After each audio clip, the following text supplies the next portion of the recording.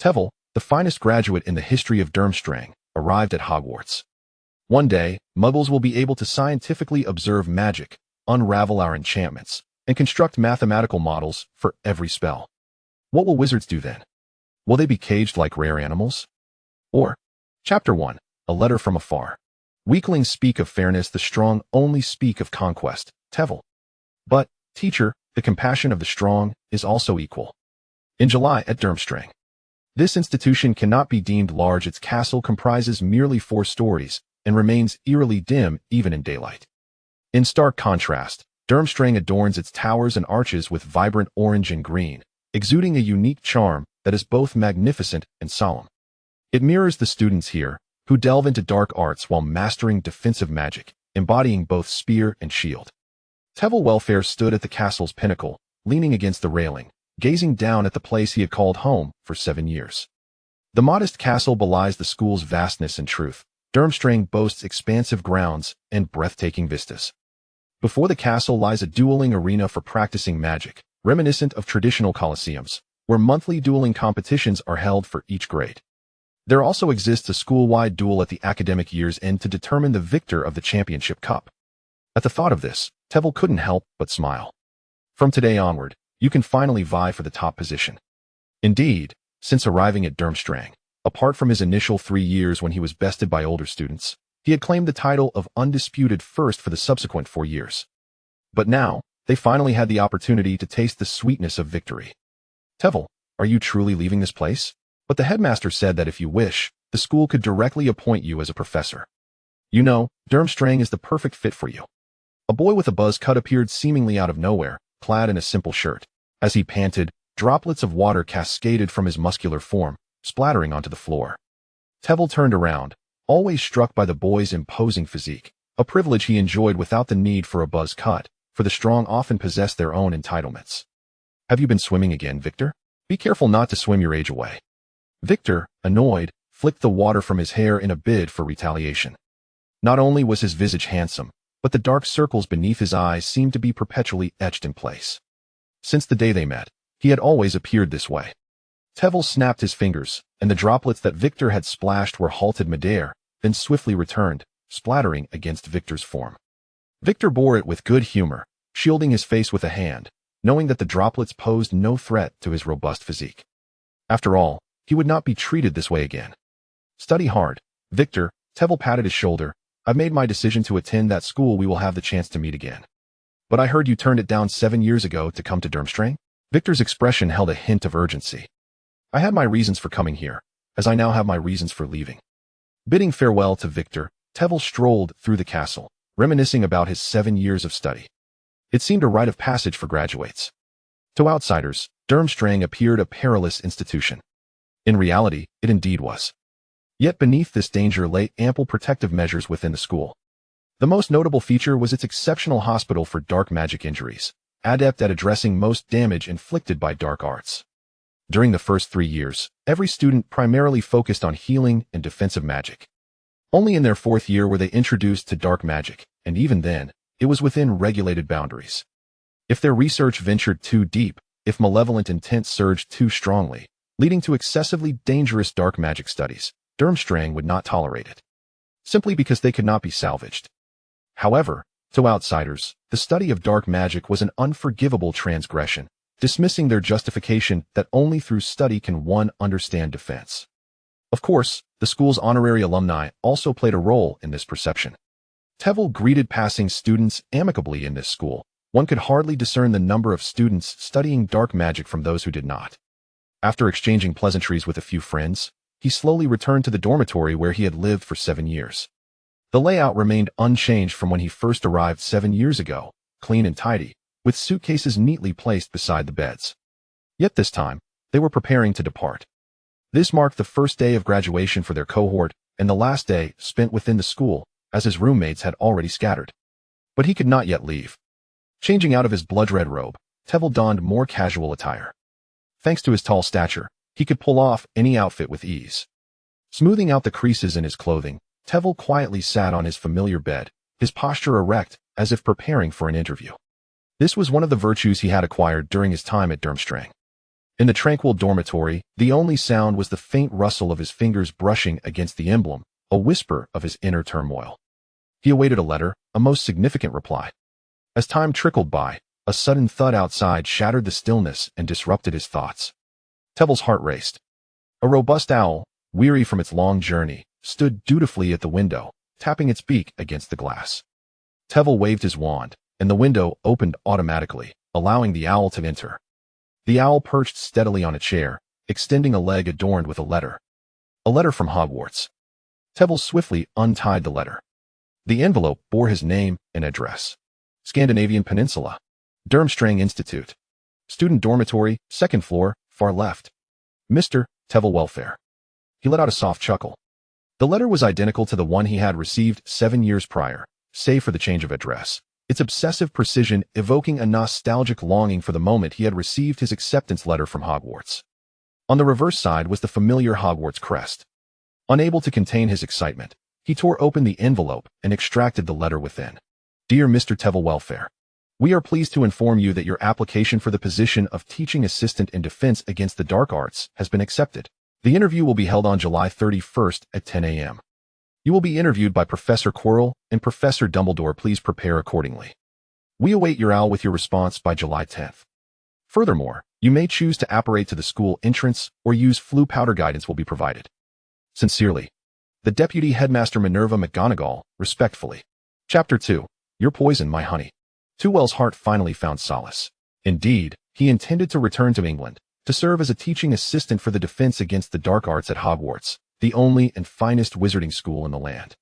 This was no trivial or comfortable position. One could even argue it was fraught with peril, ranking as the second most dangerous profession, surpassed only by that of a time traveler's parents. If memory serves, among the 7 professors of defense against the dark arts over the span of 7 years, 1 remained indefinitely at St. Mungo's, 2 were imprisoned, and 5 had passed away. Yes, 5. The additional professor, Moody, met his end merely due to being disguised by Polyjuice potion, ultimately departing to meet Merlin himself. The frequency of such calamities rendered it exceedingly difficult to dismiss the inherent dangers of this subject. However, for Tewell, this was merely an addition to his already substantial debts. It was but a slight enhancement to his impending demise. At the age of 11, he inadvertently encountered a ring, cursed with potent dark magic capable of obliterating his young life in an instant. Fortunately, he had traversed into this realm, equipped with his own golden finger badge. This emblem, a memento from his previous existence, bore the crest of Hogwarts, the most renowned wizarding school in England. At its center lay a grand letter H, encircled by the 4 creatures of lion, serpent, eagle, and badger, beneath which a motto read, Draco Dormiens Nunquam Titilandus. Translated, it implores, never tickle a sleeping dragon. It remains an enigma why this badge accompanied him through his transition, yet as his vitality waned, the badge surged with a force that resisted the encroaching dark magic. Alas, this power was feeble, merely sustaining his life, while the dark magic continued to cling to him, leeching away his essence like a parasite. Upon gazing at the ring, he recognized its true nature, one of Voldemort's Horcruxes. Having seen the films, he understood that even the esteemed wizards, Dumbledore and Snape, could not unravel the dark magic contained within. The so-called greatest white wizard, Dumbledore, ultimately chose death due to the insurmountable challenge of dispelling the dark magic. In a moment of clarity, he discarded the acceptance letter from Hogwarts and implored his parents to enroll him at Durmstrang, a school renowned for its study of dark magic. Fortunately, his family was of sufficient standing to secure his admission with ease. Throughout those 7 years, he relied heavily on his studies of dark magic and the protective power of the badge, successfully postponing his death. He also uncovered the badge's greatest secret. As his understanding of magic deepened, so too did the badge's strength, compensating for the life drain inflicted by dark magic. It was akin to a swimming pool, where water flowed in and out, though the water was his very life force. However, last year, he reached a plateau in his abilities, no longer experiencing the rapid growth of before, and the badge's power began to wane, eventually vanishing entirely after 6 months. The dark magic swiftly reached for his life, transforming the pool into one that could only drain. Faced with a life ebbing away like a flowing river, Tewell, armed with 7 years of knowledge in dark magic and a modicum of assistance, managed to temporarily condense the dark magic into a small point. Reflecting on this, he raised his hand to examine his right wrist, where a tiny black dot resided, two slender lines extending from either end. When those lines converged, it would signify the end of his life. At this pace, he estimated he had 2 years remaining.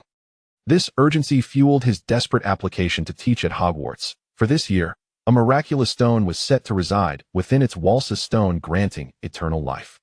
As for his choice to teach defense against the dark arts, it was solely because this subject annually sought new instructors.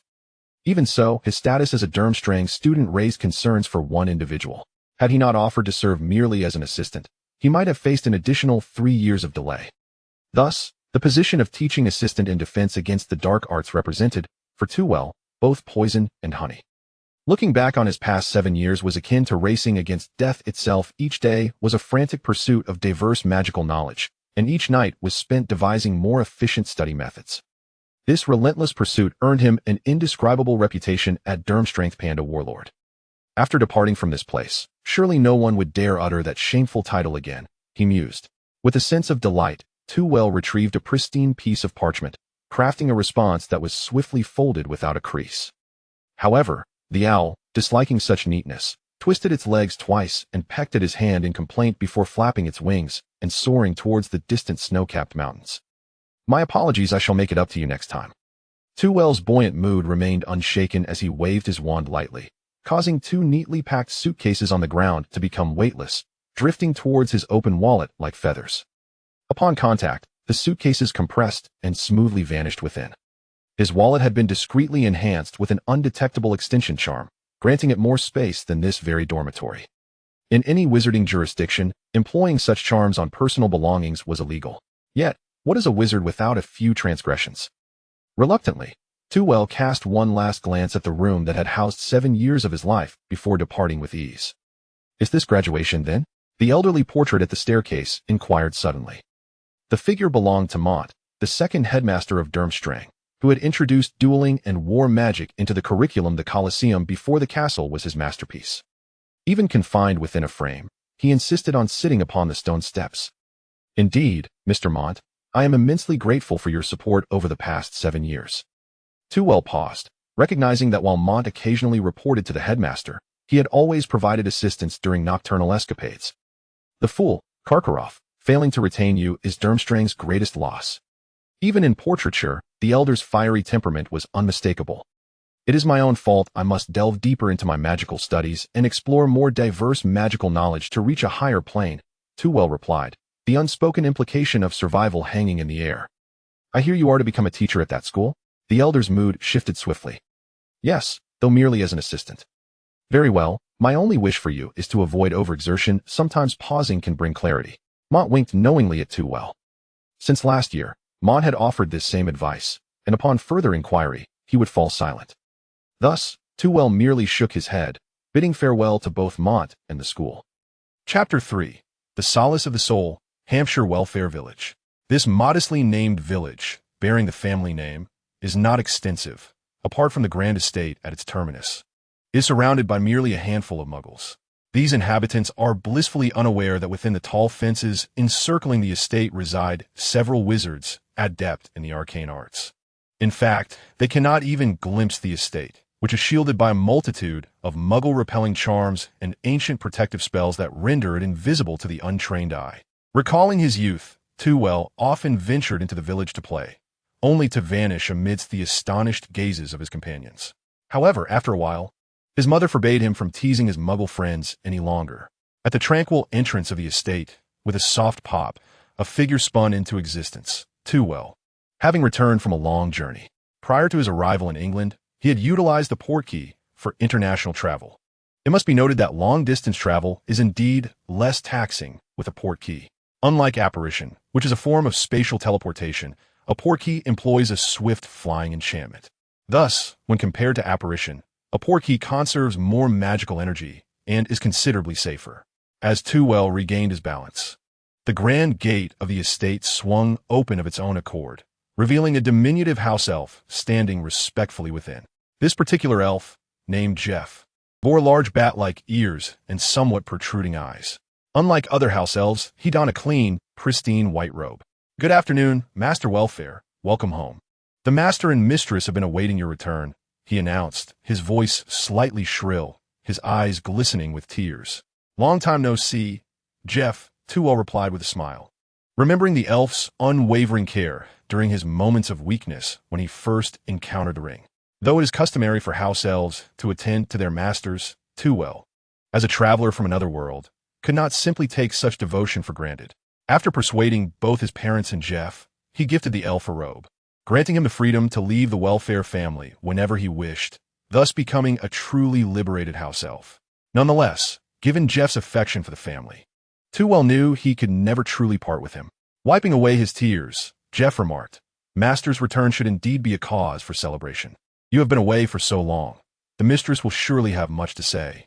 At the mention of this, Tuwell felt a pang of anxiety, uncertain if his father could assist him in this matter. After much contemplation, he concluded that his father was utterly unreliable. Let us see who this is. A candidate for the Minister of Magic, perhaps? A woman of exquisite features leaned against the grand entrance of the house, her smile uncontainable. Fortunate that the passage of time had left her largely untouched. This was Brynda Welfare, the mother of Tevel. Upon hearing her name, a man of simple demeanor peeked out from another direction. The moment he spotted Tevel at the threshold, his eyes sparkled with delight. He opened his mouth to speak. It was stifled by a cough from the woman beside him. Casting Tevel a look of resignation, he retreated back. This unreliable figure was his father, Mills Welfare. "Of course, it was your gentle, dignified, kind-hearted, beautiful, gracious, and virtuous son." Tevel emphasized these adjectives, playfully tapping Brynda's shoulder. "Enough now." Brynda turned to enter the house, her voice tinged with a hint of tears, declaring that her son would never have gone 2 years without coming home. Alas, to delve into the secrets of a curse. Tevel had not returned home for even a single day since last summer. It was perplexing how strongly the family valued familial bonds throughout his 7 years at Durmstrang. The exhausted owls could circle the estate twice. Yet, truth be told, this sentiment was profoundly heartwarming, especially under the pressure of racing against death. The warmth of family was the primary reason for his perseverance. Thus, Tevel was reluctant to disrupt this bond, unwilling to become an indifferent soul. He hurried after his mother, eager to explain the words he had prepared in advance. But the moment he crossed the threshold, his father sprang out from behind the door, brandishing his wand, causing the ceiling to be instantly adorned with a dazzling array of colorful fireworks. Jeff also leaped out from the side, exclaiming, "Happy 18th birthday, young master." The once bright house suddenly dimmed, as his mother held a large cake, adorned with the twisted numeral 18. As she blew gently, the candles atop were ignited, illuminating her face. "It may not be the most beautiful. I've tried for days and couldn't replicate your father's skill, but that mustn't be spoken." Brynda shot a mock glare at Mills, who stood chuckling nearby. "No, I truly like it," Tevel replied softly. "You dare not dislike it," Brynda retorted, laughter escaping her lips, reminding him to make a wish before blowing out the candles. Wizards do not traditionally make wishes on their birthdays, yet when Tevel had first arrived, he naively wished for a long life. Thus, birthday wishes became a cherished tradition in the Welfare family. With his hands clasped beneath his chin, Tevel closed his eyes and silently uttered his wish. May his parents live in health and peace. In the expectant gaze of Brynda and Mills, he opened his eyes, slightly bent forward, and with a gentle breath, extinguished the 18 candles above. With a swift motion, a cake was tossed, and Mills adeptly caught it beside him. However, Brynda did not spare a glance at her husband. Instead, she opened her arms to embrace Tuwell. "Happy birthday, my son." "Thank you, Mom. I'm truly happy," Tuwell replied. Yet, a sudden wave of guilt washed over him. The original owner of this life had such wonderful parents, and now he had taken their place. The only thing he could do was strive to surpass the original in order to alleviate some of that guilt. "Don't just revel in happiness," Brynda teased as she released her embrace. "As a punishment for your 2-year absence, let's see you finish this cake." Mills timely handed the cake back, encouraging, "Go ahead and finish it." Thus, during dinner, Tuwell found himself seated at the table, indulging in the entire cake while watching his family, including Jeff, savor the meticulously prepared French feast by his father. It is well known that cakes generally possess the virtue of being palatable. However, once they turn unpalatable, they become truly dreadful, a matter not easily remedied by mere taste. In their household, Mills could craft exquisite French cuisine, while Tewell, due to his past life, had some knowledge of Chinese dishes. Jeff, being a domesticated house elf, was well-versed in various popular European cuisines. Yet, Brenda struggled even with the renowned British trio of fish and chips, let alone the cake she claimed to have learned to make in a week. "Come and taste your father's baked crab with cheese," Brenda said, noticing the despondent expression on her son's face. Realizing it was time to relent and serve him the dish she had prepared. Chapter 4. A kind-hearted deception after 2 long years. Tewell finally tasted his father's cooking once more. It was rather peculiar that his father, the patriarch of one of the 28 pure-blood families, chose to run a French restaurant in the Muggle world. Fortunately, the Welfare family was discreet and seldom mingled with other wizards, preventing this from becoming common knowledge. Even if it were to spread, it would not tarnish the family's reputation. "Now that you have graduated, have you thought about what you wish to pursue?" Brenda suddenly inquired. "How about helping out my shop? Or perhaps opening a Chinese restaurant nearby?" Mills suggested. "I have already applied for a teaching assistant position at Hogwarts," Tewell said cautiously, avoiding mentioning that he had applied for the Defense Against the Dark Arts position. "What made you suddenly want to attend Hogwarts?" Brenda asked, taken aback, her fork momentarily forgotten in her hand. "Initially, it was you who insisted on going to Durmstrang. Durmstrang was too extreme. I wish to take this opportunity to learn a broader array of magic." Tewell had prepared this explanation in advance. Mills pondered for a moment, recalling that he had not heard of a teaching assistant position before. That sounds promising, but when did Hogwarts add such a role? Both Mills and Brenda were graduates of Hogwarts, and Tewell's earlier insistence on not attending Hogwarts had caused them considerable concern at the time. "I specifically applied for this position.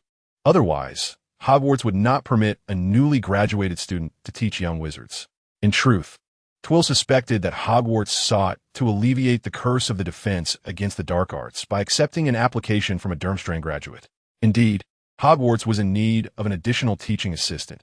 Otherwise, the professors would be utterly exhausted. Mills nodded in approval of his son's choice, inquiring about the subject he would assist with. Tewell swallowed hard, his words tumbling forth with such rapidity that he could scarcely comprehend them himself. "Defense Against the Dark Arts. What?" Brenda sprang to her feet, her chair clattering violently to the floor. "I will not permit you to engage with the subject of defense against the dark arts." "Is it possible you heard that clearly?"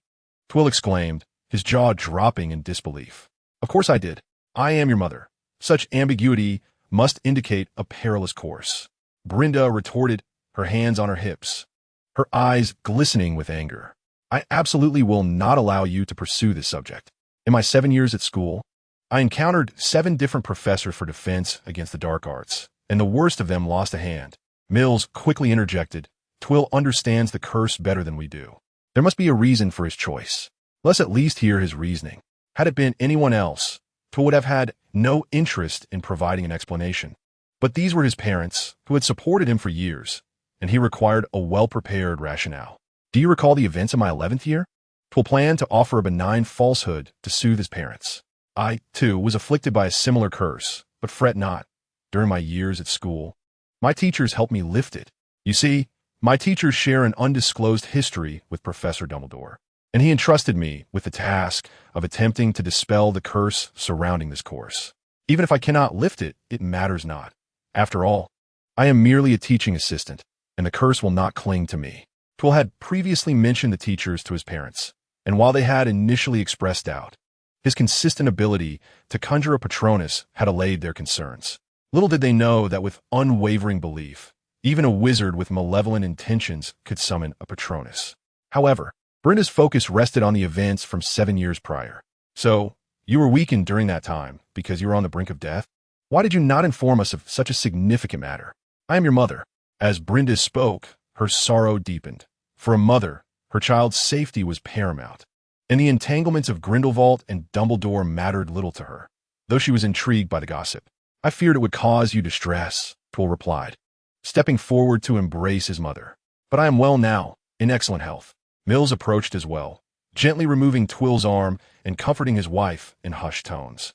Tewell was not impulsive. Even amidst danger, with Hogwarts and Dumbledore's presence, he would not allow Tewell to come to harm. Moreover, the Welfare House is not devoid of connections. Enlisting the assistance of a few erudite wizards is certainly feasible. Thus, the two of them embraced, engrossed in a discussion about which renowned wizards excel in the art of curse-breaking, oblivious to the awkward glances exchanged between Jeff and Toothwell. "If you require it, I can offer you a hug, but do so promptly, for I must attend to the dishes," Jeff jested. "I appreciate your kindness," Toothwell replied. Subsequently, both Brenda and Mills acquiesced to Toothwell's decision, albeit solely in the capacity of a teaching assistant. "Should I discover your aspirations to become the professor of this course, I shall confine you to the cupboard for eternity," Brenda emphasized. This revelation brought him a sigh of relief. His parents were his greatest solace, and securing their approval was his primary motivation for returning home. At times, he contemplated that, in contrast to other solitary traversers navigating unfamiliar realms, having caring and loving parents was indeed a blessing. Before the interview at Hogwarts, Toothwell had remained in the estate, and after 2 years away, the decor had remained unchanged. Each day, Jeff would tidy up his room, ensuring it remained pristine. However, the bedding had been replaced, in Brenda's words. It was time to unveil a new chapter after graduation.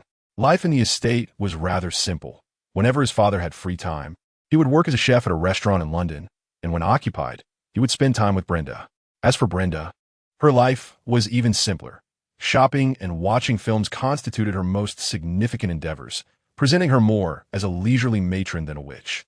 Toothwell spent his days at home, and in stark contrast to the militarized discipline of Durmstrang, life in the estate felt more relaxed. Yet he found no discomfort in this change. On the contrary, he adapted well, as he was spared the incessant challenges of certain wizards seeking duels. He was not one to wander outside. Instead, his greatest passion lay in reading in the comfort of his room. After several days spent organizing his collection of books, he acknowledged that should he become a teaching assistant at Hogwarts, he would undoubtedly reside in the castle. However, that was a matter for the commencement of the school year on September 1st, and he could address it then. Nonetheless, if an Auror were to discover these volumes, he would likely be apprehended without hesitation, for the titles appeared rather dubious. Titles such as The Principles of Dark Magic, Correctly Unleashing Dark Arts, Mind Control, Enhancing the Power of Your Dark Magic, and The Origins of Cursing Magic were enough to secure Toothwell a permanent suite at Azkaban, and it would certainly be a VIP room. Chapter 5. The 4 Elements of Magic at 11 o'clock in the evening, for wizards lacking a vibrant nightlife. This hour was deemed quite late. Yet for Toothwell, it merely marked the commencement of his second study session. Accustomed to burning the midnight oil, he instinctively reached for one of his treasured tomes, The Origins of Cursing Magic. Upon returning home from Durmstrang, it seemed as though the only difference was merely a change in the location of his reading. Finally acknowledging this peculiar phenomenon, he resolved to seek a new flavor. The Welfare family's collection of tomes was indeed abundant, perhaps not rivaling the library of Hogwarts to which he was soon bound, yet possessing a greater array of texts on ancient magic. This was largely due to the family's decline in scholarly pursuits regarding magic in modern times.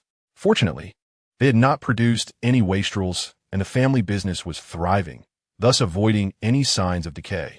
Toothwell exited his bedroom, the house enveloped in silence, save for the flickering candlelight illuminating the corridor. The study was not far from his chamber. Indeed, it had been purposefully chosen for its proximity.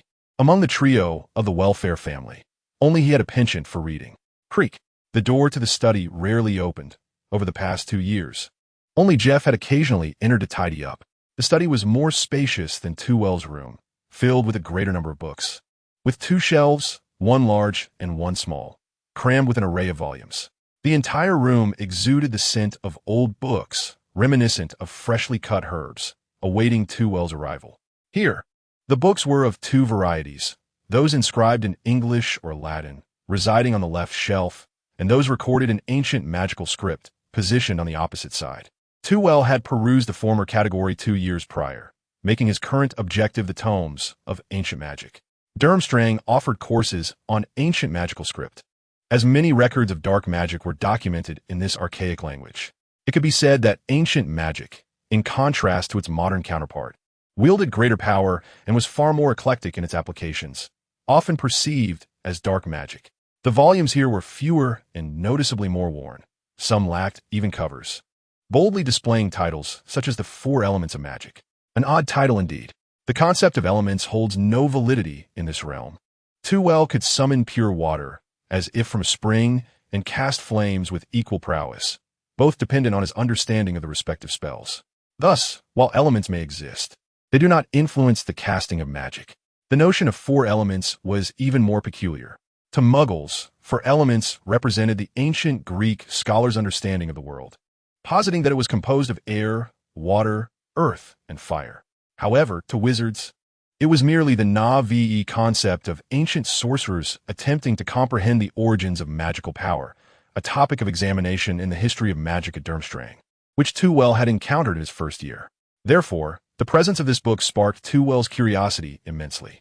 You have successfully captured my attention. The tome was not thick, consisting of merely a handful of pages. Extracting the book, Too deliberately ignited the candlelight in the study and settled onto the floor. Should the content prove nonsensical, he would return it and select another. Upon turning the first page, it was indeed inscribed entirely in ancient runes, with a lingering aura of magical energy. It is a fallacy to believe that ancient runes can preserve such potent magic over time. After such a lengthy interval, the essence would surely have waned. The magic present here is due to certain ancient runes possessing the ability to absorb magical energy, thereby safeguarding the tome from deterioration during Tevel's reading. This explains the remarkable longevity of books inscribed with ancient runes. Of course, this protective enchantment has its limitations. Tevel momentarily drifted into thought, recalling the knowledge of ancient runes stored in his mind. As he had not made significant advancements in this area, he regarded it merely as a tool for reading. Fortunately, the content was not overly complex. The release of any spell adheres to 4 principles: magical potency, shape-shifting, sustained effects, and release speed. The magical potency, likened to Earth, is unparalleled in its weighty essence, for nothing in existence is more substantial than the vast expanse of the earth beneath one's feet. The ground transforms from a constraint into a loyal servant, imparting a sense of gravitas with each incantation. Shape-shifting, akin to water, is formless and malleable, subject to the whims of thought. The myriad transformations of magic resemble water, shaped by your intent. Fire may take on the likeness of water, and earth may embody the nature of wind, all under your dominion. Sustained effects, referred to as fire, represent the eternal flame of the soul. Those who achieve such mastery transcend their corporeal forms, possessing a nearly everlasting spirit. Release speed, likened to wind, allows all things to move with the breeze. Following the heart's desire, mastery in this realm can enhance one's cognitive agility 100-fold, returning to the essence of magical energy. This was Tevel's first encounter with such a theoretical framework. These 4 principles serve as the foundational bedrock of the magical realm, each aspect interdependent on a sorcerer's comprehension of spell. The deeper the understanding of magic, the more synchronized the enhancement of release speed, shape-shifting, duration of effects, and magical potency becomes. No one had ever contemplated the notion of disassembling these 4 fundamentals for isolated enhancement, as it would be a futile endeavor. Yet, this book posits that mastering one key aspect could elevate all facets of magic without the necessity of grasping individual spells.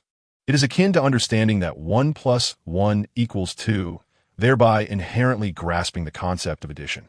However, therein lies the conundrum. The one in magic is not the same. Driven by curiosity, Tevel continued to turn the pages. Yet the subsequent content failed to provide clarification or instructions on how to bridge the understanding gap among different magics. It predominantly elaborated on the potency of these 4 aspects, briefly mentioning that achieving mastery in all 4 could transcend the confines of time and space, elevating one to the status of a deity adrift in the cosmos. Tevel promptly lost interest, concluding that this tome was nothing more than a collection of nonsensical musings, rife with the superficial understanding of ancient sorcerers regarding magical energy. If this were presented to the professor of magical history, it could certainly inspire an examination question. However, to him, it hardly qualifies as a leisurely read. Stifling yawn, he regretted investing his time in this tome and concluded that returning to slumber would be far more prudent. Rising to his feet, he rubbed his somewhat aching thighs, noticing that the candle on his desk had extinguished at some point, while sunlight streamed in through the window, draping the room in a golden veil. Yet, Trevel could not shake a chill that crept over him. He distinctly recalled that he had only diligently read a single page. The rest had merely been skimmed. There was no way he could have spent an entire night on it. Young master? At that moment, Jeff opened the door to the study, beaming upon seeing Trevel. I didn't find you in your room, so I came to check here. But do take care of your health. Jeff, what time is it? Trevel searched his memory, a feat effortlessly accomplished for a master of mentalism. Jeff paused for a moment before replying. It is 7 in the morning. I wake up at this time every day. 8 hours. He had squandered 8 hours on merely a single page of text. The last time he felt such a sensation was when he was under the control of his instructor. In those moments, his thoughts had been sluggish, yet the knowledge imparted had been indelibly etched into his mind, as if he were innately adept at that particular magic. His mind was once again ensnared. Trevel again picked up the book. The title remained unchanged, yet an additional line had appeared beneath it.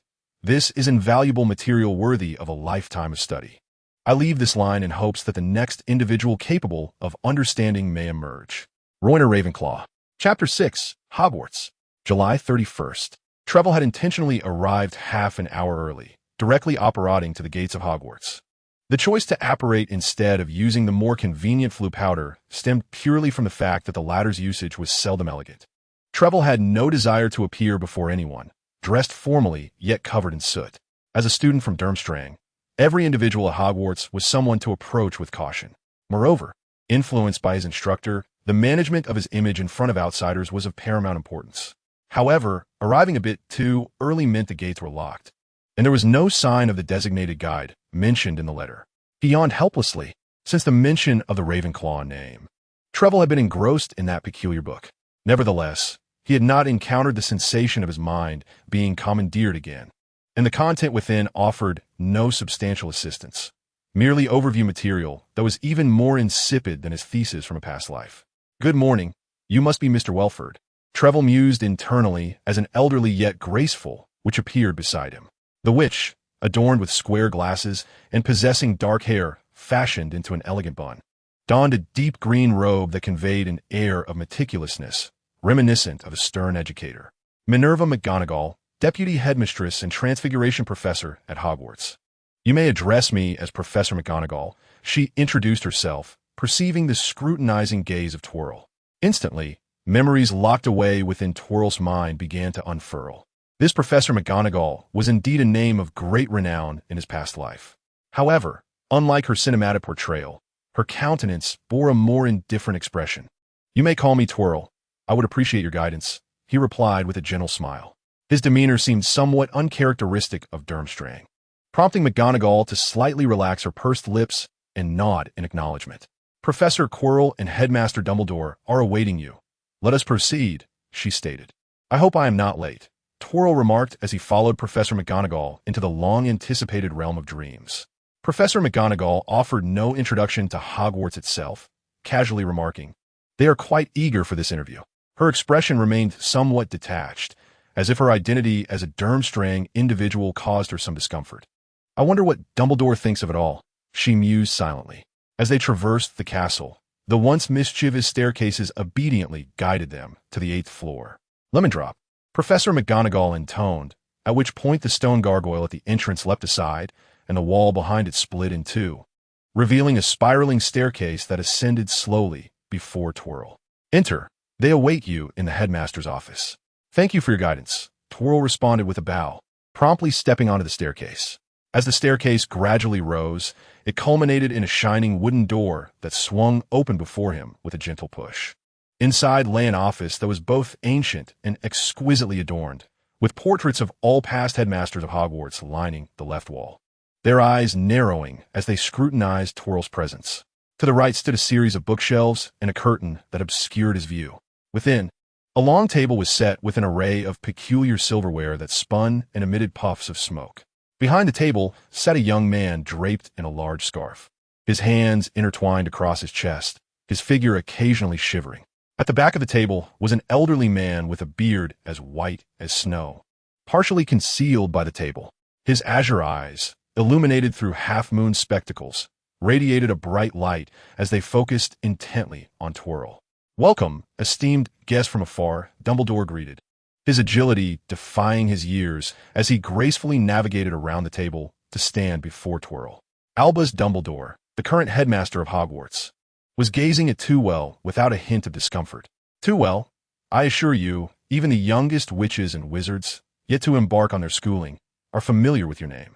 Tewell, composed, shook hands with this legendary figure, the elderly man heralded as the foremost white wizard, feeling no pressure, but rather a sense of ease.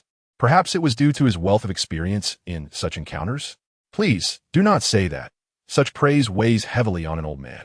Dumbledore turned to the hooded figure beside him. Allow me to introduce Quirinus Quirrell, who will be the new professor of defense against the dark arts.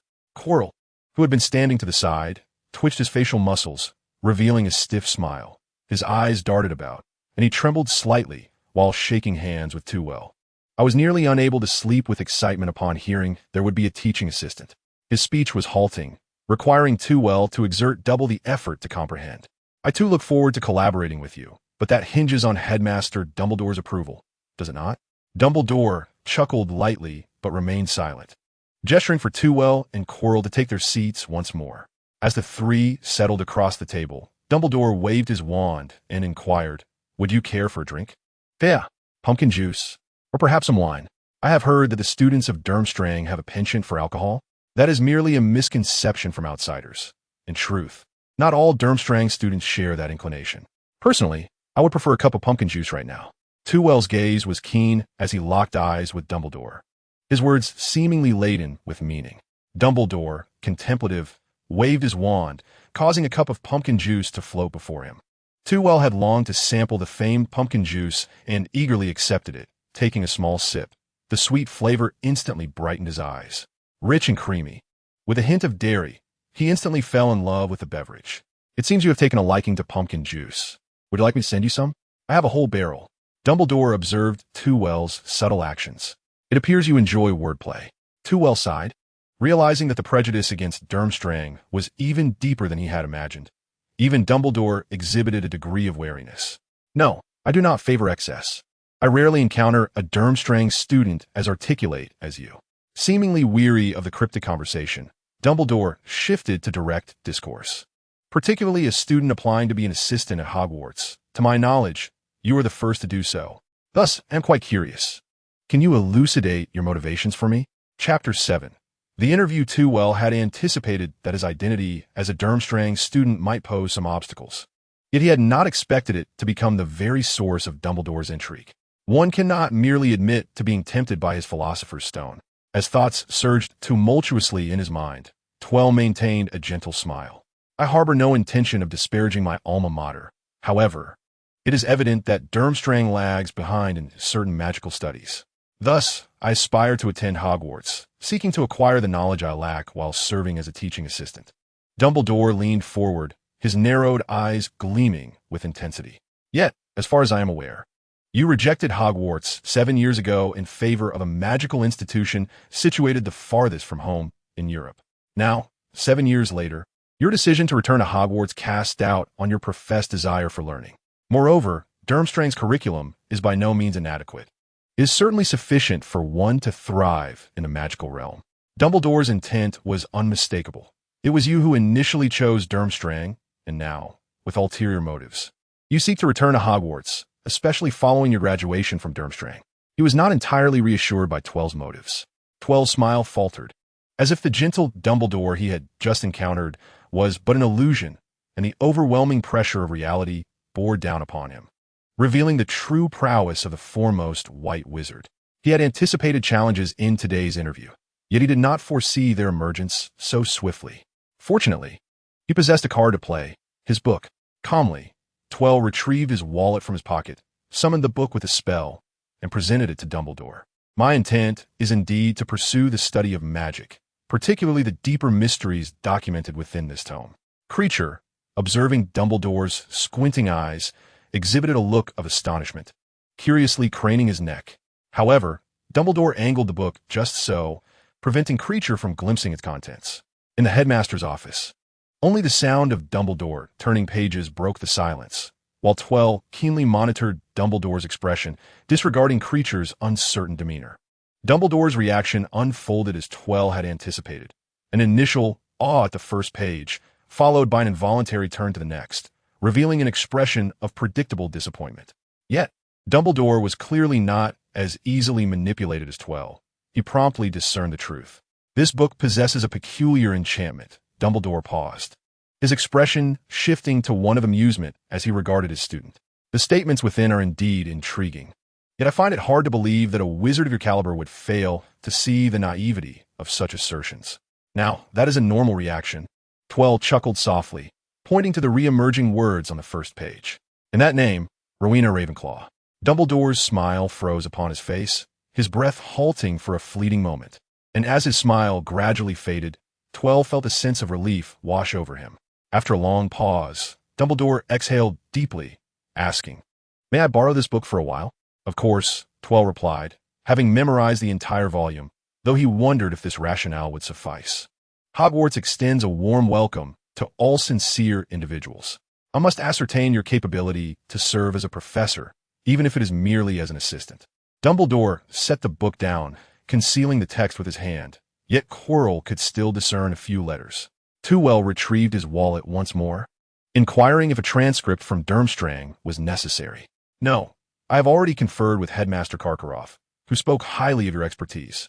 Dumbledore halted Tewell's movements, his demeanor serious, evoking a memory of the scrutiny faced during examinations. Thus, the next statement was akin to an exam question. "I need to know what you would impart at the school, and assure me that you will not bring the leniency towards dark magic that Durmstrang is known for to Hogwarts." This is indeed an interview. Tewell relaxed, having prepared for this moment long ago. "I am applying for the position of assistant. Must I also oversee the school's curriculum?" Tewell looked expectantly at Quirrell, still intrigued by the prospect of teaching students, particularly the renowned Harry Potter. Quirrell stammered a few words before Dumbledore interrupted.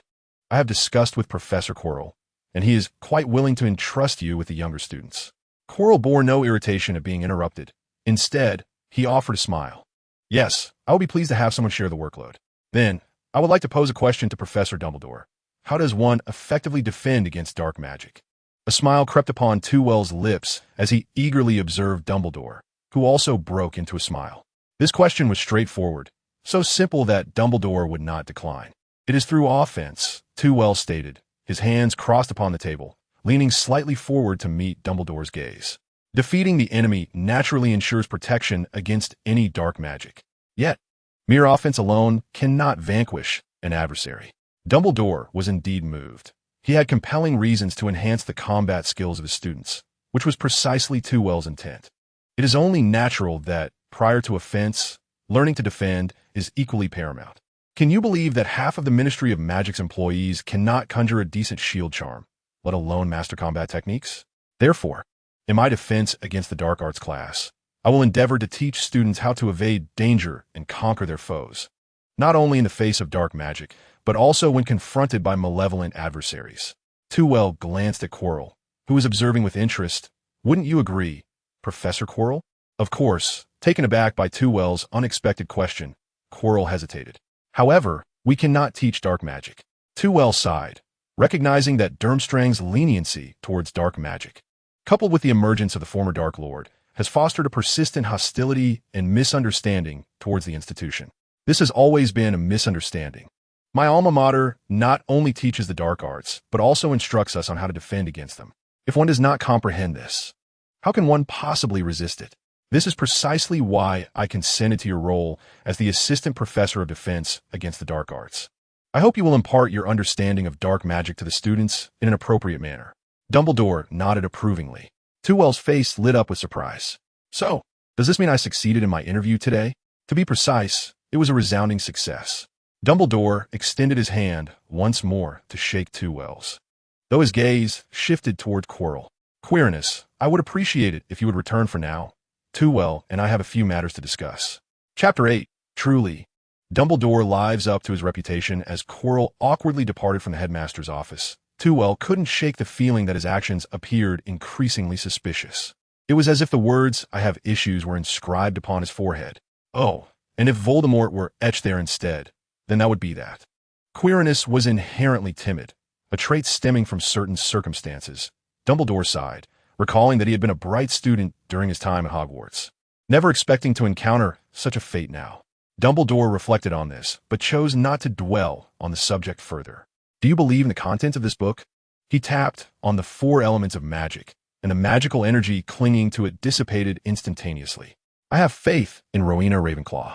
Too hesitated to declare the book's content as unequivocally correct, yet its endorsement by Ravenclaw suggested that it contained elements worthy of exploration. After all, it was revered as the embodiment of wisdom by Rowena Ravenclaw. Had it been anyone else, he would not have devoted such attention to this tome. Dumbledore shared a similar sentiment.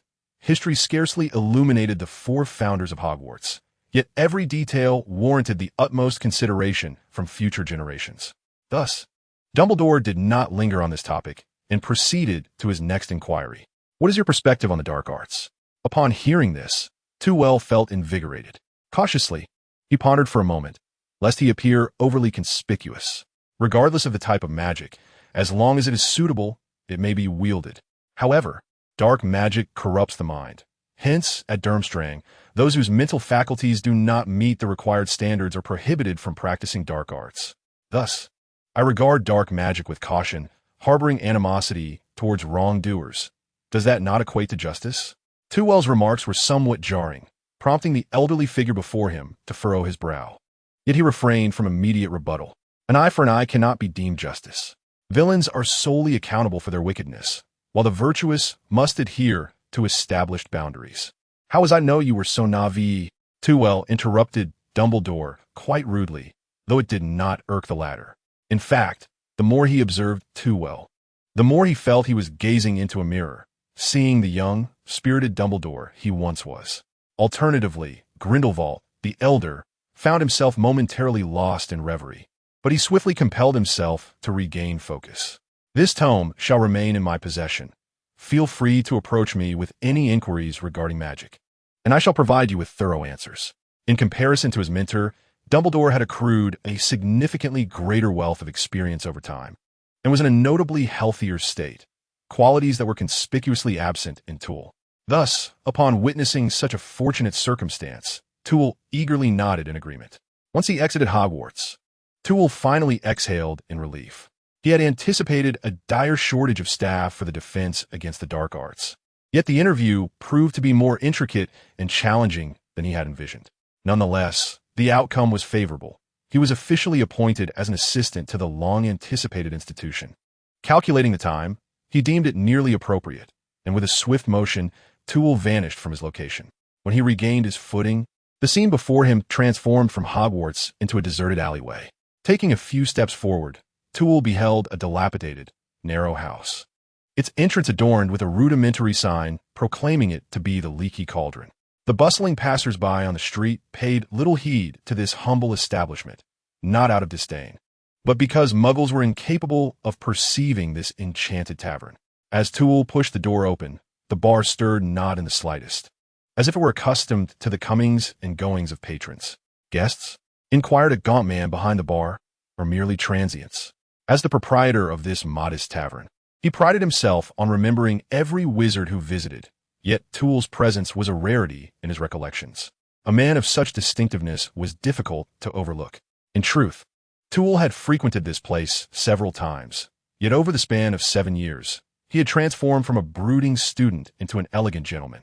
From an initial fear of death to a newfound composure toward the world, his metamorphosis was so profound it seemed he had become an entirely different individual. Toole cast a sweeping glance around the tavern, and upon failing to locate his intended target, approached the bar's owner, Tom. I would like to inquire about Professor Quirrell's whereabouts. He smiled, already aware of the answer. I shall not casually divulge the whereabouts of Hogwarts professors, Tom replied, displaying his crooked, decayed teeth. And what of Harry Potter? Has he departed? Toole subtly distanced himself from the bar. Tom informed him that the bar was dirtier than he had anticipated. However, this inquiry rendered the entire tavern silent. A nearby balding man failed to notice his toppled top hat, instead regarding Toole with a gaze of suspicion. Strange patron. May I first inquire? Mr. Potter has not been in Diagon Alley for long. He is likely relishing his delightful shopping expedition. Tom's smile suddenly turned obsequious as he bowed his hunched back in deference. The patrons within the tavern exhibited no signs of abnormality, instead regarding Toole with a shared sense of admiration. This is not a soul-snatching curse. Tevel had no intention of entering Azkaban upon commencing his duties.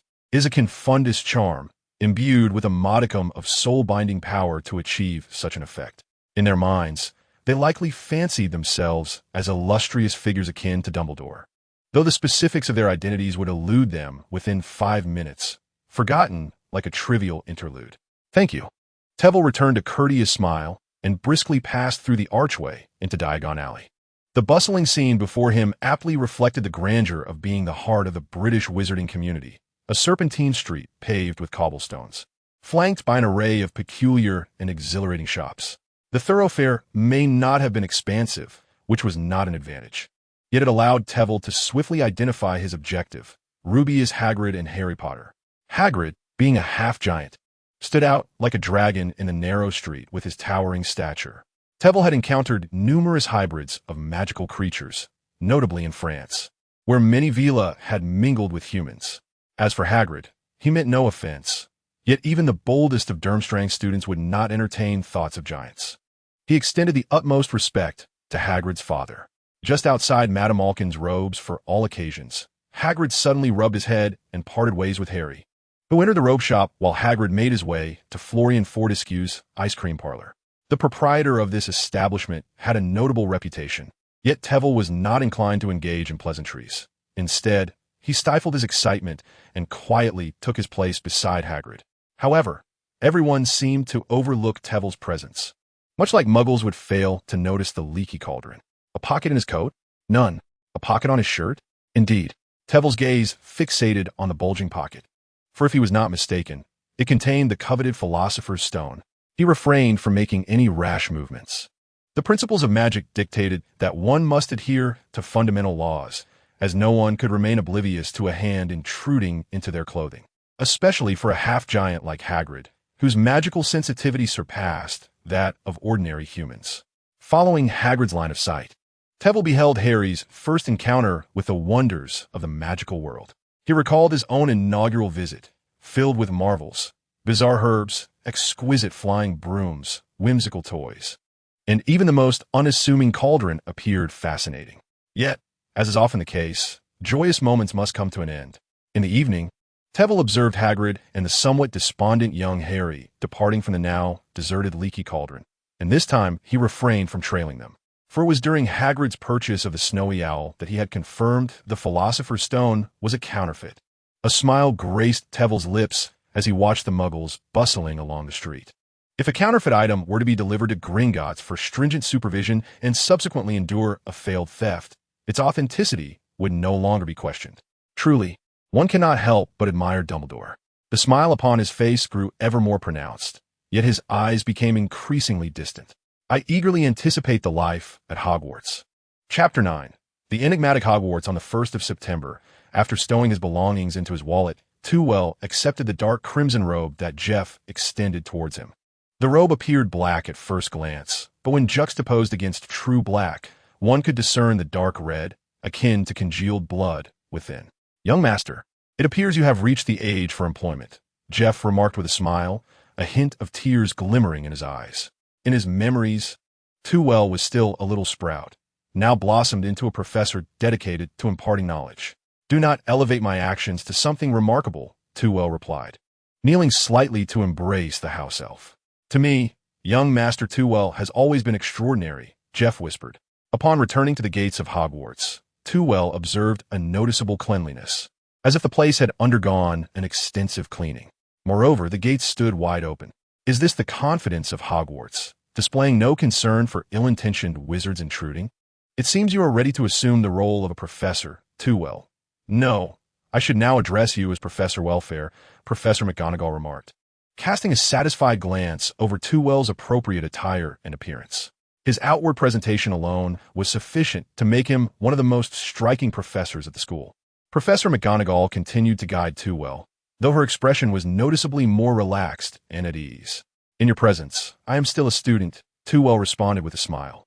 During this time, he had been corresponding with Professor McGonagall, primarily to familiarize himself with the educational practices at Hogwarts. To be honest, Tewell found it somewhat surprising. The curriculum at Hogwarts is not particularly rigorous for students, yet it is significantly more demanding for the professors in charge of teaching. The school offers 7 core subjects, each helmed by a professor and now an additional teaching assistant. These professors are responsible for the entire academic framework of the institution. However, there are 7 grades and 4 houses, except for the 6th and 7th grades, which attend classes as a single cohort. The remaining 5 grades share classes between 2 houses. Furthermore, each subject requires at least 2 consecutive classes per week, with each class lasting an hour and a half. This indicates that the professors of core subjects must work at least 36 hours over 5 days a week. This figure does not even account for grading assignments, lesson preparation, and other various tasks.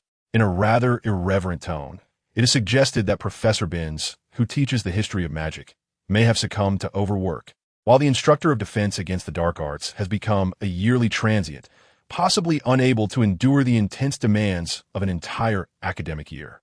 Fortunately, Toole has applied for the position of teaching assistant, which entails instructing only the 1st to 3rd years. There is no need to wait until the end of the school year. Quirrell will have the leisure to sneak away and procure the Philosopher's Stone. How considerate. However, I fail to see your luggage, Professor McGonagall remarked, observing Toole's light load. Professors typically reside within the castle, as there is scarcely enough time to commute. I possess a rather special little parcel, Toole replied, tapping his pocket and winking at Professor McGonagall. Very well. Then allow me to show you around the place where you shall be working in the future. As they entered the castle of Hogwarts, Professor McGonagall enthusiastically tidied up the castle's statues and suits of armor while introducing Toole to the school's environment. There aren't many professors at the school, which makes for a bustling atmosphere, especially for Albus, as I handle most of the administrative duties, so feel free to come to me with any needs. There was a hint of complaint in Professor McGonagall's voice, and Toole dared not agree. This suggests that you are quite adept at management, earning the trust of Headmaster Dumbledore to delegate the school's responsibilities to you. Speaking of which, you are quite different from my preconceived notions of Durmstrang, Professor McGonagall observed curiously. Different from your imagination of Durmstrang? Toole mimicked a gorilla. Surely you don't envision a rugged figure with a bearded face, speaking in a deep voice, muscular in build, and exuding the aura of dark magic? Professor McGonagall chuckled softly and shook her head. That was my mistake, but at the very least, you are far more humorous than I had anticipated. The students will undoubtedly take a liking to you. I hope so, Toole replied. Professor McGonagall led Toole to a room on the 3rd floor, situated between Quirrell's defense against the dark arts office and the trophy room. This shall be your office. Feel free to arrange it as you please, though I advise against anything too peculiar. Having partnered with numerous defense against the dark arts professors, Professor McGonagall seemed to have encountered a fair share of eccentricities. It should not be worse than displaying specimens in the classroom, Toole thought, recalling the scene he had witnessed in the potions classroom in the basement. Even at Durmstrang, they would not so brazenly showcase such items. It would be akin to emblazoning, "I am not a good person" upon one's forehead. The office was spacious, furnished only with a desk and some bookshelves, requiring Toole to procure additional supplies himself. Further inside this room, there was a bedroom, though it was not as Spartan as the office, being well equipped with essentials, and thoughtfully adorned with curtains bearing the Hogwarts crest. Uncertain of your preferences regarding office decor, I refrained from taking the liberty of arranging it for you. Should you wish to add anything, please feel free to approach me at any time. I am exceedingly pleased, to the extent that I could not imagine a more satisfactory arrangement. I can distinctly sense your thoughtful consideration towards me. Toole nodded in agreement. While it may not compare to his chambers at the manor, it is nonetheless quite commendable. In contrast to the cramped confines of Durmstrang, Hogwarts Castle is undeniably more spacious. Although the student population has increased, the number of professors remains comparatively limited, thus affording ample living space for the faculty. Professor McGonagall subsequently escorted Toole to the 1st floor, where they arrived at classroom 11, the very room where you shall be imparting knowledge to your students. Toole gazed in astonishment at the classroom. His office was already quite ample, yet this classroom was at least twice its size. It is the largest classroom in the school, specifically prepared for you by Dumbledore, who believed you would require sufficient space for your teaching endeavors. Professor McGonagall elaborated, noting that this classroom is seldom utilized, and its vast expanse could easily accommodate an entire meadow.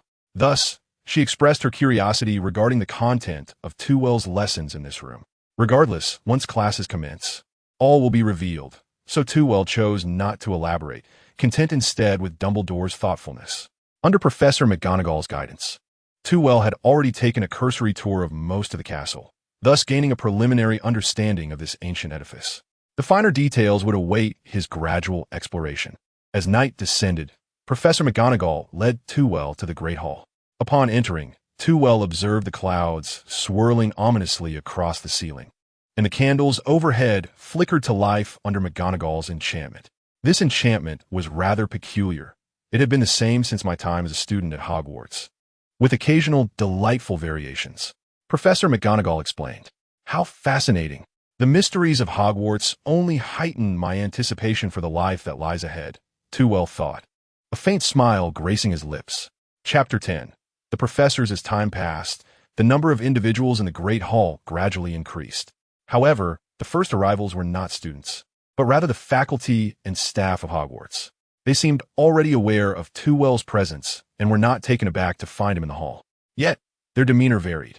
A woman with long hair, dressed in a manner more akin to Muggles than anyone else present, cast a glance at Tewell and let out a soft huff as she passed by him. Do not take it to heart. As the professor of Muggle studies, Burbage is simply unfamiliar with Durmstrang, remarked a diminutive professor, barely a meter tall, who smiled at Tewell. I am Phileas Flitwick, the professor of charms at this institution. Tewell responded with a slight bow. A pleasure to meet you, Professor Flitwick. I gather you are quite familiar with my alma mater? Professor Flitwick erupted into hearty laughter. I once had the opportunity to engage in an exchange program at Durmstrang, primarily to hone my dueling skills, yet I also gleaned insights into your attitudes towards Muggles, which indeed differ from the prevailing rumors. It appears you merely disallow students of Muggle descent from attending, but aside from that individual, there is no inherent discrimination against Muggles. Compared to certain individuals in Britain, your perspectives are notably more progressive. Professor Twycross is not here to rectify misconceptions. After all, Durmstrang is indifferent to external opinions and allows misunderstandings to persist. He seemed more intrigued by what Professor Flitwick was about to articulate. It seems you are quite adept at dueling. The infrequent external exchanges at Durmstrang suggest that your prowess is well recognized by the institution. Those were matters of my youth. Professor Flitwick waved his hand dismissively. Since winning the Hogwarts Dueling Club Championship, particularly after embarking on a teaching career, opportunities for practice have become scarce. However, I'm aware that you're the finest graduate of Durmstrang in recent years. How about we engage in a friendly sparring session when time permits? Professor Flitwick's hand twitched with eagerness, a broad smile illuminating his face, indicating that years of restraint had left him yearning for this opportunity. I eagerly anticipate the chance to seek your guidance. Professor Twycross's muscles quivered slightly with excitement. At Durmstrang, after the 5th year, he had seldom encountered an opponent that allowed for a truly exhilarating battle. He was also keen to test the limits of his strength without resorting to certain spells. As the conversation between the two kindred spirits flourished, Professor Flitwick briefly introduced the faculty present, mentioning Hagrid, our gamekeeper, who was currently occupied guiding new students across the Black Lake and would return shortly. Feigning naivete, Twycross nodded, recognizing familiar echoes from films of his past in the professors before him. Professor Snape indeed exuded a brooding demeanor, his eyes imparting a sense of detachment, as if concealed beneath a mask, rendering his thoughts impenetrable. Upon observing Twycross, his eyes flickered momentarily, and the corners of his mouth lifted slightly, reluctantly forming a semblance of a smile. I hope you can discern the essence of the students rather than foolishly guiding them as they flail their wands aimlessly. No student is inherently capable of mastering magic. We all began by clumsily wielding our wands, did we not? Twycross replied courteously. The audacity of a professor, only a few years older than the students, addressing Snape in such a manner drew the attention of the faculty seated nearby. Remarkably, Snape's smile widened just a fraction. Then I wish you a smoother journey in your teaching endeavors. Thank you. I shall endeavor to do my best. The professors present appeared to regard Twycross with a renewed sense of respect, the slight prejudice stemming from Durmstrang dissipating, though Professor Burbage remained inscrutably stern. Nevertheless, Twycross continued to revel in his conversation with Professor Flitwick, showing little interest in potions, herbology, or divination. Only when one engages in the study that directly enhances their prowess can they immerse themselves wholeheartedly in the endeavor. Naturally, As the most distinguished graduate in the annals of Durmstrang, he possessed an aptitude akin to that of an exemplary scholar, thus evading the subtle inquiries posed by the professors. Through their interactions, they discerned that this young professor was not only courteous but also possessed a reservoir of knowledge rivaling their own. In contrast to the stuttering Chilo, Tevel's demeanor was reminiscent of a true academic. At that moment, a clamor arose from outside the hall. Under the guidance of the prefect, students streamed into the auditorium, with 2nd to 7th year wizards taking their places at their respective long tables. Durmstrang, after all, does not adhere to the division of houses, does it? Professor Flitwick inquired with keen interest, sitting beside Tevel. Indeed, we are a unified entity, lacking the distinctions of houses, only differentiating between the individual students and the institution as a whole. Tevel observed the young wizards animatedly discussing their delightful summer experiences, and at that moment, it was challenging to discern any differences among the 4 houses from their expressions. One might ponder the purpose of dividing them into 4 houses, perhaps to facilitate the formation of cliques. Dumbledore, who had been smiling at the students, appeared particularly intrigued by this notion. Tevel, what is your perspective on the house system at Hogwarts? The professors, accustomed to the classification of the 4 houses, were curious to hear the views of this Durmstrang alumnus. After a moment of contemplation, Tevel spoke softly. It is rather extreme. The first years are but 11 years old and cannot, nor should they, exhibit any particular trait. Dividing them into 4 distinct houses, rather than aligning with their individuality, tends to mold them into students rife with stereotypes under the subtle influence of the houses. Particularly, the rivalry between houses can foster progress, yet easily spawn biases. Such biases can obliterate other traits that do not conform to the house's identity. Students from Hufflepuff can indeed exhibit courage, while Slytherins can embody loyalty. Gryffindor's thirst for knowledge is not an anomaly, and ambitious Ravenclaw students exist as well. However, due to the existence of houses, these attributes often go unrecognized. In truth, they are all members of Hogwarts and are normal wizards. It is profoundly unjust to affix them with immutable labels. Once Tevel concluded his thoughts, a profound silence enveloped the faculty table, starkly contrasting with the earlier raucousness of the students. After a lengthy pause, Dumbledore applauded appreciatively, drawing the contemplative professors back to reality. And they gently applauded Tevel as well. I am delighted to have a professor with such distinct ideas at our school. Bridging the divides between houses is a goal I aspire to achieve, and it will require our collective effort. Tevel, I eagerly anticipate the unique transformations you will bring to Hogwarts. The sudden applause from the faculty bewildered the students, momentarily halting their animated discussions as they gazed perplexedly at the professors. Yet, no professor approached to elucidate the situation, and in the next moment, their attention was diverted. The sorting ceremony was about to commence. Chapter 11. The Entwined Fates of Teachers and Students. Bang, bang, bang. 3 resounding knocks echoed from the castle doors. And soon Professor McGonagall entered, accompanied by a group of eager first years. The newcomers stood facing the students, their backs to the professors, positioned between the faculty seating and the long student tables. Professor McGonagall gently placed a 4-legged stool before the first years and set an old, tattered wizard's hat atop it. As the first years looked on in confusion, the hat stirred slightly, a wide seam appearing at its brim, resembling a mouth that suddenly broke into song. You may think me unremarkable in appearance, yet do not judge by looks alone. If you can find a hat more beautiful than I shall consume myself whole. This was the sorting hat, capable of reading the thoughts of young wizards, discerning their qualities, and subsequently sorting them into houses. Professor Flitwick, concerned that Tevel might not grasp the significance of the ceremony, provided an explanation nearby. It's quite amusing, but in Durmstrang, things that can peer into one's mind and possess their own thoughts are rather. Tevel pondered for a moment before settling on an apt term. Normal. Flitwick was delighted by this remark, chuckling as he replied, that should not be shared with the sorting hat. It is said to have once belonged to Godric Gryffindor. Though it has spent many years in the headmaster's office, growing bored and merely contemplating the song it must sing at the start of each term. As for how it acquired the ability to think, one would have to inquire with the 4 founders. Once the song concluded, amidst enthusiastic applause from the audience, the sorting hat bowed to each of the 4 tables before settling back into its role, motionless, awaiting the young wizards to approach. Professor McGonagall, at the opportune moment, brought forth a scroll of parchment to the Sorting Hat's position. When I call your name, step forward, Dumb Hat, and take a seat on the stool to await your sorting, she declared aloud, then read the first name from the scroll. Hannah Abbott. A little girl with 2 golden braids stumbled out of the line. Tevel did not recognize this girl, though he was familiar with the surname Abbott, a name associated with a pure-blood family.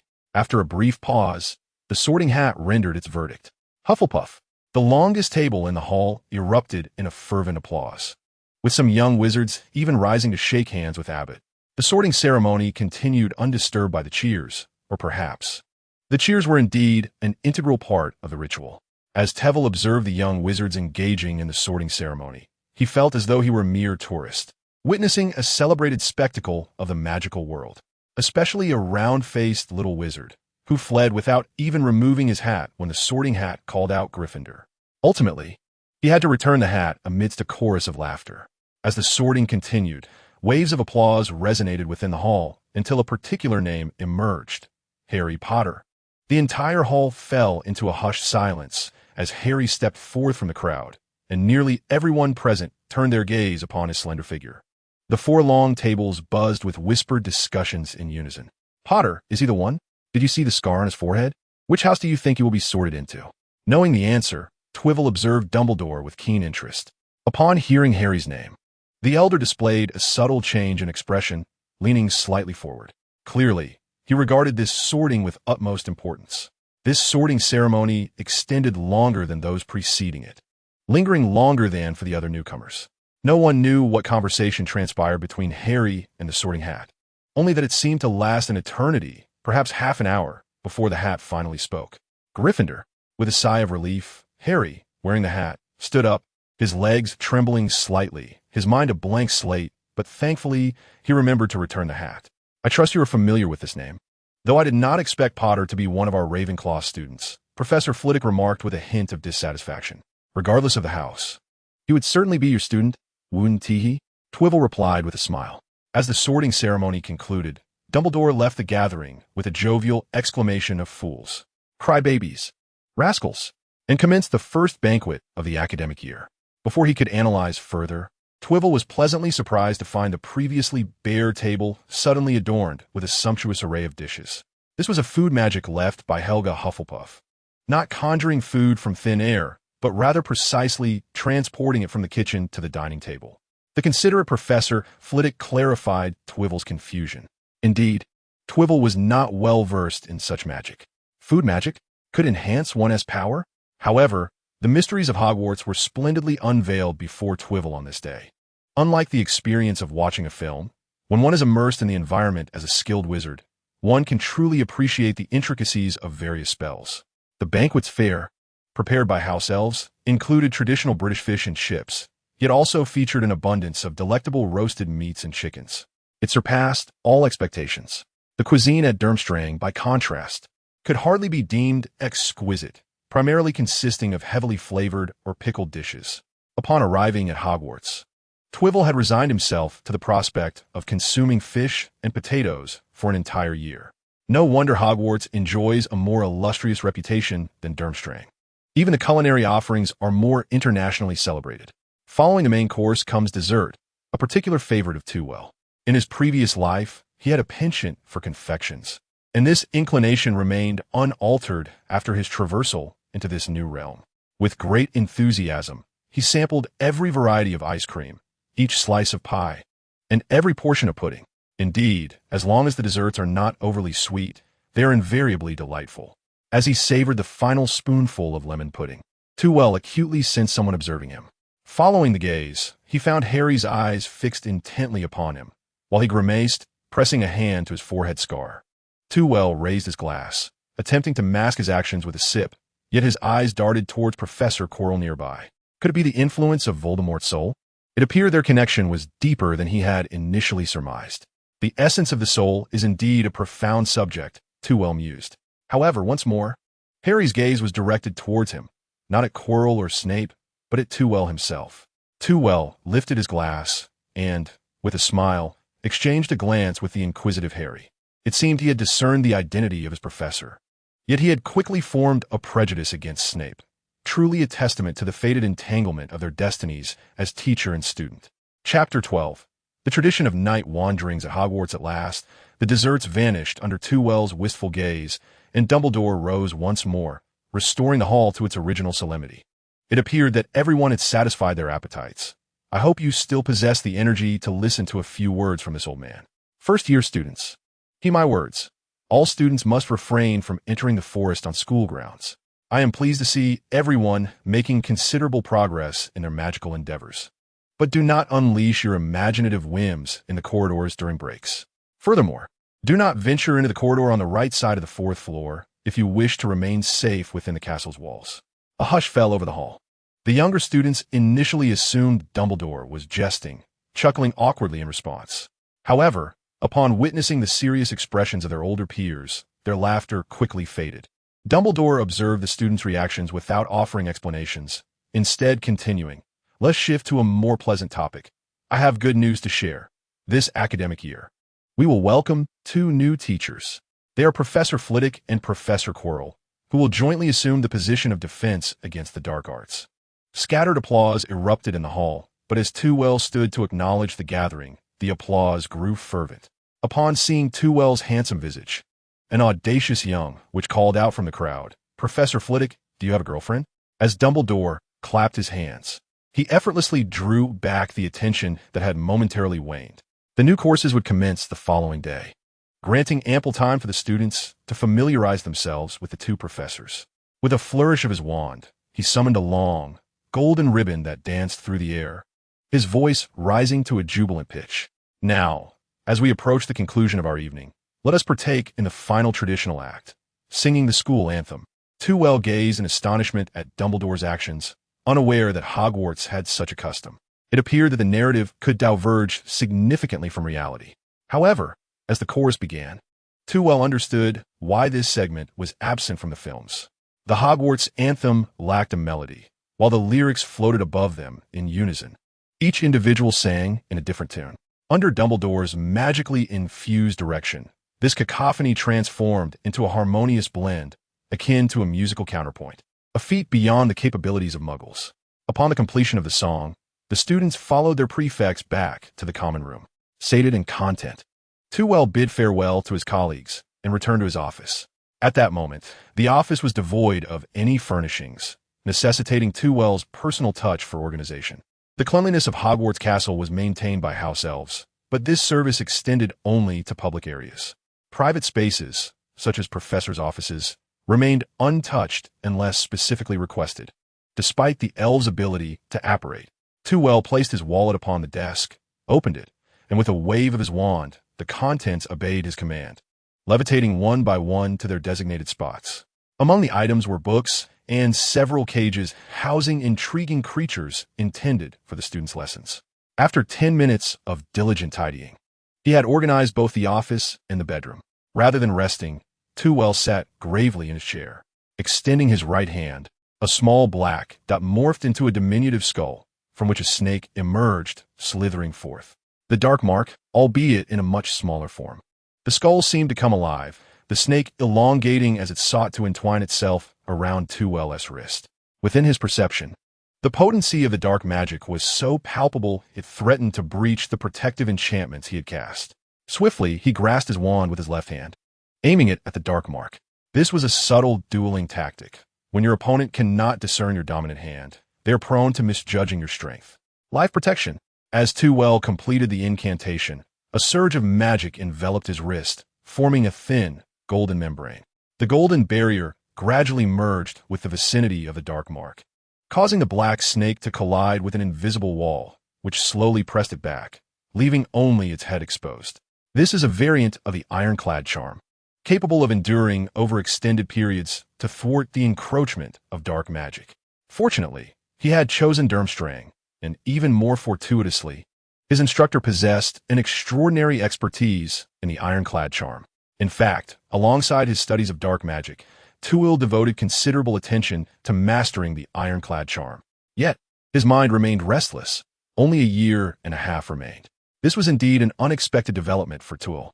The curses associated with the dark arts defense course he had studied should not have been so aggressively invasive. It was likely that they had touched upon the original curse that Voldemort himself had cast upon him. The convergence of these two curses resulted in an effect greater than the mere sum of their parts. He had been overly eager, hastily opting for the most accessible course in dark arts defense in his pursuit of the Philosopher's Stone. To ease his anxious spirit, Tuel resolved to explore the fourth-floor corridor that very evening. With his life hanging in the balance, how could he not feel a sense of urgency? Before departing, he glanced at his schedule, 2 classes a week across 3 grades and 4 houses. Indeed, there was at least 1 class each day. Truly, this was Hogwarts. After a moment of reflection, Tuel cast a protective charm on his office and left. One must remain vigilant against potential threats. The castle was eerily silent, the only sounds coming from the flickering torches in the corridor. Utilizing their light, Tuel cast a disillusionment charm upon himself, quietly making his way to the 4th floor. He encountered a brief interruption from the moving staircases, but soon discerned their secret. By channeling a bit of magic into the stairs while mentally envisioning his destination, the staircase would guide him there. Conversely, if one were to rush, they would likely become ensnared by the stairs' whims, a predicament that could ensnare many a young wizard. Upon reaching the 4th floor, he found the corridor devoid of torches. As the distant light faded, darkness enveloped the space. A ghostly glow flickered. Tuel's wand emitted a soft blue light, illuminating his path ahead. This was a variant of the Lumos charm. The blue glow was not light in the traditional sense, rendering the area still shrouded in darkness to the untrained eye. In reality, the blue light served as an expansion of perception, allowing him to see in the dark without drawing attention. The corridor was not particularly long, perhaps truncated awkwardly compared to others, as if an awkward segment had been partitioned off. The door to this partition stood before him. Tuel reached for the doorknob, only to retract his hand suddenly. A sound. Chapter 13. Dumbledore's fishing game. Tuel acutely sensed a disturbance emanating from the stairwell nearby. If it were a patrolling administrator or professor, he could simply conceal himself. However, should it be someone with a shared intent, such a strategy would not suffice. After a moment's contemplation, Tuel resolved to remain near the doorway for safety. He glanced around and noticed a recess behind a wall. Approaching that indented area, he pressed his body against the wall, which began to stretch and envelop him, leaving only a translucent membrane over his eyes, a remarkably effective transformation spell. Once the surroundings returned to normal, a furtive figure emerged from around the corner. Though the darkness obscured his face, the conspicuous large scarf atop his head revealed that it was Chilo. Tuel was taken aback by Chilo's eagerness. Chilo's movements were no longer the usual cautious pretense. Instead, he strode decisively into the corridor, quickly discerning its peculiarities. Fluorescent lights flickered. His wand illuminated his anxious face. Alohomora. The door to the magical stones could be unlocked by a spell, rendering it no different from the unlatched doors of Gringotts. Tuel couldn't help but internally scoff at how easily the wooden door swung open. Chilo hesitated for a moment, then pushed the door open and stepped inside. What transpired next was beyond Tuel's sight. His transformation spell could only alter the surface of the wall. The structural integrity remained intact, as he was not capable of manipulating the entire wall. Only someone as powerful as Dumbledore could achieve such a feat in the magical realm. However, Tuel did not wait long before he heard the sounds of spell casting and the ferocious tearing of flesh from within. That must be the three-headed dog. The legendary creature, a guardian of the underworld, was not quite like its magical counterparts, yet it posed a challenge even for skilled wizards.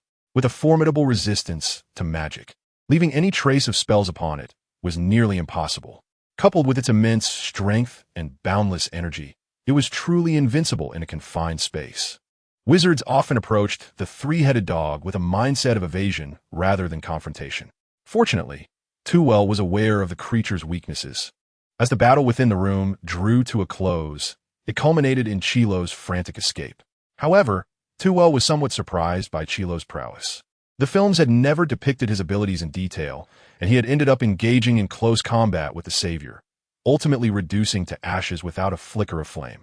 Yet, Chilo had managed to hold his ground against the three-headed dog for a considerable duration, emerging with merely disheveled clothing and no visible injuries. It appeared his strength should not be underestimated. Sighing, Tuel opened the door. The three-headed dog, having just emerged from skirmish, was preparing to lie down and rest when, before it could turn back, it noticed another intruder approaching, who brazenly gestured for silence. Shoo! Suddenly, a harp materialized before him, commencing its enchanting melody autonomously. As the exquisite strains filled the air, the three-headed canine's eyelids grew heavy.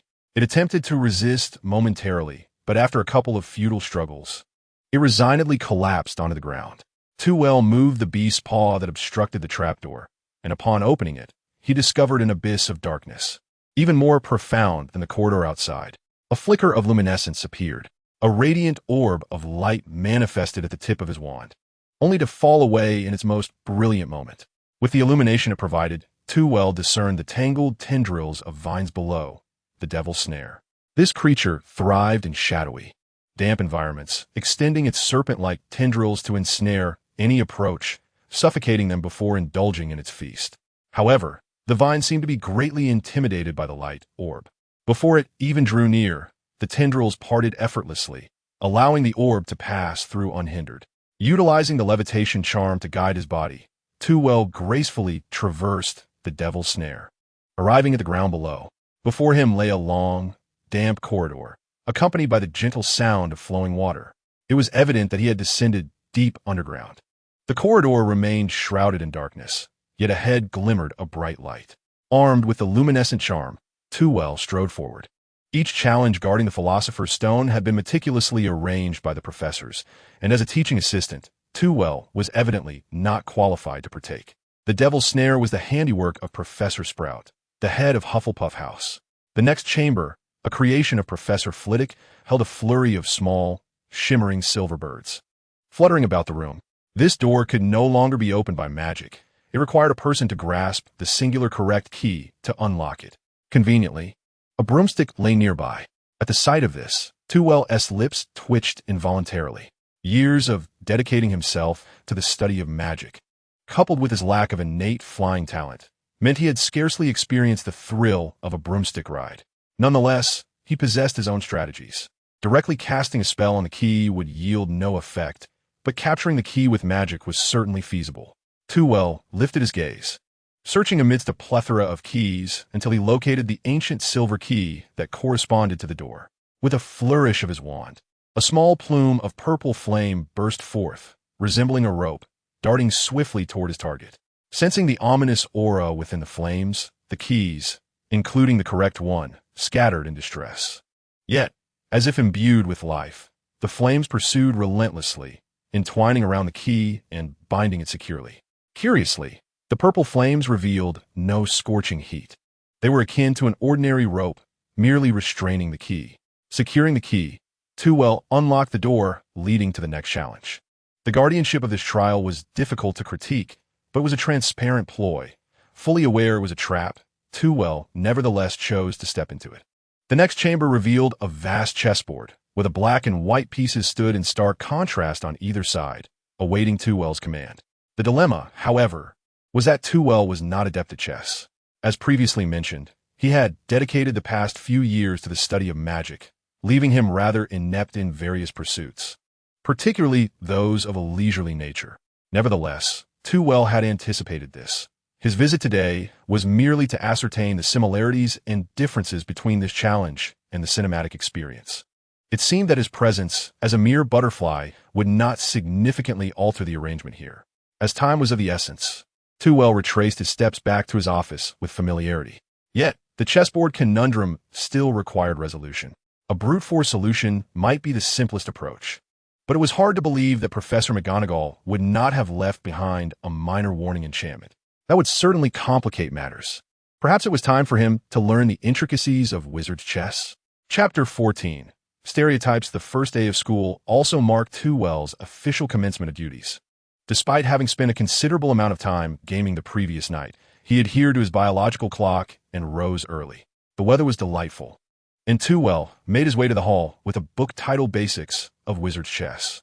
He had just borrowed it from the library, earning a peculiar glance in the process and losing a bit of time, as Madame Pants had not yet opened the doors.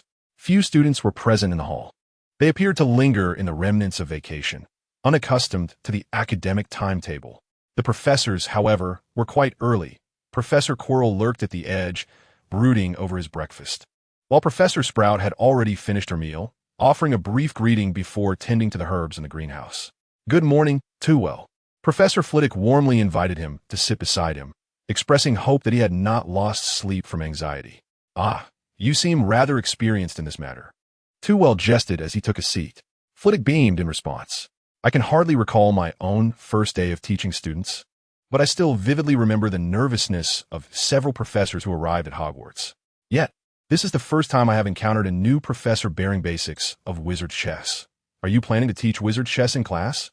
Tewell picked up a piece of bread, meticulously and evenly spreading blueberry jam upon it, responding nonchalantly, "I have simply developed a sudden interest in wizard chess." "Do you play? Perhaps we could exchange insights if time permits." Flitwick shrugged. In his eyes, wizard's chess paled in comparison to the excitement of dueling. "Then I fear I cannot teach you, for I have not engaged with wizard's chess myself. However, you might inquire with Professor McGonagall. Her knowledge of the game is extensive." Tewell pondered the image of himself approaching Professor McGonagall for guidance. "Professor McGonagall, might you teach me how to play wizard's chess? What has prompted this sudden desire to learn?" "Oh, it is merely because I wish to navigate the chessboard you have arranged. Perhaps it is best to abandon this idea. Seeking out the individuals involved to learn wizard chess would only serve to expose oneself too readily." Tewell shook his head, casting aside this impractical notion and focusing intently on his breakfast. While not lavish, it was certainly more satisfying than the previous evening's banquet, albeit not quite as delightful as the offerings at Durmstrang. A cluster of Ravenclaw girls huddled together, whispering among themselves for a considerable time before finally electing one of their number to approach. The chosen girl blushed deeply, her cheeks reddening to the tips of her ears, and, surrounded by her supportive friends, she walked shyly yet resolutely towards Tewell. "Professor Flitwick, may I pose a question to you?" she inquired. "Of course," Tewell replied, having already noted their situation, a faint smile playing on his lips. "However, that in itself constitutes a question, so you may be finished." The girl's expression shifted to one of confusion, her smile faltering. The other girls mirrored her bewilderment, gazing at Tewell and the nearby Professor Flitwick, who was chuckling heartily. After a moment, Flitwick interjected, "Professor Flitwick is merely jesting with you, Penelope. Feel free to ask him anything." He then turned to Tewell and added, "This is Penelope Clearwater, an outstanding student from Ravenclaw." With their head of house's endorsement, and seeing that Professor Flitwick was not about to contest the matter, Penelope gathered her courage anew. "May I inquire what you will be teaching us in class?" she asked.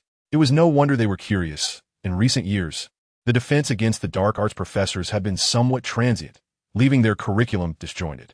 As diligent Ravenclaw students, they hoped for some advanced preparation. "What year are you in?" Tewell asked. Penelope, uncertain of Tewell's intent, hesitated before responding. "We are all in our 4th year." "I apologize, but I'm only responsible for teaching the 1st through 3rd years. For those in the 4th year and above, you will need to consult Professor Quirrell," Tewell replied, shaking his head. The girl's expressions fell, disappointment evident, and Penelope let out a resigned sigh. She almost turned to leave, but her companions halted her, gesturing towards Tewell and recalling the initial question they had wished to ask. "By the way, may we know your age? After all, you appear remarkably youthful." This was hardly a secret not to be divulged. Tewell observed the eager expressions of the young witches before responding, "I graduated this year, so I'm only 18. 18! Penelope exclaimed, momentarily at a loss for words. The realization struck her that she was merely 4 years younger than a professor. If there were students at Hogwarts who had repeated a year, they could very well be older than their instructors. However, if you just graduated, we should have encountered you at Hogwarts in previous years, shouldn't we? Penelope suddenly recognized the inconsistency. A senior as strikingly handsome as Tewell would surely have been memorable. The surrounding girls collectively sighed in relief, having feared that Tewell was merely teasing them once more, yet his next words left them even more astonished. "As I do not attend Hogwarts, but rather the esteemed Durmstrang Institute," a sudden silence enveloped the room. Penelope and several of her female companions gaped in astonishment, their mouths agape, as if one could fit an owl within. Despite Professor Flitwick's youthful appearance, he is regarded as the most distinguished graduate in the history of Durmstrang. Unable to restrain himself, he spoke up. He has always detested the superficial judgments of others, During his early years of practicing dueling, many wizards mocked his stature. Although he cleverly turned this perceived disadvantage into an unexpected strength, delivering a sound lesson to his detractors, it instilled within him a sensitivity towards being underestimated. The issue at hand is that Durmstrang is an institution renowned for its teachings of the dark arts. Penelope shrieked, drawing the attention of students dining in the hall. Ah, so that is the reason, Flitwick shrugged nonchalantly. Since Headmaster Dumbledore had invited him, it implied that there was no cause for concern regarding exposure to forbidden magic. Unlike the students, Flitwick, being a seasoned professor, had long delved into the realm of the dark arts, albeit not as extensively as Professor Karkaroff. In truth, once one attains a certain level of prowess, the distinction between black and white magic becomes nebulous. The intentions of the wielder are the true measure by which they differentiate between dark and light practitioners. However, the students could not grasp this philosophy in their minds. Anyone who practiced the dark arts was inherently a dark wizard. While there is no evidence to suggest that Durmstrang students inevitably resort to dark magic, one cannot dismiss the possibility that Karkaroff has employed it. Thus, Penelope and her peers regarded Karkaroff with the stigma of a dark wizard in training, their perceptions far more negative than those of the Slytherins. Karkaroff had anticipated this scenario. He understood that not only the students, but also the British wizarding community harbored a stereotypical view of Durmstrang, a bias that could not be easily overturned. Chapter 15. I will not kill you. With Penelope's exclamation, the confidentiality of their conversation was irrevocably shattered. The hall buzzed with whispers among the students, some gesturing towards Karkaroff. Though the prefects endeavored to maintain order, they could not quell the students' discussions. To their astonishment, the new professor hailed from Durmstrang. He is merely 18, just 3 years my senior. It is only natural for the defense against the dark arts professor to possess some knowledge of dark magic, is it not? How can one teach us defense without understanding the dark arts? Alas, Professor Flitwick teaches only first to third years. I wonder if I can still catch up after being held back. Even with Karkaroff's resilience, he could not withstand the scrutiny of the students. He decided to remove himself from the situation, making his way to classroom 18, where he was scheduled to teach. This morning's lesson was for the third years, with Gryffindor and Ravenclaw attending together. The classroom bore no excessive adornments, simply a teaching desk and a few chairs arranged at the front, with a vast expanse of space left at the back awaiting Karkaroff's setup. When George Weasley and Fred Weasley arrived at the classroom, it was already filled with their classmates. Look at you, giving that butterbeer fudge to Wood, causing us to be chased for a whole half hour, Fred complained as he nudged George with his shoulder. Do not fret. We have not yet commenced the lesson. George mischievously raised an eyebrow. If you do not come in soon, I shall have to mark you absent, Terwilliger warned, waving the parchment in his hand, which bore the list of students for the class. The names glimmered with a golden light, save for the two of them. Realizing their oversight, George and Fred hurried into the classroom. However, the moment they entered, golden letters popped up above their heads, indeed their names. A shimmering golden light detached from these letters, resembling a little bird that, having emerged from their heads, flew back to the parchment in Terwilliger's hand, illuminating the names inscribed upon it. Yet, the names above their heads did not vanish, allowing Terwilliger to remember who they were. How cool is that? Fred exclaimed, his eyes sparkling. Professor, I wish to learn this. George looked at Terwilliger with eager anticipation, and Fred nodded in agreement. This is a simple name charm, with a hint of soul application, Terwilliger said as he tucked away the parchment, revealing a mysterious smile filled with a certain mischief. Believe me, even if you have committed enough forbidden acts, Headmaster Dumbledore would not be pleased to see you learning this. A chill swept through the students present. Reflecting on the news circulating in the Great Hall today, it seemed this amiable welfare professor was not as innocent as he appeared. In fact, recalling the previous two defense against the dark arts professors who had resigned, they suspected that Professor Terwilliger might end up being apprehended as a dark wizard by the end of the year. Thus, as soon as George's bottom touched the chair, he eagerly inquired, Professor Terwilliger, I heard you were a graduate of Durmstrang this year. Is that correct? Terwilliger, dispelling the magic he had set at the door, answered without turning, Mr. Weasley, remember to raise your hand for questions next time. Turning to face the other students, who shared the same curiosity, he confirmed, indeed, I hail from that institution. The classroom erupted in astonishment. Professor, do you truly study dark arts? Will you teach us dark arts? Is that man, S. Mark, always present at Durmstrang? The students clamored with questions, some even standing to voice their inquiries loudly. Silence. Terwilliger's voice was not loud, yet it resonated within the students' souls as if it echoed through their very essence. At the sound of his command, the students were left in a daze, stunned by the power of his voice. After a brief moment of calm, they were astonished to discover that not only could they not hear themselves, but also the words spoken by their classmates had vanished into silence. Could it be that we are deaf? Just as panic began to spread among them, Teville's voice rang out. You are not deaf. This is merely a minor reprimand. From now on, remember to raise your hand before speaking. As the students collectively exhaled in relief, he smirked slightly. Furthermore, both Gryffindor and Ravenclaw will each lose 10 points. Fred swiftly raised his hand, and upon receiving Teville's nod, he realized that he could speak once more. Professor, we currently have no points. How can you deduct them?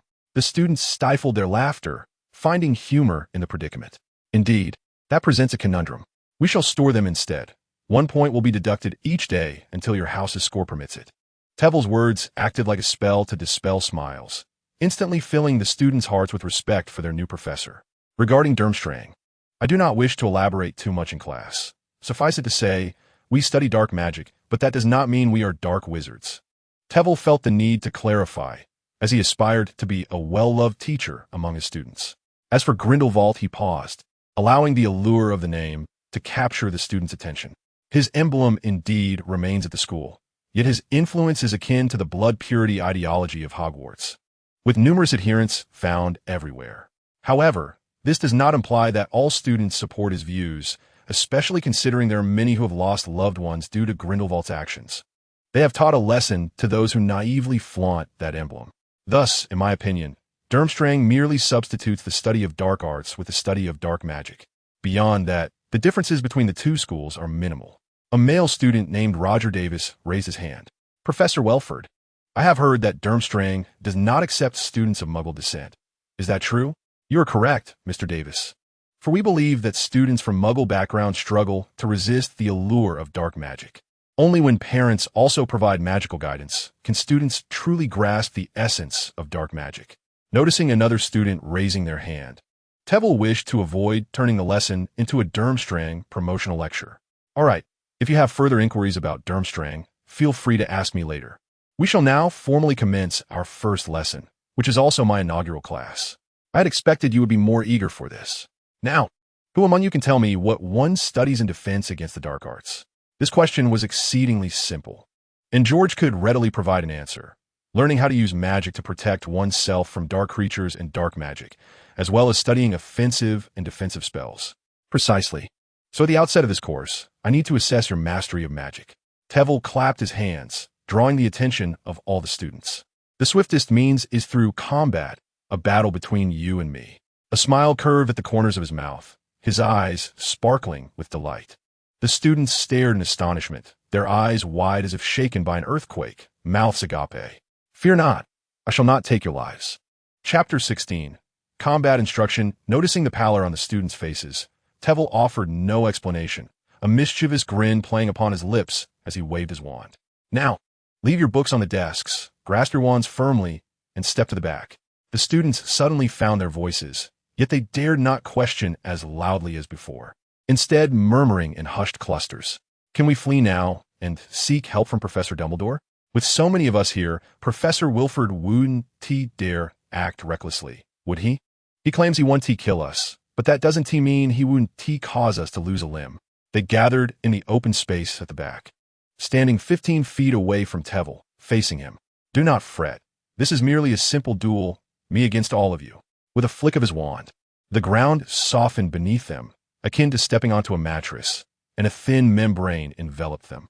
Some students tentatively reached out to touch it, discovering its resilience. Yet it gently cradled their fingers. This revelation eased their fears. The professor did not intend to incapacitate them. As you can see, the ground has become quite soft.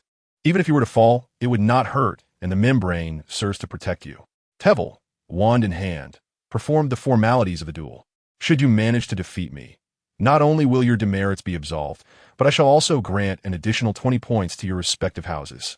Suddenly, a beam of red light shot forth from the crowd of students, swiftly hurtling towards Teville. accompanied by Roger Davis's confident declaration. "Professor, the duel has commenced, has it not?" However, Tevel merely chuckled, deftly deflecting the stunning spell with a flick of his wand.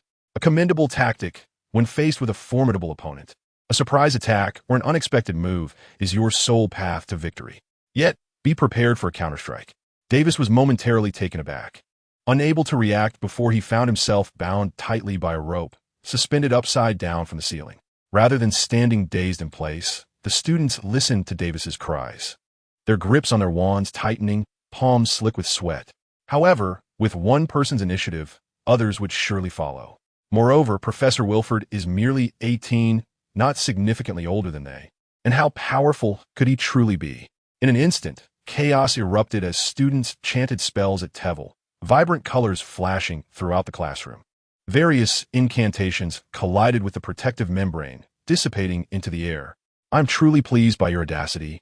Yet I must remind you to refrain from standing foolishly in place while casting spells. Even a pig would not be so dim-witted. There is an expanse of space around you, inviting you to move." Tevel casually ensnared a stationary female student, but fret not, this time she was bound right side up.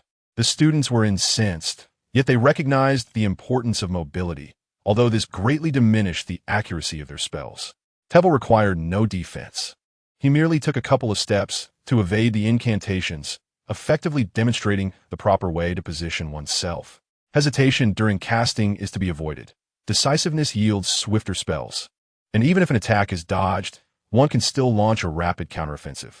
If you do not dare to exert force in combat. Do you think this is merely a game for 3-year-olds? With a flick of his wrist, he not only deflected an incoming spell, but also unleashed a binding charm that ensnared 2 individuals. This strategy is commendable. 2 individuals cast spells to force repositioning while one leads the offensive. However, one must remain vigilant in their own defense, lest they find themselves exposed like an unadorned pig. "Professor, pigs do not wear clothing by nature. So, you're incapable of even casting protective spells." A barrier spell flew forth, sending the Weasley twins and a student named Lee Jordan tumbling through the air, only to be caught by the membrane outside, unable to escape their impending fate of suspension. Upon hearing Tevel's scornful remarks, the remaining students were agitated but gradually fell into a more organized rhythm. Some unleashed aggressive spells while others attempted to intercept the flailing ropes, and the rest sought opportunities to compel repositioning, thereby complicating Tevel's maneuvers. Excellent. It appears you have grasped the rudimentary principle of overwhelming the few with the many. However, you have overlooked the most crucial aspect. The students paused momentarily, only to hear Tevel announce the first incantation, Wingardium Leviosa. This is the incantation for the levitation charm, a simple spell they had learned in their first year. Yet, they felt no sensation of levitation, nor did they witness anything rising into the air. Just as their confusion settled, an immense pressure enveloped every cell within them. Those who had acquired knowledge of Muggle science instantly recognized this feeling. Gravity had intensified. Except for the student suspended from the ceiling, the rest found themselves helplessly sprawled upon the soft ground, unable even to move their fingers. Tevel deliberately regulated the output of his magic, merely compelling them to lie on the ground while methodically suspending all the young wizards from the ceiling. Should anyone happen upon this scene, they might presume he harbored some unspeakable proclivity. Thus, Tevel closed the door. He seated himself at a table, observing the spectacular tableau before him.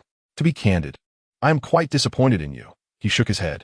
"The magic you have mastered is exceedingly limited.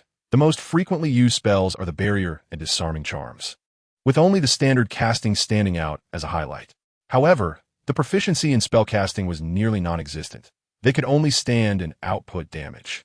It is imperative to remember that combat is not a turn-based exchange of blows, but a visceral struggle for survival."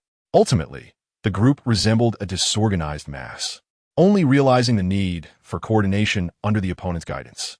Sooner or later, we shall encounter foes far more formidable than ourselves.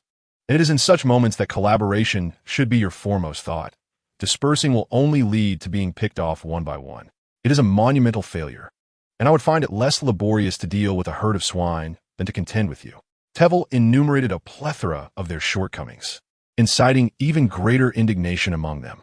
The young sorcerers were merely restrained, not silenced, hence they could certainly voice their objections.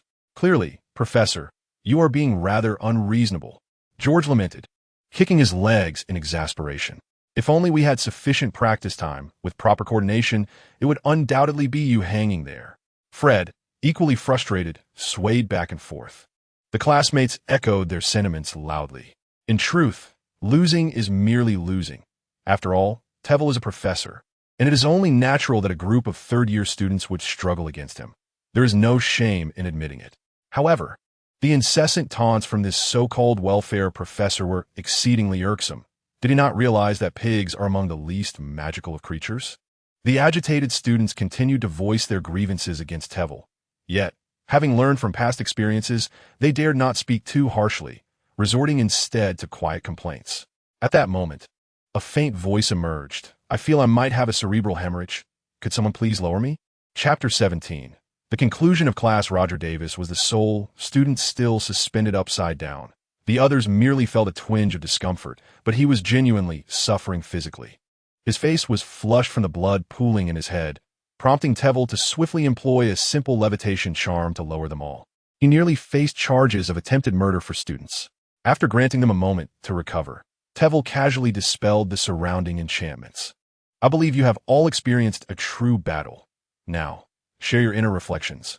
Tevel remained seated at the desk, observing the students as they exchanged glances, none daring to speak, necessitating a roll call. "Davis, I believe your insights may be profound. Do impart some wisdom to your classmates." Upon hearing his name, Davis instinctively recoiled, his previously flushed face paling slightly. He scanned the room for hopeful eyes, confirming that no one would come to his aid, and stammered, "Don't just stand there foolishly." "Exactly." Tevel nodded in approval. "Regardless of how swift the opponent's magic may be, its trajectory remains linear. Well, mostly linear. This implies that with effective movement, you can evade the majority of spells. Of course, if you foolishly charge headlong into the incantation, not even Professor Dumbledore could save you." Laughter erupted among the students. Yet, therein lies another question. Who among you has contemplated it? Tevel allowed the laughter to subside before posing his inquiry. As George was about to speak, Fred swiftly covered his mouth, exclaiming, "Raise your hand, you fool." Then, to George's incredulous gaze, Fred raised his hand. After receiving a nod from Professor Tewell, he boldly spoke up. "Professor, I believe that if we step into a trap while running, it would be wiser to remain stationary." Tewell acknowledged him with a round of applause. "Indeed, the battlefield is often complex. While maneuvering, we must be vigilant not only of our opponents, but also of our own footing." 5 points to Gryffindor. It seems both of you possess considerable experience in this regard. Fred and George proudly lifted their heads, basking in the low chuckles of their classmates. At that moment, the bell rang, and for the first time, the students found the sound rather irksome, as they longed to hear Professor Tewell elaborate further on combat techniques. How splendid! Adolescents, brimming with a desire to showcase their abilities, were eager to master these combat skills and replace the esteemed professor with themselves. Well then, in this lesson, you have gained a rudimentary understanding of 4 critical aspects of combat: positioning, spellcasting speed, personal defense, and teamwork. But fret not. We have an entire year to refine these skills. After a year, we shall engage in another battle to assess everyone's learning outcomes. The students' spirits soared at the prospect. Conquer Hogwarts, capture Tewell. Tewell was pleased with their enthusiasm, though he couldn't shake the odd sensation of horns sprouting from his head. First, let us discuss the primary point, positioning. Your homework will be to contemplate effective positioning strategies while also considering how to render your opponent's positioning ineffective. The latter is intended for those students willing to engage their intellect. Those with exceptional ideas will receive a small special reward. He donned a quintessential professor smile, instilling a sense of anticipation among the students. A few academically gifted students exchanged glances, their eyes sparkling with a fervor more intense than that of battle. They were determined to secure Professor Tewell's reward. Thus, you need only compose a paper detailing your thoughts. There is no limit to its length. Even a mere few words will suffice. However, be mindful that it must be your own ideas. The absence of a word limit is the most cunning trap. No student dares to submit a paper of only a few words, and they will inevitably find themselves anxiously concerned about word count, resulting in increasingly lengthy submissions. Tewell clapped his hands, dispelling their reluctance to part. "All right, That concludes our lesson for today. Off you go. Do not delay the next class. Hogwarts' schedule is quite demanding, especially with Professor McGonagall's transfiguration next. They would rather hang upside down than be tardy for that lesson. Meanwhile, Too found himself with some free time, having taught only this one class today. The remainder of the time was his own. He picked up his copy of the basics of wizard chess and strolled leisurely through the castle, making his way to the library. The castle felt remarkably tranquil due to the students attending their classes, with only the occasional sound of spell casting emanating from the classrooms. Similarly, the library was sparsely populated. Students without classes were already few, and those who chose to visit the library on the first day were even rarer. He did not select any books on wizard chess, for the oldest tomes in Hogwarts date back over a millennium, and it would be a waste to read about wizard chess here. Instead, he chose a volume titled Techniques of Spellcasting. Too glanced briefly at the contents, which were rather straightforward, covering various spellcasting techniques akin to what he taught in class. The only extraordinary aspect was that this book had been in existence for 8 centuries. At that time, Hogwarts had only been established for 2 centuries, and such ancient texts were typically kept under lock and key. Had Too not been a professor, he would not have had access to it. Finding a corner near the window, Too began to peruse this book written in ancient magical script. Indeed, the tomes of Hogwarts held a unique distinction. Within its pages, Too discovered fleeting references to the 4 elements. The author held the concept of the 4 elements in high regard, yet after years of research, achieved little progress and resorted to penning this introductory guide, Techniques of Spellcasting. Based on personal interpretation, the book encompassed various aspects of the 4 elements, but offered only superficial insights. Its sole merit lay in one assertion. Mastery of the 4 elements does not rely on ancient magic. Rather, it transcends magic, drawing closer to the essence of magical power itself. Regardless of the method of spell casting, of which there were many at that time, with ancient magic merely being the most prevalent, alongside methods involving blood, everything was composed of the 4 elements. Too was uncertain whether this encompassed modern magic, yet he felt a sense of relief. He had initially feared that studying the 4 elements would necessitate delving into ancient magic. It is well known that ancient magic had fallen into decline due to its complexity and the difficulty in mastering it. Even a scholar steeped in ancient magic for years could not guarantee the ability to wield more than 10 ancient spells. It was akin to a Muggle attempting to learn magic solely through textbooks, a method that significantly restricted the number of wizards. In ancient times, only those with extraordinary talent could become wizards. Thus, although ancient magic was somewhat more potent, Too had no desire to pursue it. After all, his own abilities did not require him to concern himself with the minor enhancements of ancient magic. Modern spells could achieve the same effects. Spending an entire afternoon, Too leafed through Techniques of Spellcasting and searched the library for additional valuable texts, but found none. As mealtime approached, he exited the library and made his way to the Great Hall. However, the student's demeanor towards him underwent a complete transformation. "Good day, Professor Welfare." "Hello." Another unfamiliar student greeted him, and Too suppressed his curiosity, nodding and smiling in response. This morning, he was the subject of pointed remarks, and now, merely in the afternoon, he is transformed into a figure of warmth and courtesy. Professor Flitwick appeared unexpectedly, giving his waist a gentle pat. "Too I hear you suspended an entire class of students for punishment?" Chapter 18. A shift in attitude. Too surmised he could discern the reason behind this sudden shift in demeanor. His rapport with the students had become the talk of the castle. In just a single day, news within Hogwarts could reach every ear. Truly, it is a testament to Hogwarts' reputation. It was merely a bit of pedagogical flair. Too shrugged, noting the students did not seem averse to it. However, their enthusiasm was not simply a matter of indifference. Professor Flitwick playfully winked. "I was quite concerned you would be nervous on your first day of teaching. They are merely third-year children. They are easily amused." Too, with an air of pretentious wisdom, remarked, "One might mistake that for your own words, Professor." As he smiled throughout, Too felt the stiffness of his face, despite having only met them at last night's banquet. Today, on the very first day of term, it felt as if every student was already acquainted with their new professor. Yet, upon entering the Great Hall, he comprehended the true essence of Flitwick's words. At the sight of him, a student let out a piercing scream. "Professor Flitwick, why not consider suspending me for a good thrashing too?" This was a rather rugged-looking boy, Laughter erupted in the hall, yet the students' eyes shimmered with anticipation, fixed eagerly upon Too-Well. Professor, do share with us some combat techniques. Please do bind me rigorously. I wouldn't mind at all. As for Chilo at the faculty table, he wished fervently to avoid teaching altogether, preferring to ponder strategies for dealing with a three-headed dog. Having just commenced his first lesson, Too-Well hardly warranted such fervent anticipation from the students. Yet, comparisons were inevitable. Chilo's class had been painfully dull. The classroom was permeated with the pungent aroma of garlic, leaving the students with throbbing headaches. Not to mention the course content, which was merely a recitation of textbook material, infused with slightly more emotion than Professor Bin's history of magic class.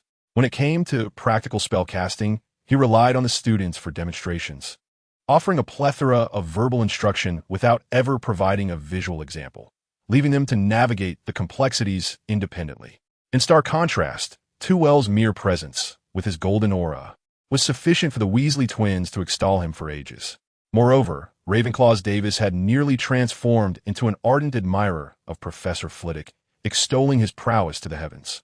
In the eyes of the young wizards, from charisma to capability, Professor Flitwick utterly eclipsed Professor Chilo. Too-Well raised his hand, and the auditorium fell into immediate silence.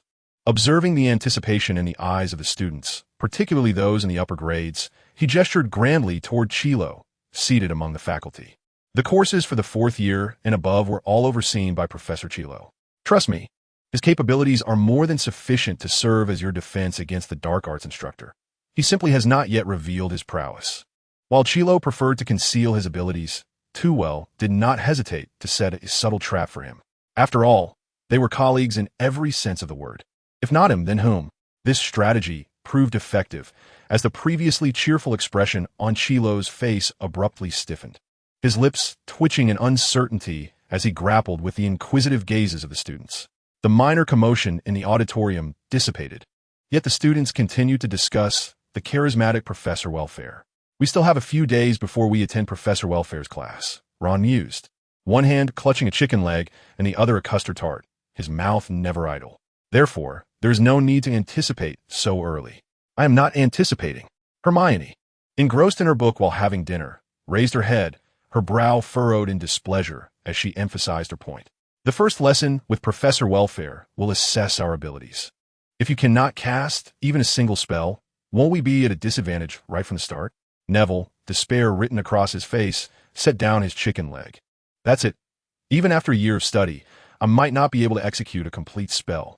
Harry listened silently to their discussion, his own heart tightening.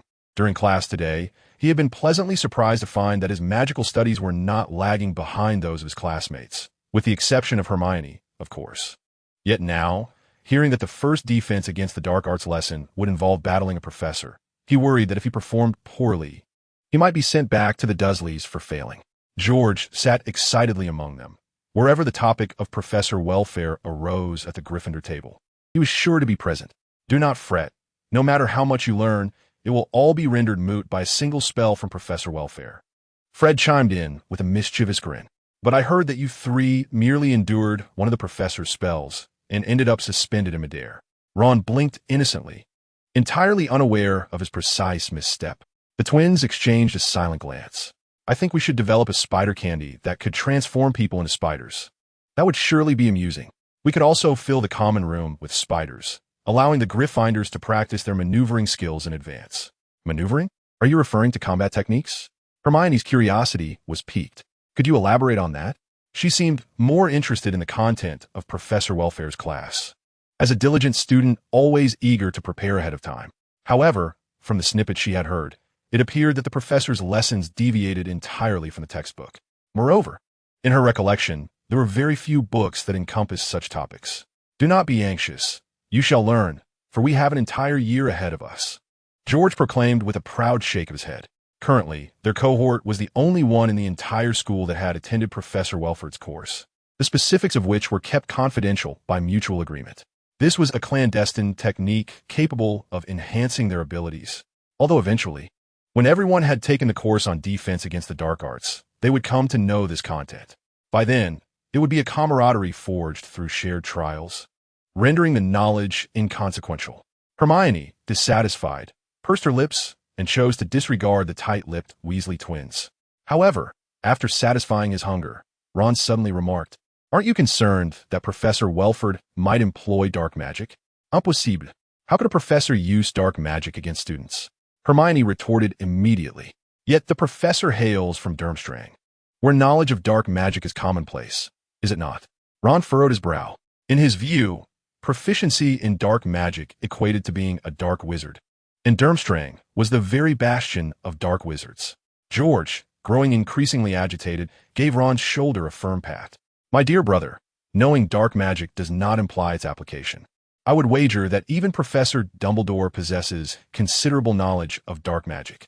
Even if he were a dark wizard, it is of no consequence," as Fred, with an expression of sheer admiration, added, "as long as he does not use it against us." Ron cast a disdainful glance at his two brothers. They had been betting that morning on how long it would take for Professor Welford to end up in Azkaban. Chapter 19.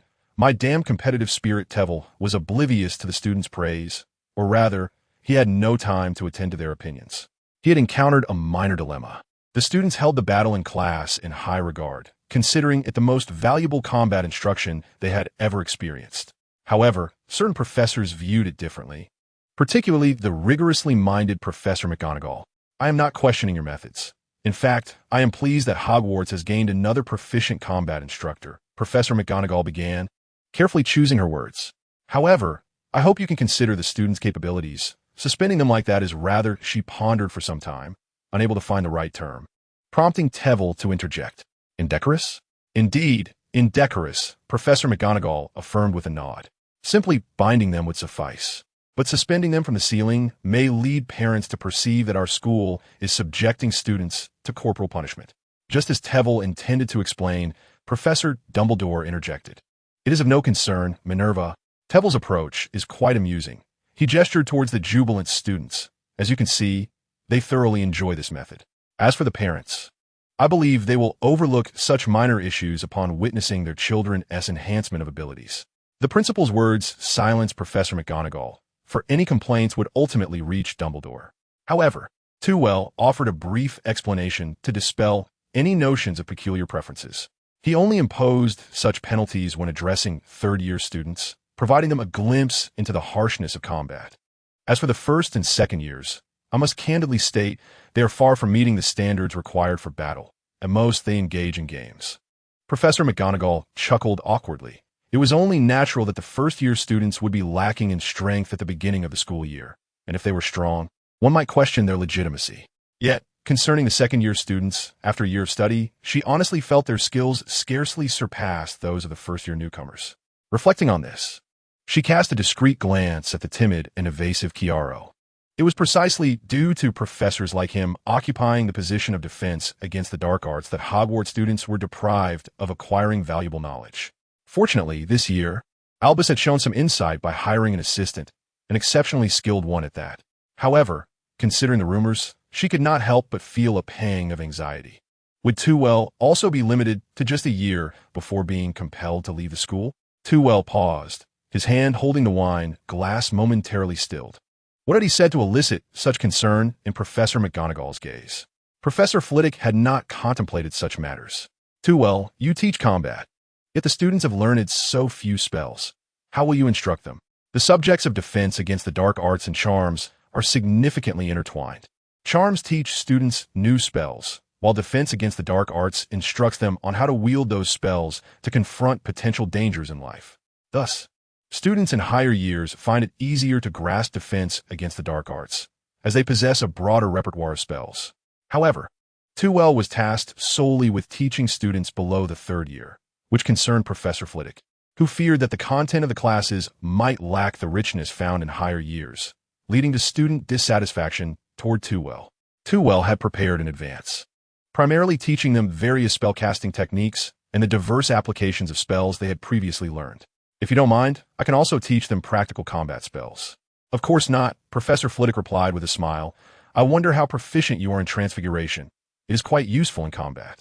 Professor McGonagall's demeanor towards Tewell grew increasingly amicable, as if fearing that this year might be their last encounter. Thus, upon hearing this remark, she turned to join the conversation. I wouldn't mind if Too could teach the students the applications of transfiguration. To be candid, many students are unaware of its utility in battle, often considering it rather superfluous. Too found himself resigned to this viewpoint. Apart from masters of transfiguration, few recognized its immense significance in combat. By a fortunate coincidence, his mentor was a master of transfiguration, who often criticized him for his excessive focus on dark magic at the expense of this art. However, his mastery of transfiguration was not something an ordinary wizard could rival. One could only wonder how formidable Albus Dumbledore, renowned for achieving unparalleled excellence through transfiguration alone, truly was in this domain. Noticing Too gaze, Dumbledore turned to him. Raising his glass, his cerulean eyes sparkled with the clarity of an infant's, yet remained inscrutable even to Too, a master of mind-reading. I too look forward to seeing transfiguration employed in more diverse contexts beyond mere combat. If you find it necessary, shall we engage in a discourse? Too, feeling unworthy of such an invitation, quickly raised his glass in response, proclaiming, "In your presence, I am but a pupil." Thus, after dinner, Too accompanied Dumbledore to the headmaster's office. It was the same room as before, adorned in the same manner, with portraits casting scrutinizing glances. The elderly often resist change. Dumbledore settled behind the long table, a smile of anticipation gracing his features. Tea, or perhaps pumpkin juice. Too composedly took a seat opposite Dumbledore. I believe I shall choose pumpkin juice. I seem to have developed a fondness for this beverage. No sooner had he spoken than a bottle brimming with pumpkin juice sprouted 4 legs and trotted merrily to his side. The cup, crafted from the bottle cap, morphed into a delicate, intricately patterned vessel adorned with swirling designs reminiscent of clouds. Witnessing this, Too could not suppress a knowing smile. An impressive display to impress me from the outset, he mused. However, I prefer a larger cup. I trust you won't mind? Without waiting for Dumbledore's reply, the cup elongated into a goblet, while the bottle's neck bent gracefully to pour forth the rich pumpkin juice. Dumbledore's previously triumphant smile faltered. The silent, wandless spellcasting, combined with the complexity of transfiguration, was intended to astonish the young professor, preventing him from becoming arrogant due to his extraordinary capabilities at such a tender age. To Dumbledore's surprise, Too countered with his own silent, wandless magic, further transforming the goblet based on Dumbledore's own transfiguration. It could be likened to a nesting doll of transformations, with Too now trapped within it. However, the flow of pumpkin juice soon ceased, as Too's transformed goblet shrank into a smaller vessel, on the verge of overflowing. It just occurred to me, we have only just dined. Perhaps we ought not indulge excessively in pumpkin juice. Oh, that insatiable desire to win. Dumbledore observed Too with a satisfied grin. No worries. I'm still young enough to digest well. Too's smile grew even more self-satisfied as the cup reverted to its original form. Chapter 20. The student's duty is to be examined the following day. Too unusually slept in, fortunate that he had no classes scheduled for the morning. Last night, after engaging in a rather childish yet intricate duel of transfiguration, he ultimately faced defeat. This was due to Dumbledore's shameless utilization of the Elder Wand. His inherent prowess already surpassed that of Too, and with the wand's amplification, even a teacher would struggle to withstand it. Subsequently, he and Dumbledore deliberated until the early hours of dawn before he returned to rest. However, it was primarily Dumbledore imparting knowledge, with Too absorbing the lessons.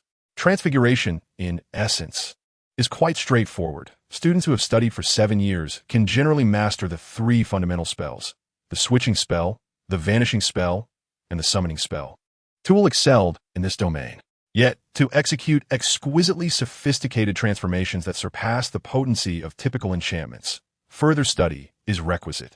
This includes mastering the control of magical energy to imbue transformed objects with heightened agility, as well as incorporating magical properties into the transformations, allowing them to possess effects akin to spells. In these aspects, Dumbledore's expertise even surpassed that of his own mentor. Not wishing to disparage his teacher, Too made a slight attempt at redemption and proceeded to the dining hall. At that hour, the hall was sparsely populated with students, yet upon his entrance, all attention swiftly gravitated towards him. Before long, he was surrounded by a throng of inquisitive young wizards eager to inquire about Durmstrang. Durmstrang mandates a crew cut.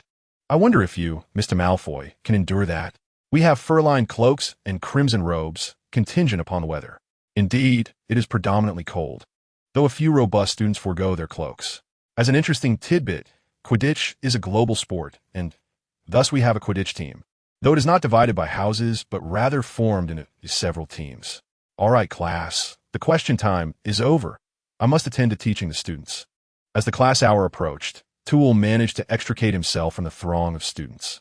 It seemed he could hear Professor Flitwick in the hall, introducing Durmstrang, and almost all the little wizards without classes gathered around. However, he was also willing to clarify their queries, viewing it as a way to alleviate the fatigue from last night's studies. He wondered when Professor Flitwick would arrive. He heard that he was surrounded by students in the hall. Surely he wouldn't be late? Yet, arriving so early meant they might miss witnessing the professor's magical roll call. I couldn't care less about that. I've specifically studied several spells, eagerly awaiting a duel with Professor Flitwick. The second-year students were animatedly discussing the upcoming lesson, filled with anticipation for the battles that might ensue. After a day of eager anticipation, they awoke early, hurriedly filling their stomachs at noon before arriving at the classroom, awaiting the professor's arrival. "The professor is here," a voice unexpectedly called out, and the classroom fell into an instant hush, with all eyes fixated on the entrance. As anticipated, moments later, the dashing Tevel strode in, a paper bag in hand. He was somewhat taken aback to find the classroom already brimming with eager students. Glancing back, he confirmed it was indeed his classroom, and with a smile, he approached the lectern. To be honest, had the class bell not yet rung, I might have thought I was late. The students graciously responded with proud, joyful laughter. However, the roll call was an essential formality. With a flick of his wand, names materialized above each student's head. Amid their gasps of astonishment, the golden light coalesced into the student roster in his hands. Excellent, he mused, casting a glance at the parchment. Surely no one would be audacious enough to skip my class. Stowing the parchment away, he met the expectant gazes of the students. Though you may already be familiar with my identity, allow me to introduce myself. I am Tevel Vully, your professor of defense against the dark arts, hailing from Durmstrang. However, I kindly request that discussions regarding my alma mater be reserved for outside the classroom. This is a rule of my course. As for your inaugural lesson, I trust you have an inkling of what lies ahead. The room erupted in cheers. Yet, Tevel raised his voice to quell the excitement, stating that before engaging in battle, a less exhilarating task must be undertaken. As he spoke, he waved his wand over the paper bag, and a flurry of test papers soared out, landing precisely before each student. A test. The students' spirits plummeted, their faces etched with disappointment. "Fear not," he reassured them. "The combat you desire will follow this assessment, which serves to help me better understand your abilities." Tevel conjured an enormous hourglass to facilitate timing. "The duration will be half an hour. You need not bear excessive pressure. Simply write down what you know. Should you struggle, I assure you I will guide you throughout the year." With the hourglass turned, the timer commenced. Instantly, everyone immersed themselves in the test, while Tevel positioned himself behind them, attempting the transformation techniques he had learned the previous day. The questions were drawn from last year's textbook, encapsulating a summary of knowledge. He had observed in yesterday's class that the prior instructor had merely completed the textbook, leaving it uncertain how much the students had truly absorbed. Furthermore, combat only provided a singular perspective, lacking comprehensiveness. Thus, he had devised this assessment to gauge their understanding of defense against the dark arts. Half an hour swiftly elapsed. The questions were indeed not challenging, and those who knew the answers had completed them early, while those who did not could only fret in frustration. Wielding his wand, after collecting the examination papers, Tewell uttered the words that everyone eagerly anticipated. "The battle. I know you are all looking forward to this, so please rise and remember to bring your wands." The students, filled with excitement, hurriedly stowed away their textbooks and, amidst a chaotic yet organized flurry, dashed backward with their wands in hand. To their astonishment, 3 welfare professors suddenly appeared before them. Triple the joy. Once they had gathered, Tewell proceeded to elucidate. "After yesterday's instruction, it became apparent that you, have considerable room for improvement. If I were to be your adversary, you would not be able to unleash your full potential." He directed his wand towards the other 2 identical versions of himself, who immediately sprang to life, assuming combat stances.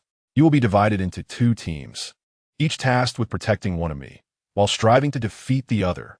Chapter 21. Clinging to power, the students erupted with joy. They were not fond of being easily overpowered, and with a welfare professor on both sides, defeat seemed less daunting. Only a few astute students noticed the sly smile at the corner of Tewell's mouth, causing an unsettling chill to creep into their hearts. Under Tewell's guidance, half of Gryffindor and Ravenclaw divided themselves evenly, forming two equal teams. The Tewells on either side, devoid of wands, could only rely on basic magic, henceforth referred to as Professor A and Professor B.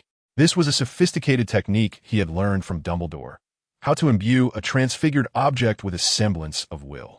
Coupled with the human transformation skills acquired from his instructors, he had created these two dummies. Both dummies were infused with Tewell's combat memories, yet lacked the intelligence of artificial beings, responding only according to programmed actions. Of course, he could exercise precise control, but he still had papers to grade. He began by softening the ground, then surrounded it with a golden membrane, culminating in a burst of golden light between the two groups. With a resounding crack, the long-awaited battle commenced. Both professors simultaneously cast disarming spells, only to be met with an ironclad shield in the next moment. Their movements mirrored one another, spells flying back and forth, rendering neither able to gain the upper hand. Unfortunately, the students bore the brunt of the situation. They had hoped to showcase their skills in hopes of prompting the Real Welfare Professor to join the fray. Yet, the spells unleashed from the two dummies left them utterly overwhelmed. However, as the primary focus remained on the two professors, the students did not succumb to the pressure entirely and managed to cause some minor inconvenience to their opponents. In this manner, Professors A and B recognized their role. With a strategic retreat, they concealed themselves behind the students, who were left bewildered. Yet, their spells did not cease. On the contrary, with a wall of students before them, they no longer needed to defend against spells, allowing them to unleash their offensive magic with abandon. Who can withstand this? One after another, binding curses and disarming spells flew through the air, catching the unsuspecting students off guard. They were either restrained or sent flying, and then suspended in midair. This was a protective magic meticulously prepared by Tewell, designed to shield those students who had fallen to the ground from being trampled. "Professor, immerlistum bled," shouted one student, helplessly dangling, his legs flailing in frustration. However, the cacophony of the classroom drowned out his voice, leaving only those who shared his plight able to hear him. "Give it up," whispered another, who had attempted a clever excuse about rolling on the ground to evade a spell, only to remain suspended as well. Tewell was indeed oblivious to the student's dire circumstances. Even if he had noticed, he would not have cared. Was it not perfectly normal for students to be suspended? His attention was solely focused on the piles of exam papers before him. To put it bluntly, the sight was utterly disheartening. Combat hinges on the finesse of spellcasting. Yet theoretical knowledge from textbooks merely requires memorization, bearing little relation to the professor's teaching. Even if Tewell were to instruct, the outcomes would not differ significantly. It was uncertain whether the students' struggles stemmed from the summer break that caused knowledge to dissipate with the departure of the previous professor, or simply from inadequate learning. In any case, the content on the exam papers revealed that aside from a few top students achieving perfect scores, hardly anyone managed to answer even 80% correctly. Only about 10 students scored above passing, accounting for less than a third of the class. Do not assume that Tewell's prowess in combat would lead him to overlook the rigid theoretical knowledge in textbooks. In reality, his theoretical understanding was among the finest at Durmstrang, particularly in the realm of dark arts defense, where Hogwarts does not teach dark magic. Students' comprehension of it can only derive from textbooks. How can one achieve high marks if they're ignorant of their opponent's skills? Moreover, aside from dark magic, there exists a plethora of peculiar magical creatures and plants that students ought to recognize and remember how to counteract. As the students' cries grew louder, Tewell sighed softly and lifted his gaze toward them. There were hardly any students left on the field, and upon inspecting the names, it appeared that the 3 top scholars were still valiantly persevering. This could be considered good news. At least the scholar's combat abilities remained commendable. He observed for a moment as Professor A, with a numerical advantage, successfully disarmed Professor B, bringing the intense battle to a close. The students of Team A immediately ceased their complaints, erupting into loud cheers of victory, while Team B hung their heads in dejection. As for the remaining 3 students, they were spared from the binding punishment. Their faces were flushed from exertion, hair plastered to their foreheads, with sweat trickling down, as their peers dwindled around them. The pressure upon them mounted. Had it not been for the professor recognizing the significance of his assistants and shielding them from numerous spells, they too would have been suspended like their classmates. Yet, despite their fatigue, their wide smiles could not be masked. Remarkably, it exceeded my expectations, mirroring your performance on the examination paper. The sardonic undertone of "too well" was immediately perceived by the students, resulting in Ravenclaw receiving 4 points and Gryffindor 2.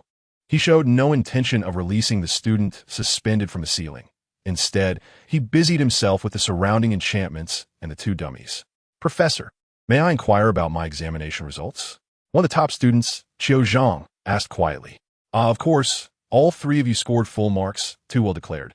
Harboring a certain fondness for top achievers, only 3 had attained perfect scores.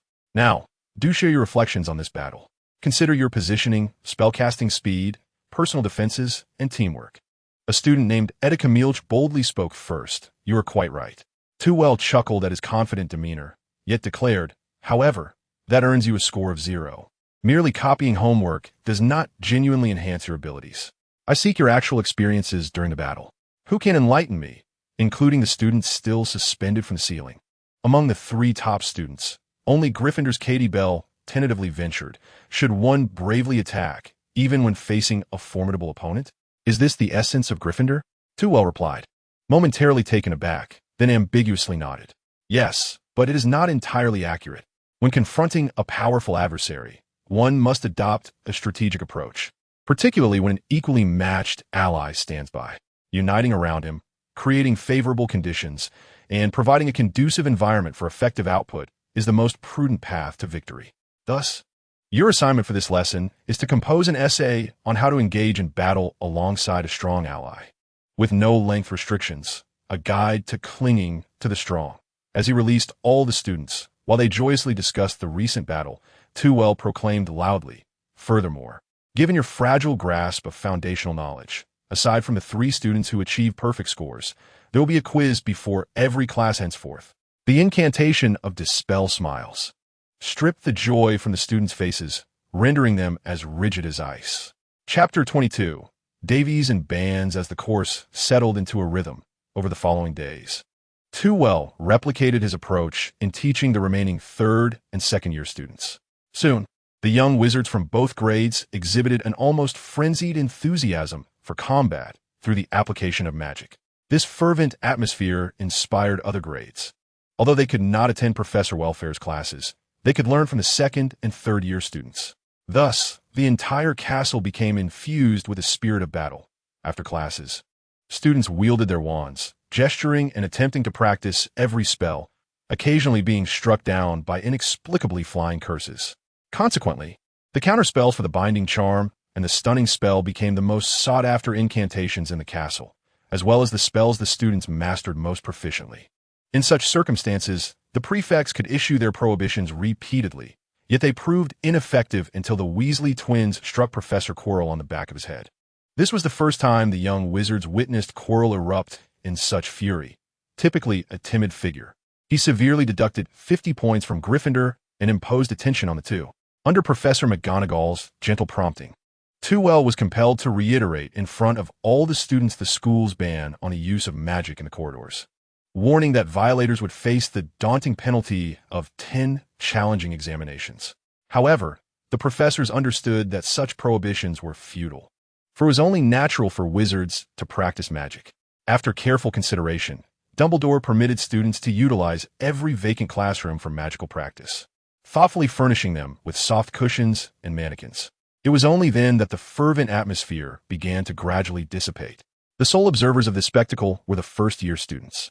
They were far from engaging in combat, having yet to master even the most basic spells. They struggled with transfiguration, such as transforming a matchstick into a needle, and had yet to learn any incantations. In the recent days of charm classes, they had only grasped the fundamental gestures and the application of magical energy. Producing a flicker of light was already considered a notable achievement. Nevertheless, this was not a concern for Too Well, who had pressing matters to attend to. After dinner, he bid farewell to the curious young wizards and proceeded along the path towards Hogsmeade. Only students in their third year and above were allowed to visit Hogsmeade on designated weekends. However, as a professor, he was no longer bound by such restrictions. The September sky was not quick to darken. It was dusk, his favorite time of day, when darkness was about to descend and the sun radiated its final glow, evoking a poignant feeling. Thus, Tewell chose not to apparate directly, instead taking a leisurely stroll along the path, relishing the rare opportunity to unwind. The proximity of Hogwarts to Hogsmeade meant that he arrived in the village before dusk had fully passed. This was the only village in all of Britain that was exclusively inhabited by wizards, filled with cottages and shops adorned with thatched roofs. The triangular rooftops of the houses could easily confuse one, yet the shops within were captivatingly delightful. Even on a weekday, numerous visitors roamed the streets, accompanied by the joyful laughter of children that uplifted the spirits of all. Had he not had urgent matters to attend to, Tewell would have relished the chance to explore further. He walked to the end of the road, arriving at a shop named Devise and Bands. The door stood ajar, and Tewell entered, observing several patrons selecting their goods while the shopkeeper attended to them. It seemed the business was thriving. Noticing the shopkeeper was still occupied, Tewell decided to browse casually. This is a shop of magical apparatus, which also offers a selection of tools for repairs, presenting an array of enchanted items and devices, ranging from grand magical doors to diminutive anti-demon spectacles. On the shelves, one can find transparent orbs, slightly larger than a fist, seemingly filled with a mysterious gas that flows gently within. Tewell read aloud the description beneath them: memory orbs. Grasp one firmly. If it retains its form, it signifies that you have not forgotten anything. However, should it glow a vivid red, it indicates that something has slipped your mind. Yet be wary. If you forget what you have forgotten, this memory orb will be of no assistance. A stout gentleman with spectacles appeared beside him, wearing a standard courteous smile. I am Bands, the proprietor of this establishment, he introduced, gesturing towards another shopkeeper across the way. That is my brother, Davies. We jointly manage this store. Tewell glanced back and indeed noted a resemblance in both stature and appearance, though Bands, adorned with glasses, exuded a more refined air. Is this your first visit, dear guest? Bands inquired with genuine curiosity. The number of wizards was already scarce, and given Bands' commendable memory, he would surely not forget an individual like Tewell if they had crossed paths before. Indeed, it is my first time in Hogsmeade, Tewell replied with a subtle nod. Are you in search of something specific, or merely browsing? Should you choose the latter, I would be delighted to offer my guidance. Bands' smile grew warmer, for the arrival of a new patron could only bode well for the shop. I wish to commission a batch of items, Tewell declared, producing a badge adorned with a simple design. I would like to have similar items produced in bulk. Bands eagerly accepted the badge, examining it with great interest while exclaiming in admiration. This badge, not crafted from magical materials, astonishingly holds a complete iron shield charm, and a rather potent one at that. Your mastery in this domain appears to be quite profound. Tewell's cheeks flushed slightly. He was no master of alchemy, and this badge had only come to fruition through inquiries made to the Weasley twins.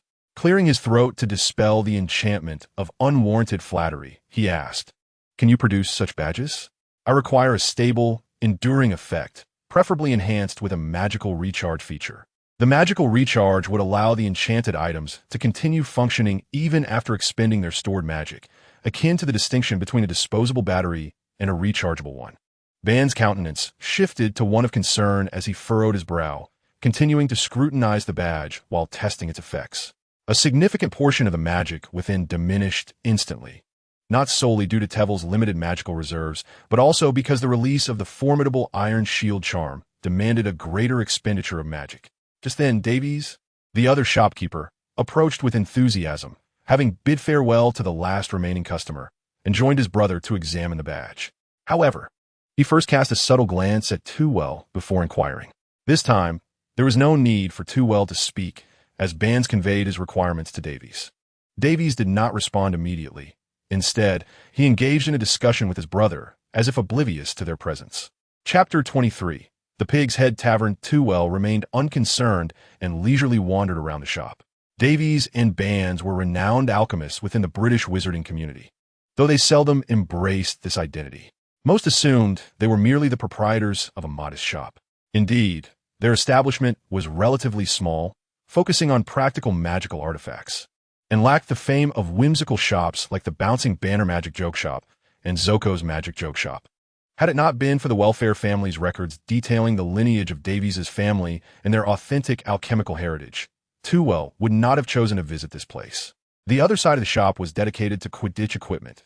Besides repair scissors, he also spotted some peculiar golden snitches. His understanding of Quidditch was solely derived from Victor. Yet he recognized that the snitches did not resemble these designs. Some had wings resembling the spines of fire dragon, while others were shaped like small birds, even featuring square snitches.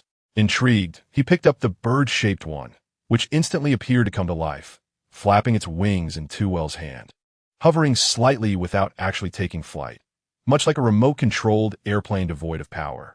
This was an experimental golden snitch crafted by countless generations of my ancestors, though it was evidently never adopted.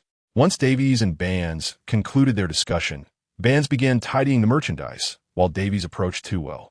"Dear guest, I must ascertain your identity." Davies gestured to the badge in his hand.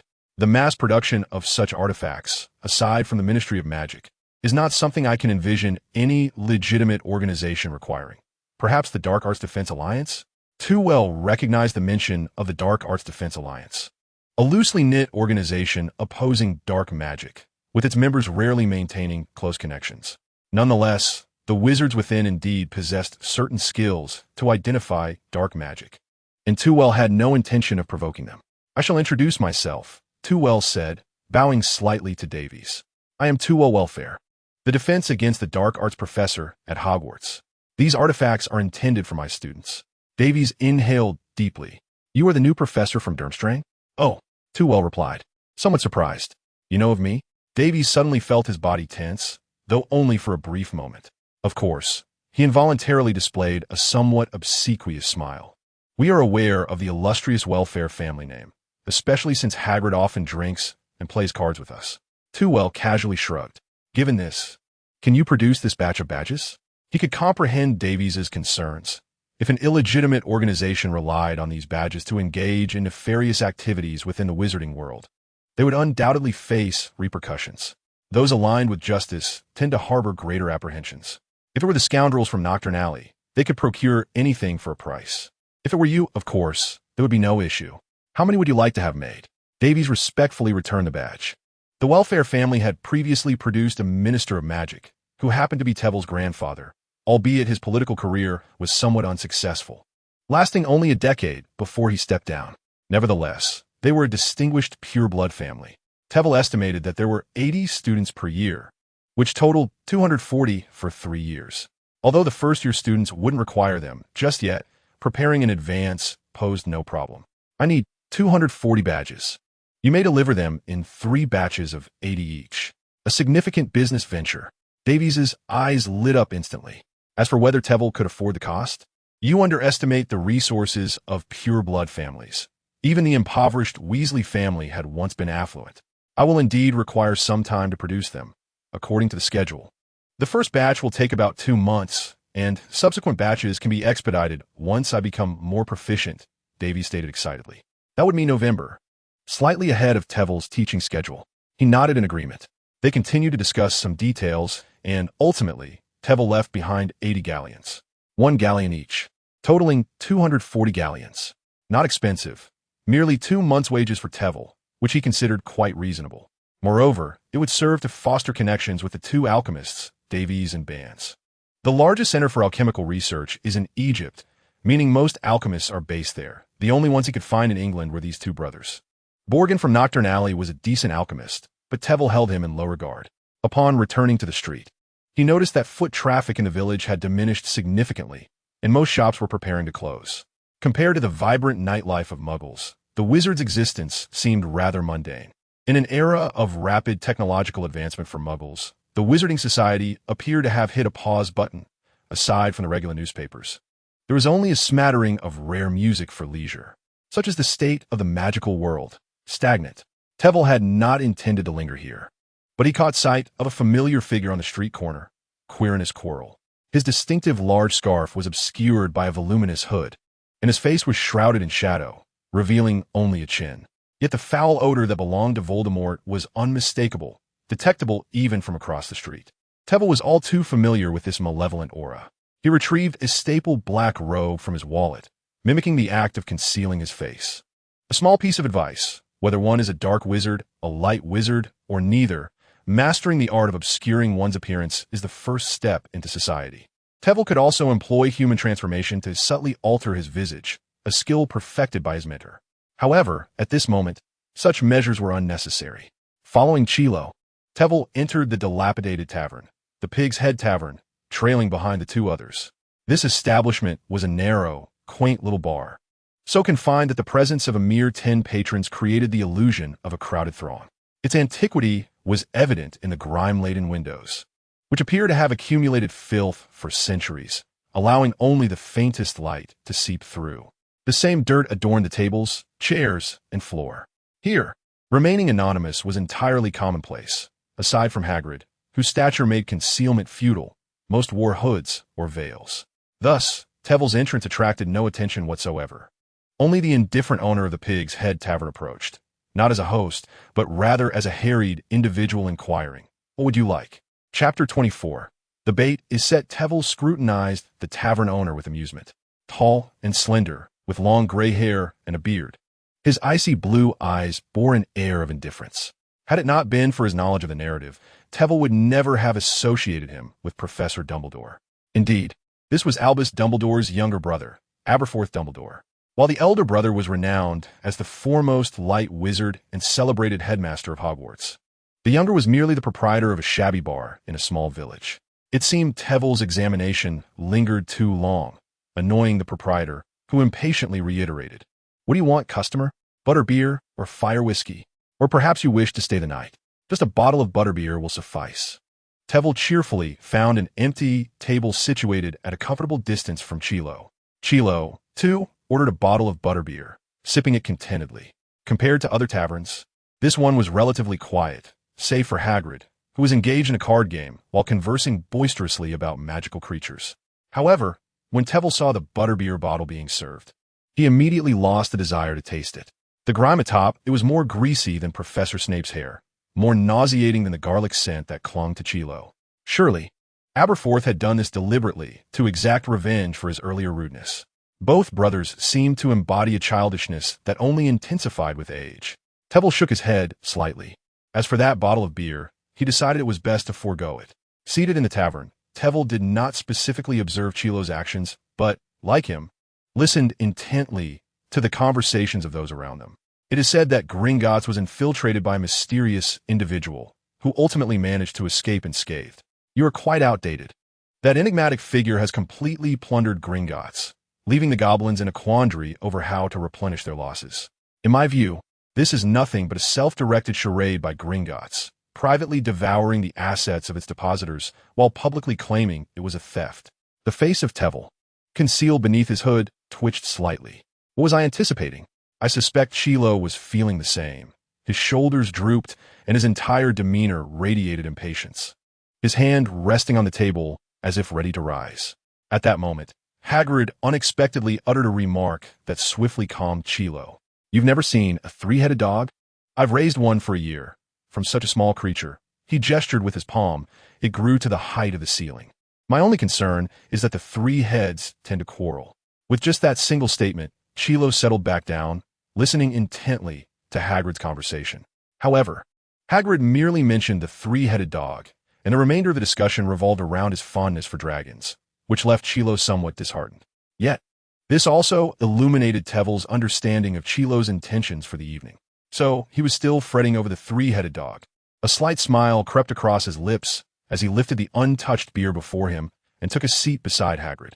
This action went largely unnoticed, as there had been a constant flow of patrons around Hagrid while they played cards. After sitting quietly for a moment, Tevel suddenly spoke. "I also have a three-headed dog, a large one. They are notoriously untamable. I truly wonder how you manage to train yours. Were it not for my knowledge of their weaknesses, I would eventually be bitten to death." With a conversation starter in hand, Hagrid's enthusiasm peaked, as few were willing to discuss magical creatures with him. Given his unique perspective on these small beings, it's quite simple. Three-headed dogs enjoy cooked meat, but they are not averse to raw meat either. If you feed them raw meat regularly, then provide cooked meat during training, They will obediently follow your commands. Hagrid animatedly shared a great deal. Though Tevel did not catch all of it, he only needed to ascertain one thing. The bait was set. Ever since he broached the topic of the three-headed dog, he felt an obscure gaze lingering upon him. It was clear that only Chilo could maintain such prolonged attention. After expressing his gratitude to Hagrid, Tevel hastily exited the pub, feigning the role of a wizard eager to return home to train his three-headed dog with newfound techniques. However, once outside, he slowed his pace, meandering toward the village entrance along the desolate street. Chilo, too, exhibited patience, trailing behind without making his presence known, unperturbed by Tevel's potential use of disillusionment. Upon reaching the village entrance, Tevel lost his patience, striking a clumsy pose of disillusionment. As expected, Chilo promptly emerged from the shadows. "Friend, do not depart just yet." He spoke with a buoyant tone, aiming to ease Tevel's defenses. "Shall we engage in conversation? Who are you?" Tevel feigned surprise, taking a step back. "I must return home, so I cannot linger in conversation." "Do not be hasty, my friend," Chilo said, producing a small pouch that jingled enticingly. "Merely answer a trivial question, and you shall receive 20 galleons. Quite simple indeed." Tevel could not suppress a chuckle. Bribing Hagrid with a dragon egg was one matter. Here, it was reduced to a mere 20 galleons. Furthermore, he had no intention of divulging anything directly. Feigning interest in the galleons, Tevel paused before asking, "What do you wish to know?" "I cannot guarantee I will have the answer to anything too difficult." "Quite elementary," Chilo replied. "Just tell me the weakness of the three-headed dog." He enticingly shook the pouch in his hand. Tevel crossed his arms, his tone teasing as he remarked, "That is not a simple question. I dare say you have sat in this tavern for quite some time and still do not know the answer." Chilo's anger flared instantly. Tevel's demeanor was clearly one of manipulation. "Do not gloat. If necessary, I shall ask that giant." He spat through clenched teeth. "Then by all means go ask." Tevel waved dismissively. "I shall return next week. Feel free to seek me out if you have yet to uncover the answer." Before Chilo could respond, Tevel's figure flickered and vanished, shedding the clumsiness he had previously displayed. Chilo quickly realized he had been played for a fool. That earlier display of fright had been a ruse to lower his guard. "You have been careless." A haunting voice emerged from the depths of Chilo's hood. Immediately, he clasped his hands before his chest, speaking respectfully. "My master, it is my fault. That individual is not as simple as he appears. I mean to say, from the outset in the tavern, you were being watched." Voldemort's voice grew harsh, sending a shiver through Chilo's entire being. "I do not comprehend your meaning, my master. That man has been observing you since he entered the tavern, keenly aware of your every move.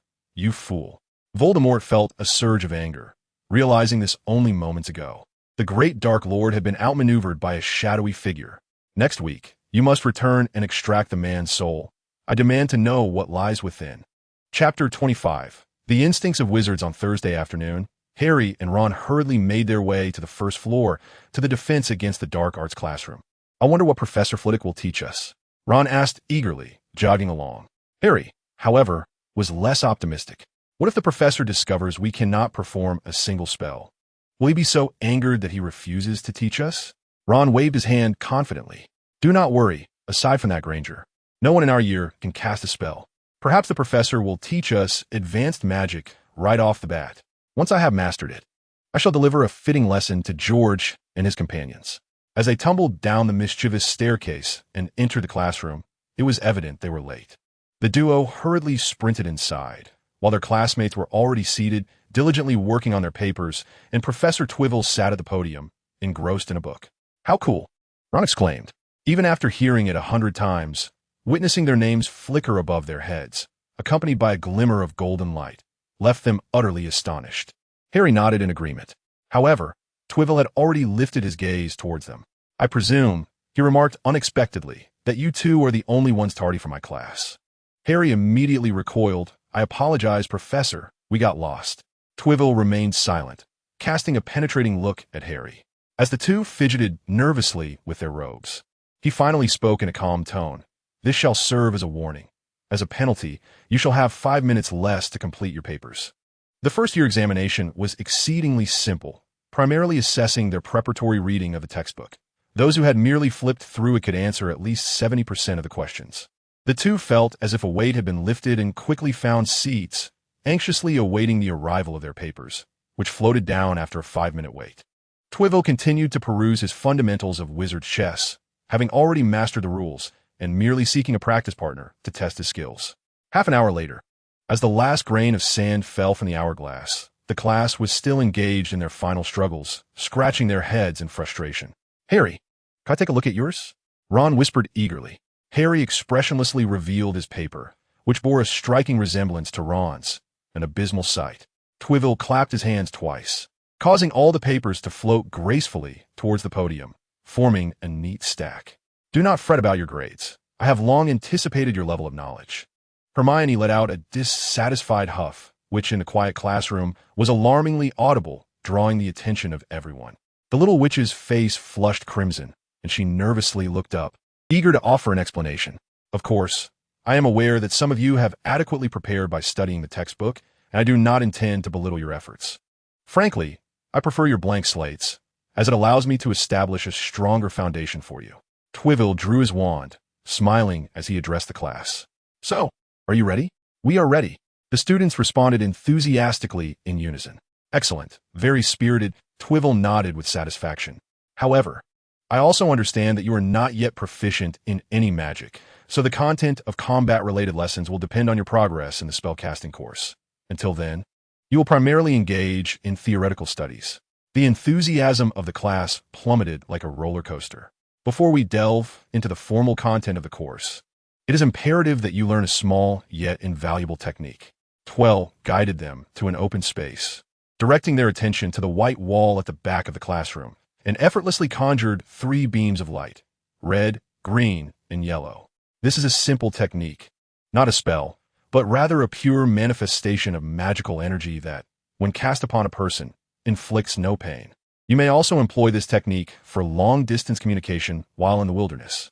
The red light signifies danger, the green light indicates safety, and the yellow light denotes a special situation. However, during daylight, the yellow light may not be as discernible, thus the green light can serve as a substitute.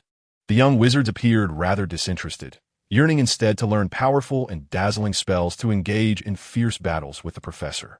Trevelyan, perceiving their thoughts, reminded them that this technique is of utmost importance and must be mastered by every student before progressing to the next lesson.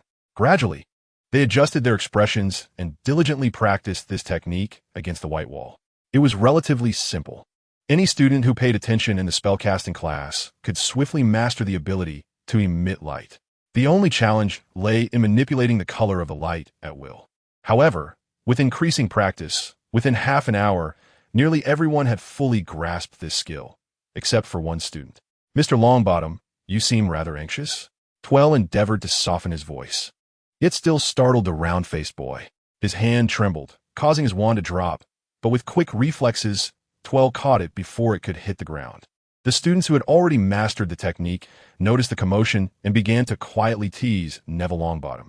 Neville, growing increasingly nervous, felt beads of sweat forming on his forehead, unsure where to place his hands, and even failed to accept the wand that Trevelyan offered. "Have you all mastered it?"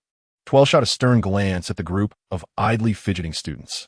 "Come now, do not be anxious," he reassured Neville.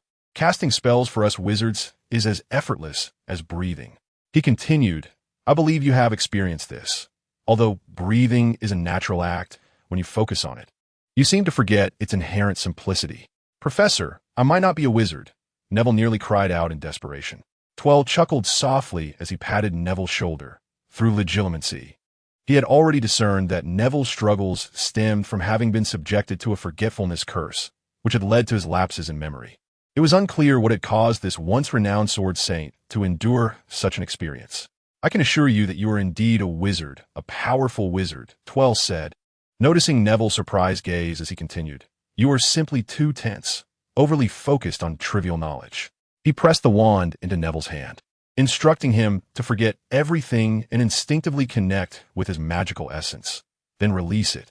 Trevelyan's voice was reminiscent of a soothing lullaby, yet carried an almost hypnotic allure, coaxing Neville to unconsciously raise his right hand. With a resounding pop, the magic was unleashed. A brilliant burst of red light struck the wall, causing a piece of plaster to fall away, startling the surrounding students.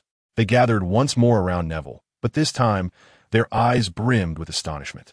Neville, taken aback by his own magic, opened and closed his mouth several times, at a loss for words. Tuil waved his wand, mending the wall. This damage resulted from Mr. Longbottom's mishap in the classroom, leading to a point deduction for Gryffindor. He chuckled lightly at the dazed students. Suddenly, Ron burst into laughter, and the others soon joined in, their mirth spilling over as Neville laughed so hard that tears streamed down his face, unable to straighten up. All right, Tuil called to regain their attention.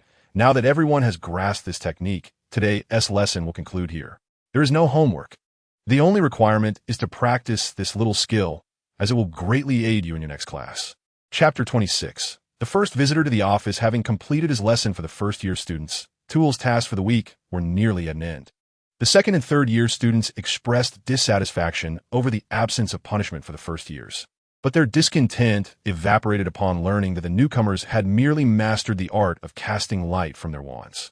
This even fostered a peculiar camaraderie, leading to much ribbing of the first years. In the Gryffindor common room, Fred said, "Ron, let me show you what real combat looks like." George chimed in with a serious expression. Fred made a gesture and then drew his wand in the common room. Stupefied, a red beam shot forth, striking George squarely.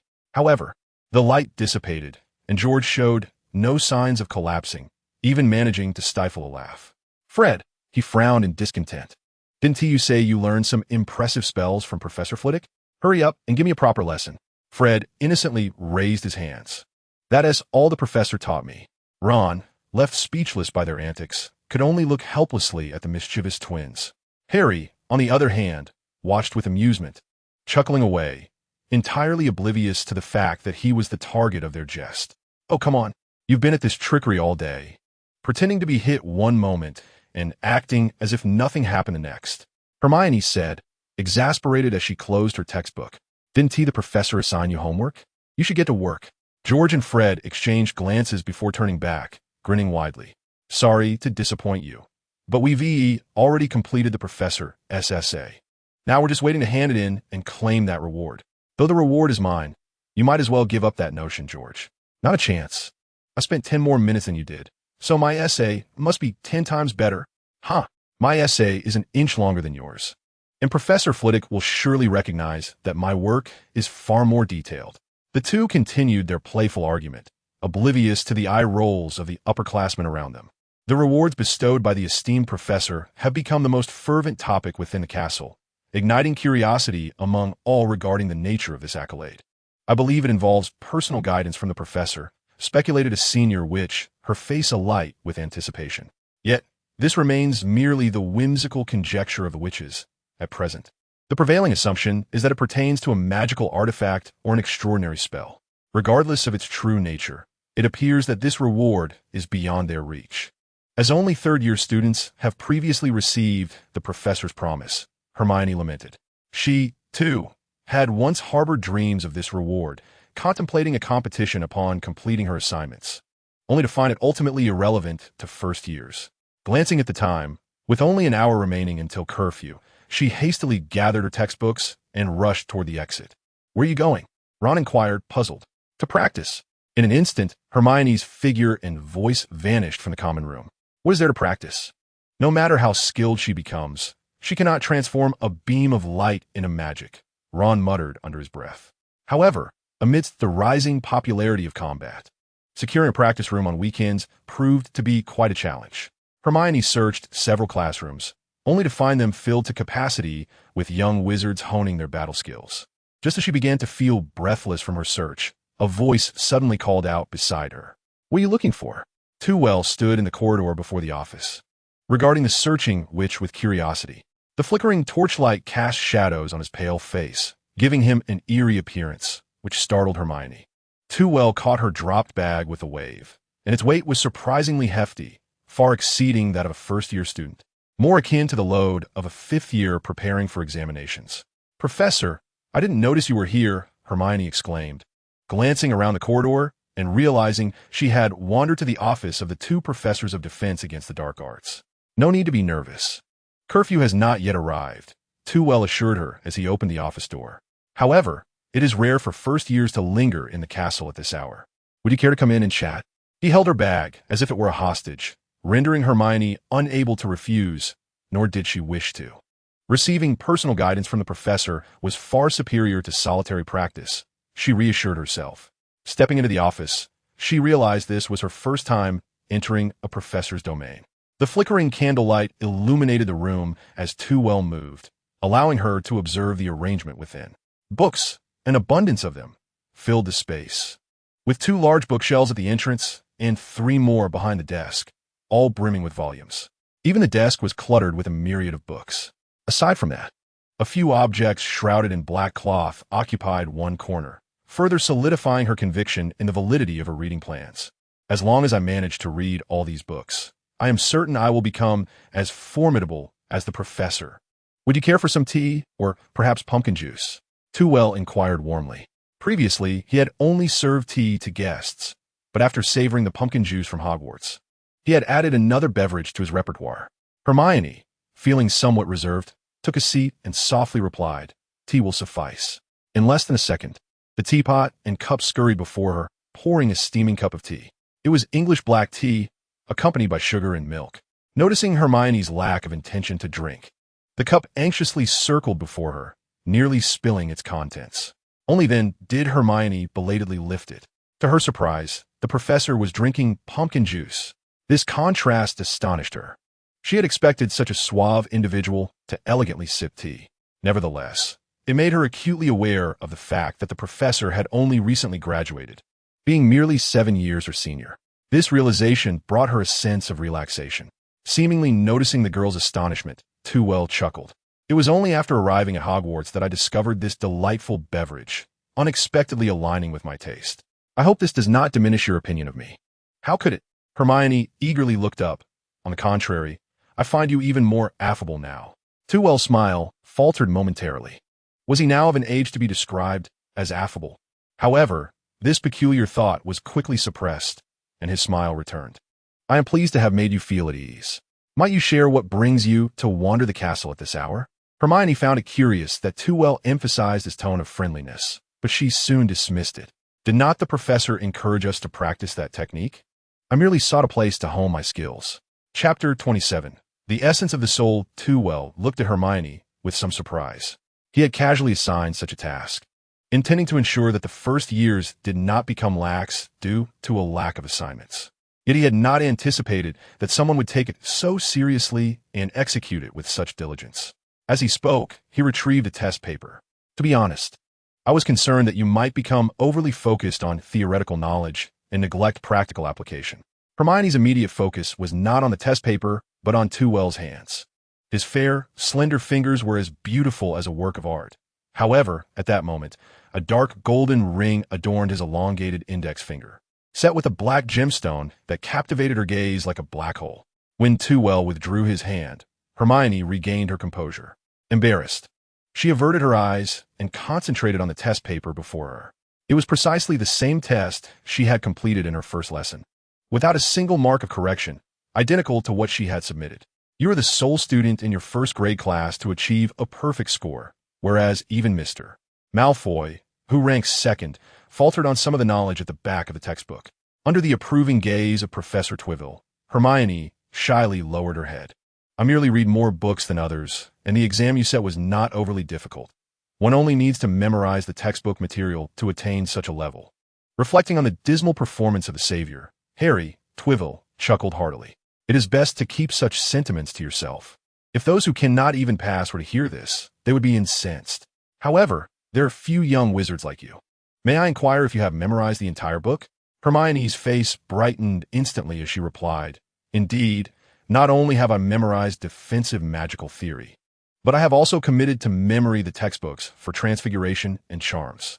Professor, having perused so many tomes, you must have memorized quite a bit as well, she added, pride swelling within her. Coming from a Muggle background, she had been concerned that her academic progress might lag behind her peers. Upon acquiring the textbooks, she diligently pored over them day and night, even committing them to memory. However, Twivell doused her enthusiasm with cold water. As one reads more extensively, the need to memorize diminishes. Comprehension holds greater significance than rote memorization. Reciting knowledge without understanding serves no purpose and merely consumes the limited time one has. Thus, I have never entertained the thought of memorizing inconsequential material. Naturally, his memory was commendable, but there existed a subtle distinction. He would only memorize the knowledge he urgently needed to grasp verbatim. Noticing Hermione's crestfallen expression, Trevelyan sought to console her. Certainly, your ability to memorize reflects your diligent efforts. As a professor, I have a particular fondness for hard-working students. Yet, the surrounding crowd made it impossible to conduct practical exercises, so he suggested addressing her academic queries instead. The girl's face instantly brightened, her excitement illuminating her features, dispelling any remnants of her earlier disappointment. Trevelyan mused inwardly that the emotional fluctuations of a girl were more perplexing than the concept of the four elements. Gaining Trevelyan's permission, Hermione eagerly presented a series of questions accumulated during class, encompassing not only the intricacies of defense against the dark arts, but also transfiguration and other subjects. Even for one as astute as Hermione, she was still a freshman who had just begun her academic journey, and her inquiries were not overly complex.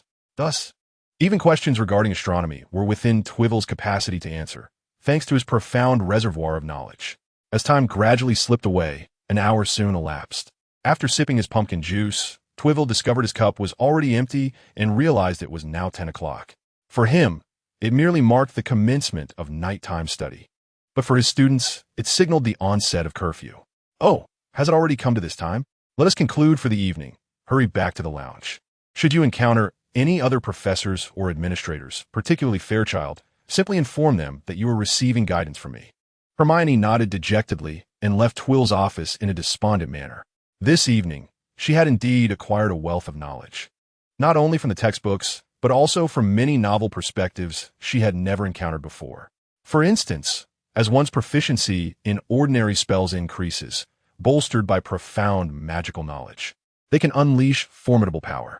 This was something she had not discovered within the pages of her textbooks. Watching Hermione's departing figure, Trevelyan stood at the doorway, momentarily lost in thought. What? Are you attempting to use that little witch as your new tool? A detached voice echoed in Trevelyan's mind. Yet, he offered no response, instead tracing the ring upon his finger. This evening, he was actually delving into the study of dark magic, exploring the realms he had long avoided. Specifically, the killing curse, one of the 3 unforgivable curses. Trevelyan was proficient in many forms of magic: transfiguration, the fiendfire curse, the shield charm, and a plethora of peculiar dark spells. However, his true expertise lay in the study of souls. This was largely due to the fact that the ring he possessed housed a soul, which persistently sought to erode his own. Hey, stop maligning souls. It was only the first 3 years, all right? Voldemort hastily retorted, interjecting, ever since you mastered the mind-sealing technique, you've turned your research upon me. In any case, his studies of his soul had reached an unparalleled depth, yet he had refrained from utilizing the 3 unforgivable curses. The killing curse controls the soul. The Cruciatus curse torments the soul. The Avada Kedavra obliterates the soul. The deeper he delved into the study of souls, the more profound his dread of these 3 curses became.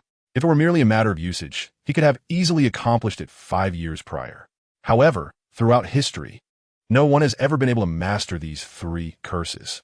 Wizards have developed countless advanced applications of spells, yet these 3 curses, in the hands of all, remain solely for application.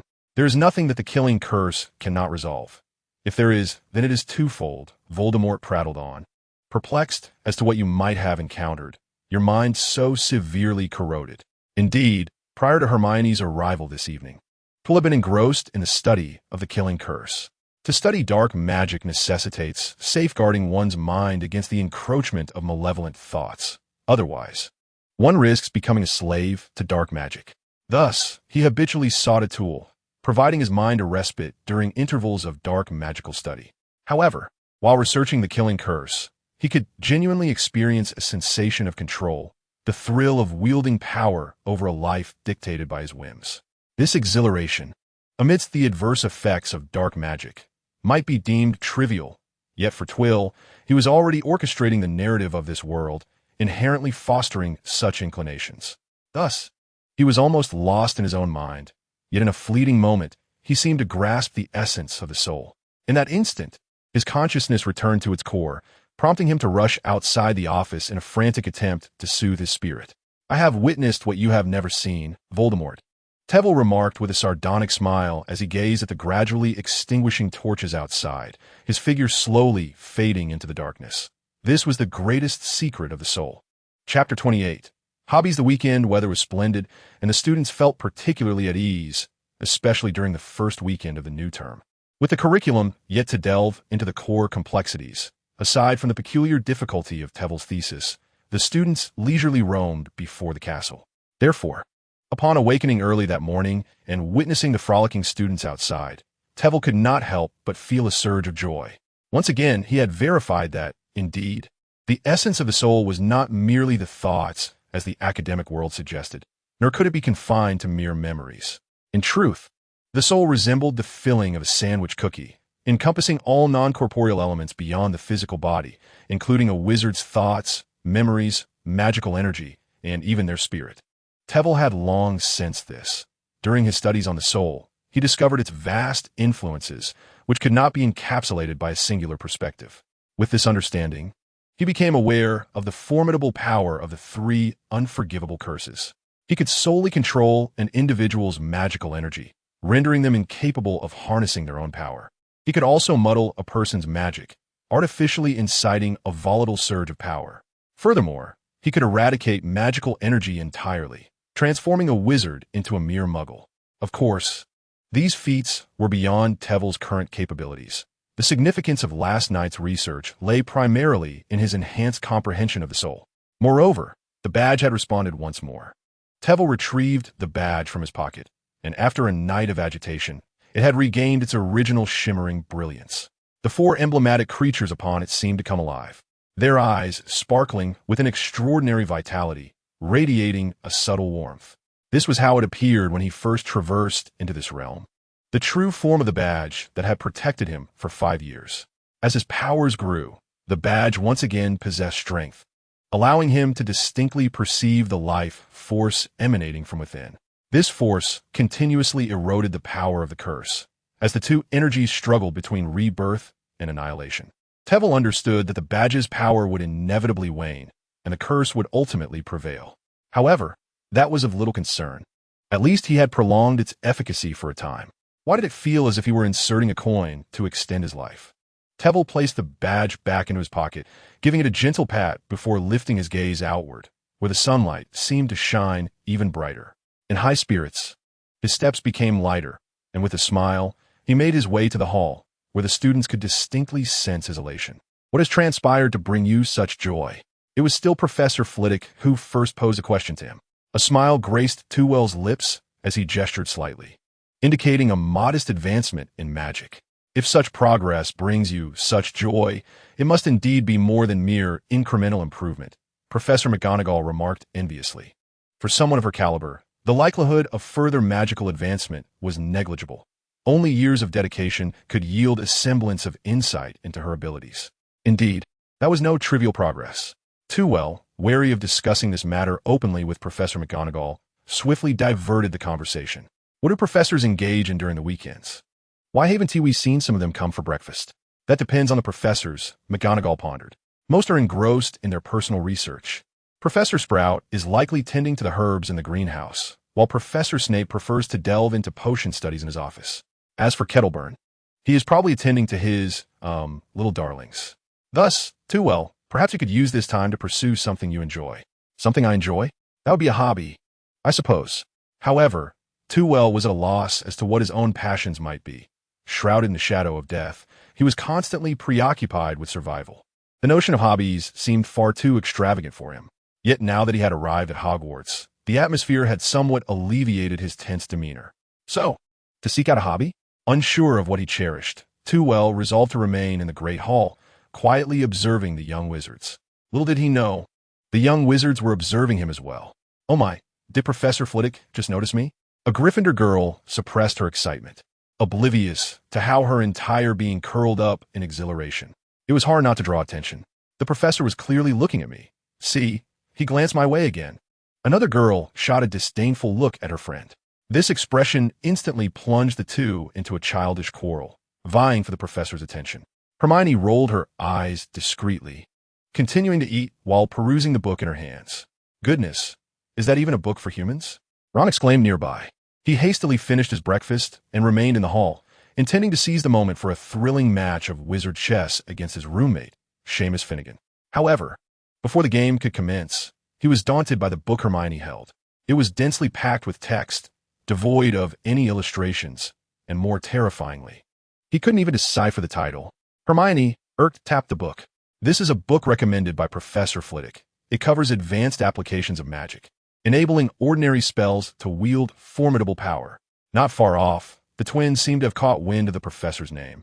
As if stirred, they swiftly approached Hermione's sides. What did you just say? This is a book recommended by Professor Flitwick? George glanced at the title. The multidimensional effects of magic indeed. It is not something that an ordinary person could comprehend.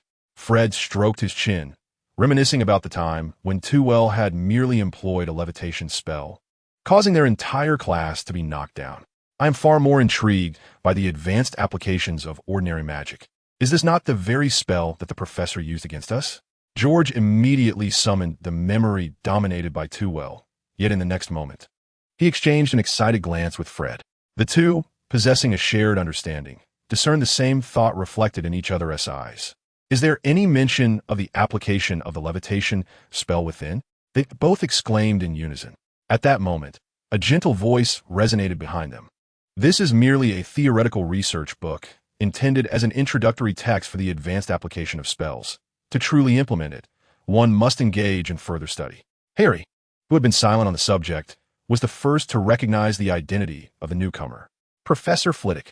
His exuberant voice overshadowed the discussions at the dining table, echoing throughout the hall. Tewell smiled warmly at him. I came to watch you play wizard's chess. I have developed an interest in it recently, and I hope I'm not interrupting your discussion. Upon observation, Tewell had indeed found himself a newfound hobby in wizard chess. Mastery of the game was essential for successful progression, and if Ron could achieve victory, then surely if Tewell could match his skill, he might secure consistent success. Chapter 29. Wizard's Chess. The group, of course, welcomed him without hesitation, clearing a space for Tewell to take a spectator's seat. Before long, a circle of curious young wizards had gathered around. Conversely, Ron and Seamus, who were to engage in the match, became increasingly anxious, their hands trembling as they positioned the pieces. This was their first time playing under the watchful gaze of a professor, especially one who rested his chin on his hand, seemingly captivated by their game. Why haven't you started? Tewell surveyed the two, inquiring, Am I making you uncomfortable? George clapped Ron on the shoulder, causing him to jolt slightly. Not at all, Professor. We would love for you to stay here, George remarked, casting a threatening glance at Ron. Wouldn't you agree, Ron? Tewell chuckled at the scene, realizing that his presence exerted a certain pressure upon them. How about this? I could prepare a small gift for you. The winner shall receive it. Tewell placed a badge on the table, positioning it between Ron and Seamus. This is an enhanced version of the Armor Charm badge, capable of withstanding a standard wizard's attack for at least 10 minutes, and it can even deflect the killing curse to some extent. Instantly, the attention of all was drawn to the badge. Although its design was rather simplistic, they certainly would not underestimate a gift from Professor Flitwick. Yet, based solely on its appearance, they could not discern its true significance. With a fleeting glance at the badge, Ron and Simon immediately shed their tension, igniting with a fervent spirit as they exchanged determined looks. Even their commands to the chess pieces carried an air of explosive intensity. Wizard's chess, akin to international chess, features animated pieces that execute the player's commands. However, should a player be perceived as weak, the pieces may not comply obediently, such is the nature of the trap. Can you not discern it in your befuddlement? Queen, charge forth valiantly. Your most loyal servant shall always stand behind you. Enough of this. My grandmother could lead us to victory. Though playful banter ensued, the pieces ultimately obeyed the commands, yet Simon's prowess fell short of Ron's, resulting in a swift and decisive defeat within 20 minutes. Amidst the mixed reactions of excitement and disappointment, Tewell presented the badge to Ron. This emblem bore an inscription of a powerful armor charm, capable of shielding its bearer from numerous spells, including some lethal enchantments. A wave of astonishment swept through the crowd, their gazes towards the badge igniting with fervor. Whether it was the acquisition of the badge or the unprecedented attention he received, Ron's face flushed crimson. his earlobes and neck tinged with a rosy hue. "Demonstrate it, Ron." The Weasley twins eagerly approached, their eyes fixated on the badge in his hand. A word of caution: the badge possesses limited magical power, capable of releasing its enchantment only twice before becoming an ordinary trinket. Tuel's words doused their enthusiasm like a cold shower. "Therefore, safeguard it well, though I hope you will not need it. It could prove to be a lifeline in critical moments." Winking at Ron, Tuel strode out of the hall while the others remained in a state of shock and disappointment.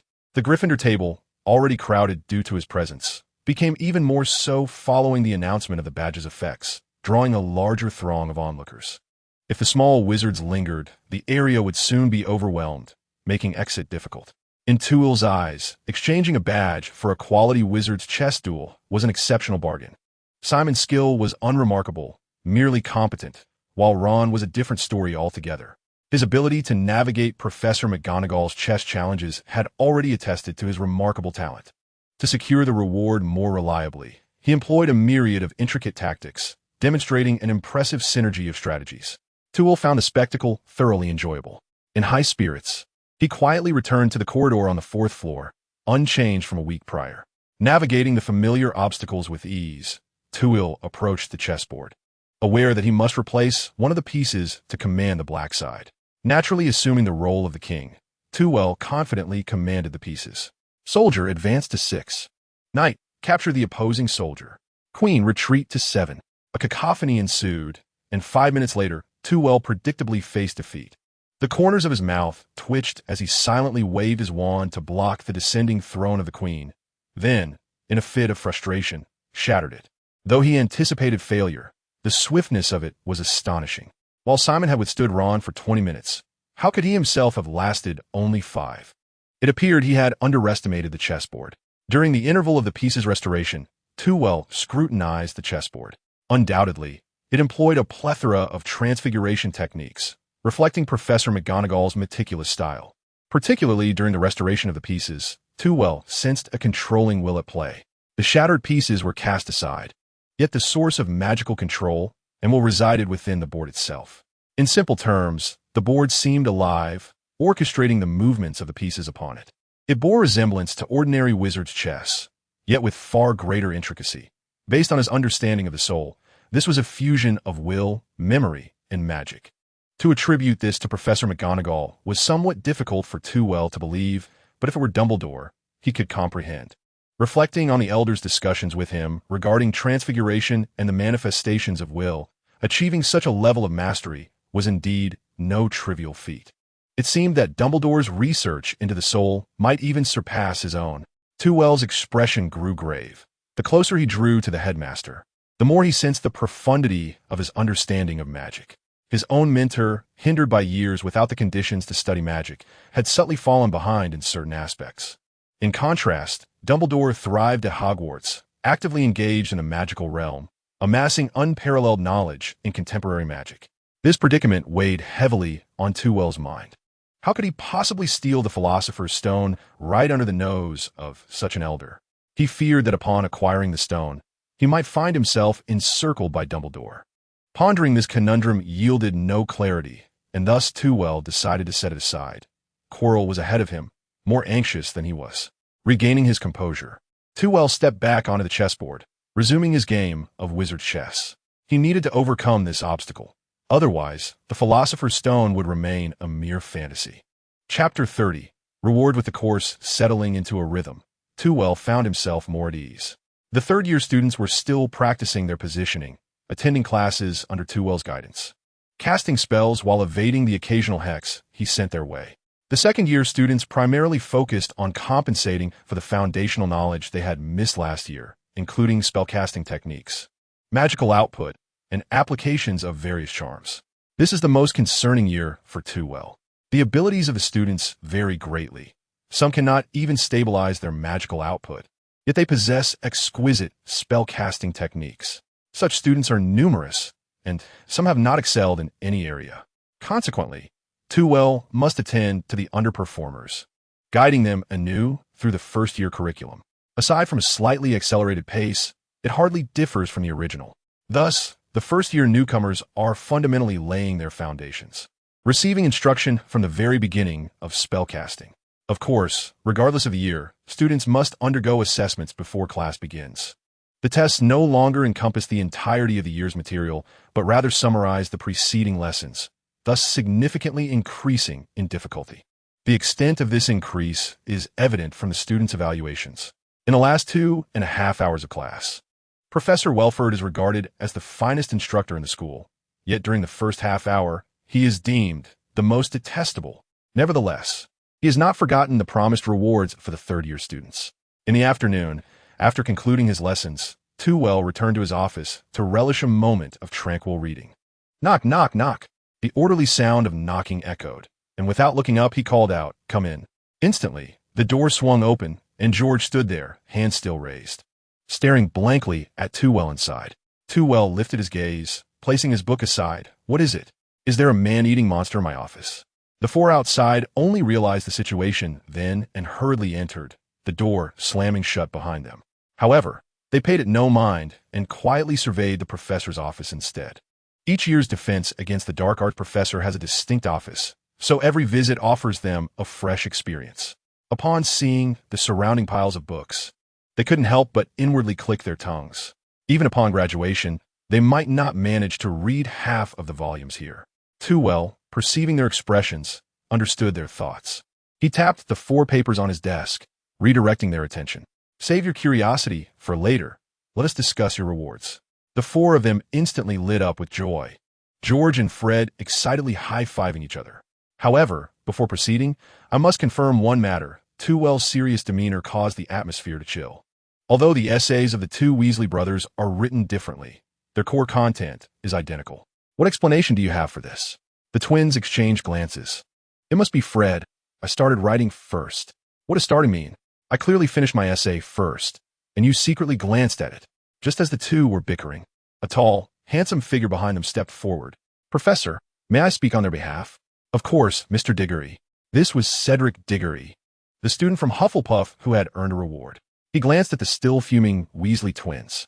The 2 Weasley twins are inseparable, often acting in unison, sharing thoughts and experiences.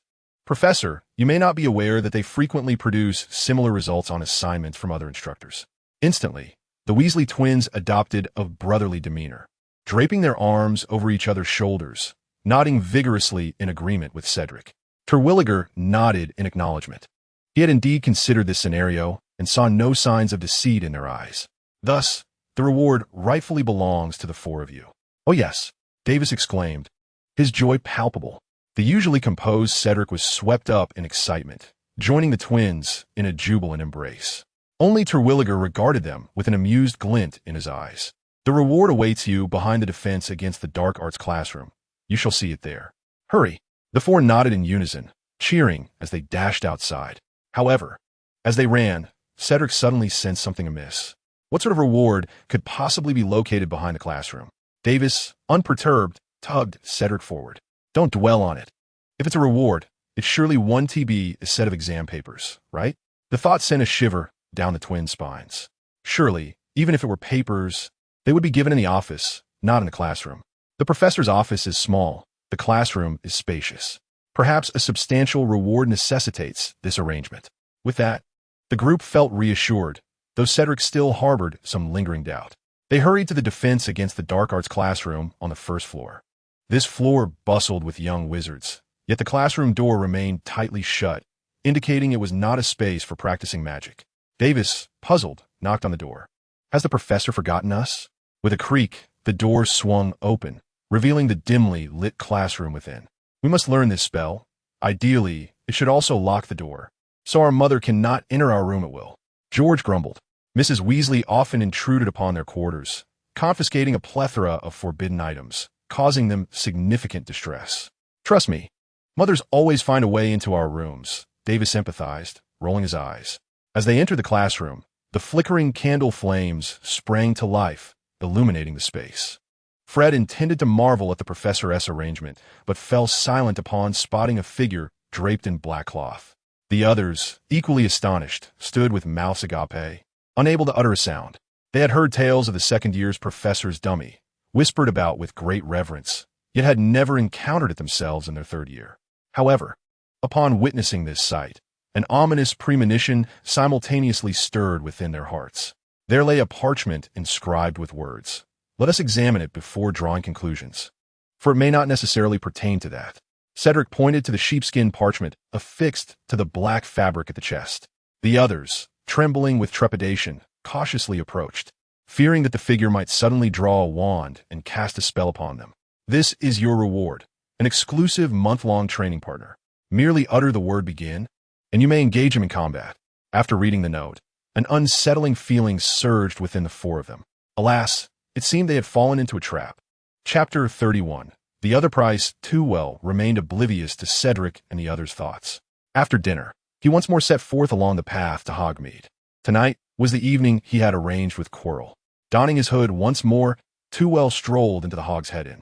It was as disheveled as ever, crowded with a variety of wizards just past dusk. Many wore hoods, but only one was as conspicuous as Quirrell. He sat boldly in the center, radiating an aura of barely contained fury, making no movements, yet none dared to provoke him. The bartender glanced at him several times, but did not approach. Quirrell could hardly be deemed angry. After all, even the Dark Lord had faltered, making his own misjudgment quite understandable. Nevertheless, the Dark Lord had been in a foul mood lately, having repeatedly attempted to resolve the three-headed dog situation without success. If he were to confront it directly, he was confident in his ability to subdue it, but a single misstep could lead to catastrophic noise. After all, they were on the 4th floor of the castle, with Dumbledore above and the professors below. Inciting any of them would be difficult to explain. Thus, even knowing he might face a lion's wrath tonight, he had to obediently sit and await the arrival of the scoundrel before him. Arrived quite early. Have you dined? Too Well, undeterred by Quirrell's menacing gaze, casually took a seat opposite him, as though engaging in a conversation between old friends. Quirrell placed his right hand on the table, tapping his fingernails rhythmically, attempting to exert pressure on Too Well through this means.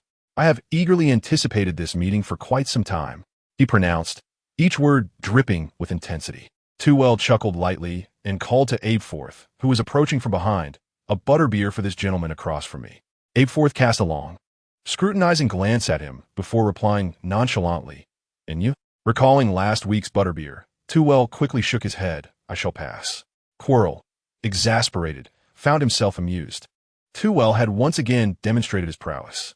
In such a cacophonous environment, to discern the presence of someone approaching from behind, whether due to keen observation or sheer magical sensitivity, was beyond the capabilities of an ordinary wizard. At least before being possessed by the Dark Lord, he could not achieve such a feat, however. With the Dark Lord's assistance now, Chilo was indifferent to such trivial tactics. If Tevel were aware of his thoughts, he would likely roll his eyes in exasperation. After all, you are employing similar underhanded methods yourself. Once the brief interlude concluded and Abeforth departed, Chilo eagerly exclaimed, "Name your price. Divulge the three-headed dog's weakness to me. Such a transaction is one that no one but I would consider. I had thought you might opt to consult that giant. He appears to be more amenable to communication than I." Tevel's sardonic tone was intended to convey to Chilo that only he would readily provide an answer to such a query. Chilo was momentarily taken aback. This was fortuitous, a buyer and a seller. As long as your price is reasonable, I would not hesitate to pay you immediately. Tevel promptly raised a finger and waved it dismissively before him. "No, you cannot afford the price I seek at this moment." "Cannot?" Chilo was incredulous, laughter escaping him despite his hooded visage, the sound of his derision audible to Tevel. With a swift motion, he raised his other hand, grasping a black cloth bag, which he tossed carelessly before Tevel, producing a dull thud. It appeared quite substantial. "Tenfold, 10 times last week's price. There are 200 galleons here. It would suffice to purchase your very life." At that moment, Abeforth approached, bearing a bottle of butterbeer, which he placed heavily before Chilo. "1 galleon? Are you mad?" Chilo's incredulity was palpable, even with his hood obscuring his features. "This bottle of beer costs 1 galleon. Why not just rob Gringotts instead?" Abeforth scoffed dismissively, responding, "A fool attempted to rob Gringotts back in August and is now being hunted. Where else would one find comfort for conducting black market dealings?" Chilo was rendered speechless, his lips twitching as he struggled to formulate a retort. Fortunately, his hood concealed his embarrassed expression. However, Tevel found amusement in Abufus's words. Whether he realized Chilo's true identity or merely stumbled upon the remark unwittingly. Observing Abufus extend his palm, Tevel produced a gold galleon from his money pouch and placed it gently atop the table, prompting Abufus to depart with satisfaction. Now, there are only 199 galleons left. Reveal the answer, or you shan't leave this place today, Chilo stated, his tone rigid. Tevel simply pushed the money pouch back toward him. I have already stated, you cannot meet my price at this moment.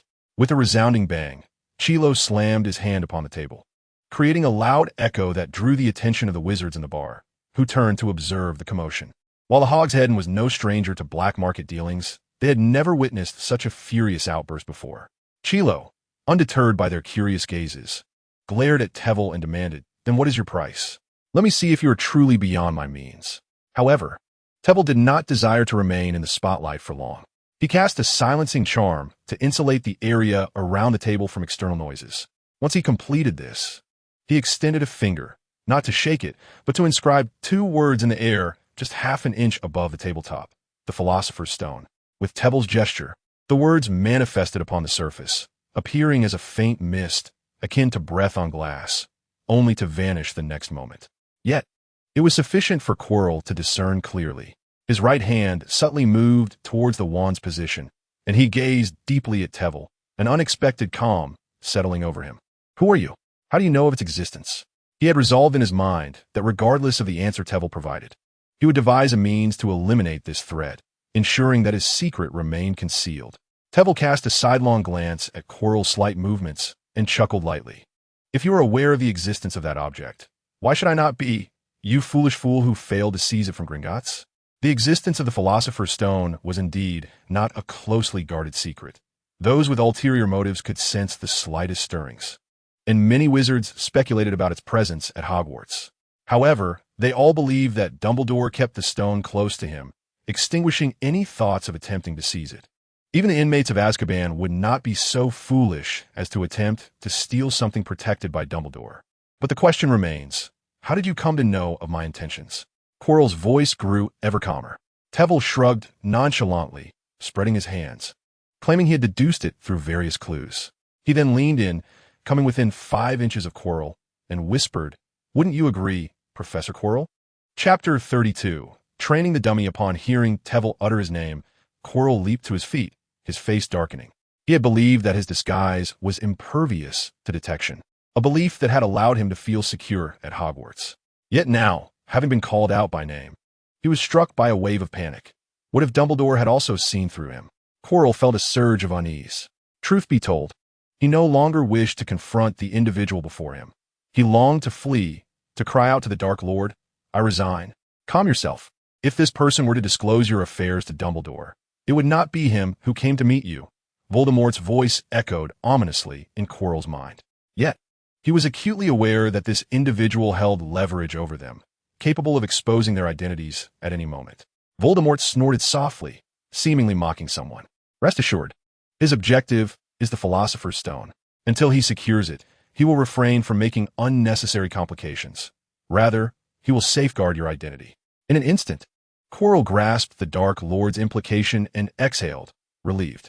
So, you mean to say he intends to assist us in obtaining the stone, only to seize it from us afterward? Voldemort remained silent, yet Quirrell had already discerned the answer. He settled back down, exuding newfound confidence and adopting a more relaxed demeanor. There is but one of that object. If you have it, what shall I do? Quirrell casually inquired. I could wait until you have exhausted its use, Toole retorted dismissively.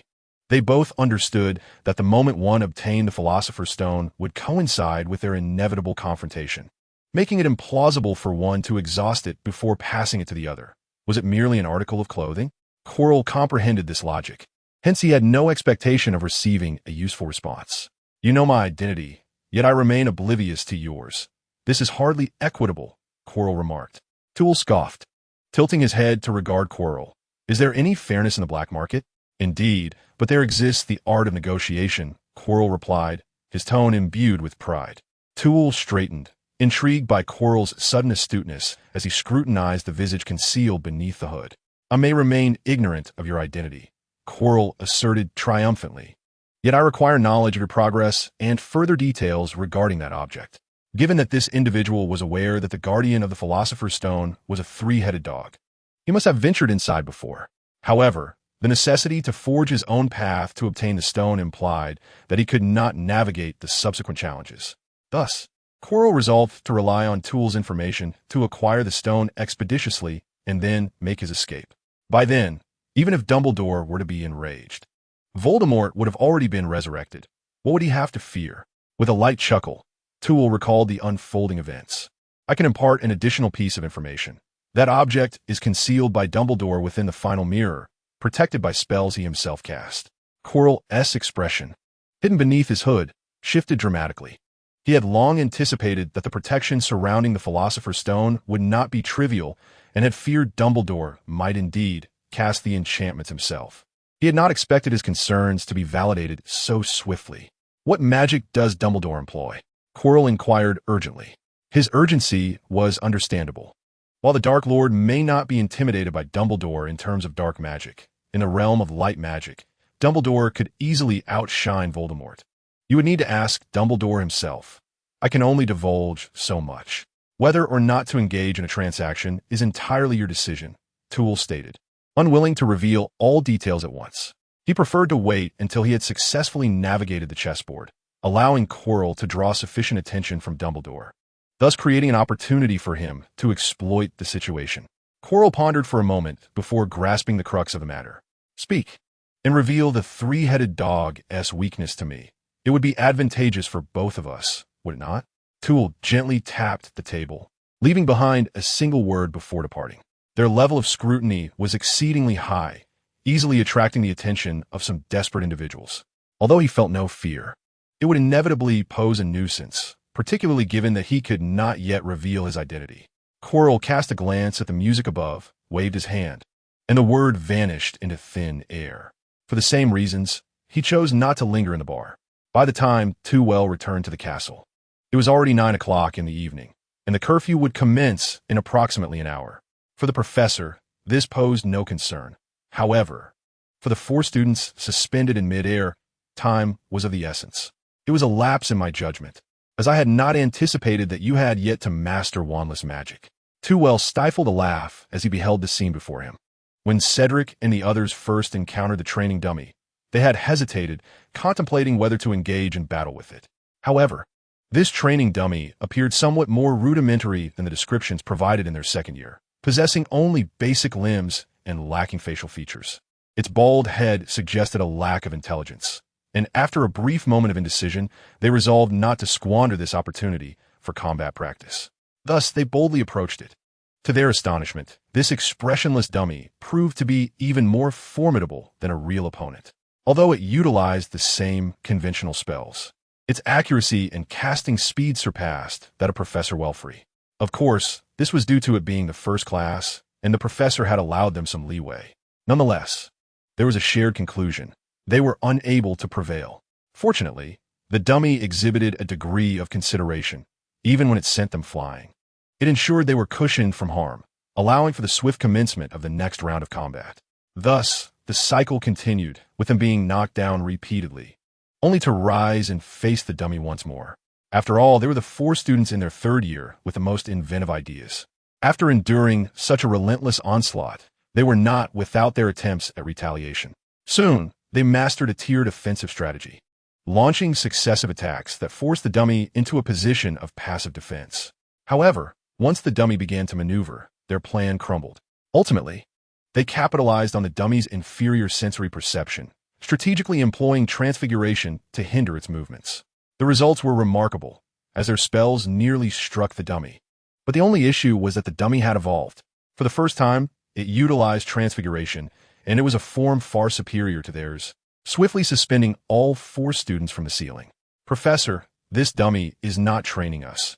It seems more like it is training itself, George exclaimed loudly after being lowered. Cough. Cough, how could that be? I promised this would be a reward for you, Tool responded, a bit embarrassed, having had his intentions revealed. This dummy was a creation born from his insights into the chessboard and the essence of the soul. It was infused not only with memories, but also with a hint of will. This very will endowed the dummy with a semblance of consciousness, enabling it to learn continuously during combat. This was why, despite being merely a repository of basic magical knowledge, it was ultimately capable of executing powerful transfiguration spells. Hearing the grumbles from the bellies of the 4 students, Tewell retrieved some sandwiches and a large bottle of pumpkin juice from his bag. "You haven't had dinner yet, have you? Quickly, have a bite before returning to the common room." Fred observed the scene, chewing on a sandwich, and remarked, "The professor's bag truly contains everything." Chapter 33. The traditions of Gryffindor as a form of compensation. Tewell remained in the classroom to address some magical queries posed by Cedric and his companions. It was only near 10 o'clock that they reluctantly departed from the classroom. If we could be suspended for an entire night, it wouldn't be such a bad trade for a private lesson with the professor, George exclaimed cheerfully. The culinary duo was elated. Davis, who had unlocked a certain attribute, also contemplated this possibility, his excitement manifesting in animated gestures. However, mindful of the chilly glares from the other 3, he quickly clarified, "I meant the chance to duel with the dummies while learning from the professor. That dummy is truly remarkable. I have never heard of an object capable of autonomous learning." Cedric remarked thoughtfully. Fred waved his hand dismissively. "The benefits from Professor Welfare are plentiful. Did you notice his small bag? I wager it has been enchanted with the undetectable extension charm." George nodded, mimicking the size of a wallet with his hands. "We attempted to cast the undetectable extension charm on a small bag last year, but it was exceedingly difficult. Before we succeeded, our mother discovered us and gave us a thorough scolding." He patted his backside, as if the pain lingered even now. "But the law prohibits the use of the undetectable extension charm on personal belongings." Davis gazed at the 2 in astonishment. "Otherwise, why do you think we received such a punishment? Thus, Professor Welfare is just as restless as we are." The twins excitedly rubbed their hands together, as if they had found a fellow mischief maker. As for the restless Professor Welfare, he remained in the classroom, studying the dummies. Through recollecting memories, Twill witnessed the training session of the students that evening. The Weasley twins were the most inventive, yet their spellcasting skills were the weakest, combined. They lacked the combat prowess of Cedric alone. Naturally, their offensive strategies were entirely devised by the twins, which was their greatest advantage, their nimble minds. Davis, on the other hand, possessed a more comprehensive skill set. He was more agile in thought than Cedric and more formidable in combat than the twins. His abilities were relatively balanced, and such students exhibit steady progress. If he continues to improve, he could become a formidable force. However, his innate talent imposes limitations on his potential. As for Cedric, he was a promising student whom Twill greatly admired. He had a firm grasp of foundational knowledge, proficient spellcasting skills, and an admirable sense of integrity, often risking his own safety to rescue his teammates. The only drawback was his excessive righteousness, which Twill did not consider a virtue. The magical world is capricious, particularly in the years to come. Individuals like him often do not enjoy longevity, even if Twill were to save him 4 years hence. It would be difficult to ensure he would not encounter further dangers. Pondering this, Twill stood in the classroom, lost in thought until late into the night. Suddenly, he heard a loud crash. "Chilo, is he in such a hurry and causing such a commotion?" Out of curiosity, Twill, cloaked under the disillusionment charm, gradually made his way towards the corridor on the 4th floor. However, he was somewhat taken aback by the sight before him, Filch and Peeves. As the castle's caretaker, Filch conducted his nightly patrols with a particular focus on the 3rd floor, having been informed that students would be roaming there at midnight. The students within the castle were notoriously restless, especially the mischievous twins from Gryffindor, prompting him to survey the grounds each night to curtail their nocturnal escapades. Yet tonight, those students were not only wandering, but audaciously making a cacophony, a blatant provocation. Filch, seething with rage, pursued them, only to find those little wizards daring to run amok within the castle. The elderly caretaker lacked the nimbleness of youth, but Peeves' spirited shouts provided him with a guiding light. "Tell me, where are they now?" Filch demanded, suppressing his ire. "Say please, or I shan't tell you anything." Peeves cheekily somersaulted in midair.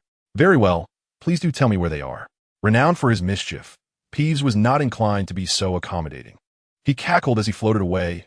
"I said, I won't tell you anything." As Peeves' laughter faded into the distance, the corridor was filled solely with Filch's furious curses. "You little rascal, don't make me find a way to deal with you." Yet, he merely muttered a few curses, Peas had existed in the castle longer than anyone, even outlasting the headmasters, who had resigned themselves to the poltergeist's antics. After a fruitless search, Filch continued onward with his oil lamp, hoping to enlist the help of his cat, Mrs. Norris, to track down the errant students. As for the door at the end of the corridor, he had long since tried it, finding it utterly unyielding. Shortly after Filch's departure, the door he deemed impossible suddenly swung open, and 4 panicked first-year students stumbled out in a frenzy. They were about to flee further when a figure obstructed their path. Professor Flitwick. Harry's wide eyes were filled with terror, making it difficult to ascertain whether the 3-headed dog or the professor was the source of his fright. Toole, hands clasped behind his back, surveyed each of the 4 with an impassive countenance. Harry Potter, Ron Weasley, Hermione Granger, and Neville Longbottom. Each name evoked a wave of shame, causing the students to lower their heads in unison, enveloped in a heavy silence. I did not graduate from Hogwarts and am not well versed in the traditions of the school, so I must pose a question for you. Is it a Gryffindor tradition to cause trouble? Harry wished to retort, but upon meeting Toole's calm gaze, he found himself at a loss for words, his mouth opening and closing like a remorseful pup, emitting a sound of regret. The joy he felt earlier from joining the Quidditch team evaporated in an instant. Neville approached Miss Granger, the astute Hermione, and inquired, "Might you enlighten me with the answer?" Upon hearing her name, Hermione inhaled sharply, stifling her emotions to prevent tears from cascading down her cheeks. It was the first time she found herself unable to respond to the professor's query. However, Neville's subsequent remarks rendered them incredulous. "Very well," Neville said, patting Harry on the shoulder. "It is rather late now. You should hasten back to your dormitory. A lack of sleep can hinder a child's growth." Hermione immediately lifted her gaze, and tears began to flow uncontrollably. She sobbed, "But Professor, we ought not." "Ah, you are correct," Neville interjected, producing a small handkerchief and offering it to her with a smile. "Yet I must confess, I am not well versed in the customs of Hogwarts. It is quite understandable, is it not?" Observing Hermione frozen in place, Neville placed the handkerchief into her hands and turned to depart. "Remember, this is a singular occurrence. It shall not happen again." Hermione stared blankly at the handkerchief until Harry nudged her back to reality. "We should hurry, or else Filch will catch us, and our luck will run out." Chapter 34. A classroom game. The 4 dared not linger and swiftly departed. However, upon returning to the common room, the others, save Hermione, erupted in jubilant celebration as if they had achieved a perfect score on an exam. "I declare Professor Flitwick is my idol," Ron exclaimed loudly, his head tilted upwards towards the ceiling, arms raised as if he could glimpse Neville's visage upon it. Harry grinned broadly, remarking, "He has long been my idol." Neville, somewhat bashful, chuckled softly and murmured, "Me too."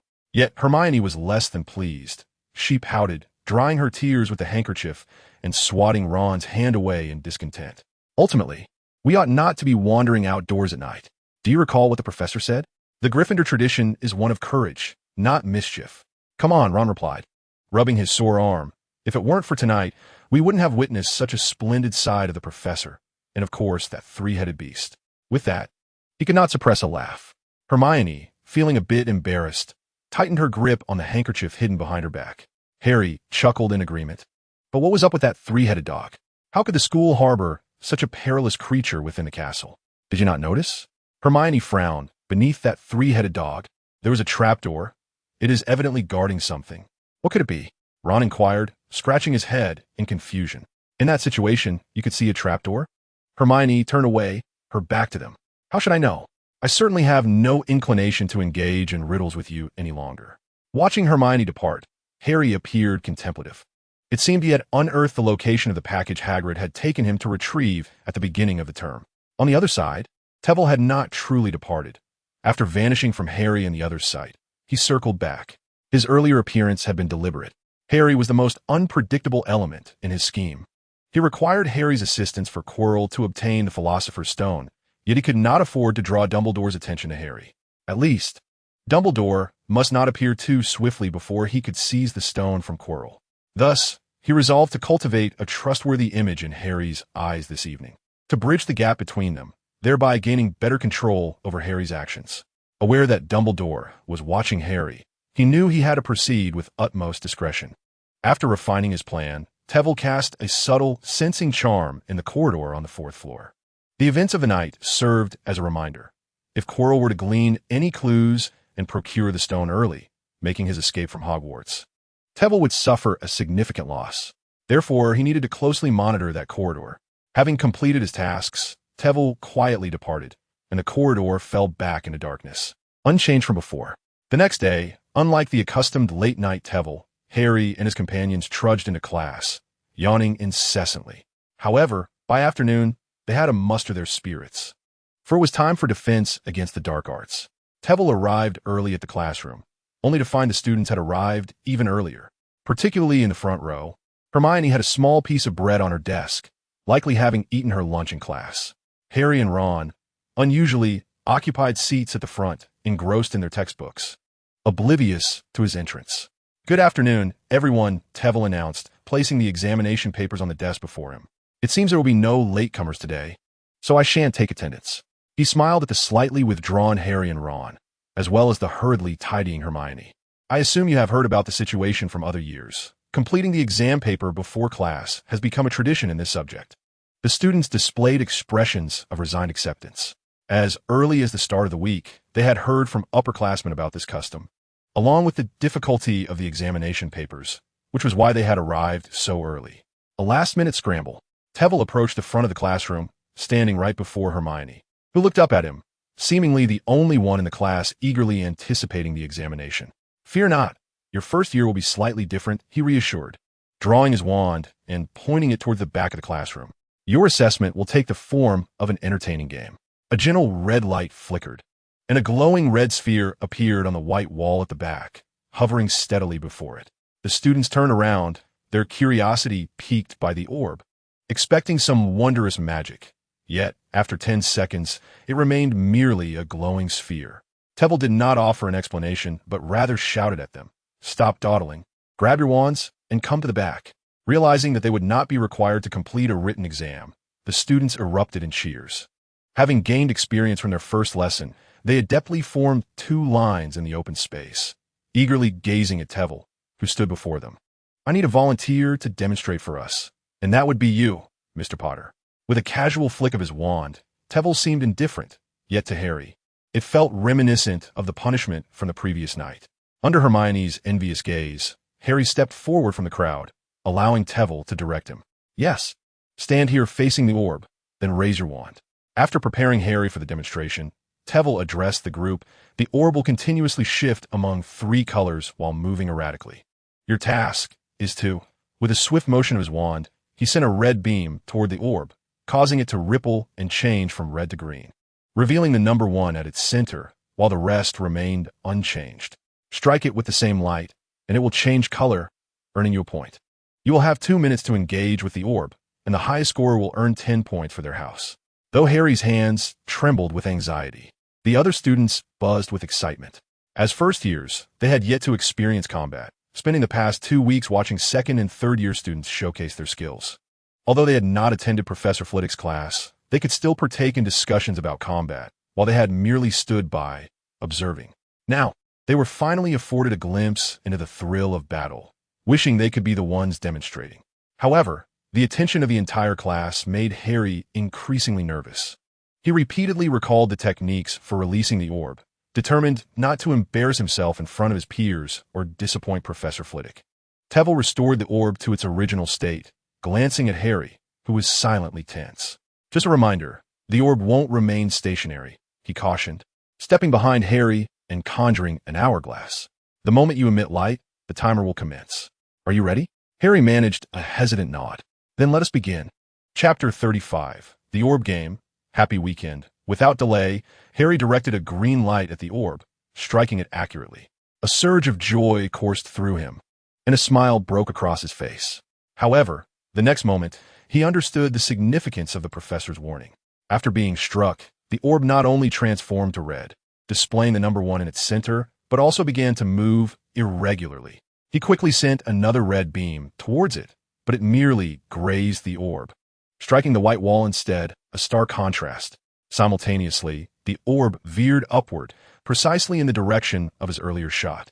In a moment of panic, Harry instinctively released another beam of light, which, predictably, missed entirely. "Do not be hasty." Trevel's voice resonated at the opportune moment. The movement of the luminous sphere was languid, and with a slight prediction of its trajectory, a preemptive shot would suffice to strike it. Harry inhaled deeply, observing the sphere glide slowly to the left, and then released a beam of crimson light in advance, which merely grazed the edge of the sphere. The sphere's size was considerably larger than the radiance they emitted, thus striking its periphery could be deemed an accurate hit. Once Harry mastered the technique, he managed to hit the target twice out of 3 attempts. However, his impatience occasionally led to an improper hue of light being cast. As the endeavor progressed, fatigue set in. Merely holding the wand for 2 minutes caused his hand to ache, let alone the continuous release of magical energy. Consequently, after 2 minutes, he had amassed a total of 57 points.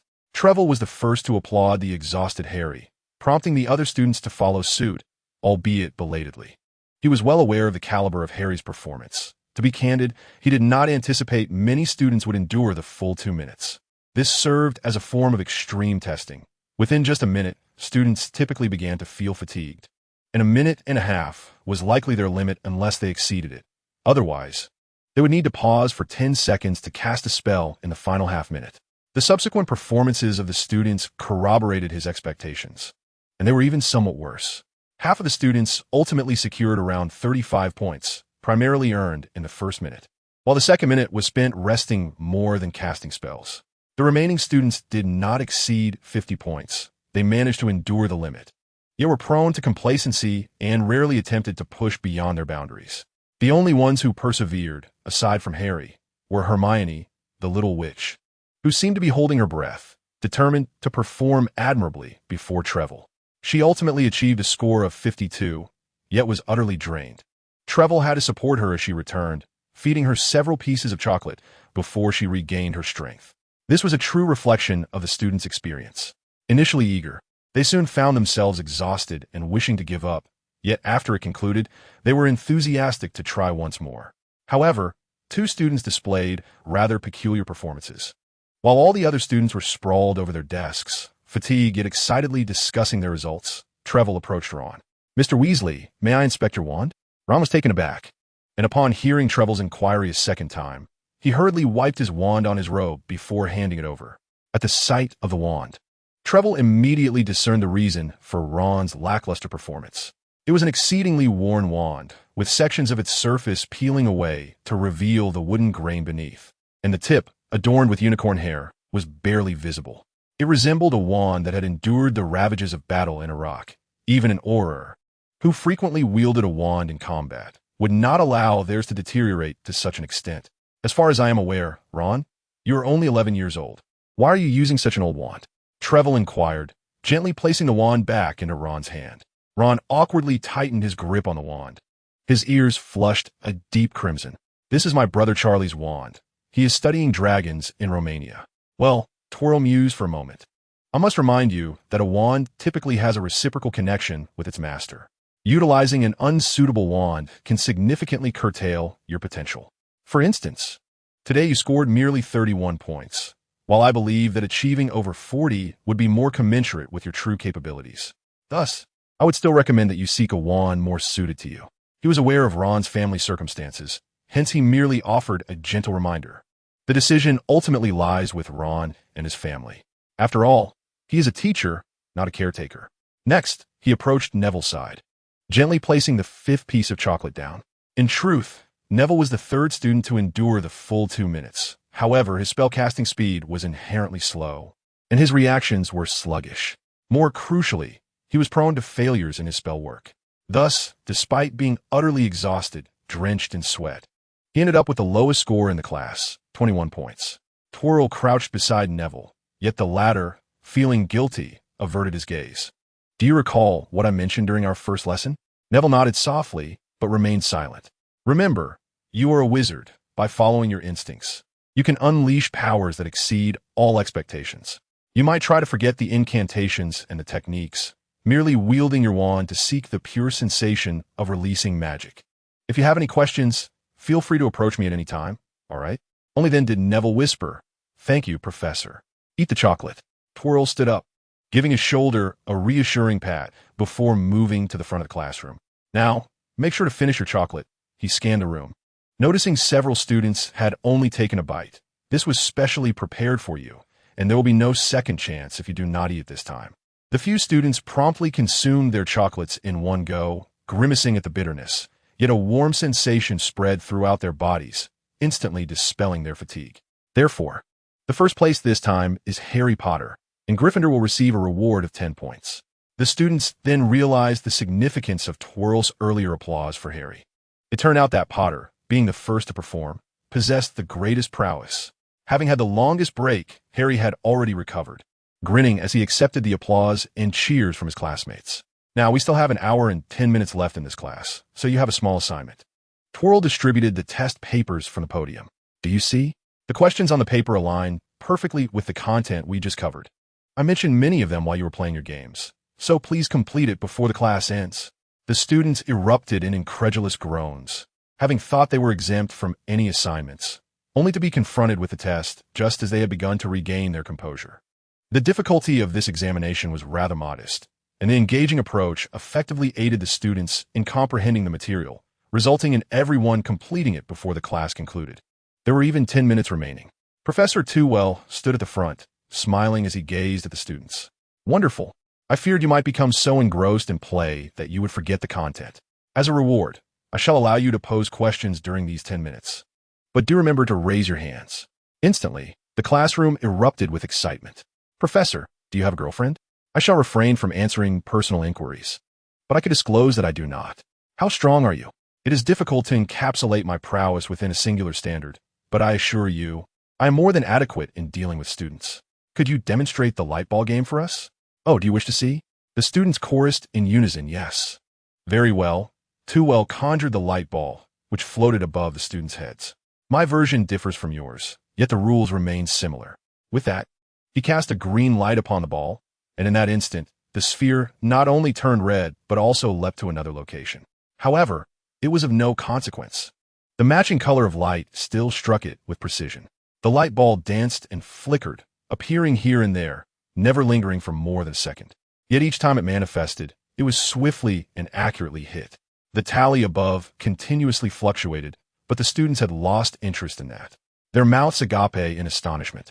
The magical radiance illuminated their faces in a kaleidoscope of colors, their heads darting back and forth between Tewell and the light ball, their eyes unable to keep pace. Thus, they divided into two factions.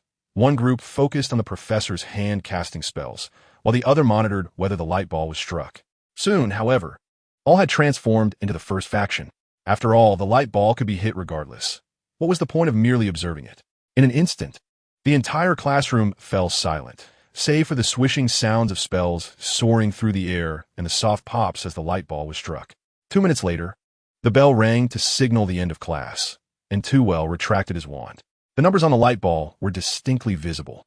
120 Chapter 36. Professor rankings the young wizards engaged in fervent discussions. As first-year students, their opportunities to wield magic had been scarce. Even during the previous class, they merely observed the light being cast, which had not satisfied their desires. However, this lesson was different, although they were still just releasing light. Striking the light ball bestowed upon them a sensation akin to combat. In a sense, this was the closest they had come to battle as first years. In the corridor, Ron expressed his frustration to Harry. "Did you hear that?" Professor Tewell said, "I could achieve an even higher score. You performed admirably. It was merely your wand that held you back." As the first to present, Harry had almost exclusively observed the performances of all the students. In his perspective, even when stripped of the lens of friendship, Ron's performance surpasses that of the majority of his peers. "Alas, my family cannot afford to procure another wand for me." Ron awkwardly waved his wand, nearly poking Hermione, who was passing by. "Do not brandish your wand in the corridor," Hermione admonished, casting a disapproving glance at the two of them. "Do you wish to lose points?" Ron shot back with indignation. "Come on. Harry alone has earned 10 points for the house. Are you not a tad envious?" "Envious?" Hermione retorted. Her cheeks puffed in indignation as she crossed her arms and glared at him. Harry's score is not even half of the professor's. This only served to amplify Ron's smugness, his face beaming with delight. Harry managed to achieve nearly half the professor's score in his first year. Does that not testify to his prowess? Oof. I dare say none of you truly observed the professor's spellcasting. The light he emitted was no ordinary glow. Each was a distinct incantation. Impossible. Even Harry's eyes widened in disbelief, his voice rising in a pitch that echoed through the corridor. Nothing is impossible. While I may not have identified all the spells, the professor was casting magic from start to finish, and none were repeated. Ron was nearly astounded. That means the professor employed 120 different spells. Hermione declared proudly, tilting her head back. As they made their way back to the Great Hall, their discussion revolved around the extent of Professor Flitwick's magical repertoire. Upon hearing the discourse regarding Professor Flitwick, the mischievous twins, George and Fred, eagerly joined in. With their involvement, coupled with the chatter among students fresh from class, the news spread like wildfire, and soon the entire hall was abuzz with tales of new developments in defense against the dark arts, as well as the new Hogwarts mystery regarding the extent of Professor Flitwick's magical abilities. As Trevelyan entered the Great Hall, he was immediately accosted by students. "Professor, they say you can perform 120 spells. Is this true?"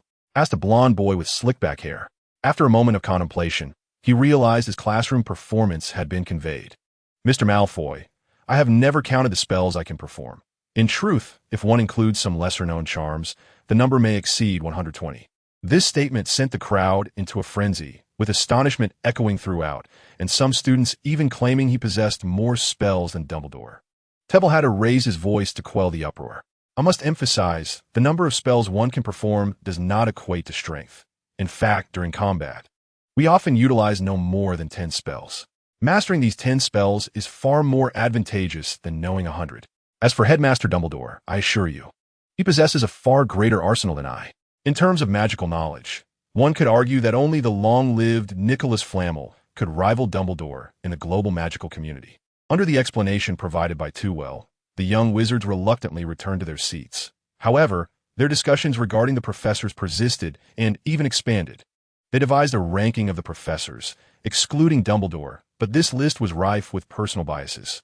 "I wager that Professor Flitwick is undoubtedly the best," Ron declared with conviction. Neville nodded in agreement, yet Percy Weasley, the head of Gryffindor, disagreed. "I concede that Professor Flitwick is formidable, but his prowess has always been in combat, has it not? When it comes to overall strength, Professor McGonagall undoubtedly surpasses Professor Flitwick." Next to him, Penelope voiced her discontent. "Strength, of course, pertains to combatability. Are we to compare teaching skills instead?" She gestured towards Professor Flitwick in the staff section, and let us not forget that he was a dueling champion in his youth. In fact, he might even be stronger than both Flitwick and McGonagall. "Of course, I believe Professor Flitwick is slightly superior to McGonagall," she added with a slight amendment. Engaging in mere discussion, however, would yield no resolution, as there exists no standard of measurement nor supporting instances, ultimately leading to an impasse where neither side could persuade the other, unless, of course, a tangible contest was presented before them. As night fell, the students suddenly spread an astonishing yet widely anticipated rumor. Professor Flitwick was to duel Professor Flitwick. With Penelope's cautious verification, Professor Flitwick joyfully confirmed the news. Following dinner, he intended to engage in a friendly spar with Trevelyan. Trevelyan smiled and nodded in agreement. The matter began after he had seated himself and commenced a discussion about the classroom with Professor Flitwick. "You must understand them, Trevelyan," Professor Flitwick consoled. "Students often have misconceptions regarding magic. In fact, I have emphasized numerous times in class that proficiency is more important than the magic itself. Yet they still prefer spells that are powerful and diverse." Saying this, he shook his head in resignation. "I can relate. When I was a student, I too pursued various forms of magic, and my interest in the more enigmatic spells only grew." Trevelyan offered a comforting response to Professor Flitwick in return. The professor became intrigued. "I see your use of conventional magic is quite adept. You do not seem like the typical student. How did you manage to correct that?" "Until I observed the battles of the older students." Suddenly, Professor Flitwick understood, but Professor McGonagall remained perplexed. "Do your older students still engage in combat?" Before Trevelyan could respond, Professor Flitwick provided the explanation. "Durmstrang has a tradition of dueling. Each grade participates in a duel competition, and at the end of the academic year, there is an inter-grade championship to determine the ultimate champion." He then looked at Trevelyan. "With your abilities, You could at least secure 2 or 3 championships, could you not? In truth, he has secured 7 grade championships and 4 overall titles. Even Professor McGonagall, along with those unfamiliar with him, has come to recognize the remarkable caliber of Tevel, the most distinguished graduate of Durmstrang. From the moment of his enrollment, he has been invincible among his peers. Since the 4th grade, he has dominated the entire school, a veritable force of unparalleled strength. Chapter 37. Preparation for the duel. Professor Flitwick could no longer contain his excitement.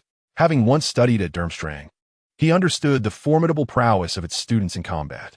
The level of skill Tevel demonstrated at Durmstrang spoke volumes about his capabilities in battle. Tevel, how about we showcase a duel for the young wizards, just utilizing simple spells? Though he termed it a demonstration, it was clear that his own desire to duel was rekindled after years of teaching. Tevel's eyes sparkled with enthusiasm. He had long wished to engage in a friendly duel with Professor Flitwick, but approaching a professor for a one-on-one match upon his arrival at Hogwarts would have seemed provocative. Since the proposition came from Professor Flitwick himself, there was no issue. Just simple spells, you say? Such a rare opportunity could not be squandered on mere frivolity. Professor Flitwick, with a knowing glance at Professor McGonagall, cheerfully added, simple transfiguration spells would suffice. Tevel readily agreed, feeling satisfied. Professor McGonagall, who had been attentively observing the two, took charge of the preparations and established the rules. Without further ado, let us convene tonight at 8. We shall tidy up the Great Hall to create ample space. She gestured towards the central area where the house tables were arranged. Being wizards, they could easily set it up. However, do keep in mind to exercise restraint. A few uncomplicated spells, along with transfiguration, will suffice. The focus is to allow the students to appreciate the intricacies of combat. Professor McGonagall was not one to adhere rigidly to convention. In fact, she graduated from Hogwarts with top honors and charms and ascended within the Ministry of Magic in just 2 years. As a capable witch, she recognized the significance of this duel for the students. The faculty's plans could not escape the keen senses of Hogwarts students, and the professors had no intention of keeping a secret. Consequently, students quickly approached to inquire about the event. With confirmation from the involved parties and the vice principal's endorsement, Penelope promptly relayed the news to her classmates. In keeping with Hogwarts' cherished traditions, the information swiftly spread from the Great Hall throughout the entire castle. Some students who were not dining in the hall were sought out by classmates and friends and drawn into the Great Hall. As a result, before 7 o'clock, the hall was brimming with eager students, each unwilling to miss such an opportunity. However, just 5 minutes later, they were ushered out as arrangements needed to be made. You cannot linger inside and cause obstruction. Professor McGonagall firmly closed the doors of the Great Hall. The young wizards, though dissatisfied, dared not voice their grievances. For McGonagall was known for her stern demeanor, commanding respect not only from Gryffindor but also from the other 3 houses, who would not risk incurring the ire of this formidable deputy headmistress. In the eyes of the students, she exuded an authority that even surpassed that of Professor Dumbledore. Yet, they did not disperse. Instead, they jostled eagerly at the entrance, engaged in fervent discussions. Time passed in their anticipation, and as the clock struck 8, the doors of the hall swung open promptly. The students surged forward, only to halt just before the threshold, for there stood Professor McGonagall. Prefects quickly establish order. First years at the front, 7th years at the back, regardless of house. Harry and Ron beamed with delight as they trailed behind Percy, taking in the transformed hall. The tables and chairs had vanished, replaced by a rectangular raised platform in the center, where Professors Flitwick and McGonagall stood, wands in hand, smiling down at them. The first years gathered around the platform, while the 7th years were relegated to the rear. After a brief directive from Professor Flitwick, the students fell into line, adhering to his instructions. Most gravitated towards the right side of the 2 professors, seemingly to bolster their favored teacher's strength. The 1st to 3rd year students unhesitatingly positioned themselves behind Professor Flitwick, with a handful of older students joining them, as they had witnessed the professor's magical prowess and held unwavering faith in his abilities. Professor Flitwick could unleash a spell in an instant, his sheer numbers overshadowing Professor McGonagall. The remaining students congregated on the opposite side, not only confident in Professor Flitwick, but also expressing their discontent. Yes, discontent, particularly among the upperclassmen, who were profoundly dissatisfied that their defense against the dark arts professor was the timid Quirrell, and frustrated by the repeated refusals from Professor Flitwick to conduct lessons for them. How could the dueling champion falter in such a minor skirmish? Under the guidance of the prefects, the discussions among the students in the hall transformed from a cacophony to subdued murmurs, creating a vibrant hum of excitement. "Look, Professor Dumbledore is here too." A sudden exclamation broke through the hall, and Harry turned to see Dumbledore and the other professors standing behind the staff table, including the professor he disliked the most, Snape. Dumbledore waved his hand at them. "Do not mind us. The focus tonight is on the two professors on the stage. Your task is to observe closely, for this demonstration will yield valuable insights for everyone." His voice, though soft, resonated clearly in the ears of every young wizard. "Did you hear that? Even Professor Dumbledore will gain knowledge from this battle," Ron exclaimed excitedly. Even Hermione, who staunchly supported Professor Flitwick, could hardly bear to listen. The headmaster emphasized that this was merely a demonstration for us. Ron's enthusiasm waned slightly. "Can't you refrain from dousing my spirits?" However, their discussion did not linger for long, as Professor Flitwick smiled and took over Dumbledore's words. "Tonight's duel serves solely as a demonstration. Thus, we shall employ only simple spells and transfigurations. Yet, do not underestimate the profound effects of simple magic."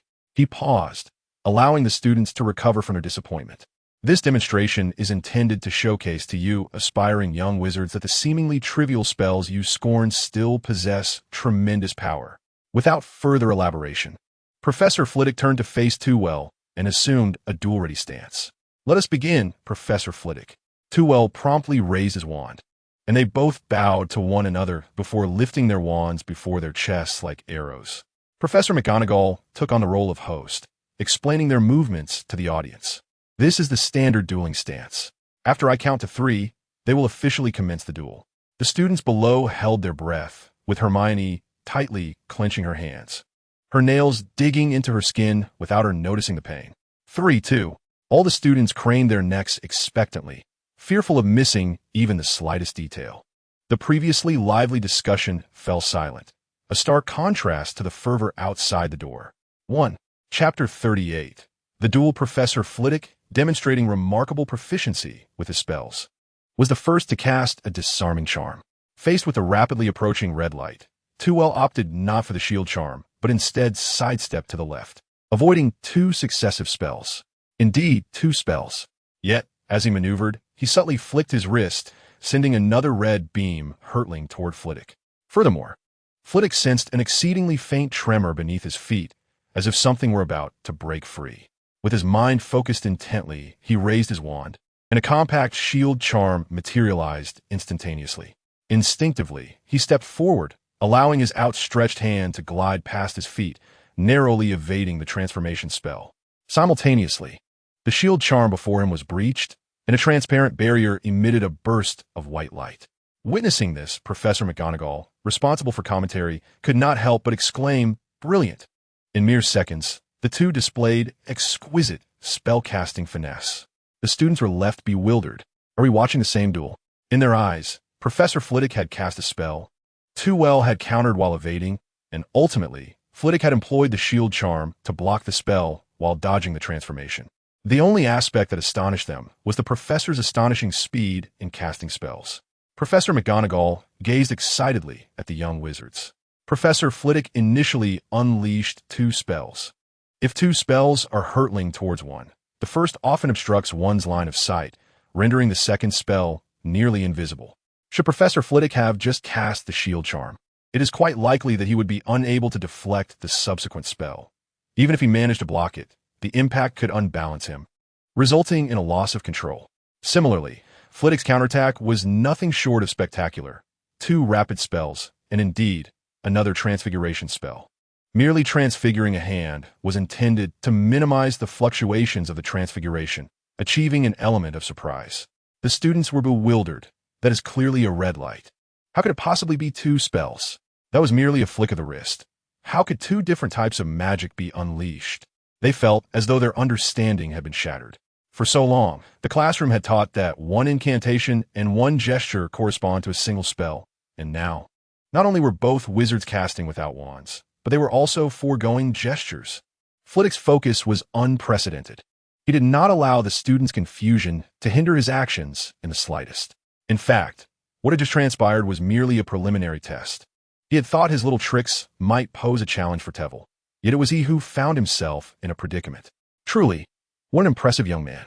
After a few exchanges, Flitwick quickly adapted to the rhythm of battle, reclaiming his once familiar combat techniques. The atmosphere was suddenly alive with spells, all of which were deftly countered by Professor McGonagall's transfiguration. This revelation hinted to the students that another formidable figure was present, conjuring fluttering birds and expertly deflecting the scattered spells. Was that not indicative of a master? Trevelyan noted this development, but felt helpless. Professor Flitwick's diminutive stature made him inherently elusive, allowing him to evade most attacks, resulting in a multitude of errant spells. Likewise, his own movements had evaded several spells, albeit they soared toward the ceiling. Thus, he began to concentrate on transfiguration. Compared to ordinary magic, his prowess in transfiguration clearly surpassed that of the charms professor. The flying ropes included a binding spell, a textbook example of transfiguration intertwined with charms. Students in the 7th grade transfiguration enhancement class would take notes on this. For incorporating, it would certainly earn them an outstanding in both transfiguration and charms. The elegant dual spells. What you may not realize is that spells can indeed influence one another. Professor Flitwick's disarming charm was affected by his own levitation spell, resulting in an erratic trajectory that was difficult to predict. Did you observe Professor Flitwick's movements? His positioning not only obstructed his opponent's movements, but also avoided being merely single-minded in either offense or defense. Otherwise, he would find himself in a passive state. Under Professor McGonagall's elucidation, the young wizards gradually comprehended the unique effects embedded within these seemingly ordinary spells. The issue remained, however, that none of them could replicate what they had witnessed. As the 3rd graders reminisced about their combat practice with Professor Flitwick, they gradually deepened their understanding of positioning, spellcasting techniques, and defensive strategies. This newfound comprehension allowed them to proudly recount the classroom content to students from other grades, even though such material had already been disseminated. However, when combined with practical examples, the students gained a more intuitive grasp of the concepts. "Professor, we wish to learn this," they exclaimed as the battle unfolded. The foundational elements were soon insufficient to describe the exquisite nature of the encounter. Spells soared through the air, and Professor McGonagall's explanations became increasingly profound, leaving even the most exceptional 7th-year students perplexed. Nonetheless, they shared a pure realization that Professor Flitwick was on retreat. From their perspective, they could only assess the strengths and weaknesses of both sides in this manner. In truth, when Toole employed his transfiguration spells, Flitwick sensed the strain. He had to fend off the relentless barrage of spells while remaining vigilant against the ever-present threat of transfigured objects. Similar to Professor McGonagall, though a professor of charms, Flitwick was no novice in transfiguration either. However, in comparison to Toole, he found himself in a passive position, as his own transfigurations were being turned against him, even controlling the attacks directed at himself. This young man's proficiency in transfiguration was astonishing. A bead of sweat trickled down Flitwick's forehead, yet he dared not divert his focus to wipe it away, allowing it to fall freely. In that fleeting moment, unnoticed by all, the droplet transformed from a teardrop shape into a needle. This needle was nearly imperceptible to the naked eye, yet its presence could be acutely felt. A sharp pain shot through Flitwick's calf, causing his movements to momentarily falter. Simultaneously, a smile emerged on Toole's face for the first time as he deftly flicked his wrist to dispel 2 incoming spells, while an array of spells danced around Flitwick like birds in flight. Despite the slight pain, Flitwick's prowess still allowed him to cast the ironclad charm to defend against spells from one direction. However, he could not thwart the myriad of birds attacking from all sides. Although their speed had diminished, the increased number of angles rendered Flitwick unable to react effectively. Yet, in the next instant, a golden shield enveloped his entire body, with the surrounding spells crashing against it without yielding an inch. As the dazzling light from the shattered spells faded, the golden shield gradually dissipated. Nonetheless, both duelists instinctively sheathed their wands. "Young man, you lack martial ethics. Professor, you do not adhere to the rules," exclaimed the onlookers, captivated by the thrilling showdown. Professor McGonagall's excitement flushed her cheeks, and her wand flickered with sparks. Did you see that? The students, bewildered, responded, "What are we supposed to have seen?" Professor Flitwick's spellcasting had reached a level of utter finesse, with each spell exhibiting intricate variations. I dare say, merely mastering the disarm charm could occupy you for an entire year. Twill has seamlessly transformed curses and transfiguration into a perfect amalgamation, akin to a masterpiece. A 7th grade student suddenly raised their hand and inquired, "Professor McGonagall, when shall we learn this?" In your next life. Chapter 39, Transition. This duel was the subject of fervent discussion for several weeks. Aside from the seemingly mundane, yet intricately skilled magic exhibited by the professors, the most hotly debated question was, which professor ultimately triumphed in this duel? Observing the final offensive and defensive maneuvers, Professor Flitwick successfully parried Professor Quirrell's assault, revealing no overt signs of defeat, thus concluding the duel. To their eyes, it appeared somewhat anticlimactic. Consequently, the faction supporting each professor erupted into discord. Surely not. Surely not. Professor Flitwick was clearly overpowered by Professor Quirrell. Can you truly not discern this?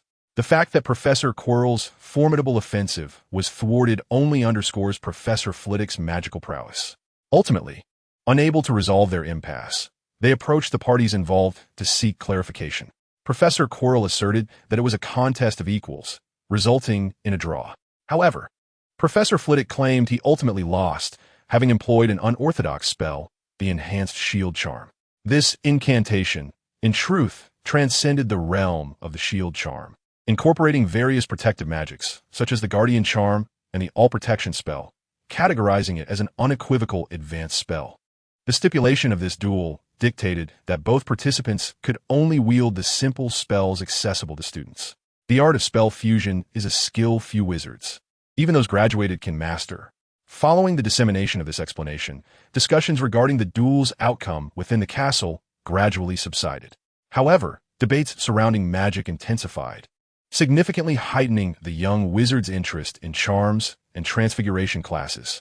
This brought smiles of delight to both Professors Flitwick and McGonagall, who conducted their lessons with joviality, occasionally showcasing their own magical talents to the students. Undoubtedly, the most captivating subject remained Tull's dark arts defense.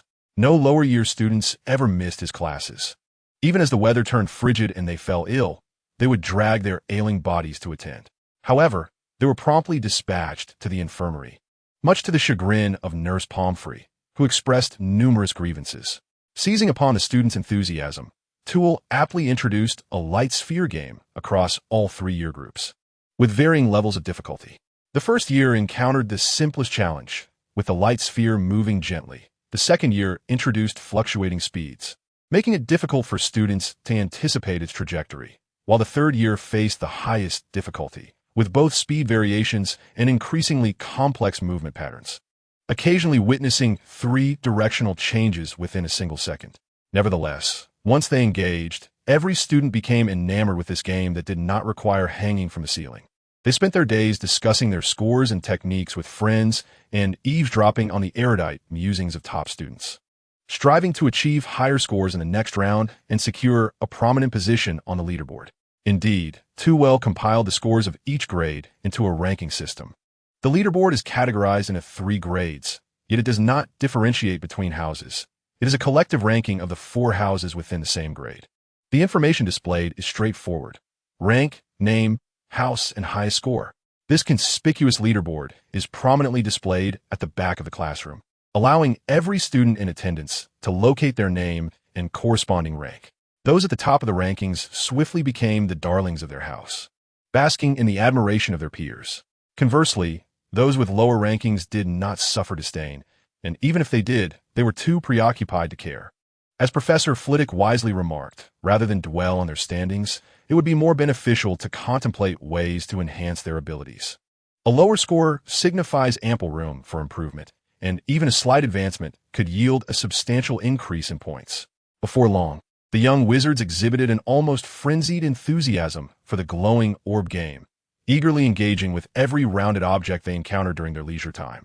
Do you think practicing with the quaffle from Quidditch would be more effective? Ron proposed to Harry, who had just returned from Quidditch practice. By the second week of term, Harry had secretly joined the Gryffindor Quidditch team.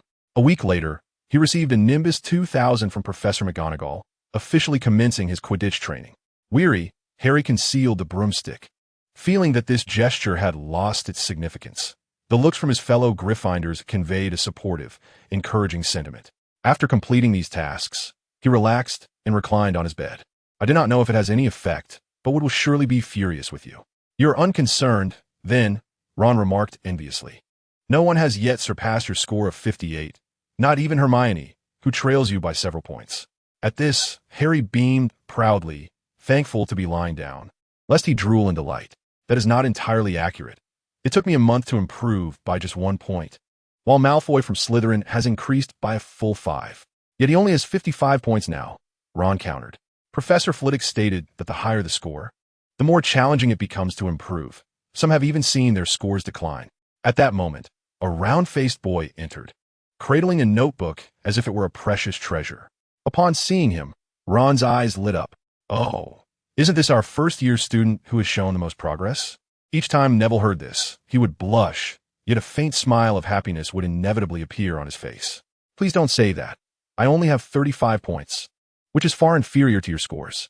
In 2 weeks, you will likely surpass me, Ron exclaimed as he approached him.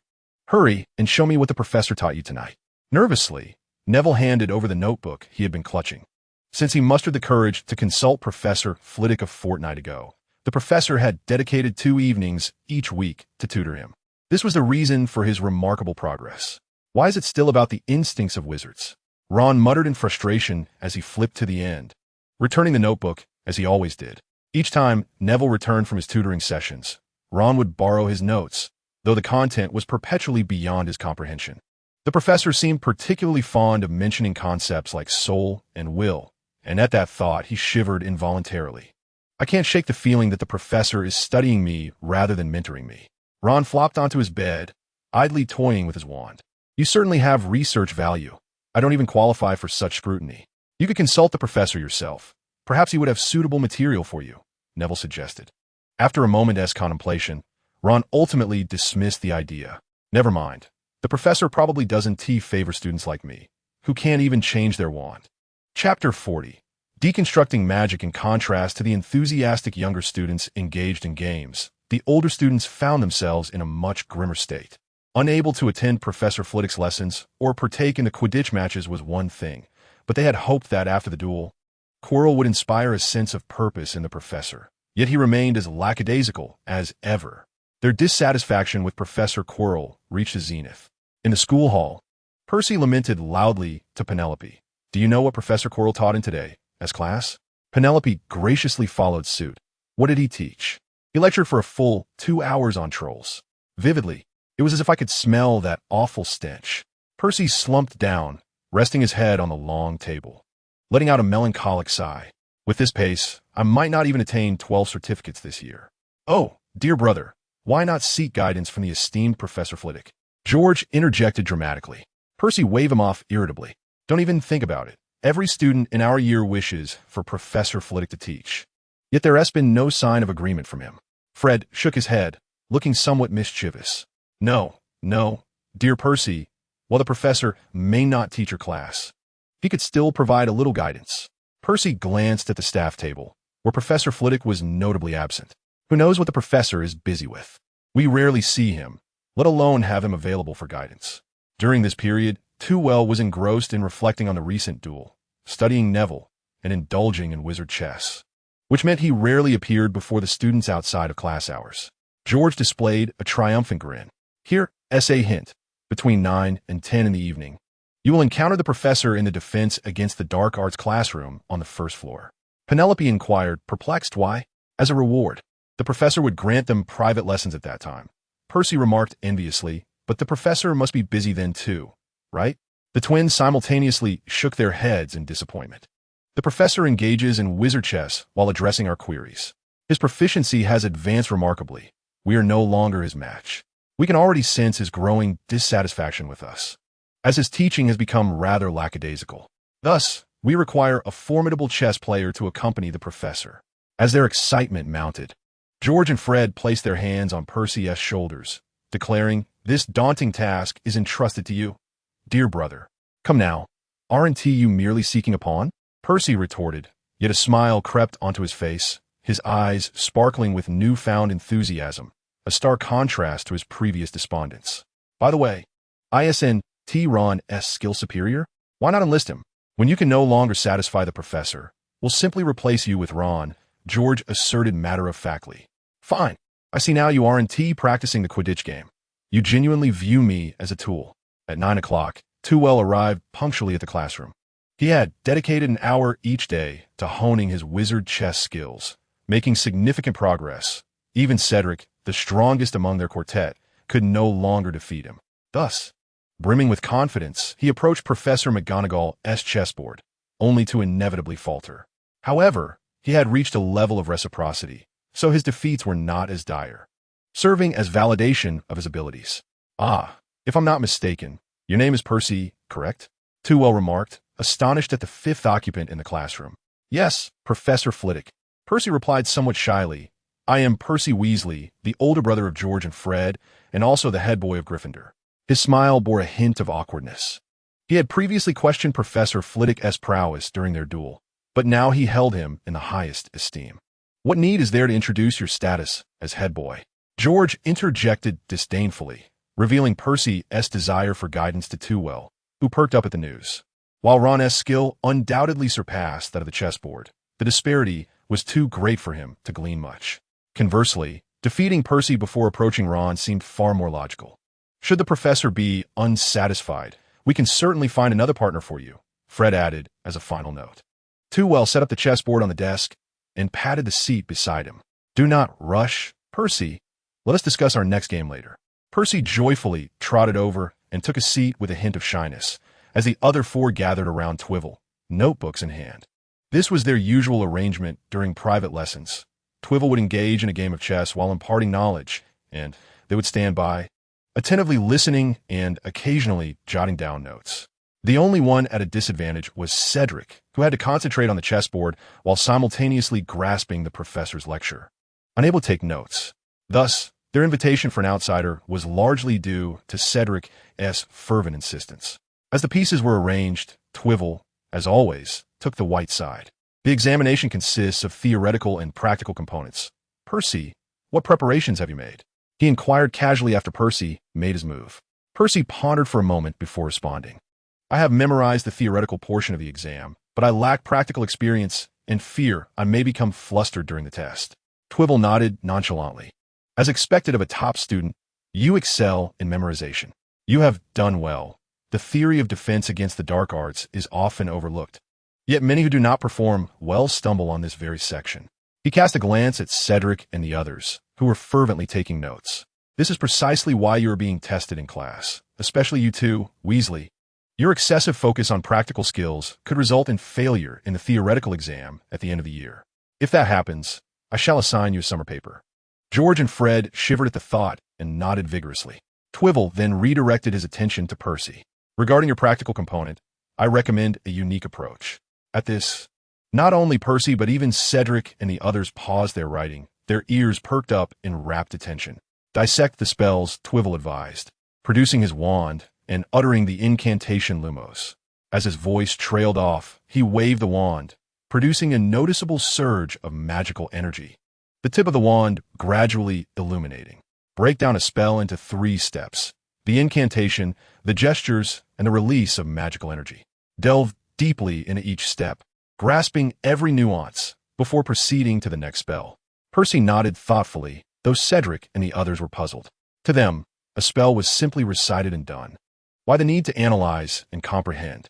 Twivel refrained from elaborating. This was not material accessible to them in their 3rd year. In truth, they would likely encounter such concepts only in their 6th year, an intricate understanding of magic. This was also a method for silent casting, a more challenging and powerful form of it.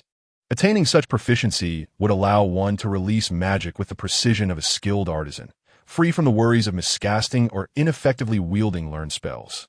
Chapter 41. Goodnight. Twivel gazed helplessly at his chessboard, realizing that while the students remained engaged, he himself had momentarily lost focus. Certainly, for you at present, it still poses a certain challenge. Therefore, you may opt for the essential spells to practice alongside some practical combat. With a year remaining, you have ample time to prepare. After offering some comfort to Percy, whose brow was increasingly furrowed, they prepared to commence the next round. However, at that moment, Toole experienced a sudden spark of intuition. The sensing enchantment he had established in the fourth-floor corridor had been triggered. It was the first time since its installation that he felt the feedback from the enchantment. Surely it couldn't be the mischievous little wizard again? Yet, he did not reveal his thoughts, continuing instead to engage in chess with Percy. Cedric and the others, however, began to grasp the disparities among individuals.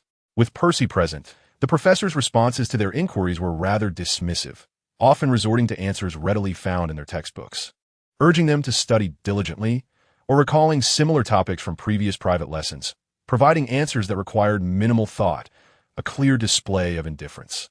In contrast, when addressing Percy, the professor would suggest that if he were interested, they could arrange for a training dummy in just over a week, as they could only use it for a month. How excessively utilitarian. They exchanged knowing glances, silently resolving to enhance their wizard chess skills, striving to become the professor's favorite aide. When the clock struck 9:55, Toole promptly concluded his tasks. After Percy and the others vacated the classroom, he stealthily ascended to the fourth floor. Approaching curfew, small wizards occasionally hurried past. At the third-floor staircase, Filch held a lantern, with a cat at his feet, intermittently glaring at the little wizards while glancing at a tattered pocket watch, eagerly anticipating the onset of curfew. Nevertheless, the fourth floor remained a forbidden zone, even if a small wizard inadvertently lingered there. Their companions would promptly remind them and usher them away. Toole cast a glance at the door. That individual had also cast a sensing enchantment upon the entrance, albeit rudely executed, appearing rather haphazard. Disregarding it, he attuned himself to the sounds within. There was music, yet no significant magical fluctuations, unless the wizard inside stood motionless, admiring the slumbering three-headed dog. It was improbable that he would remain undetected. Thus, he confidently pushed the door open. Indeed, this wizard was utterly still, appreciating the three-headed dog's repose. "You've finally arrived, Toole," said Chilo, turning to face him with a self-satisfied expression. Realizing that his disillusionment charm had been unraveled, Toole revealed himself, casting a puzzled gaze upon Chilo as if he were a stranger. "How did you know it was me?" "It was rather easy to deduce, wasn't it?" The new professor, possessing formidable strength, Chilo's demeanor suddenly morphed into one of menace, even instructing students to attack me. "Who else could it be but you?" Toole's eyes brimmed with exasperation. He had not anticipated Chilo's possessiveness. "If that was indeed an accident, would you believe me?" Chilo, gritting his teeth in anger, quickly managed to force a grim smile. "It matters not. Your identity has already been revealed, and we now find ourselves on equal footing." This revelation indeed surprised Toole. The longer he had concealed his identity, the more advantageous it had been for him. However, he had not anticipated that Chilo would suddenly display such cleverness, leading him into a trap. Of course, he preferred to believe it was the handiwork of Voldemort. Fortunately, for the time being, their goals aligned. Let's not be so adversarial. Our objectives are congruent. So why not adopt a more amicable demeanor? Chilo scoffed lightly, but refrained from further mocking Toole. Understanding that cooperation was essential for both parties to elude Dumbledore and secure the Philosopher's Stone. "With that in mind, my dear friend, would you be willing to escort me below for a closer look?" "I will be delighted." The two feigned camaraderie, and Toole expertly guided Chilo through the underground passages, arriving once more before the chessboard. "Proceed." "Why do you hesitate?" Chilo inquired impatiently. Toole shrugged, explaining that to open the door ahead, they must win this game of chess, which was no simple task. At least for now, he had yet to find a way through. Even if he could, Toole would not do so. He required Chilo to divert Dumbledore's attention and obtained the Philosopher's Stone. Watching Chilo pace in frustration, Toole urged, "Why not give a chessboard try? See if I have spoken falsely." Initially, Chilo intended to retort, but a voice echoed in his mind, "Give it a go." "But, my Lord Voldemort, I am not adept at wizard's chess." Chilo suddenly brightened. "What if you replay this game instead?" "I cannot either," Voldemort roared, falling silent thereafter. Chilo instinctively recoiled, muttering quietly, "You cannot play, yet expect me to?" Toole, suspecting Chilo was concocting some reckless scheme that might inadvertently summon Dumbledore and his professors, cautioned him, "Cease your thoughts. Unless you can procure the chess manuscript assigned by Professor McGonagall, your only option is to devise a strategy to win this game." After a moment of indecision, Chilo ultimately decided to give it a try. He learned the rules on the spot, yet lost even more swiftly than Too had initially. The challenges ahead were crafted by Professors Sprout and Flitwick, while those behind were devised by Snape and himself, along with Dumbledore's influence. Chilo nodded in agreement, recalling when Dumbledore summoned him to arrange the trials. Rest assured, my setup is straightforward. The critical aspect lies in Dumbledore's magic. Do you have any insights? None. Chilo replied curtly, and Too abandoned him to grapple with the matter alone. Upon returning to his office, the ring in his pocket eagerly spoke up. Is this truly my essence? How utterly pathetic, Voldemort disdainfully remarked. Trevelyan removed the ring, playing with it in his hands. By the way, can you sense each other? Voldemort urged. If you lift the shielding magic from the ring, you would know, wouldn't you? Trevelyan chuckled lightly. Had I known, I wouldn't have split my soul to create Horcruxes.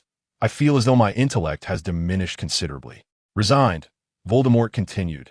Our connection is more akin to severed limbs. Unless we are in close proximity or one of us is vanquished, only the original form can communicate with the Horcruxes actively. Do you sense the soul of a certain child? What? A child? Voldemort suddenly grew anxious. Which child possesses my soul? Does that mean resurrection is possible? It seems that the fragment of soul within Harry is well concealed. Perhaps it is the magic left by his mother that is at play. Nonetheless, it is indeed a remarkable enchantment. Hey, don't remain silent, Trevelyan. Hurry and tell me. Trevelyan withdrew the ring, and the clamors ceased instantly. Good night. Chapter 42. The pressure charm on the afternoon before Halloween, Trevelyan hummed a tune as he made his way to the classroom. Last night, he had triumphed over Percy in wizard's chess, achieving a consecutive victory throughout the evening. In return, the training of the dummies was extended by a month, allowing them to continue their practice. As usual, he distributed a test paper to the students. The first-year students had learned quite a bit and were beginning to enter the rhythm of the second and third years, reinforcing their knowledge before class. Half an hour later, Trevelyan collected the test papers. I heard something during lunch in the Great Hall. You began practicing the levitation charm in this morning's charms class, correct? The students responded enthusiastically. This could be considered their second formal spell, the only previous one being the wand lighting charm. With a flick of his wand, 40 parchment strips crumpled and flew to each student. All right, first I need to assess your proficiency with this charm. Do you see the strips of paper in front of you? If you can levitate a feather, you can certainly levitate the paper strips. Do not be disheartened. This is a prerequisite for our next step. I believe you all remember the duel from over a month ago, don't you? Once you have mastered the levitation charm, I will teach you an advanced application of this magic, transforming the ordinary into the extraordinary. At this, the students not only felt no disappointment, but became even more invigorated. They vividly recalled every detail of that duel. Well, not so vividly, as the exchanges had occurred so swiftly that merely grasping the general movements was commendable. However, certain spectacular moments were frequently referenced, leaving an indelible impression on them. The unexpected transfiguration, the bird-shaped disarmament charm, the golden armor charm, and so forth. The most crucial aspect is that these incantations are not particularly profound forms of magic. By merely mastering the advanced applications articulated by the instructor, the students too can wield them. Their faces were emblazoned with longing, eager to grasp the spell immediately. However, a minute later, they encountered their first setback. Except for a handful of students, none could successfully levitate the piece of parchment. This was unacceptable. Toole feigned disappointment, shaking his head. This is not a charms class. There is no time for you to practice the levitation spell. If everyone does not master it within 10 minutes, I shall seek another opportunity to impart this lesson.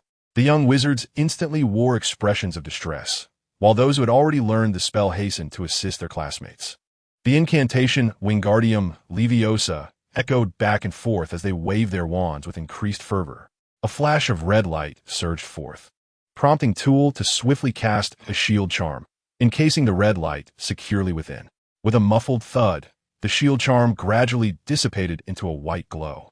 Mr. Finnegan, if you could relax a bit more, the results would improve. Toole could not help but marvel at the explosive talent of this student.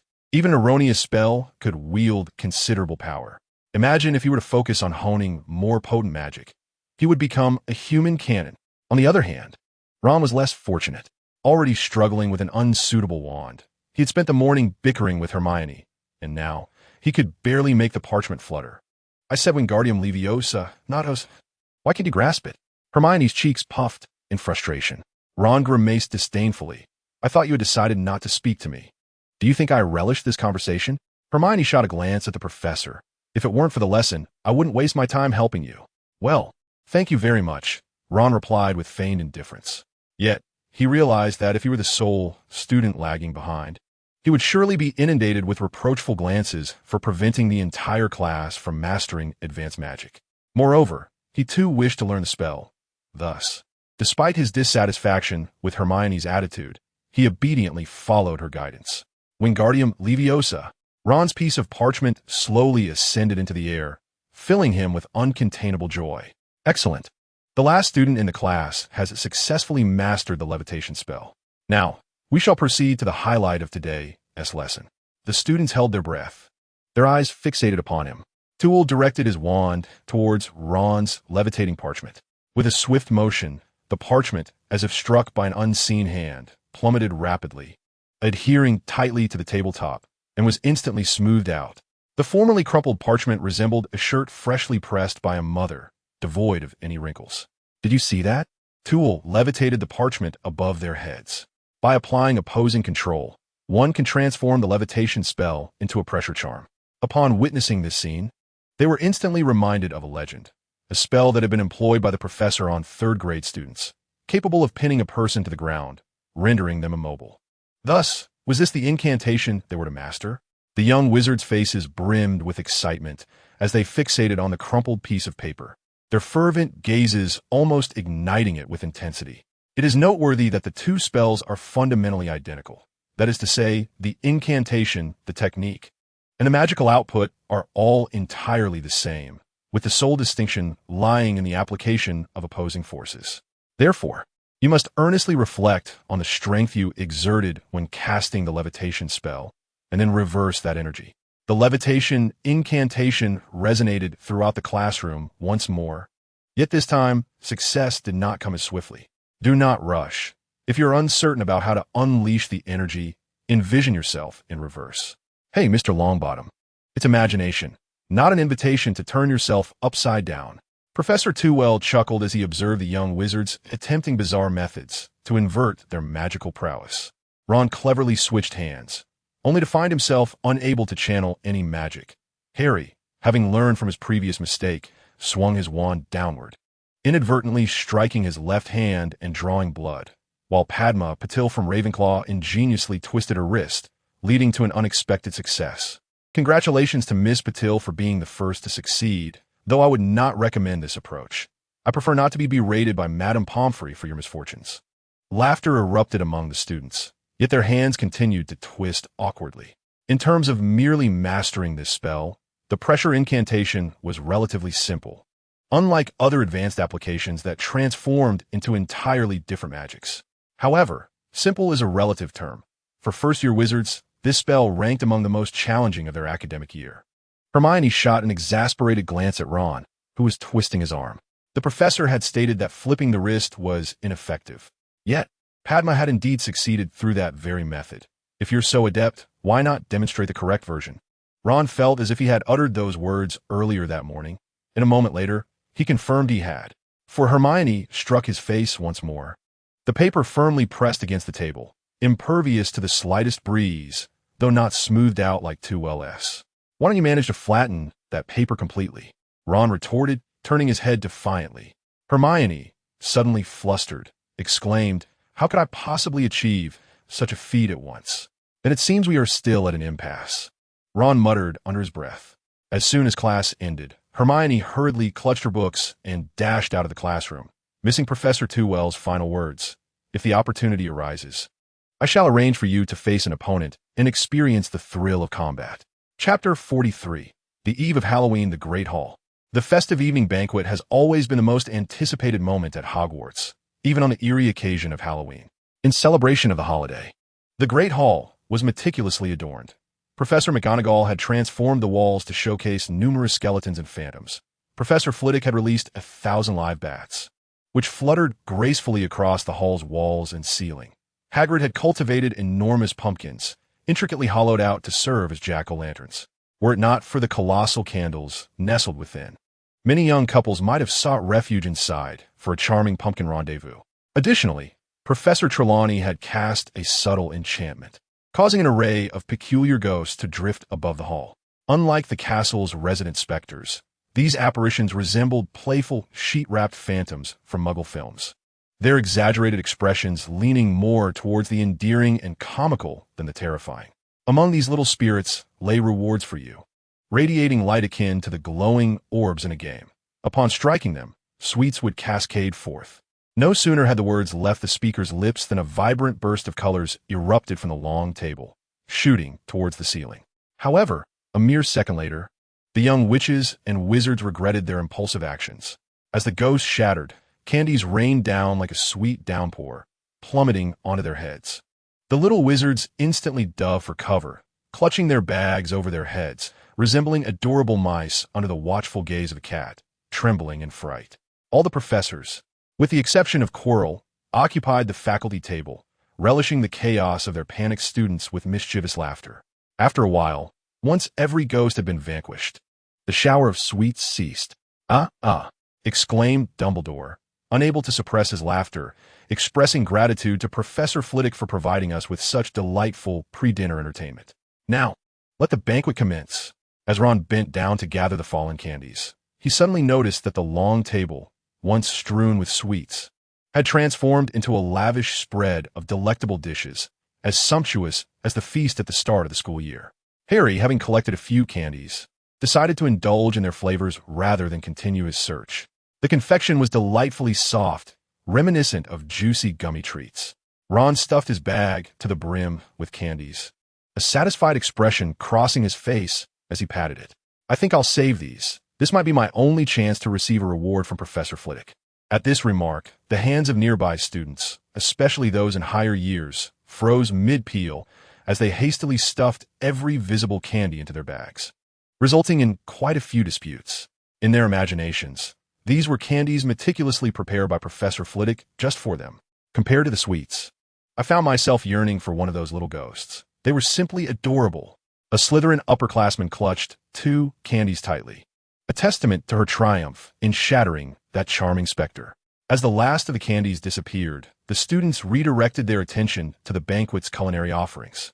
Now that pesky Granger has not only missed the feast, but has also lost out on the sweets, Ron said gleefully. Lavender Brown, Hermione's roommate, furrowed her brow in discontent. Do not speak so of Hermione. She is currently hiding in the girls' restroom, weeping. Ron scratched his head in confusion. Crying? Why is she crying? It is because of you all, Lavender replied, constantly gossiping about her behind her back. She has seldom been happy in the dormitory. Yet, with a mouth like hers, it is difficult not to be disliked. Lavender faltered. She means well. She is simply a tad too direct in her speech. Is that what you call it? Suddenly, the doors to the great hall swung open with a thunderous crash that could rattle the very ceiling. Quirrell rushed in, disheveled, his scarf askew, nearly exposing the back of his head. He hurried to Dumbledore, adjusting his hat before fearfully exclaiming, "There is a troll in the dungeon. I thought you ought to know." Upon finishing, he shot a glance at Trelawney and promptly fainted. The hall erupted into chaos, and as Harry and Ron exchanged glances, their unspoken fears were voiced by another. Hermione is in the girls' restroom in the dungeon. What shall we do? Lavender clutched her face in horror, leaving red marks upon her skin. Ron and Harry shared her trepidation, not finding amusement in her plight. Professor, we must find a professor, Harry exclaimed, an idea forming. Professor Flitwick is incredibly skilled. He can surely handle the troll and rescue Hermione. Ron readily agreed, and together they squeezed through the panicked crowd towards the staff table, where they found Trelawney scrutinizing Quirrell. Breathlessly, Harry implored, Professor Flitwick, Hermione is still in the dungeon. You must go save her, or she will perish. Rest assured, Hermione will be fine, Trelawney assured them, leaning close to Dumbledore. Headmaster, I wish to take the students to the dungeon for a lesson on trolls. Dumbledore turned in surprise. While dealing with a troll was manageable, could he ensure the students' safety? Though defense against the dark arts would indeed prepare them for various dangerous creatures, he had never heard of using a troll as a teaching aid. I can guarantee that no harm will come to the students. In fact, such a formidable opponent is one they may not encounter in 7 years. After a moment's contemplation, Dumbledore inquired, Will you be taking the upperclassmen? Trevelyan gestured towards Quirrell, still sprawled on the floor. Forget it. Aren't the upperclassmen under Professor Quirrell's purview? Dumbledore chuckled helplessly. Very well. I shall have Percy lead the students below the third year. Satisfied, Trevelyan departed to prepare, needing at least to ensure the troll was somewhat subdued. Exiting the great hall, Trevelyan strode purposefully towards the dungeon, which remained as eerie and frigid as when he first arrived at Hogwarts. Thus, he meticulously arranged a series of torches to illuminate the corridor and staircase leading to the basement, dispelling the bone-chilling cold. Just after completing this task, a terrified scream pierced the air. The monster had made its entrance. Following the sound, he arrived at the entrance of a girl's restroom, only to find the door utterly shattered, with the incantations from within echoing unimpeded. Peering inside, he beheld a colossal figure standing at the restroom's threshold, clutching an equally gigantic wooden club. Towering at a staggering 12 feet, its skin resembled gray granite, both textured and formidable. However, in stark contrast, its head appeared disproportionately small, akin to a jelly bean, creating a dissonant image. Its flat, massive feet, seemingly burdened by some invisible force, struggled to lift off the ground, taking each tentative step forward with great difficulty. Meanwhile, Hermione crouched in a corner, her hands gripping her wand tightly, desperately unleashing her magic against the beast, whether from fear or the immense drain of her magical energy. Her determined face had turned pale, beads of sweat cascading down her forehead. Chapter 44. The Troll Professor clap, clap, clap. Tewell entered the restroom, applauding. A splendid pressure spell. It's hard to fathom that you learned this spell only this afternoon. Professor, Hermione exclaimed, her face lighting up, her grip on her wand relaxing involuntarily, causing her to lose the spell's effect. With the sudden release of pressure, the troll staggered clumsily, having exerted itself too much moments before. It now found itself unsteady and confused. After a brief moment of contemplation, the troll's limited intellect could only focus on one thought: to rend these two individuals before it. Hermione's expression of relief vanished in an instant, her eyes widening in helpless terror as she watched the troll swing its massive club down towards her. Professor! Before she could finish her plea, the troll froze mid-swing, its club suspended 10 feet above her, motionless. What's wrong? Tewell emerged from behind the troll, though his nose now bore an unfortunate bubble. He had underestimated the foul odor emanating from the troll, which was 100 times worse than that of the restroom itself. Oh, nothing, Hermione murmured shyly, lowering her gaze. How did you know I was here? Your two friends informed me, Tewell replied, simultaneously sending the troll flying and helping Hermione to her feet. The young witch's legs wobbled slightly, barely able to support her. Who has friends like that? She pouted softly. Do not be harsh. Consider those who care for you as friends, for only then can one gather a circle of companions. As they exited, he took a moment to repair the restroom before releasing his hold on Hermione, allowing her to reunite with her classmates. The students had arrived, and several concerned professors stood nearby. The corridor buzzed with commotion as Percy struggled to maintain order. Ensuring the little witches and wizards remained obedient was no small feat. Align yourselves according to your respective houses and grades, with the first-year students at the forefront and the third years at the back. And the second years? Naturally, they shall occupy the middle. Suddenly, a profound silence enveloped the gathering, as all eyes turned eagerly towards the figure behind him. Percy turned around to face the professor. I have brought students from all 4 houses, encompassing grades 1 through 3.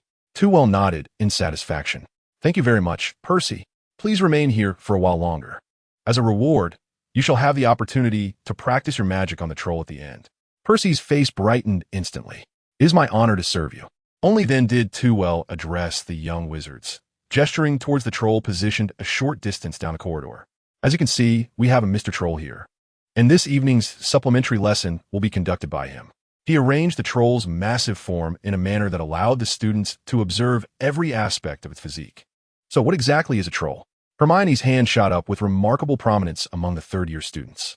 Hermione, Tewell said, waving his wand, as a side note. Miss Granger managed to hold off the troll for at least 20 minutes using magic she learned just this afternoon.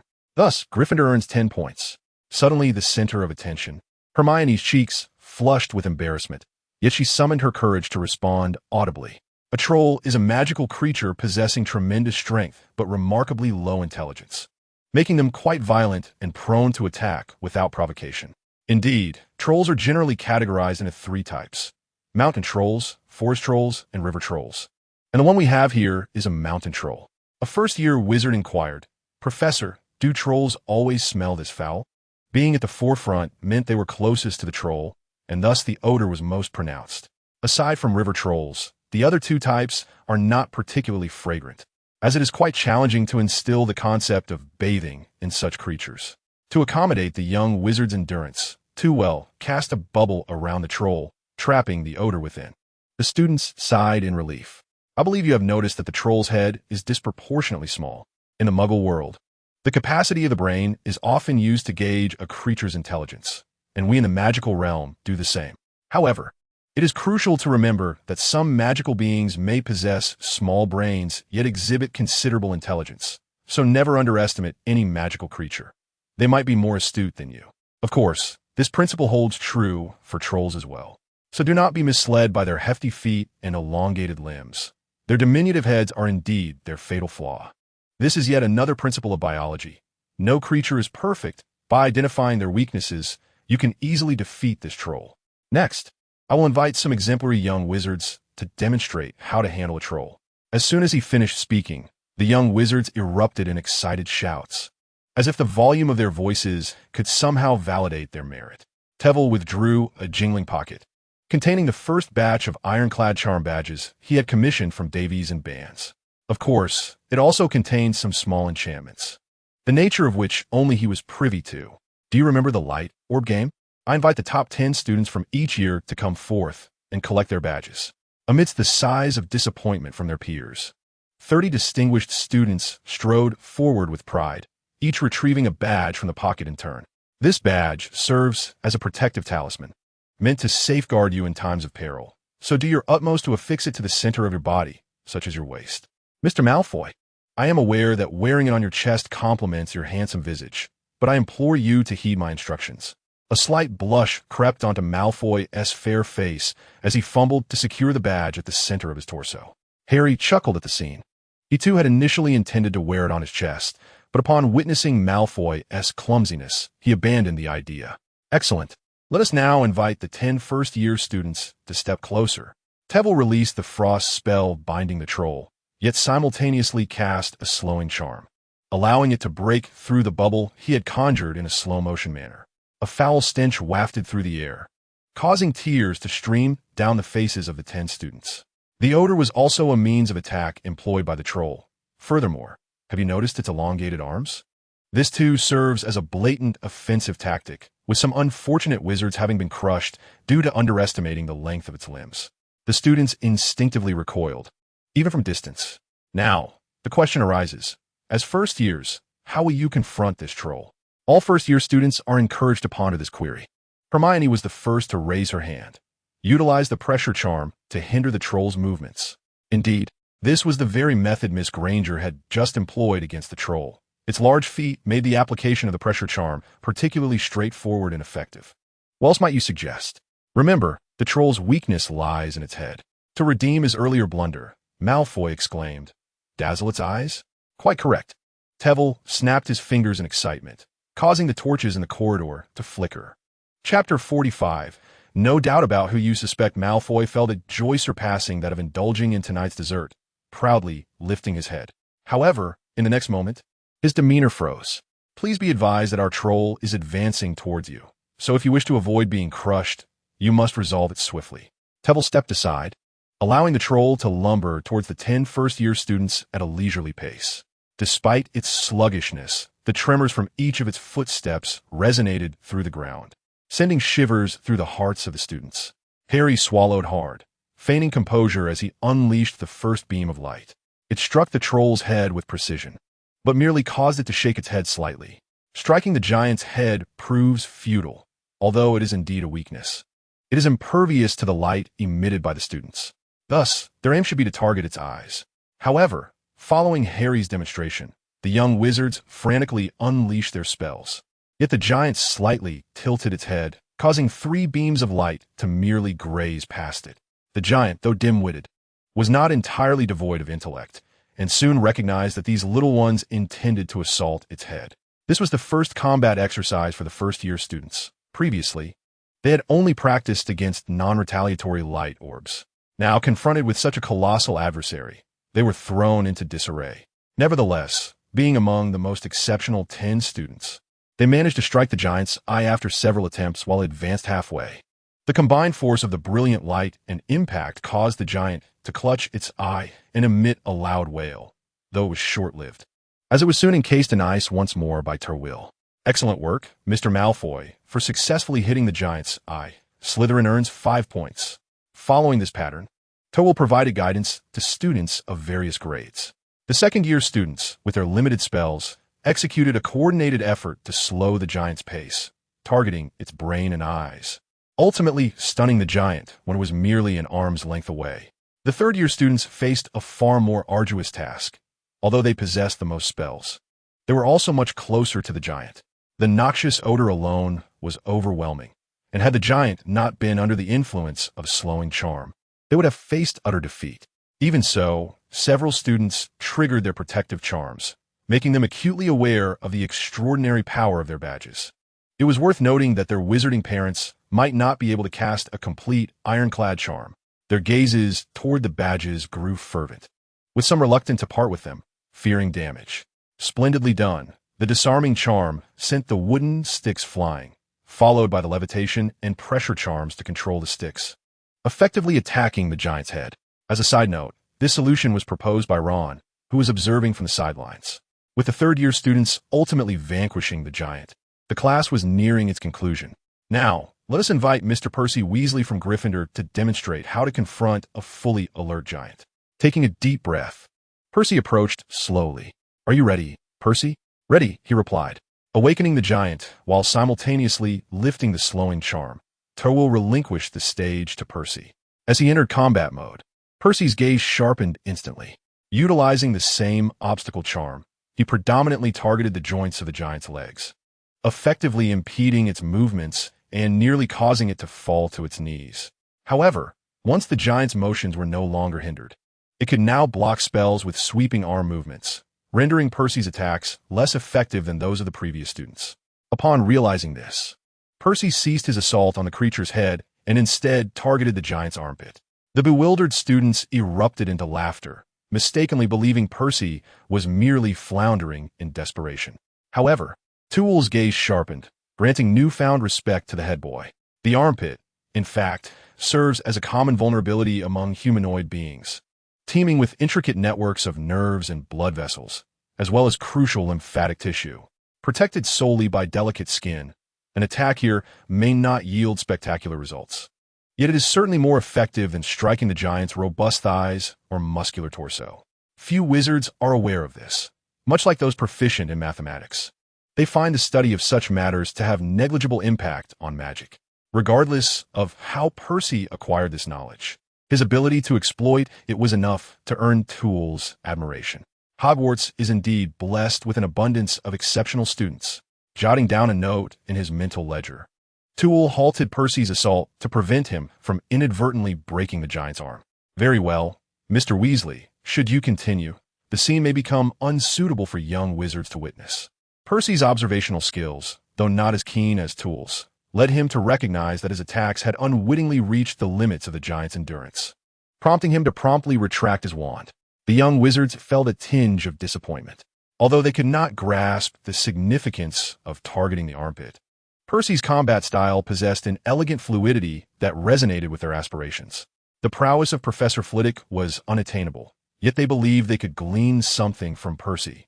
"Thank you, Percy, for imparting this final insight to our lesson. Targeting joints with the disarming charm proves far more effective than assaulting any other area. This encapsulates the essence of spell efficacy. I encourage you to ponder what other spells might yield optimal results. This is not an assignment, merely a reflection." With that, the evening's lesson concluded, and the students were instructed to follow Percy back to their common room in an orderly fashion. "Professor, how shall we deal with this giant?" inquired a young wizard, still buzzing from the recent skirmish. "Why, it shall be left to Professor Quirrell. He has quite the fondness for such odorous creatures, does he not?" Toole replied with a mischievous wink, prompting the students to erupt into laughter as they departed the basement. It was then that the professors gathered around. What a splendid lesson! Students of varying years were able to engage with such diverse content. It is hard to believe that someone so youthful possesses such an extensive reservoir of knowledge. Professor McGonagall remarked, reflecting on her own experience at that age, where, despite her academic success, her practical experience lagged far behind, often relegating her to rote recitation. Toole's tailored approach to instruction was something she had only come to appreciate after years of teaching. "You flatter me," Toole replied with a dismissive glance at the giant. "To be frank, tonight's material was already beyond the syllabus. I wonder how much the students truly absorbed. Generally speaking, the existence of trolls is typically introduced in the 4th grade. However, given the rare opportunity, it is indeed worth seizing." He was unaware of where trolls might reside. Yet Chilo managed to locate one. Thus it would be foolish not to take advantage of such a chance. Furthermore, the lesson scheduled for tonight ostensibly aims to buy Chilo some time, diverting part of the professor's attention so he can navigate the arrangements within. In truth, however, it serves to amplify Chilo's suspicion.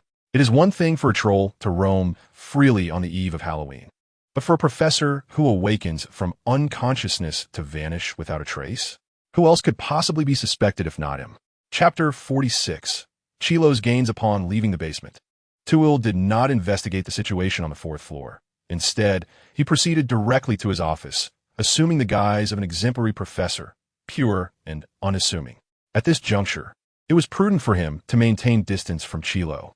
This seemingly benevolent professor, akin to a gentle rabbit, then produced a large piece of parchment, upon which a significant ink blot suddenly materialized. From the center of the blot, a series of black lines extended, continuously outlining all the buildings within the confines of Hogwarts Castle. However, the professor's understanding of the school was somewhat superficial, leading to a somewhat rough depiction. Some lines were thick, others thin, and some appeared tangled. Nevertheless, these details were trivial, for what mattered was that 30 names began to materialize above, gradually traversing the map. The Weasley twins lingered in the kitchen, presumably seeking sustenance from the house elves. Cedric happened to be en route to the kitchen when he encountered the three. Among them was a singular name, shimmering with golden light, Harry Potter. He remained stationary in the common room, surrounded by Hermione Granger's name. Toole directed his wand toward Harry's name, and with a flash of gold, a clear voice resonated forth. "I was merely a second away from striking the troll, before Malfoy. I saw it. Hermione was clearly creating an opportunity for you, only to have it seized by Malfoy." This was Ron's voice. "Does that mean you're no longer arguing?" Hermione's voice followed.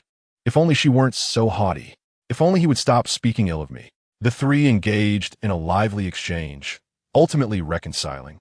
Akin to friends discussing the evening's lesson. Having confirmed the functionality of the badges and the map, Toole stowed the parchment away. Everything is but an illusion. This was Toole's magical map, inspired by the Marauder's map, albeit with a badge serving as a medium. He had made slight modifications based on the principles of spyglass, enabling him to hear the voices of the badge bearers. As for the phrases, "everything is permissible and all is an illusion," they were his favorite declarations.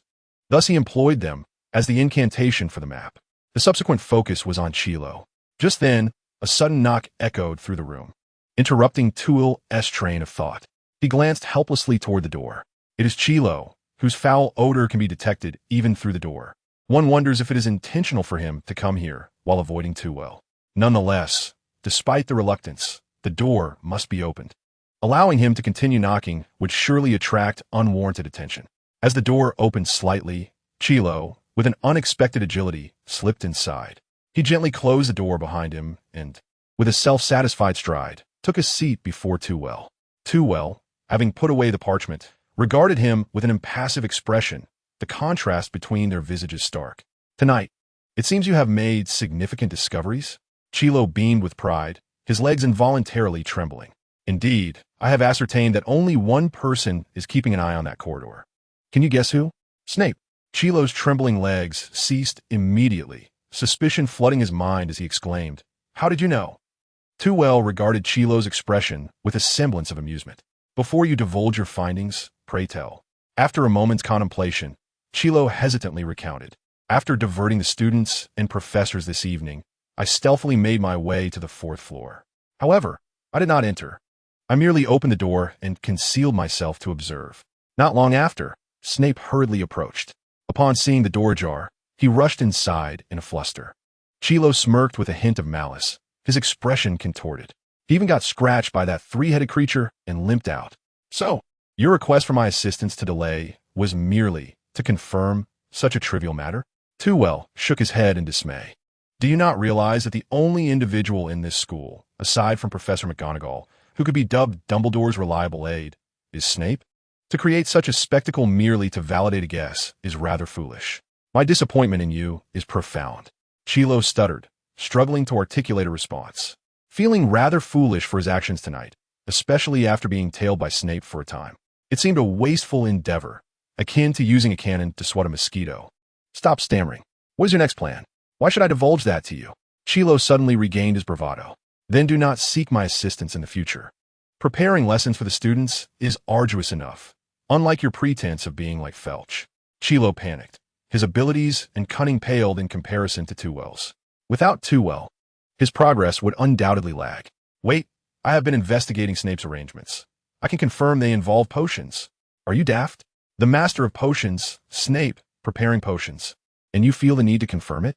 Ah, well, Chilo chuckled lightly. You shall manage the chessboard while I take charge of the potions. As long as we conquer these two challenges, the Philosopher's Stone will be within our grasp. Tewell cast a discerning glance at Chilo's somewhat pallid visage. It is I, and only I, who can procure the stone. So, I implore you to exert yourself diligently.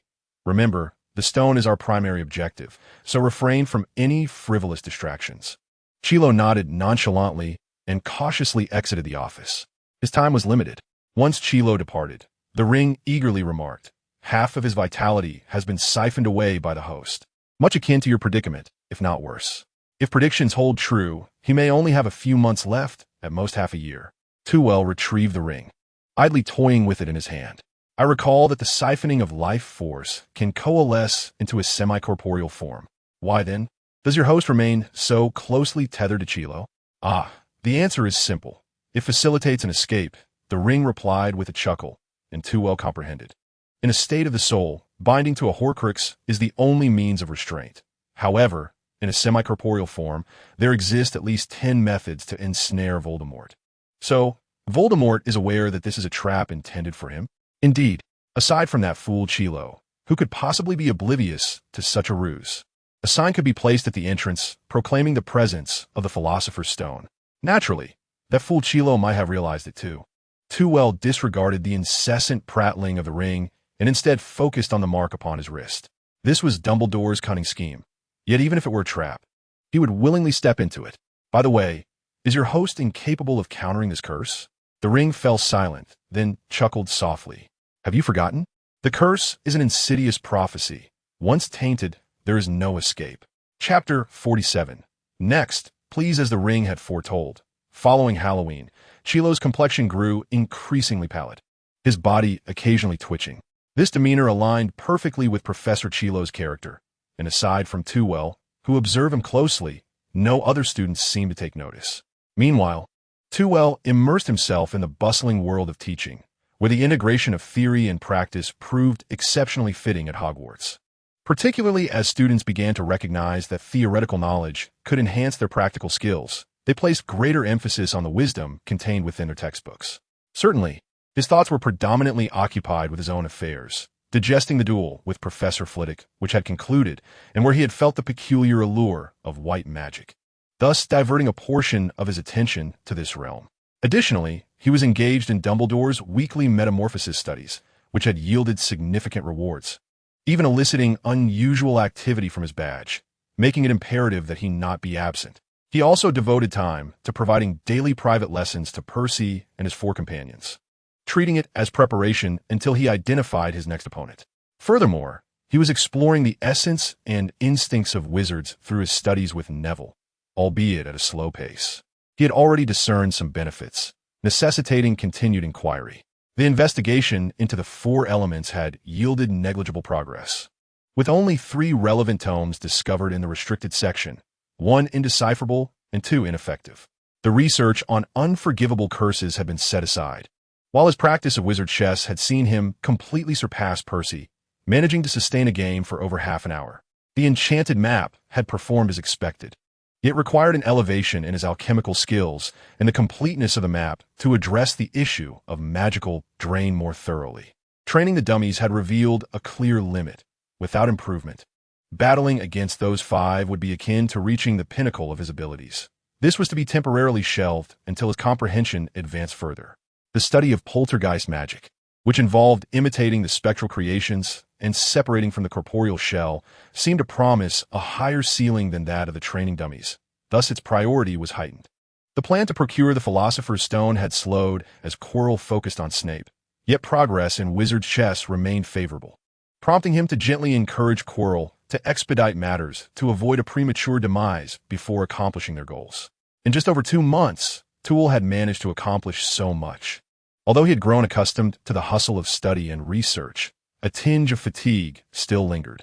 This was also due to the multitude of secrets within the school, rendering him reluctant to rest. There was ample time ahead, and events were unfolding according to plan, so he resolved to proceed methodically. His first task was the enchanted map. The map's roughness left him somewhat dissatisfied. It contained only a few secret passages he had discerned himself. If Harry and his friends were to hide within those passages, he would be unable to locate them. However, to meticulously chart the details of the castle would require an extensive investment of time, which seemed unwarranted. The optimal approach would be to acquire the original Marauder's map and then merge the 2 maps, thus benefiting from their respective strengths to ultimately create a map that aligned with his vision. Knock, knock, knock. The sound of a knock brought him back from his reverie. Come in. As the door swung open, 5 figures emerged, having pushed their way in. It was indeed Percy and his 4 companions, arriving for their evening private lesson. Percy strode in confidently, his head held high, the badge of his position gleaming on his chest, while the other 4 tiptoed in behind him. Toole poured 5 cups of tea for them, for that was all that remained at his office, having consumed the pumpkin juice the previous night. I recall that the private lesson has yet to commence. Do you have any matters to discuss with me? George nudged Percy, urging him to take a seat before Toole. After sipping his tea, Percy remarked, "Isn't your skill in wizard's chess superior to mine?"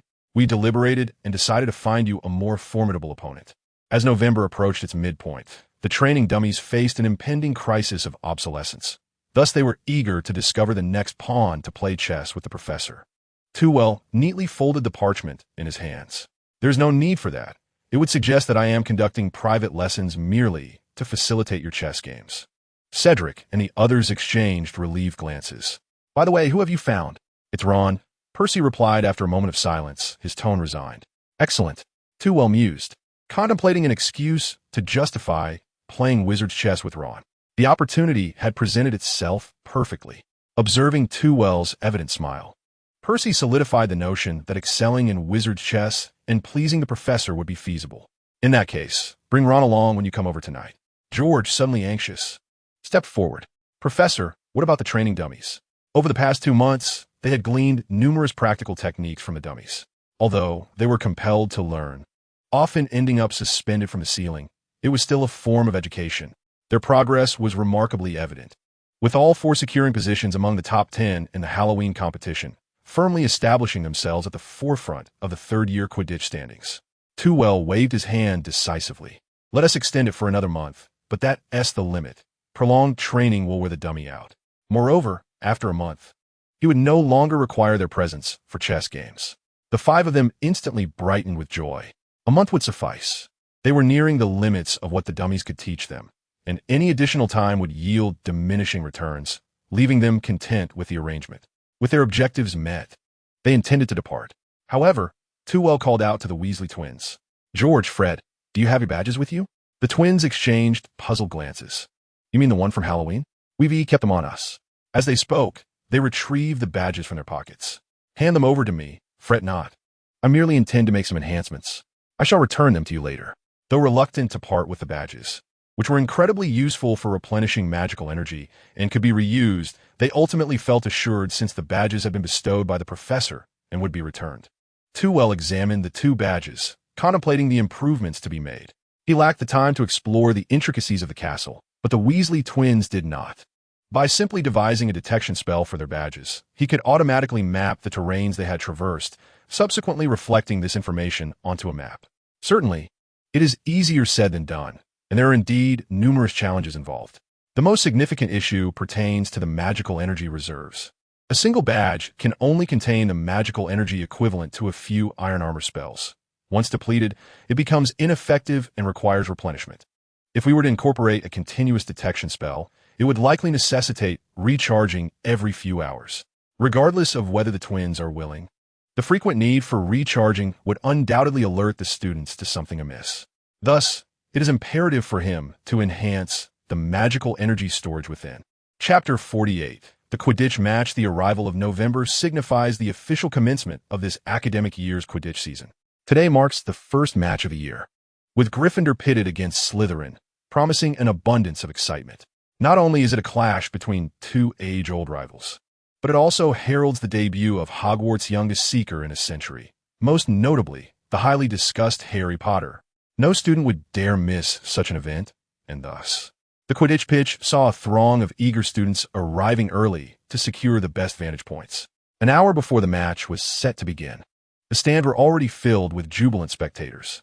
The weather was clear, yet November in England had begun to turn increasingly chilly, leaving Harry the centerpiece of the match, feeling quite cold, even to the point of numbness in his hands and feet. As a Quidditch player, Harry was permitted to arrive at the pitch a bit later. He found himself walking alone along the path to the players' locker room, his mind a tumultuous blend of thoughts, making it difficult to discern whether it was blank or muddled. In any case, he was unsure of what he was contemplating. "I heard you didn't eat even a breakfast?" Suddenly, a hand reached out from beside him, offering a piece of chocolate. It was a rather ordinary dark chocolate, far more bitter than other varieties, yet it brought him greater joy than the sweetest confection. Harry's face lit up with a smile as he turned to see the grinning Professor Twivel. "Professor," he exclaimed as a thought struck him, today is my first match." Twivel pressed the chocolate into his hand. "You must eat something.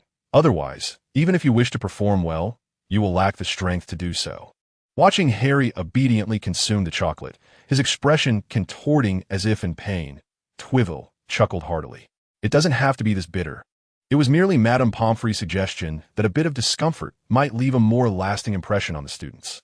"I have a friend, also a seeker on the Quidditch team, who was so nervous on his first day that he forgot how to fly and remained on the ground for 20 minutes before finally mounting his broom." Harry couldn't help but laugh at the image of a seeker struggling futilely on the ground. At least he would not find himself in such a predicament. However, that match concluded within 30 minutes, for my friend had captured the golden snitch in just 10 minutes. Even now, at the age of 14, he has already become one of the finest seekers at Durmstrang, and indeed in his entire country. Harry's mouth fell agape in astonishment, remnants of chocolate clinging to his teeth, his eyes shimmering with a fervent yearning. It was remarkable to discover that even such an extraordinary individual could experience nervousness at the outset. After escorting Harry to the changing room, Twivel gently patted his shoulder. "Step inside and allow everyone to witness the debut of Hogwarts' future most exceptional seeker." Watching the dazed Harry vanish, Twivel turned to head towards the spectator stands.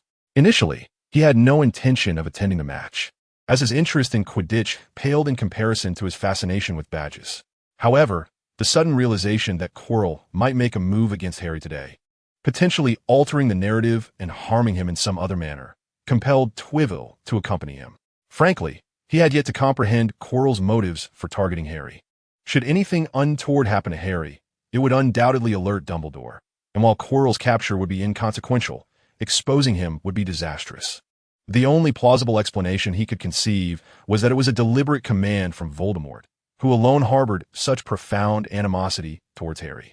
Upon reaching the stands, Professor Flitwick, diminutive in stature, stood atop his seat, vigorously waving at Twivel. Professor McGonagall sat nearby, her attention fixed on the players who had already taken to the field. It was only when Twivel settled beside her that she snapped back to reality. "What brings you here so late?" she inquired casually. Only in the hallowed grounds of her beloved Quidditch pitch did she allow her demeanor to soften, eschewing her usual sternness. "A minor delay," he replied. They engaged in light conversation when suddenly a sharp whistle pierced the air at the center of the pitch, prompting the 14 players from both Quidditch teams to mount their brooms and ascend into the sky. Concurrently, the match balls soared into the air, met with the jubilant cheers of the young wizards, marking the official commencement of the game.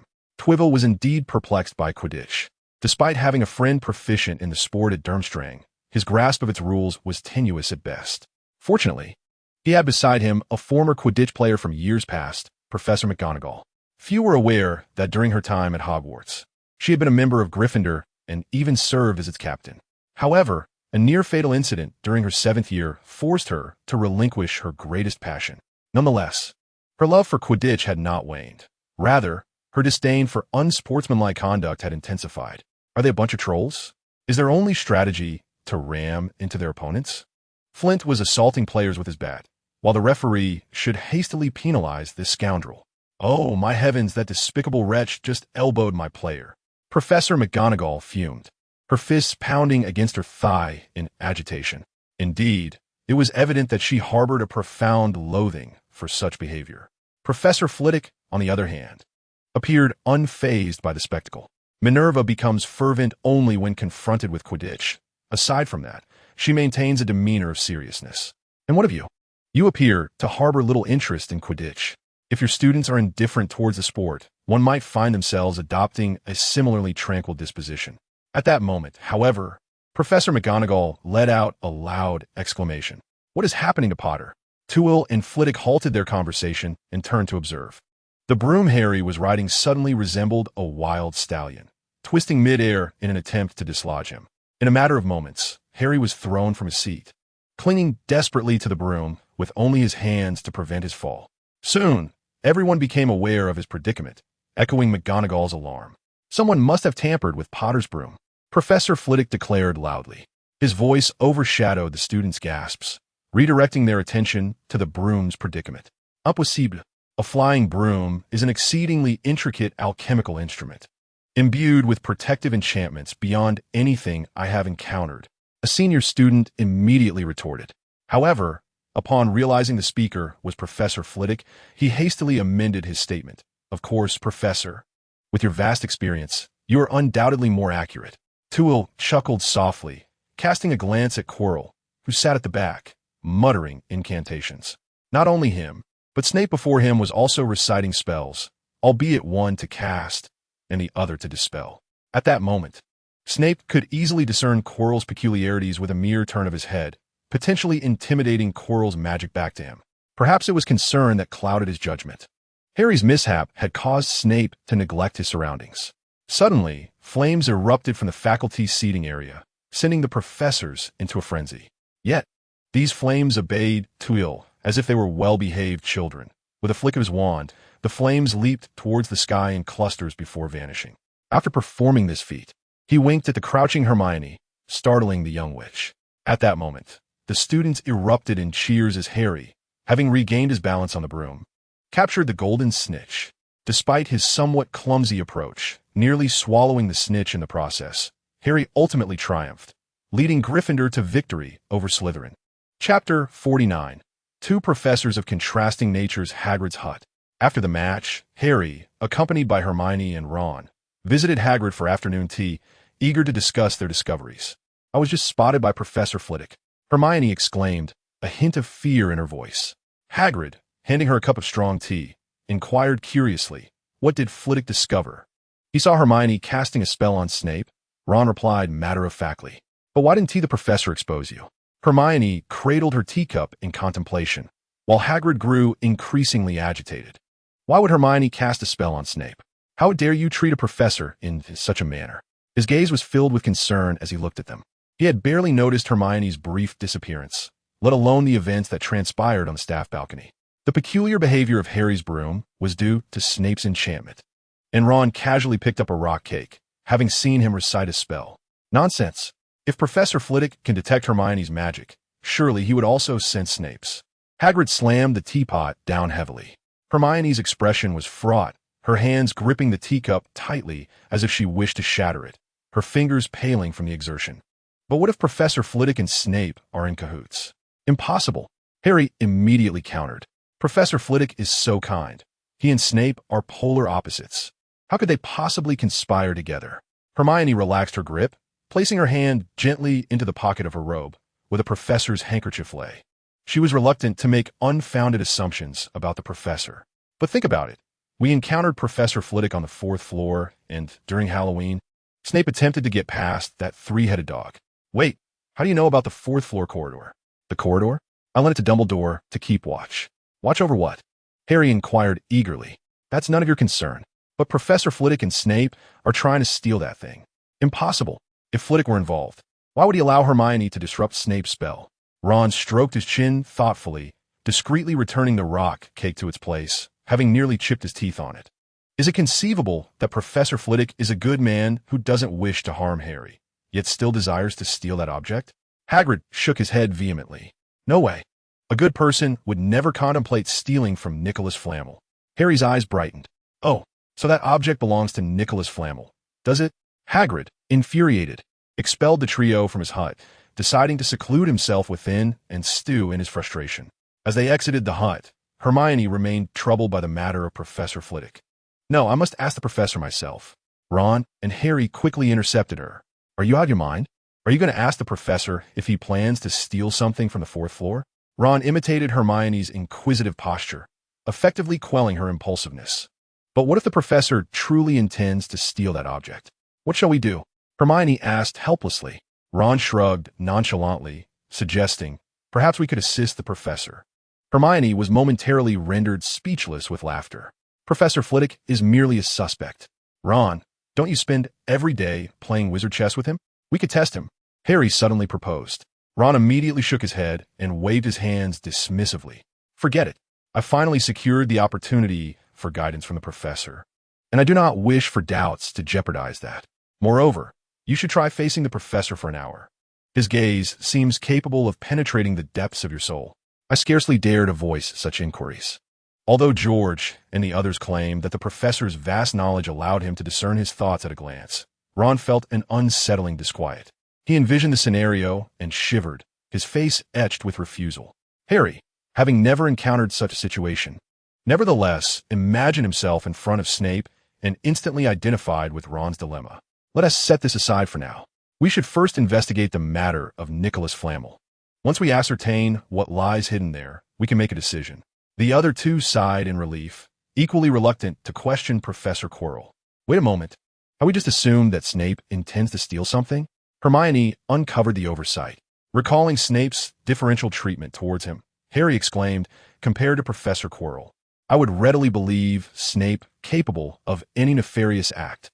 Meanwhile, Terwilliger remained blissfully unaware of his newfound ability to shoulder Snape's blame. Even if he were aware, he would dismiss it with a laugh, for he indeed intended to steal the Philosopher's Stone. In the defense against the dark arts classroom, Neville, with a quavering voice, asked, Professor, is my magical talent terribly deficient? They were engaged in exercises focused on stabilizing magical output, but after his 10th failure, Neville's hard-won confidence began to crumble. In previous lessons, Terwilliger had assisted Neville in mastering the art of magical output, enabling him to successfully cast spells. Yet, a significant issue persisted. When utilizing spells that required sustained effects, such as the levitation charm, Neville's magical flow would unwittingly sever after a brief duration. It resembled Terwilliger's enchanted Marauder's map, where the connection between the badge and the map would abruptly break. This piqued his curiosity. Do not despair. I can assure you that your magical talent is certainly on par with any student within the castle. It is merely that your foundation is not solid enough.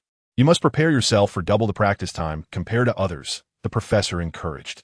Neville sniffled, staving off the tears that threatened to spill. I don't mind practicing more than others. I only feel that I am wasting your time and guidance. How could that be? It is the duty of a teacher to instruct their students. Now, raise your wand once more. This time, let your magical output be more gradual. It is better to proceed slowly while ensuring a sustained flow. Deeply moved, Neville could no longer hold back the tears that cascaded down his cheeks. In that moment, he felt an overwhelming desire. If only he could remain a student of the professor for a lifetime.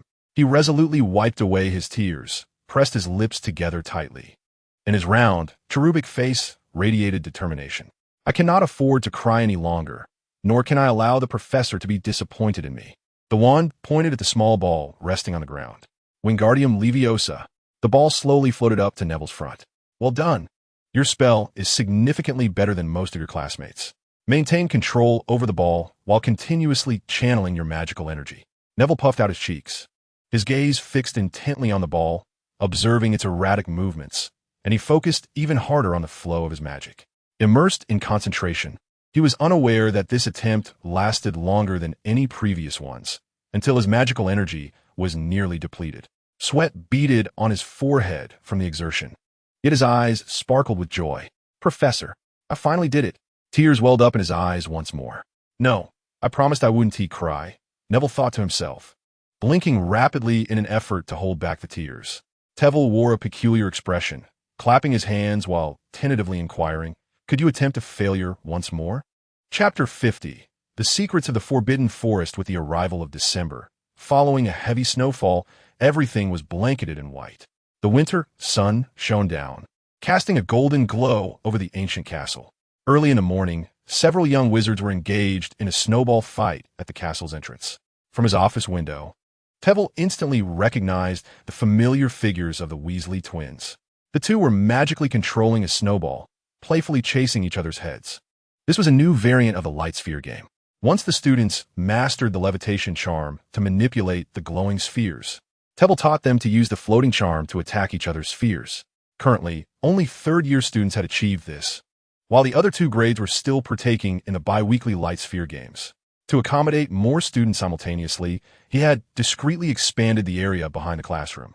Smack! George's snowball struck the passing Chilo squarely on the back of the head. This was the second time, and judging by Chilo's expression, they would likely face a severe punishment once again. "That fool is running out of time," the ring remarked gleefully. "What'll happen to your plans then?" "Your essence still relies on him to obtain the Philosopher's Stone. You won't let him die so easily. Life is not merely a matter of desire. How else could Chilo forcefully prolong his existence?" Tevel's gaze shifted toward the Forbidden Forest. Of course, it would be the unicorn.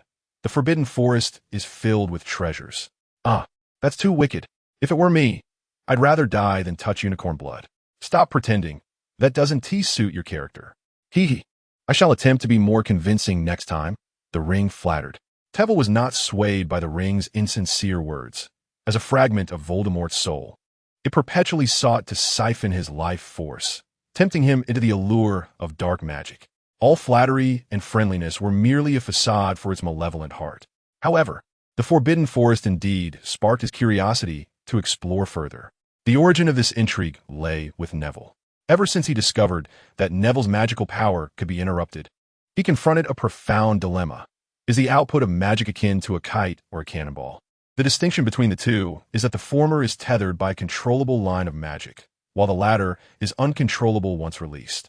According to conventional wisdom, spells like the levitation charm, which can be manipulated by the caster, are likened to kites, whereas disarming spells resemble cannonballs. Had he not encountered Neville, Tewell would have perpetually held such beliefs, or rather, this perspective was prevalent among all in the magical realm. Yet Neville was different. His magical essence was perpetually connected by a thread. This suggested that Neville's kite remained tethered, yet it could plummet unexpectedly. This indicated that the line guiding the kite might very well possess another connection. By fortunate chance, Tewell achieved a breakthrough in his studies of the soul, which, when combined with his findings, unveiled another thread concealed beneath the surface of magic. Will. Through his recent investigations into Neville, his comprehension of magic and the soul deepened significantly. Every ounce of magic bore a thread linking to its essence. Even when casting a disarming spell, one's will persisted, though no one had previously recognized this, leading to the misconception that such spells were uncontrollable.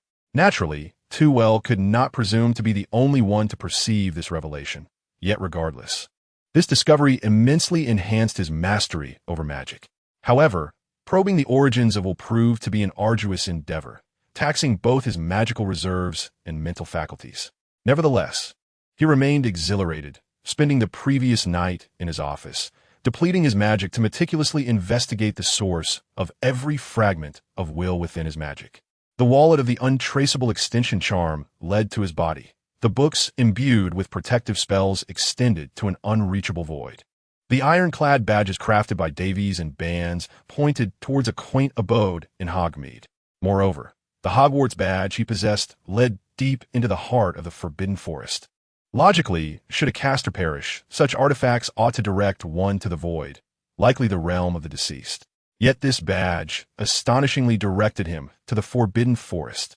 Did this imply that the maker of the badge not only survived, but possibly thrived within the depths of the forest? This revelation sent shivers down his spine. However, amid his flurry of thoughts, he pondered another question. If the badge could assist in delaying death, could its creator potentially aid him in evading it altogether? His body still quivered, yet this time, it was not from fear, but from exhilaration. After a night of contemplation, he resolved to venture into the Forbidden Forest to uncover its mysteries. As fate would have it, the weekend had arrived, granting him ample time to delve into the secrets lying within the forest depths. After making a few preparations and replenishing his magical energy, Trevelyan discreetly made his way towards the Forbidden Forest, avoiding the students. Having arrived at Hogwarts for 3 months, this was his first foray into the Forbidden Forest. Yet, standing at its edge, he was struck by the forest's peculiarities. One word encapsulated it: vast. From the castle's vantage point, the Forbidden Forest appeared to be merely an ordinary woodland, larger than the typical forest, perhaps double its size, with the distant peaks clearly visible. However, standing at the periphery, Trevelyan's instincts informed him that the depths of the forest exceeded his expectations. It was an oddity. How could a forest of such magnitude harbor even greater depth? This revelation rendered him more cautious, and as he reached the edge, he drew forth his wand, leaving behind a magical trace to gauge his progress. Following a clearly delineated path, Trevelyan ventured forward. This path was likely carved out by Hagrid for his patrols of the Forbidden Forest. Yet, the interior resembled an ordinary forest, save for the sudden emergence of acromantulas, which were merely a standard part of the woodland's ecosystem. After dispatching another acromantula, the trees grew denser, with only the mottled, dim light indicating that considerable time had elapsed. Consulting his pocket watch, he noted it was 6 in the evening, meaning he had wandered for 5 hours. Nevertheless, he was prepared to remain in the Forbidden Forest for 2 days, so after a brief respite, he pressed on. After approximately another hour of trekking, Trevelyan noticed the trees had thickened significantly, no longer permitting enough space to pitch a tent, while the undergrowth flourished. This rendered the Forbidden Forest even more enigmatic.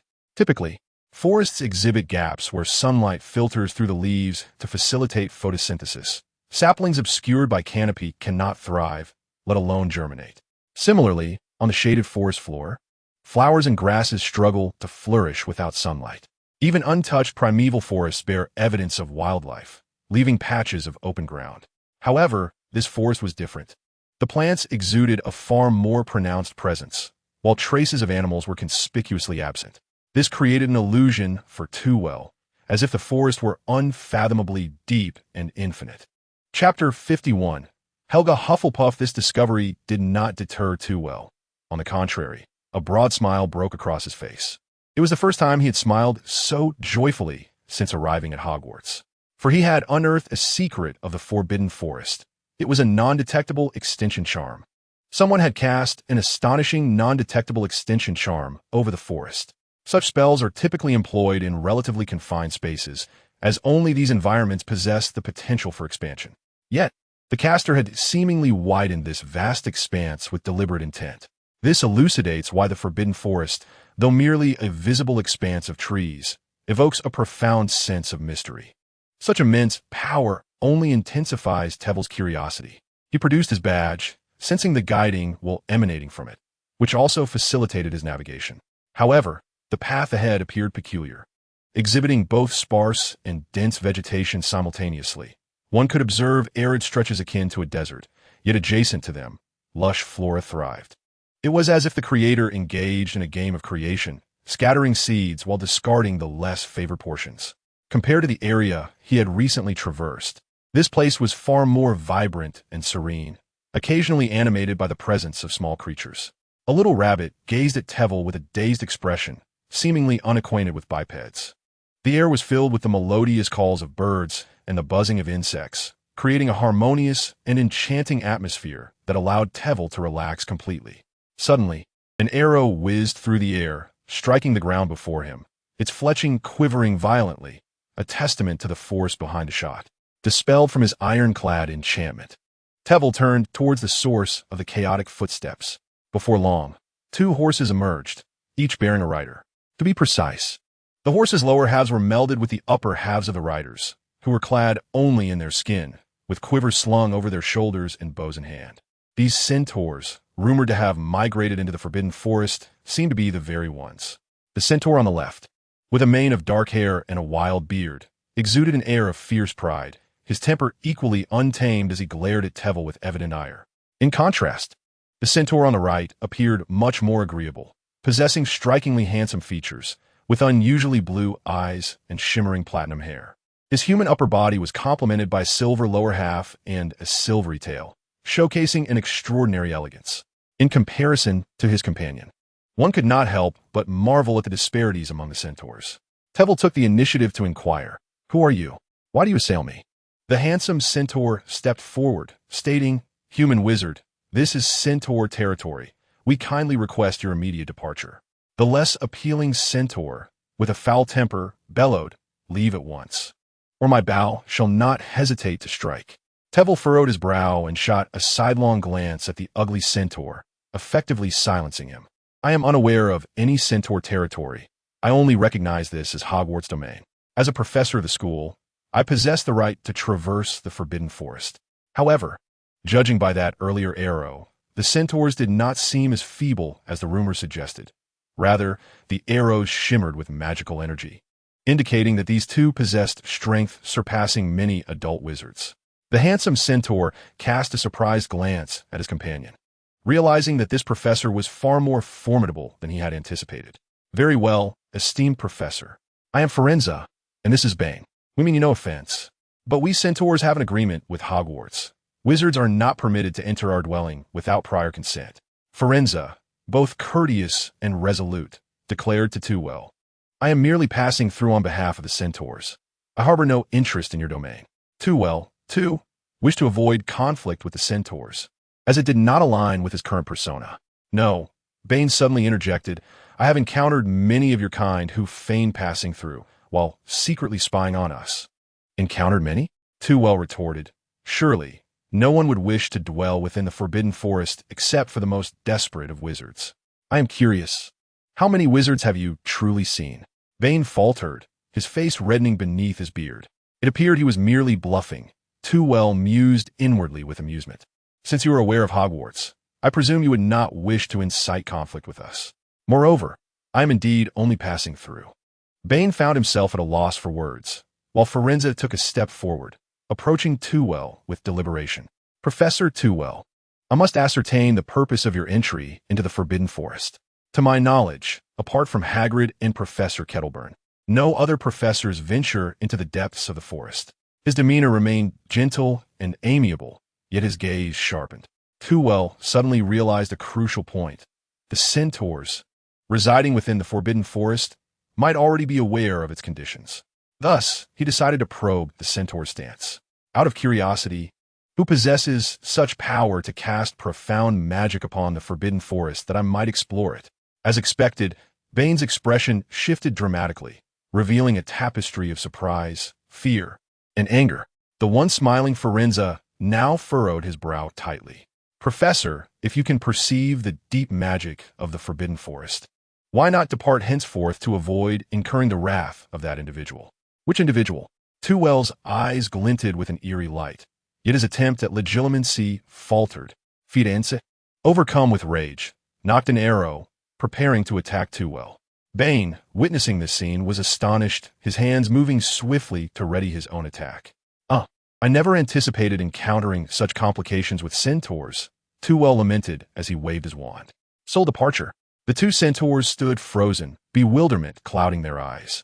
He understood that once a wizard mastered the mental occlusion technique, it became challenging to employ legitimacy against them. It was akin to a spear meeting a shield, albeit the battlefield favored the defender. Thus, a mental occlusion of equal caliber surpassed legitimacy. However, Tewell was genuinely surprised that he had been thwarted by the two centaurs. "Have you practiced the mental occlusion technique?" Tewell asked directly. The two, under the influence of the soul-draining curse, appeared somewhat dazed, yet they shook their heads in unison.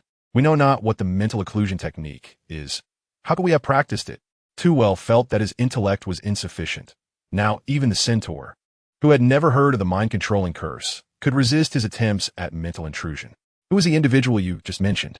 Firenze's expression twisted, seemingly struggling to break free from the grasp of the curse. Yet his mouth involuntarily uttered, Helga Hufflepuff. Chapter 52. The Tale of the Centaurs. Upon speaking that name, Firenze's visage transformed into a grimace, his gaze gradually regaining its clarity. Too well quickly interjected. No need to continue. Deepening his control, he managed to stabilize the centaur. Allow me to share a brief insight into the mechanics of the mind-controlling curse. The efficacy of the curse depends on the relative strengths of the caster and the subject. Akin to how Dumbledore could easily exert control over Harry, yet Harry could not reciprocate. However, there exists an exception. One must not severely contravene the subject's will, lest intense emotional upheaval disrupt and undermine the curse's hold. This principle applies primarily when the power levels are comparable. Harry, under any circumstance, could not extricate himself from the curse's influence.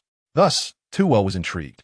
Merely a name was enough to enable Firenze to transcend significant levels of power and escape from his control. The name Helga Hufflepuff is well known to anyone acquainted with Hogwarts. Even if one were unaware of the first name, the surname resonates throughout the magical community. The 4 houses of Hogwarts are named after its 4 founders. Among them, Hufflepuff House corresponds to the venerable Helga Hufflepuff. Renowned for her modesty, Lady Hufflepuff is most famously recognized for her culinary magic, with Hogwarts kitchen being her creation. Yet, few are aware that she was, in fact, a master of herbology. Her culinary enchantments were likely a mere pastime amidst her herbological studies. After all, it is entirely reasonable for a master of herbology to indulge in the pleasures of delectable cuisine. According to Firenze, the untraceable extension charm within the Forbidden Forest was cast by Helga Hufflepuff. Is it possible that this illustrious figure is concealed deep within the forest? Was that badge crafted by her as well? Furthermore, could this individual, who lived a millennium ago, still be among the living? The magical realm possesses methods for achieving immortality. The Philosopher's Stone and Horcruxes can grant eternal life, and given the founder's formidable prowess, such feats are not beyond the realm of possibility. Unable to contain his curiosity any longer, Too well meticulously controlled Firenze, gently coaxing him to divulge more about Helga and the centaurs. 1,000 years ago, after wizards acquired the aid of wands, their power surged, leading them to encroach upon the habitats of other magical creatures. The centaurs, dwelling on the plains, were among the first to suffer. Though the centaurs were formidable, the wizard's strength had dramatically increased, and their population far exceeded that of the centaurs. Consequently, the centaurs faced tremendous casualties, and vast swathes of their settlements were overtaken. From that moment on, the centaurs were driven by wizards into one inhospitable environment after another, becoming displaced and living in a state of despair. Fortunately, Helga Hufflepuff emerged at this critical juncture, shielding the centaurs from their pursuers and leading those willing to follow her into the forest, where they established a new home. At that time, the Forbidden Forest was merely a small grove, yet under Helga's enchantments, it gradually transformed into the vast expanse it is today. Most of the magical creatures residing within were brought here by Helga, who could not bear the thought of them being hunted by wizards, and together they thrived under her protection. Wait, live together? Tevi inquired, perplexed. The centaurs did not imply that the magical creatures were merely cohabitating. It seemed there was also a dwelling belonging to Helga. Firenze nodded in affirmation. After the founders departed from the castle, a sorrowful Helga bequeathed her possessions to her descendants and settled in the heart of the Forbidden Forest. Tevi's gaze ignited with fervor.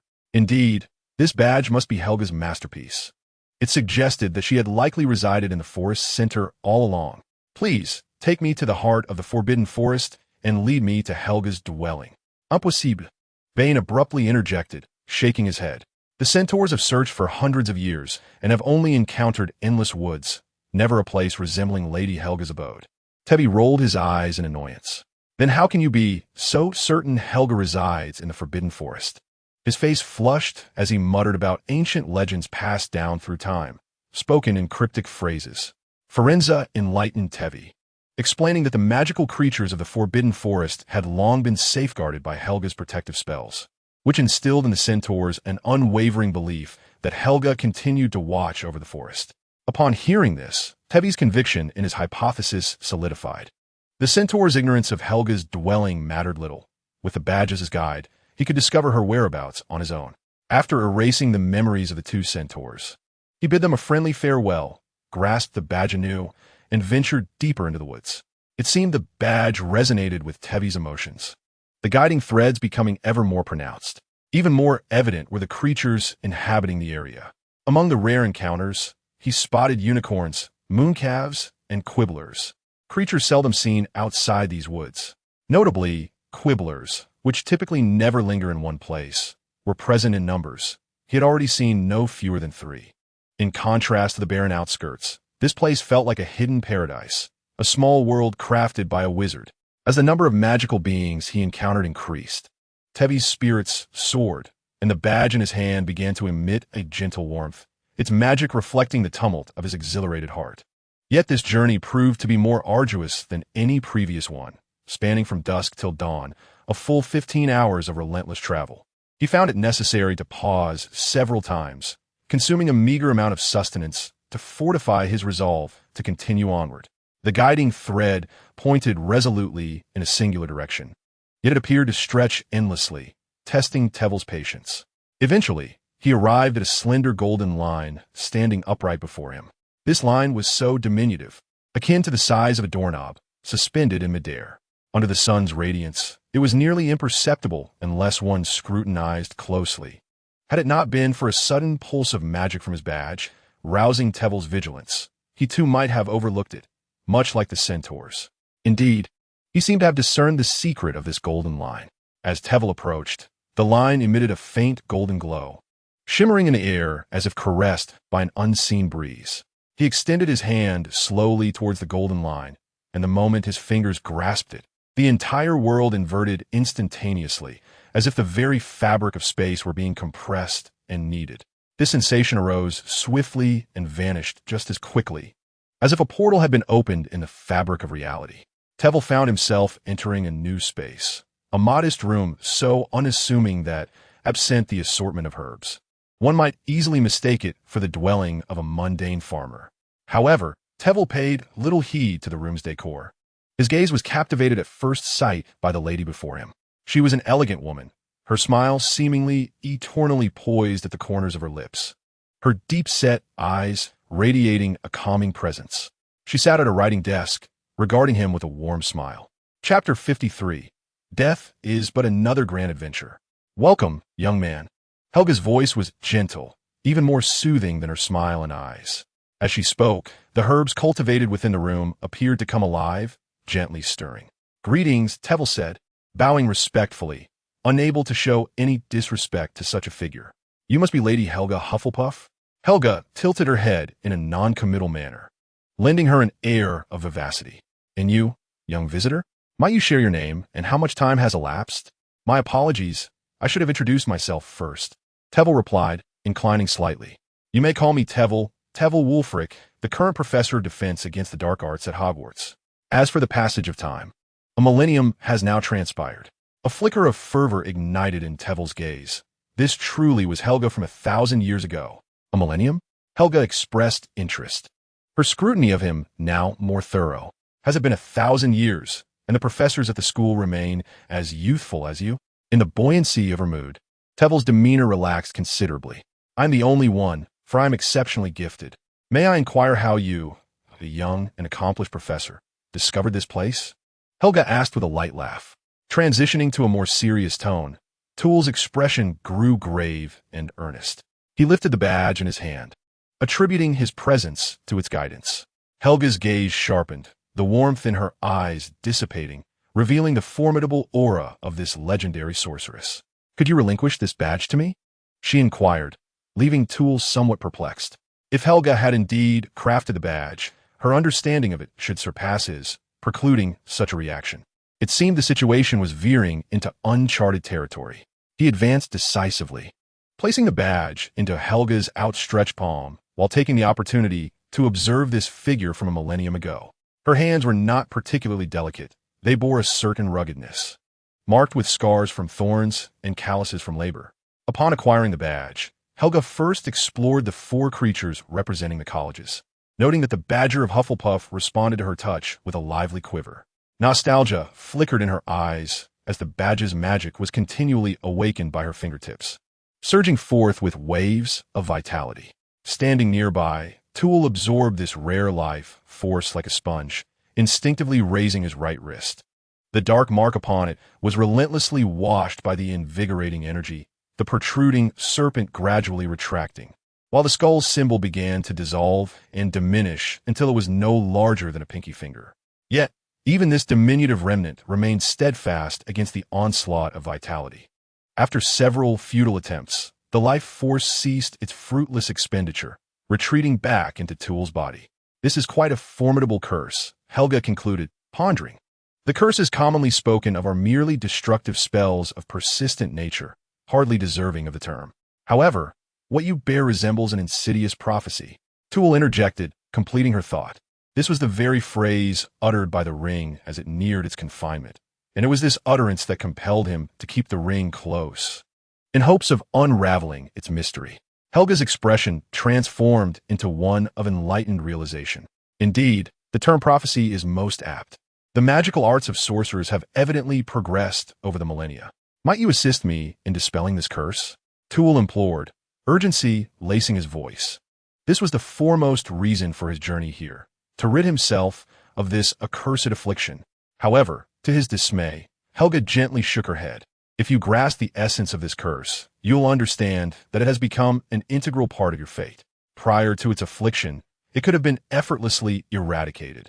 But once entwined, it becomes a thread within the tapestry of your destiny. Unless the lost eyes of Tevel suddenly sparkled with brightness. Unless what? Helga pondered for a moment and raised the badge in her hand. Unless you can find the creator of this badge. If I am not mistaken, as a seer, she possesses the ability to evade fate. But is not the creator of this badge you? I traced my way here through the magic imbued within it. Tevel furrowed his brow and inquired. Helga shook her head, yet a playful smile danced upon her lips.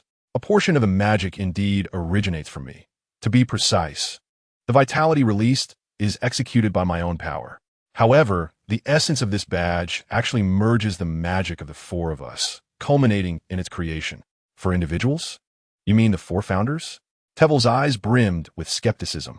What manner of beings could achieve such a feat? Of course it is she, Helga smiled, pointing at the eagle depicted on the badge. Rowena Ravenclaw. Tevel's eyes widened in astonishment. Upon meeting Helga, he had subtly speculated whether all 4 founders were still alive. Is Lady Ravenclaw still among the living? No sooner had he spoken than Helga erupted into a hearty laugh, echoing brightly within the confines of the small room. Alive? She chuckled. How could you entertain such a notion? Her gaze shifted playfully as she pointed to herself.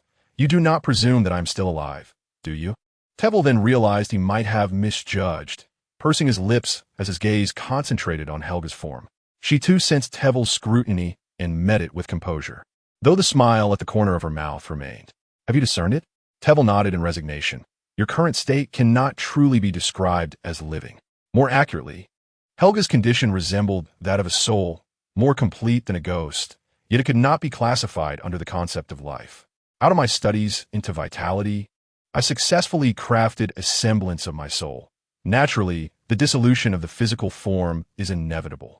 Helga gestured towards a corner of the room. However, I did not have a penchant for showing off my ashes. She mischievously shrugged.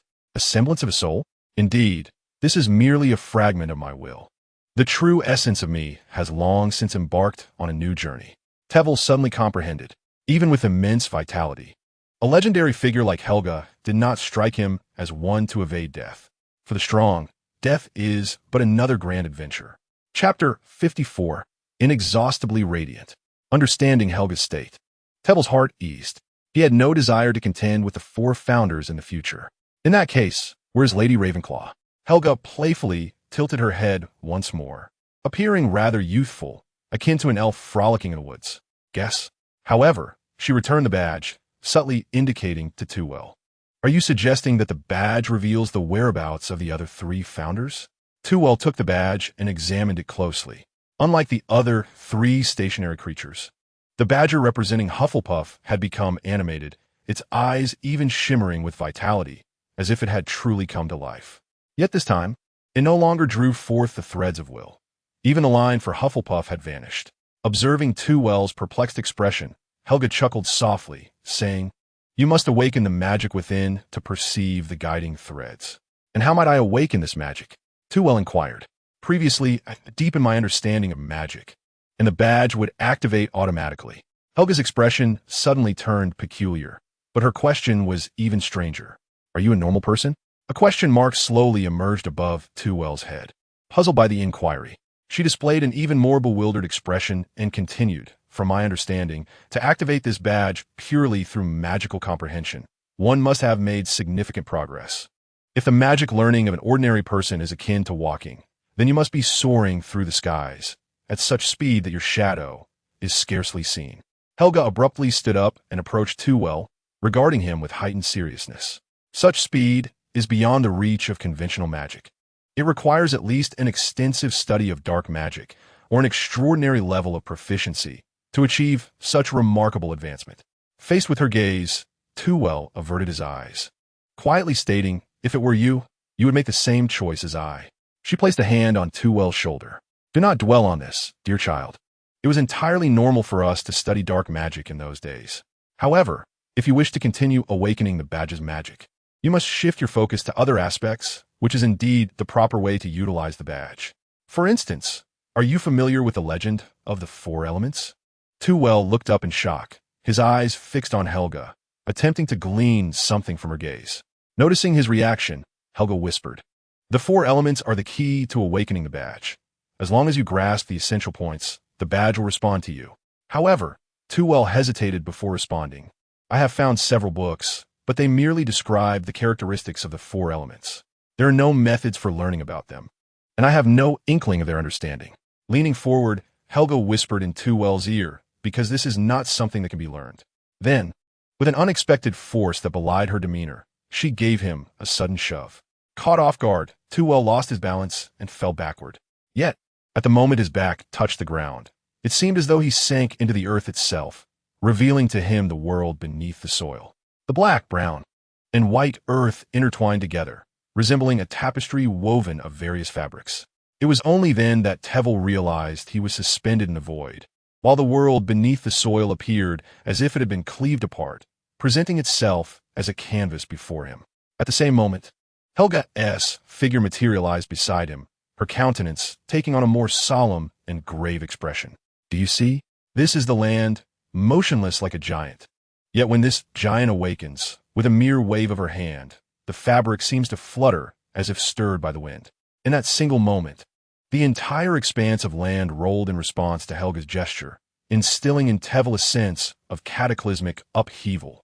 Waves of potent magic, as dense as the earth itself, surged toward him, cleansing every cell within his being.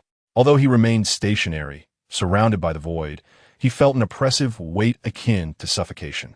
Indeed, it was genuine suffocation. Tewell sensed his breath becoming increasingly labored. Even as he opened his mouth wide, he could draw in not a single breath of fresh air. He gazed at Helga in astonishment. His own magic instinctively resisted the pressure, the two forces merging and assimilating within him. Now, it was Helga who was taken aback. She had not anticipated that such a young Tewell could withstand her magic under these circumstances. This was no ordinary space. To be precise, it was not a space at all, but a manifestation of her consciousness. Everything taking place here was as if she were unveiling her understanding of magic to Tewell in this manner. Thus, all of Tewell's sensations were under her control.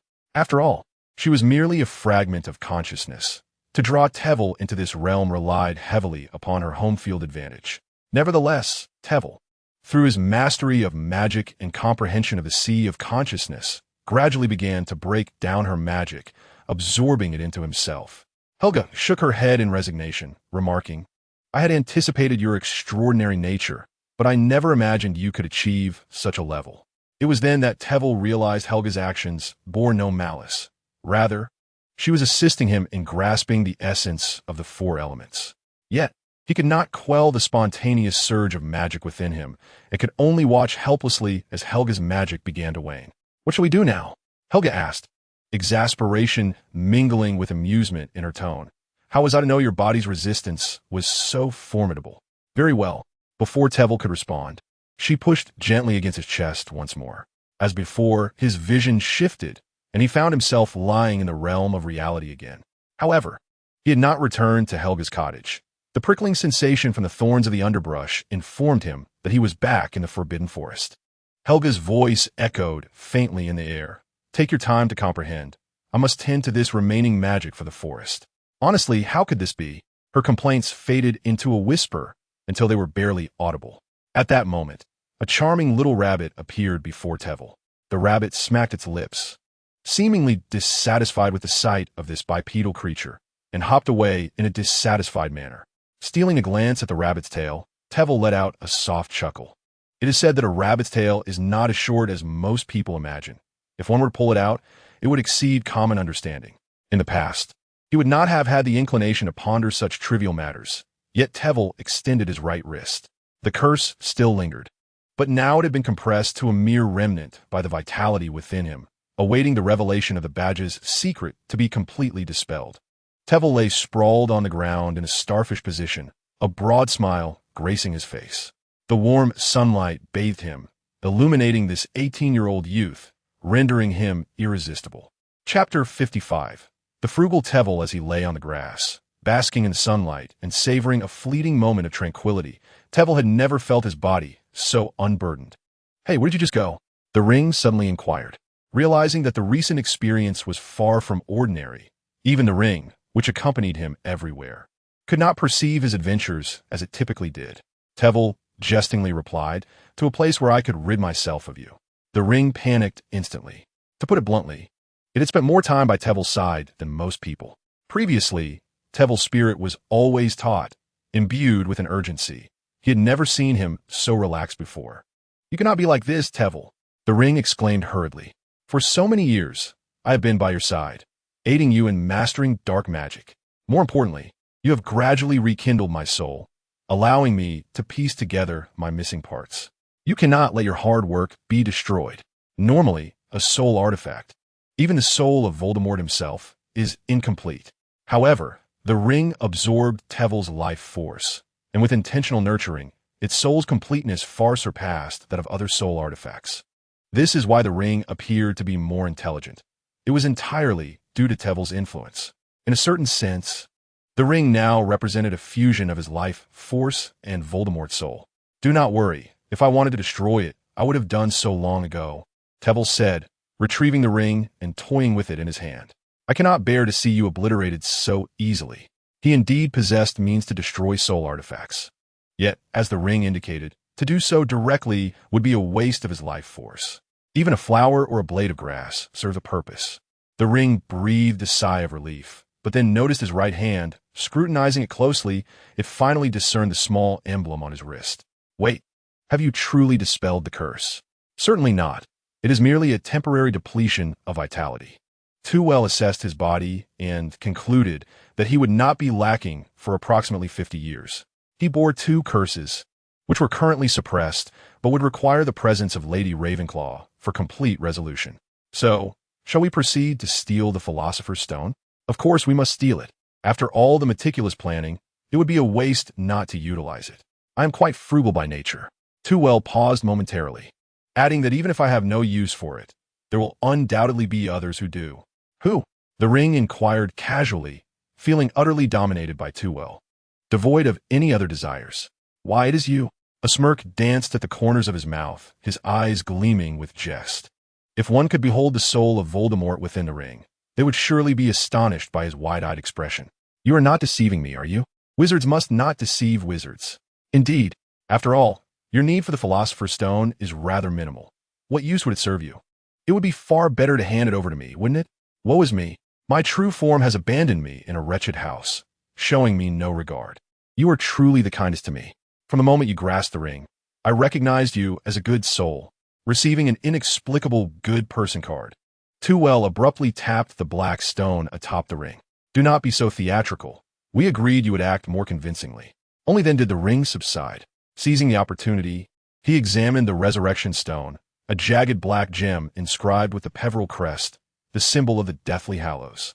It was as deep as a black hole, absorbing any magical probing entirely. To be candid, he did not dare to study this stone casually. Its contents diverged too greatly from the magical realm. At least until the study of souls reached a higher echelon, he would not squander time on this resurrection stone. Upon realizing it was the resurrection stone, he had pondered what state one might occupy if they summoned their soul at the moment of death, an overlapping state of dying yet not quite dead. After reflecting for a moment, a vast shadow suddenly eclipsed the sunlight upon him, accompanied by the appearance of a face adorned with a bushy beard. "Professor Hagrid?" Tewell inquired, perplexed. "What brings you here?" With the sunlight gone, Tewell rose decisively. Though even at nearly 6 feet 3 inches, he was still dwarfed by the half-giant. This marked their first formal meeting, prompting Hagrid to introduce himself.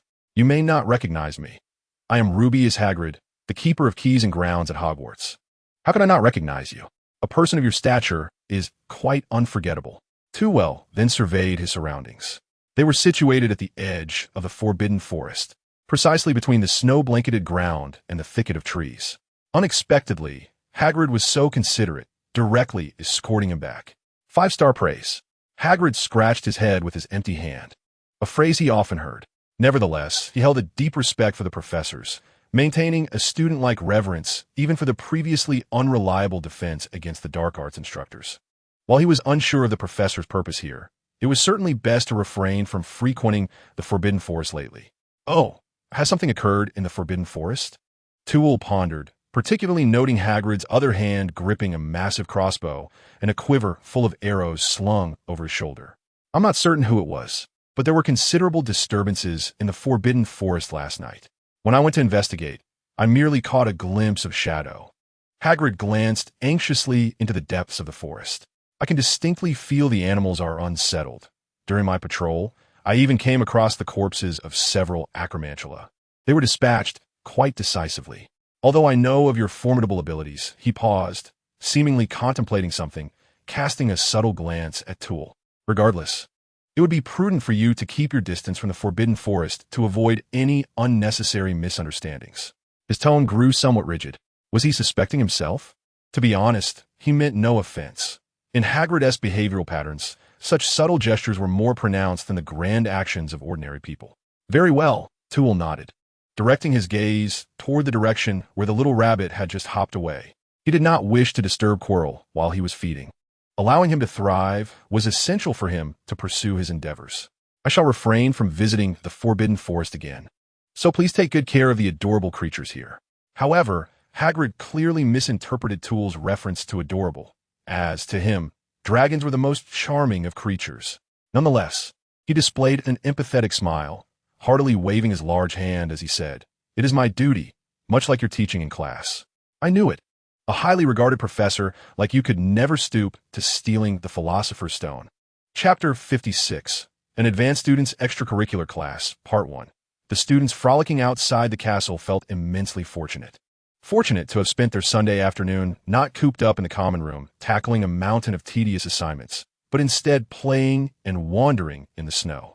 This was all thanks to a professor of welfare who seemed more amiable than usual. The catalyst was a senior student who, upon seeing the welfare professor striding towards the castle with a buoyant step, boldly speculated that the professor was in high spirits. Encouraged by her friends, she mustered the courage to pose a question that had long troubled her. "Professor, could you teach us a bit about spellcasting techniques? Even a mock duel would suffice." She clasped her hands over her heart, earnestly imploring.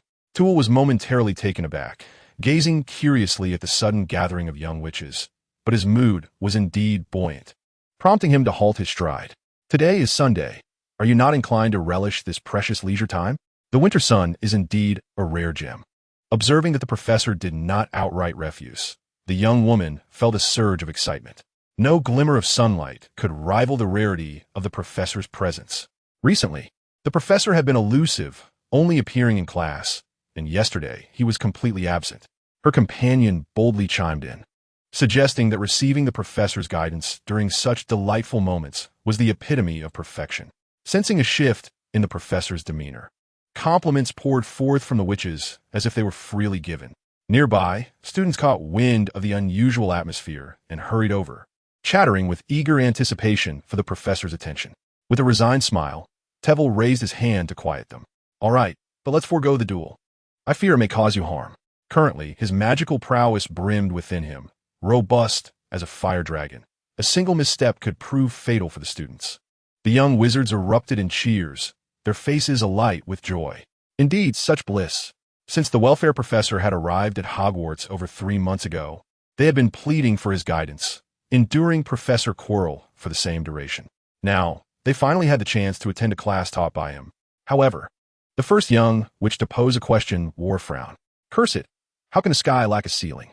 Soon, the news that the welfare professor would be offering guidance to upperclassmen reached every available young wizard's ears.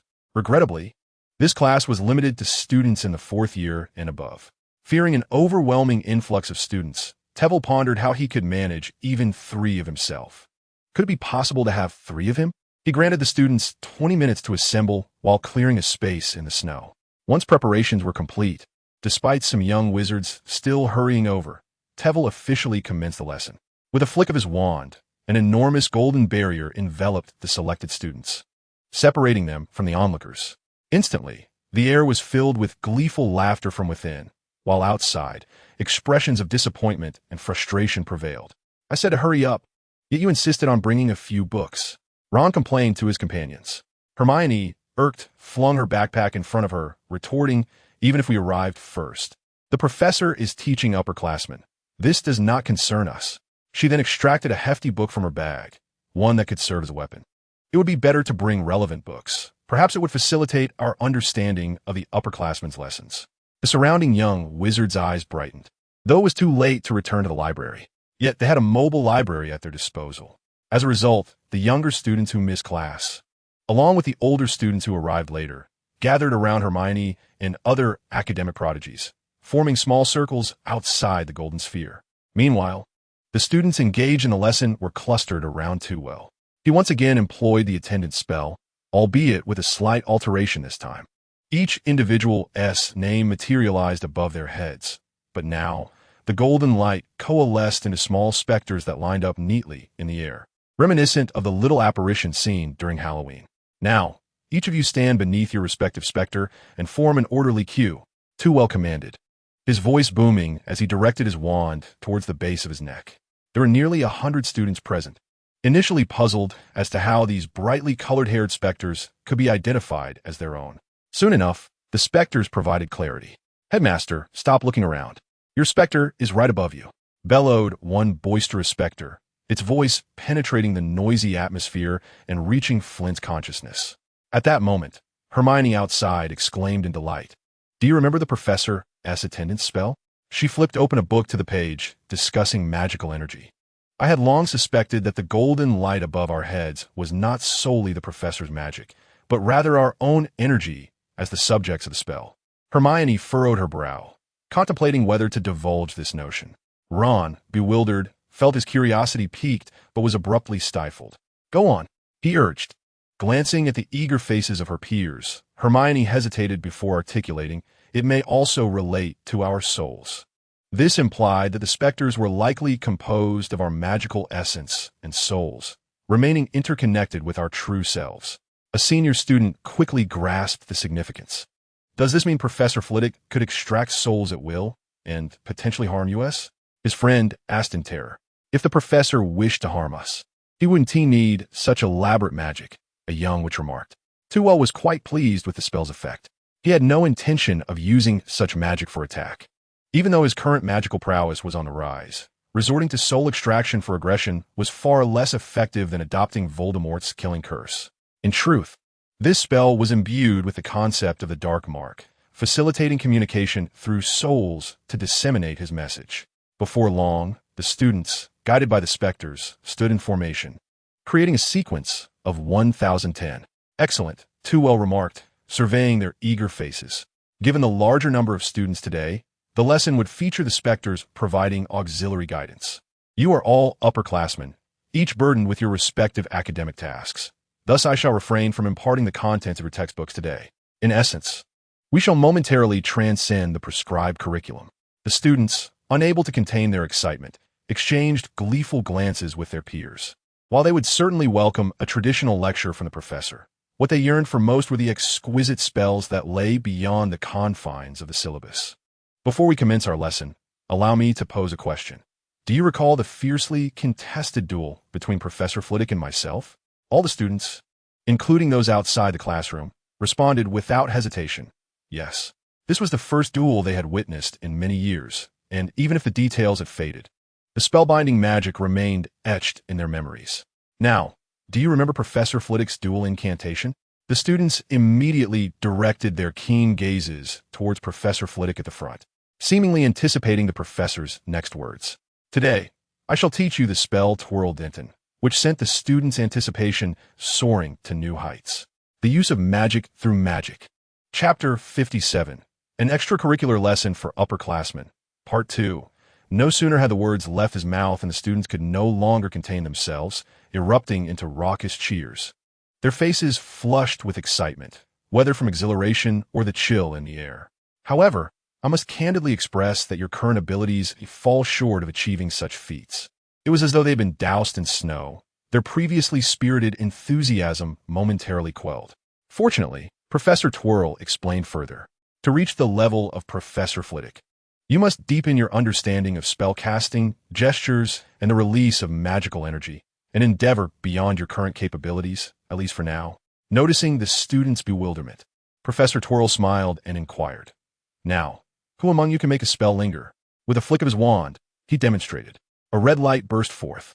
But to the astonishment of the students, it did not shoot forward. Instead, it hovered in the air like a small crimson sprite. This exemplifies control over magical energy. You may perceive it akin to the glowing orb produced by the Lumos spell, with the sole distinction that achieving such precision with other spells is considerably more challenging.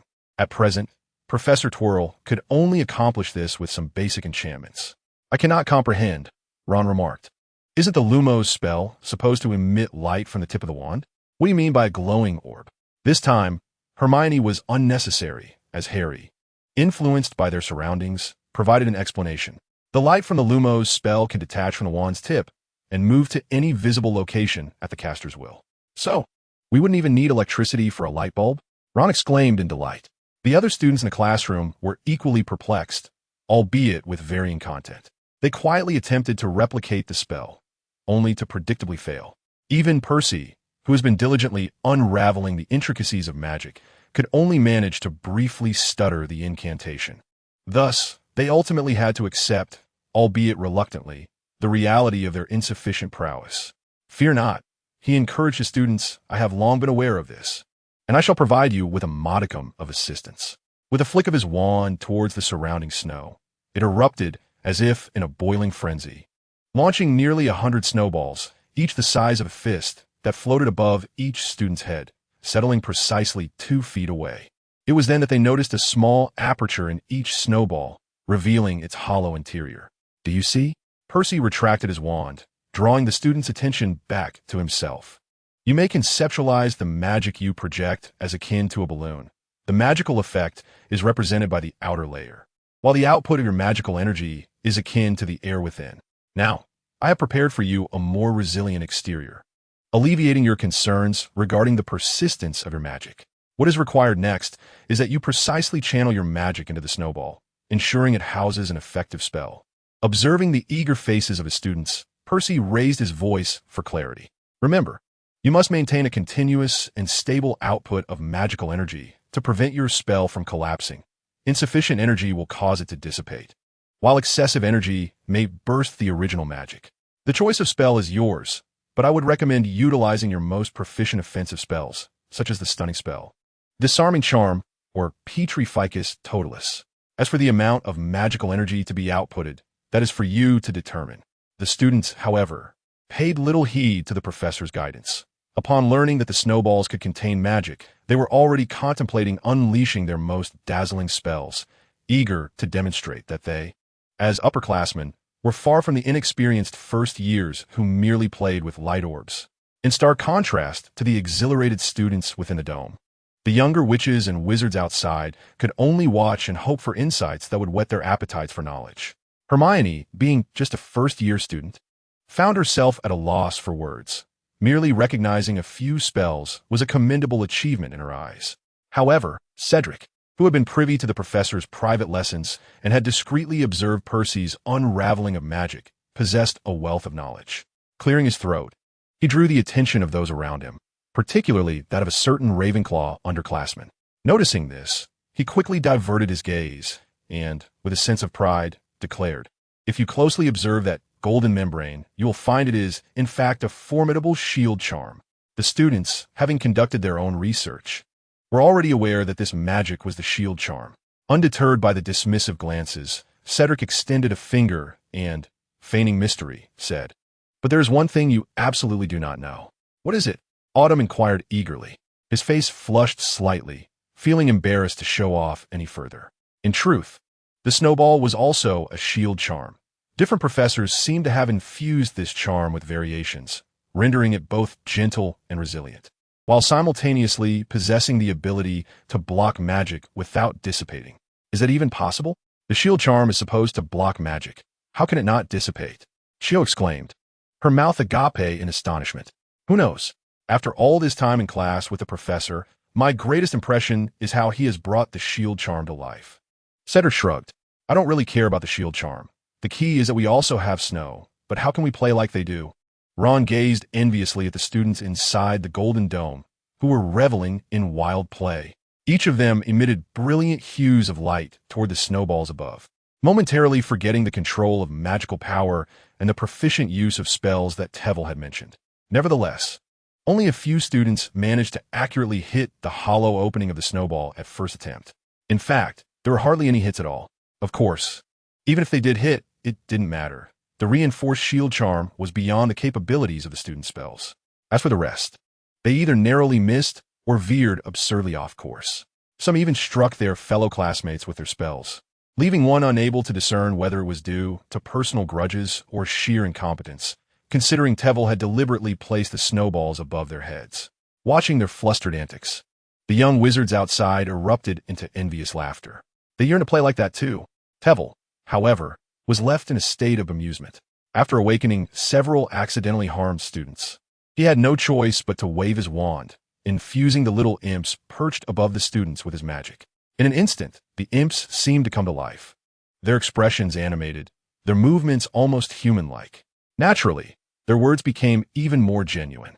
Come on, Flint. You are a wizard, not a troll. You're holding a wand, meant for casting spells, so why does it seem like a mere stick in your hands? Mr. Percy, Professor Flitwick wants me to inform you that you are performing the best in the room. Percy's face lit up with joy, only to hear the imp's next statement, which was the furthest from the point. The professor instructed you to use offensive spells. Can you not see or hear that? Miss Penelope, I hear you are a candidate for the Ravenclaw prefect? Penelope, taken aback, had expected the imp to scold her like the others, yet it was surprisingly friendly toward her. Indeed, she lifted her chin proudly. Professor Flitwick has already shared that with me in secret. The imp shook its head, alas. It seems this year's Ravenclaw students are rather lackluster. Penelope, Chapter 58, an advanced class beyond the syllabus, Part 3. The words of these little imps were not controlled by Tevel. Indeed, they were not. He merely infused the little spirits with magic, alongside the standards of the classroom, simultaneously igniting their connection to their essence. In truth, the utterances of these little spirits resembled soul vessels, peering into the innermost thoughts and concerns of their essence, then unveiling them. This ultimately served to assist the students in their lessons. After all, the truth often stings. Under the biting, yet sincere words of the little spirits, the students gradually corrected their erroneous behaviors, aligning themselves with the classroom standards. Being upperclassmen, they could strike a stationary target, even if it were a colossal beast, let alone their own targets. Thus, within half an hour, every student was able to accurately hit the snowball. However, they soon encountered a new dilemma. The magic contained within the snowballs could not be sustained for long. Some managed to hold it for a brief moment before the magic dissipated instantly. Others, unprepared, witnessed their creations explode before their astonished eyes. You are the most formidable little sorcerer I have ever seen, the little spirit remarked with admiration. "Oh, it's nothing," one student replied, a mixture of pride and shyness flashing across their face. "Absolutely," the spirit continued. "You have yet to master the art of sustaining and stabilizing magic. No one excels in this area more than you." This time, the little spirit's sharp-tongued remarks could indeed aid the little sorcerers in achieving breakthroughs. For maintaining magical output was an endeavor the students had never attempted before. To them, magic was merely about gathering a sphere of energy to be released alongside incantations and gestures. The notion of control after release had never crossed their minds. Who could maintain a continuous beam like a laser? Hence, it fell upon Tool to intervene. With a flick of his wand above their heads, he seized control over the little spirit's jurisdiction, conveying his words through this method. "This technique is not unfamiliar to you," he proclaimed. "It is akin to the levitation spell, a continuous exertion of control. However, this time, what you must control is the magic itself. So do not rush. Take your time to comprehend the output of your magic before attempting to control it." After imparting this new educational concept to the little spirits, Tool severed the connection, allowing the students to explore independently. It proved more taxing than he had anticipated to communicate with hundreds of souls. Moreover, having scarcely rested over the past couple of days, if this continued, he might very well collapse onto the ground in slumber. This advanced classroom was precisely that. Students needed to grasp the concepts themselves. If the knowledge could be acquired through routine lessons, it would have long been inscribed in textbooks. Thus, following Tool's guidance, the students, each flushing with determination, wrestled with their own magical energies. To those observing from the outside, it appeared more akin to futile exertions, as if they were struggling to release something that simply would not come forth. What did this mean? Xiaozhang cast a pleading glance toward Cedric. Under such scrutiny, Cedric found himself at a loss, unsure of how to position his limbs. "I am uncertain as well. The professor has never mentioned this to us," he stammered, his face as flushed as those within the circle. Suddenly, an exuberant voice rang out from the periphery of their small gathering. "I know." The crowd turned to see an unexpected figure. Longbottom, Malfoy, who had been eavesdropping from outside the circle, chuckled softly. "I suppose you know how to blush like them." Laughter erupted, and teasing glances were directed at Neville. His round face turned crimson, and the excitement was swiftly replaced by shyness and trepidation, leading him to lower his head with a soft whimper. "Ignore him, Neville. He is merely a coward." Harry stepped forward, casting a glare at Malfoy. Neville, though Harry's words of comfort seemed somewhat odd, recalled Professor Flitwick's encouragement and mustered the courage to quietly say, "The professor taught me this. He said it's a rare technique, but some advanced applications of magic require a continuous output of magical energy, especially in intricate transfiguration. Unlike our previous studies, some formidable transfiguration spells are in a constant state of transformation. To achieve such a level, one must consistently channel magic. The more balanced the output, the greater the stability." "Can you accomplish that?" Harry inquired with surprise. "Do I appear capable of mastering it?" Neville retorted with newfound confidence. "I've merely learned to maintain a constant flow of magical energy. In the professor's words, even a splash of water is more stable than my magical output." The little imp inside seemed to have heard Neville's remark and immediately began a new round of encouragement. Of course, after hearing such comments repeatedly, the students had developed a degree of resistance. If your magical output were as unwavering as your thick-headedness, you'd have it mastered in 3 seconds, the imp sneered. The young wizard, however, responded with a gentle smile. "I apologize. It seems one of my mental threads has snapped. Perhaps I should learn something else, like your incessant chatter." This technique is indeed, as Neville stated, essential for becoming a formidable wizard, and is not an easy feat to accomplish. Therefore, Professor Twiddle's expectations were not excessively high. The goal was merely to maintain a spell within a snowball. Moreover, the ironclad charm within the snowball would assist them in balancing their magical energy to some extent. "Professor, have I succeeded?" Percy exclaimed in delight. However, his excitement caused the magic within the snowball to dissipate. Twiddle cast a glance. "Well done. If this were a formal class, I would award you points, but now you must ensure a high success rate and complete the task both swiftly and effectively." Not only Percy, but soon numerous high-achieving and exceptionally gifted students mastered this technique. They diligently offered guidance to their classmates, particularly when faced with those they admired, attending to every detail as if they were ready to hold hands and teach. The students progressed at varying speeds, yet ultimately, they all grasped the material an hour before dinner. Tevel was quite satisfied with this pace, or rather, he was slightly taken aback by the enthusiasm with which the students guided their peers. With Christmas approaching, who knows how many couples might blossom? You all performed splendidly. To be honest, I would have been content if merely half of you had achieved this. Given this, the subsequent steps will be considerably simpler. I shall bestow a levitation charm upon your snowballs, a notion I trust requires no further elaboration. The students erupted in gleeful laughter. However, they still needed Tevel to seal their snowballs, as they were not yet capable of casting 2 spells simultaneously. He manipulated the nearby snowdrifts, conjuring small snowballs, and after replenishing each one, he let them descend to the ground, allowing the students to proceed. Come now, this should be your first encounter with advanced magical applications, so please engage with it attentively.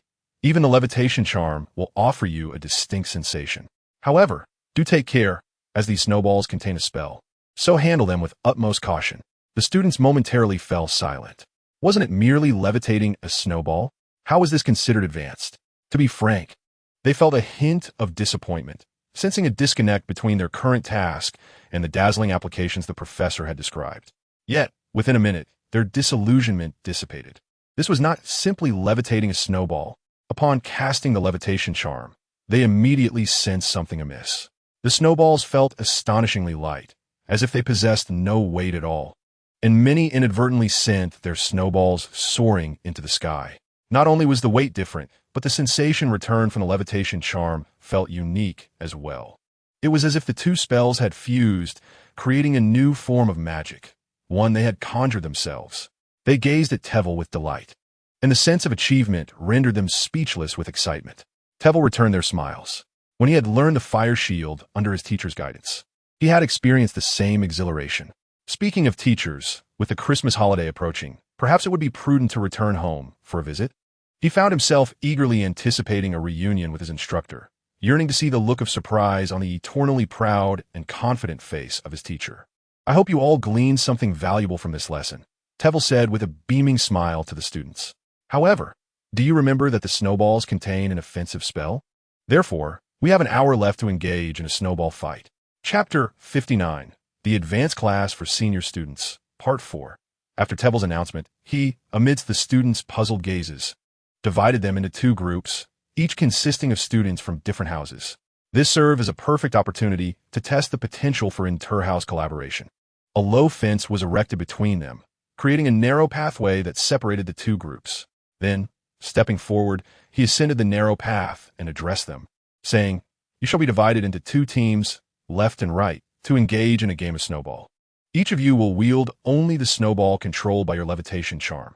However, fret not about replenishments, for as one snowball shatters, another shall promptly materialize. The boundaries of this activity shall be confined within the golden membrane and the surrounding fence. Your objective is to launch an offensive against every member of the opposing team while ensuring your own safety. Once struck, your snowball will disintegrate entirely, signifying your elimination, at which point you must retreat to the sidelines." At this moment, 2 had traversed the path and arrived at the opposite side of the golden membrane, allowing them a moment to absorb the rules of the game. A gentle reminder: although the offensive spell within the snowballs has been diminished, the sensation is far from pleasant. So I urge you to exert your utmost effort. Observing the students on both sides displaying their spirited determination, 2 nodded in satisfaction. Initially, he had harbored concerns that the Hogwarts students might be somewhat pampered. However, it appeared that regardless of their year, they possessed an abundance of fighting spirit, albeit few had been encouraged to unleash this aspect of themselves. With a flourish of his wand towards the sky, a golden orb soared above the students' heads, starkly visible against the dimming sky. The battle shall conclude either when all opponents are vanquished or at the commencement of dinner, with the team boasting the greatest number of remaining members emerging victorious, thereby earning, well, the Christmas gifts I have prepared for you. So, are you ready? The students, brimming with anticipation, erupted in various exclamations, creating a delightful cacophony. Yet, they all conveyed a singular sentiment: "We are prepared." Excellent. Now heed my command. The students gradually fell silent, their expressions more solemn and serious than ever before. 3. They inhaled deeply, raising their wands to their chests. 2. Eager hands began to command their snowballs, their eyes honing in on their targets. The professor's gifts were finally due to them. 1. The golden orb in the sky detonated, radiating a dazzling light that illuminated the area without being blinding. At the very least, the students could clearly discern their adversaries. In that instant, dozens of snowballs erupted forth like cannonballs towards the opposite side, swiftly striking numerous students. However, as their numbers dwindled, the students collectively recognized a perplexing dilemma. Why is it so difficult to control? Percy watched as his snowball missed its target once more, while a small imp above him dutifully replenished his supply. The levitation charm, a spell so simple that he had mastered it proficiently in his first year, was the very first incantation he had cast silently. Yet, upon reaching the opposing side, the difficulty of control had increased dramatically, making him feel akin to a novice. Mastering mixed magic was no simple task. Upon witnessing the scene, Flint scoffed derisively from his side. This was akin to a new advanced spell far beyond the grasp of mere fifth-year students like you. Before Percy could retort, the imp atop his head could no longer contain himself. Are you truly proud? You sixth-year who can't even cast a levitation charm? The imp struck Flint sharply on the head, exclaiming, "How dare you criticize others when you've already been eliminated?" It was only then that Flint realized he had been struck by a snowball, leaving him frozen in place, though the imp's blow broke the icy spell. Across from them, Penelope sheepishly waved at the shivering Flint, shouting, "I'm so sorry. I meant to hit Percy." As time passed, the number of students gathered on the sidelines increased, loudly lamenting the difficulty of the spell. "Professor, I was hit by a teammate's snowball. Can I have another chance?" One student complained, "You have no idea how unfortunate I am, standing in the front row only to be sandwiched and struck by at least 5 snowballs. 3 of them were from behind." Too well had anticipated this scene. After only an afternoon of practice, their progress was already impressive. Given a little more time to acclimatize, such mishaps would diminish significantly. Clearing his throat, he silenced the students' grievances, explaining, "This serves to remind you that in a real battleground, imprecise spellcasting can easily lead to friendly fire.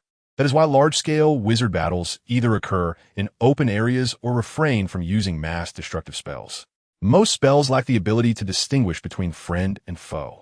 It is relatively simple to imbue spells with such recognition. One merely needs to incorporate a touch of soul magic." "Professor, will we have more classes like this?" a young witch inquired cautiously. The moment the question was posed, silence enveloped the crowd, all eyes eagerly fixed on Too-Well. Their prior anticipation for Professor Quirrell's class had stemmed from his utter incompetence. They merely wished for a competent instructor. However, after experiencing such a unique lesson, their unified thought was clear: "Professor, please dispose of Quirrell." Yet, Too-Well shook his head. This was a decision made before the term commenced. Your classes will be taught by Professor Quirrell. In fact, today's lesson has already breached school regulations. Observing the disappointment in the students' eyes, he noted a few young witches quietly sobbing. Were the students' acting skills truly this refined? Amused, he made a concession. "Fear not, the venue will be preserved slightly. And before the Christmas holidays conclude, you may engage in snowball fights here at any time." Instantly, the young witches perked up, their faces radiant with joy, completely forgetting their earlier tears. And will there be those special snowballs? Certainly, at that time, the mischievous spirits will deliver snowballs to you. But do be mindful of the considerable drain on magical energy. The conversation swiftly shifted to these little spirits, whom the students adored yet resented in equal measure. "Professor, will this little spirit remain perched atop my head? Indeed, they are quite delightful. Are these little spirits our Christmas gifts? I yearn for one." If only he could speak a bit less directly. Upon uttering this sentiment, the young wizards fell into a pensive silence, their expressions revealing an ineffable complexity. The appearance of these spirits is contingent upon your entry into this domain, and they impose a significant toll on your magical reserves, making their prolonged presence impractical. In truth, it is not merely magic that is expended, but also your vitality. Toole had already observed several young wizards stifling yawns. This afternoon felt akin to an all-nighter for them, and he dared not extend it further. Otherwise, the infirmary would soon be inundated with exhausted students. Just then, a wave of cheers erupted from the snowball battlefield, signaling the conclusion of the skirmish. Toole glanced up to see that the remaining students were few, predominantly from the 6th and 7th grades, with Percy from the 5th grade standing out distinctly among them. Yet, he held his head high, having struck several students as seniors and evaded a good dozen snowballs. He could be regarded as a hero of their victory. Toole waved his wand, causing the spirits hovering above the students to transform into golden light, soaring towards the parchment in his hand, thereby forming 2 lists. Excellent. I have recorded your names. Now await your Christmas gifts. He then turned to the other side, assuring the unsuccessful students not to be disheartened, for reflecting on this experience would benefit them all. Thus, this class concludes. My dear students, class dismissed. Chapter 60. Severus's threat. There remained a brief interlude before dinner, yet the winter nights in England descend with remarkable swiftness. By 5 o'clock, the path ahead was obscured without the aid of lanterns. Therefore, Toole cast a guiding Lumos spell, urging the reluctant students to hasten their return to the castle. Meanwhile, he made some adjustments to the area, reducing its size by half and setting up a whimsical spirit enchantment. Having completed these tasks, he strolled leisurely back to the brightly lit castle. However, upon entering the castle doors, he encountered an unexpected figure, perhaps one who had been deliberately awaiting his arrival. Isn't this our beloved professor of welfare? Snape stood at the dim doorway, half his form shrouded in shadow, revealing only a smirk of sardonic amusement in his icy gaze. Toole was startled by the sudden emergence of such a peculiar voice, nearly drawing his wand in reflex. While beloved might be an overstatement, it was certainly more comfortable to remain here than to endure the company of Professor Snape. He returned the wand to the pocket of his robe, straightened his attire, and smiled at his counterpart. Snape smirked slightly, dismissing Tool's mockery. I found myself intrigued. Despite only teaching 3 grades, why was Professor Snape so occupied? Having vanished since yesterday morning and only now reappearing? His lips still curled in a smile, yet his eyes bore a hint of ruthlessness, as if Tool's response would dictate whether he might draw his wand in an instant. Tool cast a surprised glance at Snape, not expecting to find himself on Snape's list of suspicion. Could it be that the foolish quarrel had led him here? Unlike potions class, the defense against the dark arts lessons always required preparation with certain creatures, which compelled me to search the Forbidden Forest. Is there a problem? Snape's gaze swept over Tool, finally settling on his empty hands. Where are the creatures? They are dead, Tool replied nonchalantly, though under the glow of the torchlight, his demeanor appeared somewhat sinister. Snape's smile vanished immediately, his eyes narrowing slightly as he stepped forward into the light, casting a shadow over Tool's face. I trust you understand your position. Refrain from engaging in suspicious activities. Thank you for the reminder. I dare say I'm not as outrageous as you, Professor Snape, am I? His eyes, no longer frigid, sparkled with amusement as he leaned closer and whispered, I have no interest in your dealings with Quirrell, but should I discover any ulterior motives, I would not hesitate to spice your dinner with a dose of Veritasium. How fortuitous, Tool replied lightly. I too am curious about the taste of Veritasium, but you should proceed with caution. I fear I might divulge matters too sensitive for student ears, such as concerning you and that Dark Lord. Snape's expression hardened instantly. With Dumbledore's assurance, he certainly feared no exposure of past events. However, his conduct within the school must remain constrained. Any disruption to the tasks he was compelled to execute would be intolerable. Thus, he glared fiercely at Tool, his voice rising slightly. I care not what you know, if you dare to defy. But at that moment, his attention shifted sharply around the corridor's corner. Who's there? Within a heartbeat, 3 diminutive figures emerged from the shadows. Harry stammered, Professors, we just finished dinner and came over here to, relieve ourselves. Ron replied loudly, nodding confidently while patting his round belly as if to lend credibility to his words. Hermione, unable to endure any longer, tugged at his shirt collar. Stop talking. Snape's gaze could kill you.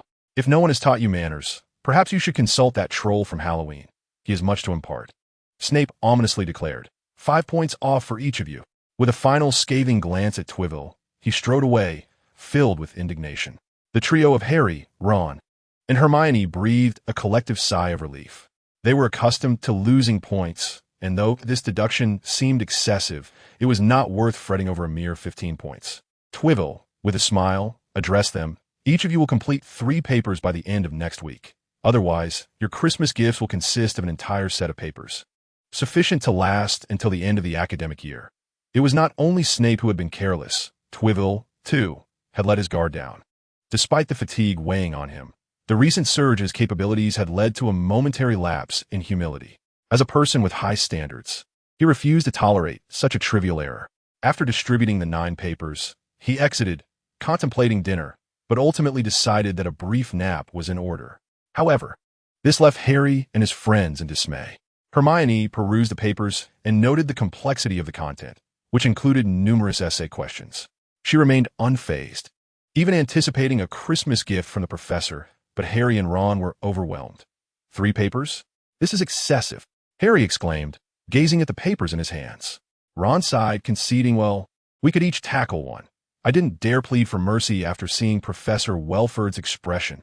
This is the first time I've heard of post-class assignments.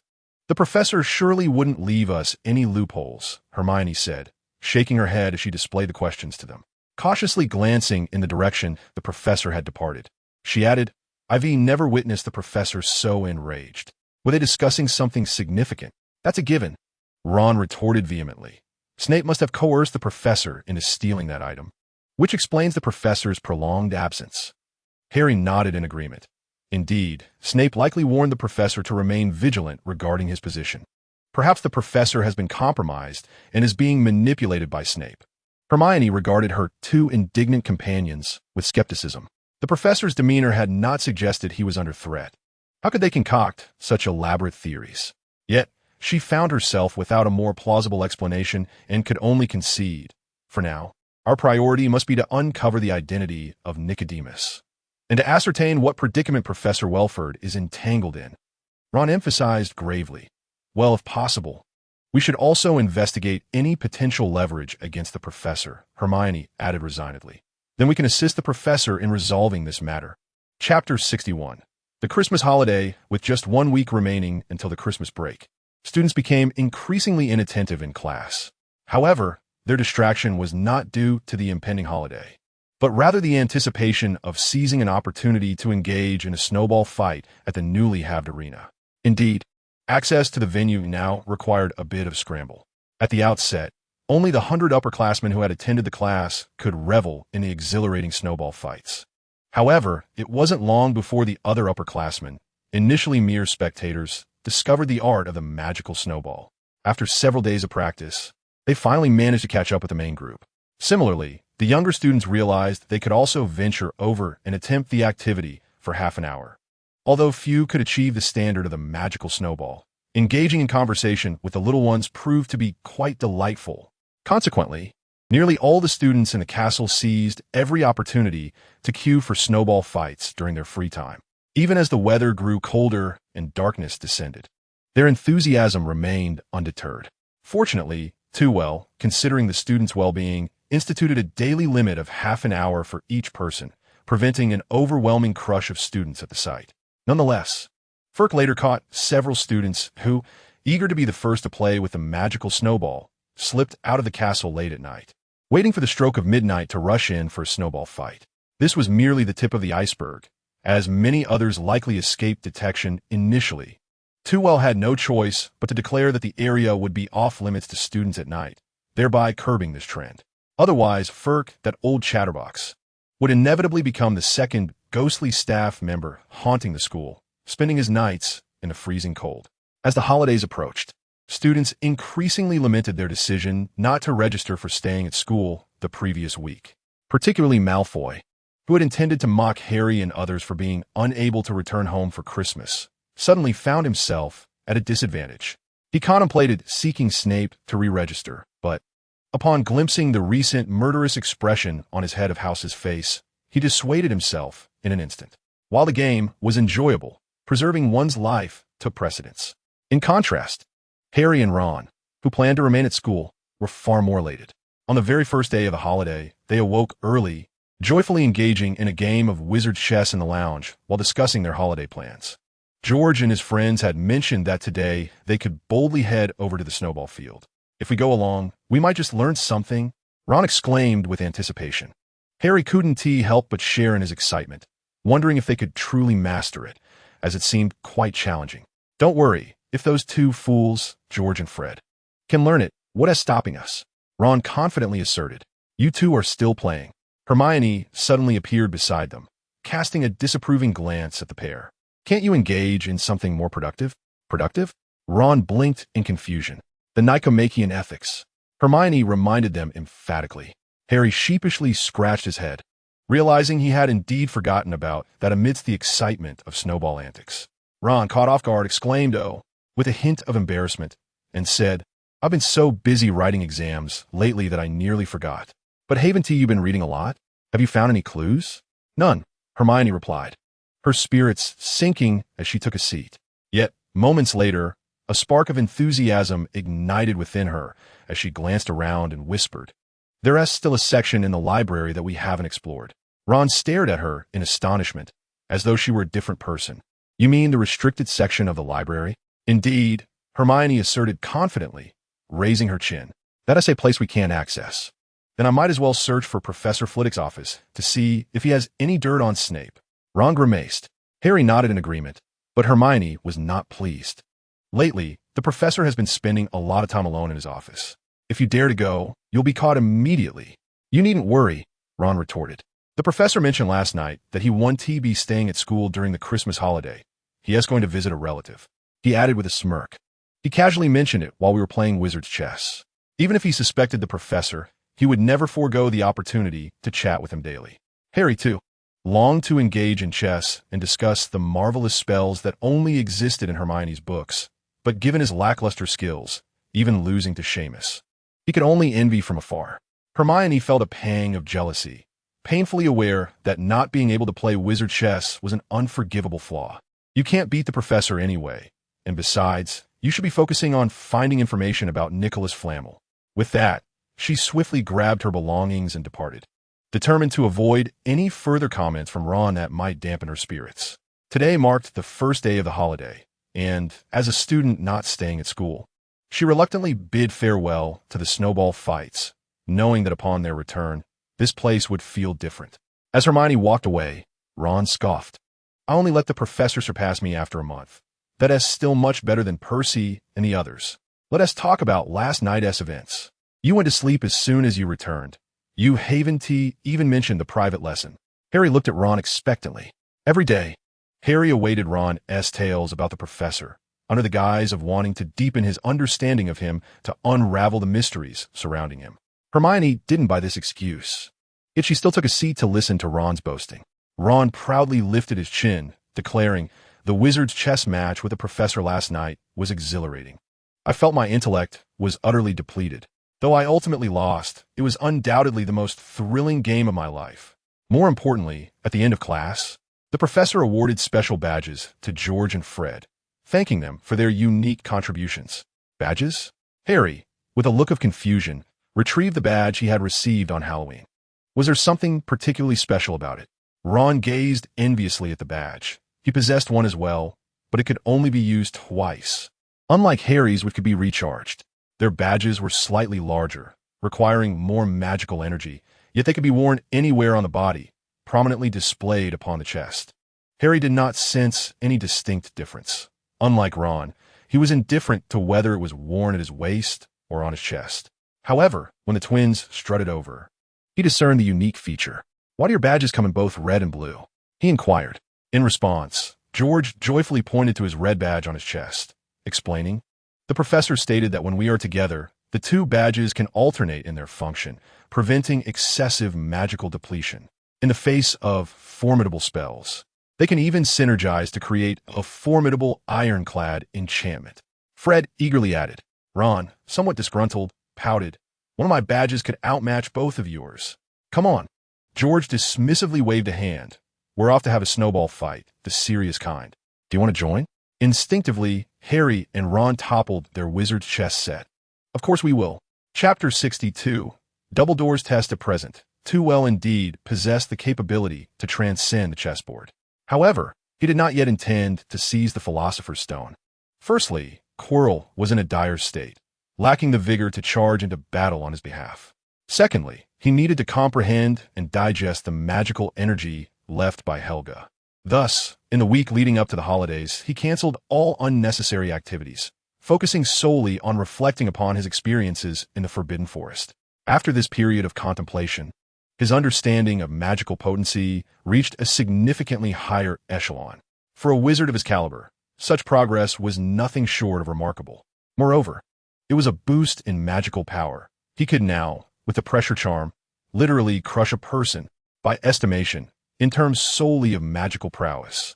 He could now contend with Dumbledore, who wielded the Elder Wand. Nonetheless, he would not forego their weekly transfiguration studies with Dumbledore. After all, the disparity in magical philosophy could not be solely compensated by sheer power. The myriad, peculiar effects of magic were its most distinguishing characteristics.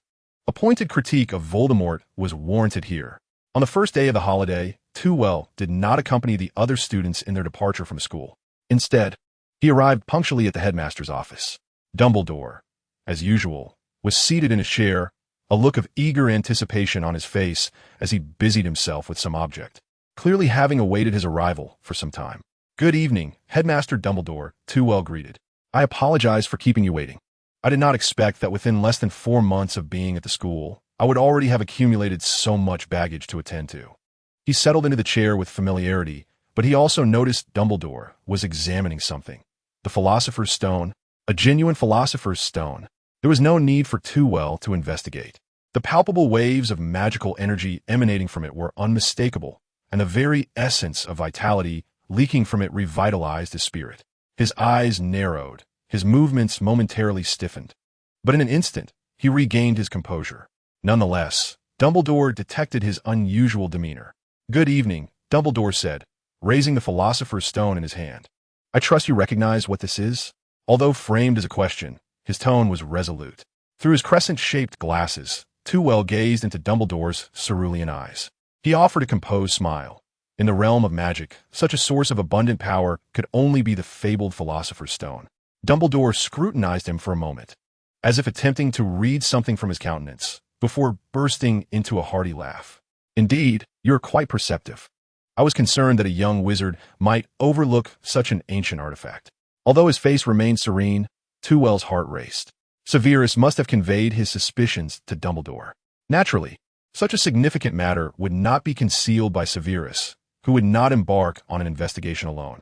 "I am still far from your level," he replied, meeting Dumbledore's gaze with tranquil confidence. If worst came to worst, he could always use his teacher's name as a shield. He doubted Dumbledore would truly take direct action against him. By saying this, does it imply I have become a protective charm for Dumbledore's treasure? Sensing Tewell's composure, Dumbledore withdrew his probing gaze. "No, what I mean is that it is rare for young individuals to be fully aware of the Philosopher's Stone's existence, yet remain untempted." "Oh, do you mean someone is coveting this Philosopher's Stone?" Tewell feigned surprise. "Indeed, during the summer, I conducted a subtle test, and it turned out that someone indeed wished to lay their hands on the stone," Dumbledore replied, blinking his eyes. Tewell understood. The counterfeit Philosopher's Stone from summer was Dumbledore's test, likely the impetus for his subsequent trap and fishing expedition. However, as long as you keep the stone in your possession, I assure you, no one would dare to covet it. Even someone as audacious as Voldemort would not attempt to seize something from Dumbledore at Hogwarts.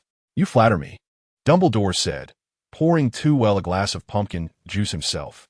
"However, as an elderly man, I cannot possibly keep watch over this stone every day. I wonder if you might have any good ideas?" "Elderly? You are brimming with vitality. If you avoid curses, you could easily live another 50 years. Tewell mused silently before tentatively suggesting, "What if we stored it in a secure location with stringent protections?" "Excellent idea," Dumbledore exclaimed with enthusiasm. "I am indeed contemplating this. Yet I find myself indecisive regarding the method of securing the Philosopher's Stone. Could you assist me in devising an effective approach?" Tewell was at a loss for words. "Perhaps we could incorporate a measure of mental detection into the protection of the stone. A thief would undoubtedly covet the Philosopher's Stone, and this could be leveraged. Only those devoid of desire could truly possess it." Dumbledore, clapping his hands in admiration, remarked, "What a clever design. It appears I have not erred in my inquiry tonight. It would be splendid to arrange this during the Christmas season. I wonder if you might have the time to assist me with this task? I regret to inform you that during the Christmas holiday, I must visit a very important elder," Tewell replied. "Thus, I am unable to remain at the school to aid you. Moreover, with the headmaster's capabilities, my presence would be superfluous, would it not?"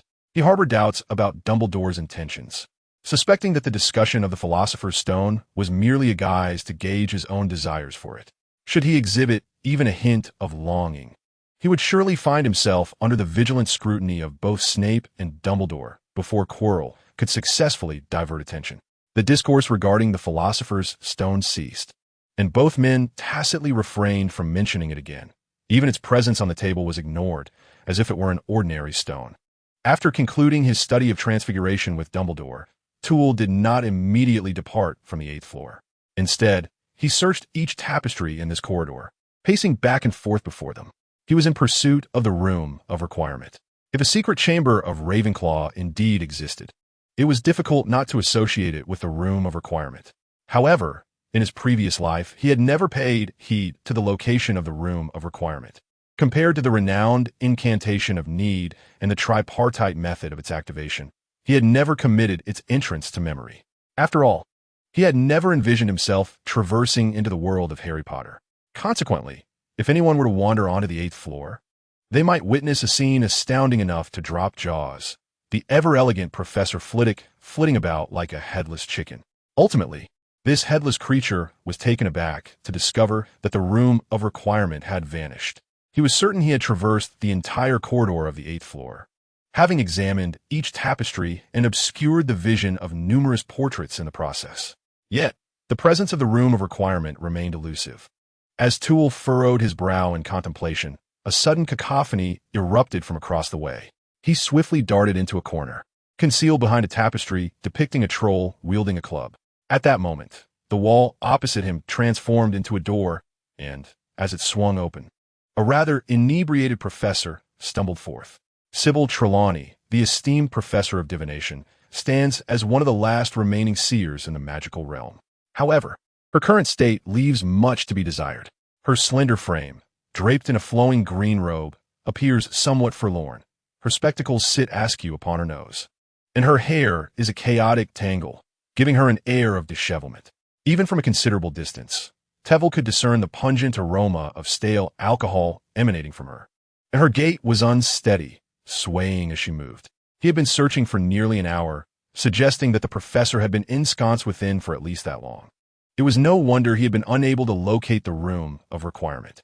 Yet, Tevel had no intention of approaching her, for due to a curse afflicting his body, he harbored a certain reverence for prophecy. Unlike others, he understood that this professor genuinely possessed prophetic abilities. However, ancient lore dictated that all seers were burdened by a curse, rendering their utterances difficult for others to believe. This was a profoundly disheartening and painful predicament, for they foresaw impending truths, yet often found themselves thwarted by the ironic twists of fate that accompanied their curse, unable to avert disasters. Thus, this once revered oracle, plagued by self-doubt, sought solace in the divination tower of Hogwarts, drowning her sorrows in drink. Once Professor Trelawney had staggered away, leaning against the wall for support, Tevel approached the very wall she had vacated. It was an unremarkable stone facade, its only notable feature being its substantial thickness. Even as he pressed his hand against it, he felt no trace of magical resonance. Were it not for having witnessed the door recently parting, he would not have deduced that this was indeed the abode of the Room of Requirement. What manner of chamber would he soon enter? Snape's changing room? Dumbledore's washroom?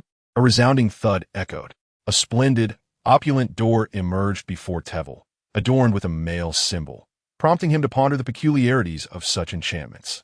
He hastily dismissed the chaotic thoughts swirling in his mind and began to contemplate Ravenclaw. Was it the secret chamber of Ravenclaw? The library of Ravenclaw? A study?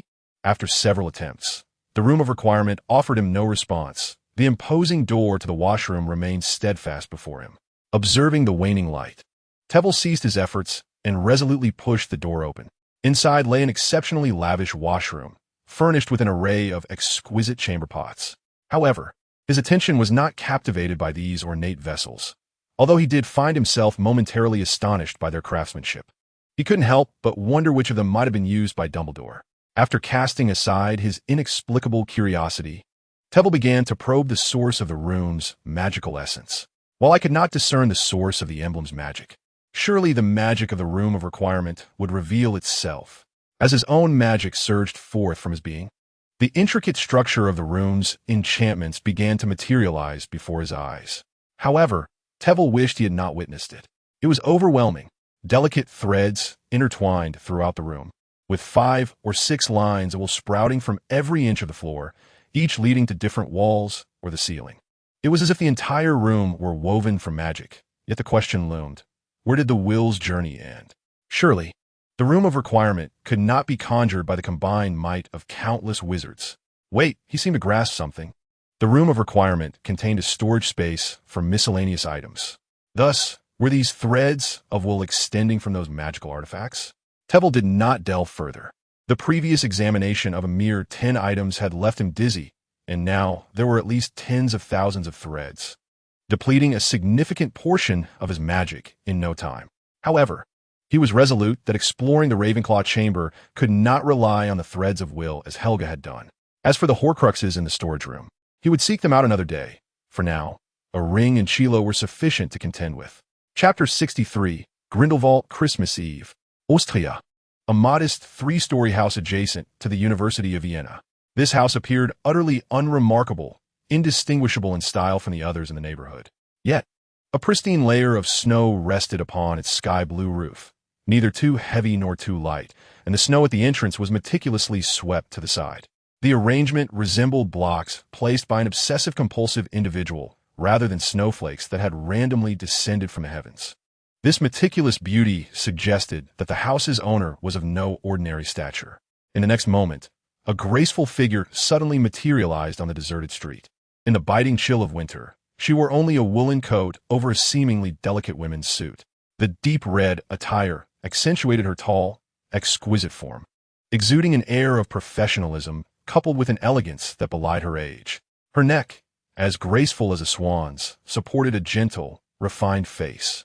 Her dark hair elegantly styled into an updo, rendering her more akin to a traditional Eastern woman than of Slavic descent.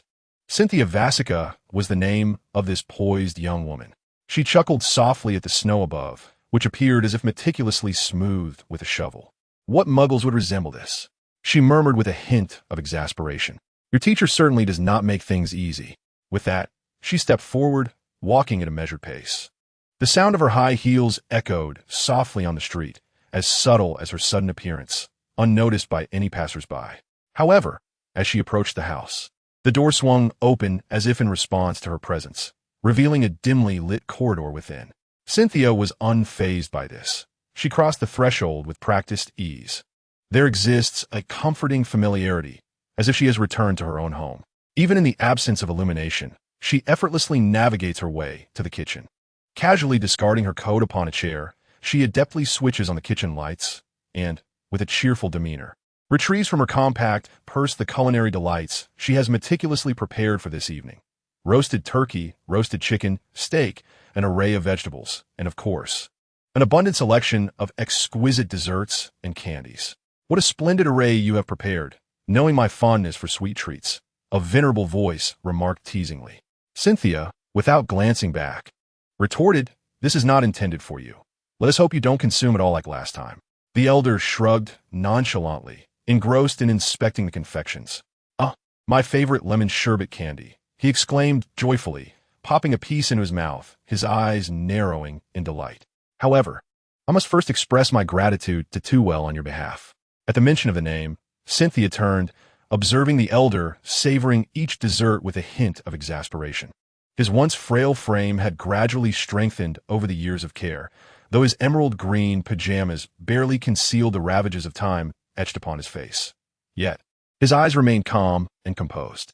The man, having concealed his past, seemed impervious to astonishment. "Professor Grindelwald, I have reiterated this numerous times," Cynthia said, placing the final dish upon the dining table. "Do not indulge solely in sweets. It is detrimental to your health." The elder hesitated momentarily before deciding to leave a portion of lemon pudding for his sole pupil, while the remainder was undoubtedly his to enjoy. Yes, I shall reserve some for Tewell." Cynthia's cheeks flushed, her hands momentarily faltering in their tasks. Grindelwald observed her attire with a playful smirk, teasing, "He appreciates elegance. Yet you are merely 18, still struggling with high heels. Such attire does not suit your essence." Caught in her intentions, Cynthia shot an indignant glare at the elder. Her face flushed. I simply experiment with my attire occasionally. Unlike you, who refuses to try anything new, it is no wonder too well despises your antiquated notions. Grindelwald nonchalantly settled into the main seat, savoring the candy as he mused. If I truly disregarded what he said, why would I choose to reside in this Muggle community? Oh, Cynthia replied, astonished, as she had assumed he merely harbored an eccentricity for dwelling in a house devoid of magical traces. Do not perceive me as so antiquated. In an era before your parents were born, we possessed the most radical ideas in the world. I suspect you have overlooked the nearby Muggle University, Grindelwald reflected, the most renowned institution in the nation. I visit daily, observing every Muggle student and their professors, scholars. Initially, I regarded their research with disdain, for magic was the true miracle that transcended their endeavors. However, after Tool took me to the depths of the research institute, I became acutely aware of the gravity of the situation. He unconsciously clenched his fists, a glint of ferocity flashing in his eyes. The Muggles were advancing at a pace far beyond our expectations. In less than a century, their technology would rival that of magic.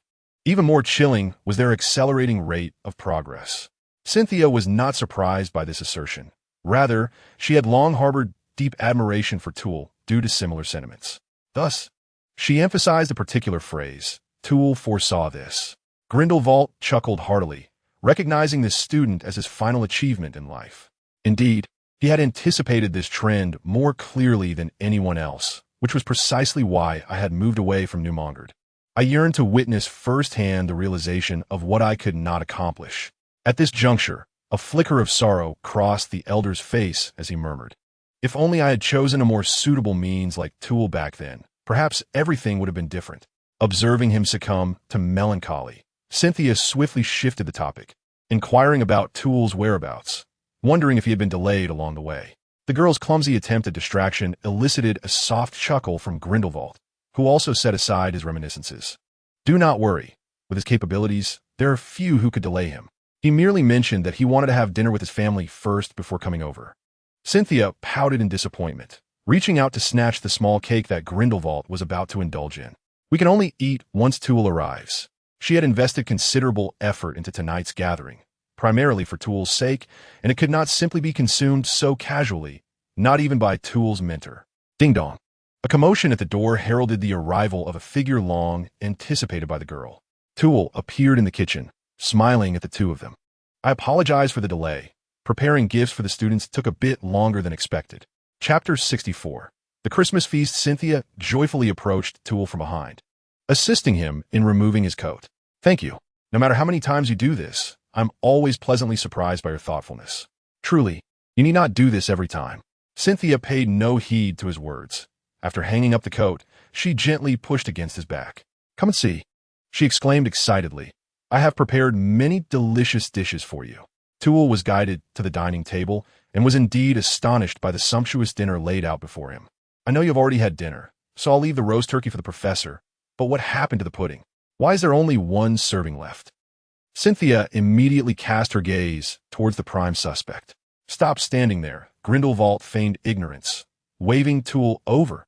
Are you enjoying your time as a professor? Surprisingly, gifts were prepared for the students. Tevel, with a smile, pulled the sulky girl to sit beside him before addressing the teacher. They had played a game, promising to reward the victorious students with Christmas gifts. Cynthia placed the last pudding before him, eagerly inquiring, what game was it? Grindelwald also regarded him with a glimmer of interest. Thank you. Tevel began to explain the game. It was in essence a simple snowball fight designed to cultivate the student's understanding of advanced magic, as mastering such skills is always best undertaken early. Grindelwald's expression shifted to one of recognition. He had originally taught Tevel in a similar fashion. After Tevel had learned the shield charm and the fiend-fire curse, Grindelwald encouraged him to experiment with the fire shield. The intention was merely to help him grasp the sensation of blending different forms of magic to deepen his comprehension of spells. To his astonishment, Tevel managed to master this proud spell in just one afternoon. This was the first time Grindelwald realized that Tevel was not merely a fortunate boy who stumbled into Durmstrang, but rather a gifted heir bestowed upon him by fate. Were you planning to cultivate your confidence from among the students of Hogwarts? Perhaps not. as their combat abilities are somewhat inferior to those of Durmstrang. However, they tend to delve more deeply into other forms of magic. Tevel took a bite of the pudding, the rich lemon fragrance blossoming in his mouth, causing his eyes to narrow in sheer satisfaction. Grindelwald remained non-committal. He excelled in dark arts and transfiguration, yet he bore no disdain for light magic, especially since he had been defeated by it before. Cynthia, however, was quite pleased, not just because of Tevel's satisfaction with the pudding, but also due to his interest in light magic.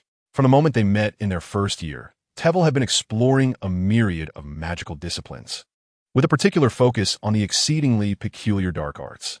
Even at Durmstrang, it was rare for a first-year student to engage in such studies. Fortunately, after each of his explorations into dark magic, he would seek her out for conversations, reassuring her that his heart remained untouched by its corruption, allowing her to gradually feel at ease. Nonetheless, it was wise to avoid delving too deeply into dark arts. Even at Durmstrang, discussions of extreme dark magic were approached with caution. Reflecting on this, Cynthia shot a frustrated glare at a certain senior who had been expelled for delving too deeply into malevolent dark arts during his time at school. If you refrain from teaching Tevel those dark arts, I'll prepare you lemon-flavored treats every day. By the way, Tevel suddenly remarked, I've noticed some students exhibit unique characteristics. Some display wavering intent in casting spells due to memory loss, while others, being twins, possess a faint connection in willpower. The souls of these individuals are quite fascinating. Researching them could yield surprising results. What's wrong? She asked, noticing his sudden pause. Nothing, I merely slipped for a moment. Cynthia quickly bent down to retrieve her knife and fork. Grindelwald's eyes sparkled with pride as he remarked on the study of souls, acknowledging that this student had long surpassed him in that regard. As for the concept of evil, it was, in his view, rather fitting. The students at Hogwarts were relatively numerous and far more accommodating. I believe you could subtly influence them through those of Muggle descent, couldn't you? To Twill's surprise, the teacher, who typically harbored a natural disdain for Muggles, had unexpectedly proposed such a notion. Your idea is excellent.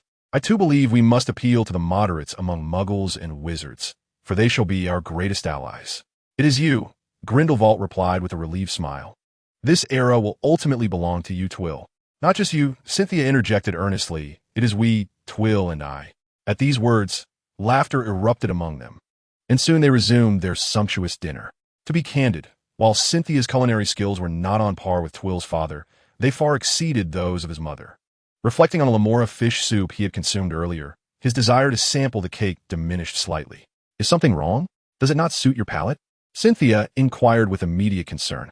Not at all, Twill replied with a smile. I merely consider that with so many dishes here, I might still be dining by the time Christmas arrives. Cynthia's eyes brightened with excitement. Why not rest here tonight? I can help you tidy your room. Before Twill could respond, she darted upstairs like a diligent little bee. Your holiday should not be short. Why not stay here and keep me company? Grindelwald suggested. Of course. Twill replied respectfully. I happen to have questions I wish to pose to you, Professor. Oh. The elder unexpectedly set down his knife and fork. Since last year, Twill had not required his guidance. What question could possibly challenge you? Do share. We shall explore it together. It concerns a soul. If I were to bestow upon it vitality and assist in constructing a body, how might I fully control it? A body constructed from vitality? Grindelwald pondered for a moment. Such a body relies heavily on a continuous supply of life force. Could one not dominate it by mastering the source of life? It possesses a remarkable ability to siphon vitality. If released, it could seek out wizards to sustain its life force. Grindelwald soon realized the nature of the soul Twill referred to, a disdainful smile crossing his lips, his tone tinged with a hint of malice, reminiscent of the Dark Lord who once instilled fear across the globe. You are aware of the unbreakable vow, yes? Bind its soul in a similar manner, and should it defy your will, you may annihilate it. I recall that this method inflicts significant damage upon the soul, does it not? Twill hesitated for a moment. He had learned a method of marking souls from his teacher, but that was intended for the living. He could not guarantee that applying it to an unprotected soul would not lead to unforeseen consequences. Grindelwald, however, remained unfazed, even dismissively stating, Did you not mention that the powerful fool possesses several fragments of his soul? Whichever survives can simply be used. Chapter 65. Cynthia's will after discussing Voldemort for a while. Too and Grindelwald realized that Cynthia had yet to come down. Was tidying up taking such an inordinate amount of time? Though Cynthia was not a house elf. She shouldn't take half a day to organize her belongings. Grindelwald, somewhat puzzled, suggested, why not go check? Too promptly set down his cutlery. Although Cynthia's strength was inferior to his own, she had consistently held the second position at Durmstrang. Even if she encountered danger, it was unlikely she would remain completely silent. Thus, a hint of concern gnawed at him. The lights on the second floor were unlit, with only a faint moonlight filtering through the window. However, as he approached the last step of the staircase, he faintly heard a sound. Someone was crying in the room. Cynthia? With a forceful push, he swung open the door, and a sphere of light swiftly flew inside, illuminating the scene within. Cynthia was kneeling at the threshold, sobbing, her wand clutched in her trembling hands. While sprawled on the carpet lay Too himself. Yet, his face was ashen, blood congealed at the corners of his mouth. He was clearly lifeless. In the next moment, Cynthia sniffled and waved her wand toward him. How absurd! Suddenly, Too became animated, standing before her in a splendid attire, a bouquet of roses in hand. I am sorry. She resolutely waved her wand again, and he transformed into a wisp of black smoke, dissipating within the room, along with his glow spell-esque disappearance. The room plunged into darkness once more, illuminated only by the pale moonlight, barely revealing the girl's frail demeanor. It was, after all, Too's first time witnessing her in such a state. Previously, no matter the challenges she faced, Cynthia always maintained an air of unwavering confidence. Naturally, with her strength and talent, few obstacles could truly thwart her. Too glanced around before assisting Cynthia to her feet.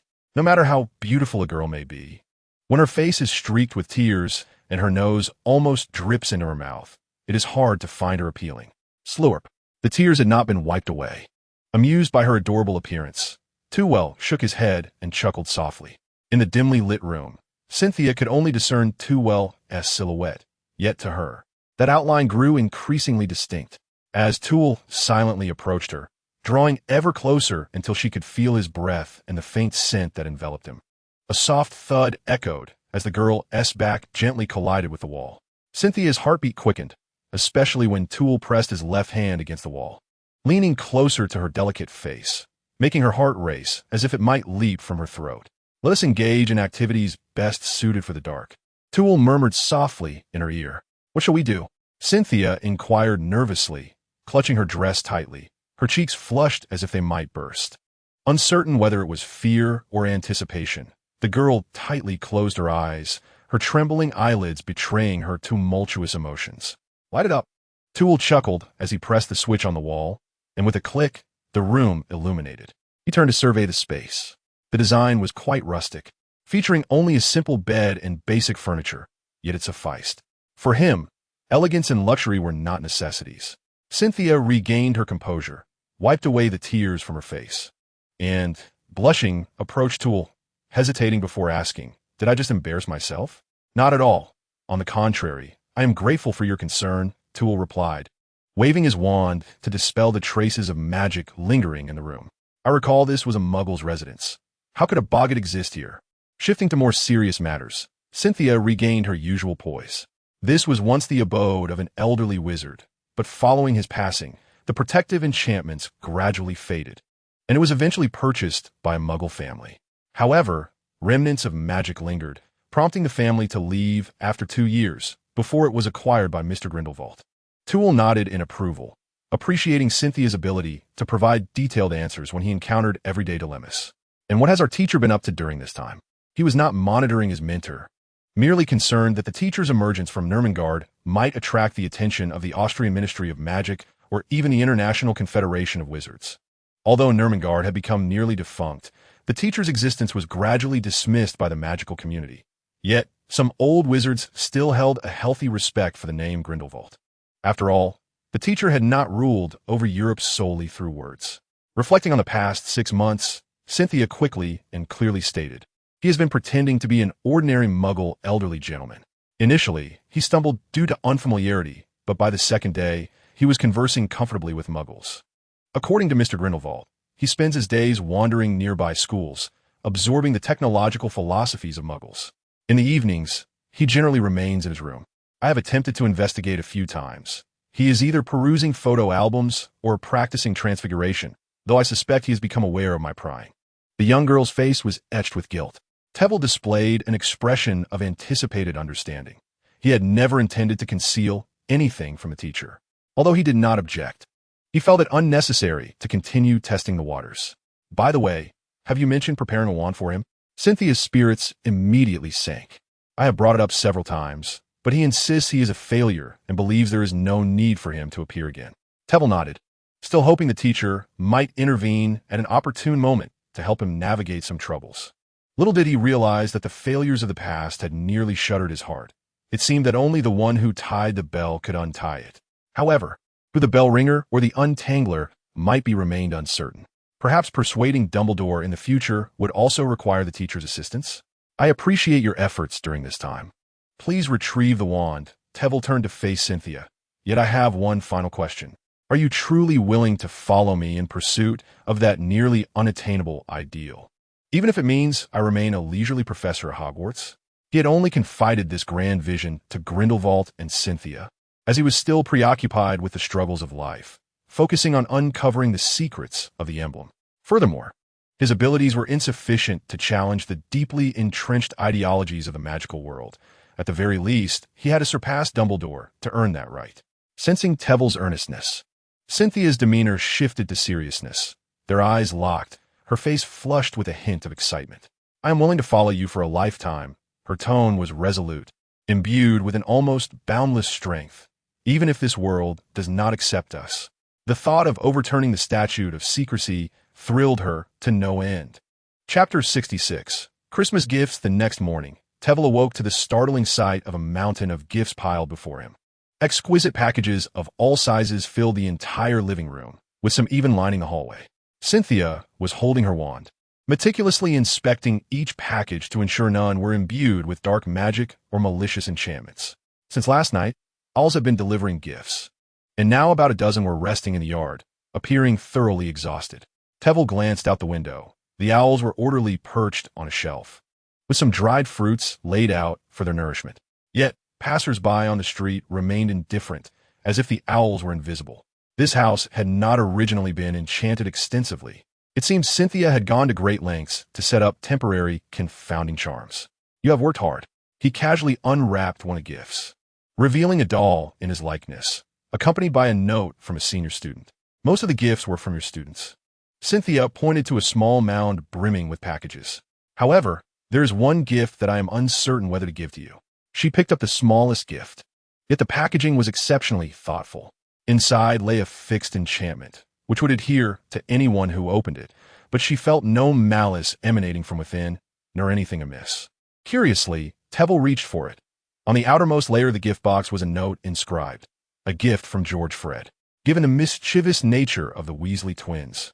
He realized it was likely a benign prank. With a soft chuckle, he hesitated not in unwrapping the box. While both enjoyed tricks, they were also mindful, ensuring that no harm would come to anyone. Even if danger lurked, it posed no threat to him. However, what lay inside surprised Tevel, a small, intricate badge. The badge bore the likenesses of the twins, gazing at one another, their mouths agape, as if eager to speak. Before Tevel could ponder its purpose, it sprang to life, with each figure joyfully singing a Christmas carol in unison, their voices full of emotion. The badge seemed to wriggle, attempting to slip from his grasp. Sensing no ill intent, Tevel relinquished it, allowing it to affix itself to his chest. Despite his attempts to remove it, it remained steadfast, the carol echoing repeatedly without a hint of cessation. Rather than irritation, he found amusement in the spectacle. If these two were to channel their prankster talents into the study of magic, I dare say they would become some of the foremost magical masters in the world. Cynthia, observing Tevel's smiling visage, comprehended the underlying sentiment of his words. Yet, curiosity remained their greatest teacher. Perhaps, in other pursuits, they might not exhibit such remarkable aptitude. After speaking, she handed Tevel another box. This one bore the name of Albus Dumbledore. Was it a gift from the esteemed headmaster? The box was modest in size, akin to a few volumes, and the label indeed bore Dumbledore's name. It must be. I had not anticipated him to bestow a gift upon me. though I had prepared ample sweets for him in advance. As expected, inside lay a book, his previous gift to Dumbledore, The Four Elements of Magic. What does this mean? Is he returning my own book as a Christmas gift? He leafed through it, finding it was not so simple. Dumbledore had made numerous annotations, chronicling his understanding of the four elements. At the end, a line read, "This is my rudimentary understanding. May it offer you assistance. Albus Dumbledore." The weight of this gift was substantial. The annotations represented years of Dumbledore's insights, and Tevel gleaned much from a mere glance. It seemed the headmaster truly was considerate. "Can't you make that wretched badge cease its incessant song?" Grindelwald appeared unexpectedly, leaning on a cane at the doorway, resembling an exceedingly ordinary Muggle elder. I could hear him even from outside the house. The dwelling was arranged with a silencing charm. If one could hear anything, it would be quite the phenomenon. Moreover, even if one could hear, it would not be a song, but rather a name, I mused inwardly, with a surge of magical energy. Toole silenced the melody emanating from the badge, yet he did not remove it. "Would you care to see this book?" he teased, displaying the tome in his hand to the teacher, its contents intriguing. Grindelwald shot a glare at his most prized pupil, snatching the book from his grasp. "I am off to rest. Do not disturb me unless it is of utmost importance." With that, he strode away, book in hand, ascending the stairs with remarkable agility. Meanwhile, Cynthia diligently examined all the gifts, thoughtfully categorizing them according to the identities of their owners. The majority, of course, were from Hogwarts students, followed by a few acquaintances from Durmstrang, with the remainder being colleagues and relatives. "How you know who these individuals are?" Toole remarked nonchalantly, as he began to unwrap the pile of gifts meant for friends and family. With so many gifts, merely unwrapping them could consume his entire morning. "I have cross-referenced the Hogwarts staff list," Cynthia replied proudly. "In addition to them, I know some Durmstrang students, and the rest must surely be Hogwarts pupils, right?" In many respects, one could argue that Cynthia understood him better than anyone else. "Oh," Toole exclaimed, gazing at the scarf in his hands. He had unwrapped several gifts, all various types of books, even several duplicates, making the scarf the first distinct gift outside of those from students. It was a peculiar scarf, featuring a gradient from deep crimson to light rose, a rarity in 1991's Britain. Even within the magical community, crafting such a scarf was no easy feat. "Is this your gift?" Upon seeing Cynthia's expectant expression, Toole immediately surmised the answer. "Indeed, I suspected you had received quite enough books already, so I prepared something different." Cynthia replied with a beaming smile. "Moreover, I cherish the badge you gifted me." She pointed to the dark gold badge already affixed to her chest, which depicted two interlocking ovals reminiscent of the yin-yang symbol. This was crafted by Davies, based on his design, utilizing the concept of a two-way mirror, enabling remote communication between the two badges. However, the production is currently quite challenging, and to ensure all of his followers possess one in the future, the Davies brothers must refine their craft. Toole casually draped the scarf around himself, enhancing his demeanor with an air of gentility. A splendid gift indeed. Chapter 67. The end of the holidays. Due to the presence of the students, Toole received an abundance of gifts this year, nearly overwhelming his wallet. The predominant items within are Christmas chocolates, each offering a myriad of flavors, including those tainted by a bewitching potion, which were consequently destroyed. Following that, there are books, as it seems everyone perceives him as an avid reader. This notion is not entirely erroneous. However, the books that are beneficial to him and readily available in bookstores have long been perused by Toole. What he truly lacks are the obscure tomes, those that remain shrouded in secrecy. Hence he only selected a few intriguing volumes, leaving the remainder with his teacher.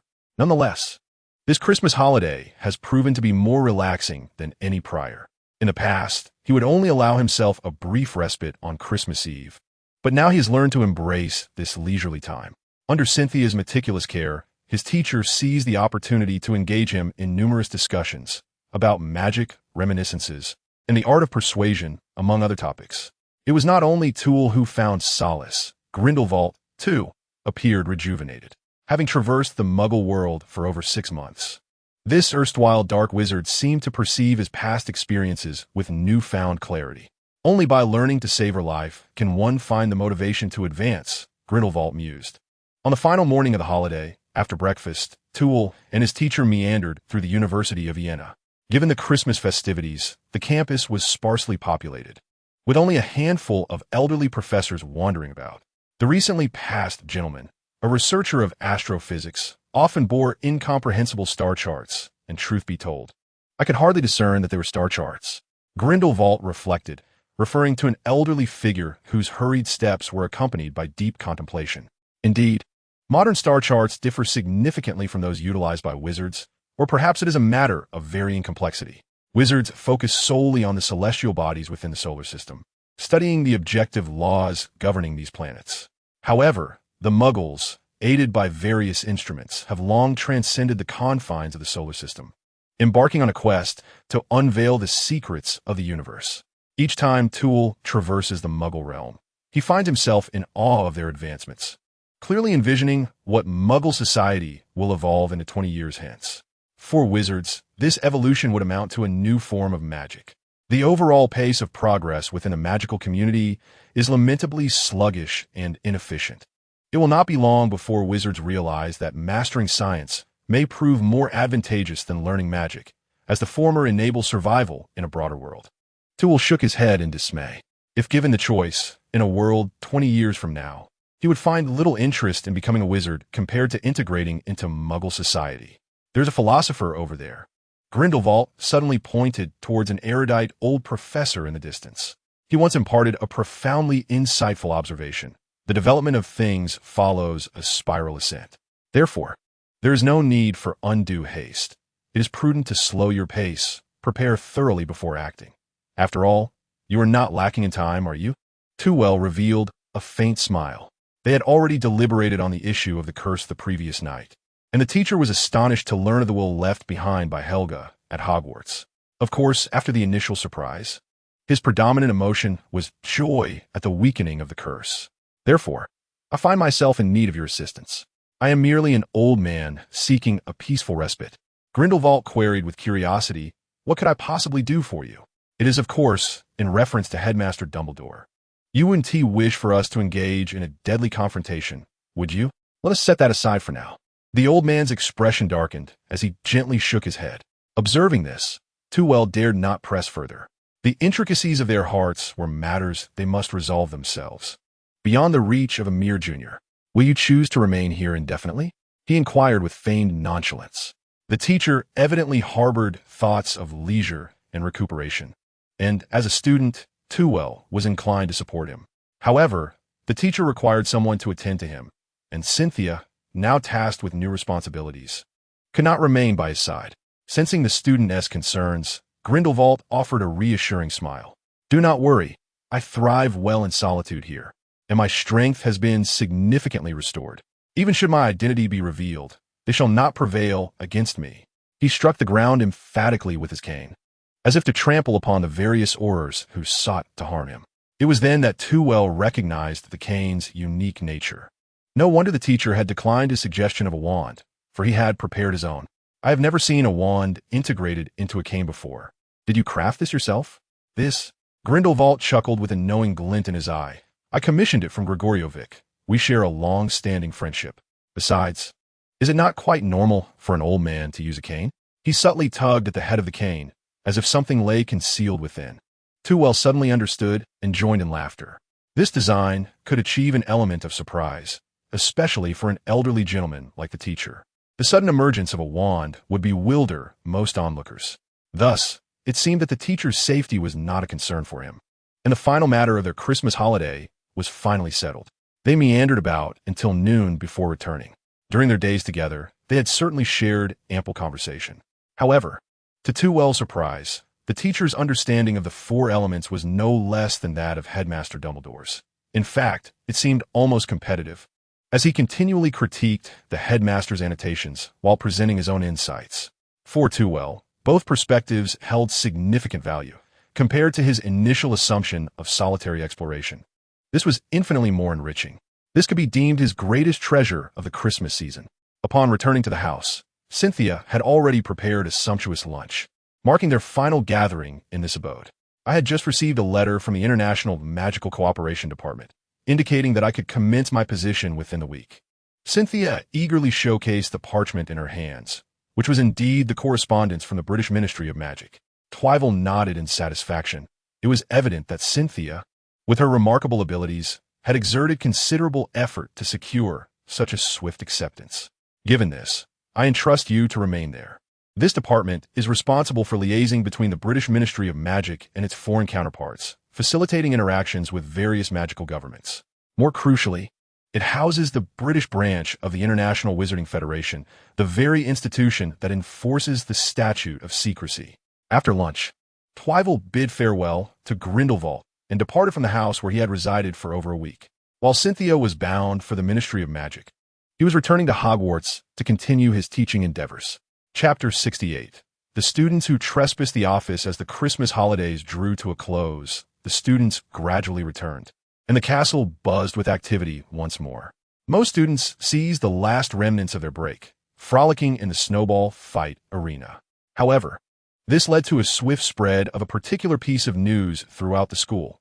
The infamous first-year Harry Potter, along with his companion Ron Weasley, had attempted to breach a professor's office late at night. Consequently, they were ensnared by the protective enchantments of that very professor and found themselves trapped for an entire night. Ultimately, they were, as expected, caught by the early rising Professor McGonagall, each receiving a hefty deduction of 50 points, which severely impacted Gryffindor's hard-earned score. The professor whose office they nearly invaded was none other than the highly esteemed Professor Flitwick. Twyvel regarded the door to his office with a peculiar expression. The protective enchantments that had been placed upon it had been lifted by Professor McGonagall. Otherwise, the students would not have been able to leave. I saw the two of them this morning, shivering from the cold after being frozen all night, Professor McGonagall remarked with exasperation. While it was one thing for two Gryffindor students to indulge in a nighttime escapade, it was entirely another to brazenly attempt to invade a professor's office, an act she had never before encountered, particularly for a professor like Twyvel, hailing from another institution. It was a disgrace to Hogwarts. Did you inquire of Harry and Ron why they sought to enter my office? Twyvel pondered. He had admittedly paid less attention to Harry recently, as, according to the storyline, they were supposed to be investigating the matter of Nicholas Flamel. Yet, why would they wish to trespass into his office of all places? Professor McGonagall shook her head. They claimed to be curious about your magic and wished to see it firsthand, but even Filch could discern that they were not being truthful. Tywell nodded, a hint of trepidation in his voice as he remarked, "It is fortunate that you arrived this morning. My arrangements here are tailored for adult wizards. Had you come any later, the potency of the magic would have intensified, and the consequences are beyond imagination." Professor McGonagall's stern expression flickered momentarily.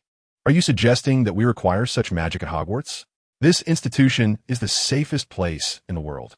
While it is customary to employ protective enchantments for offices, I must caution you against using excessively powerful spells." She paused, pursing her lips. "And as for that imp's magic, while it may not strictly qualify as dark magic, you must consider the student's well-being and refrain from frequent use." Tywell contemplated the imp's magic, recognizing that it indeed siphons a small portion of the student's will, though it is replenished upon its dissipation. The real issue lies in the student's limited magical capacity, which struggles to sustain such advanced spells. Rest assured, the students are eager to utilize it, but I lack the time to cast spells for them. Satisfied with his assurance, Professor McGonagall nodded. "I am not questioning your abilities. The badges you created for the students are quite intriguing. The school has approved your funding request, and the relevant funds will be forthcoming." She had previously worried that Tywell, as a new professor, might misjudge the balance and inadvertently cause harm to the students. However, it now appeared that Tywell was far more competent than she had anticipated, perhaps even more suitable than some of the seasoned professors. Hearing that the funds were on their way, Tywell's expression brightened. There would be many future expenses. He could not always be the one to foot the bill. "Thank you immensely. I was concerned about how to conduct future classes. This is the school's responsibility. Though you are aware that the Board of Governors oversees the financial review, which often results in delays." As she observed the increasingly crowded corridor, she decided to take her leave. "I shall not disturb you further." Once she departed, the smile vanished from Tywell's face. Are they not diligently pursuing Quirrell? Have they begun their investigation? He swiftly entered his office, re-establishing a more intricate protective barrier before sitting down to retrieve the Marauder's map. Mischief managed. The map materialized before him. In merely a single Christmas holiday, the Weasley twins had assisted him in unlocking numerous secret passages. although they had not used these routes to exit Hogwarts, merely exploring them. However, that was not the crux of today's matters. He produced his wand and located Harry's name. A voice resonating with golden light. Have you two lost your minds? Hermione's voice echoed in that corner with palpable fury. Harry and Ron shrank back, exchanging apprehensive glances. Hermione's anger did not wane due to their turtle-like behavior. Rather, it intensified. Instead of diligently investigating the matter of Nicodemus, you two recklessly stormed into Professor Flitwick's office. I truly cannot fathom your thought processes. If given a chance, would you not have barged into Snape's office instead? Snape is watching us, Ron timidly remarked. Do you genuinely wish to do that? Harry hurriedly clarified. That evening, I merely intended to show Ron that mirror, but upon our return, Snape caught wind of us, prompting us to seek refuge. Yet, that does not justify your intrusion into a professor's office, Hermione interjected with a furrowed brow. Furthermore, what mirror are you referring to? Could you not visit it during daylight hours? The mirror of Ariste. Sensing a shift in Hermione's demeanor, Ron eagerly interjected, it is a mirror that reveals your future. It reflects one's innermost desires, as Dumbledore stated. Harry corrected him. Well, desires aside, regardless of the circumstances, that mirror is no longer accessible. For it is to be relocated, as Dumbledore also mentioned, Ron added with a sense of pride. Hermione shot them an exasperated glare. I could not care less about that mirror. The real issue is that you both have not only lost 100 points, but are also facing detention. Now tell me, what compelled you to invade the professor's office? Harry and Ron hesitated, pushing each other back and forth, before Harry resolved to reveal the truth. Do we not agree to investigate if the professor had any incriminating evidence? So, we thought we might as well take a look. Besides, at that moment, Snape was pursuing us, and we were panicking, Ron emphasized, seemingly attempting to mitigate his wrongdoing. However, Hermione quickly identified the flaw in their reasoning. If you were able to remain undetected initially, then why not employ a safer method to depart? The two of them certainly would not admit that their curiosity drove them to explore what amusing things resided in the professor's office. Thus, the atmosphere fell silent. Observing the two pretending to be ostriches, Hermione found herself at a loss. By the way, if I had been there, would I have ventured into the professor's office as well? By the way, did you see anything interesting in the office? She inquired shyly, understanding the implication behind Hermione's words. Ron's excitement surged. We were almost able to open the door, but alas, the doorknob seemed to bind us like a chain, and we ended up suspended instead. Nonetheless, this allowed us to evade Snape. You would not believe it. He walked right beneath us at that moment. Harry, too, wore a joyful smile, recalling how startled he had been. Hermione promptly lost interest. Perhaps you should contemplate your detention instead. Too chuckled as he tucked away the map. This trio seemed to believe they were coerced by Snape into stealing the Philosopher's Stone. Yet, a question lingered in his mind. If the Mirror of Ariste serves as the final guardian of the Philosopher's Stone, how then could he procure the stone from within? The mere act of mental closure would undoubtedly be futile against the Mirror of Ariste. For even Quirrell's proficiency in this arcane art was insufficient to procure the Philosopher's Stone. Thus, it became imperative for Harry and his companions to assist Quirrell in his quest for the coveted stone. Consequently, he must now extend a modicum of support to them. Chapter 69. A new game of Quidditch. With the conclusion of the holiday, the students bore traces of lingering excitement upon their faces, intermingled with aspirations for the new classes ahead. Professor Flitwick had proclaimed that this semester would unveil something distinctly novel. However, following the experience of the new class, their smiles swiftly dissipated. What exactly were we anticipating? George, with a hot water bottle resting on his swollen foot, wore an expression of discontent as he begrudgingly stuffed chocolate into his mouth. Upon hearing his lament, the other third-year students engaged in similar gestures in the common room simultaneously exhibited expressions of bitterness. They had expected an innovative and entertaining game. Having grown weary of the traditional Quidditch, their scores oscillated merely between 1 or 2 points, devoid of the initial thrill of progress. In truth, the game was new in some respects, yet it was equally excruciating. What on earth did you do to make such a mess in a classroom so diminutive? Ron queried with a hint of schadenfreude. George, devoid of the spirit to retort, offered a resigned smile, revealing that it was still the same Quidditch game, albeit with an added element of movement. Once Fred had consumed his chocolate and felt a significant alleviation of the swelling in his foot, he regained a semblance of energy and proceeded to elucidate for the still bewildered trio. We are required to stand at the center of a 9-square grid, moving to the appropriate squares every 2 seconds. Then, in the subsequent 2 seconds, we must return to the center, perpetuating this cycle. Concurrently, our hands must remain engaged in the Quidditch game. However, stepping into the correct squares yields no points, while stepping into the wrong ones incurs penalties.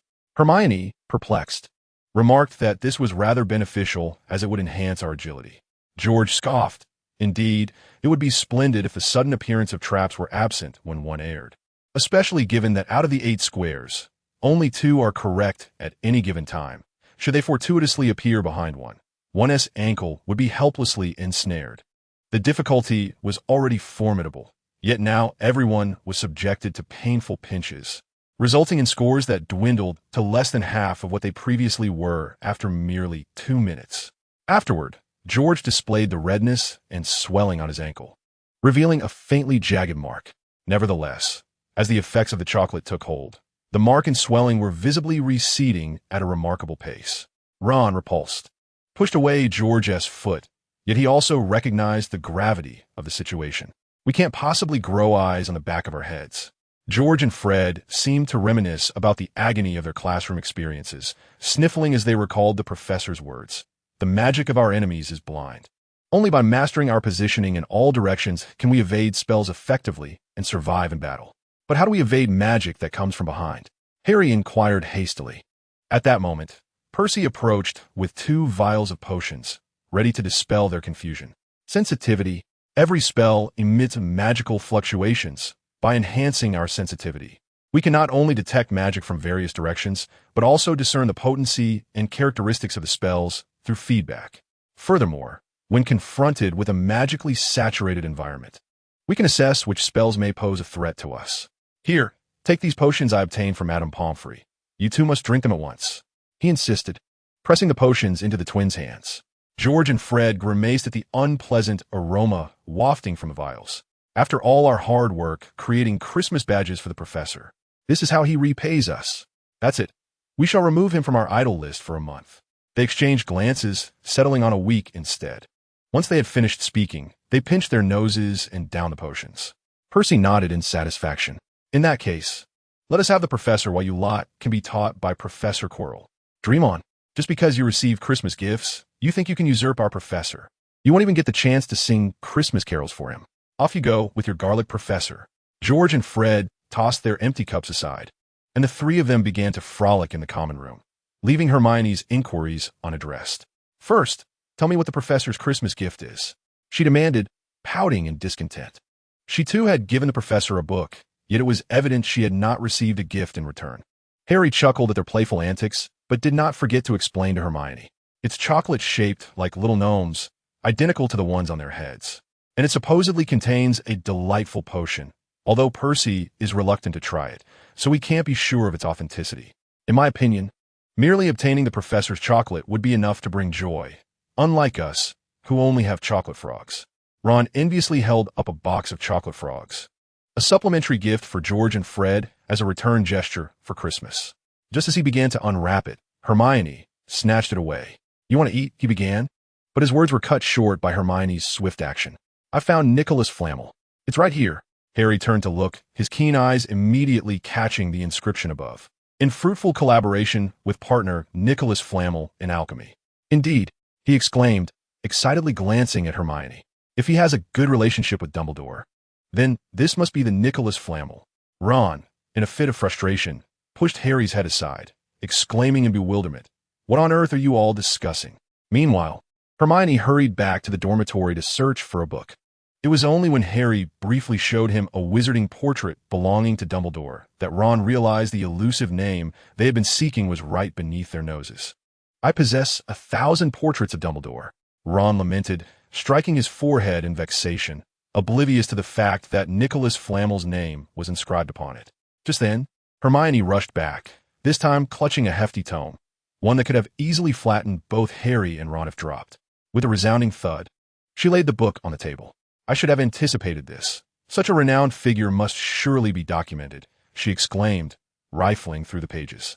"Look here," she said, her voice barely containing her excitement as she softly read aloud. "Nicholas Flamel, the sole known creator of the Philosopher's Stone. Sorry, but you need to consider our circumstances." "So, what exactly is the Philosopher's Stone?" Ron asked awkwardly, scratching his head. Hermione shot him an exasperated glare.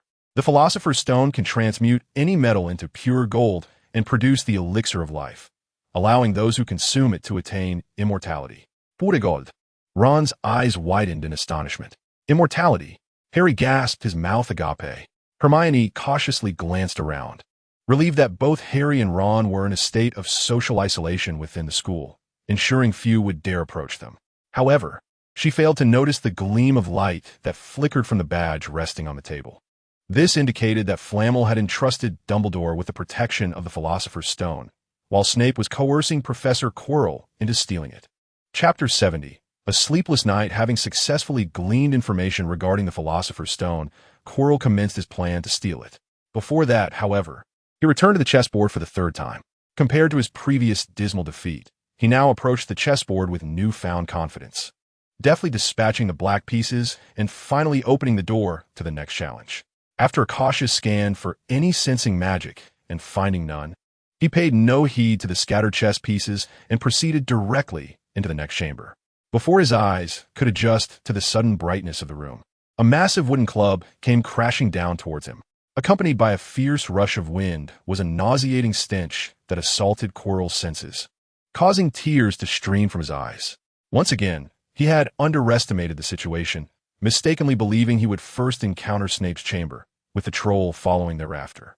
Without the need to draw his wand, Quirrell unleashed an enraged freezing spell, immobilizing the troll, while simultaneously encasing the foul odor within a large bubble, allowing him to breathe a sigh of relief. This troll was even larger than the one from Halloween, if the previous one was meant for first-year students. This one was clearly a challenge for the upper years. As if the noxious odor were the most formidable of skills, the stench emanating from him intensified several-fold. Having vanquished the giant, Tevel hastily retreated to the next chamber.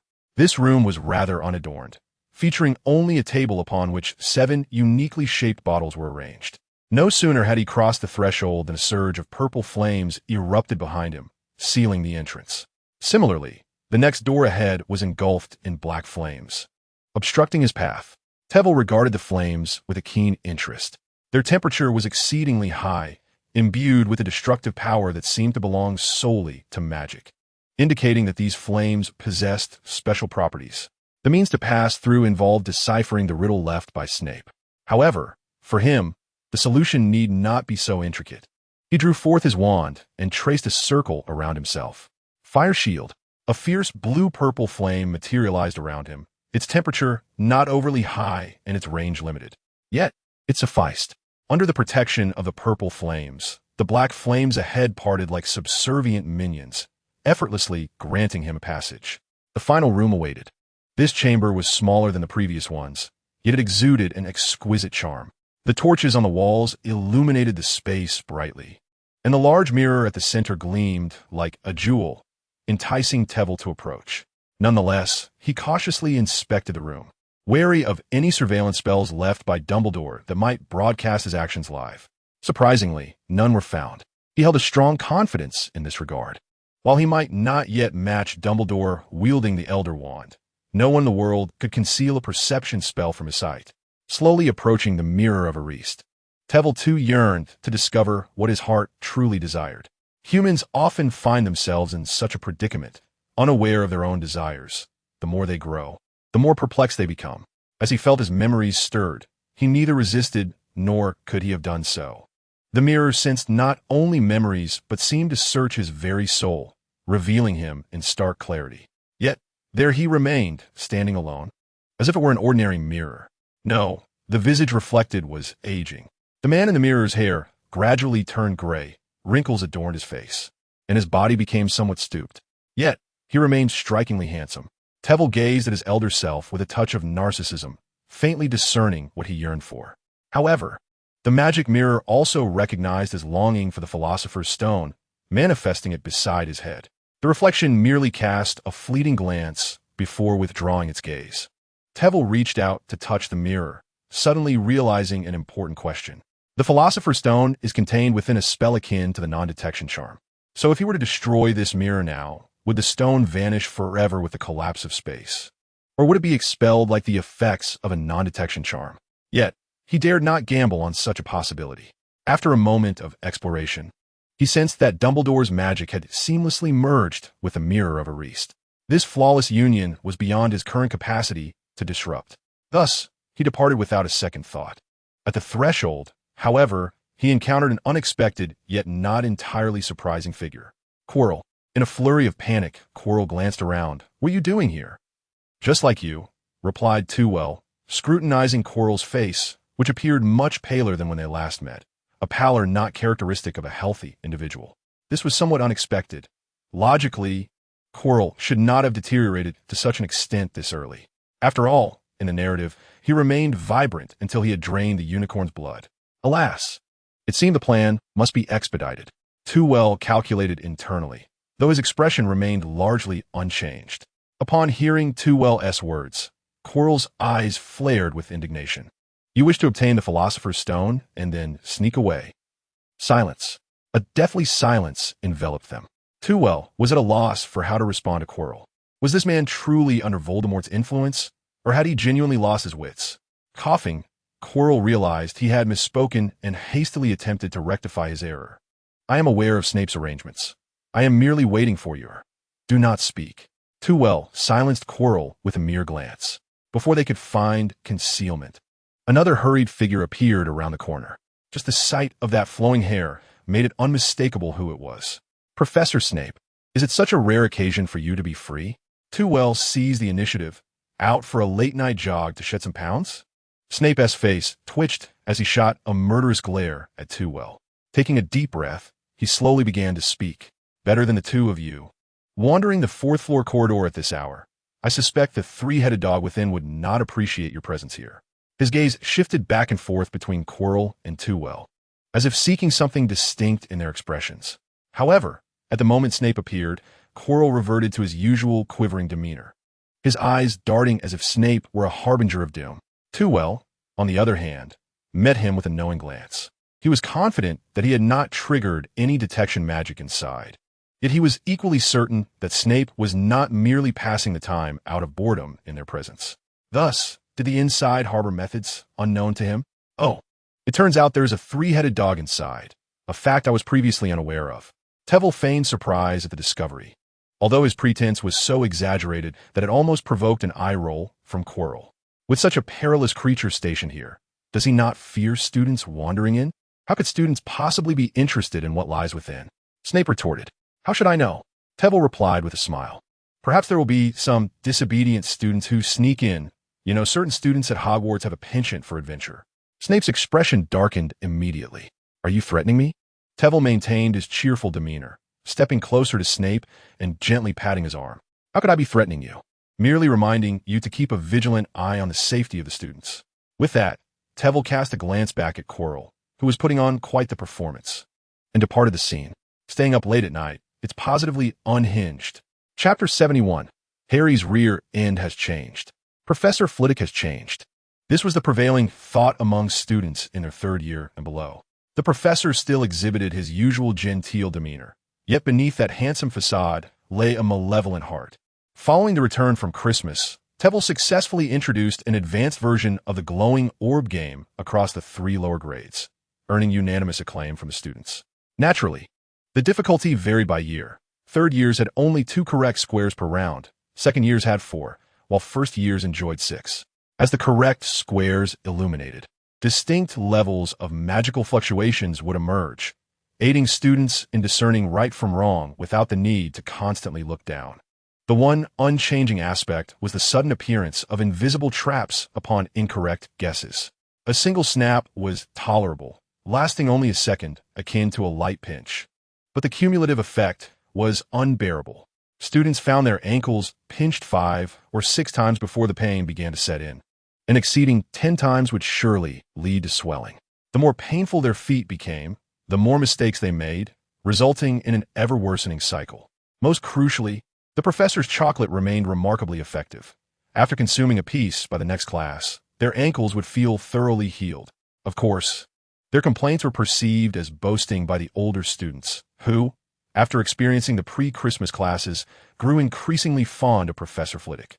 During the Christmas reunion, students from wizarding families seized the opportunity to inquire about the professor's magic from their parents and relatives, who all spoke highly of the snowball game and praised the professor's abilities. Particularly, many adult wizards could not replicate the feat of momentarily pausing magic, let alone merging spells. This realization led students to appreciate the value of that lesson, which could very well be the most valuable they would learn during their time at the school.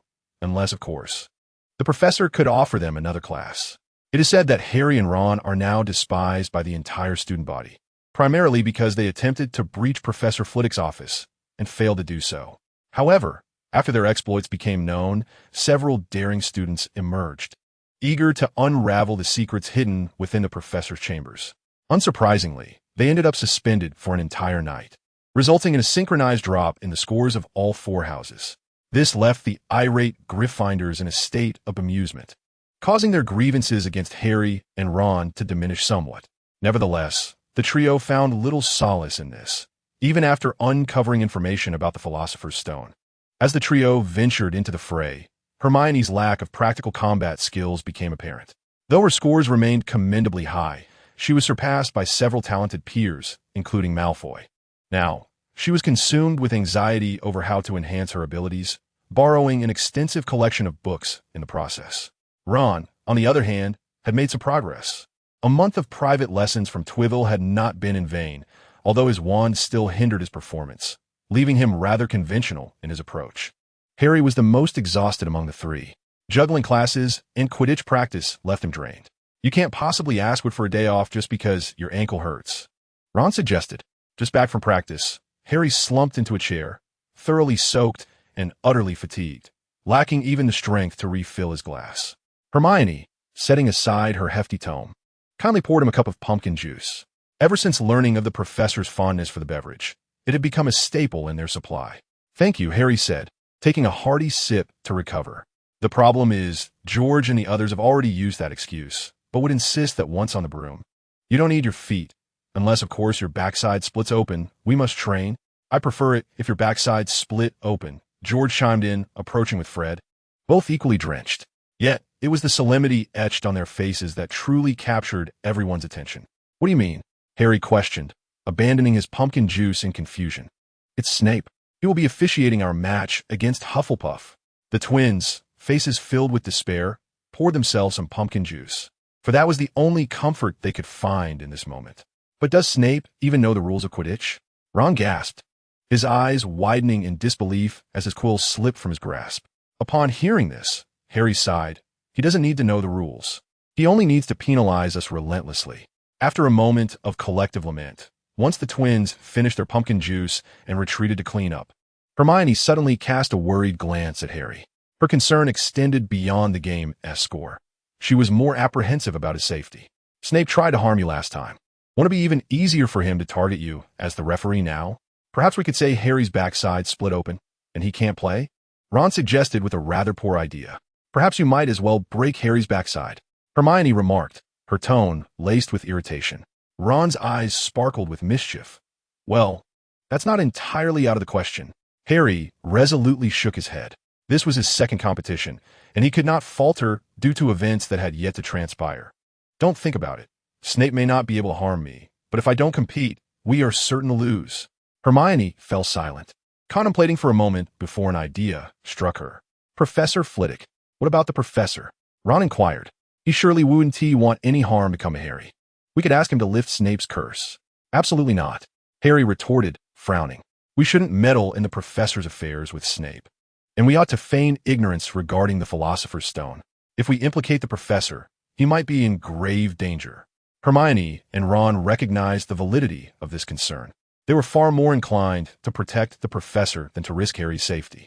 The trio exchanged glances, each intuitively understanding the other's thoughts, and they couldn't help but burst into laughter. "Ha!" Ron chuckled, nearly choking as he patted Harry's shoulder repeatedly. "I don't dislike you, mate, but we certainly can't let the professor bear the brunt of our troubles, can we? Harry might not even be in danger." Hermione countered playfully. Besides, we could always cast a spell on Snape, just like last time. Her enthusiasm grew as she rummaged through the hefty tome she had been perusing, reciting spells that might prove useful: the tickling charm, the leglocker curse, the dance charm. However, her incantations were soon interrupted by Neville, who approached with a serious demeanor. Harry, Ron, Professor McGonagall asked me to deliver this to you. He handed each of them a note. Harry took a glance at his. Your detention begins tonight at 11 o'clock. Report to Mr. Filch in the entrance hall. McGonagall, I nearly forgot about that. Ron grumbled. I'd rather be suspended from the ceiling by Professor Flitwick than spend detention with Filch. Hermione sighed and closed her book, offering them some comfort. At least after tonight, you won't have to worry about detention anymore. Chapter 72. Curiosity. Of course, Quirrell was well aware that the students felt a mixture of affection and resentment towards him. In truth, they would grumble momentarily, yet when it came time for the Quidditch match, they would still eagerly participate. Moreover, he now faced an even more pressing dilemma. From the encounter that evening, it was evident that either Snape or Dumbledore possessed a unique ability to sense the disturbances on the fourth floor. If the Philosopher's Stone were to be stolen, it was likely that Dumbledore would be all too aware. Fortunately, he still had his ally, Quirrell. As night fell, the castle returned to its tranquil atmosphere, a veil of stillness enveloping all. Quirrell tucked away the Marauder's map and, adhering to the agreed-upon time with Quirrell, ventured into the Forbidden Forest under the shroud of darkness. This marks his second visit to this place. Uncertain whether it is the magic left by Helga that influences him, he feels an inexplicable sense of affinity towards the Forbidden Forest. He can distinctly sense the whereabouts of Quirrell. As he follows the trail, he discovers Quirrell in pursuit of a unicorn. The poor creature is desperately fleeing, its wounds bleeding profusely, yet Quirrell seems to toy with it, employing various spells to obstruct its escape routes. Once all avenues are blocked, the unicorn realizes it has nowhere left to run and finds itself face to face with Quirrell. Tears of sorrow stream from its eyes as it gazes intently at the wizard intent on causing it harm. Poor little being, remember to keep your distance from me in your next life, Quirrell mutters as he flips his wand, uttering the incantation, Avada Kedavra. A flash of green light streaks by, and the unicorn resigns itself, closing its eyes. However, seconds later, it feels no discomfort. Upon reopening its eyes, it witnesses a golden barrier dissipating before it. Do not be so rash. Did we not agree to act tonight? Tevel emerges from the shadows, a grin adorning his face as he observes Quirrell. I have heard that taking lives brings misfortune in subsequent endeavors. The unicorn, momentarily bewildered by the scene, swiftly comprehends that it has survived and hastily retreats into the inky depths of the Forbidden Forest. Are you already attempting to weaken my power before we even commence? Quirrell's pale visage contorts, a glint of malice flashing his eyes, his wand unwavering in his grip. Tevel, unperturbed, seemingly oblivious to Quirrell's expression, calmly extends his hand to cast shielding spells around them, as if they were truly intimate collaborators. Once this is accomplished, Tevel approaches Quirrell with a smile. It seems your master is quite ruthless, compelling you to extract unicorn blood daily to prolong your life. He remarks, hands raised in a gesture of peace. Let's not rush. Shall we discuss tonight's plan? Quirrell's eyes twitch as he meets Tevel's gaze for a prolonged moment before darkly stating, 10 minutes ago, Dumbledore received a letter from the Ministry of Magic and has departed from Hogwarts. Excellent. What are the other professors in the castle? Is that not your responsibility? My apologies. After being a professor for so long, one tends to develop a penchant for inquiry. Tevel replies with a mischievous grin. I shall remain here, feigning an intention to harm Harry Potter, who is under detention tonight, causing a commotion that will draw everyone's attention to the Forbidden Forest. At this, Quirrell nods in satisfaction. Very well. After obtaining the Philosopher's Stone, we shall use the secret passage to Hogsmeade, far away from here. Indeed, far away from here. The two share a faint laugh, unaware that not far behind a large tree, Harry and Ron stand pale and silent, scarcely daring to breathe. Their bodies trembled. Their lips parted several times without uttering a sound. Only after the two departed from that place did they dare to exhale. What if we are harmed? Ron, filled with trepidation, clattered his teeth, producing a series of chattering sounds. Professor Quirrell would not do such a thing, would he? Did you not hear? It is a ruse. The professor intends to feign harm to us, diverting the other professors so that Snape can steal the Philosopher's Stone. Harry felt a surge of fear within. Yet he suppressed it, forcing himself to remain composed. Ron, in a state of agitation, exclaimed, "Shall we hasten to inform the other professors?"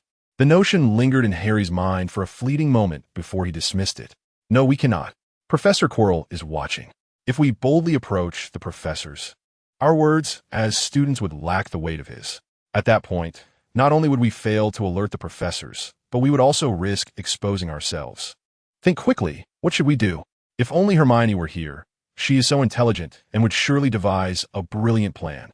He paced anxiously in circles, repeatedly tapping his head as if he could knock out a solution.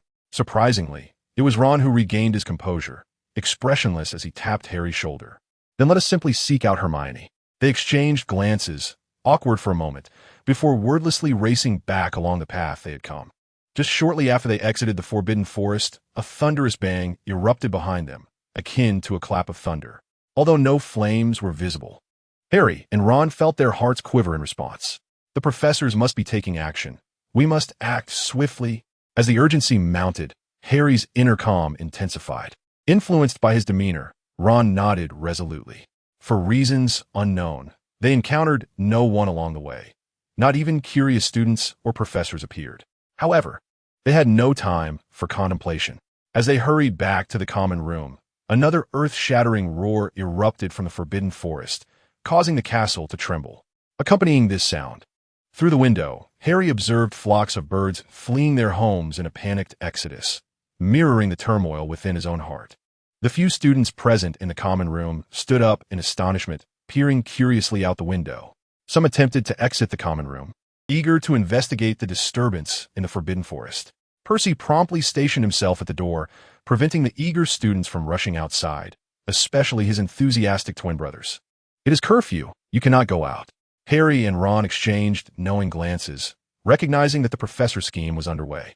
Without hesitation, they hurried to where Hermione stood, her expression fraught with concern. "What has happened?" The astute young witch, upon seeing the seriousness etched on their faces, quickly surmised that something was amiss. "Our detention is within the Forbidden Forest, searching for the injured unicorn."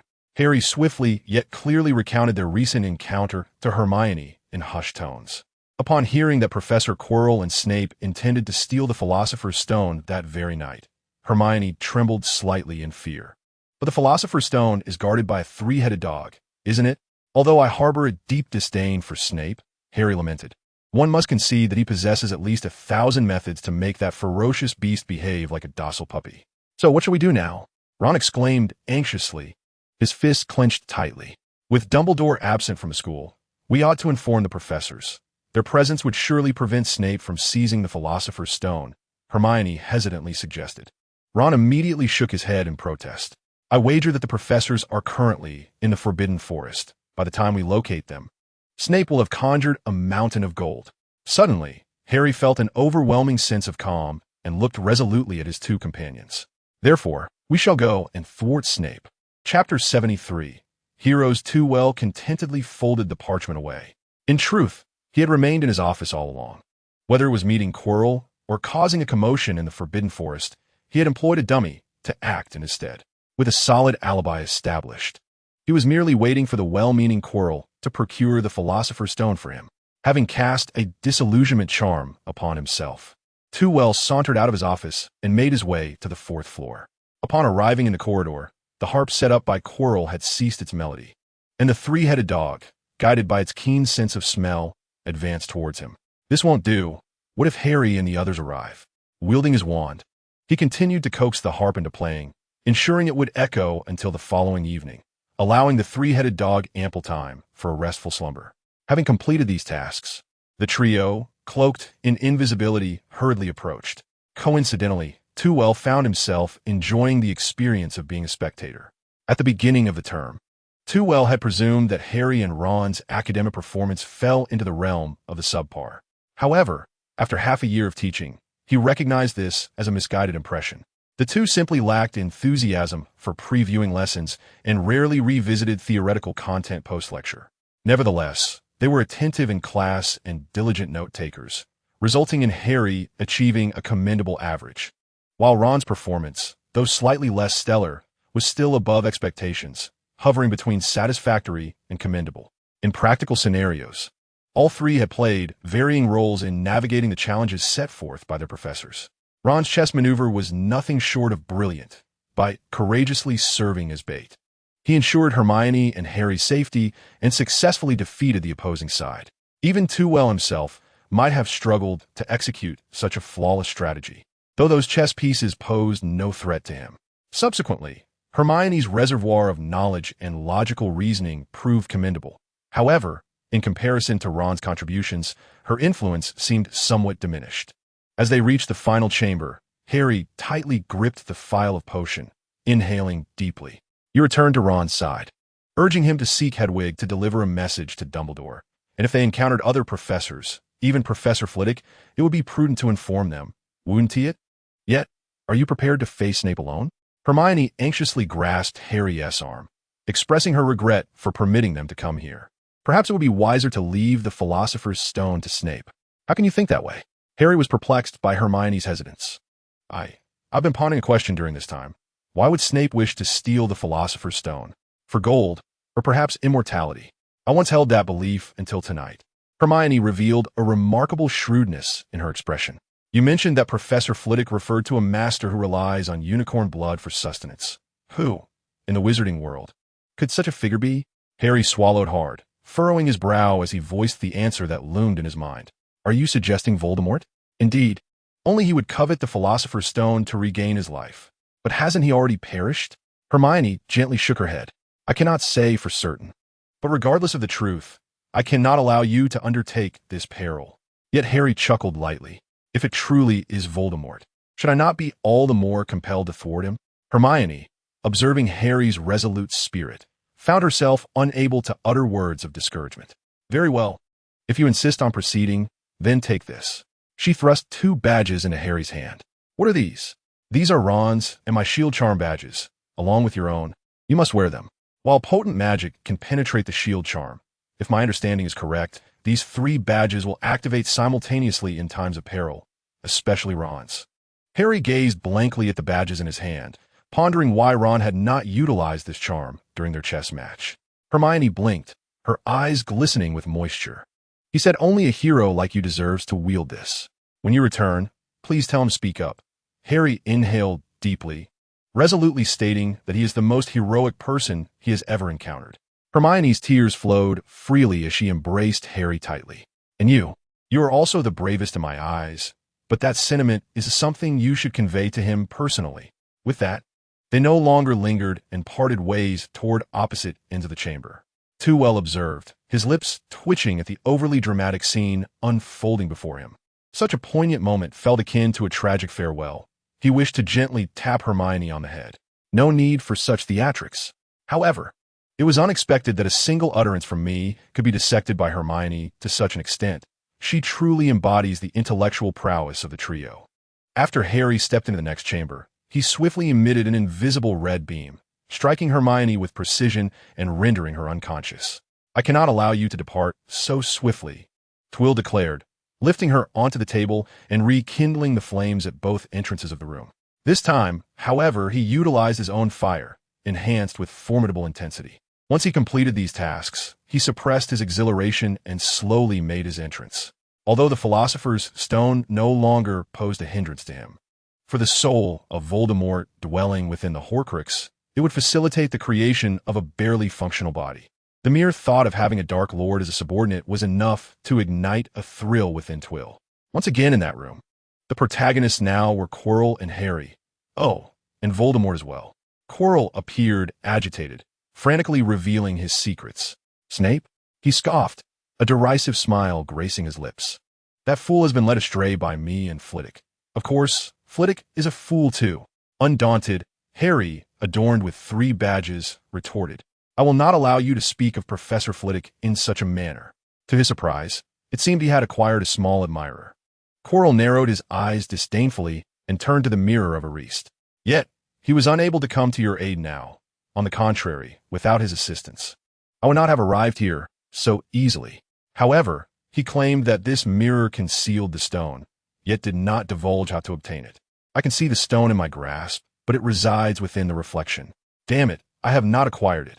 and he shall not find solace. Quirrell muttered to himself, his hands exploring the surface of the mirror, his expression growing increasingly frantic. According to the plan, he should have already secured the stone and departed Hogwarts via the secret passage, fleeing with his master. If this delay continues, not only Twill, but even Dumbledore could return. A faint voice echoed within his mind, emanating from that boy. The chilling sound sent shivers down Harry's spine as he realized where Voldemort, mentioned by Hermione, was now located. Yet his body was uncontrollably drawn before Quirrell, positioned in front of the mirror. Look into the mirror and tell me, where is the Philosopher's Stone?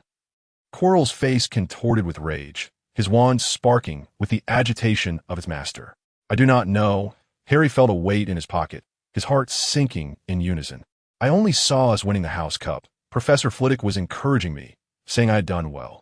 He is lying. Voldemort suddenly bellowed. The stone is in his pocket. Kill him. Chapter 74. Devotion to duty. Twill's expression shifted dramatically. At this moment, it was already too late to draw out the wand. Quirrell was too close to Harry. Avada Kedavra. The green light surged forth, hurtling towards Harry. Faced with this malevolent glow, Harry stood frozen, helplessly watching as the light shattered the suddenly materializing layers of protective spells, ultimately striking the last barrier of gold before dissipating into nothingness. A small note: ordinary protective spells cannot withstand the 3 unforgivable curses. Only the most powerful can. Therefore, do not recklessly confront the killing curse. Quirrell then noticed the 3 badges adorning Harry. Having withstood such an attack, one of the badges had noticeably dimmed, while the other 2 also exhibited varying degrees of dullness. That boy, Weasley, possesses quite a few ingenious ideas. However, a mere trio of badges cannot save you. Quirrell sneered at Harry, his wand incessantly unleashing a second killing curse.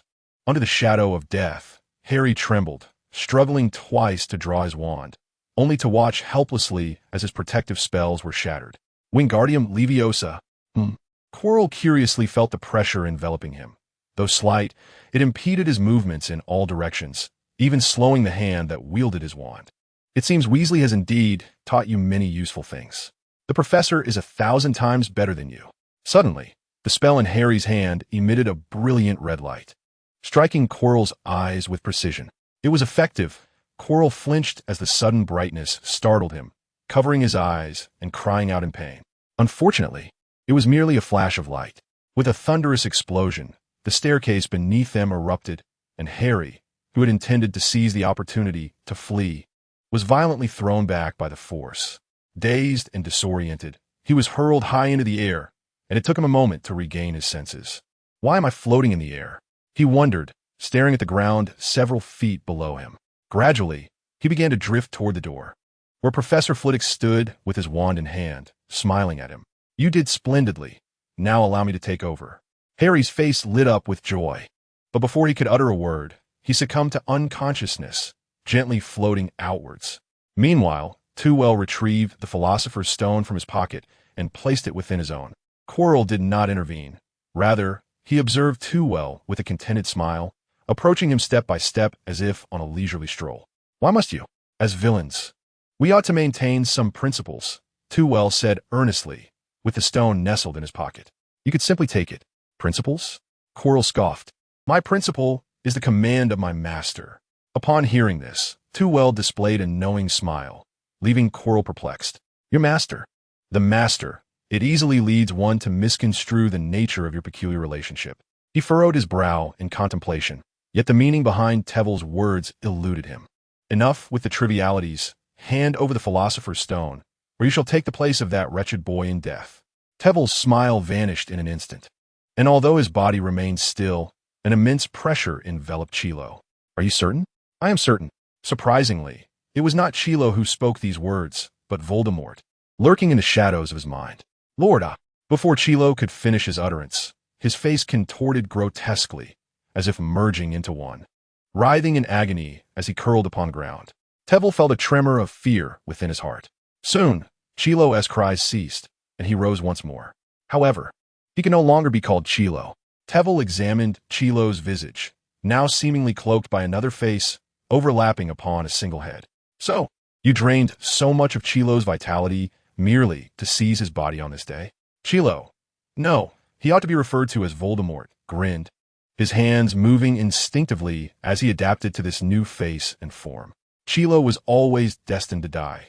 Granting him this opportunity to sacrifice himself is rather generous. Is it not?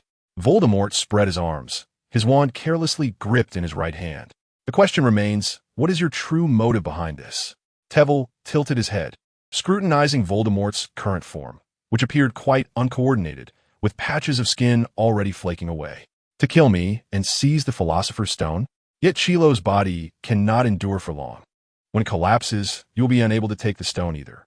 No, ever since I became aware of Dumbledore's constant vigilance over this place, I realized that neither you nor Chilo could ever claim the stone, Voldemort declared with a sense of triumph. Tevel's expression turned grave. The greatest variable in his plans was Dumbledore. I suspect you remain oblivious to what Dumbledore has set in motion here. Voldemort gestured towards the torches surrounding them. He needn't employ complex enchantments. By utilizing the torch's innate ability to illuminate upon the presence of individuals, he could monitor the room effectively. Tevel's realization dawned upon him, accompanied by a rueful smile. Truly, Dumbledore possessed an uncanny knack for leveraging elements unnoticed by others, yielding astonishing results. In a sense, he had returned to a state of primal simplicity. Then why do you not flee at once, remaining here to await capture by Dumbledore? Voldemort mischievously shrugged and made a grimace. Though it was merely a smile, it bore the essence of a grimace for him. In any case, I cannot die. The one who should be concerned is you, is it not? What do you mean? All I have done has been for you, Tevel. He approached Tevel, regarding him with an appreciative gaze. I have never encountered a more gifted youth than you. Join me, and with your assistance, I shall not only rise effortlessly, but also vanquish all dissenters, ushering in an era that belongs solely to us. The more he spoke, the more exhilarated he became. Yet his pallid countenance betrayed not a trace of color, rendering him eerily enigmatic.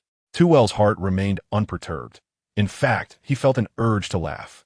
But now, as you squander my time, how shall I evade Dumbledore when we step outside? With so many students in the school, we could easily capture one or two. And then wouldn't it be a matter of escaping at our leisure? Voldemort remarked nonchalantly. Tewell sighed in disappointment. After years of wandering, have you not learned that one must refine their methods to a more sophisticated level? Voldemort paused, blinking in confusion. Why should one's methods be so elevated? You see, this is the crux of our divergence. I have never deigned to employ such base tactics, for I am far more astute than you. As he concluded, Tewell feigned disappointment.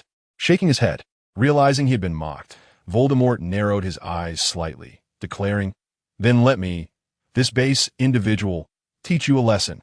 Surely, you wouldn't resort to destruction if you cannot possess it? Tewell taunted. That is my plan, Voldemort declared as he created distance for the incantation. If you refuse to join, I shall delay you, using Dumbledore's hand to obliterate you. Tell me, is this method sophisticated? Upon finishing, he performed a mock bow. Tewell chuckled at him, returning a flawless bow while replying, But how long do you think you can delay me like this? Before he could regain his balance, Voldemort unleashed a killing curse that soared toward him, but Tewell deftly evaded it. In response, he cast 3 consecutive killing curses. Simultaneously, the stone slab beneath Voldemort's feet seemed to melt away, transforming into a quagmire in an instant. With a misstep, Voldemort's feet sank into the ground. However, with a flick of his wand, 3 black serpents emerged to intercept the curses. He continued to wave his wand, summoning a serpent's head from the swamp to elevate him. Yet in the next moment, that serpent's head was shattered by Tewell, splattering Voldemort with mud. My sincerest apologies for rendering you so disheveled, Voldemort mused, casting a glance at the mud stains on himself. Though it was not his body, such indignity was foreign to his proud nature. I initially intended to merely buy some time, yet you, smack. He raised his wand to deflect Tewell's spell. Even my students know not to engage in idle chatter during a duel. Did your teacher not impart this wisdom to you? Even while speaking, Tewell did not cease his barrage of spells directed at Voldemort. You scoundrel! Voldemort retaliated with the killing curse, his pallor momentarily flushed with a hint of color, rendering him even more ghastly. Tewell effortlessly countered, urging, Be more graceful, Tom. This is a rare duel that promises to impart invaluable lessons. How dare you? Voldemort loathed the sound of that voice more than any curse hurled at him. In combat, do not let your emotions sway you. Coolness is your greatest weapon. This is a private lesson from your welfare instructor. Die, you bastard! Voldemort cast aside thoughts of delay, summoning every ounce of his dwindling vitality and magic. With a flick of his wand, the wall shattered under the force of his spell, debris swirling chaotically. In an instant, a tornado of earth materialized, surging with ferocious energy and smoke toward Too-Well. The earthbound whirlwind crashed where Too-Well stood, the ensuing cloud expanding outward and obscuring the situation from Voldemort's view. Moments later, the smoke seemed to coalesce as if drawn by an enormous vacuum. A reminder, sheer size does not equate to potency. It can instead lead to a dispersion of magical power, proving disadvantageous in one-on-one combat. Too-Well's silhouette emerged amidst the tumult, his wand raised towards the spiraling vortex. Moreover, refrain from using environmentally damaging spells. Observe how the pollution levels here are off the charts. As the words left his lips, the tornado, akin to an autumn breeze, slowly advanced toward Voldemort. Yet, the breadth of this gale rendered escape impossible in this locale devoid of apparition, leaving him to witness the tempest engulf him. The swirling debris enveloped him, slicing at every inch of his skin like 1,000 knives, severing his very being. More terrifying still, while this was not his corporeal form, Voldemort could still perceive pain at the soul level. As if being torn asunder, he fled in agony from Quirrell's shattered body, a wisp of black smoke darting towards the exit. From behind, Too-Well's final admonition echoed, "Tom, remember this crucial point. The immortality of the soul does not equate to the absence of pain. Rather, the state of the soul allows one to experience even more unbearable torment." Watching Voldemort retreat in disarray, Too-Well shook his head in resignation, uncertain if his pupil had absorbed the lesson. After merely half a year of teaching, he had surprisingly acclimated to the role of an instructor. He cast a casual glance at the ashes of Quirrell, unable to distinguish between dust and remnants of bone. "I am truly dedicated." Regarding the plans for the Philosopher's Stone, I had devised distinct thoughts and strategies for each individual involved. Dumbledore, having sensed an attempt to steal the stone, tested the waters with Gringotts, and upon confirmation, set this trap, all while maintaining vigilant surveillance over the area. Tevil sought to assist Quirrell in acquiring the Philosopher's Stone, planning to seize it after their escape from Hogwarts, eliminating Quirrell to leave no witnesses. This way, with an alibi, he would merely be perceived as a coerced accomplice. And Voldemort would not be inclined to share tea and converse with Dumbledore, thus exposing him. Initially, Voldemort recognized this as a trap, using Quirrell as a facade to test the waters. However, upon realizing Dumbledore's keen interest in the stone, he abandoned that course and turned his attention to undermining Tevil's plans, ensuring that upon his resurrection, he would not face the formidable duo of Dumbledore and Tevil. Only Quirrell remained genuinely dedicated to the cause, blissfully unaware of the machinations surrounding him, convinced that he could boldly claim the stone for himself. The original narrative seemed somewhat simplistic, prompting me to enhance the strategic elements of their scheming. Otherwise, the protagonist's intellect would overshadow the plot, rendering it less engaging. Chapter 75, The Philosopher's Stone Acquired. May I inquire when Professor Flitwick might bestow upon this elderly gentleman a lesson? Tevil gazed helplessly at Dumbledore, who stood above him.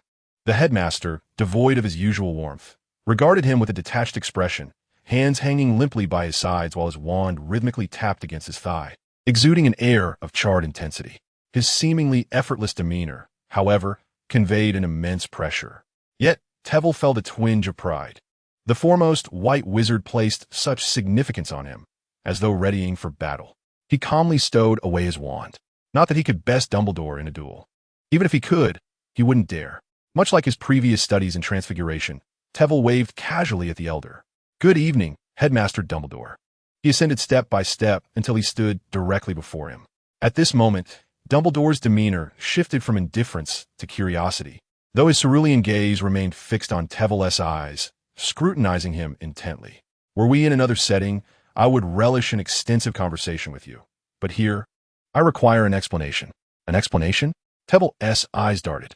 "If I were to assert that I am here to rescue Harry and thwart Quirrell and Voldemort, would you believe me?" Dumbledore chuckled softly. Indeed, I would believe you. After all, Harry and his companions are well, while Quirrell lies dead, and Voldemort has been driven away. You have indeed accomplished a significant feat were it not for the Philosopher's Stone tucked away in your pocket. I would be inclined to nominate you for a Knight of the Order of Merlin. With a composed expression, he stepped forward, tilting his head slightly as he regarded Tevil with a mixture of curiosity and disappointment. From the very first day you entered this school, I have been observing you. I hold you in high esteem, Tevil. As Voldemort has noted, you are among the most talented young individuals I have ever encountered, surpassing even my own abilities. In just a decade, you shall succeed me and become the most formidable sorcerer in this realm. However, I implore you, do not tread the path I once did. Dumbledore paused, for it is a road fraught with peril and mistakes that you shall bear for a lifetime. Ultimately, he spoke earnestly. Hand me the Philosopher's Stone, and I can erase all that has transpired. You will remain the most cherished teacher at the Academy, will you not? Yet, to his dismay, Quirrell gently shook his head. I must obtain the stone. His words were abruptly cut off by Dumbledore's exasperated interjection. Is it for the sake of immortality? You are still young.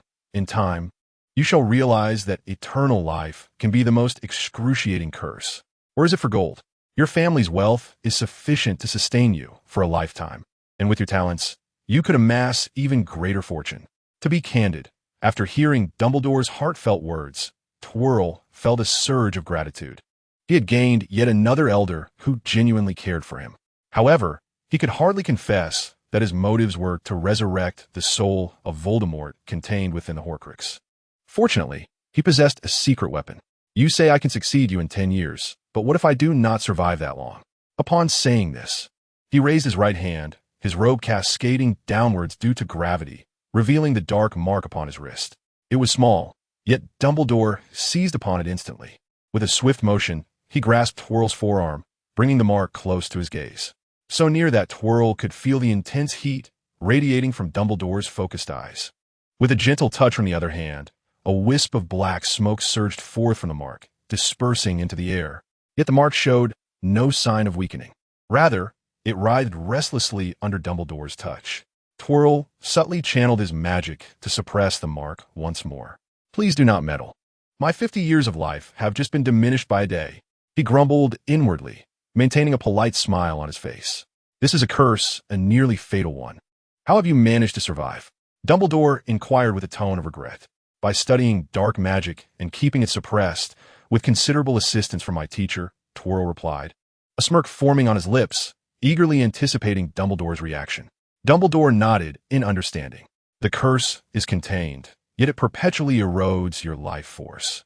Only a miraculous artifact like the Philosopher's Stone can sustain your immense vitality. However, I cannot recall many wizards capable of managing such formidable dark magic. Might you reveal the identity of your mentor? It is not Voldemort, is it? Unable to suppress his grin, Quirrell's eyes sparkled with amusement. You are well acquainted with him. He replied softly, Gellert Grindelwald. Dumbledore's face visibly stiffened for a brief moment, but it was only fleeting. His tone became rather rigid. Had he not been confined to Nurmengard all this time? Remaining in Nurmengard should not hinder a teacher from imparting some magical knowledge to assist in countering curses or the like. So, was it he who suggested you come to steal the Philosopher's Stone? This certainly was not the teacher's fault, although Grindelwald was aware that Nicholas Flamel possessed the stone. How could he, in his isolation, possibly know that it had been transferred to Dumbledore? However, the teacher had indeed suggested that Tevil seek out Flamel, which inspired him to come to Hogwarts and execute this series of plans. Of course not. Tevil resolutely took the blame upon himself, upholding the teacher's reputation. The teacher had indeed become much kinder. It was my own decision to engage in such clandestine affairs. Dumbledore, however, scoffed slightly. Kindness? That word had never belonged to Grindelwald. Indeed, Tevil looked earnestly at Dumbledore. If you do not believe me, you might converse with the teacher. He has truly changed significantly. He did not believe that Dumbledore would seek to verify this. According to what the teacher occasionally mentioned, they had not met since his imprisonment there. Dumbledore paid no heed to Tevil's subsequent words, casting him a glance before pacing back and forth, contemplating for a while. Since the Philosopher's Stone has the potential to save your life, I can take it upon myself to give it to you. However, as you are a student of Grindelwald, I must ensure that you have not been tainted by dark magic or any inappropriate thoughts. Are you suggesting that I be expelled from Hogwarts? Tevel exclaimed in astonishment. Quite the opposite. Even if you wish to leave, you cannot. Until I am completely assured, you must come to see me every week. Dumbledore declared with a serious tone. He did not, however, mention imposing any restrictions on Tevel, turning to leave. Tevel was momentarily taken aback. Was this a form of ideological education? He quickly inquired, "What about the holidays? Surely, I cannot spend summer vacation alongside you?" Of course, holidays are a time of respite. Dumbledore's voice echoed from a distance. Chapter 76. Promotion to Professor. The news of Harry and his friends being carried into the hospital wing spread rapidly. Yet, what shocked the students even more was that the trio had been injured while attempting to thwart Professor Quirrell in order to protect the school as treasures. Within less than a day, there were no fewer than 10 speculations regarding this incident, with the version involving Professor Flitwick circulating the most widely. It was said that Professor Quirrell, feeling disgruntled by Flitwick's exceptional teaching and popularity among the students, conceived a peculiar idea to pilfer the professor's lesson plans. Upon discovering Quirrell's nefarious scheme, the trio bravely stepped forward, risking injury to safeguard the professor's materials. Consequently, the students' admiration for the trio surged, and gifts began to pile high around their hospital beds. When Tewell arrived for a visit, an abundance of gifts had already accumulated here, leaving little room to spare. I had just encountered George and his companions in the hallway, each clutching 3 toilet seats, seemingly destined for you. After searching for a considerable time without finding a vacant spot, Tewell resorted to distributing his little devil chocolates among the trio. Of course, there was also a new badge for Ron. "What is this?" Ron exclaimed, astonished, his mouth agape. Tewell winked and replied, "This is a badge for our hero." Upon hearing this, Ron's eyes glistened with emotion. His right hand instinctively tightened around the badge, the sharp edges digging into his flesh. Yet he felt no pain, as if it contained boundless strength within. Harry, grinning foolishly, unwrapped the chocolate and shared half with Ron, who, as if infected, mirrored his silly grin. In contrast to the carefree chocolate munching of Harry and Ron, Hermione stared at her chocolate, lost in thought. "Professor, may I ask you a question?" she suddenly inquired. Tewell turned back in surprise. "What is it?" Hermione hesitated for a moment before resolutely lifting her head and asking with certainty, "The one who truly wishes to steal the Philosopher's Stone is you, isn't it?" Hearing this, Harry and Ron simultaneously halted their actions, their mouths full of chocolate, gazing at the two in shock. Tewell chuckled lightly. "Pray tell, how did you discern that?" Hermione promptly articulated all her deductions with clarity. "By inferring from the results, one can uncover many details. Firstly, when Quirrell conversed with you, there was not a hint of intimidation. Rather, it seemed as though he was the one being coerced, filled with trepidation towards you. You just referred to the word hero and ultimately rescued Harry, indicating your control over the situation, perhaps having lingered there, waiting for Quirrell to assist you in obtaining the Philosopher's Stone. Most crucially, last night, Harry and his friends heard 2 loud noises, yet I only heard the second one, suggesting that the sound resonated in their minds, akin to a spell you had employed, designed to incite panic without allowing them to encounter any other professors. Don't even think of denying it," Hermione interjected, her cheeks suddenly flushed. "I am familiar with every spell you have used." Tewell gently patted her shoulder in reassurance. "Brilliant. I would not have imagined that such a meticulous plan could reveal so many flaws. I must say, you are the most astute little witch I have ever encountered, Hermione." Hermione's face turned crimson, and she stammered, "Please do not say such things. I merely enjoy reading books, unlike Ron and Harry, who are so brave. Conversely, had you not saved Harry in the end, I would never have thought of these things." Harry and Ron fell silent, engaging in mutual modesty. But what they truly wished to see was Professor Tewell's plan. "So, Professor, why do you wish to steal the Philosopher's Stone? To attain immortality?" Harry inquired. "Is it still for gold?" Ron inquired. "Not at all," Twivel replied with a smile, shaking his head. "This is not something you should concern yourselves with. Just know that I truly wish to acquire the Philosopher's Stone." However, Harry cautiously glanced around the infirmary and whispered, "In this situation, can you still obtain the Philosopher's Stone? Do you need our assistance?" "I am quite adept at navigating the chessboard," Ron chimed in, echoing Harry's enthusiasm in a conspiratorial tone. Hermione rolled her eyes at the 2 jesters exasperated. Given that the professor is here in plain sight, it signifies that Headmaster Dumbledore is already aware of this matter.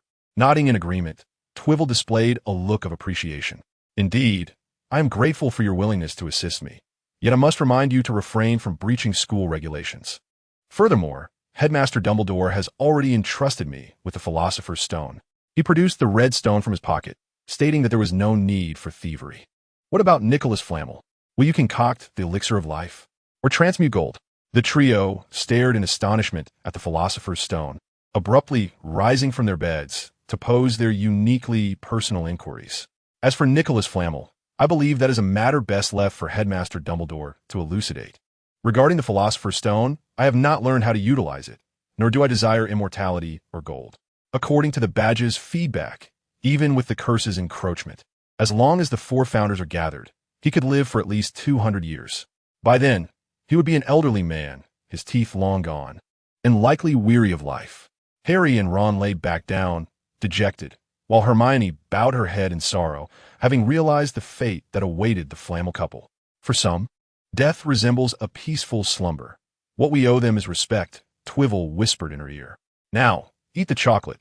Both you and Harry have succumbed to my stunning spell. Although I have exercised considerable control, forgive my arrogance, my magic seems to have been somewhat excessive. Upon uttering this, both Harry and Hermione appeared to have been enchanted, letting out a tremendous yawn. The stunning spell is typically a straightforward incantation, easily dispelled for awakening.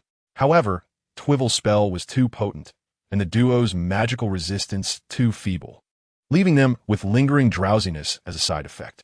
Remarkably, after this ordeal, Ron emerged with the most significant injuries, yet he bore no lasting repercussions and would likely be discharged after a day's rest. At that moment, a commotion erupted outside the door. "Listen, Percy, I know they have awakened," came the loud shout. "The issue is you must put down those filthy toilet seats." Percy's booming voice drowned out the twins' protests, clearly audible even from within the infirmary. A minute later, the trio entered playfully, the twins' hands now completely empty. "Ah, Professor," Percy immediately transitioned into a serious demeanor, ignoring the playful pinch from the twins. "We weren't aware of your presence here. No need to be formal. However, it is indeed time for me to take my leave." Suddenly, Percy called out to Twel, "Professor, wait a moment. What is it?" Twel looked at him curiously. "Does the young wizard have so many questions now?" "Well, our previous defense against the dark arts professor only taught for 1 year. So what are your plans moving forward?" Unlike the somewhat bewildered first-year trio, Percy and the others were already well aware of the course's nature, gazing at Twel with reluctant expressions. "Do not worry. I have no plans to leave Hogwarts for at least a few years," Twel replied with a smile. "Woo!" The twins erupted in a cheer that resonated throughout the hospital wing, even drawing the attention of Madame Pomfrey. "This is the hospital wing. Please maintain your quiet." Percy seized the opportunity to press down on his twin brother's head. "My apologies. We shall be more mindful." Once Madame Pomfrey had departed, he turned his gaze back to Twel. "Professor, do you know what has happened to Professor Quirrell?" "Quirrell? He certainly will not have the opportunity to teach you anymore. In his current state, even I couldn't gather the materials to piece him back together." Although they often jested that Quirrell was as good as absent, Percy still sighed at the thought of not having a professor for classes. "All right then, shall we study independently as in previous years?" "Not quite. I will temporarily be assuming Quirrell's duties, overseeing the entire school's defense against the dark arts." "Woo!"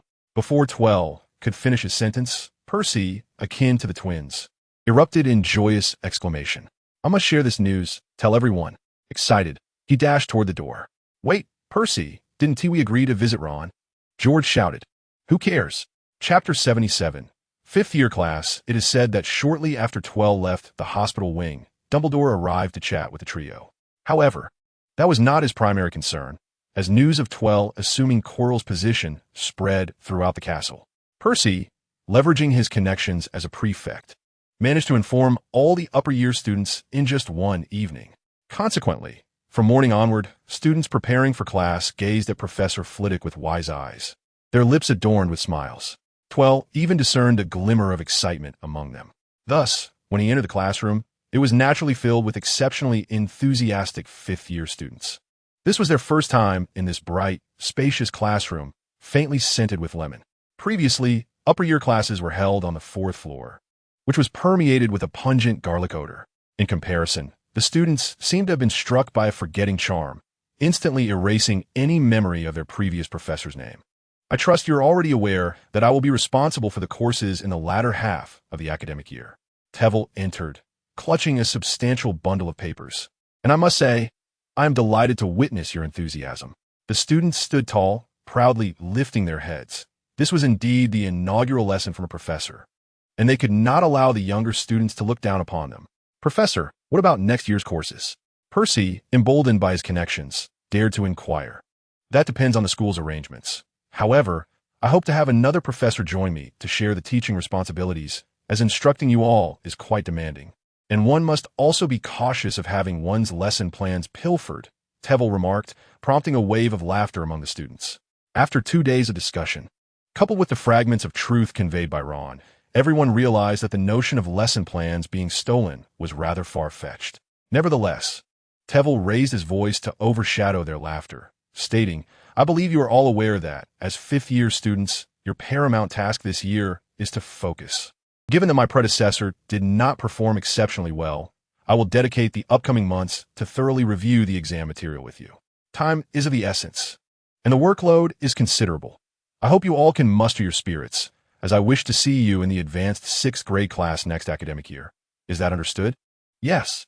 The students fervently shouted in response, although they were reluctant to engage in review, preferring the engaging courses of the previous semester. Upon reflection, they deemed it more advantageous to exert themselves during this half year, as it would afford them the opportunity to continue attending the professor's classes for another 2 years in the advanced program. The comparison was clear to them. Did they truly believe they were merely a bunch of foolish lions, eagles, merely causing a ruckus, or rote learning? The students from the 2 houses exchanged knowing glances, each revealing a proud smile. Tevel was pleased with their cooperation, and with a grand gesture, he declared, very well, since that is the case, everyone, stow away your wands and commence with the examination. The thick stack of papers he had brought soared onto the students' desks. They had 2.5 hours to complete as much as possible. If something proved too challenging, they were to quickly abandon it and fill in whatever they knew. Unlike the examinations for the younger students, theirs encompassed all material from the past 5 years, with a focus primarily on the exam content. This was essentially a preliminary assessment to gauge the students' grasp of the subject matter. Ahem. In truth, these questions were crafted by Tevel while preparing the 5th grade curriculum. Although he had experienced similar examinations, he had not specifically prepared for this one. After all, one does not simply pass an exam by virtue of having hands. Does one? Quirrell no longer possessed hands. It was no wonder his students performed so poorly. After 2.5 hours, Tevel casually glanced over the papers and quickly discerned numerous errors from the first sheet. This was still content intended for lower grade students. In this institution, regardless of the subject, theoretical examinations consume an entire morning, while practical assessments are scheduled for the afternoon.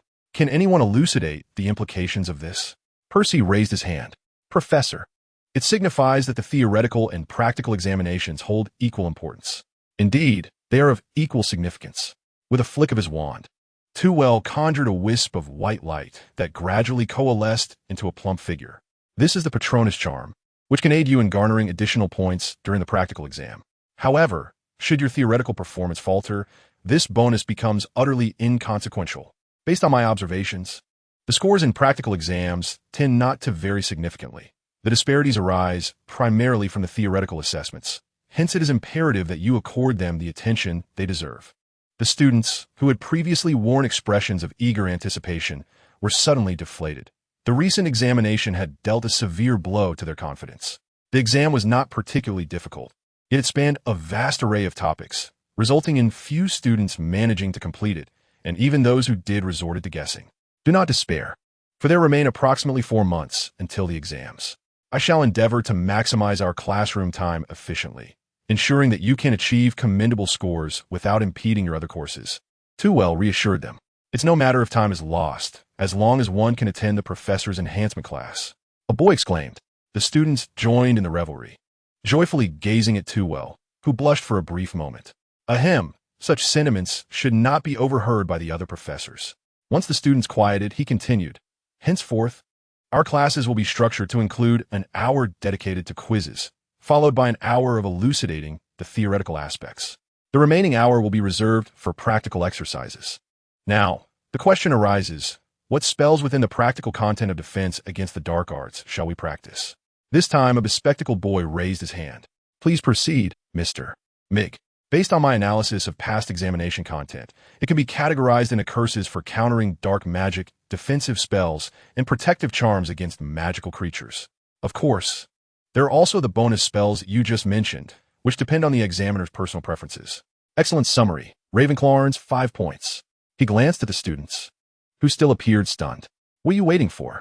Make a note of this. Following a flurry of scribbling, Too continued. Among these spells, some are simple while others pose challenges. The most straightforward is the defensive spell. If you can successfully cast the shield charm, you shall attain high scores. If not, simply maintaining a steady defense will suffice to earn you some points. The only truly challenging spells are the other two.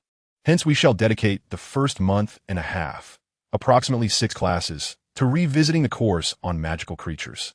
You may begin your preparations for study in advance, but do not neglect the review of theoretical content. Just then, the bell rang, and the students collectively exhaled in relief. They had anticipated a thrilling duel or an enchanting spellcasting class, yet it turned out to be a theoretical lecture. Although it was a session led by a benevolent professor, there was an undeniable sense of disappointment. Hold on, each of you come forward to collect a set of examination papers before departing. Too extracted a larger bundle of papers from his wallet. Chapter 78. Diary of Soul Artifact Research in preparation for the lesson. The same routine was repeated in the 7th grade classroom. However, the number of 7th graders was relatively small, and those attending the advanced class were commendably proficient, making the atmosphere considerably more relaxed. The 4th and 6th grades, on the other hand, proved to be much more engaging. As was customary, Too introduced them to an advanced version of the light orb game. The speed of the orbs had increased, and students were required to employ magic to strike them. Unlike his previous demonstrations, the students only needed to master the stunning spell, the barrier spell, and the disarming spell. Otherwise, given their limited knowledge, few would excel at this game. In addition to the regular curriculum, Too brought several of his small creatures into the classroom, instructing the students on how to deal with relatively low-risk beings such as Grindylows, Kappas, and Redcaps. Compared to the previously monotonous classes with Chilo, the students immediately recognized the stark contrast between professors, perhaps even more pronounced than the distinction between themselves and pigs. After concluding the weekly Dumbledore's motivational lesson, Too dedicated some extra time to retrieve treasures from the Room of Requirement. Having completed all these tasks, he leisurely made his way to his office. Honestly, he felt a twinge of regret for agreeing to take over the classes for 7 grades. Now, he spent at least 7 hours daily teaching students, leaving him with scant time to study the Philosopher's Stone and soul artifacts. Next academic year, he must persuade the headmaster to appoint an additional professor for defense against the dark arts to share the workload. Otherwise, even the Dark Lord might be too exhausted to contemplate world domination. Grumbling internally, Too entered his brightly lit office, filled with the rustling sounds of rapid writing. These sounds emanated from 2 faceless dummies in the corner, wielding quills as they incessantly graded papers. However, they primarily assessed multiple choice and judgment questions. The more complex, open-ended inquiries still required Too personal attention. Distinguishing the nuances of written content proved far more challenging than he had imagined. The dummies, lacking genuine intelligence, could only comprehend the meaning of complete sentences and were unable to discern variations in wording, unless he personally controlled them with unwavering focus. It would be no different than grading the papers himself. Tossing his crown onto the desk, Too reviewed the papers graded by the dummies, confirmed their accuracy, and then devoted himself to the study of soul artifacts. He resolved to adopt a survival-of-the-fittest approach, retaining only those soul artifacts he could effectively manage. Before him lay 3 magical artifacts, a crown, a ring, and a Philosopher's Stone. The stone emitted a faint aura of vitality, infusing a modicum of energy into the several malevolent spirits inhabiting the office. The crown, seemingly ancient and rustic, would have appeared merely as an ordinary diadem were it not for its insatiable absorption of life force. The ring, however, was distinct, sensing the presence of the Philosopher's Stone. It could not restrain itself from leaping forth. "Teveril, my dear friend, I knew you would not forget me," the ring exclaimed, rather effusively. "But there is no need to rush. With your busy schedule, you can attend to me when you find leisure." "Indeed, you are right," Teveril realized as he picked up the ring and tossed it into the drawer, deciding to deal with it at a more opportune moment. "You, Teveril," he muttered. Closing the drawer, tranquility returned to the room, allowing him to focus on the crown, which he scrutinized intently. The most striking feature was the green gem embedded at its center, cradled within the talons of an eagle, resembling an all-seeing eye. The once resplendent gold of the crown appeared dulled, as if tarnished by time. Yet, the inscription along its base remained unchanged. "The exceptional wisdom of Ravenclaw is humanity's greatest treasure." The signs of decay upon the crown were not merely the marks of time, but rather the remnants of dark magic left by Voldemort during the creation of his Horcruxes. Legend has it that Ravenclaw imbued the crown with a spell to enhance the wisdom of its wearer. Teveril wondered if the absence of any discernible positive magic was due to its nature as a Horcrux, or if perhaps the wisdom could only be felt upon wearing it. With a sense of anticipation, he gently placed the crown upon his head. His smile faded. His expression became blank. "I believed you, you fiend." 10 minutes later, he hastily removed the crown, casting it onto the table with a bounce. Having mingled too long with Horcruxes, he felt as though his intellect was diminishing. How terrifying.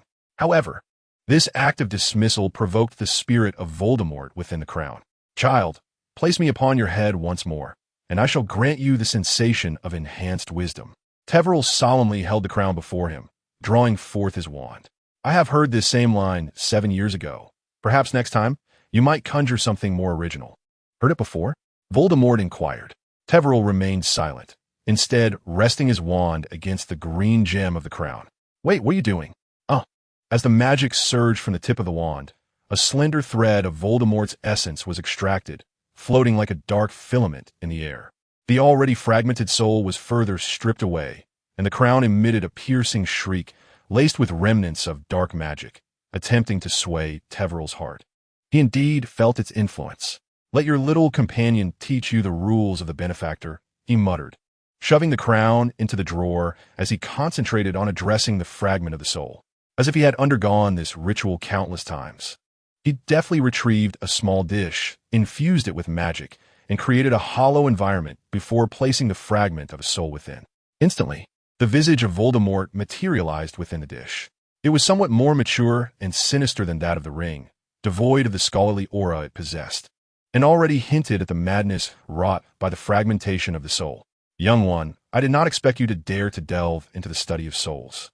Voldemort's voice echoed, slightly distorted. The fragment was insufficient to exhibit the independent thought characteristic of a complete Horcrux. It bore resemblance to a portrait encased in a frame, merely capable of reciting memories of past utterances. Thus, Tewell had heard such words countless times. Yes, my Lord Voldemort. I am not interested in delving deeper into dark magic, nor in the fragmentation of the soul to achieve immortality," Tewell responded nonchalantly, even though Voldemort had yet to pose a question. Subsequently, as he succumbed to a chaotic memory muddle, he reached in, intertwining his fingers with the essence of the soul. Mr. Tom Riddle, a wisp of blue-violet flame, danced at his fingertips. "Might I inquire if you would be willing to pledge your loyalty to me?" Instantly, Voldemort's spirit surged, and despite the searing, stinging sensation imparted by the flames, he summoned all his strength to roar in defiance. "Fool!" With a sharp snap, he was crushed by Tewell's grip, disdainfully shaking his hand. Tewell had anticipated this outcome. Voldemort's pride would not easily yield. Yet, it mattered not. He had ample time to experiment at his leisure. Chapter 79. Percy S. Dilemma. Just as Tewell intended to further his exploration of Horcruxes, a sudden knock resounded at the door. "Professor, I have some uncertainties I wish to consult with you. Are you in there?" It was Percy S.'s voice, albeit tinged with confusion. But wasn't he this serendipitously convenient? Tewell eagerly tidied his belongings, although the lingering aura of dark magic from the Horcrux proved troublesome to conceal. He hastily organized his space and personally approached the door. "Come in," he beckoned, patting Percy on the shoulder and guiding him to a seat. "Tea or pumpkin juice?" "Pumpkin juice, please." The Professor's fondness for pumpkin juice had become a shared secret within the Gryffindor common room. Many students preparing for exams would indulge in this beverage, as it seemed to imbue them with strength.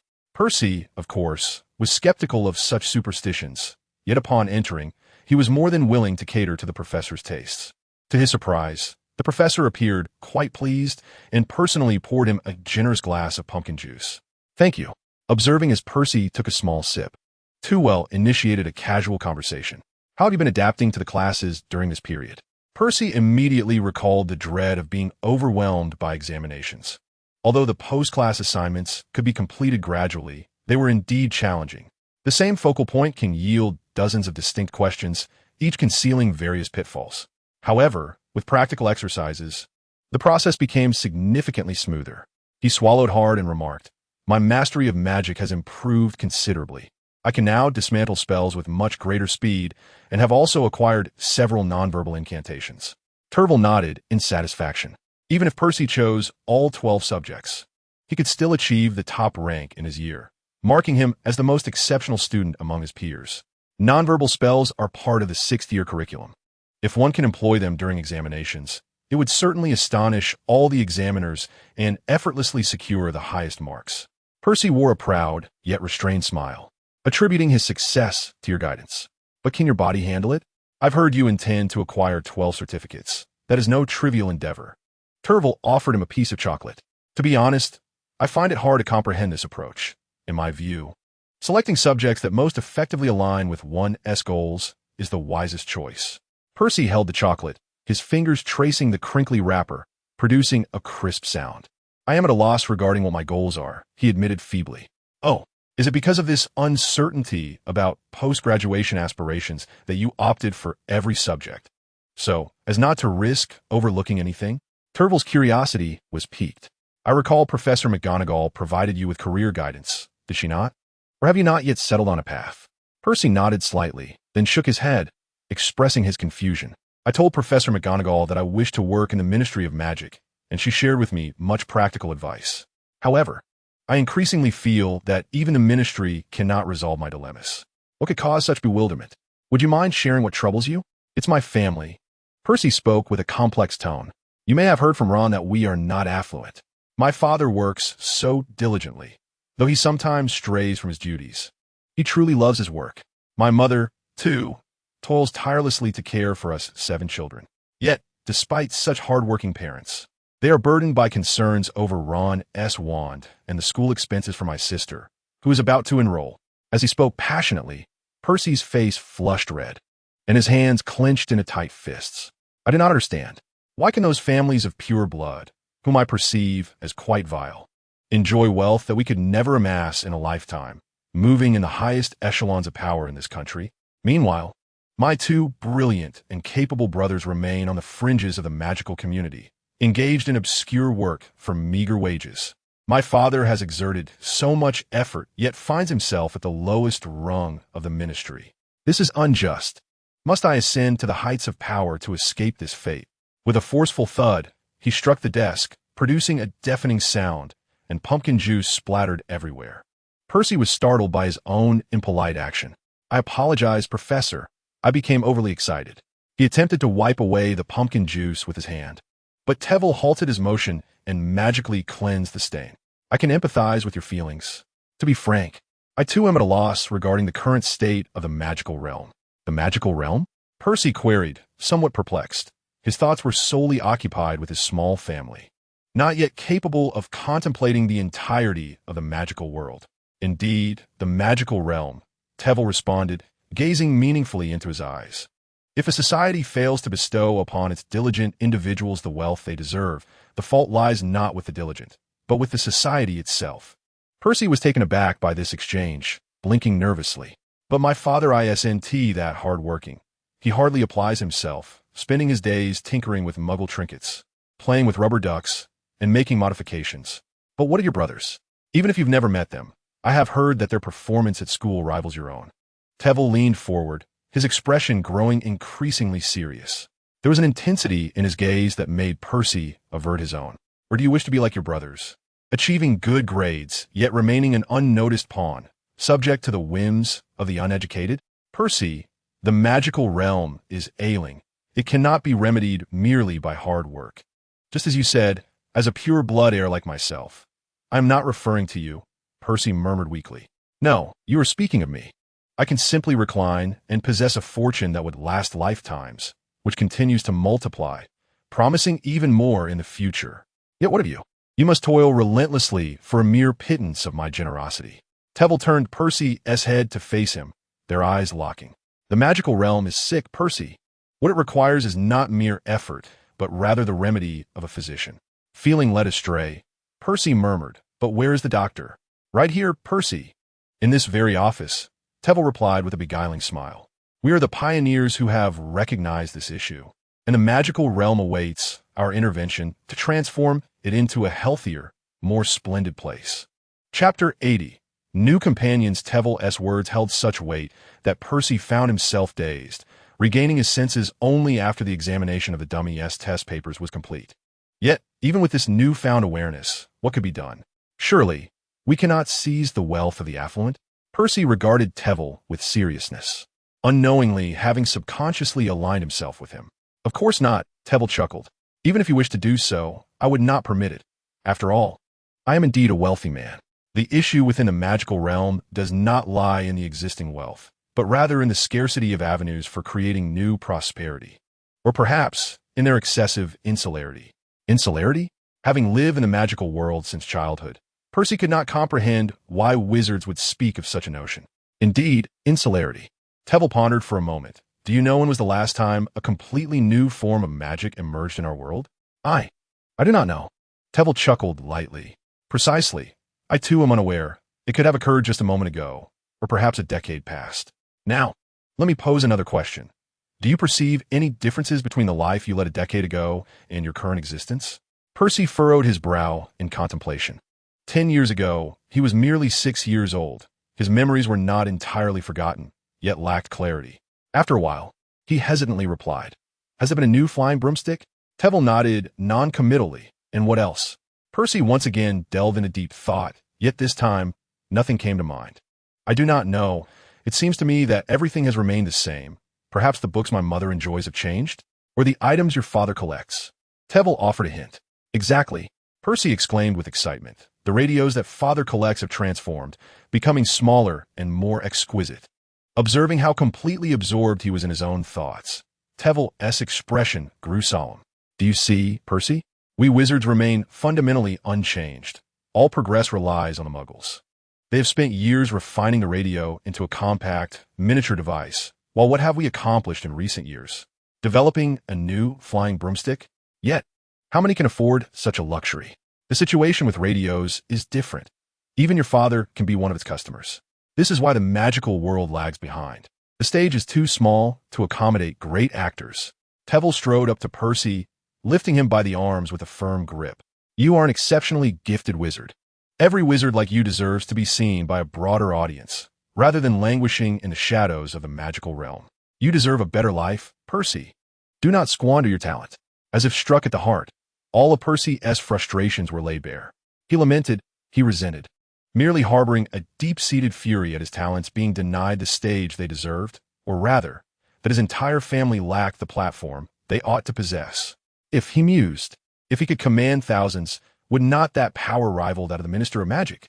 Yet in the Muggle cities, thousands merely constitute an insignificant small town. However, after the exhilaration, Percy suddenly confronted a critical dilemma. But, Professor, we cannot showcase magic before Muggles, can we? Muggles should not witness magic. They ought not. No, to be precise. For the past 300 years, we have been unable to do so. Tevel's lips curled into a faint smile. Percy's remarkable performance in the history of magic prompted a recollection of events from 3 centuries prior. You are referring to the enactment of the International Wizarding Confederation's Secrecy Act, are you not? He exclaimed, his eyes widening in astonishment. Indeed, as long as this law remains in effect, we shall live in constant fear, scurrying like mice.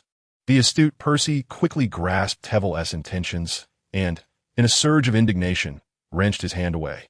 I cannot condone such thoughts, he declared, avoiding Tevel's gaze and casting his eyes aside. We cannot exploit magic to enslave anyone, even if they are Muggles, growing up in a magical realm. Particularly with parents who were members of the Order of the Phoenix, He was all too familiar with Voldemort's abhorrent theories of subjugating Muggles and half-blood wizards, and he loathed them deeply. Simultaneously, he felt an overwhelming sense of disbelief and disappointment towards Tevel. However, Tevel was rather pleased with Percy's wrath. Had he simply acquiesced, Tevel would have doubted the integrity of his convictions. How could you think such a thing? I have never regarded Muggles as slaves. On the contrary, I see them as friends, companions with whom we can share our magical wonders. They can also showcase the marvels of technology to us. What's wrong with that? His hands spread in a gesture of camaraderie, his tone light-hearted, as though discussing a picnic with friends rather than delving into the serious matter of reforming the magical community. Percy turned, his mouth agape in shock, struggling to articulate his thoughts. You mean collaboration? But Muggle electronics could be disrupted by magic. It seemed Tevel had nearly dismantled Percy's defenses, a thought that filled him with satisfaction. Do you know why that is? Tevel inquired. Percy shook his head, a blank expression settling upon his features. I do not know either, but if we do not investigate, we will never uncover the secrets that lie between magic and technology. But I am merely an ordinary student, perhaps decent in my studies. How could I embark on such a monumental inquiry? Tevel mused. We will not lack for researchers. He whispered in Percy's ear, what we need are reformers. If we can dismantle the barriers between wizards and Muggles and forge a bond of camaraderie, countless individuals will assist us in unraveling the mysteries of magic and technology. The hammer to forge this change rests in our hands. Straightening himself, Tevel extended his hand toward Percy enticingly. Will you stand with me, as the one who wields the hammer? Percy's heart raced fervently as he envisioned the splendid future that Tevel had painted, a future he yearned to witness. His excited hand trembled slightly, yet he grasped Tevel's firmly. As Percy departed from the office, his mind buzzed with exhilaration. After shaking hands with the professor, he was overwhelmed with excitement to the point of near breathlessness. They engaged in extensive discussions concerning various issues and plans within a magical realm, requiring his mind to operate at full capacity just to keep pace with the professor's thoughts. A brief exposure to the cool air in the corridor was necessary for him to regain his composure. He recalled the final words the benevolent professor had left him. This is a long-term goal, and the Ministry of Magic will be our most significant target for now. Therefore, I hope you will work there after graduation, but before that, you must keep this a secret. Standing still for a moment in contemplation, he resolutely made his way back to the common room. Unbeknownst to him, Tevel was standing behind a seemingly transparent door, fixated on him. Wana vi, child. The ring mused. Is he not afraid that he might be reported to Dumbledore? I can see through his heart clearly, Tevel remarked, his face shrouded in darkness. Is remarkably pure, so pure that I could easily grasp it with a gentle hold. Chapter 81. The spirit cat the ring, of course, did not dispute Tevel's words, recognizing the purity within Percy's heart. To be honest, I despise using such methods to attract followers. In today's magical world, who still speaks of ideals? Tevel teased while exploring the ring. Ideals and interests are not inherently contradictory.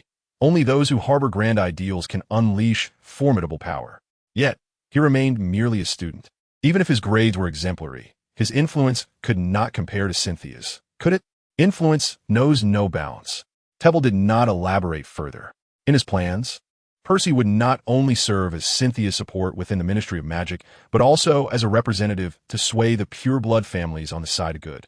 However, that would only come to fruition after Percy graduated. In truth, tonight's endeavor was more of an impulsive whim, a desire to test his ability to recruit subordinates. Honestly, winning over Cynthia posed little challenge. Initially, he merely outlined his vision for the future, and she was eager to draw her wand and confront the International Wizarding Federation. It was only through Percy's struggles and indignation that he experienced a semblance of the thrill of manipulation. According to the professor, was this considered an initiation? The ring could not comprehend such notions. To it, there existed only useful servants and useless enemies. What significance lay in courting this young boy? Yet, it refrained from advising Tevel, secretly hoping he would continue to seek out such ineffective subordinates, leading to his eventual downfall. Ultimately, the research conducted tonight left him with an unsettling feeling, even more concerning than before. So, do you intend to establish Hogwarts as your stronghold, enchanting the students to become your followers? The ring inquired tentatively. Tevel chuckled softly. You are well aware of the student's lackluster abilities. Why would I pursue such a course? He returned to his desk, pondering that rather than dwelling on the matter at hand, it would be more prudent to consider how to collaborate with me on our research. Thus, the study of Voldemort's soul became an integral part of Tewell's daily life.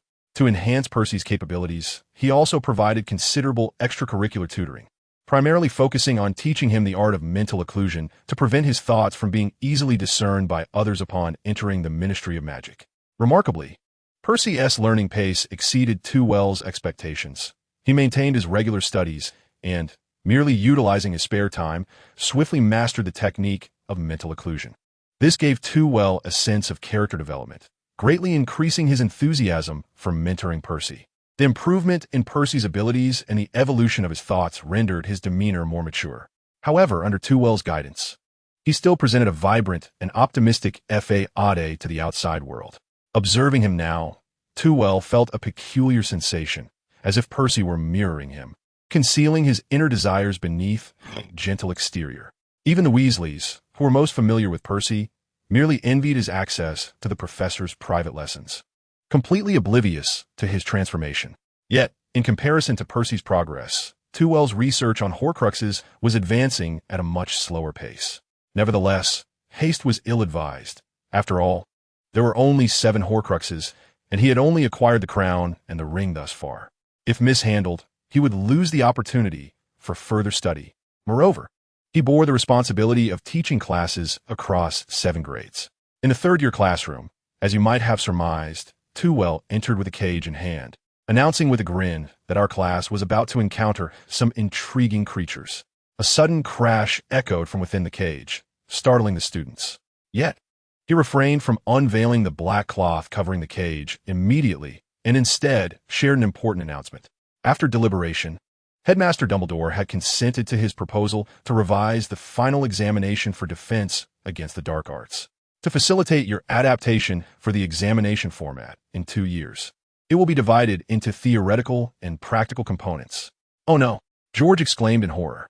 The students echoed his sentiments, and the classroom erupted into a cacophony reminiscent of Tewell's first lesson with them.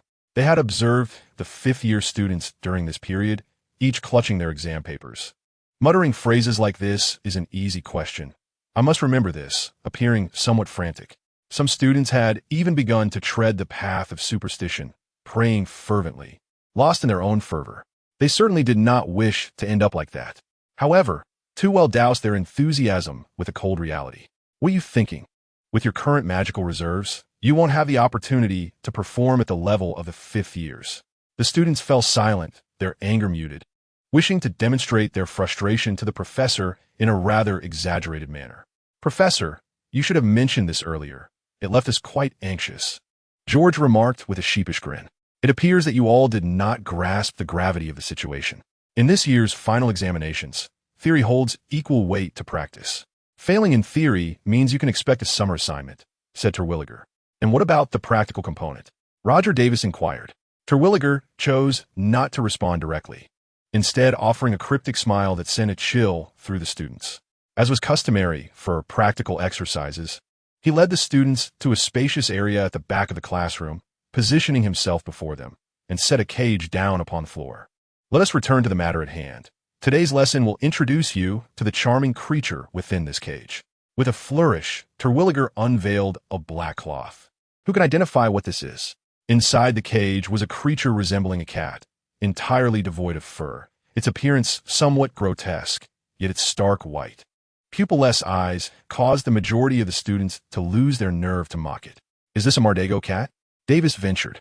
"Honestly, it resembles our pet, Spot," George teased. Fred immediately chimed in, "Hairless, unsightly, and those eyes are rather peculiar. It could easily claim the title of Hogwarts' second ugliest creature." Davis paused. "And who holds the title of the ugliest?" "Why, it's Filch, of course." The twins erupted in laughter. The students couldn't help but join in the merriment, and Terwilliger grinned widely at their jovial spirits. "Indeed, this is the Mardago cat, also known as the spirit cat. They typically do not initiate an attack." He opened the cage, and the spirit cat leaped forth, landing before the students. "Unless, of course, you provoke it." Chapter 82. Dealing with the spirit cat, as if responding to Terwilliger's words, the liberated spirit cat bared its mouth, filled with sharp teeth. However, even without opening its mouth, the creature was enough to instill fear in the students. Each of its 4 paws bore long, glistening claws, openly displayed before them, as if poised to shred their throats at any moment. The spirit cat circled them, surveying the students with predatory eyes, effectively encircling them. "Let us invite 3 volunteers to demonstrate how to deal with the spirit cat," he announced. As soon as he spoke, the students instinctively recoiled, nearly crushing Davis and the Weasley twins, who were hiding at the back. "Oh, can you not?" Before he could finish, Davis realized that there was no one in front of them, leaving them exposed to the spirit cat's gaze. "Fred, why do I get the feeling we're being pushed forward?" "You're not mistaken," Davis observed, as their friends had thrust them to the forefront, watching the spirit cat advance step by step towards them. "It seems you 3 will be handling the spirit cat. Do take care, its claws are quite sharp," Terwilliger said with a mischievous grin directed at the trio. They hastily donned their badges at their waists and drew their wands, ready for action. Having undergone private lessons, the trio was acutely aware that while the professor's peculiarities might not inflict severe injuries upon them, enduring some hardship was inevitable. The spirit cat possessed traits akin to that of an ordinary feline. It moved with a certain elegance rather than haste.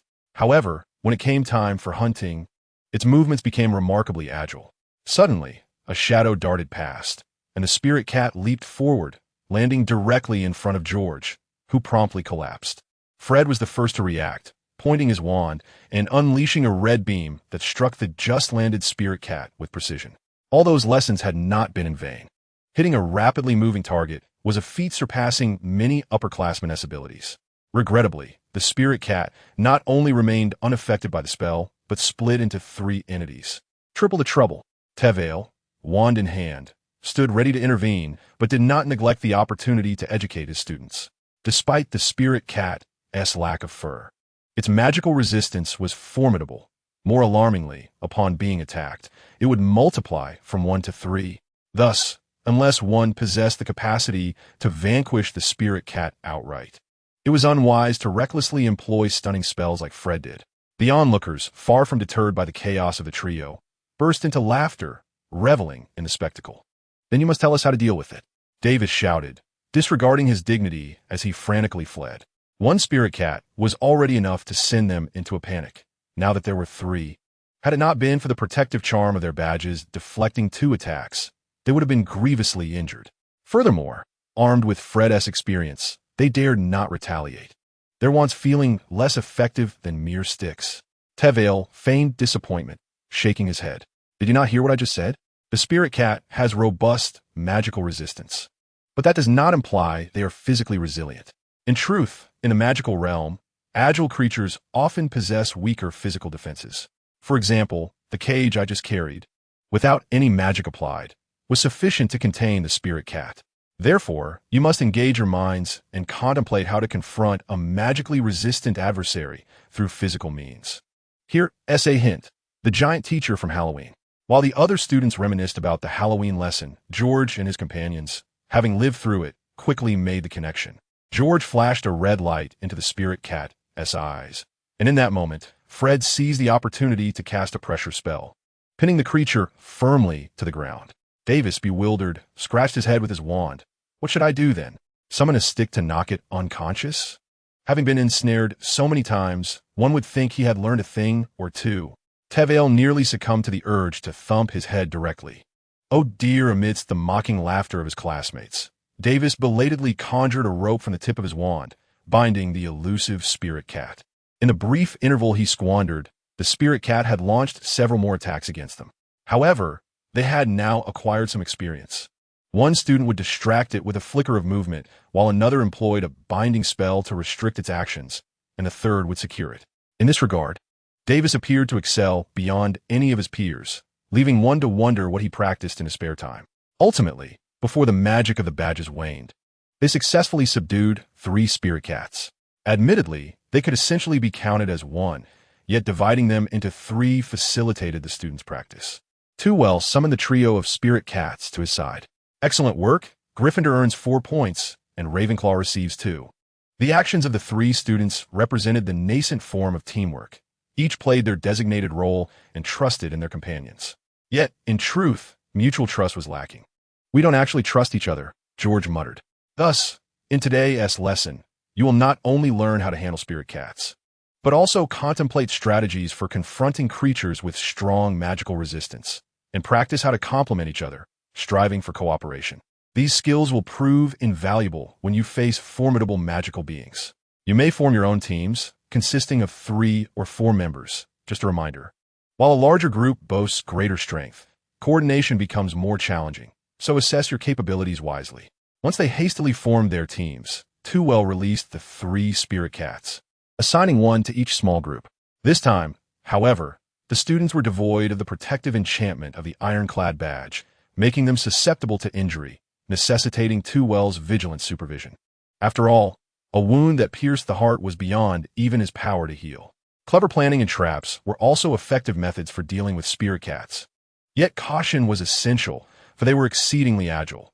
One must be wary of inadvertently falling into their own traps while the cats remained unharmed. Tewell rescued a girl from one such trap they had set. "Professor, what if we face a flying fire dragon? Should we use binding spells or traps?"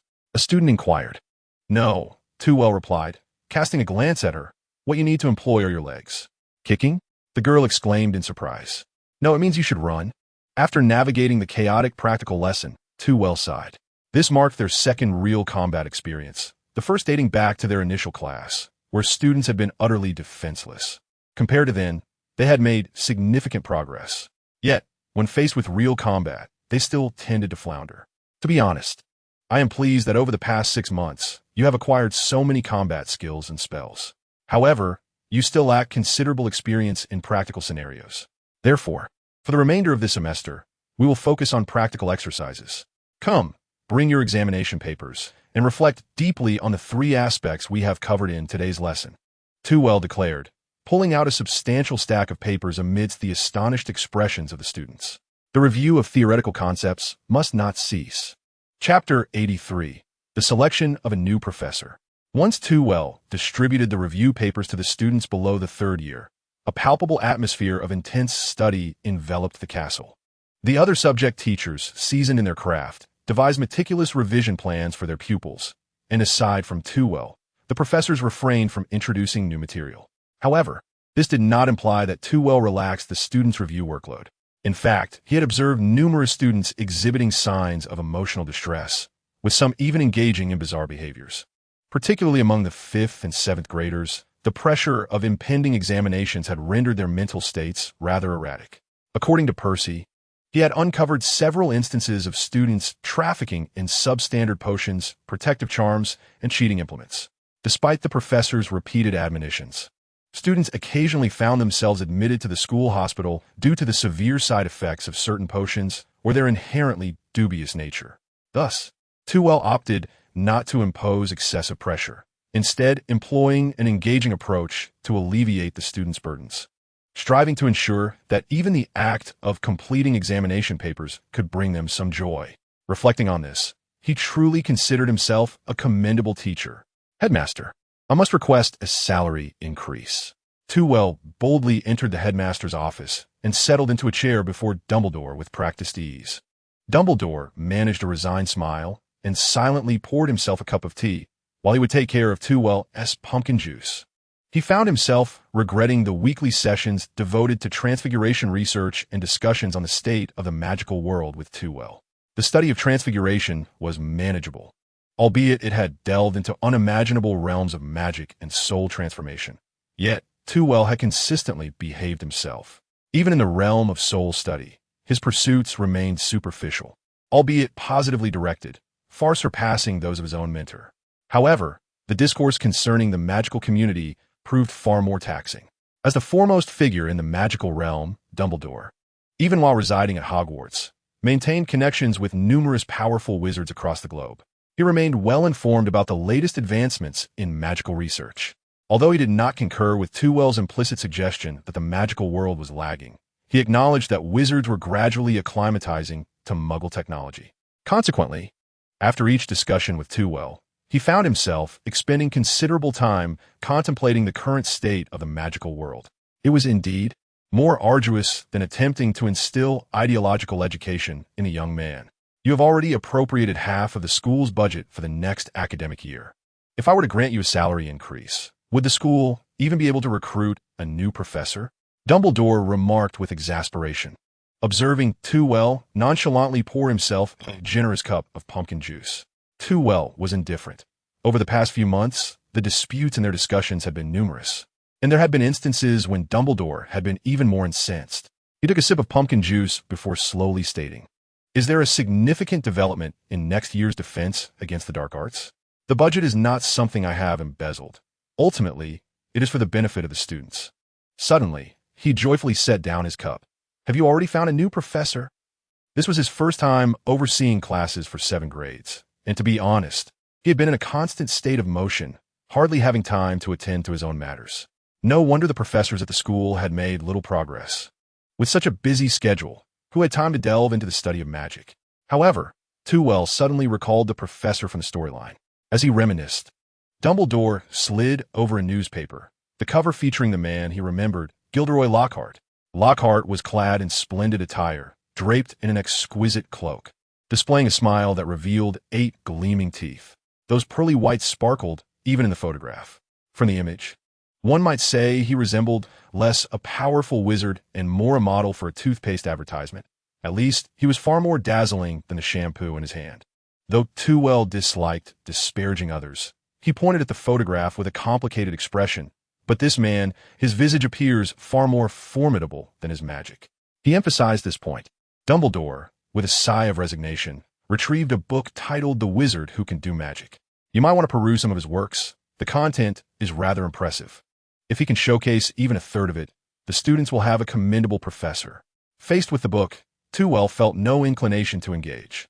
What if it's not even a third? Still better than Quirrell, wouldn't you agree? Dumbledore sighed again.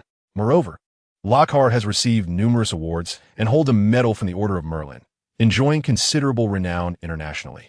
Few are willing to come and teach defense against the dark arts. Perhaps he is merely a remarkably skilled wizard who enjoys flaunting his abilities? I can assure you, if you were to leave your photographs everywhere like he does, the impact would surely surpass his. Too-Well attempted to envision Lockhart's face replaced with his own and shuddered involuntarily. However, reflecting on the stammering Quirrell, it seemed that even if Lockhart were to impart the techniques from his books to the students, it would be an improvement over Quirrell.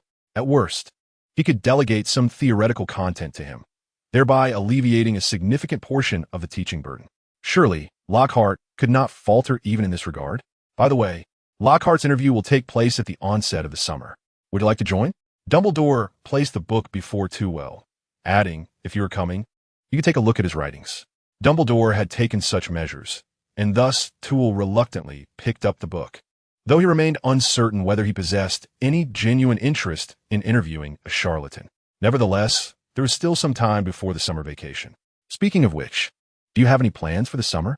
Dumbledore inquired casually, observing the elder feigning nonchalance. Too-Well couldn't help but smirk slightly. We shall see. I will first delve into the study of magic at school, and perhaps I'll visit some relatives. Would you care to accompany me? This time, Dumbledore did not exhibit the slightest hint of discomfort as he had previously. Instead, he met Too-Well's gaze with remarkable composure. I have already tasked a friend with visiting Grindelwald at Nurmengard. It is said that his living conditions are quite poor. Since you are his student, I do not oppose your offering him some assistance. However, Dumbledore leaned forward, his gaze steady upon Too-Well. You must understand, he cannot leave Nurmengard. That is my unwavering boundary. Headmaster, if you do not personally inspect the situation, it will be impossible to discern the teacher's magic. Too-Well thought triumphantly, though his expression remained impassive. Rest assured, the teacher is currently reminiscing about the past.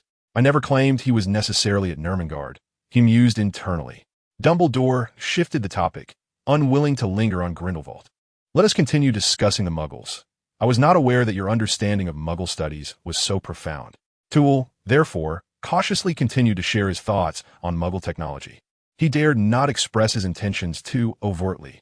Influencing Dumbledore would be a long-term endeavor, for the elder's resolve was unyielding, and he was not akin to a teacher with similar aspirations, making it challenging for Too-Well to persuade him in a short span. Chapter 84. final examinations. Despite the students' fervent prayers, the arrival of June was inescapable. This heralded the onset of examination month. Ordinary students would take their exams first, and only after their completion would the examinations for the other students commence. Luckily, the last 2 exams were managed by the Wizarding Examination Authority, meaning Toole only needed to supervise the remaining 5 grades. However, according to Professor Flitwick's complaints, each year numerous young wizards attempted to cheat during the exams, employing a myriad of tricks. Particularly notorious were the enchanted quills that could fill an entire headmaster's table with confiscated items. The professor's countermeasures were straightforward. They prepared anti-cheating quills in advance. Yet, for Toole, there existed a more permanent solution to deal with the students: the classroom for defense against the dark arts. Thanks to the spaciousness of the classroom, Toole was able to administer the examination for an entire grade at once. With a flick of his wand, a multitude of small spirits appeared above the heads of the 3rd grade students. Fear not, this time he utilized his own magical energy, ensuring that the students would not be exhausted during their examination. As you can observe, upon your arrival, I did not subject you to any form of scrutiny. However, his sharp gaze swept across the subtly agitated students. The little imp hovering above you serves as your individual proctor. Should you be caught cheating, not only will your grades for this course be annulled, but I shall also impose a lifelong ban on your attendance in my advanced classes, even if you achieve full marks. Confronting one's inner self with honesty. This was the first lesson I learned at Durmstrang. Surely, the students of Hogwarts are capable of at least this much? Toole was not exaggerating. A foundational understanding of the dark arts indeed necessitates a genuine comprehension of one's own heart and desires, lest one succumb easily to the temptations of dark magic. However, to the ears of the students, this examination instantaneously morphed into a competition between the 2 schools, with refraining from cheating becoming a matter of institutional honor. The Weasley twins exchanged a glance, realizing that if they wished to attend the professor's advanced class, they must take decisive action. They hastily rummaged through their belongings, a hefty bundle of cheating quills, notes inscribed on their robes with invisibility potion, parchment that displayed the correct answers. Toole stared dumbfounded, as the students produced an array of tools for deceit, with some girls even lifting their skirts to wipe away the writing from their thighs. Should he truly not inspect them, the ingenuity of these students in cheating would surely know no bounds. Collecting these items with a scowl, Toole conjured an hourglass. The examination duration was set for 2 hours. He distributed the papers to the students, forbidding whispered conversations or furtive glances. Yes, I am speaking to you 2 Weasleys. You are not permitted to submit your papers early. Once completed, remain quietly at your seats. Now, let the examination commence. The oversight of the theoretical exam was rather simple. With the assistance of the imps, Toole merely needed to sit at the podium and read. However, after 2 hours, he stood promptly. The examination has concluded. All of you may cease writing. Amidst the students' lamentations, all the test papers were neatly arranged upon the podium. Goodness, I forgot the incompatibility of the universal counter curse with the weather charm. Is the dance charm the tarantella or the tatarantula? I hesitated for quite some time, uncertain. It seems I've been afflicted with a forgetting curse, having failed to write down the side effects of this spell. The true underachievers watched the top students complain, and had it not been for the impending practical exam, they would have wished to flee the classroom immediately. All right, first up are Ravenclaw and Gryffindor. Take your wands, yes. Only your wands. Toole methodically directed the students. The remaining 2 houses should remain seated. Once they have finished, it will be your turn. He separated the seats and the empty space in the classroom with a thick veil of gold, which not only obscured their line of sight, but also muffled sound. However, the moment the students beheld this golden shroud, they instantly sensed something was amiss, particularly as the floor began to soften beneath them, their expressions shifting in tandem with the professor's words. Do you recall what I said at the conclusion of our first lesson? Davis, with a vivid recollection, stammered, a battle a year later to assess everyone's progress? Precisely. Trevelyan nodded with a smile, yet to the students, this smile appeared rather ominous. A year ago, they had harbored ambitious desires to showcase their abilities before Professor Wilkie at the end of the academic year. Yet now, a year later, their only thought was, Professor, please go easy on us. Trevelyan positioned his wand before him. Just like last time, I shall take you all on single-handedly. But do make sure to exert your utmost strength. Do not relent until every ounce of magic within you has been exhausted. Otherwise, I shall unhesitatingly mark your practical examination as a failure. Professor, but our abilities cannot possibly match yours. George lamented pitifully. Fear not. Your grades will not be determined by your ability to defeat me. Do you see the little imps above? They will record your performances, and, subsequently, I shall grade you based on those evaluations. So, do not become disheartened. Just as in our first lesson, Davis once again initiated the attack on Turvel. Professor, how well have I learned? He proudly raised his wand, yet his feet remained poised, ready to evade Turvel's counterstrike. However, Turvel merely tilted his head, effortlessly dodging the spell. Well done. If you practice your aim a bit more, you will excel. This time, his wand continued to sway, prompting Davis to glance down. Where has the rope gone? As he pondered this, a bundle of ropes extended from the ceiling, binding him tightly. Moreover, do not confine your magical understanding to rigid patterns. Even a pig, when faced with traps, learns to adapt. Surely your thinking is not so inflexible? Since this was an examination, Turvel refrained from hoisting him into the air, allowing the twins to untie him instead. You will have numerous opportunities during this battle. The only way to conclude is if you all find yourselves unable to lift your wands. Thus, the examination officially commences. Upon hearing this, the students exhaled a collective sigh of relief. If it were to unfold as it did last time, even after a year of training, they would stand no chance against the professor. Just a single pressure curse would be enough to render them powerless. However, this time they could continually regroup, which meant their performance should surely surpass their previous attempt. Chapter 85. A minor conflict. Half an hour later, all the students were drenched in sweat, their faces flushed from the intensity of their exertion. Exhausted, they lay upon the soft ground like limp ragdolls, panting heavily. Their wands lay discarded beside them, too weary to be picked up again. If given the chance to relive the moment, they would undoubtedly choose to collapse onto the ground rather than engage in a practical duel with the professor. For in this encounter, the professor had unreservedly unleashed the dark arts. The students were subjected to a barrage of spells: the stunning spell, the petrification charm, the dance spell, and the tickling charm, among others. These incantations, which they had learned over the past 3 years, were wielded by the professor with an artistry that rendered their own practiced movements, spellcasting techniques, and teamwork utterly ineffective. Each student found themselves struck by the professor's magic with uncanny precision. Consequently, every student had at least once been compelled to dance, laughing uncontrollably for over 5 minutes due to the tickling charm's effect. The professor justified this ordeal as an assessment of their counterspelling abilities. They now understood why the examination ended only when they could no longer lift their wands. Such an examination could quite literally exhaust one to death. However, Professor Tewell, with evident satisfaction, dispelled the surrounding enchantments and, with a flourish of his wand, sent the exhausted students gliding back to their seats in a zombie-like fashion. The little snakes and badgers, who had been fervently discussing the examination, were momentarily taken aback by the scene. "What has happened to you?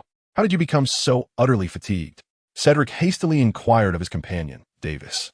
Davis, with a weak but exhilarated smile, responded, "It was thrilling, absolutely marvelous. I feel as though this was the most enjoyable examination of my life." Cedric stared in confusion at Davis's drenched forehead and pale lips, which suggested that this did not resemble the experience of a pleasurable examination at all. Inspired by Davis's enthusiasm, the other students summoned the last remnants of their strength to boast to their classmates about the examination's excitement. It's hard to believe. The professor exhibited such extraordinary magical prowess. Have you ever witnessed a spell that can curve around corners? The professor performed it. They recounted how, with a mere flick of his wand, the professor had unleashed 3 beams of light, which they found utterly exhilarating. Observing their animated expressions, the remaining students approached the smiling professor, albeit with a touch of skepticism, to partake in their own unique examination experience. Such practical assessments were typically reserved for students in their 3rd year and above, as only they possessed the requisite skills to contend with the professor. As for the 1st and 2nd years, they were best suited to continue engaging in games of light. Thus, Professor Tewell efficiently completed all the assessments within just 2.5 days, marking it as the swiftest conclusion among all subjects.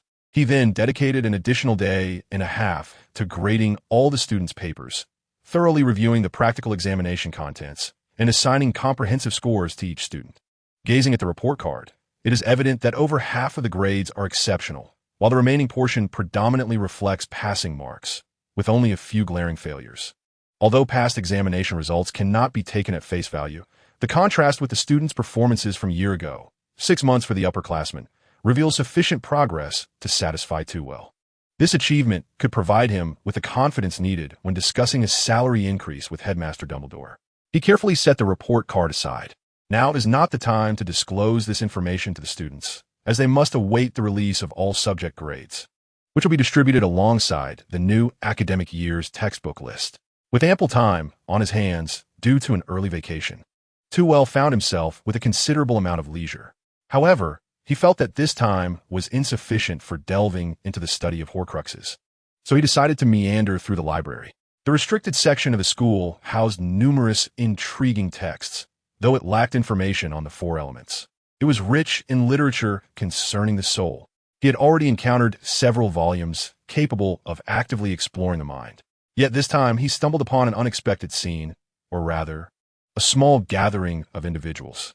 I am merely practicing magic, as you all know.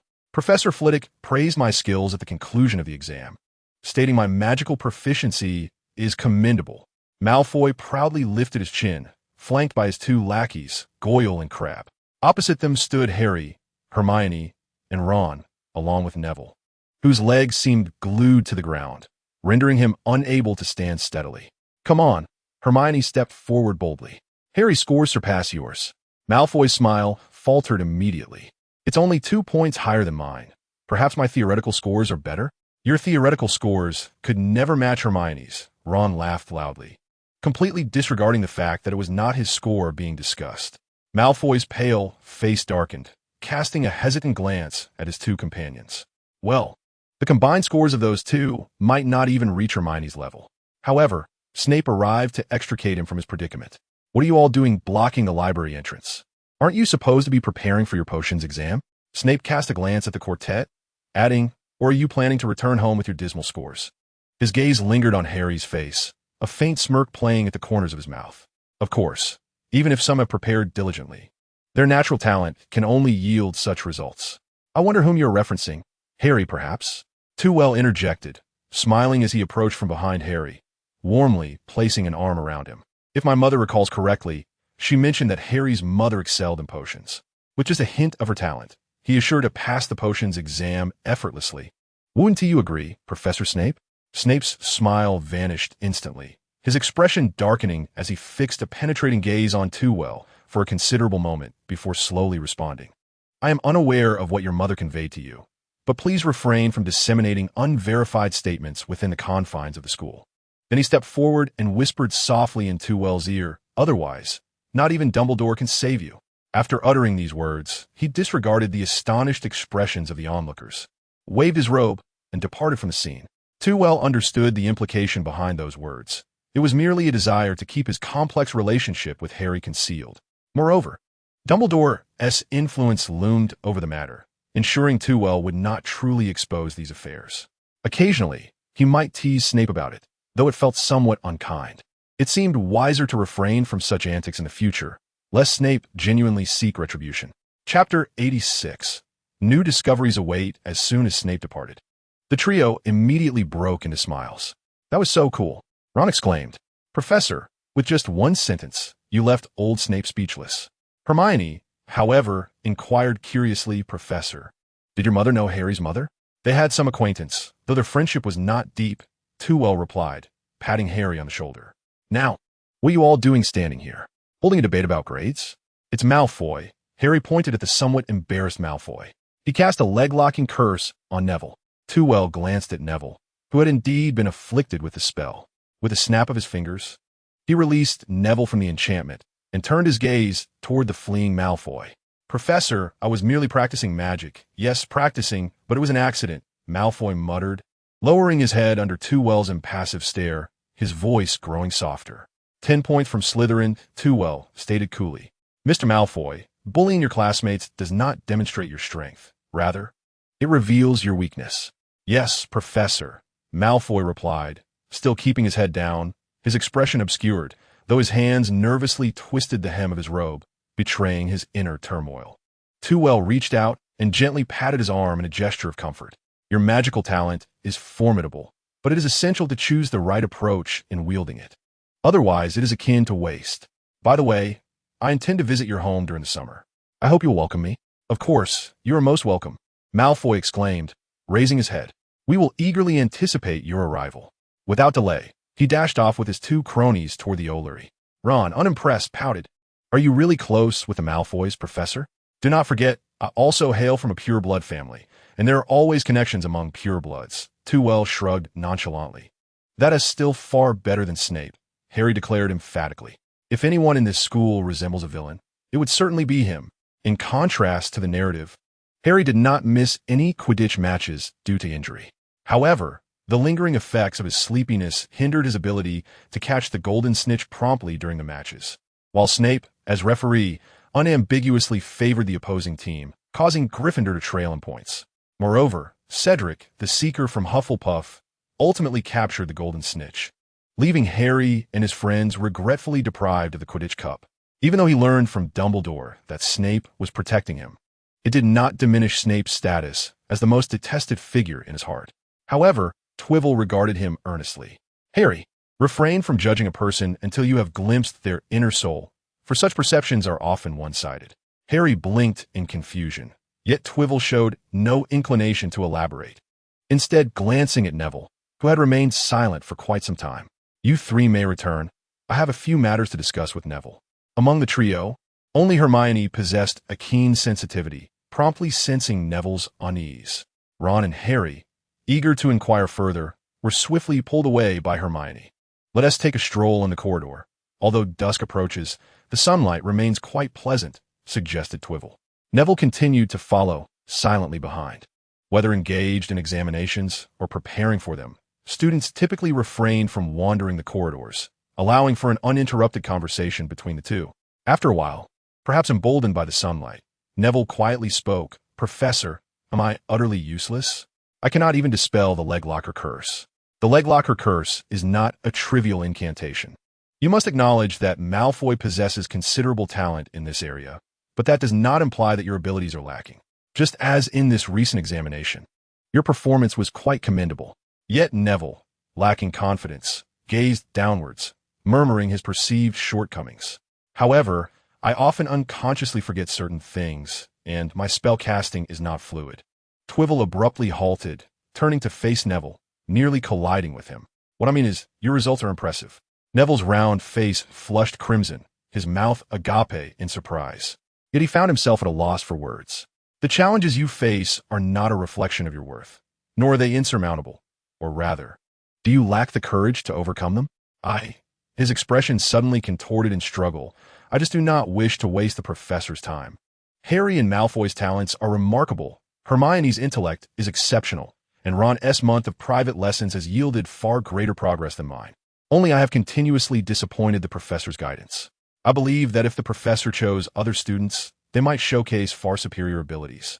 Finally, releasing the words he had long suppressed, Neville felt a sense of relief.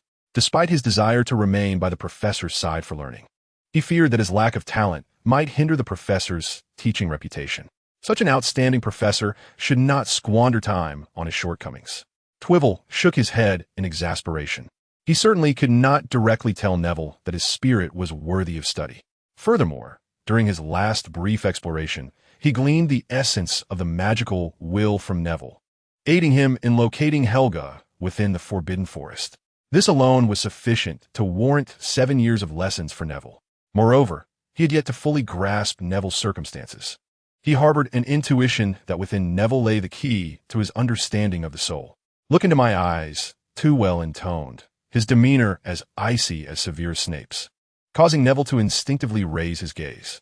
A flicker of ethereal light glimmered in Tewell's eyes, and Neville felt his memories surge forth. He recalled being inadvertently pushed from the dock at the Black Lake by a relative, nearly drowning. At 8, he was hoisted upside down from a window, only to rebound and soar across the garden, landing squarely on the road. At 1 year old, he witnessed intruders breach his home, though the details thereafter faded, likely erased by the obliviate charm. Too well ceased his legitimacy, yet this still did not elucidate the missing fragment of memory and its impact on one's spellcasting. Neville's recollections appear to harbor a small void, yet this absence did not correlate with his proficiency in magic. Logically, even forgetfulness should not impede Neville's spellcasting abilities, unless, perhaps, this void affected his very soul. Too well swiftly restrained his overwhelming joy. Though eager to validate his theory, he felt compelled to express gratitude for Neville's selfless contribution. "Do you see?" He smiled, crouching before Neville. "You are a true wizard, albeit obstructed by certain barriers that await your overcoming." "But what are those?" Neville inquired. Confusion etched upon his face. "That requires our collective effort," Too well encouraged. "Do not succumb to despair. Bravely confront it. This academic year has concluded, but fret not. For next year, I shall assist you unfailingly. Surely, you do not wish to remain unchanged?" "Of course not," Neville replied, his eyes reddening, yet he stifled his tears. "I shall not let you down." "Very well. Return and prepare diligently for your final examinations. I eagerly anticipate the forthcoming semester." Chapter 87, Mr. Boggins. No matter how arduous the examinations, they must eventually conclude. After the final class in the 7th year of History of Magic, the academic year drew to a close. Professor McGonagall, having received the results in advance, could scarcely contain her excitement as she discreetly informed Too well that this year's defense against the dark art scores had surpassed all expectations, particularly with regard to Ron's performance. Should the trends of previous years persist, both Ron and Hermione would likely qualify for advanced classes, necessitating Too well to mentally prepare for a significant increase in class size. However, Too well merely responded absent-mindedly. At the end-of-year feast, Dumbledore unsurprisingly awarded considerable points for the trio's achievements, indirectly affirming Ron's boastful claims. Thus, although Gryffindor did not secure the Quidditch Cup, they nonetheless surpassed Slytherin and claimed the House Cup. Before the students departed from the school, Too well assigned the summer homework, naturally burdening those with poorer theoretical grades with a heavier load. Subsequently, Too well vanished from the students' sight, and no one encountered him again until they boarded the train. Had it not been for the prior knowledge that he would continue to serve as a professor in the coming academic year, the students might have commenced their protests. Knockturn Alley. This is a neighboring magical commercial district adjacent to Diagon Alley.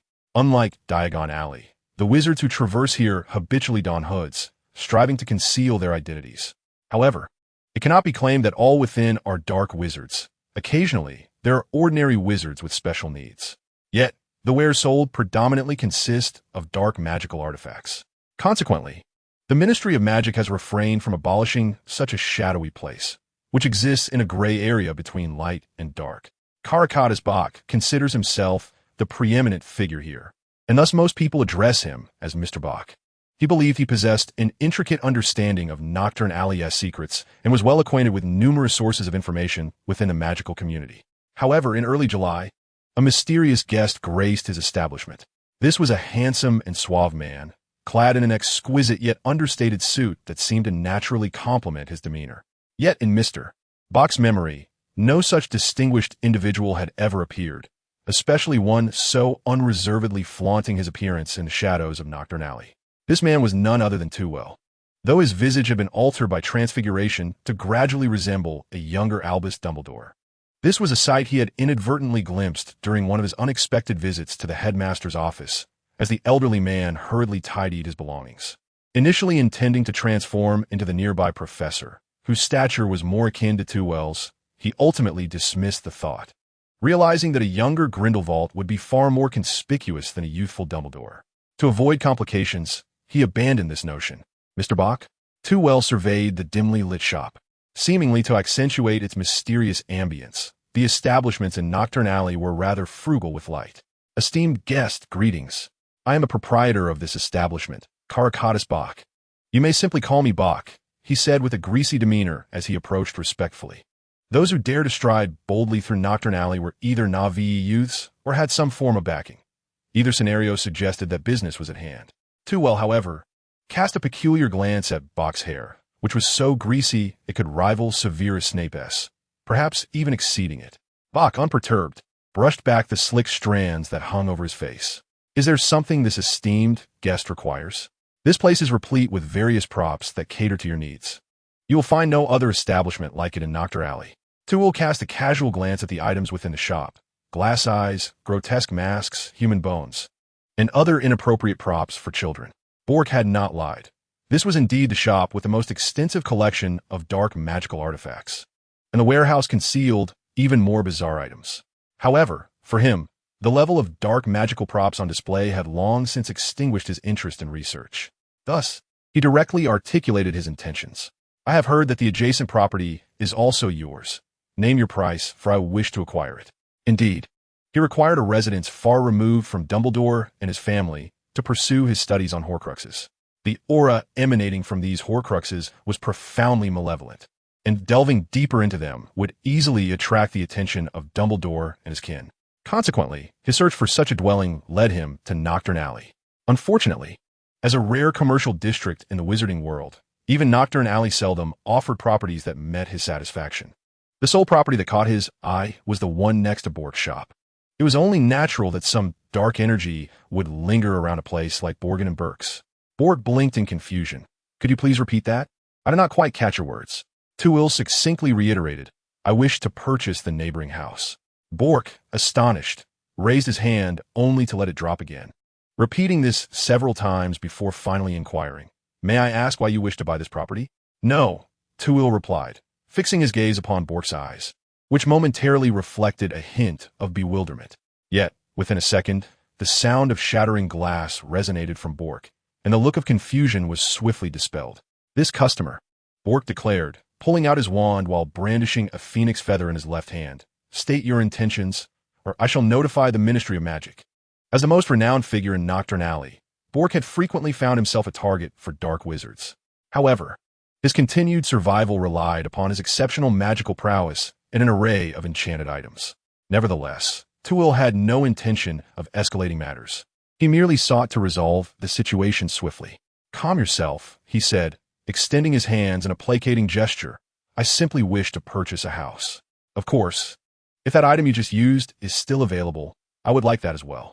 Bork kept his wand raised but relaxed his tense muscles, returning the feather to his pocket while rummaging within.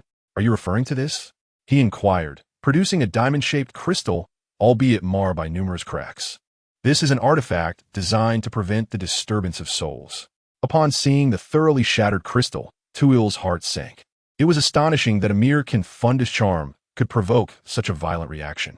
After all, this protective crystal was capable of withstanding the soul snatcher curse. What was more alarming was that this customer had performed the spell wandlessly and silently.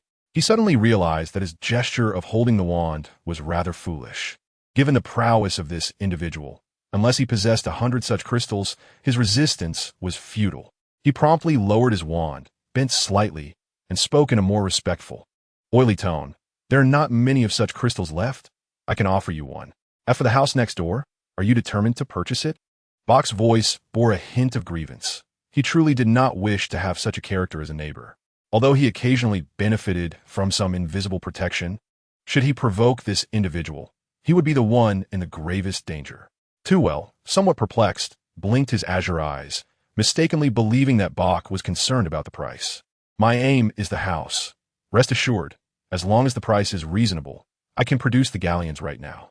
As he spoke, a large sack of gold coins floated out of his pocket, striking Bok's heart like the whispers of a demon. Bok cast a sidelong glance at the sack of galleons. After a brief internal struggle, he clenched his teeth and resolved to sell the house.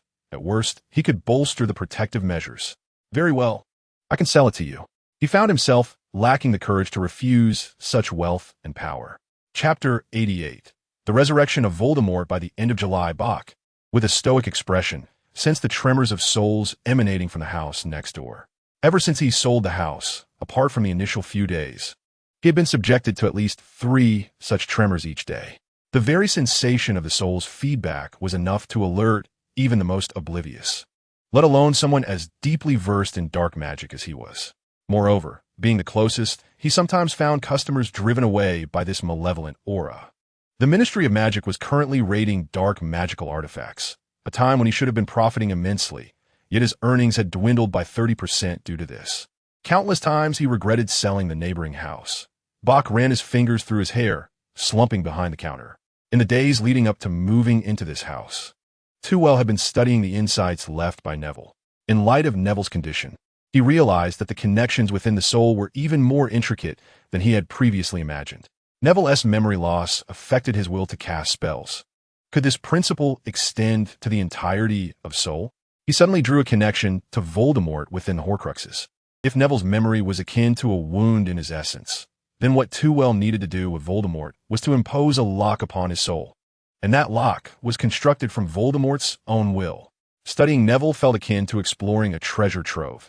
Each encounter yielded new discoveries. He was truly a treasure for Tewell. It was precisely this realization that prompted Tewell to embark on his formal research into Horcruxes. Horcrux Research Journal Second Experiment. I have now mastered the control of fire, capable of both scorching the soul and preventing excessive damage to it. An audacious endeavor. Voldemort continues to utter foul words, with the diadem watching closely, joining in the commotion. Cut off. In the 10th experiment, he exclaims. Voldemort once again spews a vile statement. He successfully harnessed the vitality of the Philosopher's Stone and applied it to a fragment of his soul, though it nearly caused that soul to burst. Well, it has indeed burst. The diadem fell silent for an extended period, only voicing its discontent during the destruction of the fragments, as if it had grown accustomed to the agony of soul severance. Cut it flat. The 20th experiment is more perfect than ever. The vitality and soul fragment have merged flawlessly, allowing for the condensation of a diminutive Voldemort entity. Yet, his words grow increasingly foul, and even the diadem knows to remain silent, while a wisp of residual soul dares to shout, attempting to resist. Wait for my resurrection. Cut out. The 50th experiment is exquisite, truly exquisite. With an understanding of will, the fire shield successfully amalgamated the power of the soul with an unbreakable vow, enabling the soul to sign a contract. However, the soul within the Horcrux is too fragmented, especially since it is merely a wisp. It cannot withstand the might of the oath. The diadem is growing ever quieter. Could it be silently devising a plan of rebellion? Cut it down. The 99th experiment has finally arrived. The power of the fire shield can now be wielded at will. This is the first time after mastering it that he has controlled this magic to such an extent. He is likely not far from surpassing his instructor. The residual soul has also fallen silent, staring at him with a strange expression. What is the meaning of this? It almost appears to be one of humiliation. Cut it to pieces. The 100th experiment. Having traversed the previous 99, Tewell has completely mastered the use of the fire shield on the soul. Thus, he sets his sights on the diadem. After so many instances of soul extraction, the Voldemort within the Horcrux is but a breath away from demise. Fortunately, the Philosopher's Stone has allowed him to transfer considerable vitality to the diadem, preventing this fragment of soul from collapsing. Now, the diadem resembles the ring, transformed into a combination of shattered soul and life force. Should he extract the soul further, its consciousness would become irreparably fragmented, eliminating any possibility of forming a vow. With keen interest, he lifts the diadem. Blue-violet flames erupt from his hands, casting an eerily strange light on Tewell's gentle visage. The flames gradually envelop every inch of the diadem, soon transforming it into a fiery ring. The searing heat incessantly pierces the soul within, exuding wisps of black mist. Yet before it can spread, it is incinerated completely. Feeling the torment, the previously silent soul emits sharp, anguished cries, though the sounds quickly diminish, rendering Tewell unable to decipher the curses being uttered. You scoundrel! Why did you not inquire after me? As the last wisp of black mist dissipated, the crown ceased to emit any sound and reverted to its original resplendent form. What did Voldemort utter in his final moments? Tewell pondered for a fleeting second, yet dismissed it, reasoning that it would be of no consequence, for if it was to end, so be it. Scoundrel! The ring, empathizing deeply, cursed vehemently, urging, why not inform him of his purpose? Such an ambiguous pact renders it impossible for anyone to comprehend. Throughout this period, the ring had witnessed the tribulations of the Crown Brother with clarity. This research was an ordeal he himself had never encountered. He felt an immense sense of relief for having arrived at Tewell's side long before the Crown. Naturally, he felt no regret for the Crown's demise. The implication of Trevelyan's words was unmistakable. At present, only Voldemort's soul was required. Now that the soul of the crown had perished, the only remaining entity of value was none other than himself, the ring. Trevelyan contemplated the crown's final struggles and pondered. Had he perhaps erred? Yet it mattered little. He had never intended to preserve the crown's essence. In contrast to the ring that had steadfastly remained by his side, the crown was oblivious to Trevelyan's intentions, resembling a mere puppet of Voldemort. The ring, however, was different. While it still bore the essence of Voldemort's soul, it had also assimilated his will and vitality, rendering it far more malleable. Thus, Trevelyan grasped the ring, and with his words, azure and violet flames ignited once more. "Are you willing to pledge your allegiance to me?" "Indeed, indeed." The ring hastily responded. "I am more than willing. I have been awaiting your words." As it expressed its loyalty, the blue-violet flames appeared to be absorbed instantaneously, merging into the very core of the ring. Within the unseen confines of the Horcrux, the flames cascaded over Voldemort, yet rather than inflicting pain, it felt as though he was melding with the flames, leaving an indelible mark upon his soul, a mark symbolizing eternal fidelity. Voldemort chuckled nonchalantly. "Since the contract is established, may I proceed to shape my body?" "Of course," Trevelyan replied with enthusiasm, producing the Philosopher's Stone. The reservoir of magic within had not diminished in the slightest due to the passage of time, resembling a perpetual motion machine, continually bestowing life force. However, this time, he need not exert himself. Simply placing the stone beside the ring allowed Voldemort to absorb the vitality contained within. An invigorating sensation enveloped Trevelyan's entire being, illuminating the room with a newfound brightness. As the life force coalesced, a semi-ethereal form materialized before Trevelyan. The visage appeared even more mature than his own, exuding a wicked charm. Fortunately, he was strikingly handsome, devoid of any repulsiveness. Instead, this aura seemed inherently fitting for him. At that moment, Trevelyan produced a crystal emitting a green luminescence and inserted it into his own heart. "What are you doing?" Voldemort inquired, astonished. "Oh, merely a little trinket that will obliterate you should you ever dare to disobey," Trevelyan replied with a smirk. He was well aware that once the pact was established, Voldemort would remain loyal to him. However, the concepts of sabotage and loyalty are not mutually exclusive. As a formidable Dark Lord, Voldemort possessed countless methods to defy him, even inadvertently divulging his plans to those who ought not to know. Both he and Voldemort were experts in the art of deceit. Thus, he embedded a crystal imbued with lethal magic within Voldemort's body. With merely a thought, he could annihilate Voldemort's very soul. Under this dual assurance, he felt emboldened to truly command the Dark Lord. Chapter 89. Lockhart before long. Voldemort sensed the nature of what resided within him.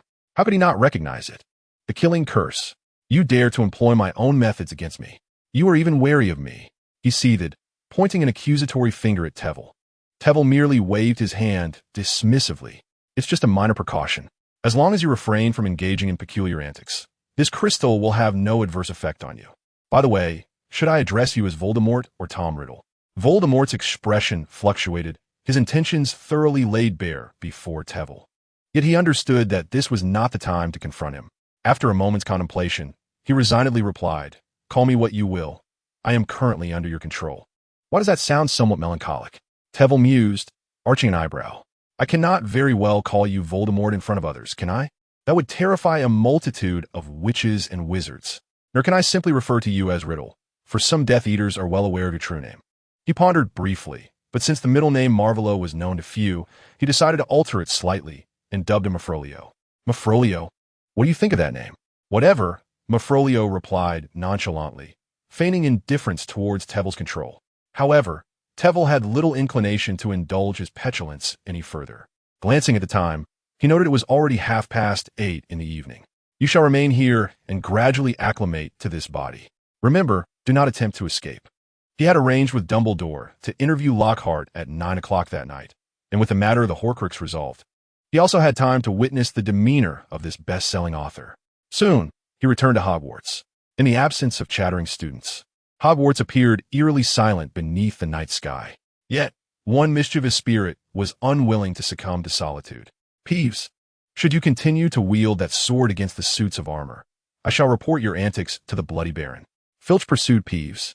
But compared to the spirit's ethereal agility, his speed was considerably diminished. Do not fret, allow me to handle it. A flamboyantly dressed man, resembling a gaudy peacock, suddenly stepped forward. Lockhart twirled his wand with ostentatious flair, yet it was evident that neither the living nor the spectral beings present paid heed to his antics. Seemingly accustomed to such awkwardness and disregard, he cleared his throat and raised his wand with practiced poise. All of you freeze. After a moment of silence, Peeves scowled at this peculiar figure. What did you emerge? Regardless of your identity, to be frank, your skills are even inferior to that pesky Filch. Ha ha ha. Without hesitation, Peeves brandished a sword far larger than his own form and hurled it towards Lockhart. Lockhart, paralyzed with fear as if ensnared by his own spell, stood frozen with his mouth agape. Peeves was taken aback, having never encountered someone so oblivious as to not dodge a flying sword. Although the school indulged his mischief within the castle, he would not truly seek to harm anyone. Otherwise, Dumbledore possessed myriad methods to confine him. However, before the sword reached its target, it halted midair. A long, slender hand gently grasped the hilt, while another hand brushed away the marks left by Peeves' antics. Professor Flitwick. Filch gasped as he caught up. What brings you back to the school at this hour? I do not mean a question, merely. He stumbled over his words, but Flitwick simply placed the sword into his hands. I have returned to interview a new professor, he replied, then turned to the now-recovered Lockhart. I trust you are prepared, Mr. Lockhart. However, he harbored no expectations for this interview. In truth, Lockhart had been immobilized by Flitwick's magic, testing the mettle of this internationally renowned wizard. The results were clear. Flitwick suspected that Lockhart had not even sensed the magical fluctuations he had just invoked. The sole consolation was that this honorary member of the Anti-Dark Arts League bore no tools for identifying or countering dark magic. Lockhart suddenly burst into laughter, slapping Flitwick on the shoulder. I was contemplating how to deal with that sore myself. I did not expect you to step in. The youth certainly possesses swiftness. But if only one could employ a more ingenious approach. Observing Flitwick smile, he faltered, Yes, I was just about to go for the interview. Shall we proceed? Were you sent by the headmaster to welcome me? In a manner of speaking, Flitwick mused. Allow me to escort you upstairs. As for Peeves, let this serve as a warning against such injurious antics in the future. Before departing, he cast a fleeting glance at the obsequious Peeves. At your service, Professor. It saluted, remaining bowed until the figures of Twycross and Lockhart faded from its sight. I never thought you'd find yourself in such a predicament, Filch scoffed. However, Peeves, with a mischievous glint in its eyes, snatched the sword from Filch's grasp and soared into the air, brandishing it. The professor forbade me from harming anyone, but he never said I couldn't wreak havoc upon the armor. Ha ha ha, unbeknownst to Twycross, who was already beset with enough troubles. Peeves was up to its usual antics. I overheard that person say you're a professor, but you seem rather young. Did you just graduate? Which school did you attend? I wonder if you've heard of my exploits during my time at school. Twycross replied, Indeed, I graduated just a year ago, but not from Hogwarts. It was from Durmstrang. He turned to Lockhart with a sinister smile, causing the latter to finally cease his self-aggrandizing tales. Cockroach cluster. Twycross pronounced the password to the headmaster's office. Dumbledore had specifically shared this password with him to facilitate Lockhart's entrance. This peculiar candy was rather amusing. But after a moment of silence, Lockhart's penchant for boasting resurfaced. Though I think it could be more realistic, for instance, the multitude of fake mice I conjured in London, which successfully alleviated a whole street's troubles. Twycross deeply regretted attending this interview and forcefully pushed open the door to the headmaster's office. Headmaster, I have brought Lockhart, he announced, perplexed by the empty office. Where is Professor Dumbledore? The answer came from a portrait on the wall, that of the former headmaster, Armando Dippet. A child outside the school cast a spell and was warned by the Ministry of Magic. Surely Dumbledore wouldn't personally handle that? Twycross mused. It is said that each year, young witches and wizards inadvertently violate this rule, yet I have not heard of any student being expelled for using magic outside of school, especially since Dumbledore took over as headmaster. You needn't concern yourself with that, Dumbledore had said. You can conduct the interview with Lockhart yourself. After all, if he does not pass, you shall teach the students alone next year. Am I allowed to refuse? Chapter 90. The interview with Lockhart, tea or pumpkin juice. Twycross, feeling at ease, seated himself at Dumbledore's desk, disregarding the disapproving gaze of the Phoenix Fox.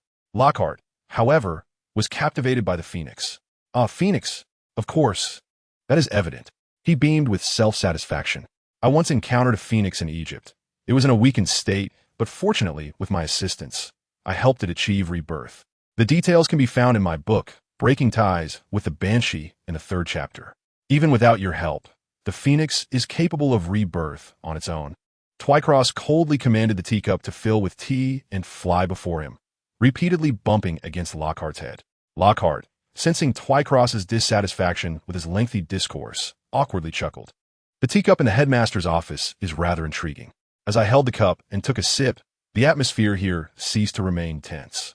For reasons unbeknownst to him, Tywell, who usually possessed ample patience even with the most obstinate of students, found himself devoid of interest in conversing with Lockhart. "Please, introduce yourself," he said resignedly, recognizing that the interview must proceed. Yet, in the next instant, he regretted his words. The phrase self-introduction seemed to trigger something within Lockhart. No sooner had the words left Tywell's lips than Lockhart beamed a grin that displayed 8 gleaming teeth, identical to the one Tywell had seen in the newspaper, none of his gums visible. "I am Gilderoy Lockhart, recipient of the 3rd-class Merlin Award, an honorary member of the Dark Arts Defense League, and a 5-time winner of the Most Charming Smile Award from Witch Weekly. I do not boast about that. I'm not the ghost of moaning Myrtle who banishes foes with a smile." "And what do you rely on?" Tywell inquired with curiosity. Lockhart's smile faltered for a moment, but his professional composure swiftly returned. "Why, I rely on my formidable magic." "Very well," Tywell replied non-committally. "How do you intend to structure the defense against the dark arts curriculum?" Lockhart, clearly prepared for this query, cleared his throat confidently. "When teaching students, I shall impart some marvelous spells, primarily aimed at dealing with magical creatures and countering aggressive enchantments. For instance, I plan to bring some nefarious creatures into the classroom, allowing students to encounter formidable opponents they have never seen before, and then, in a dashing manner, teach them how to respond. To be frank, I have heard numerous rumors regarding defense against the dark arts, and I have experienced some myself.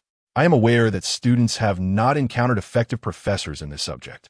However, rest assured, I was in charge of this course last academic year," Tywell remarked coldly as he regarded Lockhart. "Furthermore, I shall continue to instruct the students." "Ah, how fortuitous." Lockhart laughed awkwardly for a moment. "This is the first time I have heard of a professor teaching this subject for 2 consecutive years. But does that mean this course still requires a new professor?" "Indeed, you and I shall share the responsibility of teaching the students, while the specifics will depend on your performance in this interview." Lockhart grimaced slightly, although the identity of a Durmstrang graduate intimidated him. Tywell's youthful appearance made him seem like a recent graduate in Lockhart's eyes. Thus, he felt discontented with Tywell's predominant role in this course. "I do not question your capabilities. I merely wish for you to respect me, a recipient of the Merlin Award. Constantly boasting about accolades only serves to suggest that one possesses little else." Upon Dumbledore's return, he was astonished to find only Tywell in the headmaster's office, staring blankly into the eyes of Fawkes the Phoenix. "Where is Lockhart?" He mentioned the need to prepare for a book signing, so he took his leave. After some contemplation, Tywell decided to spare the fledgling Lockhart a modicum of dignity. Reluctantly, he teased Fawkes a little, but the Phoenix disdainfully turned its head away. "You must spend more time with it," Dumbledore advised, gently stroking the Phoenix's head. "So, have you completed the interview with Lockhart?" Tywell recalled the excruciating 20 minutes that had just transpired, during which Lockhart had primarily regaled him with tales of his own exploits, responding to inquiries with vague allusions and redirecting the conversation to the content of his published works. If memory were to be assessed, Mr. Lockhart did indeed excel, as he could recall every detail from each book he had penned. However, Tywell harbored grave doubts as to whether he could manage even the simplest tasks, such as distributing exam papers or elucidating exercises. Nevertheless, he was, at least, a sentient being with agency, which was preferable to shouldering the burden of 7 grades alone. If we consider that an interview, then it has concluded. "What is your assessment?" Dumbledore inquired with curiosity. "To some extent, my automaton is more useful," Tywell replied, the corners of his mouth twitching. "Oh," Dumbledore said, intrigued. "What level of competence might your automaton possess?" He was aware of Tywell's automaton, particularly since Snape had complained about its capabilities during the incident involving the stolen Philosopher's Stone. Too pondered the automaton, which could only regurgitate information, alongside Lockhart, who mirrored the book's content, and uncertainly replied, "Perhaps not even half." "Well, that is still commendable," Dumbledore remarked with satisfaction. "Lockhart is the only one to have voluntarily applied for the position of defense against the dark arts professor this year. Perhaps he views this vocation as part of an adventurous career, intending to pen a book after a year or so. This could be advantageous. I hope to garner a favorable reputation in his forthcoming publication to salvage my precarious standing." Dumbledore leisurely poured himself a cup of tea. "Yet, I surmise you would not wish to be portrayed in a scandalous light within his writings, would you?" Too mused that it would be a challenge for Lockhart to include him at all. "What did he mean? Am I gossipy? It is Snape. You're quite familiar with him, are you not? He often complains to me, stating that you jest at his past." "Yist." Too doubted Snape would employ such a congenial term. It was likely a veiled threat. Yet, Snape's demeanor resembled that of a child bullied and seeking parental intervention, which made Too chuckle. "My mother indeed recounted much of their grievances. I believe not only she, but also some classmates of that era, are somewhat aware of these matters. However, within this generation, no student knows of these affairs, so it is best to refrain from spreading tales of Snape around the school," Dumbledore cautioned. "Of course," Too replied. "If there is nothing further, I shall take my leave. In the household, there exists a dark lord whose compliance cannot be assured. Thus, he must tread cautiously." Dumbledore called out to Twirl, who was about to step outside. "I have arranged your requests. Would you care to see the outcome?" After a moment's contemplation, Twirl replied, "No, I think I shall reserve my anticipation until the end of summer." Chapter 91. The Battle with Malvolio upon returning to Diagon Alley. Twirl found his room in utter disarray, as Malvolio had turned it upside down.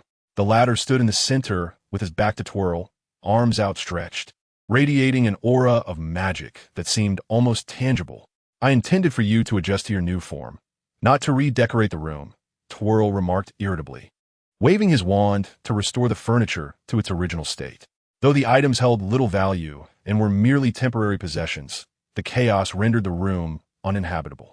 To his astonishment, Twirl discovered that one chair was beyond repair.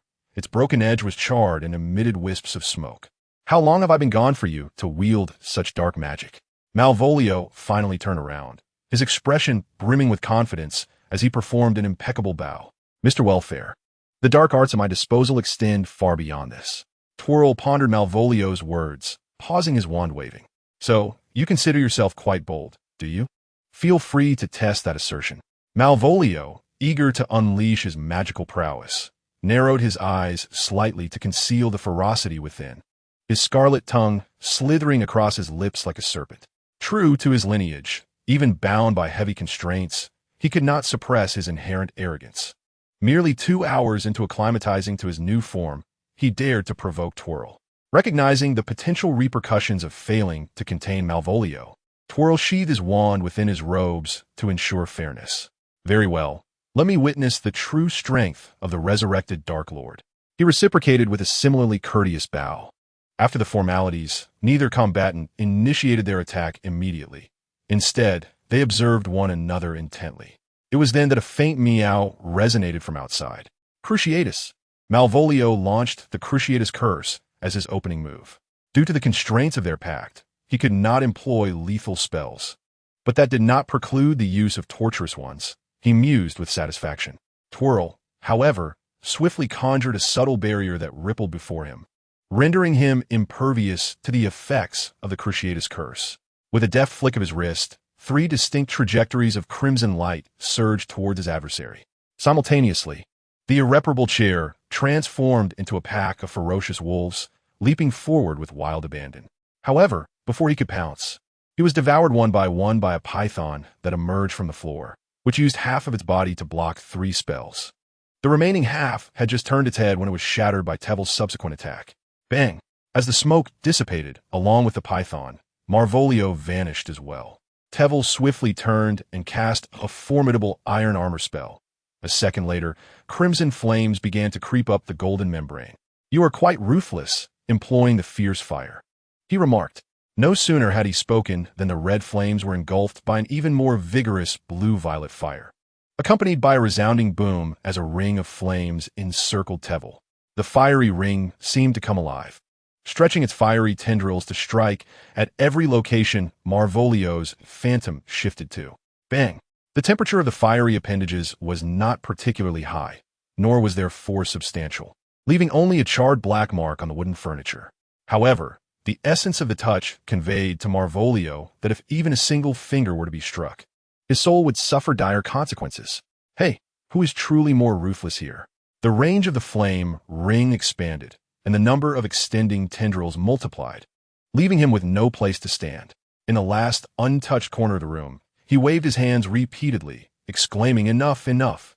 This is going too far." Mr. Boken, who had long since drifted into slumber, propped his head up with his hand, helplessly listening to the crackling sounds and occasional tremors from the neighboring room. Boom! Dust fell from a ceiling, landing squarely on his head. Creak! A sudden, ominous premonition washed over him. Crack! The bed beneath him collapsed. Infuriated Mr. Boken swiftly seized his wand from the bedside table and waved it. The bed was restored. At least the noise had ceased, he reassured himself. Finally, he could enjoy a good night's sleep, free from the disturbances of soul tremors. To savor this rare tranquility, he lingered in bed for a little longer. Thus, Mr. Boken awoke later than usual the next day. When he opened the shop, a rather impatient customer was already waiting outside. "Ah, my apologies for the late opening today," he said, bending slightly as he opened the door. "Please come in." Yet, as he gazed at the man's face, it struck him as somewhat familiar. Mr. Boken pondered for a while, but could not recall where he had encountered such a character before. However, like the last time he met Mr. Percival, this customer bore no pretense, and indeed seemed even more audacious. With a hint of crimson in his eyes, Marvolio disdainfully surveyed the shop's wares. "What can I assist you with, dear customer?" Before the respectful Bach, he remained unyieldingly proud, declaring, "I require all those crystals, along with the knowledge to create them." Bach, head bowed, concealed a countenance that was a tempest of emotions. "I do not comprehend your words. There are many crystals here," I retorted. "I speak of the crystals that safeguard the soul." Marvolio brusquely interrupted. "I am aware that you possess many and understand how to craft them. Yield them to me. Otherwise, I shall extract your soul, piece by piece, and crush all your secrets." He leaned closer, menacingly whispering in Bach's ear. He was now a mere amalgamation of soul and vitality. If one were to dissect his body, they would find it devoid of any ordinary organs. Thus, his resistance to magic was exceedingly frail. Virtually any enchantment could affect his essence. As a seeker of power, though few could assault him with magic, he would not permit such a vulnerability to exist within him. Hence, he was in dire need of the protective capabilities of the crystals. Suddenly, a hand clapped upon his shoulder. "Calm down, Marvolio," too well interjected, restraining his movements. Mr. Bach has not expressed dissent. Noticing the absence of Bach's presence earlier, too well sensed something amiss. Fortunately, Bach had opened the door late. Otherwise, his newly acquired residence would have been untenable. "Mr. Percival," Bach gulped, "the crystals are truly depleted. The difficulty of their creation is immense. What you have taken is the last one." Too-well remained silent, rummaging through his pocket. "Wait," Bach quickly pressed down Too-well's hand. Chuckling awkwardly, "The crafting requires time, 1 month. In a month, I shall bestow upon you one for free." He continued, "How about this? After a month, I shall return the house to you, and the money for the house shall be regarded as payment for the crystal. However, I must receive at least one within a week. You wouldn't deceive me, would you?" Too-well withdrew his hand and amiably patted Bach on the shoulder. The craftsmanship required for such crystals was exceptionally high, necessitating an alchemist's profound understanding of the soul. Currently, only Bach possessed the capability to create them. Therefore, spending a bit more money was inconsequential. Just as he had cultivated relationships with Davies and Bands, befriending useful individuals always yielded assistance. Bach's eyes sparkled. The sum for the house was considerable, and even exchanging it for 5 crystals would profit him. "How could I deceive you? You shall certainly receive 1 crystal, and by the month's end, there will be an additional 3. Too-well nodded in satisfaction, leading the disgruntled Marvolio away. Before departing, he cast a fierce glare at Bach, extending his hand with 5 fingers splayed. Chapter 92. The transformation of the crown in the ensuing week, aside from occasional visits home. Too-well immersed himself in the study of various artifacts at the alley. The crown, the magical stone, and the ring imbued with resurrection stone. These are indeed precious artifacts renowned throughout the magical realm. Any one of them, if sold, could significantly improve the circumstances of the Weasley family. However, in his eyes, the value of research surpasses mere monetary gain. Yet, after a week of study with Malfoy, they had made little progress. First came the diadem. Tewell once more attempted to place the diadem upon his head. Fairy tales are nothing but deceit. 10 minutes later, he angrily cast the diadem onto the table, where it was caught by Malfoy across from him. If this diadem were truly useful, my true form would not have chosen to craft it into a Horcrux, he scoffed. With your intellect, even if you did manage to turn a treasure into a Horcrux, it would hardly be surprising. Tewell retorted. Given Voldemort's nature, it is not inconceivable that he would transform an object with unique magical properties into a Horcrux. Ah, do not conflate us, Malfoy insisted, tossing the diadem before Tewell. That was the doing of Tom Riddle. What does it have to do with me, Malfoy? Tewell shot him a bemused glance as he examined the exquisitely restored diadem. Time had left no mark upon it. After the soul fragments had vanished, the diadem shimmered just as it had a millennium ago. Of course, he could not ascertain whether it truly resembled that of 1,000 years past. The inscription beneath the diadem was clearly visible. Great wisdom is humanity's greatest treasure. To be blunt, every Ravenclaw student is familiar with this adage, yet he still did not know how to apply it. If we cannot decipher it, then so be it, Malfoy remarked, picking up the Philosopher's Stone and toying with it. Perhaps we should investigate this stone instead, as its magical energy is undeniably tangible. He took a small iron spoon from the table and carefully placed the Philosopher's Stone at one end. Tewell could not suppress a chuckle. Well then, why don't you discover something? You can't even harness the vitality within. Malfoy's face flushed, and he mimicked Tewell by tossing the Philosopher's Stone onto the table. Where it clinked beside the diadem, he had set down. It was this very action that linked a faint lifeline to the diadem, emanating a subtle magical pulse. This pulse was as delicate as a spring breeze, yet both Tewell and Malfoy were no ordinary wizards. They immediately focused their attention on the diadem. It was drawing in vitality, but still, no magical response emerged.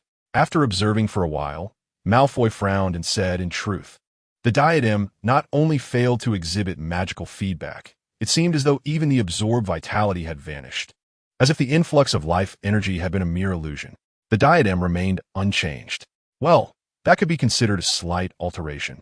It is certainly an improvement over our previous confusion, Tewell remarked. I recall that the diadem was previously placed alongside the Philosopher's Stone. Why is it only now that such a change has occurred? Then I must inquire, what were you just doing? Malvolio paused, reflecting on his recent actions. I merely channeled a semblance of vitality from the stone, akin to the manner in which I shaped my form. However, this time it was not for the purpose of absorption. So, the diadem is also absorbing life force, and consequently reviving. Terence pondered, startled by his own conjecture. Could it be that the spirit of Ravenclaw resides within? Malvolio, too, recognized the gravity of the question, yet as the sole known wizard to have crafted a Horcrux, he swiftly dismissed the notion. If there were indeed a soul inside, my departed brother would have surely sensed it. Furthermore, the sensation of being within a Horcrux is something you may not comprehend. It is as if I possess complete dominion over the object, perceiving every inch without a blind spot.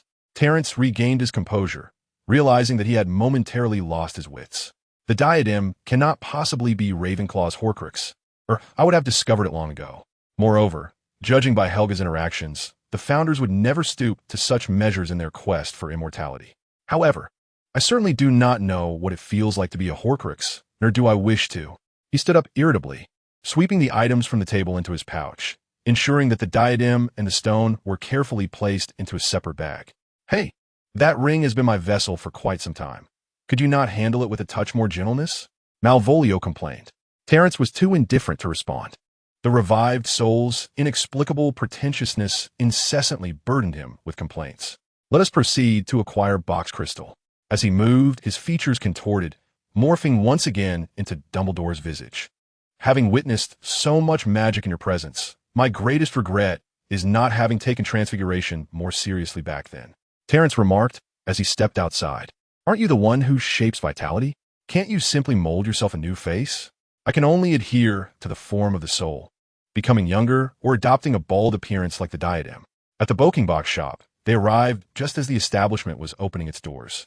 My apologies, Mr. Percival. I've been somewhat sleep-deprived lately and have found myself rather drowsy. Bach greeted them with a broad smile. Through their recent interactions, he had come to realize that Mr. Percival was quite amicable, at least willing to pay generously. Are you implying that we disturbed your slumber? Malvolio retorted, glaring at him without reservation as he followed Terence. Well, Mr. Malvolio does not exhibit the same friendliness, Bach noted. What transpired previously was indeed our oversight. I did not anticipate that the protective enchantments would be weakened by the walls. However, such a situation shall not occur again.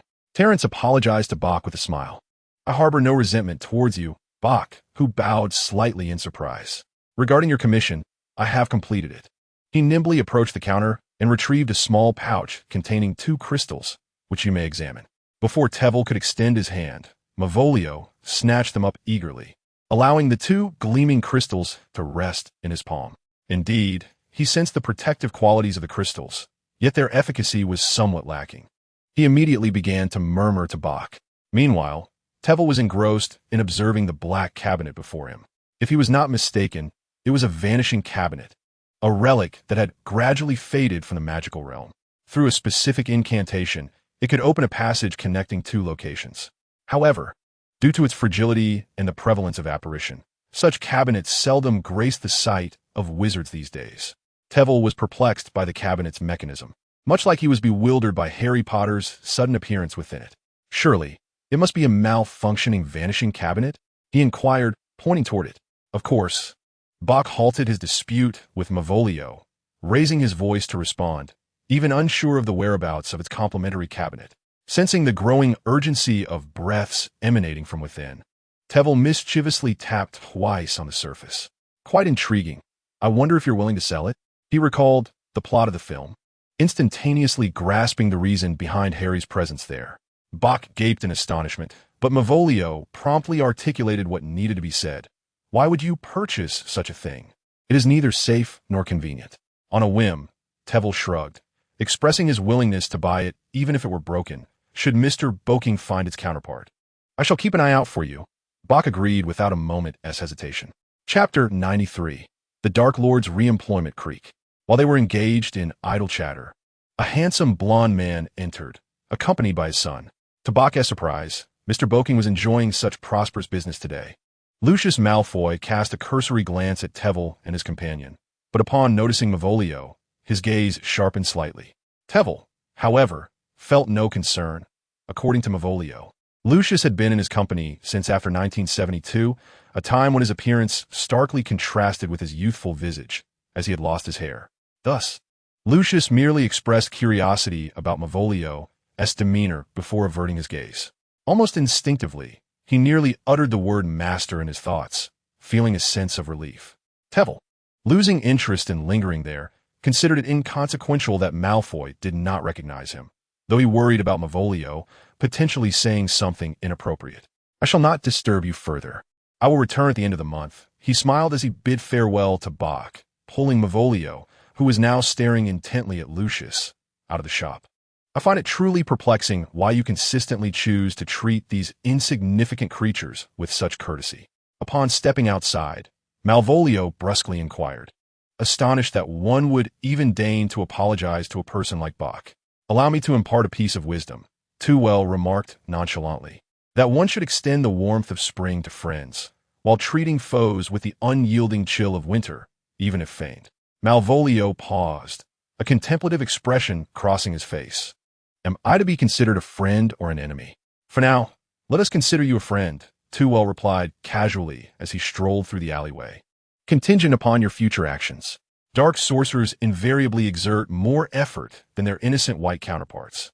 It was still morning, and the relatively narrow alley was already crowded with early risers or those who had stayed up all night, yet Tewell, resplendent in his splendid attire, stood out conspicuously among them. Even Malvolio appeared more akin to a true inhabitant of this realm. As a friend, I must caution you. We are being watched. Malvolio cast a fierce glare at an elderly witch, their eyes locked in a silent confrontation. They had made their presence known a week prior. Yet Too continued to saunter leisurely, turning to the old witch with a smile, and inquired, "Would you not agree, dear lady?" The old witch's eyes twitched, and she lowered her head in silence, no longer following them. "How could I have been unaware?" Malvolio scoffed, casting a glance around with no attempt to conceal his disdain. "Do you genuinely believe that cat's meow was mere coincidence? Or have you ever encountered a stray cat capable of surviving an upside-down alley?" Realization dawned upon Malvolio. It seemed that the magic I employed while acclimating to my body had attracted them. After wandering aimlessly for a while, the area gradually grew desolate, devoid of shops or passers-by, save for 3 furtive figures. This group showed no signs of departure. Rather, their awareness of being exposed prompted them to become increasingly brazen. "It appears your mercy has proven ineffective," Malvolio teased. "Then I must implore you to adopt a colder demeanor." No sooner had he spoken than Too's figure vanished instantaneously.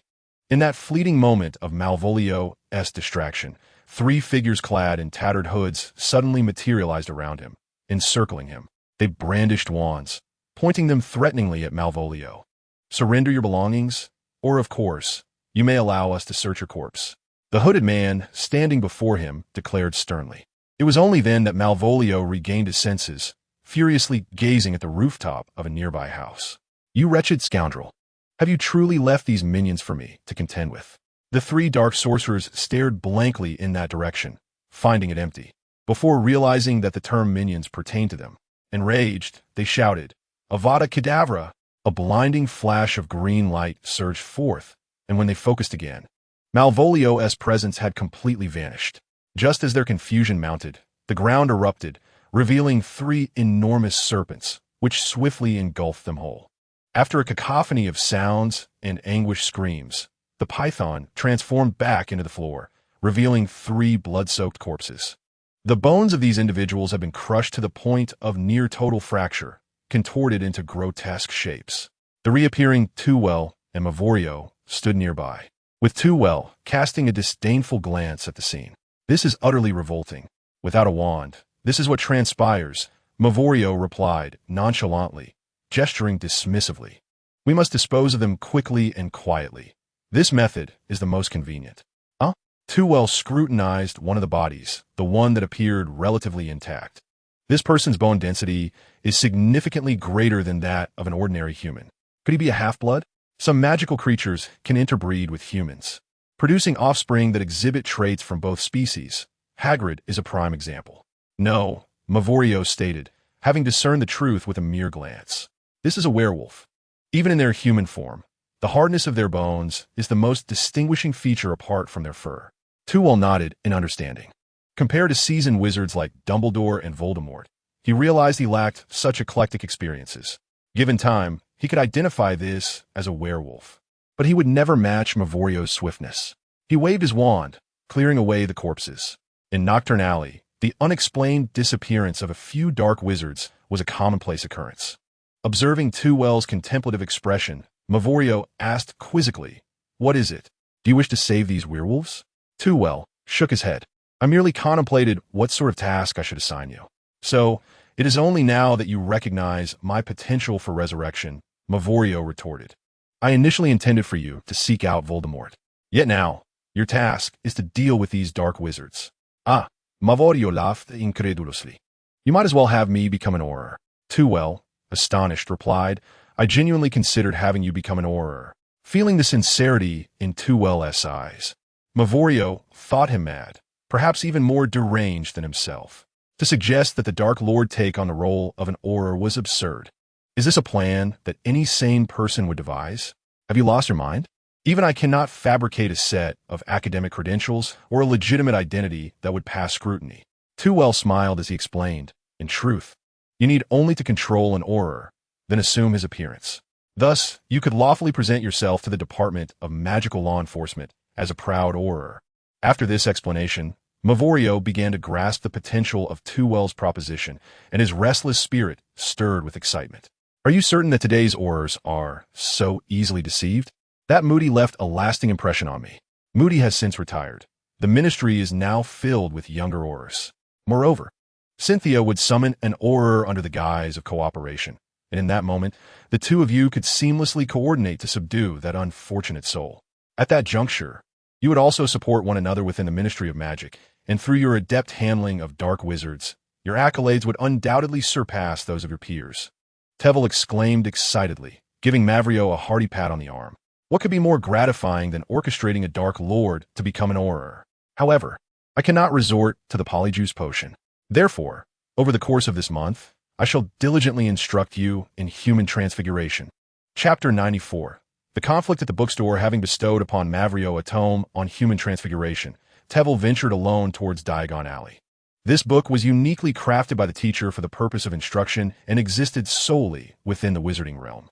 It must be noted that the most perilous aspect of transfiguration is indeed human transfiguration. A moment's inattention could result in permanent damage. Only an individual as audacious and meticulous as the teacher would dare to explore such a capability.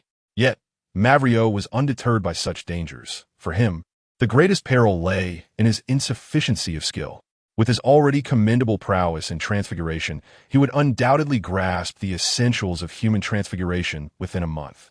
Having lifted the transfiguration spell from himself and donned his robes anew, Tevel arrived at Diagon Alley, immediately sensing the stark contrast between the two adjacent commercial districts. The sunshine, the vibrancy, and the joyous smiles that abounded uplifted his spirits momentarily.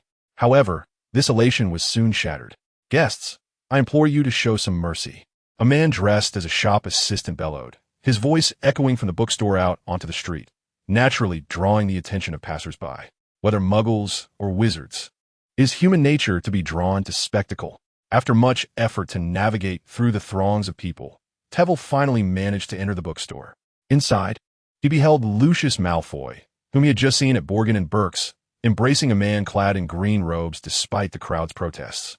Books tumbled from the shelves, with the Weasley twins contributing significantly to the commotion. Separate them, Tevel commanded, and it was only then that Lucius and Arthur Weasley were forcibly parted. At that moment, Hagrid entered, seeing the two still intent on grappling with one another, and promptly restrained their heads. All right, let go now, Hagrid. If you press down any harder, they shall suffocate. Tevel observed the faint faces of the two, flushed and powerless, their hands hanging limply, devoid of resistance. Realizing his oversight, Hagrid finally released them. Oh, my apologies, Arthur. Hagrid's large hand patted Mr. Weasley's back twice, seemingly attempting to dust him off, yet inadvertently causing him the most grievous injury. That will suffice, Mr. Weasley interjected, halting Hagrid's actions. Upon witnessing the scene, Mrs. Weasley finally exhaled in relief, casting an annoyed glare at her husband before approaching Mr. Tewell. Sir, I'm immensely grateful for your assistance in separating those two. I can hardly believe my husband would behave in such a manner before the children. Professor Flitwick, George suddenly shouted, capturing everyone's attention. Mom, this is the Professor Flitwick I often mentioned during the summer. Fred excitedly trotted over to them. Ah, Mrs. Weasley exclaimed, her mouth agape in astonishment. You are the defense against the dark arts professor for the children? I had heard you were quite young, but I never expected you to be this youthful. Professor Flitwick's prowess far exceeds his appearance. Draco interjected, unwilling to be left out, speaking with pride. Lucius had also taken note of the situation, striving to maintain an air of composure, though his swollen right eye appeared somewhat comical. So, you are the child from the Flitwick family, he remarked, extending a familiar hand toward Tewell. Draco has greatly benefited from your care at school. As a professor, it is my duty, Tewell replied, engaging in pleasantries with Lucius. I hear from Draco that you wish to visit my estate this summer. Lucius emphasized the word estate. Indeed, it is far superior to some parents who reside in squalor. Your choice of our home is entirely understandable. Mr. Weasley, having regained his composure, felt a surge of anger. Were it not for Hagrid restraining him, he might have lunged forward. There are just a few matters I wish to discuss with you, Tewell said, displaying a naive smile. Perhaps young Malfoy has been causing too much trouble at school, prompting the professor's home visit, Ron remarked nonchalantly.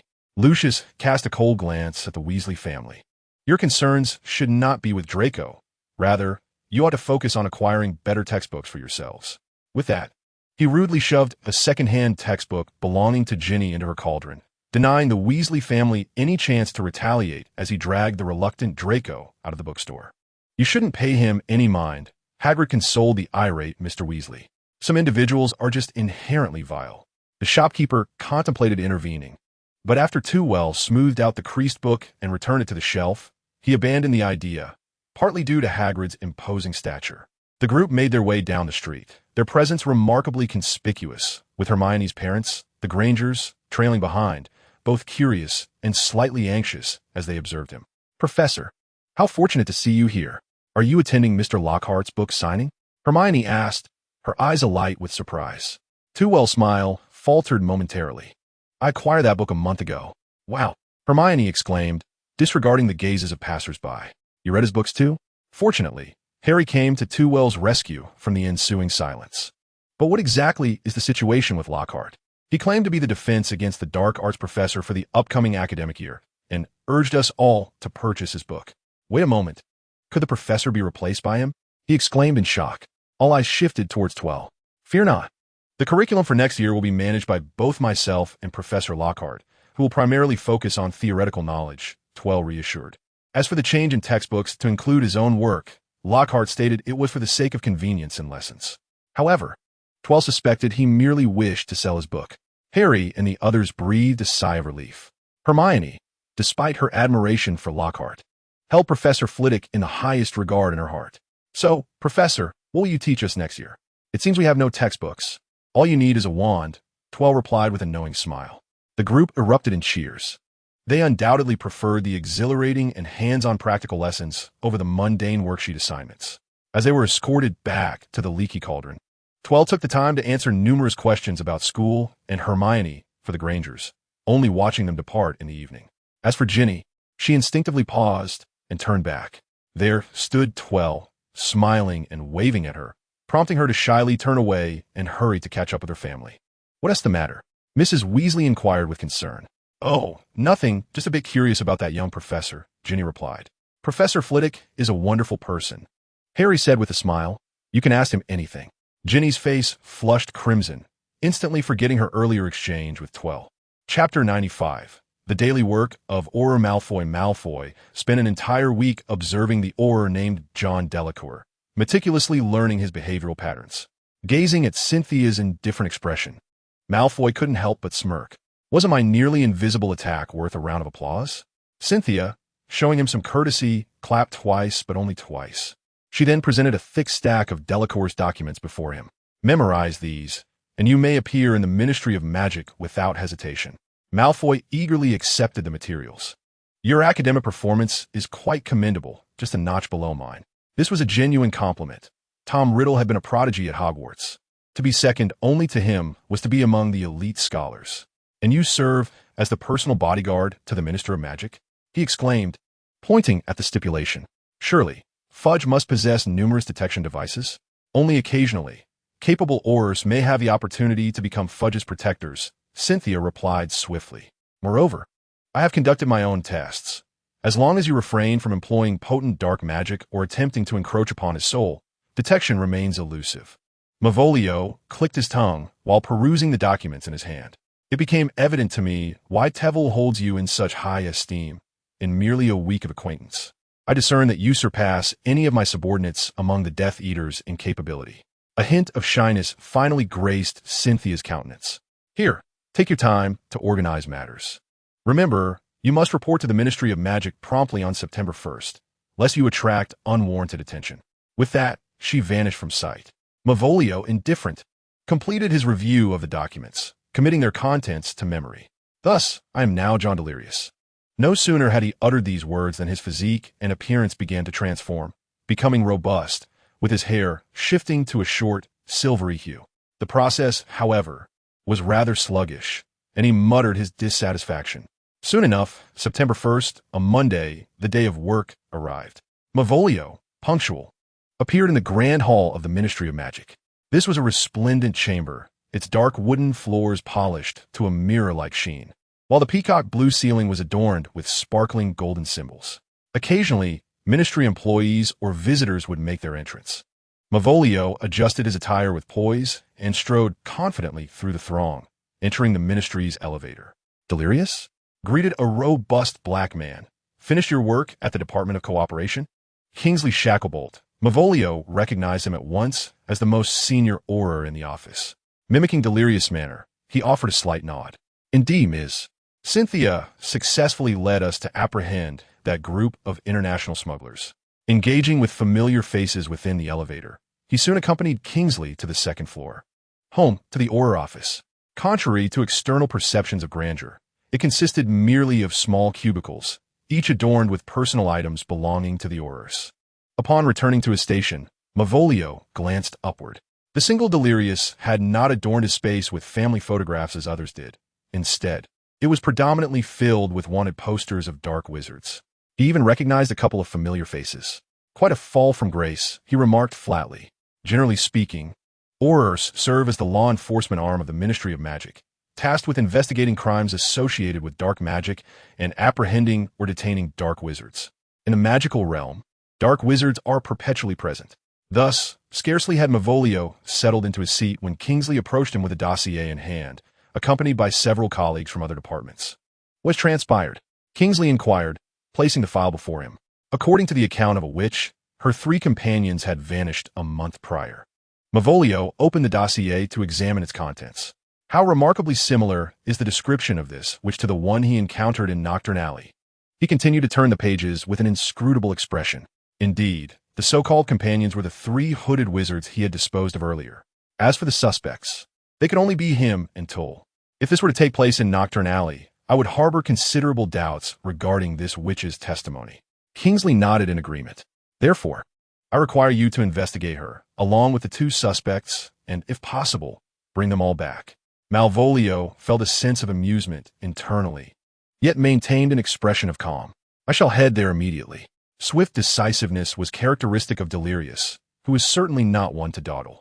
Soon, he returned to the dimly lit Nocturne Alley with several colleagues from the Magical Law Enforcement's investigative unit, responsible for general cases. Having recently resided at Delirious' home, returning here evoked a sense of homeliness within him. Would that witch still linger here? Asked a colleague named Gerald. If she is indeed a dark witch, Nocturne Alley would be her sanctuary. Unless she truly could not remain, she would not depart so easily. Malvolio, having spent considerable time here, understood that these dark wizards rarely found safe havens for sustenance, often settling in one place for the long haul. Gerald observed their conspicuous group and surmised that they would likely be too late, the well-informed which had probably already fled. How shall we locate her? We need not seek her. She shall come to us. Malvolio surveyed the surroundings. Given our prominent presence in the heart of Nocturne Alley, do you believe she is unaware? Perhaps she is watching us from some hidden corner. No sooner had he spoken than he suddenly appeared beside a stooped old woman not far away. Wouldn't you agree, Ms. Elpata? The old woman's eyes widened in shock. This was her first encounter with such a keen Auror, but there was no time for contemplation. She promptly disapparated, vanishing from her spot. Upon opening her eyes, she found herself in a house far from London. Elpata? The 2 remaining companions in the house quickly stood up. What has caused you to be so flustered? The Auror is on our trail. The old woman's appearance gradually transformed into that of a middle-aged woman. I had warned you not to foolishly attempt to manipulate Aurors. Now look what has happened. We are being targeted. One of the tall, slender men complained loudly. Yet the woman beside him tightened her grip on her wand and coldly interjected. Enough of that, Elpata. Have you revealed the address of this place? The atmosphere grew tense, and Elpata felt a twinge of fear towards the indifferent woman. Of course not. I deliberately took a circuitous route. The tall man exhaled in relief. However, in the next moment his heart sank again. Who are you? He trembled, his fingers pointing behind Elpata. Me? Malvolio indicated himself, now an Auror, and requested their kind attention. He performed a bow, an elegant gesture that combined with a sinister grin and robust physique appeared quite bizarre. In response, a killing curse was unleashed. Avada Kedavra. Following Elpata's movement, his 2 companions skillfully cast the death curse, plunging the room into chaos. After a blinding flash of light, only Malvolio remained standing. Elpata lay sprawled on the floor, mouth agape in astonishment. Regrettably, he would never utter another word in this lifetime. Moments later, Gerald arrived with several colleagues. Mr. Delirious, I must say, he exclaimed in shock, staring at the 3 bodies on the ground. What happened here? Malvolio innocently raised his wand. They turned on each other due to the exposure of our hideout. I barely had time to intervene before they all fell. What about the two suspects? You might attempt to extract clues from the deceased. Otherwise, we can only conclude the case, Malvolio replied with a smile. One colleague examined Elpada's features and gasped, exclaiming, "If I'm not mistaken, these individuals belong to a notorious band of marauders." "Wow," Gerald remarked, checking against his ever-present wanted list. "It seems we've struck a significant blow this time." The colleagues instantly transformed their concern into joy. Unjustly killing criminals is not a commendable act in the Ministry of Magic. But if they're dangerous fugitives, it changes the narrative entirely. This was their achievement. Malvolio was unusually astonished. It turns out that as an Auror, one can not only kill legally but also earn accolades. How had he not discovered such a promising career earlier? Chapter 96. Home Visit in the Midst of Summer Vacation. Early one morning, Draco Malfoy awoke from his soft bed, brimming with excitement, devoid of any lingering lethargy typical of the season. After hastily completing his morning routine, he scampered to the living room on the first floor. "Dobby, have you prepared the ingredients for lunch?" "Good morning, Mr. Malfoy," Dobby replied, quickly concealing his bandaged fingers.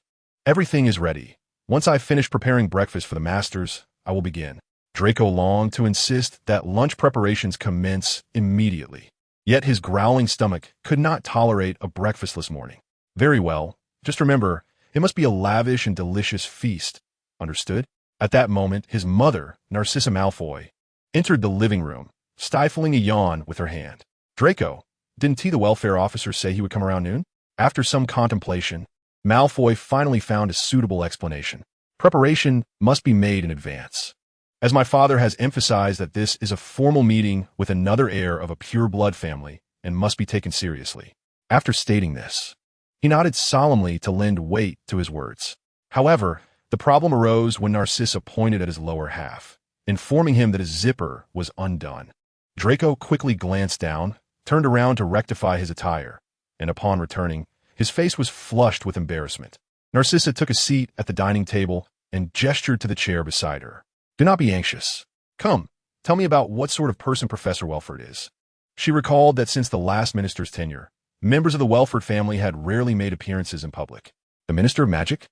Draco asked, dutifully sitting beside her. His curiosity piqued. Has a relative of the professor held such a position? Indeed, in terms of lineage, that minister is his grandfather. However, due to his passive resistance against Grindelwald, he was replaced after only a decade in office. Since then, the Welford family has seldom involved themselves in the affairs of the magical world. Even during the last reign of the Dark Lord, they did not explicitly state their intention to join us. Malfoy gazed at his mother in astonishment. "Does that not place them in opposition to our family?" Narcissa offered a non-committal nod. "Not necessarily. I believe that after the minister's downfall, out of resentment, he forbade his descendants from participating in such matters.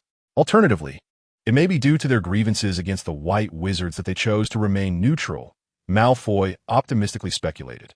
"Regardless of the reason, the Dark Lord has vanished." Lucius interjected gravely as he entered the sitting room. As their conversation continued, time drew closer to noon. Dobby had, under Draco's urging, prepared lunch long ago and was merely awaiting the arrival of Tewell. Just as Draco completed his fourth check of his attire, Lucius suddenly announced, "Welford is at the door. Draco, please bring him in." The Malfoy estate was quite expansive, and Tewell's apparition only brought him to the entrance of the estate. There remained a considerable distance to the front door of the house. Thus, as Draco hurried over, he spoke breathlessly. "Professor, allow me to escort you inside," he said, wiping his forehead, yet maintaining his decorum. "Thank you," Tewell replied with a smile, deliberately slowing his pace to accommodate the breathless Draco. "How is your summer homework progressing?"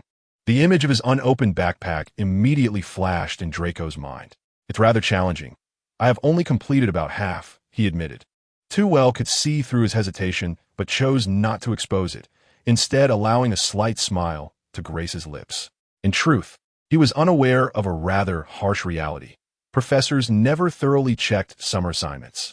After inquiring about his studentess' well-being, Tewell spotted the Malfoy couple standing at the door. With purposeful strides, Tevel greeted Lucius with the enthusiasm of a first encounter, shaking his hand warmly. "I truly appreciate your hospitality. This was the essence of noble etiquette." a set of manners Tevel had practiced in his youth. However, his parents had always been rather lethargic, leading him to regard such formalities with indifference. Nonetheless, this did not imply that he would be discourteous. After a series of perfunctory pleasantries, they entered the opulent mansion, compared to the conventional welfare families. The Malfoy household was undeniably more illustrious.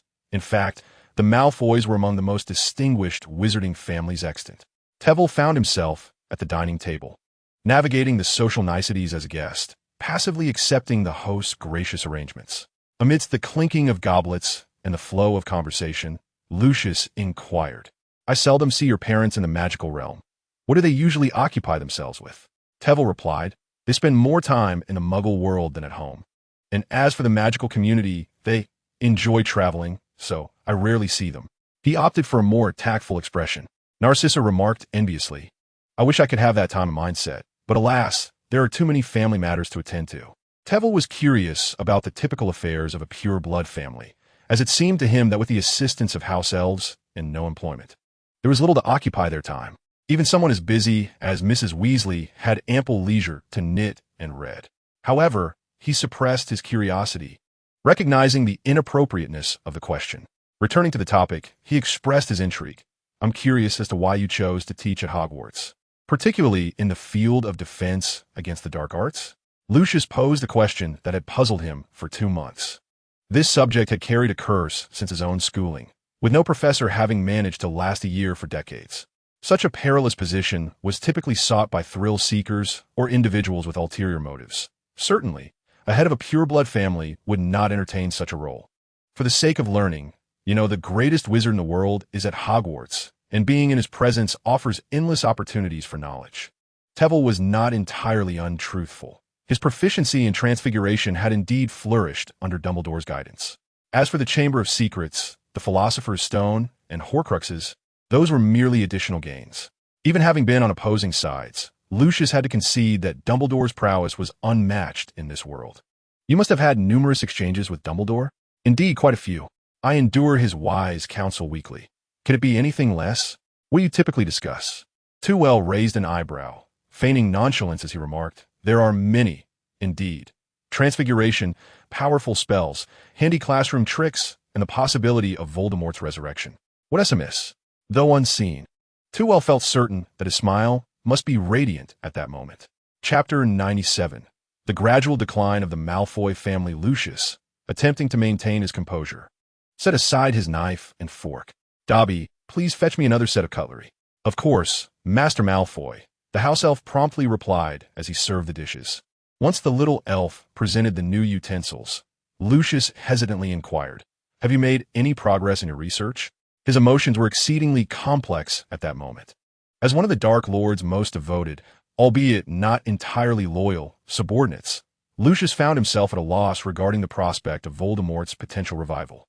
Logically, he should have been filled with anticipation, eager for the Dark Lord to return and once more lead the Death Eaters to conquer the magical realm. The Malfoy family could then escape their gradual decline and regain their former glory. Yet, he was also gripped by trepidation. 12 years prior, it was through betraying the Dark Lord's trust that he had evaded judgment. More critically, only recently had he unwittingly handed over something of great importance that the Dark Lord had entrusted to him, presenting it as a nuisance to the youngest daughter of the Weasley family. If Voldemort were to return, he would undoubtedly seek to punish him first. Thus, Lucius found himself utterly confounded by his own feelings. Observing Lucius in his turmoil, Tewell jested. "Results? Oh, there are plenty. Even Mr. Dumbledore's exceptional transformation. Even managing to infuse powerful magic into it. As for spells, the headmaster has shown me the ancient goblet of fire. It burns continuously unless extinguished intentionally. I have also acquired several handy classroom tricks through clever designs, particularly concerning the Dark Lord." Lucius suddenly interjected, regarding Voldemort. The surprise prompted both Narcissa and Draco to pause, their utensils clattering as they stared at him wide-eyed. "My apologies," Lucius acknowledged his rudeness. Yet his curiosity compelled him to seek the answer. "But one must admit that the matter of the Dark Lord is of greater concern."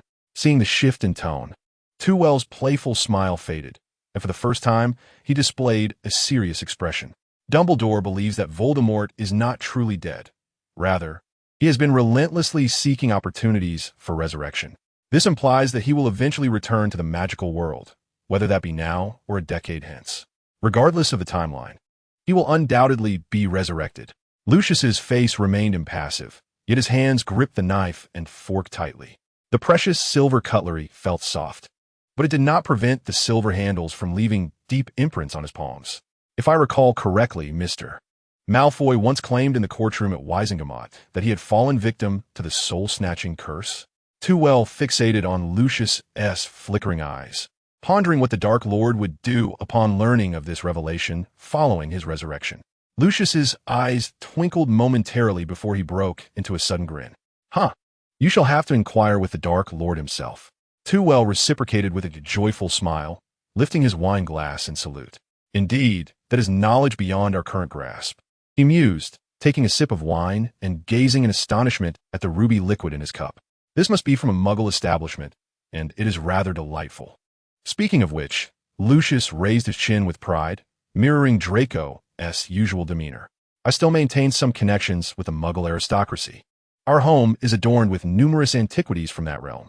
While they may not possess the enchantment of magical artifacts, I hear they hold significant value among Muggles. In truth, most of the non-magical items within this house were acquired from Muggle nobility, tracing back several centuries. A millennium ago, the ancestors of the Malfoy family arrived in England, amassing considerable wealth and power from the surrounding Muggles, including this magnificent estate. To accommodate the remnants of such grandeur, he had to dedicate an expansive room. Every item within this chamber is more precious than all the possessions of the Weasleys combined, he thought with a sense of self-satisfaction. Too well enviously set down his wine glass. Truly, you are a remarkable individual, Uncle Lucius. I have heard that the Malfoy family has amassed a mountain of wealth from Muggles centuries ago. Our family, however, is not so fortunate. Even the prospect of earning such riches eludes us now, as we find ourselves merely subsisting in the magical realm. Lucius's momentary pride faded, his expression darkening slightly. To merely subsist is the current plight of the Malfoy family. Initially, it was believed that the return of the Dark Lord would enable them to restore their familial fortune, yet before their glory could commence. Voldemort was vanquished by a mere infant. Not only did they fail to profit, but they also incurred substantial losses in their attempts to absolve themselves of guilt. The Malfoy family has diminished to a point where even the Ministry of Magic dares to conduct searches of their estate. 20 years ago, even the Minister of Magic would have shown him the utmost respect. Regrettably, the family's accumulated wealth now amounts to less than a third of what it once was, particularly the treasures from 3 centuries ago, which now consist solely of unsellable Muggle antiques. Unless we can once again derive profit from the Muggle world. As if peering into Lucius's soul, Too Well spoke enticingly. Lucius, startled, quickly scanned his mind, finding no traces of invasion. He regarded Too Well's expression, which mirrored his own, with suspicion and said, "The International Confederation of Wizards would not permit you to do so." Then let them grant permission. How could they possibly appear so suddenly before everyone? Dobby trembled, addressing his master. "Sir, the people from the Ministry of Magic have come again." "Damn it!" Lucius exclaimed, setting down his knife and fork in frustration. "Is it them again?" Narcissa inquired with a furrowed brow. "Who else could it be? This is the 3rd time this month they've come to search." Lucius took a few deep breaths, forcing a relaxed smile onto his face. "Show them in, Dobby." He then turned to Terwill. "I apologize for subjecting you to such a scene." "I understand," Terwill replied, reluctantly glancing at his plate as he followed the Malfoy family to the door. He had quite enjoyed the desserts Dobby had prepared. Before long, a group of individuals strode in briskly. At the forefront was a stout man, the current Minister for Magic, Cornelius Fudge. However, Terwill's attention was captivated by Cynthia, who stood behind him. After 6 months, Cynthia still wore that dark red trench coat. Yet the youthful innocence had long since faded. Her movements were sharp and decisive in her high heels. Among the group, she exuded a commanding presence, even more so than the aurors who were making exaggerated facial gestures behind her. Her gaze swept across the 4 standing at the door before she engaged in pleasantries with Fudge and Lucius.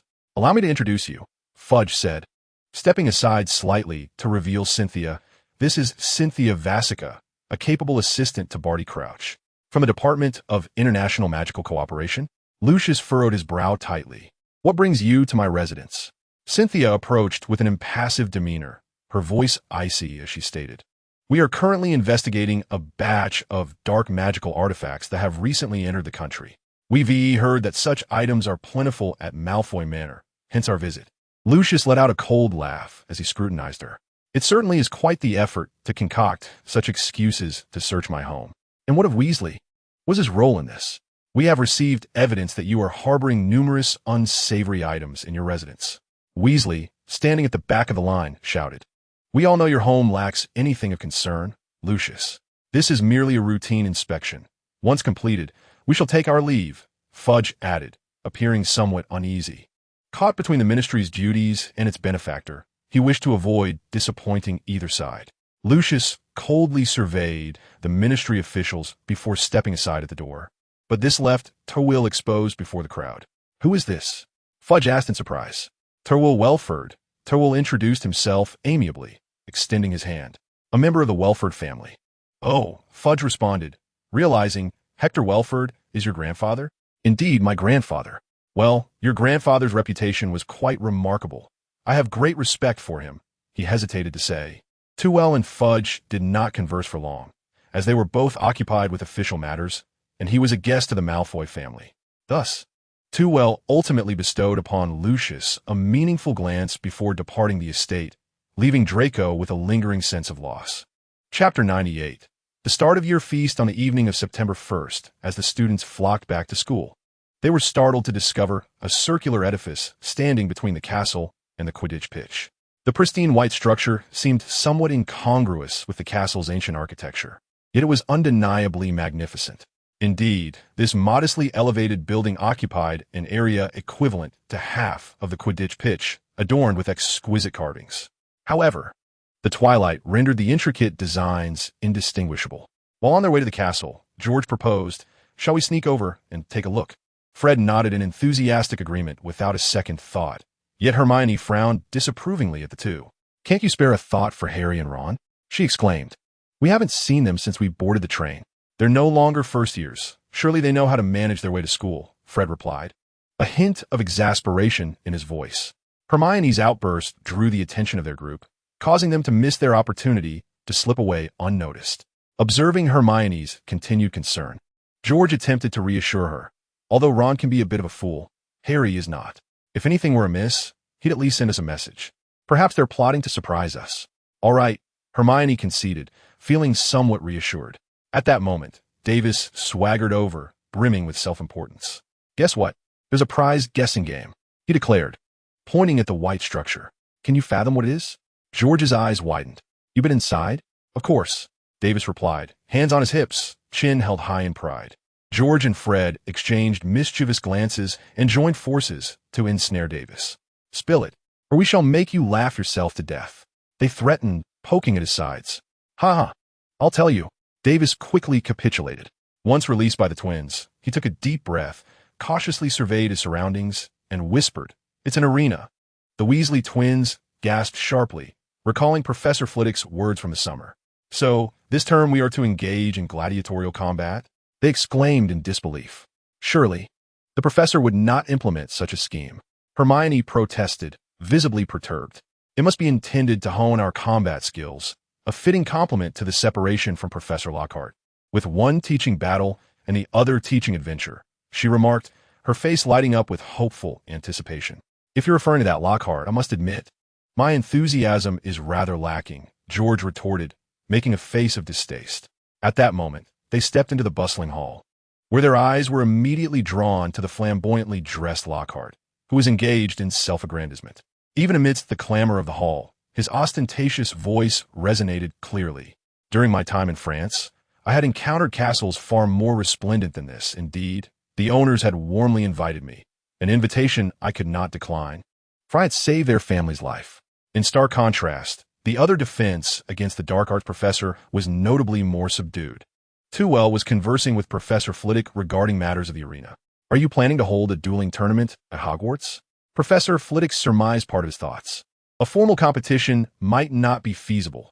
They could only utilize class time for the students to spar. Too harbored aspirations of hosting competitions monthly, akin to Durmstrang. Yet the sheer number of Hogwarts students rendered such an endeavor impractical. If they were to replicate it, it would not only overwhelm the professors but the students' schedules as well. I eagerly anticipate the students' progress. Flitwick suddenly glanced towards the center of the hall. Ah, the sorting ceremony has commenced. This year's newcomers followed Professor McGonagall, timid and reluctant to speak, which was typical of first years. Too observed this group of new little ones with great interest. However, Professor McGonagall was different. After the sorting, she hurried away, trailing behind the oddly expressioned Snape. Moments later, Dumbledore approached and led Too away from his spectating. Accompanying the sprightly elder, Too found himself in Snape's office for the first time. Harry and Ron stood in a corner near the fireplace, though it offered them little warmth, as Professor McGonagall was vociferously reprimanding them. Snape, with a sardonic smile, loomed in the shadows, clutching a newspaper that featured an ordinary car, extraordinary in that it was flying. Under McGonagall's inquiry, Harry and Ron hesitantly recounted the events at the platform. Then why didn't you have an owl deliver us a letter? McGonagall shot them an irritable glare.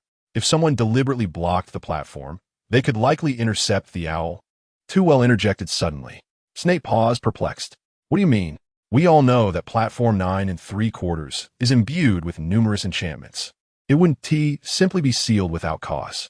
The only plausible explanation is that someone has done so intentionally, Too elucidated. Snape contemplated this possibility, his gaze turning cold. It could also be that they were lying deliberately, merely to flaunt that flying car and garner attention at school. Very much in line with their character, wouldn't you agree?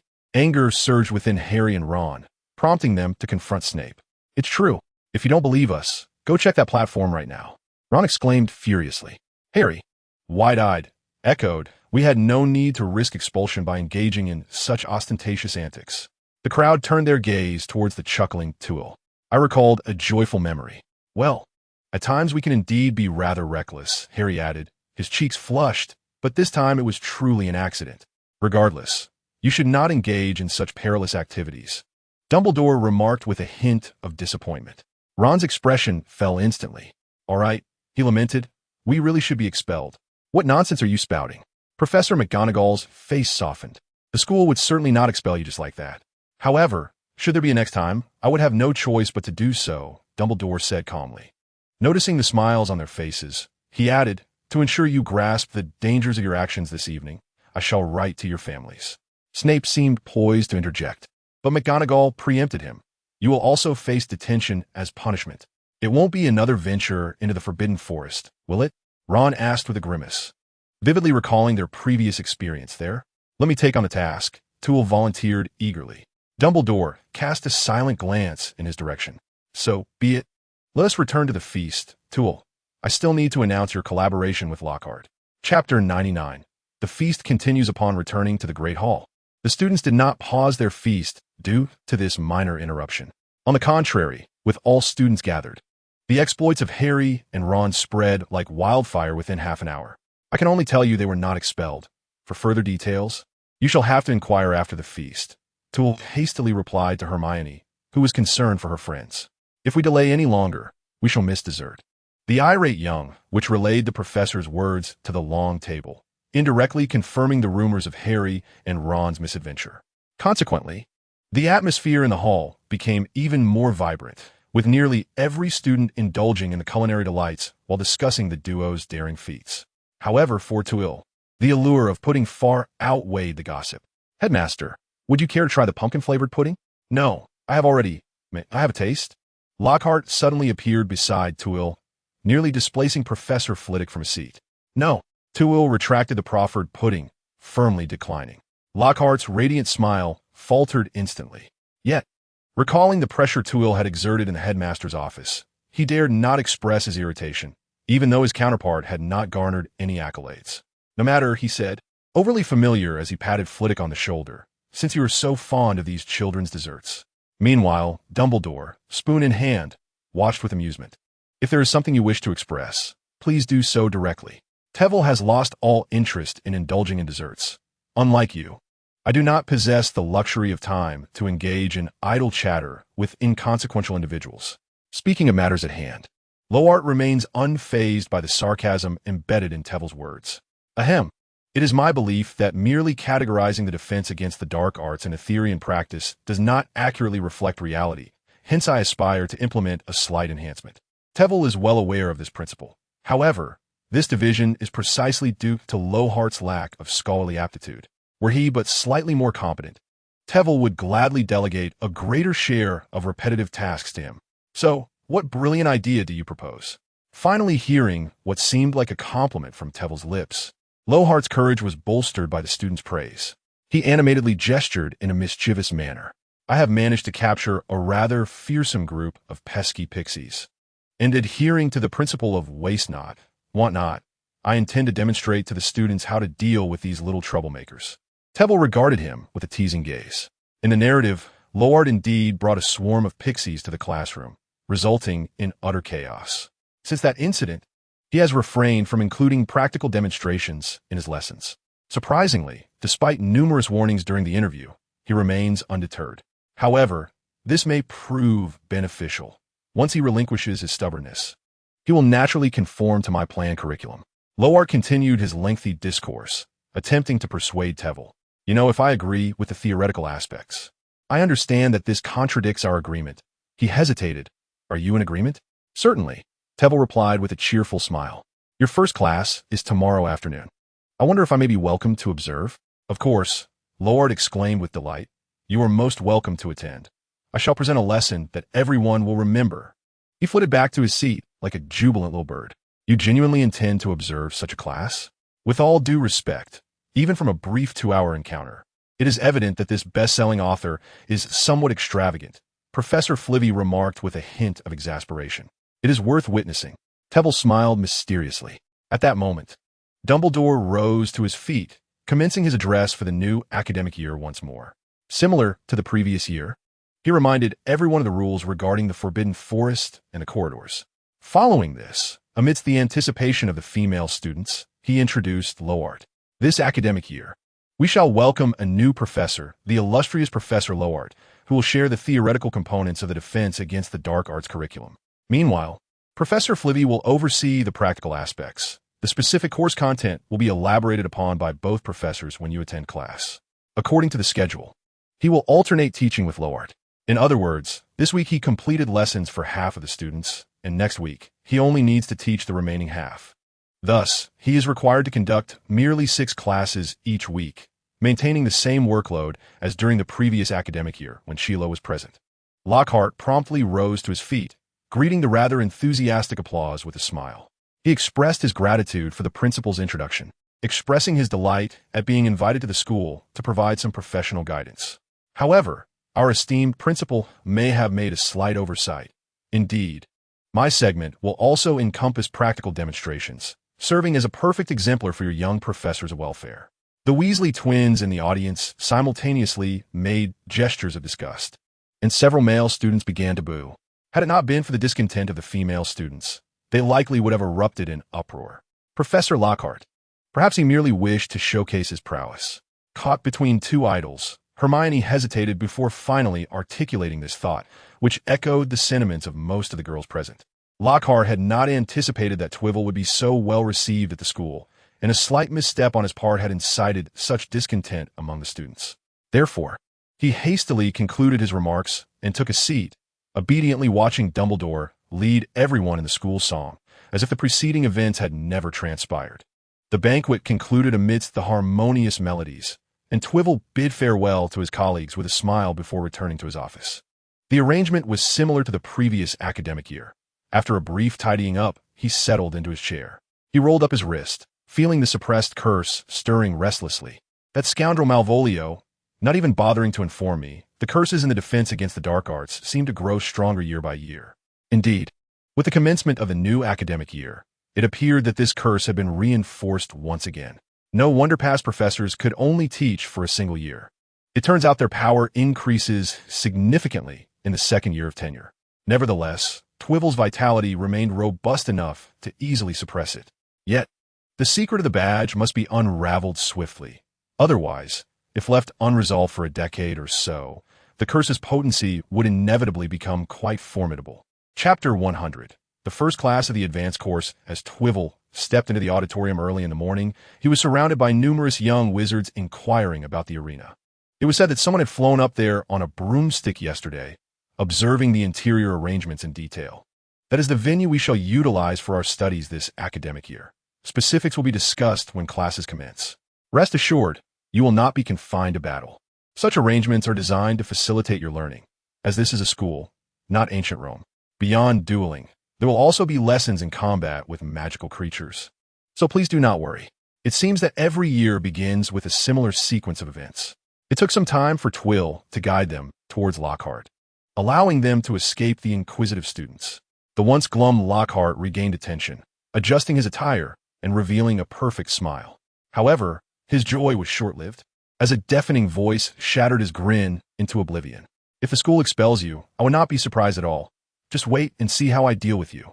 The voice of Mrs. Weasley emanated from a red envelope, resonating throughout the hall, causing the candles on the ceiling to tremble precariously. This was a howler, a letter whose writer's fury was vividly conveyed, culminating in its incineration into ashes. The eardrums of everyone in the hall quivered, compelling Twill to insert earplugs, allowing Ron and Harry to savor the reprimand in solitude. As the commotion subsided, laughter erupted among the students. With that trivial nuisance resolved, Twill could finally focus on his breakfast. Speaking of which, he had yet to visit the newly constructed arena. Nevertheless, the magical realm worked differently. Such structures could be erected in no time. Seizing the moment before classes commenced, Twill slipped away to the site. This was not quite a gladiatorial arena, more akin to a modest sports hall. The seating consisted of a single surrounding tier, enclosing a vast open area adorned with several humanoid statues and large stones. Protective enchantments were cast by Twill to safeguard the space from potential damage by students. Oh, it seemed the students lacked the prowess to harm this place. Only their opponents could achieve such feats. Having completed these arrangements, Twill contentedly made his way to the classroom, where the first batch of students awaited. Good morning. He swiftly took attendance and outlined the curriculum for the year. Firstly, I am delighted to see you all in the 6th grade advanced class. As you can see, your number has reached 60, surpassing any previous cohort. Twill beamed with pride. The students puffed out their chests, cheering joyfully. The classroom transformed into a sea of merriment. However, challenges soon arose. Indeed, our modest classroom cannot accommodate so many exceptional students. Thus, we shall spend most of our time in that new arena. Twill observed the students' growing excitement. Indeed, since you 6th graders will have more leisure time, our classes will correspondingly be more engaging. What about Professor Lockhart's classes? Inquired a boy named Charles Meag, raising his schedule, which indicated that the defense against the dark arts was divided into odd and even weeks.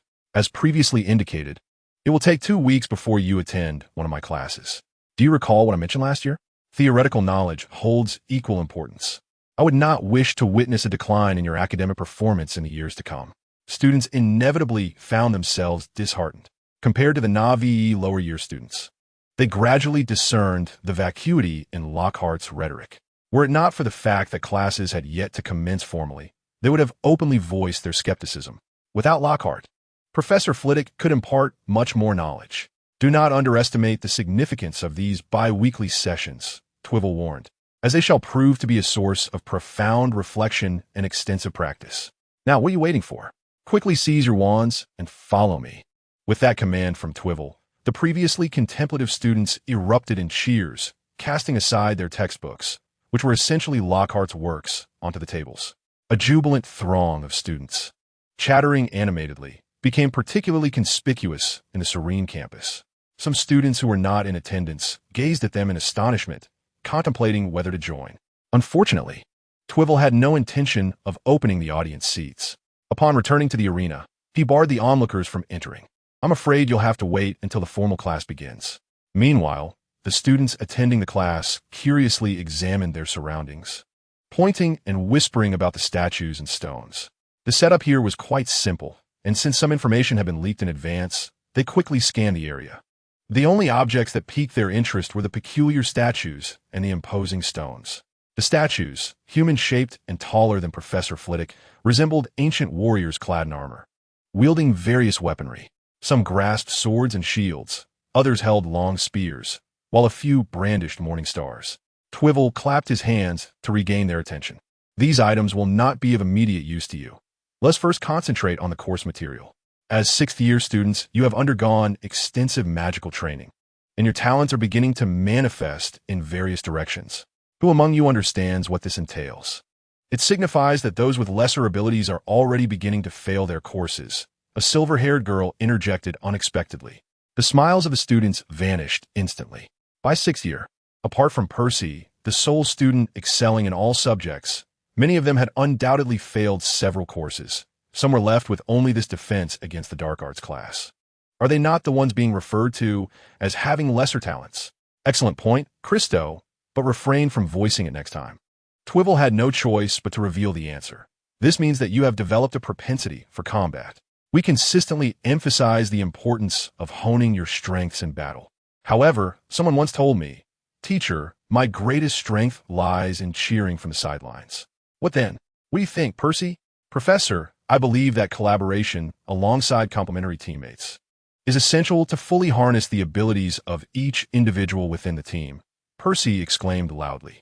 Indeed, I trust that during your one-on-one encounters with me, you have already experienced this deeply, Trevelyan replied with a sly grin. Apart from the first and second years, the other 5 grades have all benefited from his unique guidance, passively experiencing the essence of teamwork. However, they have only scratched the surface of collaborative skills, so this year, Trevelyan intends to focus on enhancing this aspect of their abilities. The ultimate aim, of course, is to prepare for future endeavors. Chapter 101. Division of Functions. The students were undoubtedly impressed by this. Their previously cherished strengths were thoroughly shattered by the professor, and their encounters in battle with him proved to be incredibly enriching.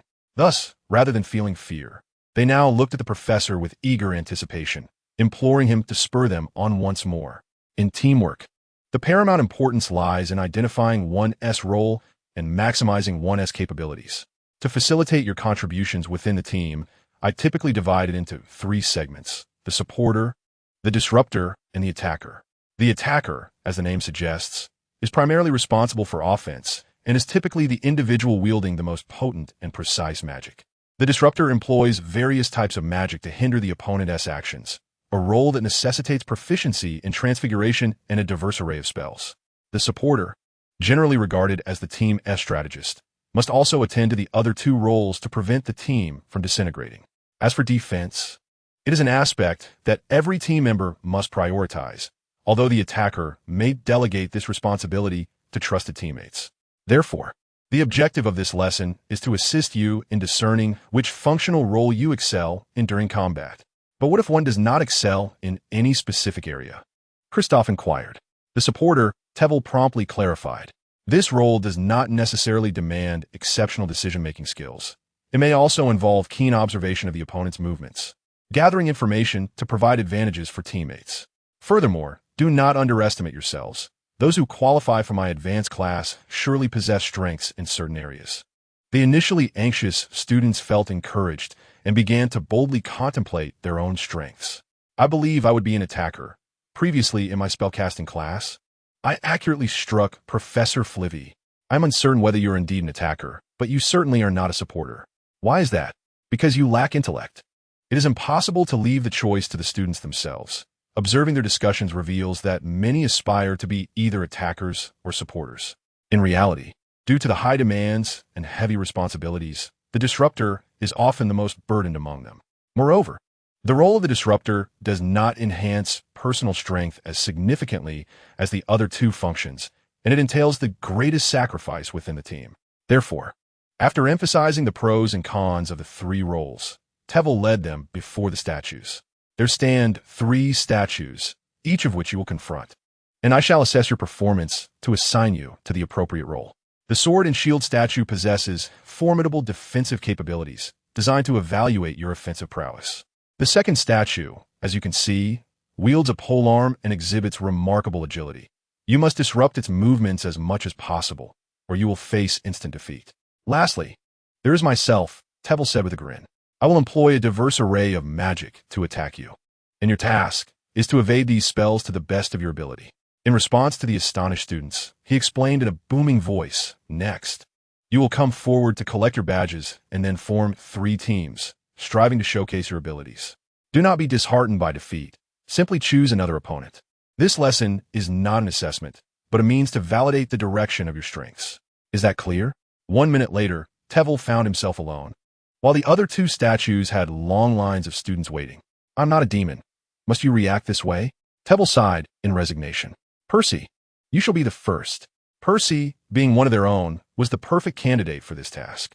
Stiffening, he walked towards Tevel, glancing back at his encouraging classmates.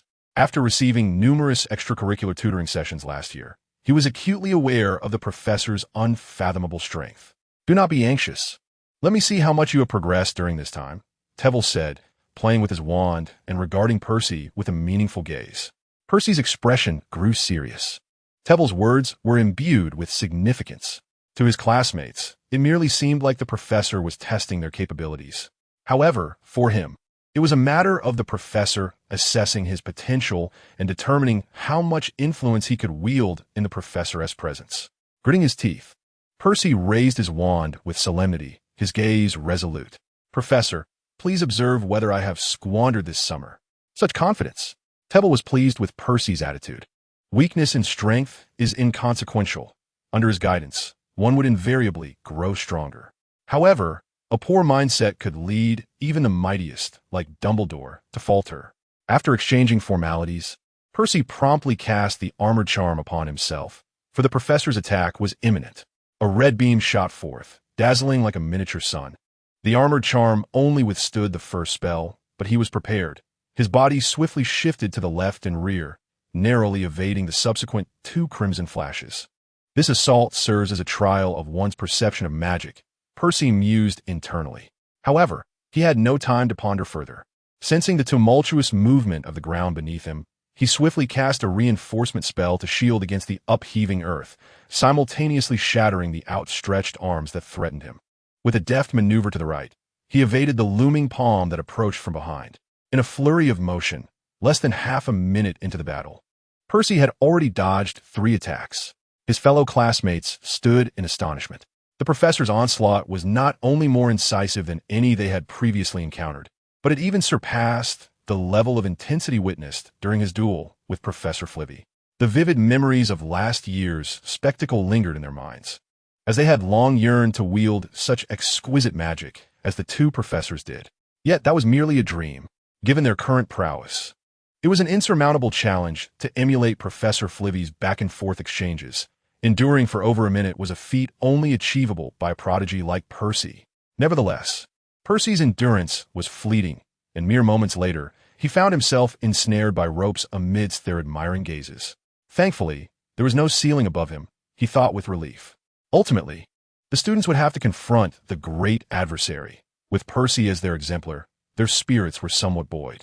As the class drew to a close, Professor Tuil finally summarized the performance of all the students. Do you see? I have distributed a form to each of you. Your ratings will be recorded upon it. You may choose a role from those with similar scores, but do not strain yourselves by selecting one that vastly differs.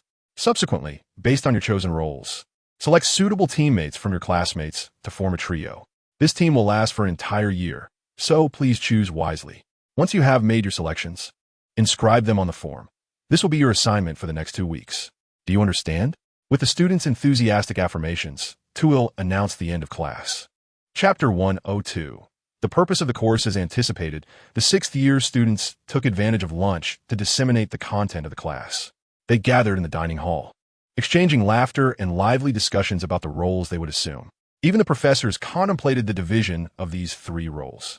If they were to encounter an adversary alone, would disparities in strength lead to their downfall? For instance, would the disruptor lack offensive capability? Professor Flivy was the first to pose a question to Tuil, while other faculty members discreetly observed him. The delineation of the 3 roles was merely a tendency. Once they honed their skills, they could acquire abilities from their teammates, achieving versatility while mastering a particular role to a proficient level. Tuil deliberately amplified his voice, ensuring not only the professors could hear him, but also the students in the front rows. After all, in the realm of magic, specialization should not lead to weaknesses in battle. Such vulnerabilities could be easily exploited by adversaries. He would never commit such a fundamental error. The children, upon graduation, may find it impossible to reunite. Does this method of teamwork still hold significance for them? With Flitwick's example in mind, Professor McGonagall posed her own query. The primary aim is to acclimate students to the concept of collaboration.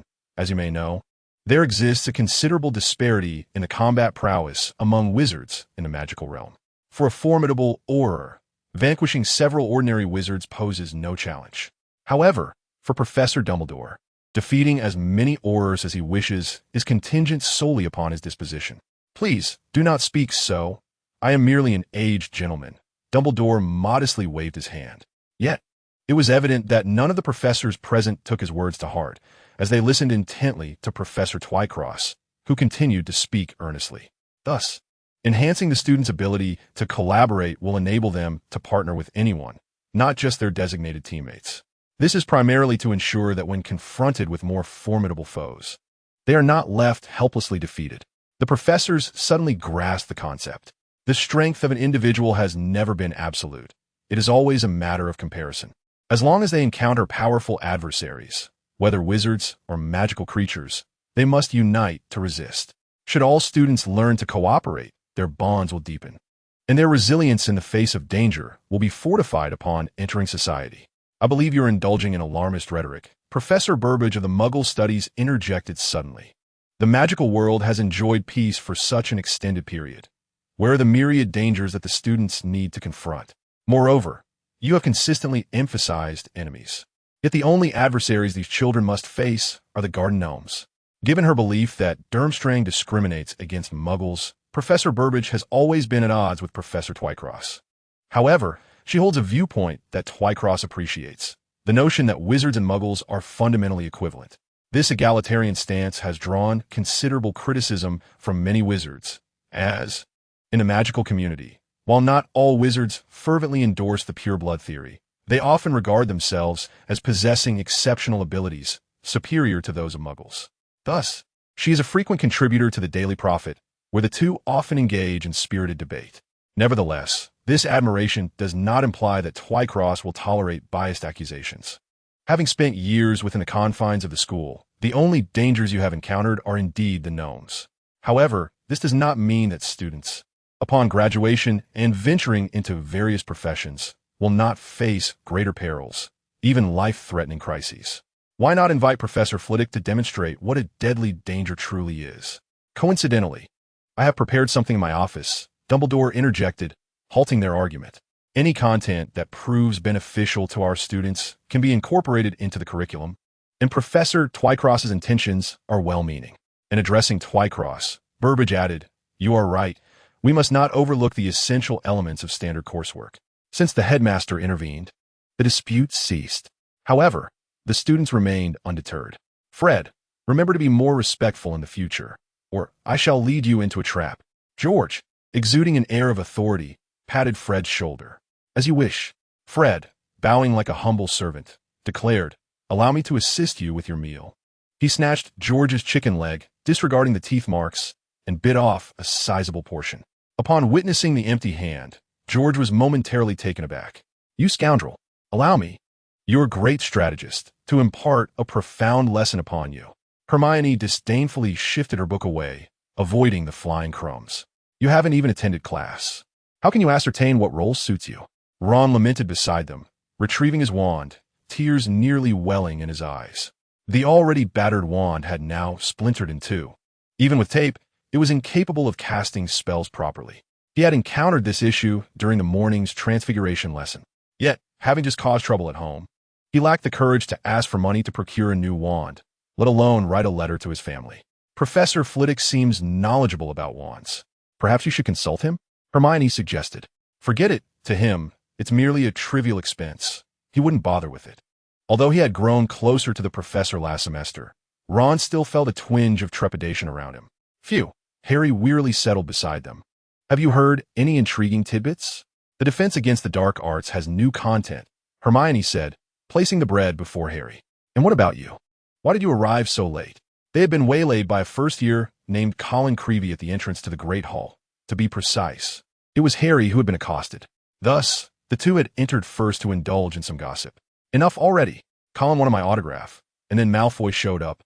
As if that weren't enough, Lockhart suddenly appeared, as if my autograph was a spell to summon him, and he dragged me into a photograph. Did you give him an autograph? I mean, Colin, Ron teased. Hermione closed her book, amusedly gazing at Harry. I did not, Harry exclaimed, filled with indignation. All right. Hermione glanced at the time. Whether or not you got an autograph, we must attend class. She excitedly placed the textbooks needed for class carefully into her bag, giving it a gentle pat. The trio proceeded towards the classroom. Ron observed the bouncing Hermione. Are you so eager for Lockhart's class? I was hoping Professor Flitwick would teach us. It's Professor Lockhart. Hermione huffed, puffing her cheeks. Though Professor Flitwick's class is also enjoyable, Lockhart is certainly worth looking forward to. There is no need to dwell on matters unnecessarily. Harry pointed to the back row of the classroom, indicating that as long as this lesson included both Lockhart and Professor Tewell, it would suffice. Tewell smiled and greeted them. Chapter 103. Taking over the class before Harry and his friends could respond, they were compelled to return to their seats as Lockhart entered the classroom. Flamboyantly dressed and strutting like a peacock. Good afternoon. He began with a well-rehearsed self-introduction, identical to the one he had delivered during his interview with Tewell, word for word. Tewell muttered to himself in resignation, wondering if Lockhart delivered this same monologue each time. Lockhart, oblivious to the murmurs, found Tewell with his gaze. Today's class will be rather special, he announced, pointing to Tewell seated at the back. As you can see, we have a distinguished guest, your Professor Tewell. He added, although I am the new professor, my experiences in adventure are undoubtedly more extensive. He raised an eyebrow in self-satisfaction, yet the students seemed unimpressed, turning instead to smile at Tewell. Now, Lockhart cleared his throat, redirecting the students' attention back to him. This lesson is of particular importance, and I hope you will take it seriously. With that, he distributed a stack of exam papers, doing so manually rather than magically, which seemed to reflect his preference for the traditional method.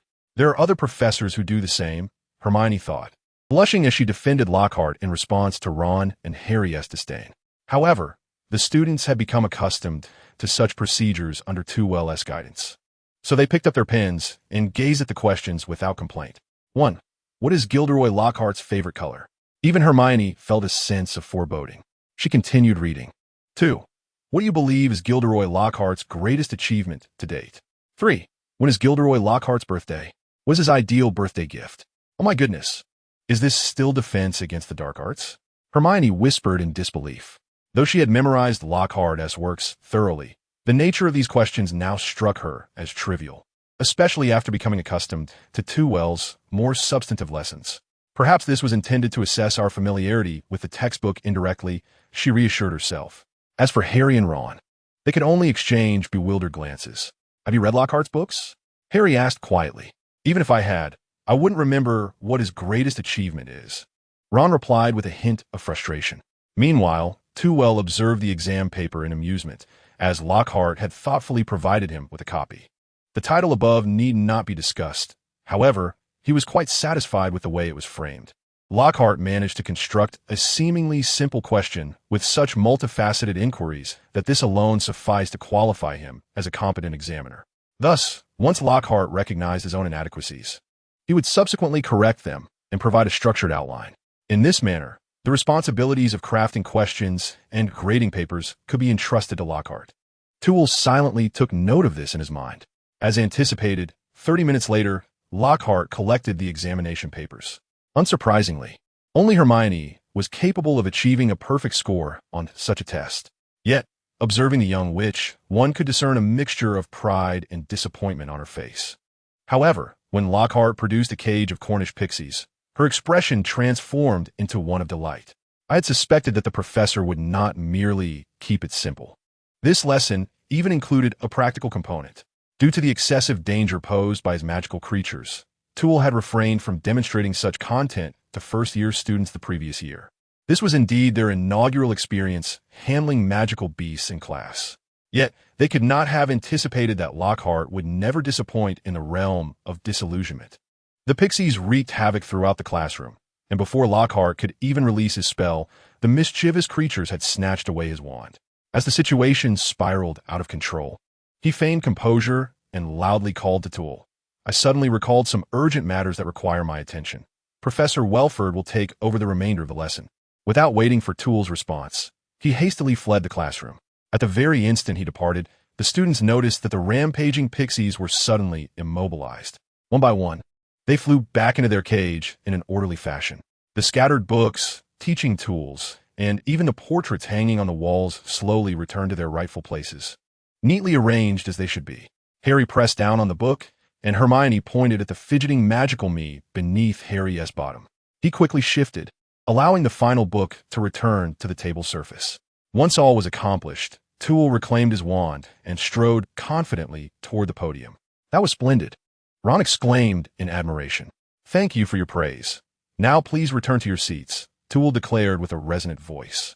The students complied promptly. I trust you're all aware of the 6th-year curriculum from this morning. But I must remind you that you do not yet possess the capability to engage in the same lessons. No sooner had he uttered these words than the students erupted in loud protests. Professor, we are quite capable, they clamored. This is unfair. We wish to learn how to battle. Even the typically obedient Hermione interjected, You haven't taught us much magic, so of course we lack the necessary skills. With a raised hand, Tevel quelled their grievances. I understand your dissatisfaction. He began, Thus this year, I shall impart as much magic as possible within our curriculum. If you dedicate yourselves to your studies, you shall undoubtedly experience a more intense and exhilarating syllabus in the forthcoming academic year. Observing the students' expressions returning to normal, even shifting towards anticipation, Tevel gestured towards the cage. Our lessons commence today, so who among you can elucidate the characteristics of these little elves? As expected, Hermione was the first to raise her hand. The elf is a notoriously mischievous creature.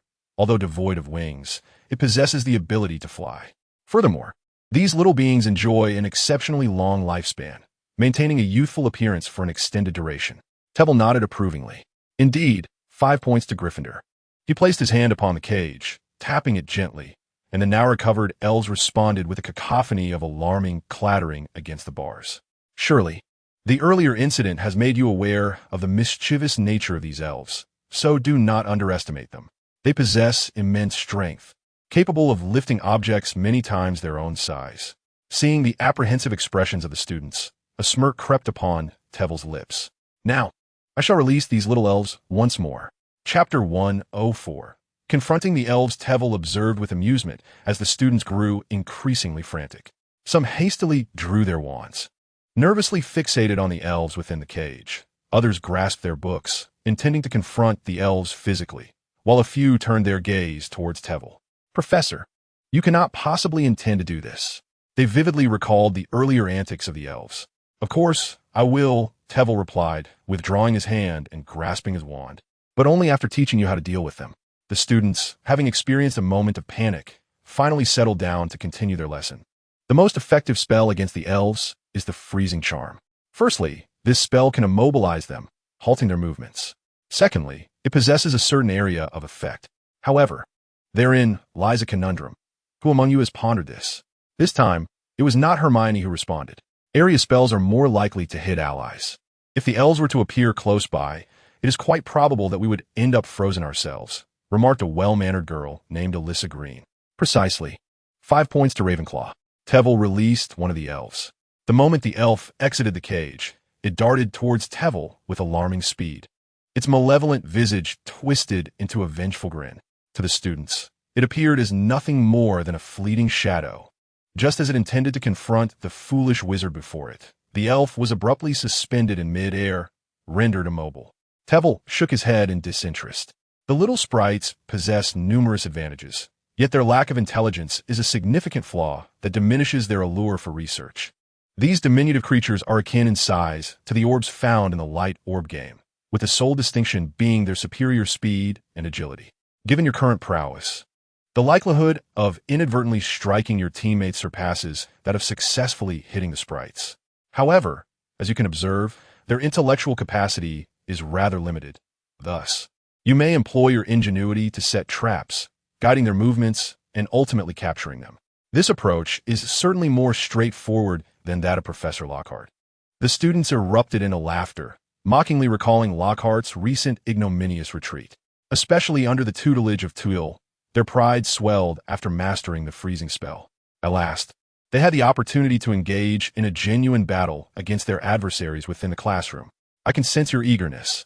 Grasp your wands tightly and prepare for combat. The cage was completely unlatched, and the sprites surged forth in an instant. Freeze them. The incantations were a cacophony of confusion, with some even mispronouncing the spells. Yet a fraction of the sprites were successfully immobilized. Unfortunately, the remaining 8 sprites managed to infiltrate the student crowd, wreaking havoc.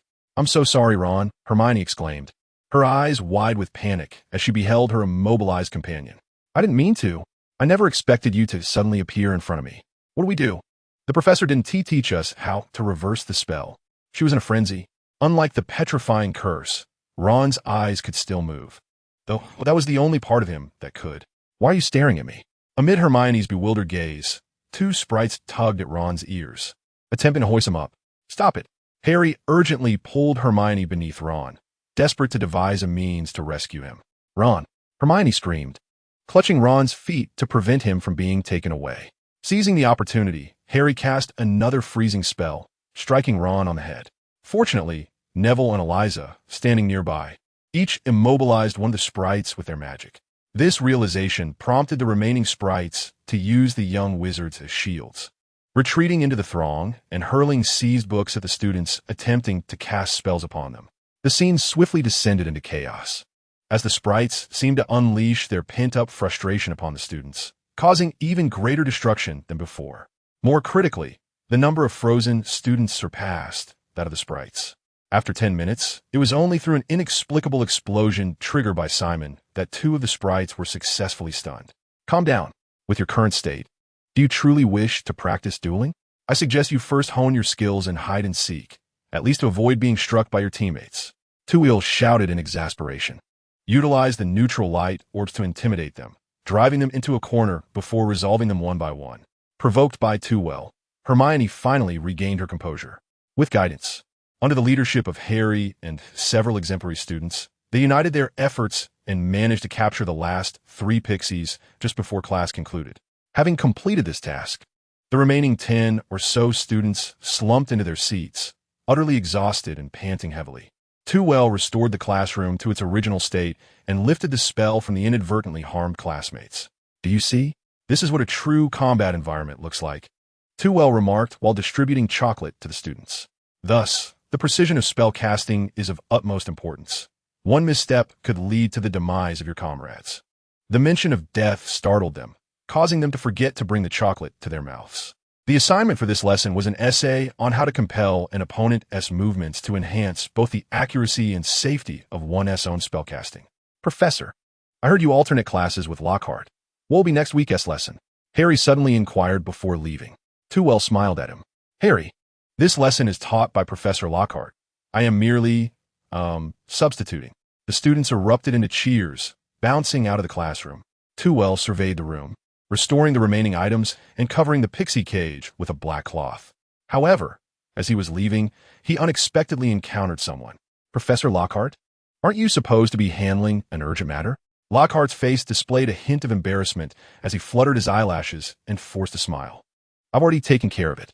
I came to thank you for, kindly substituting for me. I wonder if I need to make it up next week?" "It's only natural for colleagues to assist one another," Tuil replied with a friendly smile. "Next week's class will be conducted by me, but I do have a task I'd like your help with if you have the time." Lockhart's eyes brightened. "Of course. It's like this." Tuil produced a notebook. "Here are the key points I've summarized for the 7th grade. I'd like to create some quizzes, but I haven't fully completed the questions. I wonder if you could assist me?" "Absolutely," Lockhart exclaimed, eagerly snatching the notebook and flipping through its pages, growing more excited by the moment. "I'll need just a week to finish everything. I truly appreciate it. As you said, we are colleagues, and it's only right to help each other. I've always found your writing to be quite engaging." They exchanged compliments as they walked towards the hall, leaving the students along the way in a state of confusion. Why does Professor Flitwick's smile seem so sinister?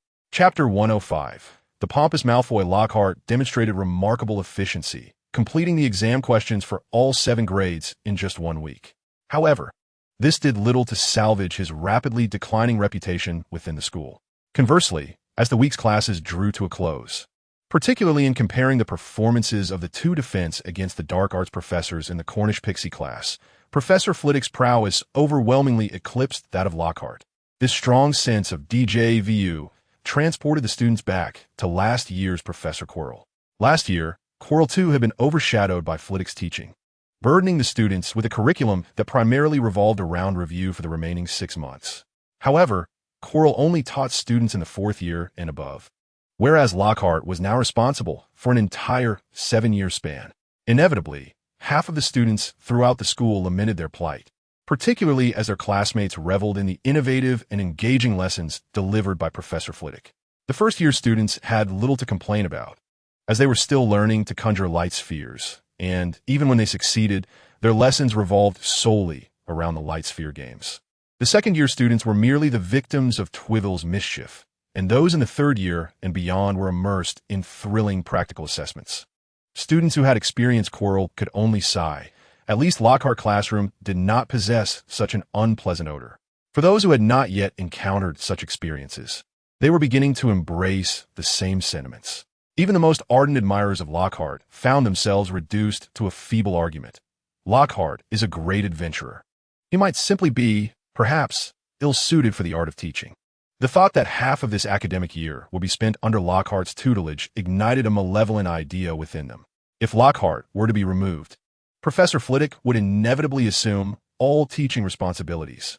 So, is this the reason you are hastily preparing the exam papers? Trevelyan inquired, taking the thick stack of papers from Lockhart's hands, perusing them as he spoke. Lockhart was immediately reminded of the students' ill-intentioned gazes and the whispers that accompanied his every appearance in the Great Hall. If you truly wish to rid yourselves of me, might I suggest you refrain from discussing it so loudly? He internally raged, though his expression softened slightly, as if Trevelyan's office provided him a sense of security. How could that be? They're merely a group of students yet to graduate. Am I truly to fear them? What ist? Ha. A reminder. Last year's Professor Quirrell had endured 2 accidental attacks. Lockhart's smile abruptly faltered. Is this course truly so sinister? That depends on you. Trevelyan sighed, placing the exam papers upon the desk. The questions were well-crafted, yet please refrain from mentioning your name in half of them, while subtly hinting at it in the remaining ones. Excluding this factor, Lockhart's questions were indeed commendable. While they lacked depth, they certainly possessed breadth. Was he perhaps hoping to rebound with this? Lockhart chuckled awkwardly, reclaiming the papers. Since I authored this set of questions, is it acceptable for my name to be placed at the forefront as the examiner? In the span of merely a week, he became acutely aware of the immense popularity that Trevelyan enjoyed within the school. Despite being a newly appointed professor for only a year, Trevelyan commanded a stature that rivaled that of seasoned professors like McGonagall and Snape. Consequently, he devised a subtle scheme to place his own name ahead of Trevelyan's, thereby elevating his own standing. This veiled attempt at undermining others was a tactic he had mastered even before embarking on his writing career. Trevelyan, amused, shrugged it off, stating that as long as his requirements were met, he was indifferent to the omission of his name. However, such an arrangement was utterly unacceptable. Lockhart's vehement reaction startled Trevelyan. Blinking in confusion, he acquiesced, saying, "Well, if that's your wish." Lockhart, with a look of exasperation, earnestly informed Trevelyan, "This is your labor's fruit. It cannot be dismissed so casually. I not only intend to include your name, but I shall ensure it is prominently displayed." With that, he hurriedly exited, leaving no room for Trevelyan to reconsider. Perplexed, Trevelyan murmured to himself before closing the door that Lockhart had forgotten to shut, taking the extra step to lock it securely. Returning to his seat, he glanced at the time and retrieved a badge from his drawer. It was identical to the one he had gifted to Cynthia the previous Christmas. In fact, the 2 badges formed a matching pair. They possessed a dual mirror function, allowing their respective owners to converse at any given moment. When the time arrived, Cynthia's cautious voice emanated from within. "Trevelyan, are you available now? Please, apart from Dumbledore and Grindelwald, there is no one in the magical realm who could render him unavailable." A cheeky voice accompanied her. Through the badge, Trevelyan could easily envision Malfoy's nonchalant demeanor. After a brief pause, Cynthia's voice chimed in once more. "I apologize. He seems to be having some issues lately. Is he perhaps quite pleased with his position as an Auror?" Trevelyan inquired, amusement evident in his tone. "Absolutely. He is exceedingly satisfied. Each day at the office consists of poring over wanted lists and gallivanting around with his team of investigators. He has spent more time at the ministry than he ever did in Nocturne Alley. Tuel's expression grew peculiar. He had imagined Malfoy leveraging his accomplishments to gain control over the Auror office or even the Department of Magical Law Enforcement. However, he held no grand illusions, viewing it more as a means of support for Cynthia within the ministry. After all, Malfoy's essence was intrinsically tied to Voldemort, and his control over him was not easily wielded. Yet, had he truly developed a penchant for combating dark wizards? Wait, couldn't he possibly be resorting to indiscriminate killings? Could he? At first, he indeed did, Cynthia's side. For several consecutive days, all the suspects in the cases he was handling met untimely ends. Even the dim-witted could discern that something was amiss. Thus, Kingsley promptly initiated an internal investigation against him. Had it not been for the absence of any traces on the wand and the testimony of his subordinate reconnaissance team, he would have faced dismissal. Fortunately, he later recognized the issue, adopting, shall we say, a more tempered approach, albeit still somewhat lacking in finesse. This, however, sparked considerable controversy. Yet, following a speech in his office where he portrayed himself as a benevolent force bearing burdens while the nefarious acted with impunity, he garnered significant approval from several Aurors, particularly the members of the reconnaissance team, who were utterly devoted to him. How could they not be? Malvolio's voice echoed once more, suggesting that by following him, one could reap the rewards without bearing the risks, an obvious choice for anyone. Would you care to claim another share of the accolades? Tevel tempted him. Oh, Malvolio, now captivated by the game of pretense, perked up his ears attentively. The two then began to converse through their badges in hushed tones. 5 minutes later, dissatisfaction crept in. This is rather dull. There's not even a capable fighter among us. Let your reputation soar first, and then the more perilous cases will naturally fall to your charge. Tevel coaxed him like one would a child, and after some persuasion, he reluctantly agreed. Chapter 106. The three in confinement once their deliberation concluded. Cynthia eagerly pushed past Malvolio to reclaim the badge. What about me? I have successfully earned Barty Crouch's trust and now serve not only as his assistant, but also hold a position in the International Magical Law Office. Her exhilarated voice emanated from the badge. It was no wonder she was so animated, as a newcomer with less than a year's tenure. Achieving such a standing within the Ministry of Magic surpassed the accomplishments of most. Particularly as a graduate of Durmstrang, she had invested considerable effort to dispel the biases of her colleagues. However, the limitations of her authority were evident, confined solely to the Department of International Magical Cooperation. What recent developments surround Lucius Malfoy, especially regarding his dealings with Fudge? I understand. Cynthia briefly paused before switching to a more professional demeanor. Malfoy has complained to Fudge several times regarding the searches, but he has not pursued the matter excessively, as the searches yielded no adverse outcomes. However, he has attempted to contact your parents through magical channels, and his communications with other pure-blood families have increased somewhat. It seems the crocodile has taken the bait. Tevel thought with satisfaction. After a moment of contemplation, he instructed Cynthia focus primarily on his movements concerning Fudge, particularly those related to Hogwarts. They conversed further about matters within ministry, and as noon approached, Cynthia reluctantly concluded the call under Malvolio's teasing remarks. Tevel, however, continued to probe the badge. Lost in a reverie. Before the Muggles had invented telegraphic communication methods, the Wizarding World's two-way mirror was akin to a miraculous device. However, after Muggles had acquired mobile phones, the number of alchemists proficient in the art of the two-way mirror began to dwindle. After a moment of reflection in his office, he calmly made his way to the hall. Such dilemmas have always plagued the magical realm, which is precisely why he was called upon to resolve them, was it not? Nevertheless, he now faced a more pressing task. At the entrance of the hall, Professor McGonagall intercepted him. Too well. I must remind you that Potter and Weasley-esque detention should be administered promptly, especially Potter, lest it interfere with his Quidditch practice. Too well paused. I recall that he is scheduled for practice this weekend. Must I keep him in detention after his training? Professor McGonagall, with a look of exasperation, discreetly grimaced, a sight Too-well had never before encountered on her face. Not today, as one of the houses has used a particular excuse to cut in line. She informed Too-well of the events that transpired that morning on the Quidditch pitch. It turned out that the training grounds originally belonging to Gryffindor had been commandeered by Snape under the pretense of training new players, leading to a conflict between the two house teams. Too well nodded in understanding. It was indeed a matter concerning Quidditch. No wonder Professor McGonagall was irate. Then I shall detain them tonight. By the way, inform Malfoy to join us as well. Malfoy? Indeed, he too must face consequences. Too well nodded with a smile, his tone leaving no room for dissent. Moreover, Professor McGonagall would be more than pleased to see Malfoy punished and would not oppose Too-Well's decision. Thus, that evening, Harry and Ron were taken aback to find Malfoy loitering outside the office. At that moment, Malfoy appeared dejected, shoulders slumped, devoid of the spirit to mock Ron, who was still sniffling. Having uttered the term mudblood on the Quidditch pitch, he had narrowly escaped a thrashing from the Gryffindor crowd. When encountering Headmaster Snape in the hall, he was subjected to a menacing glare, leaving him too terrified to eat for the entire day. Now, feeling faint from hunger, he was about to be punished by Professor Flitwick. Regret consumed Malfoy. He wished he could take back those 3 words he had uttered to that girl. Huh. So what if you bought 7 Firebolt 2001s? I knew the professor would not let you off easily, Ron remarked, his complexion somewhat pale.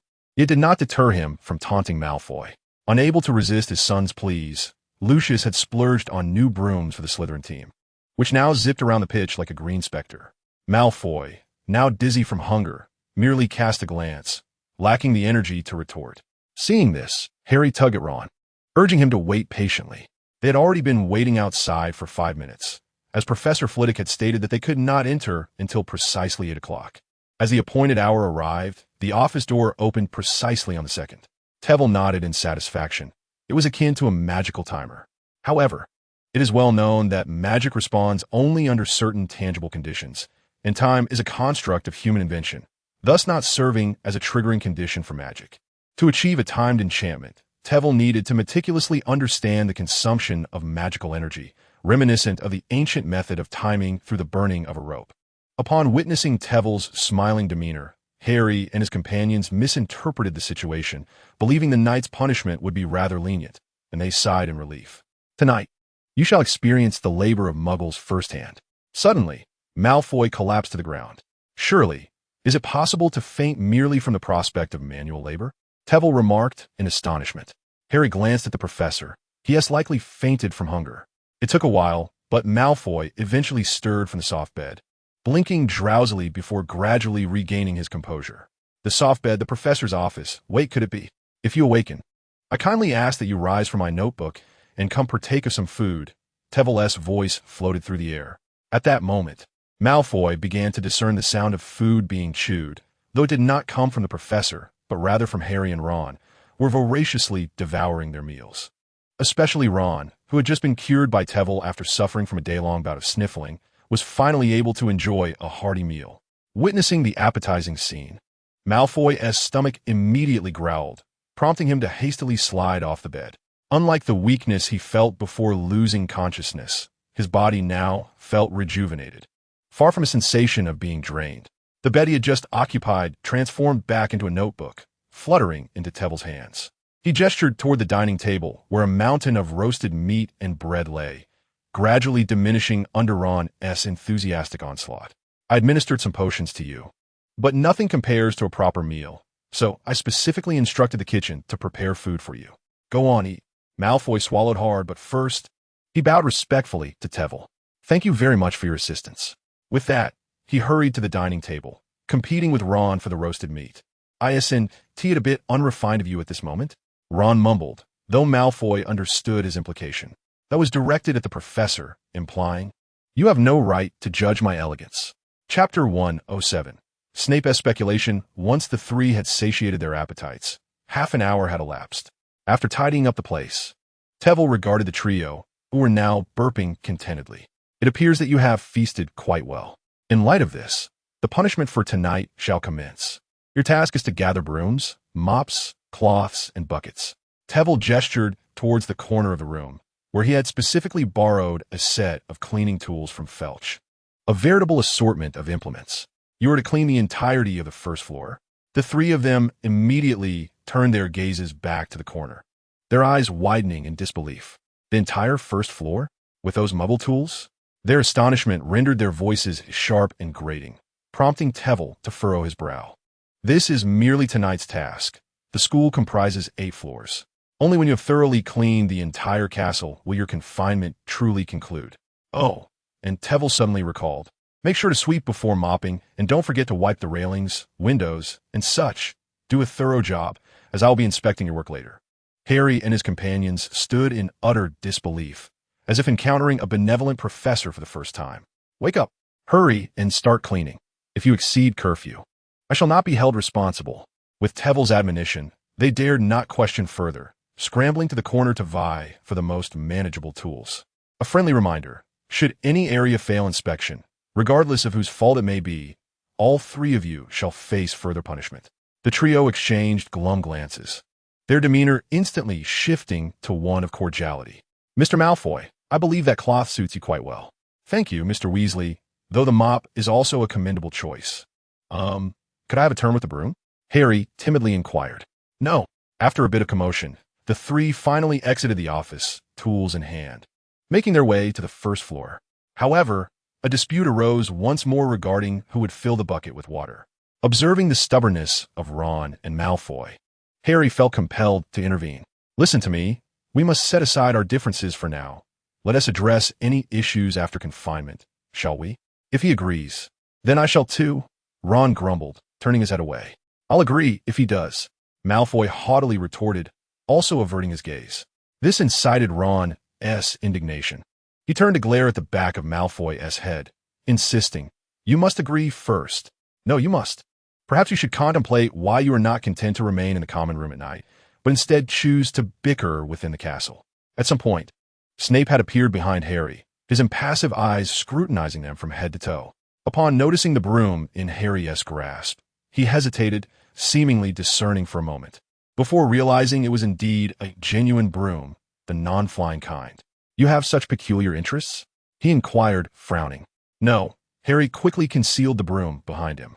Professor Flitwick's detention required us to clean the first floor, which is why we appeared here with these items. Ron and Malfoy, sensing the gravity of the situation, nodded vigorously. Snape narrowed his eyes, his stern gaze sweeping over the expressions of the 3. Just as Harry and his companions felt the atmosphere thicken with tension, Snape slowly spoke. But Flitwick did not permit you to cause such a ruckus, did he? Headmaster, Malfoy hesitated to step forward, but his words were abruptly interrupted by Snape's indifferent stare. 10 points will be deducted from both Gryffindor and Slytherin. But there are 2 of us, Malfoy protested indignantly. Snape turned to leave, delivering a final remark. That means you alone are worth 2. Malfoy, under normal circumstances, would have leaped for joy, but now, snicker. Harry and Ron could not contain their laughter, doubling over with their hands over their mouths, their eyes sparkling with mischief. You 2 rascals dare to mock me. Meanwhile, in his office, Twycross examined the Marauder's map, studying the figure depicted upon it. Thanks to the assistance of the Weasley twins, the map had greatly improved over just a year, correcting numerous inaccuracies through their hands-on exploration. Knock, knock, knock. Come in. Twycross set down the parchment he was holding, surprised to see his visitor at the door. Do I need to personally greet you, Professor Snape? Snape entered with a stoic expression, his indifferent gaze sweeping the room's arrangement into his memory. Aside from books, there were more books. He quickly discerned several tomes on dark magic, or those subtly alluding to it. He was intimately familiar with these texts, having once immersed himself in their pages. Yet, they felt somewhat foreign now. It had been a long time since he had engaged with such material. Speaking of which, this is your first time here, isn't it? How does it compare to your office? Is it not a bit sunnier and healthier? Twycross mischievously gestured toward the bookshelf behind him. No matter how sinister the books, they were far more appealing than the specimens in Snape's classroom. Indeed, it is rather healthy, Snape replied with a rare smile, albeit a cold one. If only their owner were as upright. Twycross raised an eyebrow, his gaze landing on Snape. The expression on Snape's face was peculiar. Beneath the veneer of indifference lay a hint of mockery, coupled with a trace of wariness. In any case, I must appear more forthright than Professor Snape, wouldn't you agree? At least in Dumbledore's eyes, my secrets are far fewer than yours. Snape moved to the bookshelf behind Twycross, his fingers gliding from left to right along the spines of the volumes. Having perused all the books above, I can ascertain from this singular clue that your mastery of the dark arts far surpasses my own. As the professor of defense against the dark arts, it is imperative for me to comprehend dark magic in order to instruct my students on how to defend themselves. Tewell nonchalantly spread his hands. Snape's indifferent smile took on a hint of pride, his fingers gracefully resting on the bookshelf, specifically upon one particular tome. He slowly extracted the book, leaving me astonished. How was I unaware that a professor of defense against the dark arts would also peruse Muggle literature? Upon glimpsing the title, Tewell raised an eyebrow. It was a work entitled Sapiens, a brief history of humankind, which he utilized to grasp history and the pace of human development. Such volumes were plentiful, and he occasionally revisited them. After all, he was a traveler from another world, not a historian. Thus, perusing these texts was profoundly significant for substantiating his ideals. Noticing Tewell's silence, Snape's smile faded. Perhaps, as a scion of a pure-blood family, you merely hold an affinity for Muggles. Or perhaps, this prodigy in dark magic is endeavoring to comprehend Muggles to fulfill some ulterior motive of your own? Chapter 108. The Unheard Voices. To be candid, since our first encounter last year, Tewell had largely deciphered Snape's intentions. Thus, he had not deemed the professor worthy of much concern. However, he was taken aback to discover that Snape had nearly unveiled his secret merely through a single book, one that he could not allow Dumbledore to learn. One could only commend Snape. It seemed he had indeed underestimated him. Tewell silently resolved to elevate Snape's significance in his mind while maintaining a facade of indifference.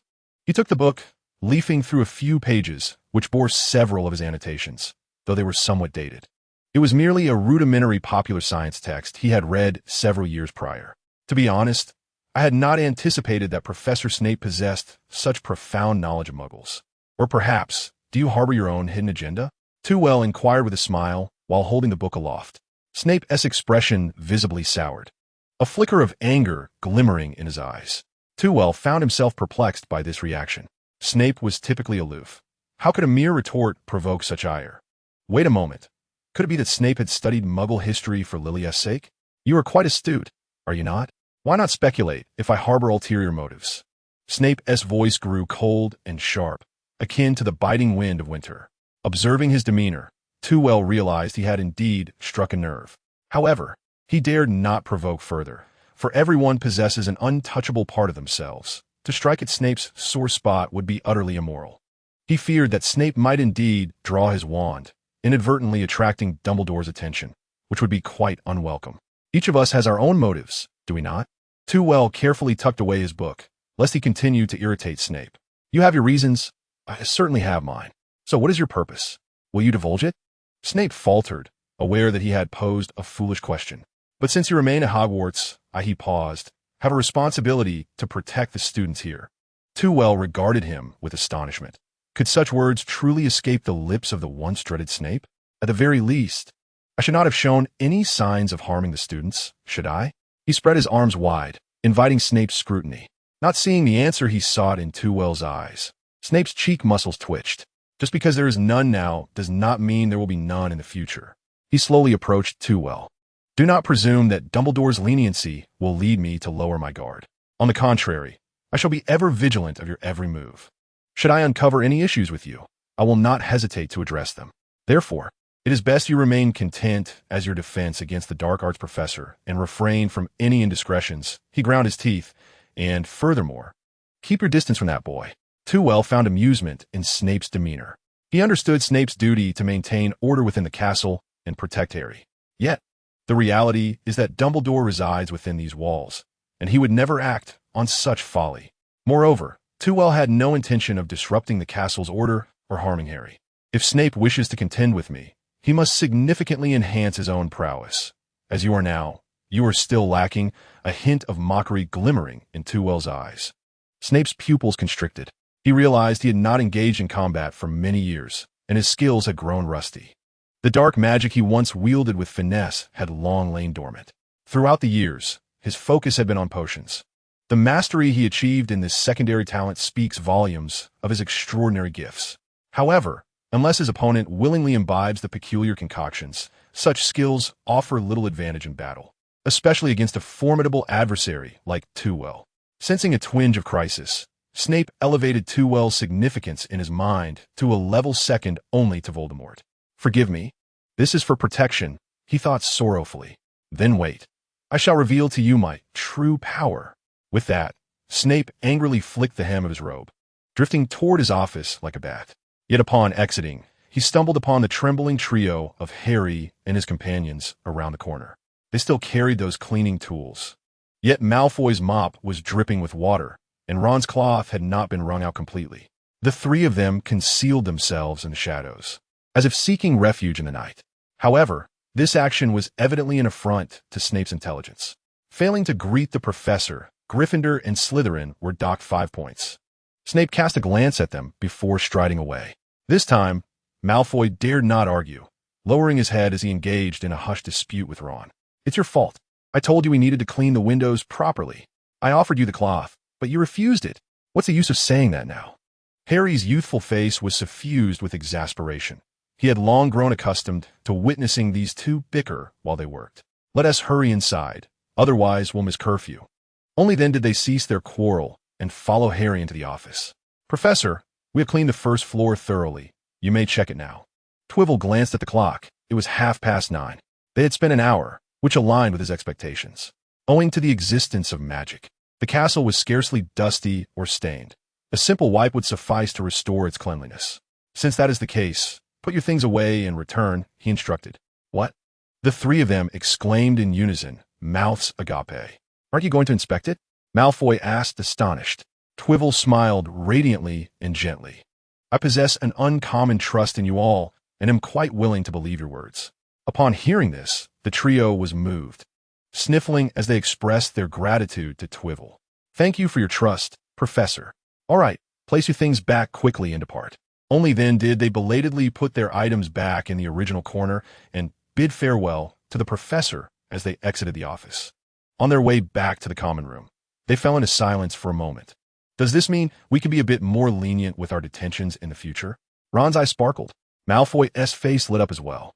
But upon realizing it was the suggestion of his rival, he immediately furrowed his brows. Isn't that betraying the professor's trust? How can you think like that? It's just a little leniency. Not that we want tea clean at all. Enough bickering, Harry suddenly shouted, startling Ron and Malfoy, who stopped and looked at him. Didn't you hear that? There's a very cold, malicious voice. Harry directed his gaze towards the source of the sound, which turned out to be a wall. What? Where's the voice? Ron scratched his head in confusion. It came from this wall. Harry pointed to the seemingly ordinary wall nearby, which, illuminated by the torchlight, appeared rather eerie. But I didn't hear any voice. Malfoy stammered, his teeth chattering in fear. How could that be? There is definitely something. Harry raised his voice in anger, uttering threats of tearing apart and killing. Even Ron trembled in fear. Such words surely could not be spoken by anything normal, could they? Are you foolish enough to consider a talking wall as something ordinary? Malfoy angrily pointed at the wall. My father once said that anything capable of speech but devoid of a visible brain should be kept at a distance. Coincidentally, my father has expressed similar sentiments. Ron chimed in with surprise. Then let us flee at once, Malfoy shouted. Observing the two of them hastily running away in panic, Harry scratched his head in confusion. Did the source of the sound seem to be moving towards them? Chapter 109. Ginny's anomaly after running for a while. Ron and Malfoy were astonished to discover that Harry had not kept up. Oh no, has Harry been captured by some monster? Ron clutched his terrified face with both hands. Should we continue running? Malfoy questioned uncertainly. No, I must go rescue him. Perhaps he is waiting for you to return. Twyver said resignedly as he emerged from the shadows. If he hadn't inadvertently noticed the three of them failing to return to the common room while checking the Marauder's map, they might have already encountered the basilisk. Indeed, from Harry's words, he immediately recognized that the unseen voice was that of the basilisk. This creature was kept in the Chamber of Secrets by Salazar Slytherin, accessible only to his heir, who could unleash the serpent. To be honest, hearing Harry's cries had sent chills down his spine. He had not anticipated the chamber would open so soon. He had thought the basilisk would not attack until Halloween. In the film, it is Halloween, but in the original text, it is the Saturday night of the first week of school when Harry first hears the serpent's voice. Thus, he hurried to this location to prevent harm to the students. Professor, upon seeing Twyver, Both boys sighed in relief, just as Harry jogged over. "What is it, Professor?" "There are less than 20 minutes until curfew. If you delay any longer, I shall have to impose detention upon you," Twyver kindly warned. However, Harry wished to speak, only to be pulled away by Ron and Malfoy. Once they were a distance away, Harry broke free from their grasp. "Why did you not allow me to inform the professor? What if that voice harmed him?" Malfoy glanced around and whispered, "Potter, even in the magical world, hearing voices that others cannot is not a good sign." This time Ron refrained from arguing. Although it was Malfoy who said it, "I must agree for once. This is not a normal occurrence, and speaking of it would not benefit you. What if the professor were to encounter danger?" Harry anxiously looked at the two of them. "For heaven's sake, consider the professor's consistent behavior. With his strength, does it make a difference whether we warn him or not?" Malfoy retorted irritably. Ron tugged at Harry's robes. "We should hasten back to the common room. The professor's prowess is formidable. Neither we students nor the professor himself shall face any peril." Reluctantly, Harry acquiesced and followed him away, leaving behind the hollow corridor shimmering under the flickering torchlight, as well as Twyver. After a moment, his form gradually materialized from the air. Observing Harry and the others retreating, he glanced at the parchment in his hand. Fortunately, Ginny was in his class that week, allowing him to seamlessly distribute the badges to the first-year students. Moreover, Ginny consistently wore her badge. In summary, he spotted Ginny on the parchment, slowly making her way toward him. Drawing his wand, he cast a disillusionment charm upon himself once more, lowering his hands and gently closing his eyes. Beneath his seemingly tranquil exterior, a tumultuous surge of magic brewed, replacing his perceptions.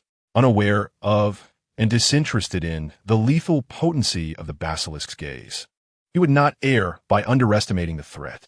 To him, the basilisk's eyes and venom were the only two sources of harm, as long as he evaded them. The creature was no different from a toy snake in his hands. 3 minutes later, the sound of Ginny's footsteps echoed precisely on cue. However, unexpectedly, he sensed no presence of the basilisk. The entirety of the area, including the walls, floor, and ceiling, revealed no trace of the creature. Had it merely strolled about and returned to slumber? Twyver released a breath of relief. He was indeed unprepared to confront the basilisk. He needed it to follow the narrative until his objective was fulfilled. Opening his eyes, he beheld Ginny wandering in a daze, her eyes vacant, her body seemingly devoid of strength except for the diary clutched in her hand. She resembled a living corpse.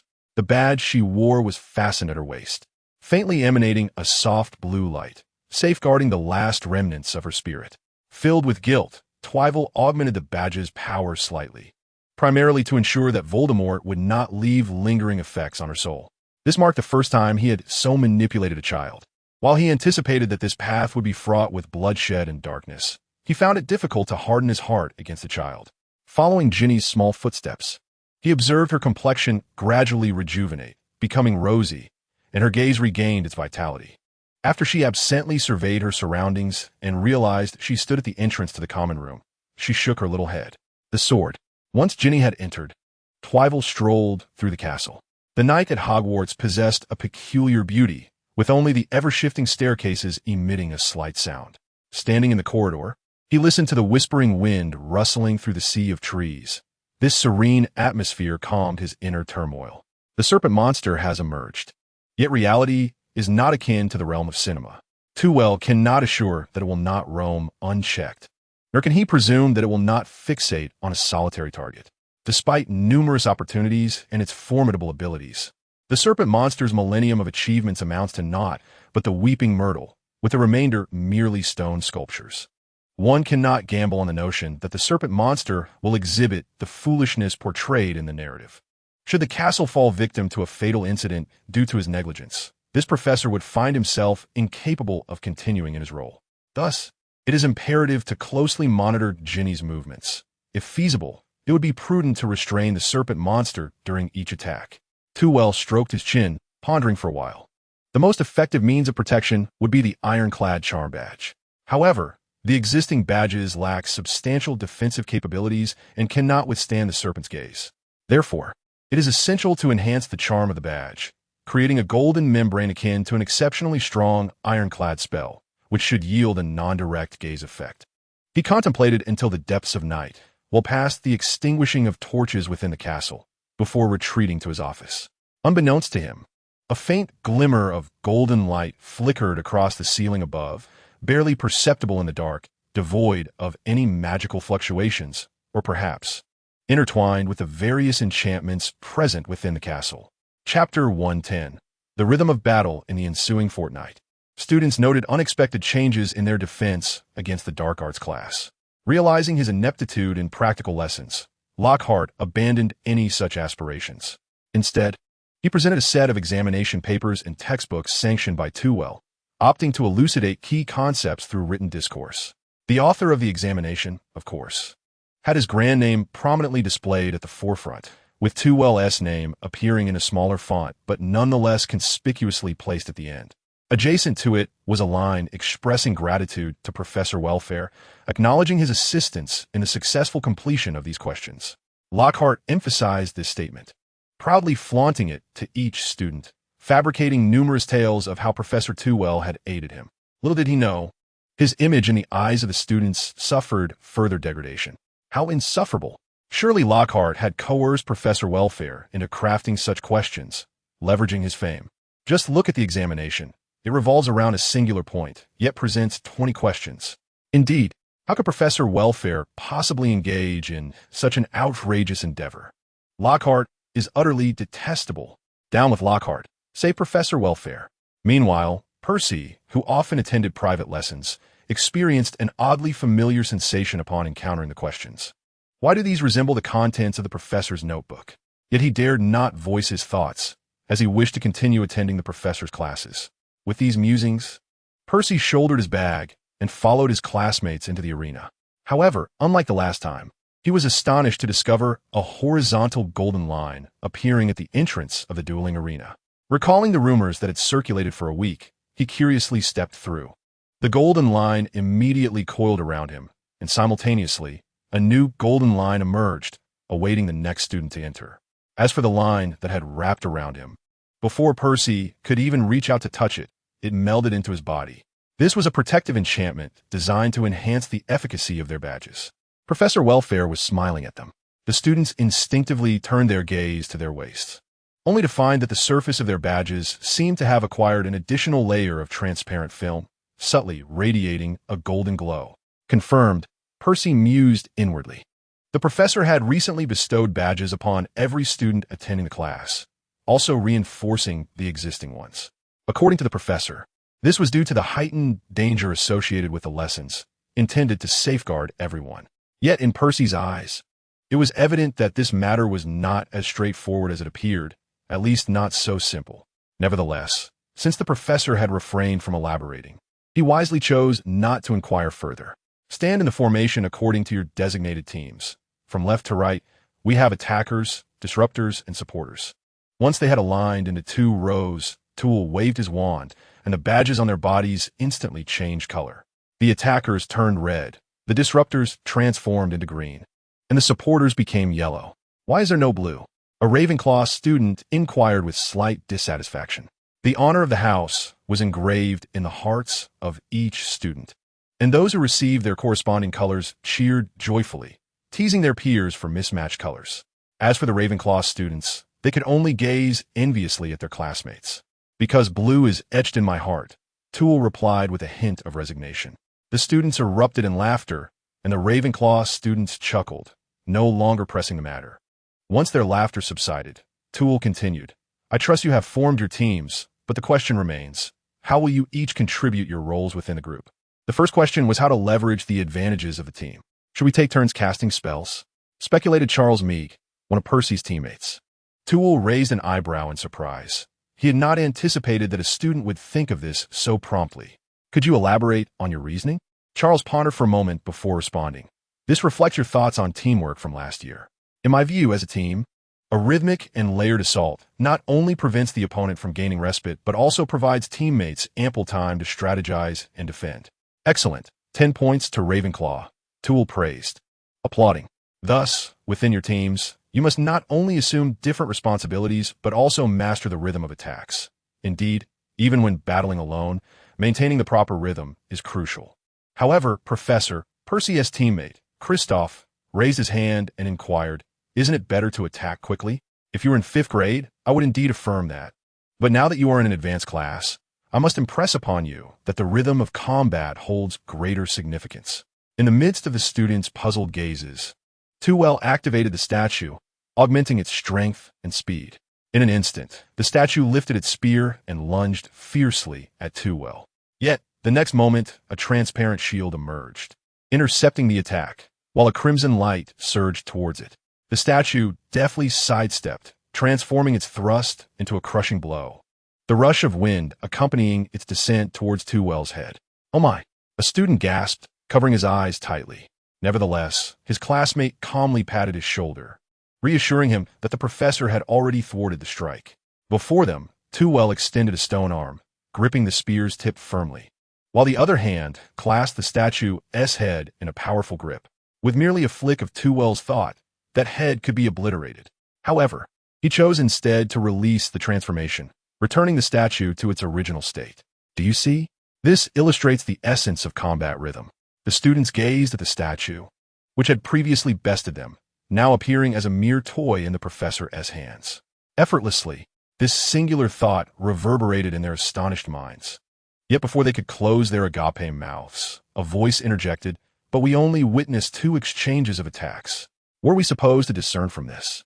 Nevertheless, one student, a Slytherin named Bursted, discerned a fragment of understanding. "Professor, are you suggesting that one should attack immediately after the enemy's offensive, before they have a chance to defend?"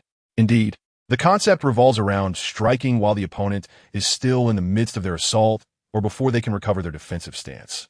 In simple terms, it is about rapid and continuous attacks. Yet, in reality, it entails ensuring that each spell not only fulfills its primary purpose, but also bears additional effects, achieving an output of 120% efficiency. This creates a multi-layered offense and defense, compelling the opponent to react passively to your magic, leaving them exhausted until they reveal a critical vulnerability. The students' faces lit up with anticipation. After the explanation, they finally grasped the professor's earlier maneuvers. In a single word, it could be described as ethereal. Composure and elegance could vanquish adversaries. Was this not the very essence of their ideal combat stance? Yet, our spells barely managed to achieve 80% of their potential, Kristoff remarked quietly. Chapter 111. Demonstration. Too regarded the students, whose smiles had momentarily frozen, with amusement. It is evident that their magical abilities are still confined to a limited scope. They have yet to master the myriad of profound applications. Otherwise, there would be no need to delineate 3 distinct functions and assemble them into teams. Fear not. The potency of magic requires diligent practice, which is beyond your current capabilities. However, now that you have formed a team, collaboration among comrades will undoubtedly yield more formidable results. Under Trevelyan's reassuring presence, the students finally revitalized. Their spirits lifted as they gazed at him with enthusiasm. "Let us proceed with the demonstration using a small team," Trevelyan suggested with a smile. As soon as he finished speaking, the students turned their attention towards Krister. There, Percy and Charles exchanged a resigned glance, while Krister appeared genuinely apologetic. "I seem to have a knack for inadvertently saying the wrong thing," she admitted. "Don't worry, we'll manage just fine," Charles consoled her with a smile. "Indeed, for we are the strongest," Percy declared, casting a sidelong glance at their smirking classmates as he led the 2 of them to stand before Trevelyan. "What shall we do, Professor?" he inquired, tilting his head upwards. "Just don't get yourselves killed," Trevelyan chuckled, and in an instant, his form was replaced by a new statue. This statue gripped a mace in one hand and a shield in the other, its visage bearing a slight resemblance to Trevelyan. Perched atop its head was a mischievous little imp, sneering down at them. "This is bad.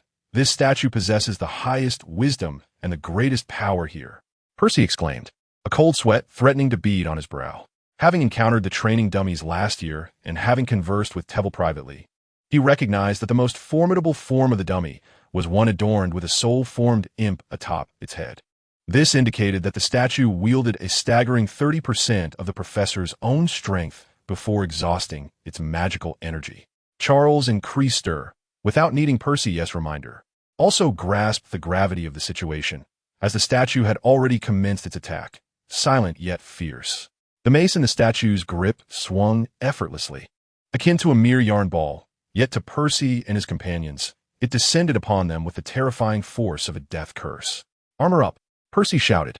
The mace swiftly shattered the first layer of their shield, slowing only upon striking the second layer, and it completely lost its power against the third. However, before they could exhale in relief, the mace seemed to come alive, executing a nimble spin before crashing down upon them once more. Percy attempted to defend against it, but his two teammates quickly yanked his cloak, pulling him sharply backward. It was only when the statue's shield swept past them that Percy realized the previous attack was a feint. Had he been foolish enough to counter with the iron armor spell, they would have faced immediate defeat. "Thank you," Percy uttered, shaken by his near miss.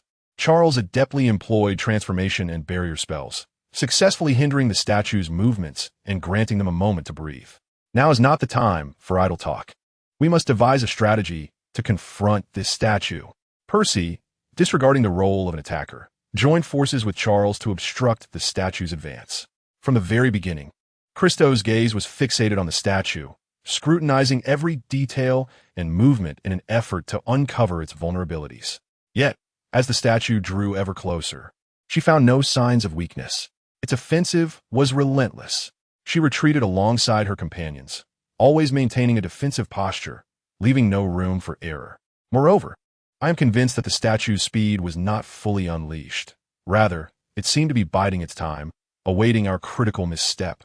This realization prompted Percy and Charles to acknowledge the issue at hand. Could it be that the professor had intentionally allowed us some leeway? Charles speculated optimistically. Rather than hoping for leniency from our opponent, we should focus on how to defeat it. Percy responded through gritted teeth. This is merely 30% of the professor's true power. If he cannot conquer even this statue, how can we serve him? With a flick of his wand, the soil beneath the statue became increasingly treacherous, impeding its movements. This was the statue's Achilles heel, or rather, the weakness the professor had purposely left for us. It could only engage in close combat. Inspired by Percy's insight, Christo's eyes sparkled with determination. "We must split up. Let us attack the statue from 3 different angles. Regardless of which of us it targets, the other 2 can unleash their full might upon its rear." Without hesitation, the trio dashed towards the 3 corners of the statue. As they took their positions, the statue emerged from the mire. After all, the magical alteration of the ground beneath it had required all their combined efforts.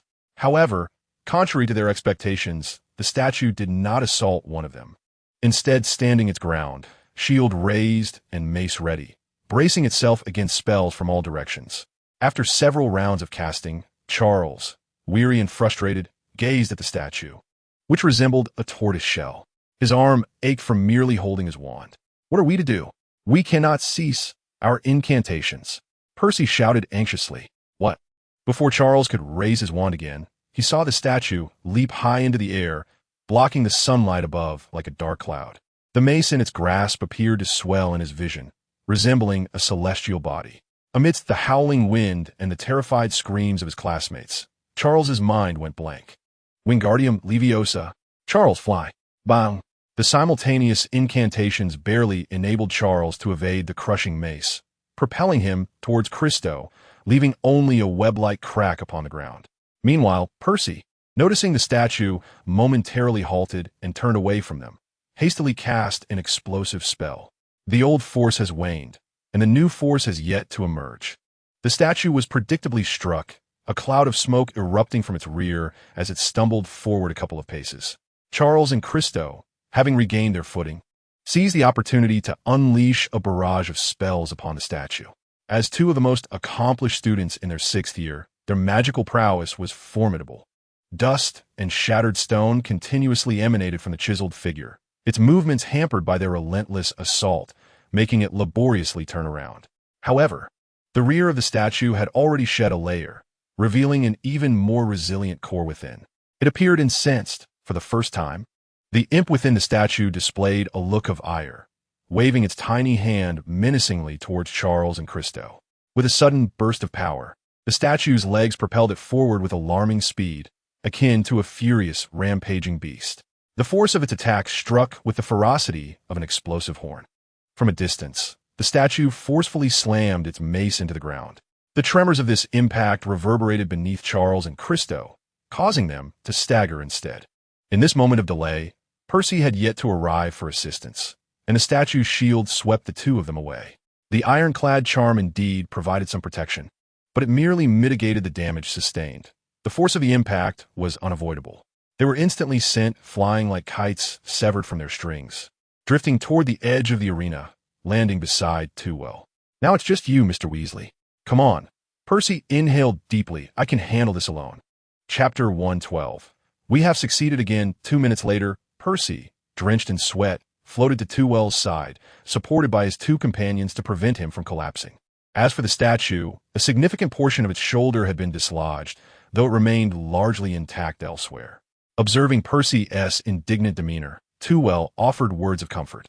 "Achieving this much is commendable, but remember, the statue is not a living being. It will not tire until its magical energy is depleted." With a piece of chocolate in hand, Percy took a fierce bite, muttering indistinctly, "Next time, I will make it pay." "Is you all too well emphasized. Teamwork is essential to unleash your full potential." With Percy in tow, the group returned to their ranks. Upon seeing Percy, supported by his friends, the students erupted into enthusiastic applause, continuously high-fiving the trio as they rejoined the line. Their recent performance had left the students in awe. They had initially thought the statue to be of ordinary caliber. Although they had previously been overwhelmed, the presence of two allies instilled them with newfound confidence. However, the moment the battle commenced, they realized something was amiss. The statue was extraordinarily powerful, especially during the moment of the soaring leap. The chain hammer seemed to strike at their very hearts, which still throbbed with excitement. Wait, should the heart not be beating? Regardless, the spectacle of this battle was utterly captivating, leaving their minds in a whirl. Our heartfelt gratitude goes to Percy and his companions for their exemplary demonstration. Aside from Slytherin, the other 3 houses shall each receive 5 points. Christo belongs to Hufflepuff, and Charles is from Ravenclaw. However, I must caution you all, what they exhibited can only be described as a blunder of monumental proportions. Their prolonged survival was purely a testament to their strength, and you should not emulate them. The students erupted in laughter, yet amidst their mirth, a cloud of confusion lingered. "Professor, if that qualifies as a mistake, then what constitutes correctness?" Tewell, observing the indignant trio of Percy, smiled faintly. "The gravest error lies in their dispersion. If your memories have not yet faded, you would recall that the statue's attacks could be thwarted by the shield charm. This implies that your trio possessed the defensive prowess to withstand the statue's onslaught. Yet you chose to scatter, granting the statue the opportunity to dismantle you one by one. Nevertheless, there is a silver lining, namely, the magical combination employed to rescue Charles. A beautifully orchestrated maneuver that not only saved a teammate, but also seized the chance to counterattack. Such tactics are worthy of emulation." Christo remained disgruntled, asserting, "But Professor, even if we could withstand the statue's assault, we would be unable to retaliate, ultimately relegating ourselves to passive defense and ceding the rhythm of battle to it." To her surprise, Tewell was taken aback by how effectively her words were wielded. "You are correct, yet that does not imply the absence of an opportunity to reclaim the tempo. In truth, if you observe closely, you will note that the statue wields a chain hammer, necessitating the swinging of its arm to initiate an attack. So, we ought to target its arms?" Christo suddenly understood. "Precisely, even when you assault the statue from behind, you should specifically aim for its vulnerable joints, such as the arms and knees, as the resultant effect would undoubtedly surpass a mere flurry of strikes." At this revelation, the attending students grasped Tewell's intent, their previously serene minds now brimming with eagerness. The professor's implication was clear. They might, just might, be able to vanquish the statue. Noticing their expressions, Tewell discerned their eager thoughts. With a flick of his wand, the chain hammer statue reverted to its original state. The previously shattered ground restored and rendered even more resilient. "You seem quite impatient," he observed, glancing at the clock. With an hour remaining until class concluded, he instructed, "Form an orderly queue, and let each small group confront the statue in turn." In contrast to the exuberance of their classmates, the trio of Percy discreetly retreated to the sidelines. They had indeed comprehended the professor's words and recognized that their previous approach had been flawed. Yet they overlooked a significant point. The trio's prowess was sufficiently formidable to achieve this level of performance, in the face of palpable disparities in strength. Even if these students had mastered the correct methodologies, they would still be unable to apply them effectively. Burster, cease your attacks. Your comrades have all fallen. Percy chuckled heartily. Ahem, Karina, if the strength of your iron armor spell is insufficient, not even 3 of you can withstand the flail, Charles kindly reminded. As for Krister, her guidance was straightforward. She sincerely advised each squad. Ajax, the professor referred to attacking the arms, not the shield. When the arms are swung at their maximum amplitude, you are most likely to strike true. It is best to target the joints, as you will struggle to make an impact elsewhere. To restrict movement, it is advisable to utilize the terrain. The joints of the statue also possess considerable hardness, which we cannot easily affect. The beleaguered students lamented, but we cannot do that. Half an hour elapsed, and the remaining 29 squads were entirely vanquished, with only a few exceptional ones managing to withstand the statue's initial strike. Too Well shook his head as he approached them. There is still half an hour left in class, and you are already faltering. The students puffed their cheeks in frustration, but a glance at the imposing statue standing nearby instantly quelled their resolve. This statue was unyielding. Let this statue be the benchmark. Our goal this semester is to equip you with the ability to contend against it. As for the remaining time, you may practice harmonious coordination, starting with the simplest exercise of taking turns casting spells. Too Well conjured 20 familiar orbs of light, neatly arranged before them. It was still the orb game, with the familiar interplay of red, green, and yellow hues. However, this time, only those assigned corresponding roles would score points, while others would incur penalties. Are we really playing such a game in 6th grade? A student immediately complained. Would you prefer to face the statue instead? The students' faces fell, and they obediently engaged in the seemingly trivial game with their teammates. To their utter despair, they found themselves incapable of even excelling at the orb game. The speed at which the orbs changed was simply overwhelming. Each flash of light afforded them less than a second to react, factoring in the casting time. They had no opportunity to think. Often, before one teammate could strike, the other two had to be perpetually prepared to cast, or else they would be utterly unable to proceed. By the end of the class, they discovered with dismay that the instances of penalties far outweighed the points they had accrued. The assignment for this lesson was to enhance their level of cooperation with teammates, thereby achieving a more structured form of offense. However, this time it was a group assignment, meaning each group only needed to submit one paper. The students' previously disheartened expressions transformed into beaming smiles as they left the arena alongside their teammates. Unbeknownst to many, group assignments are often the most exasperating, as merely reaching a consensus can leave them grappling with headaches for an entire week. However, this process can also facilitate the emergence of a decisive voice within the group, thereby instilling a semblance of order among the team. Regarding this design, Tevel nodded in satisfaction, not merely because the number of papers to review had diminished by 2/3. Chapter 113. Dark Magic. As October arrived, England was once again enveloped in its most dismal month, characterized by incessant rain. The damp chill permeated the castle, seeping into the students, and with a noticeable increase in those willing to attend classes despite illness. Tevel found it necessary to collaborate with Madame Pomfrey to concoct a batch of chocolates for the prevention and treatment of colds, which they subsequently distributed. Having accomplished this, and as the days progressed, classes gradually returned to their regular rhythm. Leveraging last year's experience of idleness, along with Lockhart's enthusiastic assistance, Tevel was fortunate enough to secure a considerable amount of free time.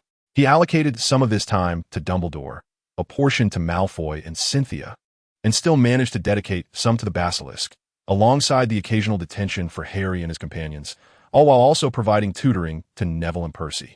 To his astonishment, he discovered that this year was even busier than the last. Thankfully, Lockhart was quite diligent, displaying an exuberant passion for reviewing papers and essays, perhaps excessively so. He seemed intent on inscribing his name on every assignment, followed by a parenthetical note of Tevel's name. Unbeknownst to him, this only tarnished his reputation further. Nevertheless, Tevel felt a sense of gratitude towards him. Without Lockhart's fervor, he would scarcely have had time to study the diadem. Ever since he discerned that the diadem was absorbing life force, he had been investigating its relationship with the Philosopher's Stone. The diadem appeared to be quite cooperative, diligently siphoning life, energy, nearly exhausting the stone. Of course, the stone seemed to possess an innate ability to regenerate. Otherwise, Nick would not have been able to employ it for centuries. Yet, the diadem was a tad too compliant, revealing no distinct characteristics despite Tevel's attempts at probing its nature. Thus, after an extended period of research in his office, he could only ascertain that the diadem had grown more dynamic. This newfound dynamism resembled that of an embryo. One could sense the life force within, yet it could not yet be deemed a complete organism. Moreover, this life force was sustained by the Philosopher's Stone, and, after a brief study, the embryo began to exhibit signs of deterioration. It was as if it were ravenous, allowing not a moment's respite for the stone.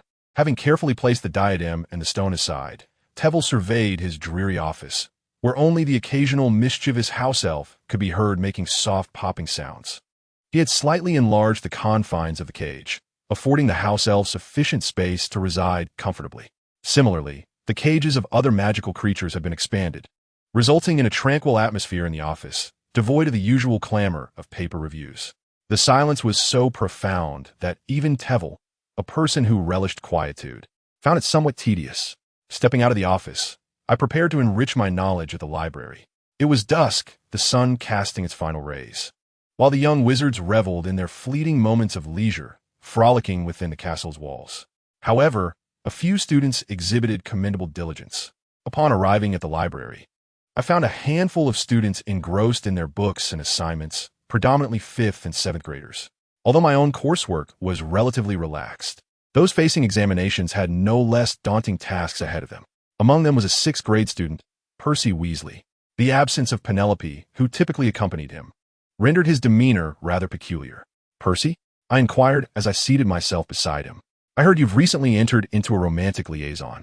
Is this a clandestine rendezvous at the library?" Startled by my sudden presence, Percy hastily closed the book he had been perusing.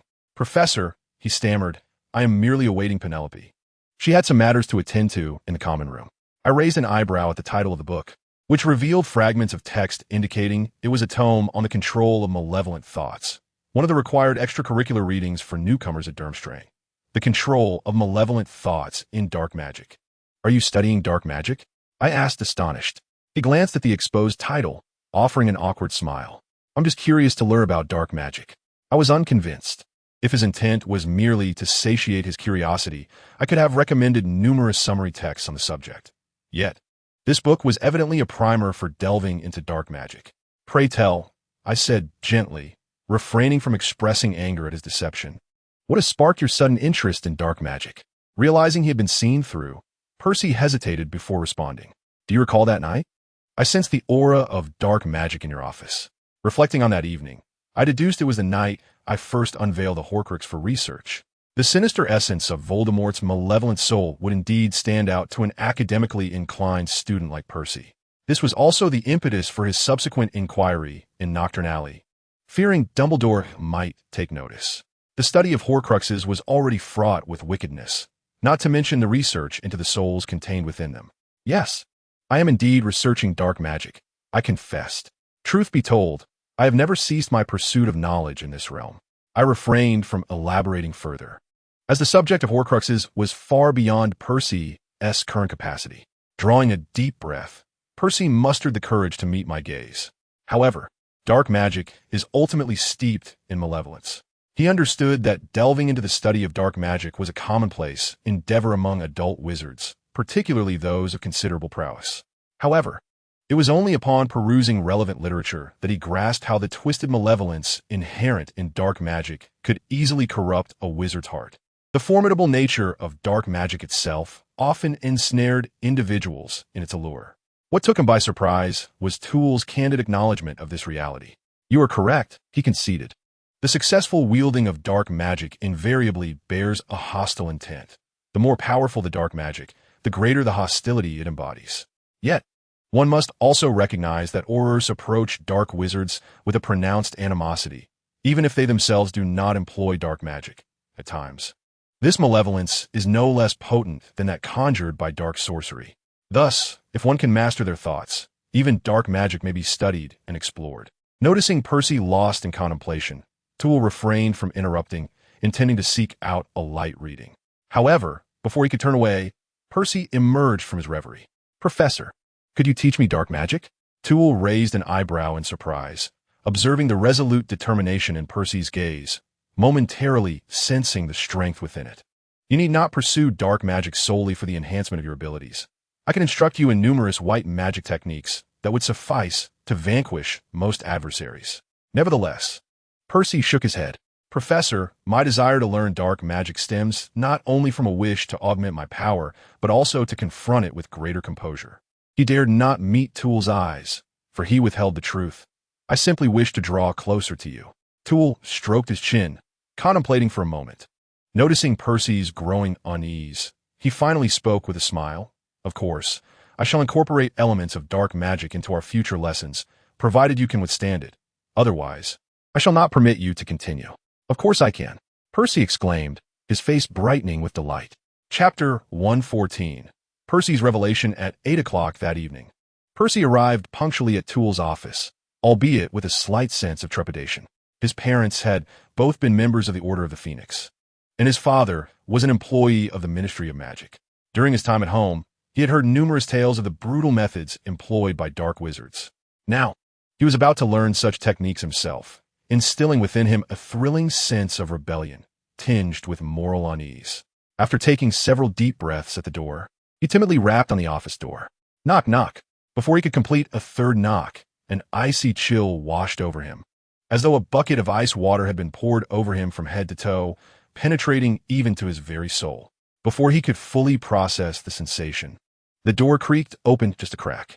Percy blinked in confusion. Ordinarily, this door swung wide open, not merely revealing a narrow opening. Could something have befallen the professor? The chilling sensation he had just experienced filled him with foreboding, prompting him to push the door with urgency. Yet astonishingly, this seemingly simple door would not budge. With all his might, he could only inch forward, as if someone were obstructing him from behind the door. However, he sensed the gradual depletion of his magical energy within. With each slight push, his power waned correspondingly. Having grasped the technique, Percy quickly increased his magical output, and indeed, the act of opening the door became significantly easier. After exhausting a third of his magical energy, he successfully opened the door and beheld Professor Twill seated at a desk, observing him intently. The professor leaned forward, hands resting on the table, fingers idly manipulating his wand, a familiar smile gracing his face. Come in. Twill gestured toward the seat before him. What are your thoughts on the two spells we just encountered? It was then that Percy realized the chilling sensation and the peculiar nature of the door were deliberate constructs of the professor. Breathing a sigh of relief, he pondered as he approached. The first icy sensation felt almost as if it were probing his very soul. He felt as though his spirit were being scrutinized. The second sensation seemed to absorb his magical energy. The greater his efforts to open the door, the more energy it siphoned. These two spells were unlike ordinary magic. Could they perhaps be dark magic? Twill nodded in approval, directing a cup filled with pumpkin juice on the table to bounce over to Percy. Indeed, this is characteristic of dark magic, malevolent, debilitating, and cursed.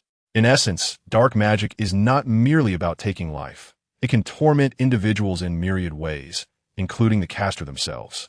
As Percy listened, his expression darkened further, and by the end, he swallowed hard, the sound echoing in the stillness. Noting Twill's teasing smile, he hastily lifted the cup and took a large gulp of pumpkin juice to mask his embarrassment. So, are you certain you wish to continue studying dark magic? Twill inquired. In truth, Percy recognized that learning some dark magic could be immensely beneficial. He would undoubtedly face numerous challenges ahead, and acquiring more spells could only serve him well. Moreover, the enhancement of his abilities, particularly in combat, was considerable, rendering it the most expedient means of improving his combat prowess before graduation. Crucially, having Twill a professional as a guide was far superior to navigating this path alone. However, the inevitable consequences of dark magic upon the individual were a concern. During his time at Durmstrang, even Twill sought solace from Cynthia to quell the brutality that arose after studying dark magic. Thus, he felt it prudent to leave the decision in Percy's hands. Percy's countenance remained somber. After a moment, he lifted his gaze and, summoning his courage, proclaimed loudly, "I am certain." "Excellent," Twill replied, nodding in satisfaction. "Then let us first finish reading these books." He slid a long parchment across the table, densely scribbled with a multitude of titles. A cursory glance revealed at least 50 volumes. Percy gasped, astonished, and looked back at Twill. Are there really that many? Certainly. Tevel naturally gestured towards the bookshelf behind him. Dark magic equates to an entirely different system of sorcery, requiring one to commence anew and establish a solid foundation to enhance their reservoir knowledge. With a wave of his hand, 5 books soared from a shelf. Most of these tomes are introductory texts. I shall provide you with a note, enabling you to locate them in the school library, but the emphasis lies on these 5, which are absent from the restricted section. Percy licked his lips and slowly turned his gaze to the topmost book. The cover depicted a man smiling at him. Yet this smile sent an icy chill through his bones. For the visage of this man mirrored his own. His eyes bore into Percy, filled with palpable malice, as if he were about to leap from the pages and strangle him. After a moment, Tevel's slender hand covered the cover, allowing Percy to break free from that horrifying state. Feeling the dampness of his shirt against his back, he wiped the cold sweat from his forehead with trembling palms. The sweat could be wiped away, but the frantic beating of his heart was a sensation he could not suppress. This book pertains to the mastery of your malevolent thoughts. Should you navigate its contents with ease, it would signify your capacity to wield a significant portion of dark magic. Though this endeavor is fraught with difficulty, many individuals never achieve it in their lifetimes. As Tevel released his grip, the man on the cover vanished, even cloaked in a faint golden sheen that sealed away the power within. We shall revisit this once you have made substantial progress. For now, it remains with me. Percy sighed in relief. He dared not delve into such a tome at this moment. Tevel carefully arranged the stack of books, observing as Percy tucked the reading list away. Now, our initial focus will be on the malevolence within one's thoughts. Intent is a fragment of the soul, and malevolence constitutes a part of that intent. Employing dark magic involves harnessing your thoughts while infusing them with malice, thus producing a spell imbued with sinister intent. Percy furrowed his brow. He could grasp the concept of intent controlling magic, yet how malevolence could be integrated into that magic was beyond his current comprehension. Professor, I understand the notion of intent as a means to control spells and magical artifacts. However, how does malevolence generate effect? For instance, if I wish to inflict pain upon someone and cast a piercing curse, how does one balance the intent of casting the spell with a malevolent desire to cause suffering? Surely, an excess of malevolence would hinder the ability to cast the spell, wouldn't it, Professor? Percy gazed quizzically at Tevel, who seemed momentarily entranced. Their eyes met, reflecting a mix of bewilderment and perhaps delight. What did you just say? Tevel murmured, lost in thought. How does malevolence generate effect? No, the previous statement. The notion of intent alone? What is it, Professor? Tevel broke into a smile. It's nothing. Let us continue with the lesson. It appears that besides Neville, you too are a favored pupil of mine. Chapter 115. Ravenclaw. As the clock approached 10, Percy could not help but stifle a yawn, casting a furtive glance at Professor Twivell. Professor, I have successfully completed it. Twivell emerged from his reverie, observing the black and white board in his hand, emanating dark magic, and the pallor of his face a testament to the depletion of his magical energy. This board was designed for him to practice malevolent thoughts. Any incantory gesture would elicit a response, reflecting the proportion of intent and malice through its contrasting colors. Come take a piece of chocolate, and make haste to enjoy it. Percy's gaze fell upon a sizable chunk of chocolate, glimmering with a hint of gold, typically provided by the professor for replenishing their magical reserves. Professor, may I inquire if you possess any chocolate that wards off colds? Twivell regarded him with surprise. What? Do you exhibit symptoms of cold? Not I, but my sister Ginny. She has not been looking well lately, and I worry she might fall ill, Percy replied, scratching his head sheepishly. He was, perhaps, the first to request chocolate from the professor. With an appreciative smile, Twivell handed him a stack of soul-protecting chocolates. Then give these to your sister as a reward for having such a good brother. Percy fumbled to accept them, and it was only with the professor's provision of a bag that he managed to stow away the portion that would not fit into his satchel. Thank you, Professor. Percy murmured. You must return swiftly. Curfew approaches. Percy sniffed, lowering his head as he exited the office, and Twivell watched the door close gently, a contemplative expression on his face. After a moment, he collected his thoughts. The notion Percy had mentioned was indeed intriguing. Will is a segment of the soul. yet it can exist independently from both soul and memory, thereby exerting control over magic and magical artifacts. In his possession, he likely held such an artifact, the crown of Ravenclaw. There was indeed no sign of a soul within it. However, will is distinct. It could be fused into a certain object or perhaps certain inscriptions. This bears resemblance to ancient magical runes, which, depending on their engravings, could manifest varying effects. Although the crown bore no runes, it did carry that famous phrase. Trevelyan traced the lettering, feeling the faint pulse connecting it to his heart, an extraordinary sensation washing over him. Ancient magical runes were meticulously crafted, each character possessing a fixed effect. Disparate letters would yield distinct results, never producing a mismatch between text and effect.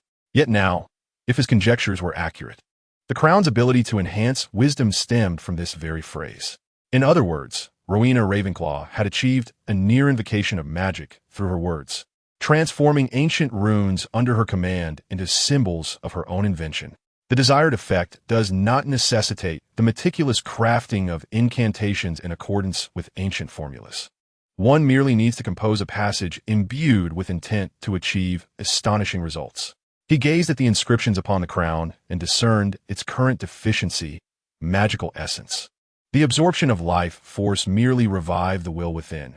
Yet to manifest true effects, one must possess a soul akin to that of Marvolo, capable of harnessing magical energy. Thus, by channeling his own magic into the crown, he could successfully activate the ancient spell inscribed there, unveiling the secrets left by Lady Ravenclaw. However, Toole felt a twinge of trepidation, yes, fear. The phenomenon of words manifesting such effects was profoundly terrifying, transcending the conventional framework of magic. With pure magic and will, one could unleash any desired outcome. Even Dumbledore adhered to fundamental laws, dutifully following the established magical order. Yet, he felt a flicker of curiosity. The magnitude of this effect was astonishing. At this level, Lady Ravenclaw was nearly divine, having surpassed her peers by a considerable margin compared to Lady Hufflepuff. The disparity in power among the founders should not have been so vast.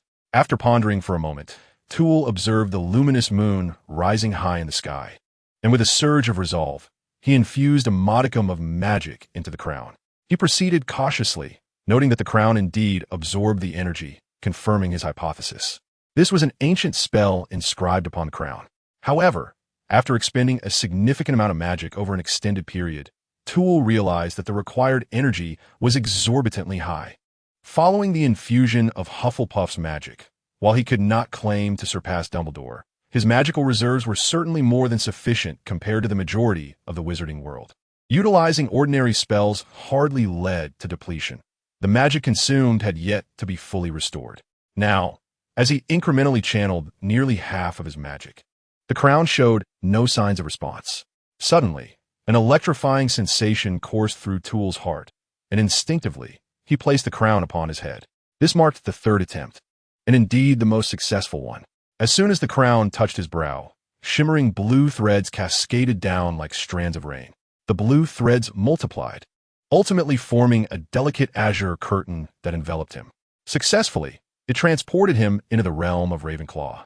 In contrast to the domain of Lady Hufflepuff, this space was a vast circular chamber adorned with elegant arched windows, revealing a lush sea of greenery outside, surrounded by silk drapes of blue and bronze. The ceiling was a dome, studded with a celestial tapestry, harmoniously complementing the deep blue starry carpet below. The room was furnished with several soft stools and tables. But the most striking feature was the 7 or 8 bookshelves arranged against the stone walls, overflowing with a diverse array of books that exuded a faint scent of grass unique to paper. The reason Toole could observe this chamber so freely was that it was utterly devoid of any presence. The space was modest in size, and with a mere glance, he surveyed the entirety of it. There was no soul, no will, no life present, only a pure, empty room. Was this the culmination of the immense vitality and magical energy he had expended to construct such a space? Toole felt a mix of regret and relief.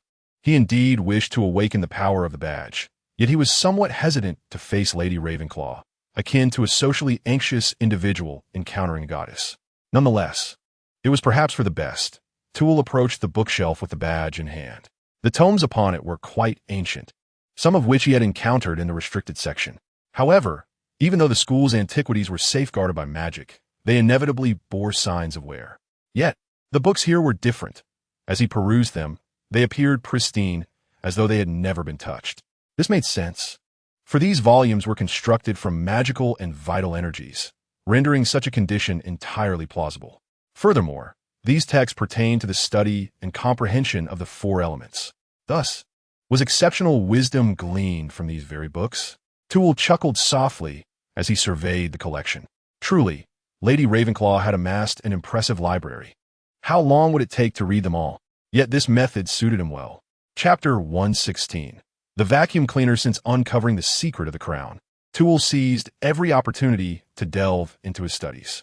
However, the magical and vital energy required for each session was considerable, and coupled with sleepless nights spent reading, the dark circles under his eyes, which had taken a year to fade, were beginning to show signs of revival. Thus, following his bout with the flu, he became the focus of Madame Pomfrey's attention, often found standing at the door with a cup of enriched potion in hand. You're a professor. How can you teach the students if you fall ill? Consequently, Toole had no choice but to endure the pressure while delivering his lessons. This scene was captured by first-year Colin Creevey, who reportedly now regarded Toole as his second idol, frequently pretending to chance upon him with a camera, eager to snap a photo and request an autograph. Colin Creevey, your detention will be administered by Professor McGonagall tonight, Toole quipped, smiling as he observed Colin depart the office. Crestfallen. Now, it is your turn, he announced, as Harry and his companions, laden with various tools, immediately lowered their heads, anxious to avoid drawing further punishment upon themselves.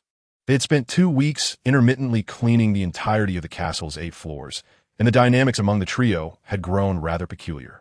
At the commencement and conclusion of each cleaning session, Ron and Malfoy would invariably engage in a quarrel. Whether it was Ron nitpicking or Malfoy ridiculing, it fell upon Harry to act as the peacemaker, urging them to collaborate harmoniously.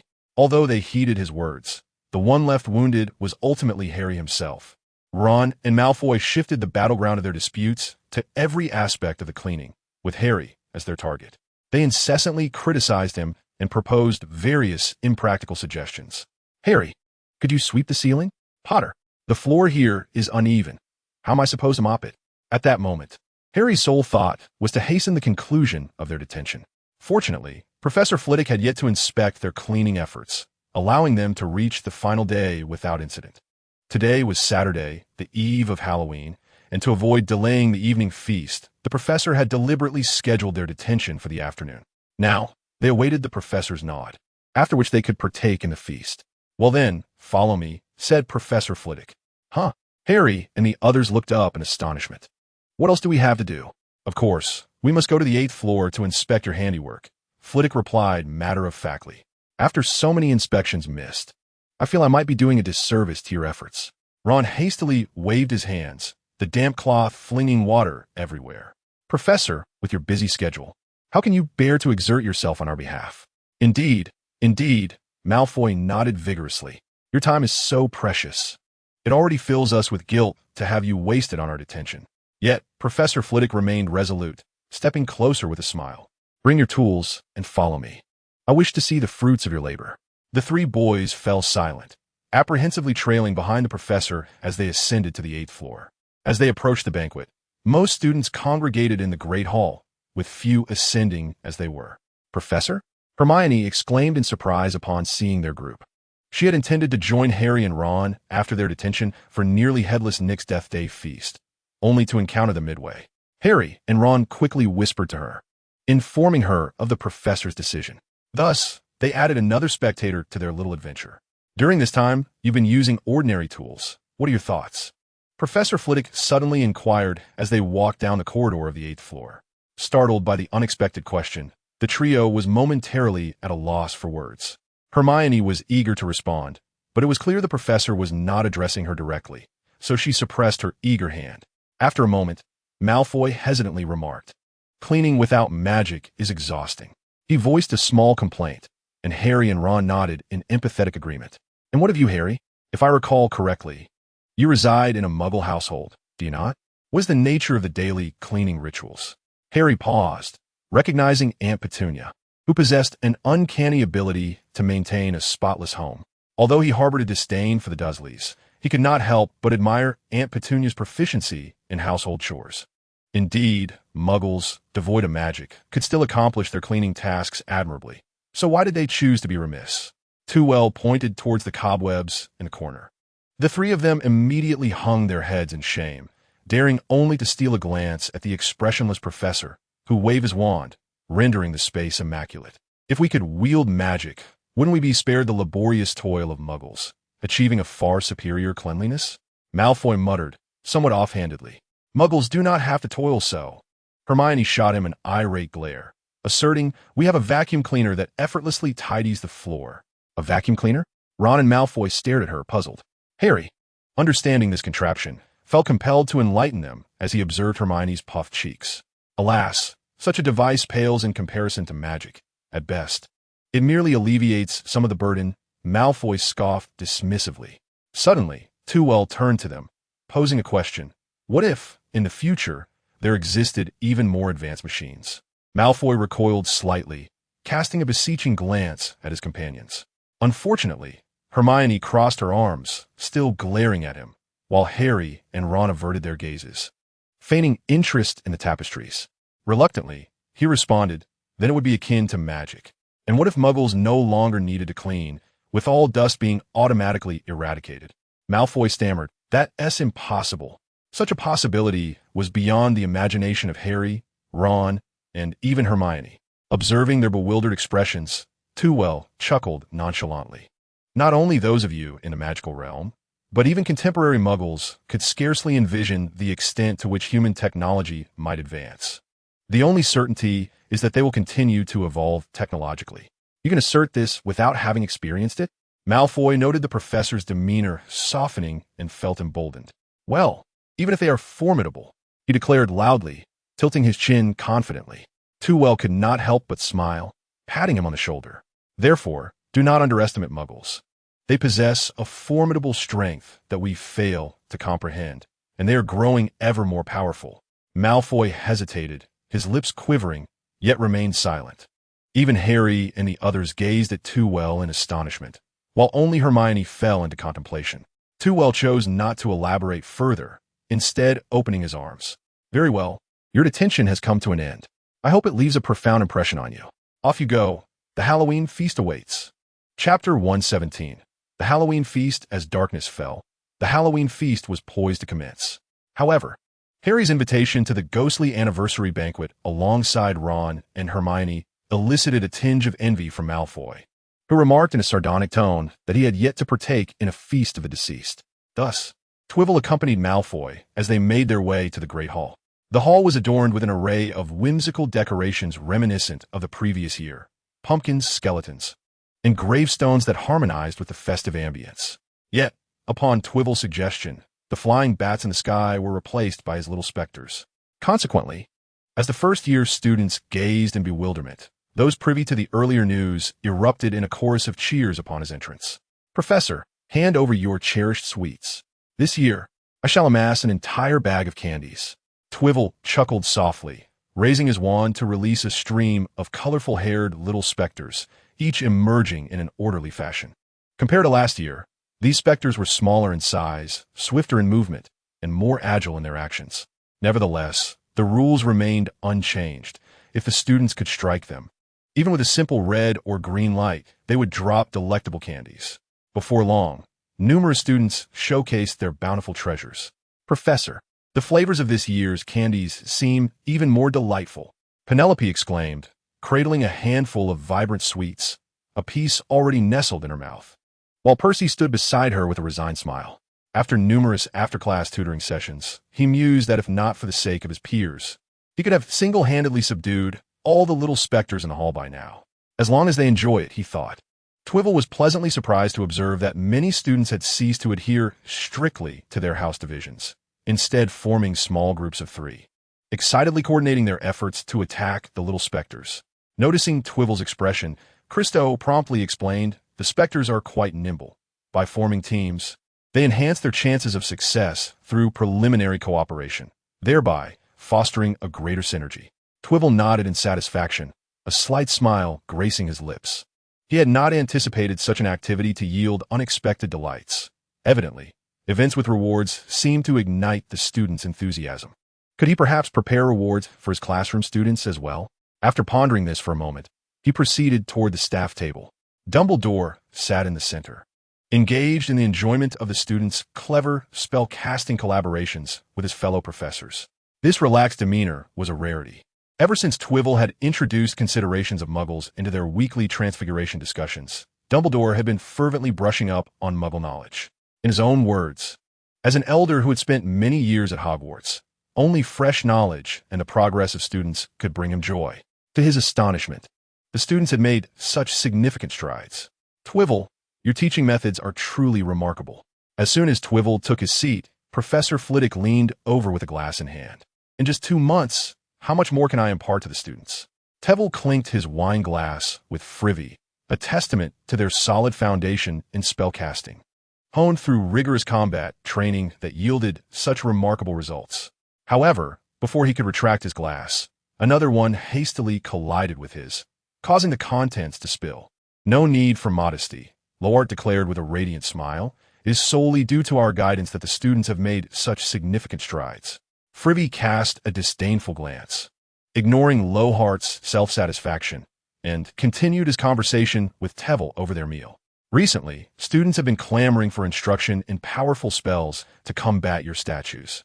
Yet I have witnessed Minerva wielding similar magic without such remarkable agility, he mused, clearing his throat.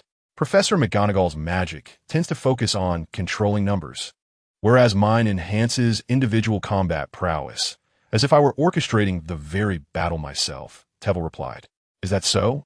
But given the students' current abilities, is it conceivable that they could defeat the statues, even with the right techniques? The question prompted the students in the front row to perk up their ears. In class, they had been relentlessly challenged, with only a handful of exceptional 6th and 7th year teams managing to last a bit longer. Most teams fared only marginally better than being swept aside. The students' aspirations had never been to vanquish the statues, but rather to leverage them for unending progress. Last Halloween, they had merely floundered in chaotic spellcasting, yet this year, they had mastered coordination with their teammates, even managing to control the falling sweets. The students began to grasp the essence of their lessons. Although they had endured arduous trials, their resilience was improving with each session, and their teamwork was becoming increasingly refined. They were filled with newfound vigor, yearning for every lesson to be a boon from Professor Trevelyan, specifically tailored to combat the statues. Next year, we shall excel even further, exclaimed a student who had been eavesdropping from the front. I look forward to it, Mr. Israel, Trevelyan responded with a smile. I too eagerly anticipate the progress you will foster in the students. Trevelyan, Dumbledore interjected suddenly. The amiable Professor Frivy could no longer contain himself and frowned at Lord, whose smile had grown stiff. If your throat is bothering you, perhaps a visit to the infirmary is in order, Professor Lord. Finally redirecting everyone's attention, Lord, undeterred by Frivy's displeasure, turned his gaze to Trevelyan, who was preparing to indulge in a small cake. Indeed, as students continue to advance, they require a stage to showcase their talents. Why not organize an event? He proposed, envisioning an opportunity to teach the students aspects of combat that were not covered in class, confident that they would come to appreciate such supplementary courses. Lohart's face beamed with anticipation. During this period, although the reasons eluded him, he could tangibly sense his popularity at school plummeting. In a bid to salvage his reputation, he had no choice but to muster his courage and enlist the help of Trevelyan to bolster his standing. However, Trevelyan, who was focused on dealing with the small cake, felt somewhat exasperated. It was agreed that he would not monopolize the students' time, as their evening study tasks were already quite burdensome. After receiving permission, Lockhart contentedly turned to leave. With the bothersome presence finally gone, the dinner was nearing its conclusion, and students began to depart the hall. Seizing the moment, Trevelyan extended his knife and fork, calling out, "Professors, I believe you need to come and see what has transpired on the 3rd floor." A young wizard rushed over in a flurry. Trevelyan, with a stoic expression, looked up. Chapter 118. The attacked cat stubbornly biting into a small cake Trevelyan had yet to swallow when Dumbledore lifted him up, striding purposefully towards the 3rd floor. It was already crowded with young wizards eager to witness the spectacle, with Percy standing at the forefront, attempting to maintain order. Though his efforts were less effective than Dumbledore's imposing presence, the professor's arrival instantly parted the throng of students, revealing Harry, Ron, and Hermione standing in the center of the corridor. The three appeared helpless, glancing at Dumbledore, while the surrounding young wizards clearly dared not approach them, making them all the more conspicuous and vulnerable. Adjacent to them, a cat hung limply beneath a torch holder. It remained utterly still, its body appearing rigid. To put it bluntly, it seemed almost lifeless. Without needing Filch's reminder, Too recognized it as Mrs. Norris. On the wall, a foot above the ground, crimson letters were smeared, glimmering faintly in the light of the flickering torches. The chamber has been opened. Enemies of the heir, beware. Filch was loudly proclaiming this, but Dumbledore quickly intervened and lowered Mrs. Norris from her perch. Professor, we didn't tea. Harry stammered, attempting to explain to Too remained silent, offering them a gentle smile to provide some reassurance. It's you lot, Filch shouted, pointing an accusing finger at them. Who else could it be? Filch. Dumbledore raised his voice. Everyone, including the three of you, come with me. His cerulean eyes swept across the gathering, pausing momentarily on Harry before he turned to address the others. The third floor had few rooms, the most prominent being the offices for defense against the dark arts. But Too had no interest in leading a group to tour his office. Fortunately, Lockhart was present, and it was not his turn to shine in this situation. Headmaster, let's go to my office, Lockhart proclaimed, adjusting his attire with a flourish. Thus, the now larger assembly followed closely behind Dumbledore once more. Only Professor Flitwick remained to maintain order and soothe the panicked or overly excited young wizards, ushering them back to the common room. Upon entering the office, Lockhart efficiently tidied his desk and ignited the candles within. Dumbledore, without hesitation, placed Mrs. Norris on the smooth surface of the desk, while Professor McGonagall bent down to examine the rigid cat. His somewhat crooked, hooked nose nearly brushed against Mrs. Norris's fur, and his cerulean eyes scrutinized her through the crescent-shaped lenses, his slender fingers gently probing here and there. Professor McGonagall's actions mirrored his, though her expression bore greater confusion. Too stood behind them, quietly observing Mrs. Norris, attempting to unravel the secret behind the basilisk's deadly gaze. Snape, with arms crossed, remained shrouded in the shadows of the office, the flickering light casting an eerie glow upon his sneering visage, his indifferent eyes flitting between Harry and Too. The trio of Harry felt a chill at his gaze. Their previously relaxed hearts raced once more, and they shifted uncomfortably on their seats. Lockhart began to flaunt his ignorance. I dare say this cat must be dead. She is not dead, Dumbledore corrected, but rather ensnared by a profound dark magic, caught in a state of petrification. I require your assistance, Too. Acknowledging the elder's invitation, Too nodded. Without further ado, he withdrew his wand and tapped Mrs. Norris's stiff body. In an instant, a wisp of black smoke emanated from the spot he had touched.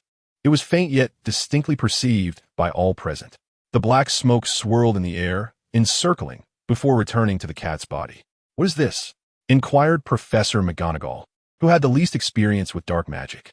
This is analysis, a method of elucidating the essence of magic through the residual magical energy, thereby manifesting it, Dumbledore mused.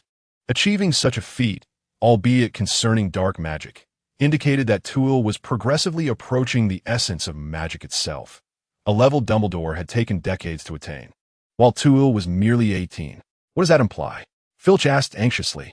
It means that unless a specific countermeasure is employed, this dark magic will continue to exert its influence. For instance, Too waved his wand again, releasing a small surge of magical energy and vitality. And this time, Mrs. Norris's paw suddenly lifted, eliciting a gleam of hope in Filch's eyes. Yet, it lasted barely a second before the paw fell once more. Even if I temporarily diminished part of the spell's potency, it cannot halt the magic from continuing to take effect. What shall we do then? He lamented, looking towards Dumbledore and Too for assistance. Dumbledore reassured, do not fret. Once Professor Sprout's mandrakes mature, we shall be able to concoct a potion to reverse petrification, and then Madame Loris will be restored. Yet, a pressing question lingered. Why had this cat been petrified? Snape emerged from the shadows with a sneer. Ask them. He pointed an accusing finger at Harry and his friends. Satisfied with the compliance, Snape swiftly redirected his ire towards Harry and his companions. However, Twivel had lost interest in their discourse.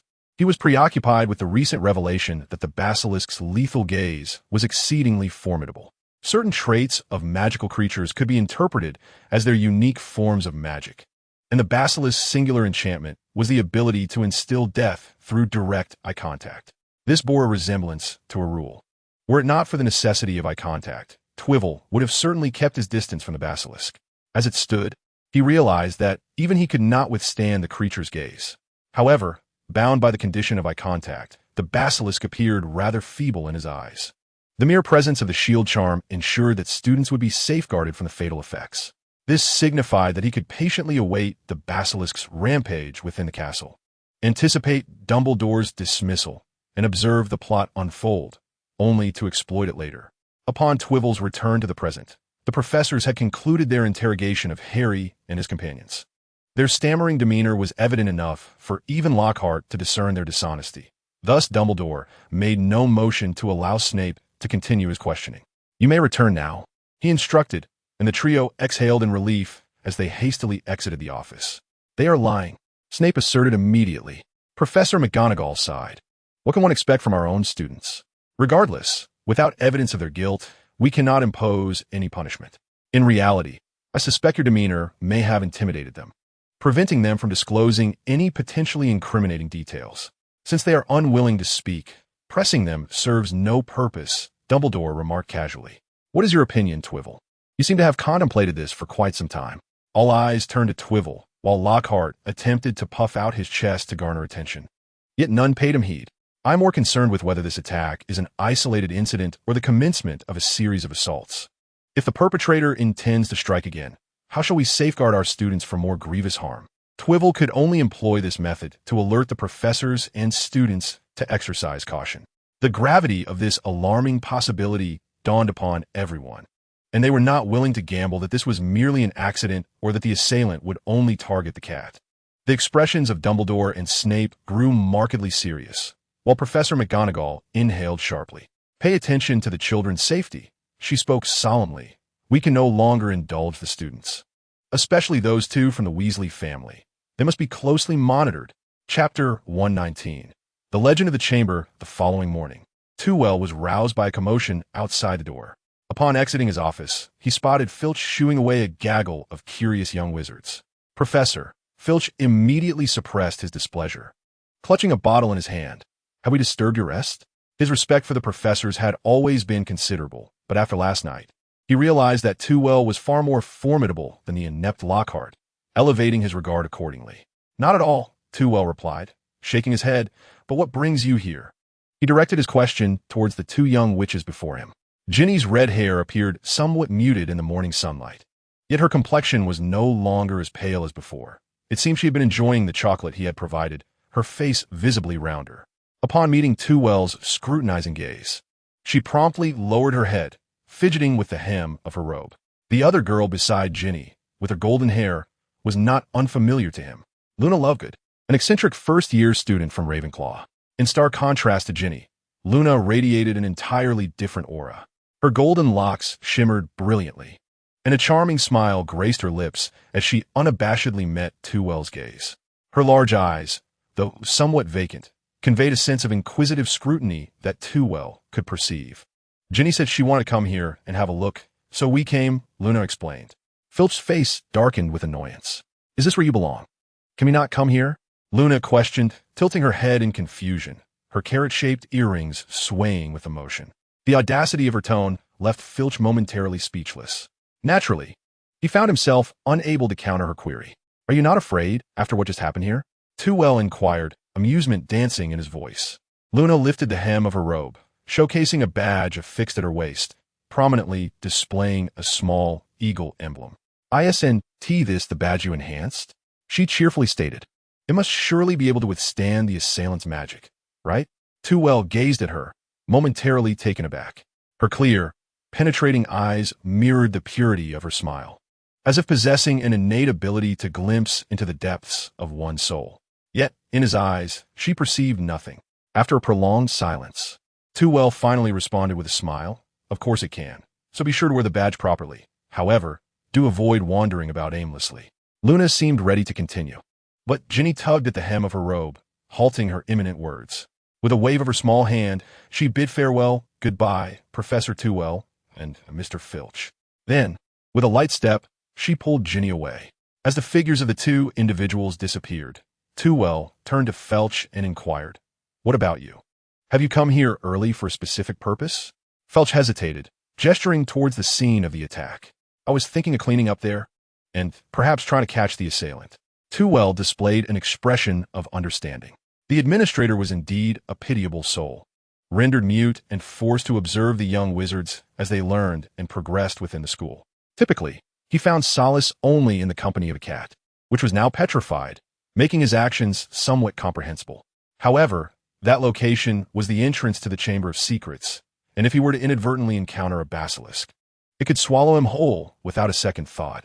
With this thought in mind, Tewell produced a badge. "The assailant is quite dangerous. Ensure you wear your badge and remain vigilant." "Thank you," Filch replied, his face flushed, and he hurriedly departed. Once these matters were settled, Tewell could not stifle a yawn. Recently, he had been engrossed in reading within the Crown, often staying up late, which inevitably led to a degree of fatigue. Nevertheless, having risen, he had no intention of returning to slumber. Instead, he made his way towards the great hall. Upon entering the hall, Tewell was taken aback. It was a Sunday, a day when students typically relished sleeping in, yet he found many engaged in fervent discussions regarding the attack from the previous night. If it were merely a case of petrification, the professors would have a multitude of methods to resolve it, rather than allowing the matter to linger. What could it possibly be? A formidable spell? Who within the castle possessed such power? Harry Potter and his companions? Their faces bore no trace of fear concerning the attack. Rather, they appeared to be animatedly gossiping with one another. Upon noticing Tewell's entrance, the students, having exhausted their discussions, immediately surrounded him, bombarding him with questions. "Professor, what has become of the cat? Have they apprehended the assailant? Is it connected to Potter?" The scene was as chaotic as if 100 Gilderoy Lockharts were boasting amongst themselves.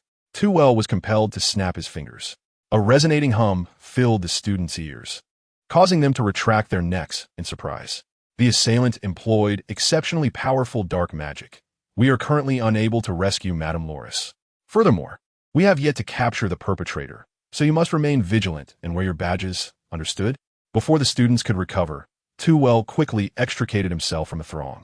Should he allow their inquiries to continue, it would become an interminable ordeal. However, his response did little to satiate their insatiable curiosity. On the contrary, for several days thereafter, the students remained fervently engaged in discussions surrounding the attack, even casting aside his admonition to wear their badges. In a bid to safeguard certain key students, the professors employed various strategies. Snape intensified his scrutiny of Harry, subjecting him to detention after nearly every class, where he tended to various trivial matters.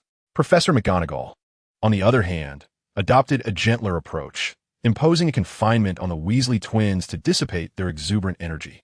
However, following the example set by Tewell, audacious students began to approach professors with a barrage of questions unrelated to the curriculum.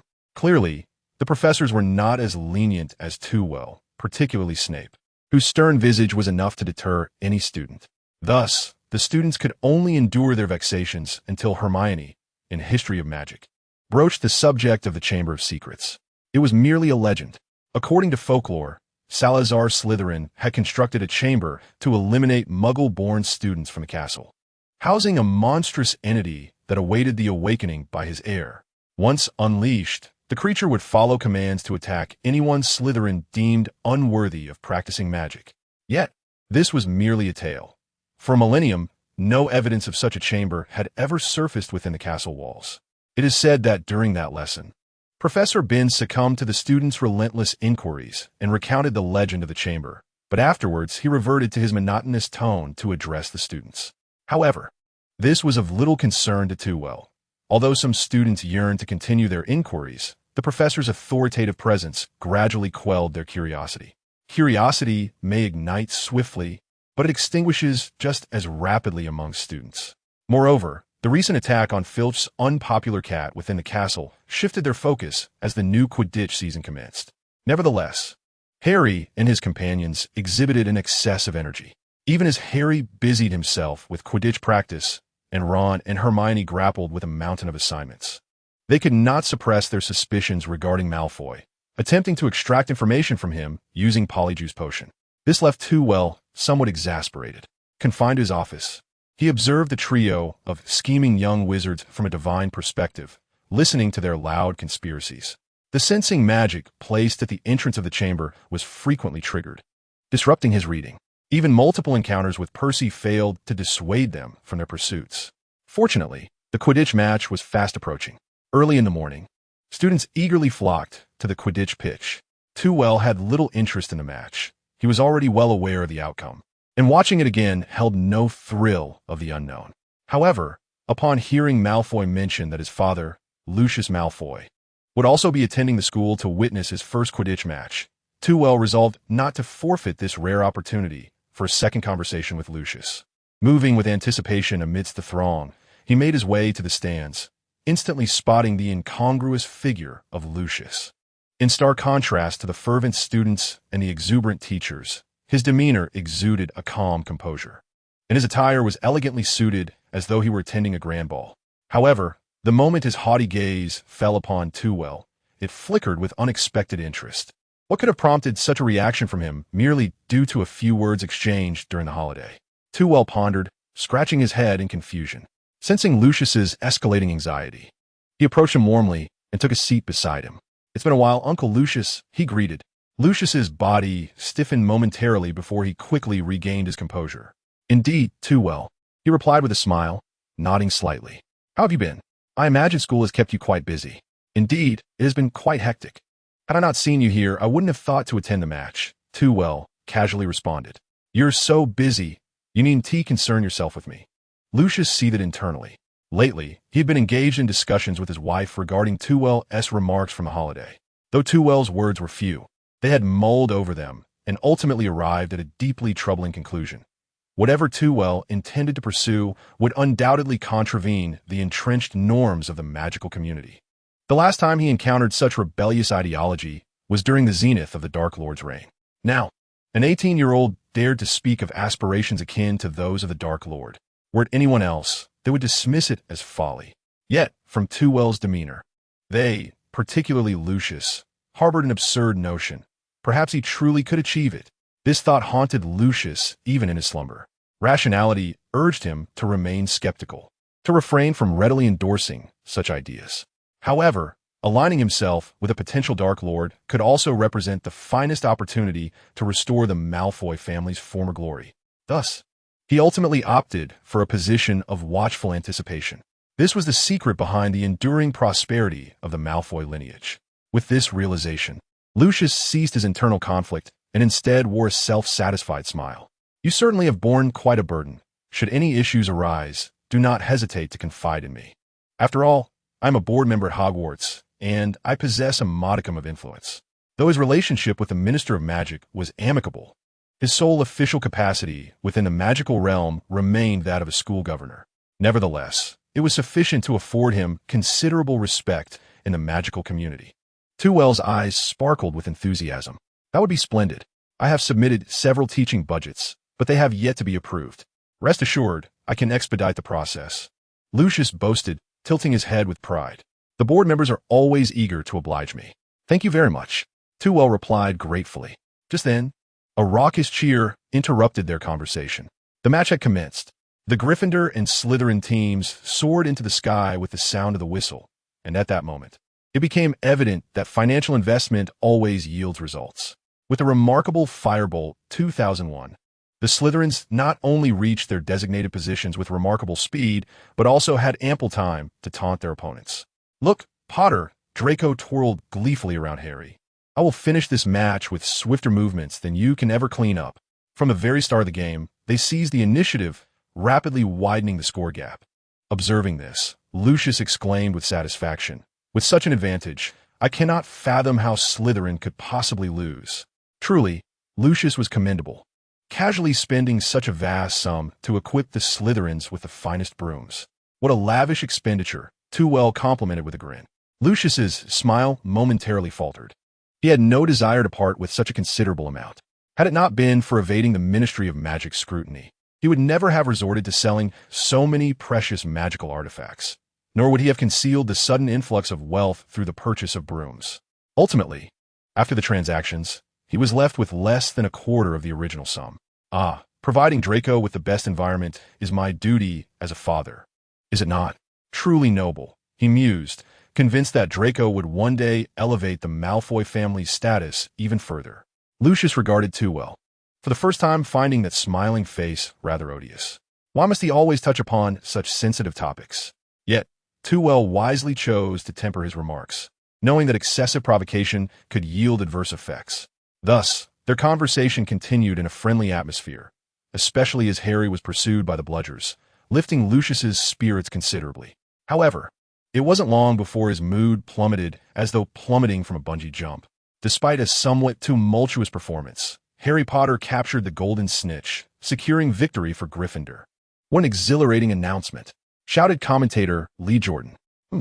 Lucius, with a stern face, bid Tewell farewell, abandoning any intention to converse with his son, and departed the stands without a backward glance. Although Harry was elated, his joy dissipated upon seeing his suddenly limp hand. Indeed, you see, as long as the bones are gone, fractures become a non-issue. Does it not present a rather convenient form of magic? Lockhart explained awkwardly yet elegantly. This time, however, even Hermione chose to ignore him, the slight goodwill she had regained due to Lockhart's exam questions vanishing instantly. Out of respect for the professor, she refrained from retorting and silently accompanied Harry to the hospital wing. Observing this, Tewell also followed the crowd back to the castle, for he had a discussion scheduled with Dumbledore that evening. Chapter 121. Dumbledore's Measures that night. After concluding the weekly discussion class, Tewell exited the headmaster's office with a light step. To my surprise, amongst the tomes left by Ravenclaw, there existed not only passages regarding the speed of magical release concerning the four elements, but also intricate insights into transfiguration.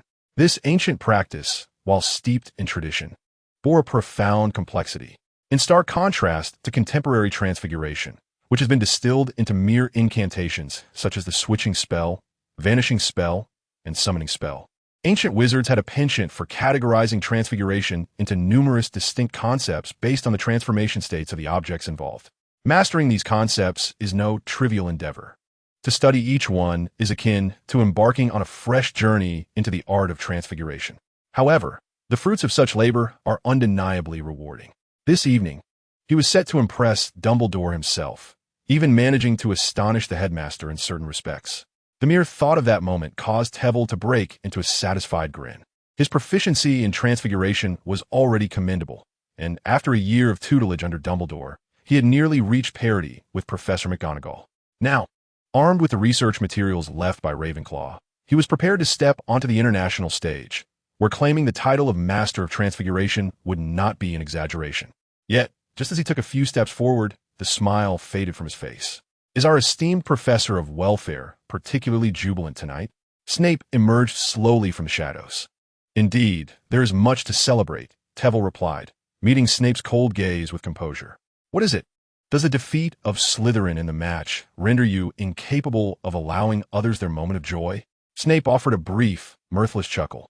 Such exuberance warrants caution, Professor.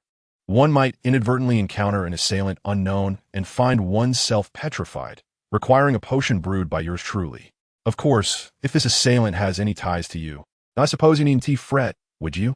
So he suspects me, Tewell shrugged nonchalantly. I truly have no cause for concern. My abilities are quite formidable. Spending time conversing with Malfoy had led him to adopt a similar sardonic tone. Snape's mouth twitched noticeably, and he opened it as if to speak, but after a moment, he merely emitted a cold scoff. Before Tewell could register his surprise, Snape strode purposefully into the headmaster's office, his anger palpable. Is he going to report me to Dumbledore? Tewell chuckled softly to himself.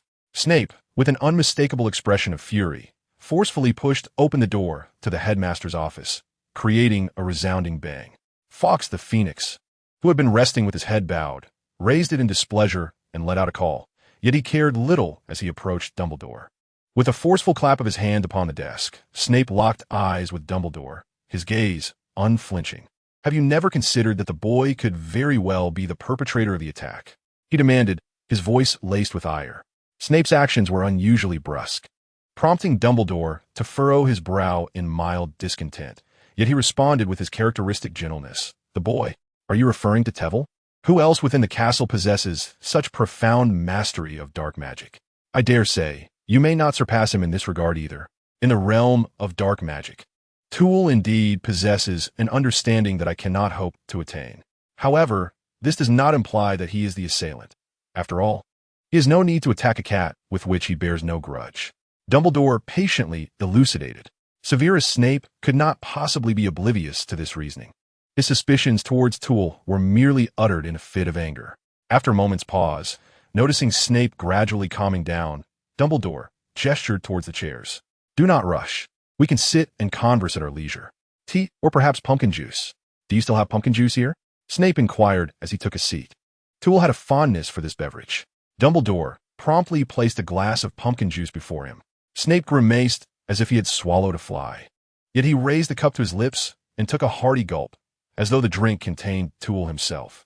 Upon finishing, he slammed the cup down onto the table with a thud. I presume you are aware that lad is studying Muggles. Does he not remind you of someone? Dumbledore did not respond immediately. Instead, he poured more pumpkin juice into the empty cup. His demeanor relaxed, which caused Snape to frown in disapproval. What? Are you concerned about your old acquaintance? He taunted. Indeed, Tool's mentor was Grindelwald, but he differed in that he harbored a sense of compassion for the weak. Dumbledore countered with a shake of his head. Snape scoffed in disbelief. Compassion? An elephant may feel pity for an ant. Yet that does not prevent the elephant from crushing the ant underfoot. Herein lies the crux of the matter. Tool, this metaphorical elephant, has no intention of trampling the ant. On the contrary, he shows respect towards those beneath him in strength and status. But how can you guarantee that one day he will not reveal his ambitions? Or that he will not, in a moment of whimsy, seek to dominate the wizarding world? Snape's expression was grave, his tone earnest, devoid of the earlier irrationality born of anger. He genuinely feared this possibility. Dumbledore's countenance also grew serious. He had long been aware of this concern, which is why he had entrusted the Philosopher's Stone to Tool last year, while simultaneously requiring weekly discussions. This was to facilitate his efforts to win Tool over and to monitor his innermost thoughts. His current strength was not waning, yet the potential for growth had all but vanished. Although Tool had been concealing his true power, Dumbledore could still perceive the remarkable speed at which Tool was advancing. Given this trajectory, it would not be long before he surpassed Dumbledore. At that juncture, if Tool were to truly inherit his mentor's will and ascend as the new Dark Lord, who could possibly stand in his way?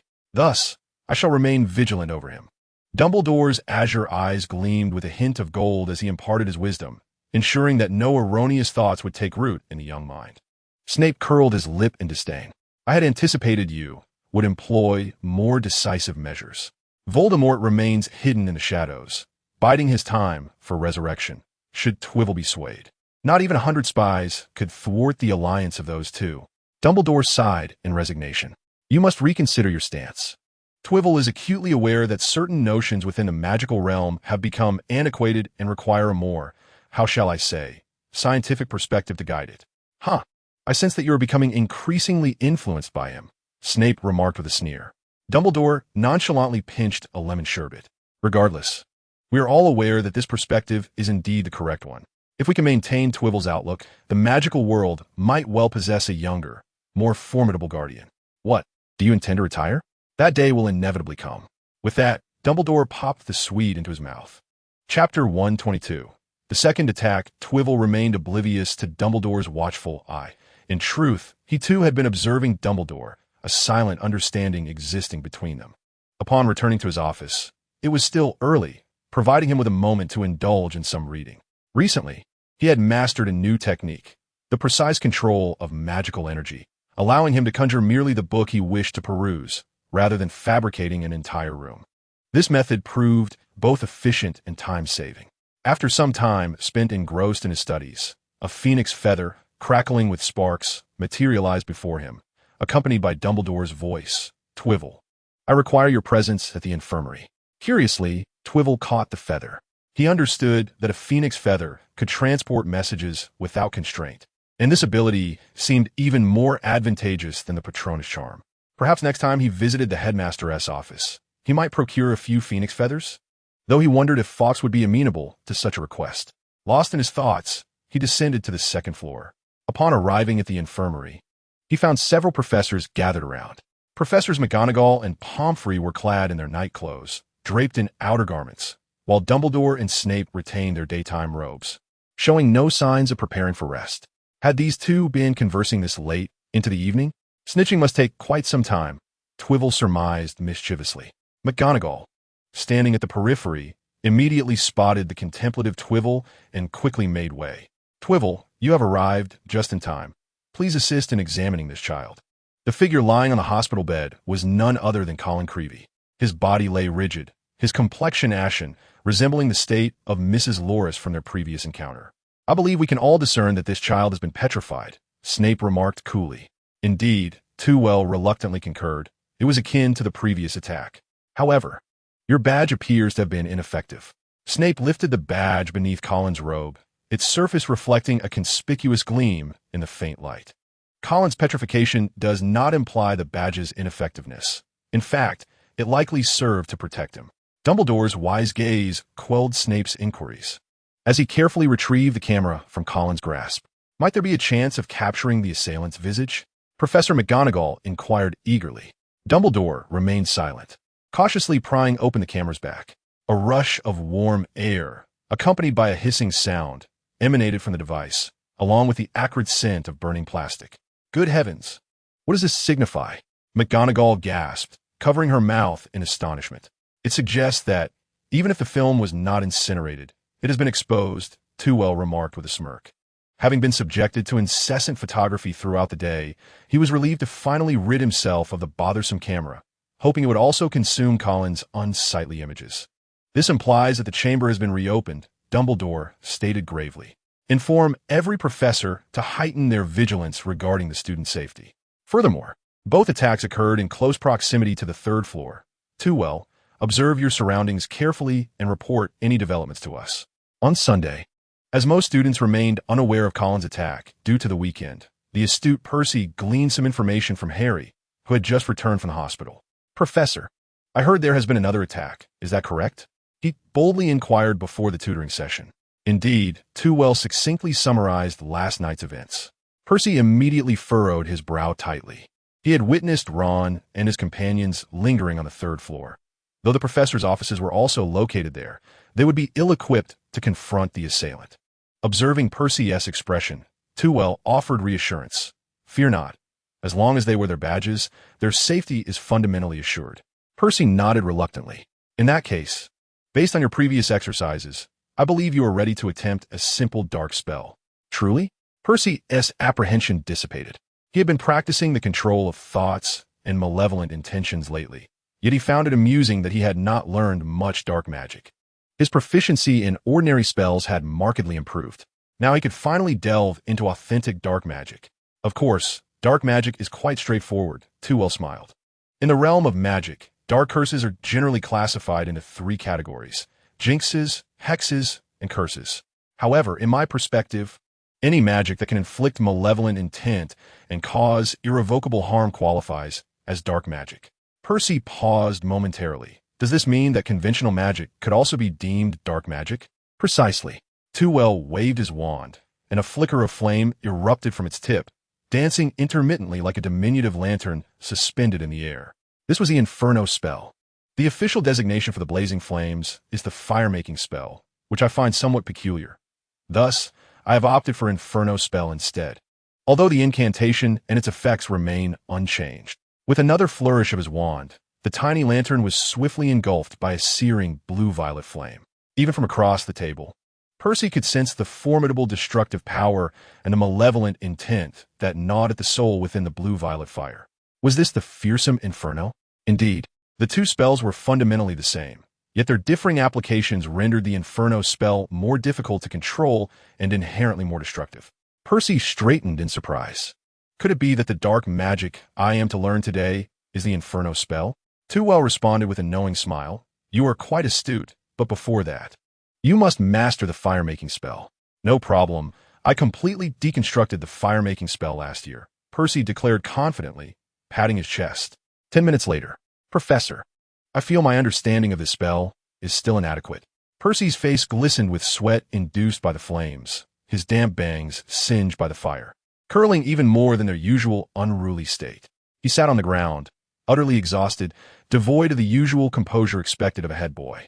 Before him lay a circle formed by matchsticks, their upper halves white, while the lower halves were as dark as ink, albeit in varying proportions. Percy's task was to control the small flames produced by the fire-making spell and ignite each matchstick in the circle with malevolent thoughts of differing intensities. He could not hesitate. If too much time elapsed, the original matchsticks would extinguish automatically, necessitating a return to relight them. Yet, even when his magical energy was depleted, he could barely ignite half of the matchsticks. Upon hearing Percy's words, Tewell glanced up from his book. "Take a break," Tewell suggested, to which Percy's expression brightened before he continued. "Yes, Professor." Chapter 123. The blinding light spell. After a day of speculation, the second attack incident inevitably spread. However, this time, students were not merely curious. They had become significantly more anxious. The previous incident could be dismissed as involving merely a cat, albeit one loathed by all. But this time, a student had been petrified, a fellow student with whom they regularly completed assignments and played. Had it not been for the professor's repeated assurances that wearing badges could effectively ward off some magical threats, the students would have been in a state of panic, too fearful to leave their dormitories. Although I suspect they are merely seeking excuses to skip classes. During a tutoring session, Neville reported the students' conditions to Tewell candidly. Yet, the majority of students were indeed terrified, particularly those of mixed or Muggle heritage, who only dared to venture out in small groups. They exchanged talismans and trinkets. And even upperclassmen approached us, attempting to peddle items purportedly capable of warding off evil, though all were confiscated by Percy.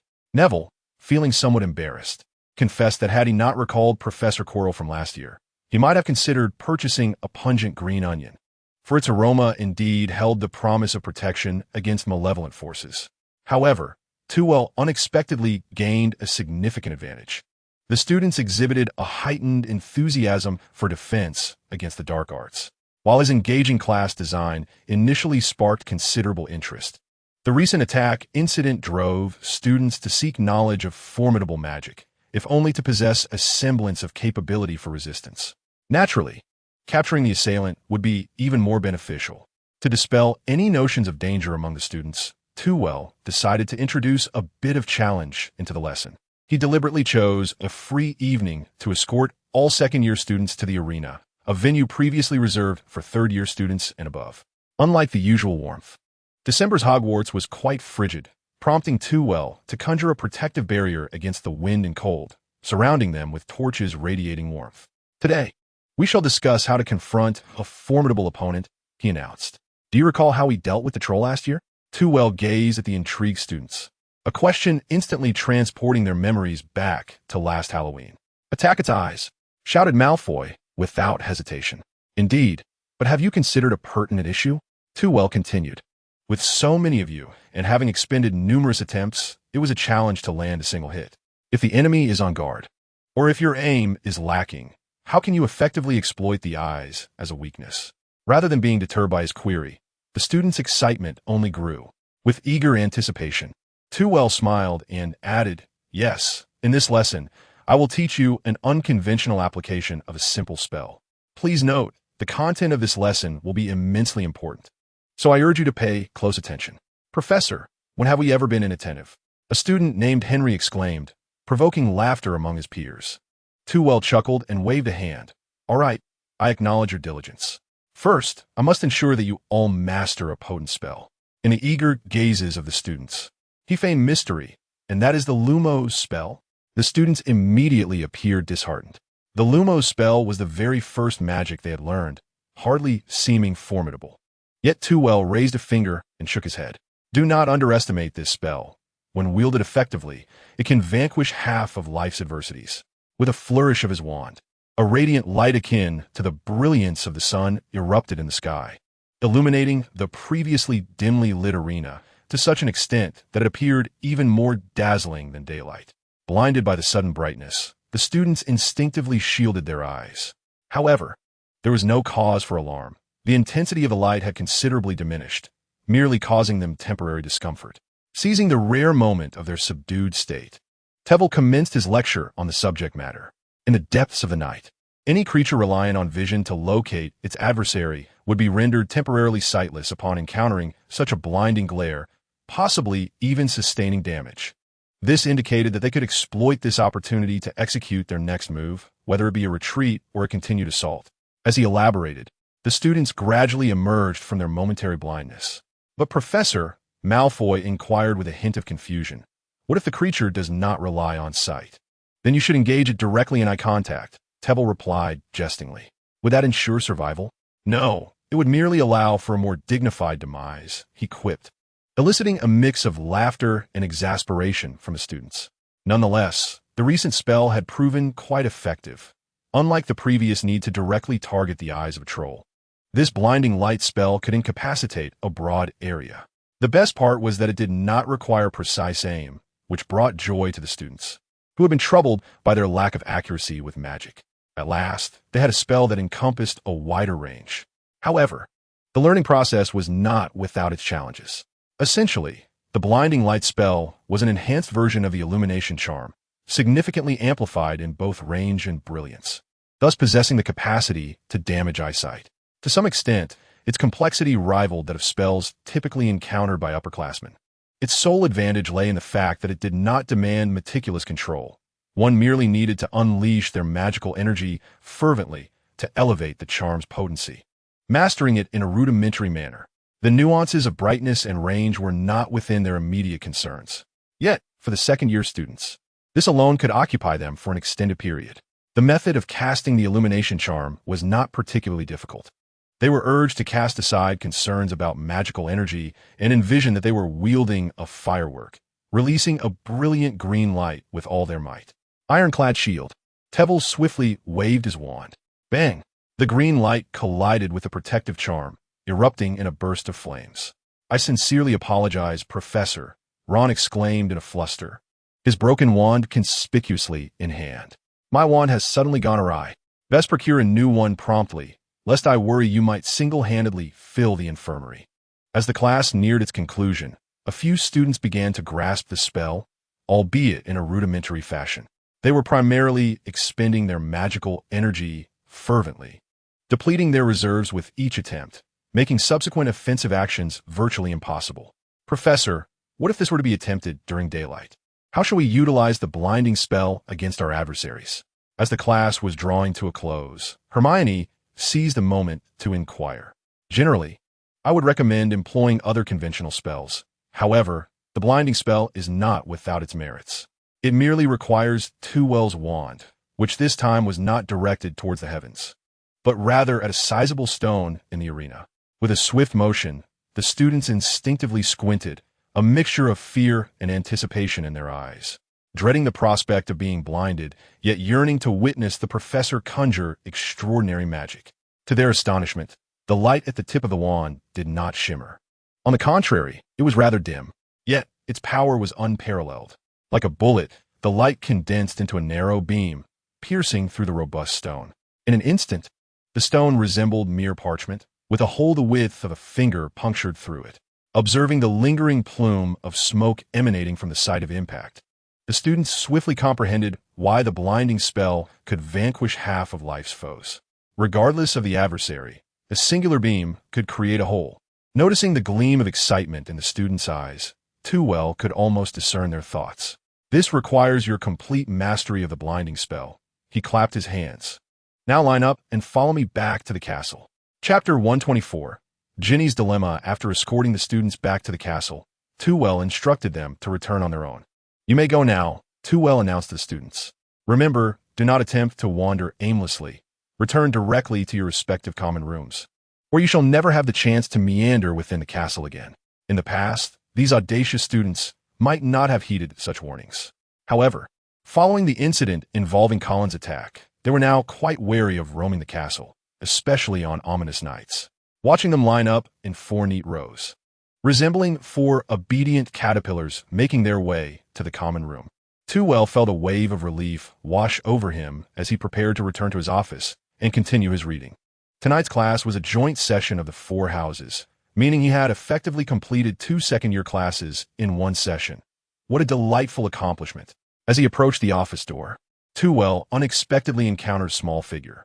Ginny Weasley stood with her head bowed, clutching a small satchel, with disheveled hair bearing traces of feathers, and her robe stained with bright red blood, casting an eerie shadow in the night. Toowell's heart skipped a beat in fright. He scrutinized her for a moment before finally exhaling in relief. The feathers in her hair were likely from a chicken, and the blood was also presumably chicken blood. Her demeanor was somewhat flustered, and her complexion pale, yet she appeared relatively healthy. The most conspicuous detail was the 5 badges adorning her waist. After some contemplation, Toowell discerned that, aside from Ginny's own badge, there were those belonging to Percy, the Weasley twins, and Ron. However, their magical potency had significantly diminished, particularly Ginny's, as the enhancement spell she had placed on it had evidently been dispelled. At this moment, Ginny suddenly lifted her head and beheld Professor Twiwell standing before her, her previously vacant eyes now shimmering with life.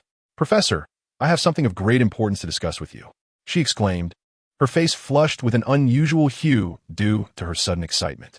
"Do not fret," Twiwell replied, gently opening the door to his office. "Please, step inside and let us converse at ease." Ginny nodded softly, allowing Twiwell to assist her in tidying her attire. She was then guided to a plush chair. "Would you care for some pumpkin juice?" he inquired, and before she could respond, he placed a glass of the vibrant beverage before her, leaving no room for refusal. For reasons unknown, after witnessing the professor's attentive actions, Ginny felt a profound sense of calm wash over her, especially after taking a small sip of the pumpkin juice, which enveloped her in a warm embrace. She could not resist a tiny yawn, quickly lowering her flushed face in embarrassment. The pumpkin juice was so delightful that she unwittingly consumed the entire glass. Stealing a glance, she noticed the professor, a smile gracing his lips, refilling her glass generously. This time, Ginny merely cradled the cup and took a modest sip. As she basked in the comforting ambience, her cheeks blossomed with a healthy glow, and the worries that had plagued her for over a month began to dissipate. "Now, might you share why you have sought me out at such a late hour? Is there a matter at hand?" Twiwell inquired, his arms crossed gently over his chest, his tone both soothing and resolute. He had his suspicions, but desired to hear the truth from Ginny herself. "Yes," Ginny replied, biting her lower lip, hesitating for a moment. "I have come to realize that I am the one responsible, the assailant of Madame Loris and Colin. Forgive my candor, but I find it difficult to believe you possess the capability to commit such an act," Twiwell replied. Ginny abruptly lifted her gaze to meet his, eager to clarify. "It was not me, truly. I have a diary, and, since the summer break, I have been inscribing my thoughts within it. It was only tonight that I discovered this diary possesses the power to control me, leading me to actions of which I am entirely unaware. On Halloween night, I inexplicably lost recollection of my deeds, yet my robe bore stains of crimson paint, identical to the hue present at the scene of Madame Loris's demise. Furthermore, this evening, I found myself inexplicably standing at the lounge entrance. Had it not been for the sudden burst of golden light from the badge my brothers gave me, I would still be in a daze. Yet, I remain perplexed as to why my robe is adorned with feathers and blood from a chicken. I overheard my brother Percy mention that this could likely be a consequence of the soul-claiming curse, which prompted me to hasten here to seek your guidance. Professor, I do not understand why this is happening," Ginny sobbed, covering her face with her small hands.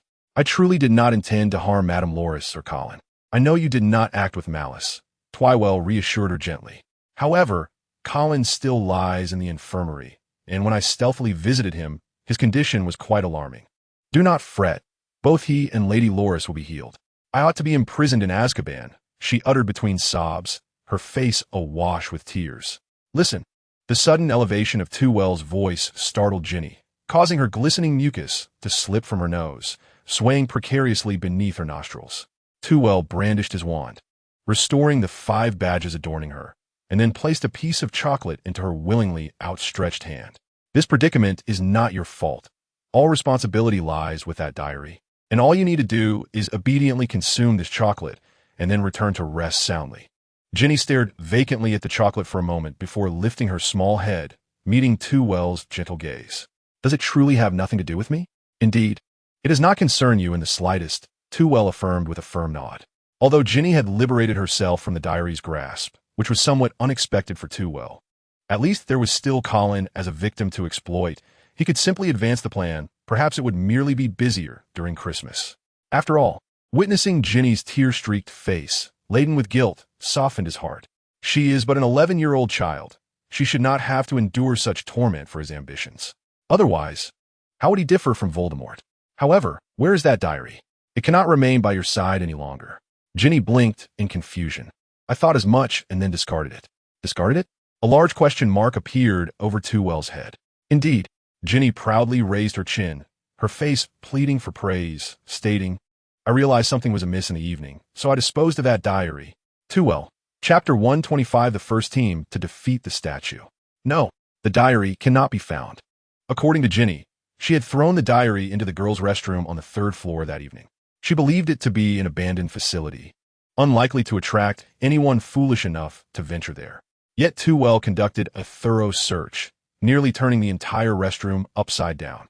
Had it not been for the narrow drain, he might have resorted to searching the sewers. Ultimately, aside from the potion brewing left by Harry and his companions, not a single suspicious item, let alone the diary, was discovered. As a side note, the Polyjuice potion is an advanced elixir learned only by upper-year students, capable of transforming one into the likeness of another human being. Many 5th and 6th-year students might struggle to brew it successfully. Yet Hermione, in her first attempt, having self-studied through books, managed to concoct a rather commendable batch of the Polyjuice potion. Such talent could be deemed to surpass Too's own. After all, during his time at Durmstrang, he had primarily learned potions aimed at healing various injuries. However, considering the emergence of Horcruxes, Too found himself engulfed in worry. Even if a Horcrux continued to manipulate individuals and wreak havoc in the castle, it did not cause Too a moment's concern.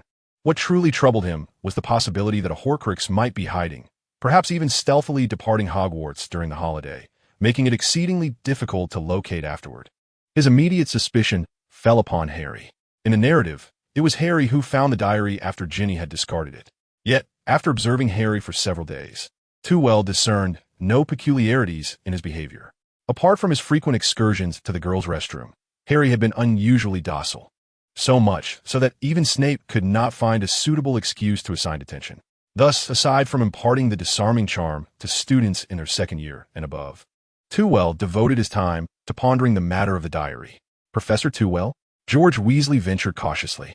Oh, Too snapped back to reality, realizing that class was about to commence. With the 4th-year students eagerly awaiting his instruction. Let us begin today's lesson. You have been working in teams for 3 months now. How do you feel about it? He inquired with a smile. Everything is splendid, except for the fact that we can't defeat the statue, Fred grumbled, his expression one of dismay. The students around him nodded in agreement, their faces filled with indignation as they regarded Too. During this period, their teamwork had significantly improved, and their individual combat abilities had visibly advanced. Yet, regardless of the methods employed or the progress made, they remained unable to conquer the mace-wielding statue, often left utterly exhausted after each encounter. Their morale fluctuated like a roller coaster. The confidence that surged from their progress would be utterly shattered by the next class. Their youthful spirits endured such blows repeatedly, leaving them nearly numb. It's merely eating, sleeping, and getting flung by a statue. Sensing the students' frustration, Too swiftly waved his wand, summoning 4 statues from a distance. From left to right stood the sword statue, the spear statue, the shield and sword statue, and the mace statue, each separated by 10 feet. Ahem, he said, redirecting the students' attention toward the statues. Do not speak of giving up lightly. Today, you have 4 statues to contend with, and you shall experience the thrill of triumphing over them. Roger Davies widened his eyes. We can't defeat even one, and now we're expected to take on 4? Fear not. These 4 statues will exhibit a marked disparity in strength. You may begin with the weakest. Too indicated the sword statue at the far end. Once you conquer the first, you may advance to the stronger statues, progressing step by step until you vanquish the final statue. Moreover, with Christmas fast approaching, I shall prepare gifts for each individual who conquers the 3rd statue. Tevel raised an eyebrow enticingly, causing the previously hesitant students to erupt with excitement. They had long been yearning for last year's Christmas gifts, and although, based on the professor's past habits, this year's presents would likely be the same delightful chocolate imps, it was certainly sufficient. Infuriatingly, many students who received gifts last year were reluctant to consume them, often flaunting their chocolates even after they had expired. Even more vexing was the fact that they still envied those expired chocolates. Now, they finally had their chance. A fervent spirit of competition surged within them as they quickly assembled into teams and dashed towards the sword-wielding statue. Without the need for Tevel's command, within a minute, an orderly line formed before his astonished gaze. Professor Welfare favored a well-organized classroom, and the students were determined not to provoke his displeasure at such a moment. They thought proudly. Meanwhile, the Weasley twins, with their shameless advantage, successfully secured the leading position. How should we tackle this statue? George pondered, bewildered. Damn it, why are they so generous, handing us the first position? Fred glared back in annoyance at the classmates who stood by, eager for entertainment. No worries, Cedric replied with a confident smile. If they wish to witness a demonstration, let them follow closely behind us and observe how to properly handle these statues.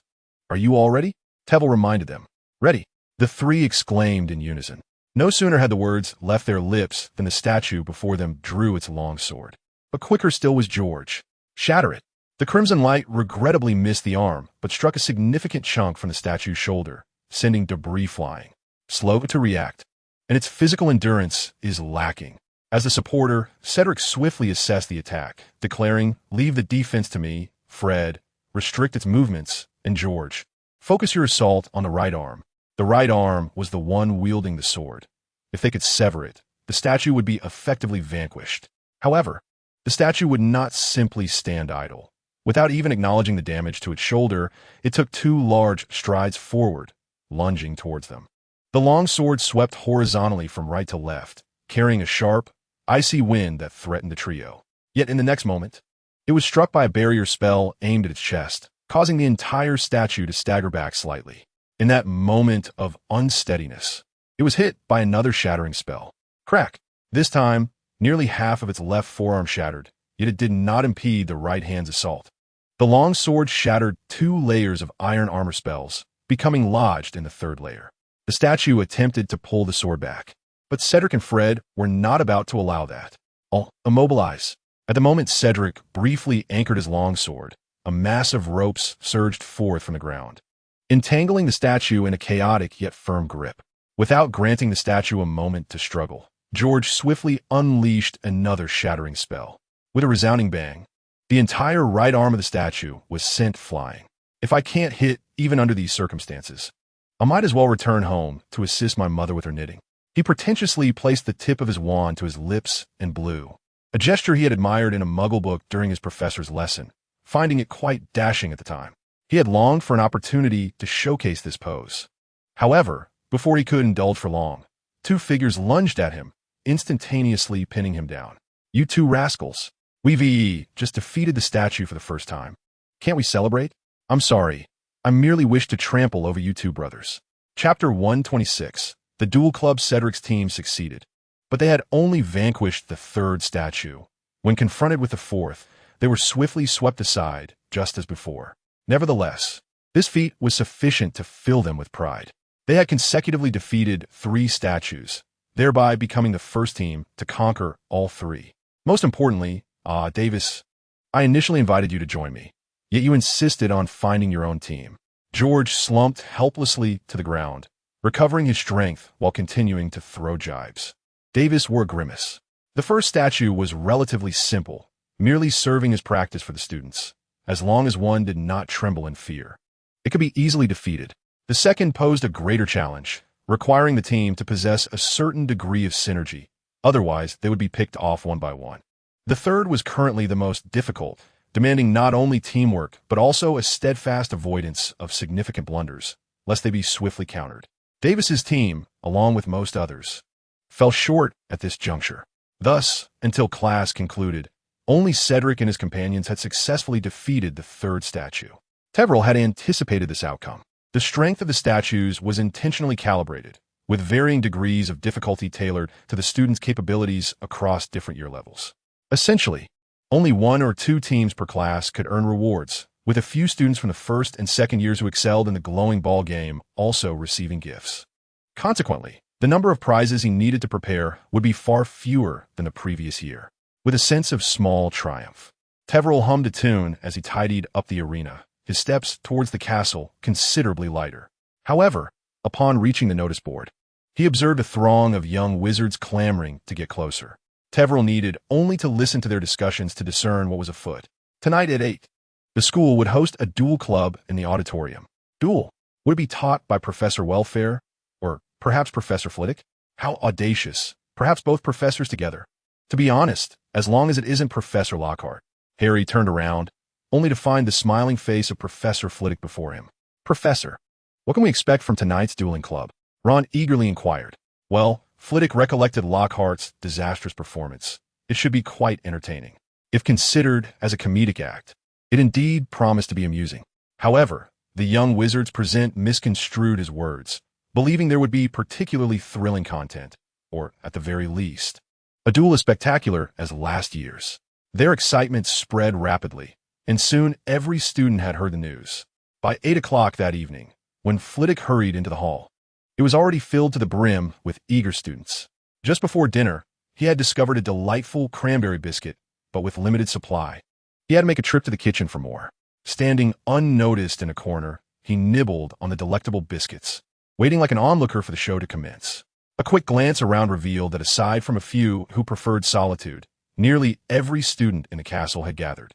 As with the previous year, the 4 house tables had been moved aside, and students clustered around a gilded stage that had appeared along one wall, their animated discussions buzzing in the air. Moments later, a collective sigh of disappointment resonated through the crowd, perfectly synchronized as if rehearsed. Lockhart, clad in a resplendent crimson robe, strode onto the stage, creating a stark contrast with a still-clad Professor Snape beside him. Yet neither figure met their expectations. In this moment, the students longed to shout, "Refund!" Observing their disheartened expressions, Lockhart's flawless smile faltered slightly. Fortunately, he had prepared himself for such an outcome. Otherwise, he wouldn't have orchestrated this spectacle, dragging along a potions master to serve as his support. Initially, he had intended to recruit the shortest professor, Flitwick, but upon hearing tales of his dueling prowess in his youth, Lockhart dared not pursue that idea further. Thankfully, Snape remained, though there were whispers of Professor Snape's reputed strength. Students admitted they had never witnessed him in combat. This was hardly surprising. After all, he was a potions master, so how formidable could he truly be? If hearsay were to be taken at face value, he would have long since ascended to the position of Minister of Magic. Donning a renewed smile, Lockhart enthusiastically took center stage. Good evening, everyone. In light of the prevailing atmosphere of concern within the castle, and considering my exceptional dueling experience, Headmaster Dumbledore has graciously allowed me to host this rare dueling club event. As for Professor Snape, he claims to possess a modicum of knowledge regarding dueling, and after my persistent assurances, he generously agreed to assist me with a small demonstration. He flashed a broad grin. The corners of Snape's mouth curled subtly, and his slightly raised eyes brimmed with disdain, akin to watching a jester's antics. A chill swept through the hearts of the young wizards present. Even those who harbored a deep-seated aversion for Lockhart found themselves silently wishing him well. May Lockhart remain hospitalized forever, Ron murmured, eyes shut and fists clenched. Hermione, somewhat displeased, rebuked him. How can you think that? Lockhart is still our professor. Ron opened his bewildered eyes. But if that happens, we can have this welfare professor teaching us indefinitely. Then we can also wish for Lockhart to be expelled from the school. No need, Harry exclaimed excitedly, patting Hermione's shoulder. Snape is already preparing to take action. On the stage, Lockhart and Snape stood at opposite ends, assuming their standard combat stances, a sight they had witnessed last year and mentally rehearsed countless times. 1, 2, 3. Disarm. Snape struck swiftly.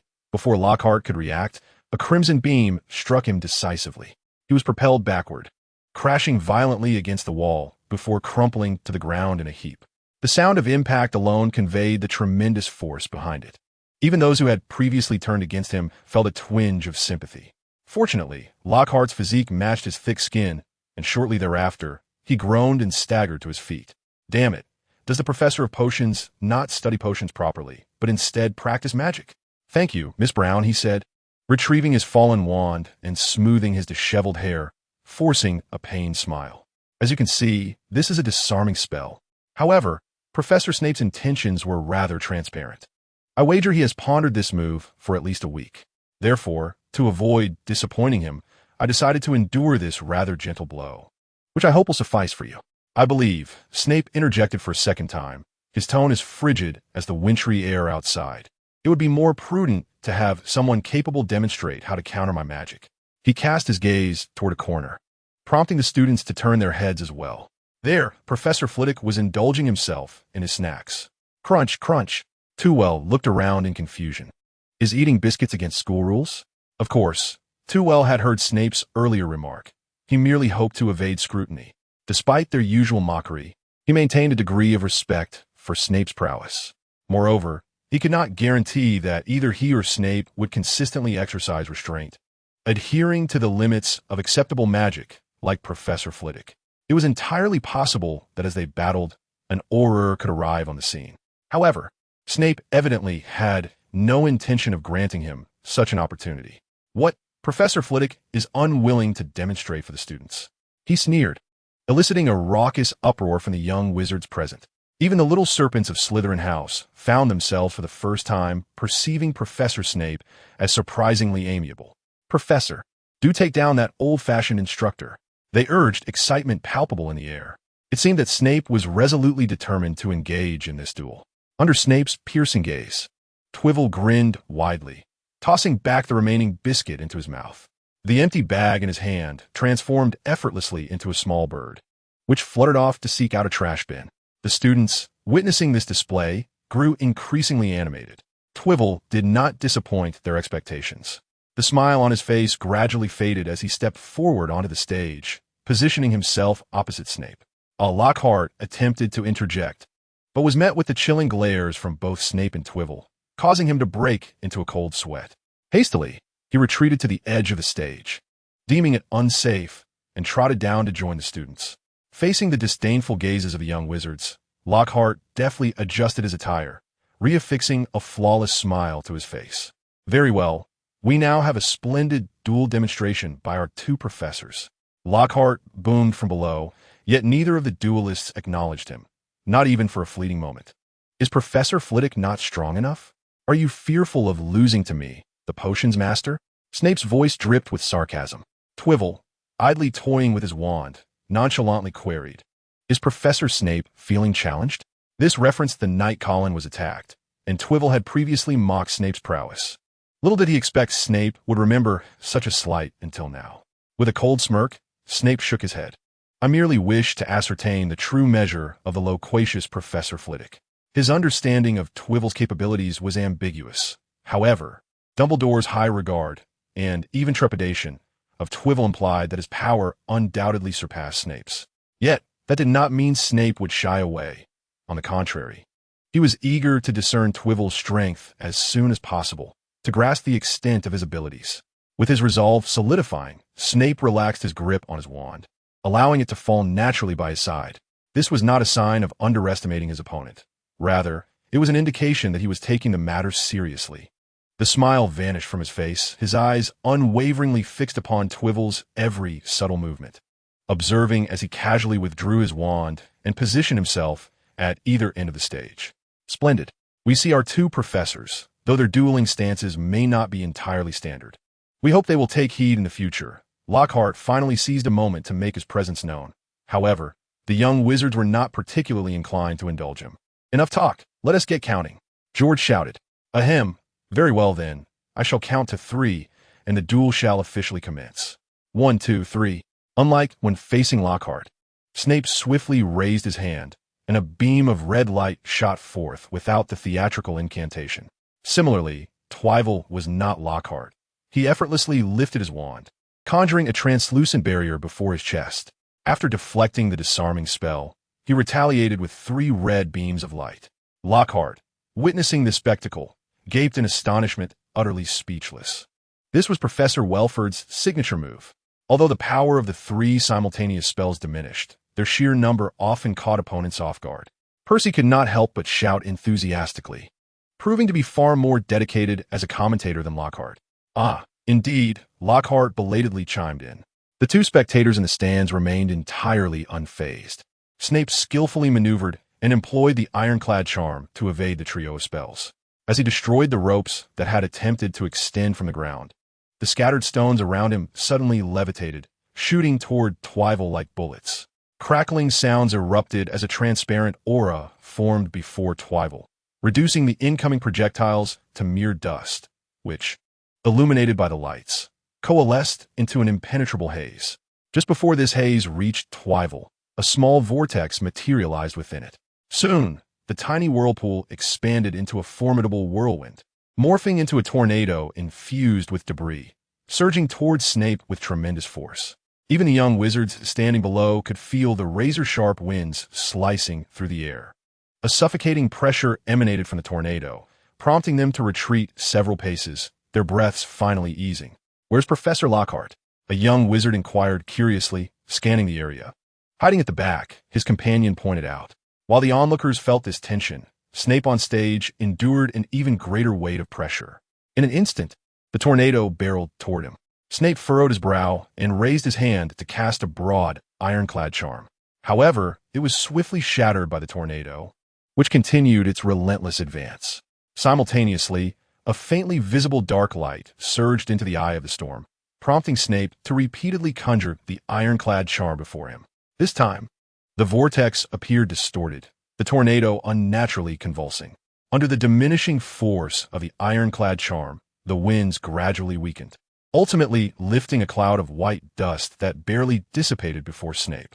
Observing the swirling dust, Snape's mood did not lighten. Instead, it grew more grave. This young man's power was astounding. Even using conventional magic had left him in such a precarious state. Were he to employ the dark arts he was reputed to master, Snape might very well find himself defeated. Yet, he refused to be passive. After several exchanges, an undercurrent of excitement began to stir within him. This indeed is a long-awaited battle. Subsequently, both individuals tacitly refrained from employing extensive or high-destructive magic, opting instead for conventional combat spells. The students sighed in relief. Some upperclassmen had witnessed the dark beam emitted by Snape, capable of dismantling such a formidable whirlwind in mere moments. Such magic they had only heard of in the restricted section of books.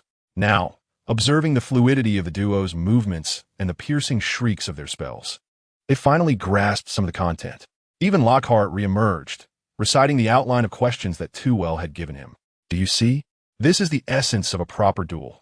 To seize upon and even forcibly create openings in your opponent, thereby launching an attack.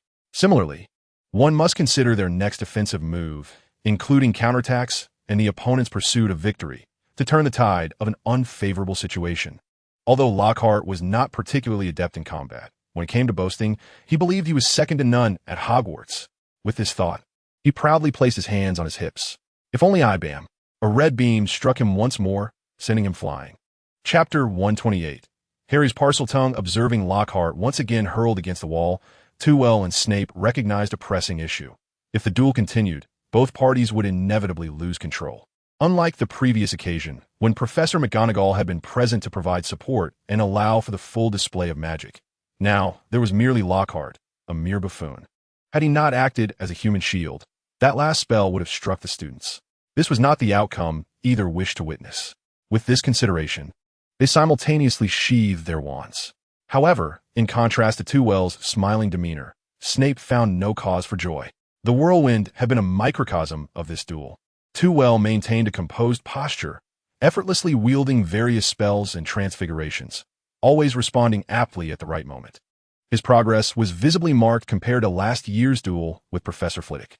Conversely, while Snape gradually recalled his once familiar combat techniques throughout the exchange, he consistently felt a sense of inadequacy against Tywell, as though he needed to resort to his most powerful spells merely to maintain equilibrium. Yet, Tywell had not revealed a single trump card. Contemplating this, Snape's expression grew solemn. Although he often wore a stoic face, even Malfoy now dared not approach him. Indeed, quite impressive, Lockhart, like an indomitable cockroach, arose once more, feigning to brush off the dust from his attire. What a splendid performance! If only it could be more refined. Like mine, he exclaimed with a broad grin. The students joined in laughter, though it was merely mockery.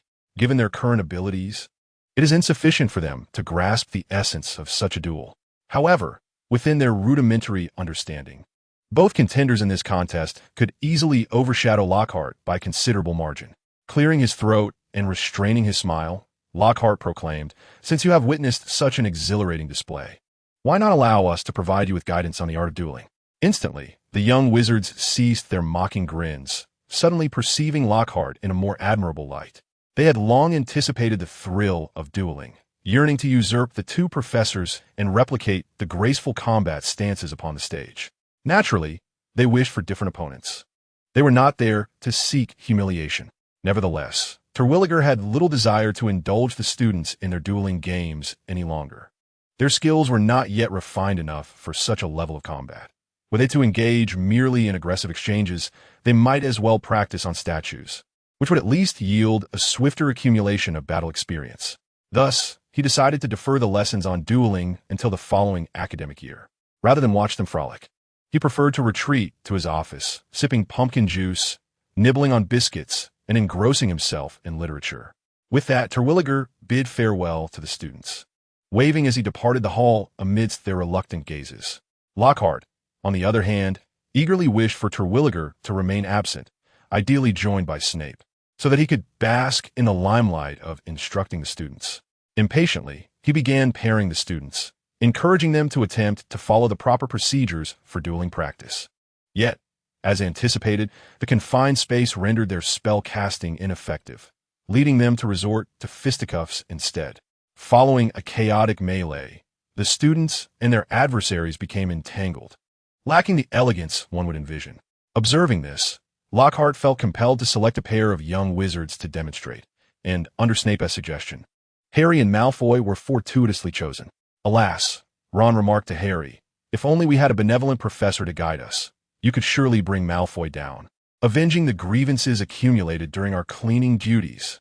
With Malfoy benefiting from Snape's tutelage, Harry cast a glance at Lockhart, who averted his gaze, pretending not to notice. Deciding to proceed, he slowly advanced to the stage, mirroring the duel of the two professors before him, locking eyes with Malfoy. "Raise your wands and prepare yourselves," Lockhart boomed. "On the count of 3, cast your spells to disarm your opponent. 1, 2, 3. In a moment of chaos, Malfoy shouted, "Blunderbuss." A plume of black smoke erupted from the tip of his wand, twisting in the air, and upon crashing to the ground, transformed into a lengthy black serpent. The serpent reared its head, slithering across the stage, causing the nearby young wizards to shriek in terror and retreat, clearing a substantial space. "Do not move, Potter," Snape drawled languidly. "Allow me to handle this." Observing Harry's flustered demeanor, his mood lightened somewhat. "I can do it," Lockhart exclaimed hurriedly, waving his wand with urgency. It is evident that allowing Lockhart to cast spells was a grave mistake. With a thunderous crash, the black serpent sprang to a height of over 10 feet, only to crash heavily back onto the floor. This action thoroughly enraged the creature, which hissed menacingly, darting toward the nearest Justin Finch Fletchley, its mouth agape, revealing its venomous fangs. Just as the serpent prepared to strike, Harry instinctively took 2 steps forward and shouted at the snake, "Leave him alone." The moment the words left his lips, he was astonished to see the serpent obediently collapse onto the ground, its mouth closing as docile as a mere imitation. Witnessing this spectacle, Harry beamed at Justin, his expression reminiscent of Ginny's when she sought praise. However, Justin did not reciprocate with a grateful smile. "What kind of trick are you playing?" he exclaimed, his eyes wide with terror as he turned and fled the hall. The hall fell into an abrupt silence, and Harry noticed that everyone regarded him with the same fearful gaze they reserved for a monster. Even Snape approached with a furrowed brow, transforming the black serpent back into a wisp of smoke. For the first time, Harry observed such a somber expression on Snape's face. The usual indifference and sarcasm had vanished, replaced by an enigmatic depth akin to a riddle. As Harry pondered this perplexity, he felt a tug at the back of his robes. "Come on," Ron whispered urgently. "Let's get out of here." Harry, still dazed, allowed Ron to lead him out of the hall, with Hermione hurriedly following behind, her head bowed.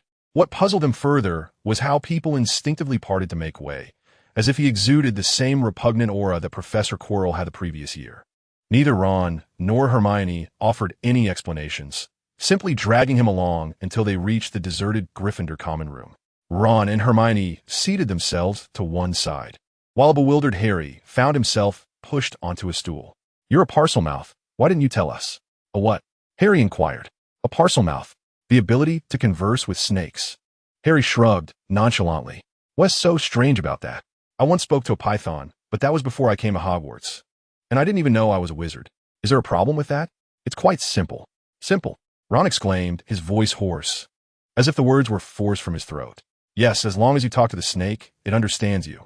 "Harry," Hermione said, her tone laced with uncertainty. What we heard was not normal speech. It was an eerie hissing.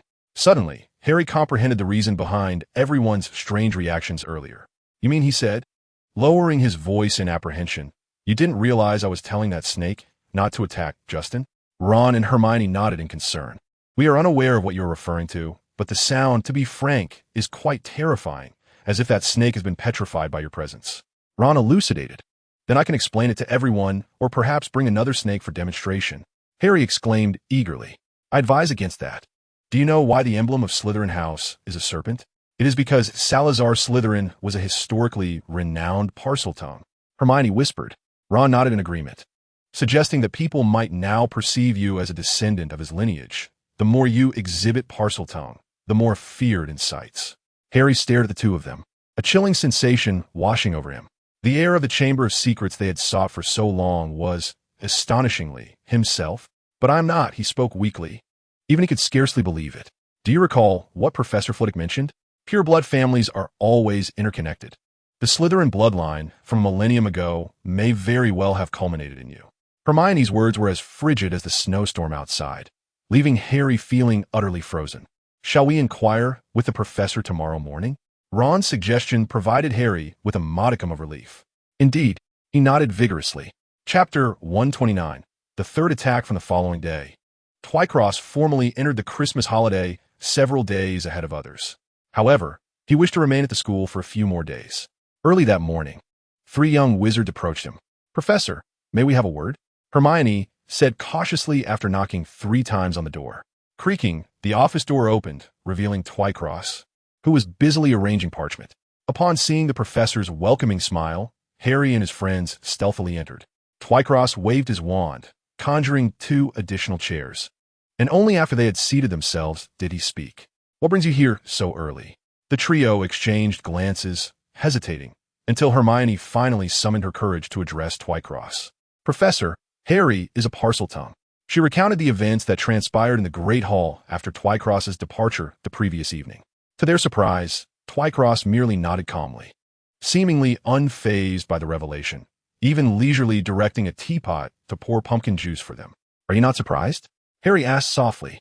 Surprised, indeed, although he uttered those words. Twycross's demeanor conveyed no semblance of disbelief. Yet, inexplicably, Harry felt a sense of relief wash over him. In contrast to Hermione and Ron's concern, he found solace in Twycross's nonchalance. After a night of confusion, witnessing the professor's composed demeanor instilled in him a newfound courage. Even before a full exchange of words had occurred, Hermione and Ron remained oblivious to Harry's sentiments, mistakenly believing that Twyvel was unaware of the connection between Parseltongue and Salazar Slytherin, which made their expressions turn anxious. "Professor," Hermione raised her voice slightly. "Salazar Slytherin was also a Parselmouth. It is quite possible that Harry is his heir. So, do you believe that the Chamber of Secrets was opened by Harry?" Twyvel countered. Hermione and Ron were momentarily taken aback. "We are together every day. There is no way Harry could have accessed the chamber without us knowing. If you believe Harry is not the heir, then what does it matter whether he can speak Parseltongue?" Twyvel shrugged. "And remember what I mentioned? Pure-blood families are often interconnected. Perhaps my ancestors and Ron's could have ties to the Slytherin lineage, which would imply we are all his heirs." The professor's questions left Hermione and Ron bewildered. However, Harry found delight in the conversation, wishing the professor would elaborate further. He joyfully lifted the cup before him, taking a sip of the rare warm pumpkin juice, which enveloped him in warmth. "But Parseltongue sounds so sinister. Just hearing it once gave me nightmares all night." Ron quivered, finding some comfort in the warm cup. "Do you recall what I said? Mastery of dark magic does not equate to being a dark wizard, and Parseltongue is merely a language." Twyvel chuckled lightly. It is a linguistic gift. If Harry were studying at Durmstrang, he would undoubtedly be quite popular. As far as I know, Dumbledore speaks Mermish and gobbledygook, and he can even understand Parseltongue. This is an established fact, not mere fabrication. Truth be told, were it not for the association of Parseltongue with talent, I would have sought your guidance in learning this language. Of course, my lack of interest in studying it is also due to its limited utility. Harry felt a wave of relief wash over him, even harboring a hint of pride. This was a skill that both the professor and the headmaster could not claim. Thank you, Professor. Comforted, Harry led Hermione and Ron out of the office. While I truly admire Professor Trevelyan, the notion of being popular at Durmstrang feels rather peculiar. Ron chuckled, scratching his head. Yet it doesn't sound too bad, does it? Harry grinned widely. Hermione also beamed with a bright smile. However, Harry's expression turned serious as he cautiously glanced around. Do you remember that inaudible sound? Ron immediately recalled the panic of that night, running away from Malfoy in fright. Are you referring to the one we heard a few times before? Hermione's eyes sparkled as she gazed at Harry. I understand now. Her excitement was palpable. It's a snake. Only Harry can hear the snake's voice. Hearing it again on Halloween means the monster in the chamber is a snake, one that can petrify people. Exactly. Revitalized, Harry felt his thoughts more vibrant than ever. The absence of any sign of the serpent, whether cloaked in invisibility or minuscule enough to traverse the walls, suggested that it had been lurking within the castle, occasionally venturing forth in search of a target. Equally, it was evident that a speaker of Parseltongue was concealed within the castle, the very heir to the Chamber of Secrets we sought. Ron had an epiphany. It must be Malfoy, a scion of a pure-blood family, one of the most untainted, possessing the bloodline of Slytherin, perhaps even more so. The trio jubilantly deliberated as they made their way back to the common room to gather their textbooks for the impending Transfiguration class. They turned into another corridor, where the light was particularly dim. A loose pane of glass rattled, allowing a chilling gust to rush in, whistling ominously. The polyjuice potion was nearing completion. One could only ponder what you would have me do on Christmas Eve, Hermione said with a discontented glance at Ron. Ron remained silent, his face a mask of terror as he pointed to the center of the corridor. In the dimness, Hermione squinted to discern a dark object lying on the ground. A peculiar, shadowy figure loomed above, appearing weightless yet somehow burdened, surrounded by a cloud of black smoke. Were those? Harry trembled as he replied. It's Justin and nearly headless Nick. Hermione drew a deep breath and finally discerned the figure sprawled before her. Justin Finch Fletchley lay on the floor, his body rigid as stone, an expression of sheer terror frozen on his face, his eyes vacantly fixed upon the ceiling. Nearly headless Nick bore a similar visage, his mouth agape in shock. Thus, another attack had transpired, one that even a ghost could not evade. Do you think Professor Lockhart will still believe we are innocent and offer us further consolation? Ron gulped nervously. Chapter 130. Homeward bound, if the previous two attacks had left the young wizards with a glimmer of hope, this latest incident, especially one where even a ghost could not escape petrification, prompted a hasty exodus from the school. Among those fleeing was Tulle, who granted Harry no chance for solace. As soon as the holiday arrived, he departed Hogwarts with alacrity. He was not afraid of the basilisk's assault. On the contrary, despite the absence of a diary, the serpent had nonetheless attacked Justin, which in a way lightened his mood. It was during his departure that he encountered Ginny, her hesitant demeanor prompting him to leave her with a reassuring smile. Upon operating back to the familiar gates of his estate, Tulle noted the absence of the house elf, Jeff, and could not help but smile wryly. Since his mother, Belinda, assumed the position of defense against the dark arts professor, she had not offered him a kind word since the summer. Had it not been for the absence of any incidents involving others who appeared relatively healthy, he might have truly found himself confined within a cupboard. However, upon returning home, his heart settled considerably. Thus, he strolled leisurely along the path bordered by thickets, admiring the meticulously tended estate curated by Jeff. In truth, the family estate bore no particular distinction. The three inhabitants favored a down-to-earth style, leading to a garden characterized by casually growing trees, requiring only occasional oversight from Jeff. The sole remarkable feature was the grand fountain, reportedly constructed by his father Mills, in a bid to please his wife, involving considerable effort and thought. Jeff's routine tasks regarding the estate typically revolved around this fountain. Young master, Jeff suddenly appeared beside him, raising his eyebrows mischievously. Madam says if you do not enter soon, your dinner will be discarded. Very well. After mulling over the matter for a while and finding no clever solution, Too had no choice but to follow Jeff back to the house. By the way, has Mother mentioned anything about me lately? Has her demeanor improved at all? Jeff pondered briefly. Madam has recently developed a fondness for Muggle films, dragging the master to London daily, and has not mentioned you at all. That could be considered good news, I suppose. Upon entering the residence, Too spotted Melinda seated elegantly in the parlor, savoring her tea. Although she rarely exhibited any pretentiousness, her upbringing in a pure-blood family had equipped her with a mastery of etiquette that left no room for criticism. "Dearest mother," Too exclaimed as he hurried to her side, tenderly offering a gentle massage. "I have missed you immensely." At that moment, Mills approached with a platter of freshly baked cranberry cookies, placing it upon the table. "So, in comparison to your mother, who do you miss more?" Too eyes brightened as he pinched a steaming cookie and stuffed it into his mouth, replying somewhat muffled. "What have you been through that you are so cautious even in your dreams?" Observing the playful banter between father and son, Melinda abruptly set down her teacup, poking her husband's shoulder with annoyance. "Your indulgence will surely lead him to calamity one day." Mills seized Melinda's hand in response. "Too is already an adult. We ought to respect his opinions, especially considering he has always been sensible, has he not?" Melinda tugged at her hand twice before conceding, turning to her son, who was nodding vigorously. "Since you are now of age, I presume dinner need not be reserved for you? Doesn't that imply there is still dinner left?" Too face lit up with joy. "Indeed, you are the best to me." Having finally placated Melinda, he was not without her second admonition. "Should I discover you in any danger, I shall confine you with a ghoul. But there are no ghouls at home." Too muttered as he relished the sumptuous dinner. "Melinda possesses a sharp tongue, yet a tender heart. She professes her intent to discard the dinner, yet in truth, she has kept it warm, preparing dishes that he relishes. Even the dessert is exquisitely tailored to his taste, having been arranged several days in advance at her behest."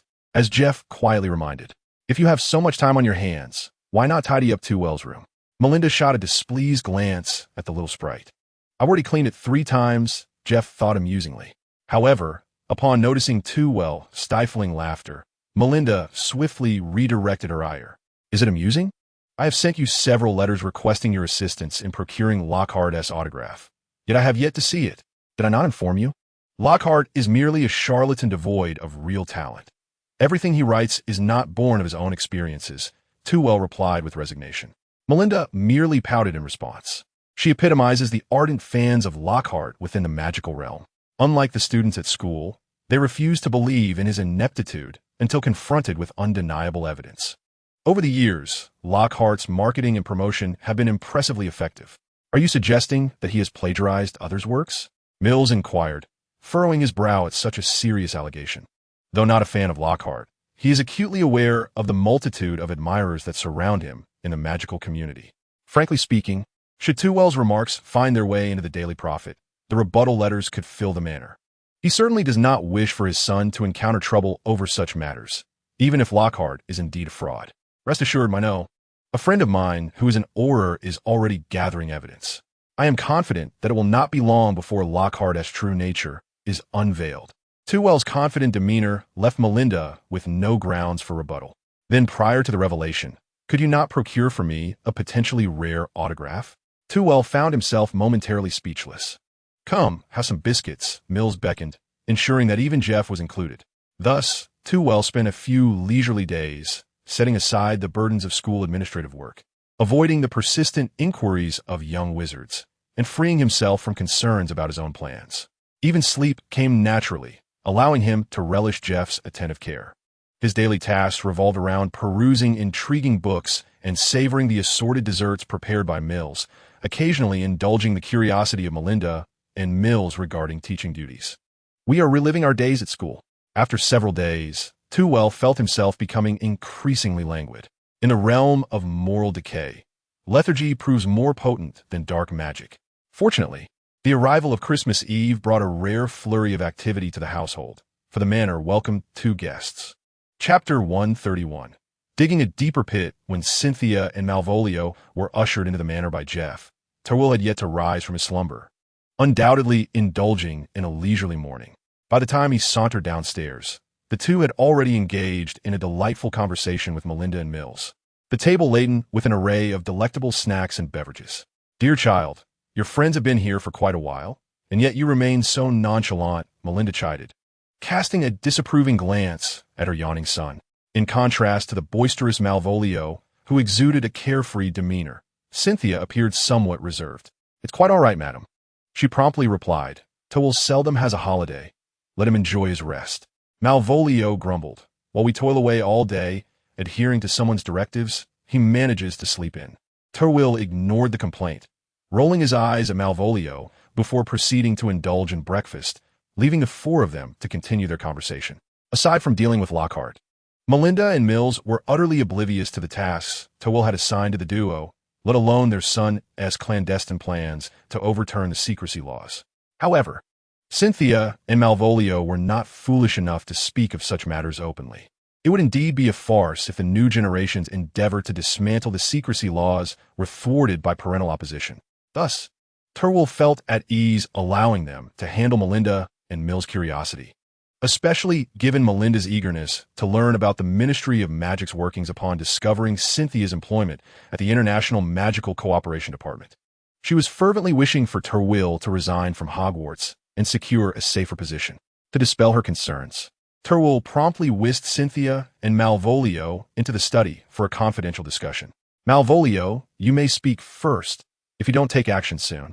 I might be compelled to deal with Lockhart personally," Towell lamented as he sank into a chair. Malvolio, setting aside his scrutiny of the library's collection, mused about the distinct advantages of a prestigious pure-blood family, realizing that his own limited perspective was a consequence of familial influences. "To be honest, it's rather challenging," he shrugged. Towell cast a surprised glance at him. The former Dark Lord found himself vexed by such a trivial matter. Lockhart possessed this ability? "It's primarily due to his fans," Malvolio admitted with exasperation. "When I tentatively suggested to my subordinates that we investigate Lockhart, nearly everyone opposed me. Not out of admiration for Lockhart, but rather from fear of inciting his vast fan base, particularly since one cannot ascertain whether those high-ranking officials or their families are Lockhart enthusiasts. Then why not conduct the investigation yourself?" Towell irresponsibly directed. "By tracing the paths depicted in Lockhart's books, you're bound to uncover substantial evidence. Lockhart's documented exploits span the globe. Tracking them all down would be utterly exhausting," Malvolio retorted. However, Malvolio is not quite human yet. Fatigue cannot claim him. Terwilliger mused with a sense of self-justification. Cynthia, stifling a laugh, remarked, "He is indeed a busy man now. Half of the complex cases in the Auror office have been entrusted to him, leaving him little leisure." "And what the other half?" Terwilliger inquired, astonished. "He will tackle that once he finishes the first half." The two bantered back and forth, leaving Malvolio at a loss. "Enough of this. I shall attend to it myself." In truth, he had already consulted several victims, but their memories had been severely impaired, and much evidence had been thoroughly erased. Speaking of this, Terwilliger was well prepared. "It's merely the memory damage caused by the Oblivion Charm. I have conducted substantial research on Neville and have compiled numerous insights, both useful and perhaps not." While he could not claim his Oblivion Charm expertise was unparalleled, it was likely that the healers at St. Mungo's did not possess his depth of understanding in treating such memory loss. He produced a small notebook and tossed it to Malvolio, filled with his observations on the Oblivion Charm. As Malvolio delved into the intricacies of the charm, Cynthia eagerly reported on her mission. Lucius Malfoy had already learned of the 3 attacks at Hogwarts and was leveraging his position as a governor to meddle in the school's affairs. However, Dumbledore had temporarily countered his advances, leading Malfoy to seek support from the Ministry of Magic and other governors. Terwilliger displayed an expression of anticipated comprehension. It was precisely how Malfoy operated. Given the continuing attacks, his machinations were hardly surprising. Little did they know how terrifying this realization was to Cynthia and Malvolio. Terwilliger had nearly predicted every move of Lucius with precision. Even Lockhart was mentioned. During the summer, Malvolio had spent every day with Terwilliger, but remained oblivious to how Terwilliger had deemed Lockhart a fraud, despite never having encountered him before. It was worth noting that even Grindelwald, with his prophetic abilities, could not foresee such accuracy. Truly, he is the man I admire. Indeed, he has me utterly captivated. They exchanged knowing glances, instantly understanding the thoughts mirrored in each other's eyes. Terwilliger, however, looked at them with a puzzled expression. And what are the governors? Cynthia composed herself and responded earnestly. They have all been coerced by Malfoy. Nearly all the governors are inclined to support his temporary dismissal of Dumbledore. Nearly? Terwilliger probed. Yes. There remains one, Ms. Diana Shafik, Cynthia said with a hint of peculiarity. She staunchly opposes Malfoy. Malvolio formed the words silently. Yet Ms. Shafik once endorsed Professor Grindelwald's ideals. Perhaps we could win her over. Malvolio spread his hands. Her meticulous nature always impressed him. Otherwise, do you think I trust her for no reason? Tevel chuckled lightly. Then I shall entrust this to you. Indeed, he required the support of a board member capable of influencing Hogwarts. Cynthia's face flushed slightly from the teasing, yet she resolutely nodded. And after that, shall we collaborate with Malfoy to dismiss Dumbledore? No, no, no. Tevel wore a mischievous grin, sending a shiver down Malfoy's spine. He recognized that same smile from when Tevel had researched Horcruxes.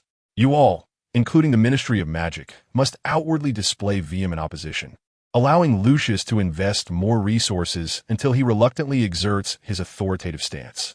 TSK, TSK, TSK, you intend to ensnare Malfoy, don't you?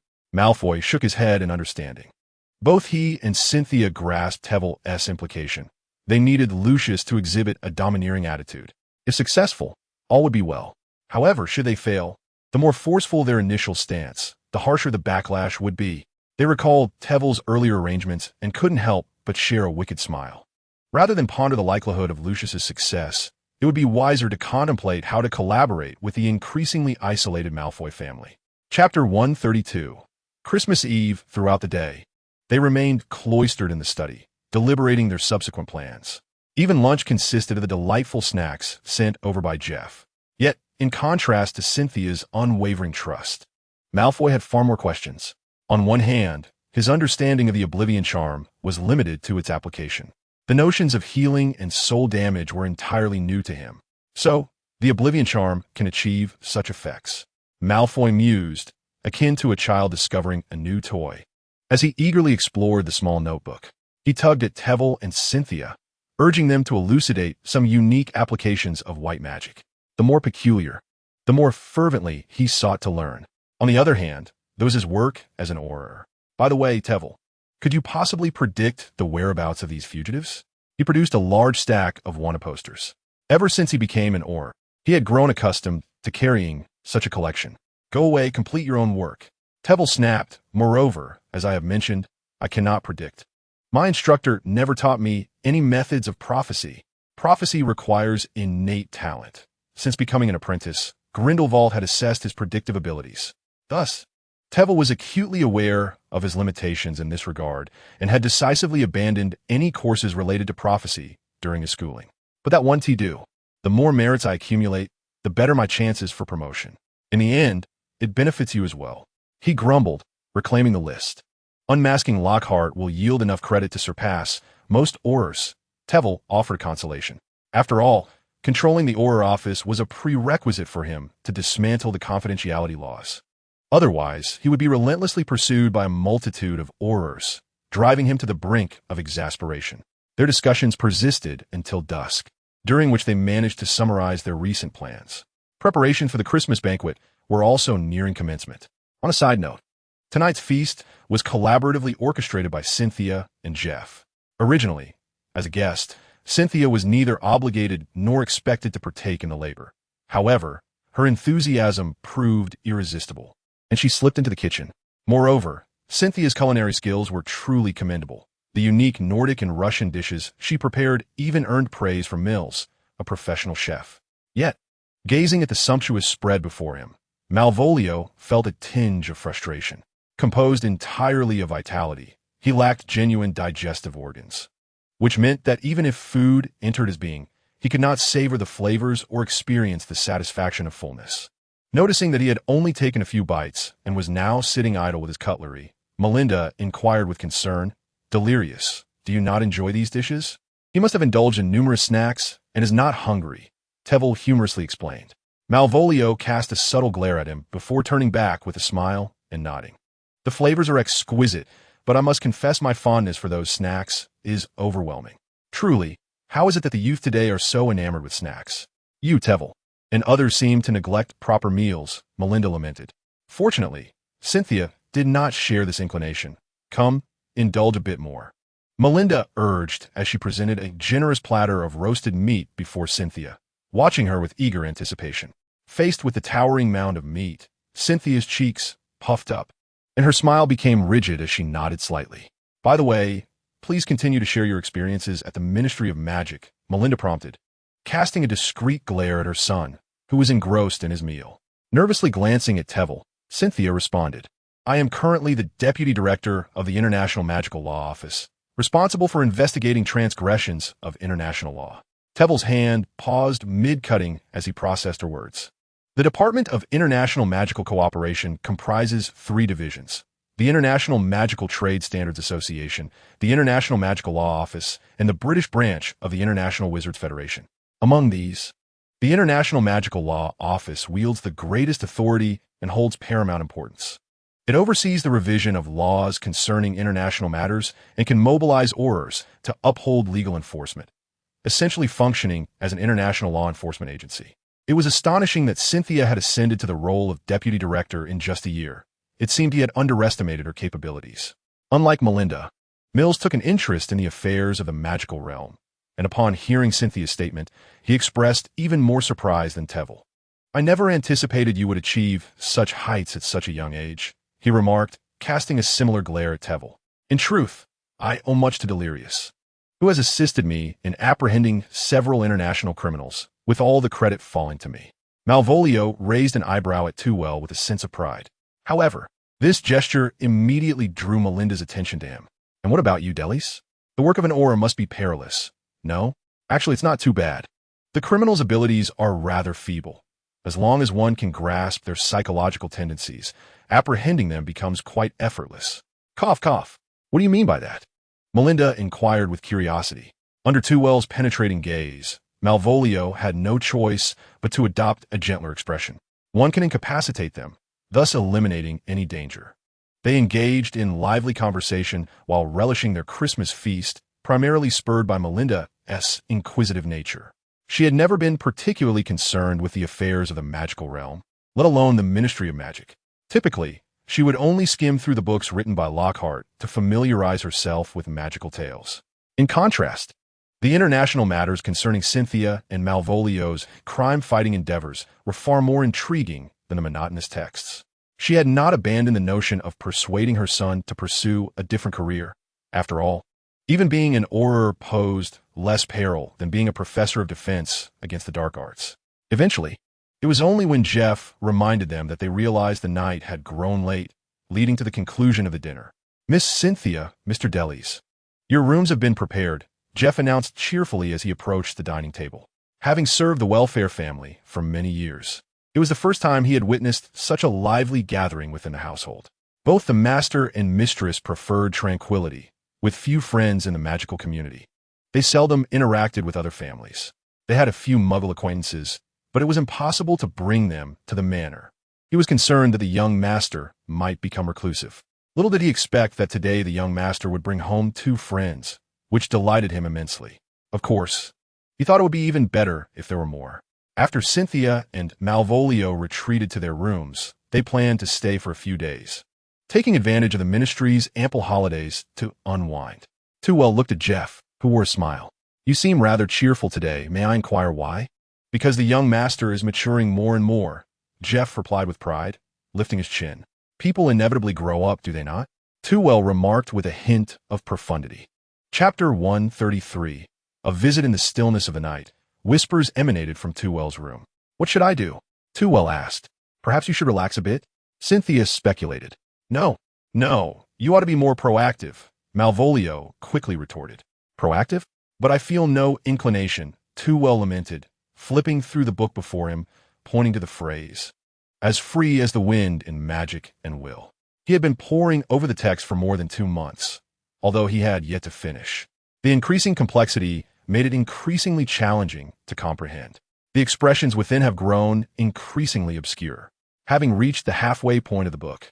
The current content bears little relation to the existing magical framework. Seizing this opportunity, he summoned Cynthia and Mavrio into the chamber to discuss the material contained within the tome. Their past transgressions and clandestine learning were of little consequence. Tevel was eager for Cynthia to augment her strength, particularly as their tasks grew more formidable, rendering conventional abilities insufficient for his requirements. As for Mavrio, his very soul was tightly grasped by his own will. What fear could he have of her acquiring such knowledge? Yet, both were left in a state of bewilderment. Even Tevel, who had perused the text for 2 months, found the content perplexing. While they felt as if they were deciphering an ancient script, each character was recognizable, yet when combined, it made no sense. Have you ever experienced the sensation of being without a corporeal form? Mavrio suddenly inquired. Tevel regarded him with a peculiar expression. Do you truly believe I would have such an experience? Mavrio was momentarily at a loss for words before slowly responding. Very well. I can share this. When you transform into a pure soul, you perceive a world entirely different.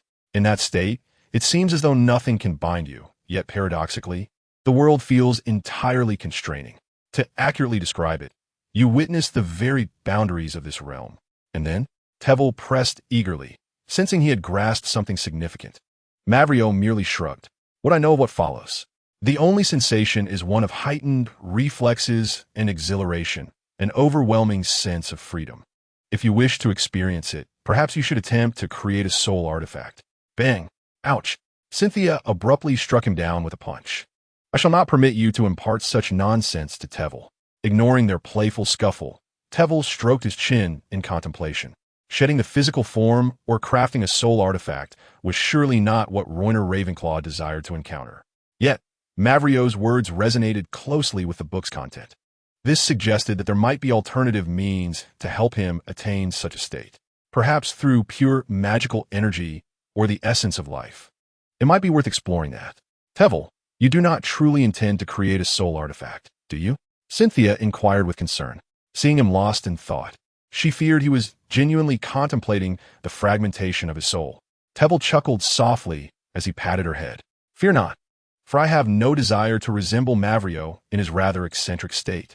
The following day, Tevel was once again inundated with an overwhelming array of gifts.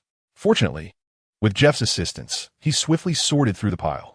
Most of the contents were books, which he utilized to enrich his library. The remaining trinkets were retained within his quarters. In the end, Tewell received a pair of Weasley dolls, the remarkable creations of George and Fred. However, this time, the dolls sang only upon pressing a button in their heads, and another press would silence them.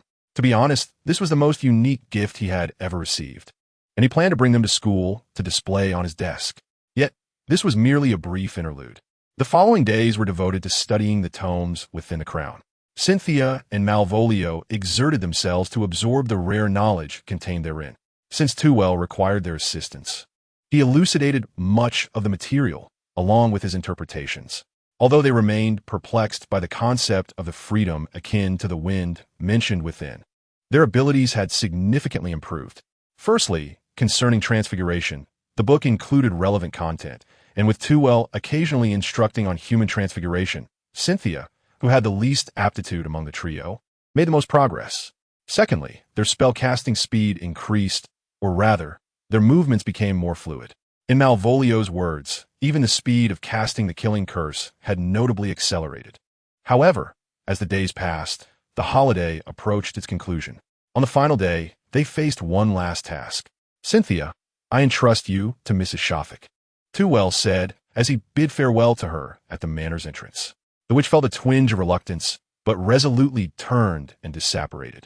As for you, come with me to visit someone, Tewell instructed Malvolio. Visit? Are you certain you need my company? Malvolio questioned, puzzled. You will find it useful later, Tewell replied, placing a hand on his shoulder, and in the next moment, they vanished. Upon their arrival, Malvolio surveyed their surroundings and couldn't help but inquire, this is a Muggle neighborhood, isn't it? Indeed, Tewell confirmed, glancing around. It was an ordinary Muggle community, with detached houses painted in similar hues, adorned with comparable decorations such as Christmas lights, discarded ornaments, and Christmas trees. Yet one house stood apart, conspicuously unadorned. A few Muggles passed by, seemingly oblivious to its presence. Clearly, this was a residence for wizards, which was quite normal. Most wizards either lived in secluded locations like the Weasley or the Black families or cohabited within Muggle communities. Otherwise, there would be no pure wizarding village in England apart from Hogsmeade. Most wizards, aside from pure-blood families, maintained intricate connections with Muggles, making cohabitation acceptable, leading the ever-curious Malvolio. Too proceeded directly towards his destination. You ought to inform me how I should conduct myself, right? Should I be friendly? Malvolio asked as he assessed the house before them. It hinges upon the attitude and level of cooperation of the other party. Understood. I'm quite familiar with this matter. He grinned widely. His face, though undeniably handsome, appeared contorted and grotesque. Knocking gently, Too's rapping on the door was nearly drowned out by the sound of the wind. However, there was no cause for concern. He could sense the magic upon the door, which would alert the homeowner of their arrival. After a moment, the peephole transformed into a mouth, adorned with luscious red lips. Gentlemen, please state your names and purpose honestly, or I am obliged to inform the Ministry of Magic's orders. Too offered a gentle smile. I am Too Willie, the current professor of defense against the dark arts at Hogwarts, and beside me is Delis, an elite auror from the Ministry of Magic. You need not worry about safety concerns. As for our visit, we have a request for Ms. Rita Skeeter's assistance. Chapter 134. Rita Skeeter, no sooner had he finished speaking than the door swung open with a loud bang. A woman, adorned with jewel-encrusted spectacles and crowned with intricately styled golden curls, revealed a toothy grin that bespoke her apparent self-delusion of charm. Her plump fingers grasped the doorframe like a specter. Rita Skeeter, a renowned journalist for the Daily Prophet. Her scrutinizing gaze, magnified by her glasses, fell upon Too and the figure of Malvolio standing behind him. Delis, I have heard your name numerous times, the rising nemesis of criminals in the magical world. Many are curious about your recent transformation. How about an exclusive interview? Rita licked her lips, her eyes sparkling with excitement. Malvolio sighed. Let us make haste. I fear I may lose my composure. This remark perplexed Rita. However, Too interjected. You shall have ample opportunity to converse, will you not, Delis? Malvolio nodded in disdain, yet added, we have come to seek your assistance on a different matter today. Rita, surprised, re-evaluated Too. Handsome and gentle, these were the only impressions she retained. If the previous introduction was truthful, he could only be a professor at Hogwarts. She had the audacity to mock Dumbledore, exposing his facade. Indeed, she had always believed that Dumbledore's friendliness was merely a mask. What of one of his professors? Nevertheless, Willie? She fancied she had unraveled the truth behind Delis' compliance. Come in, Rita said, somewhat disinterestedly, dismissing them as merely eye candy.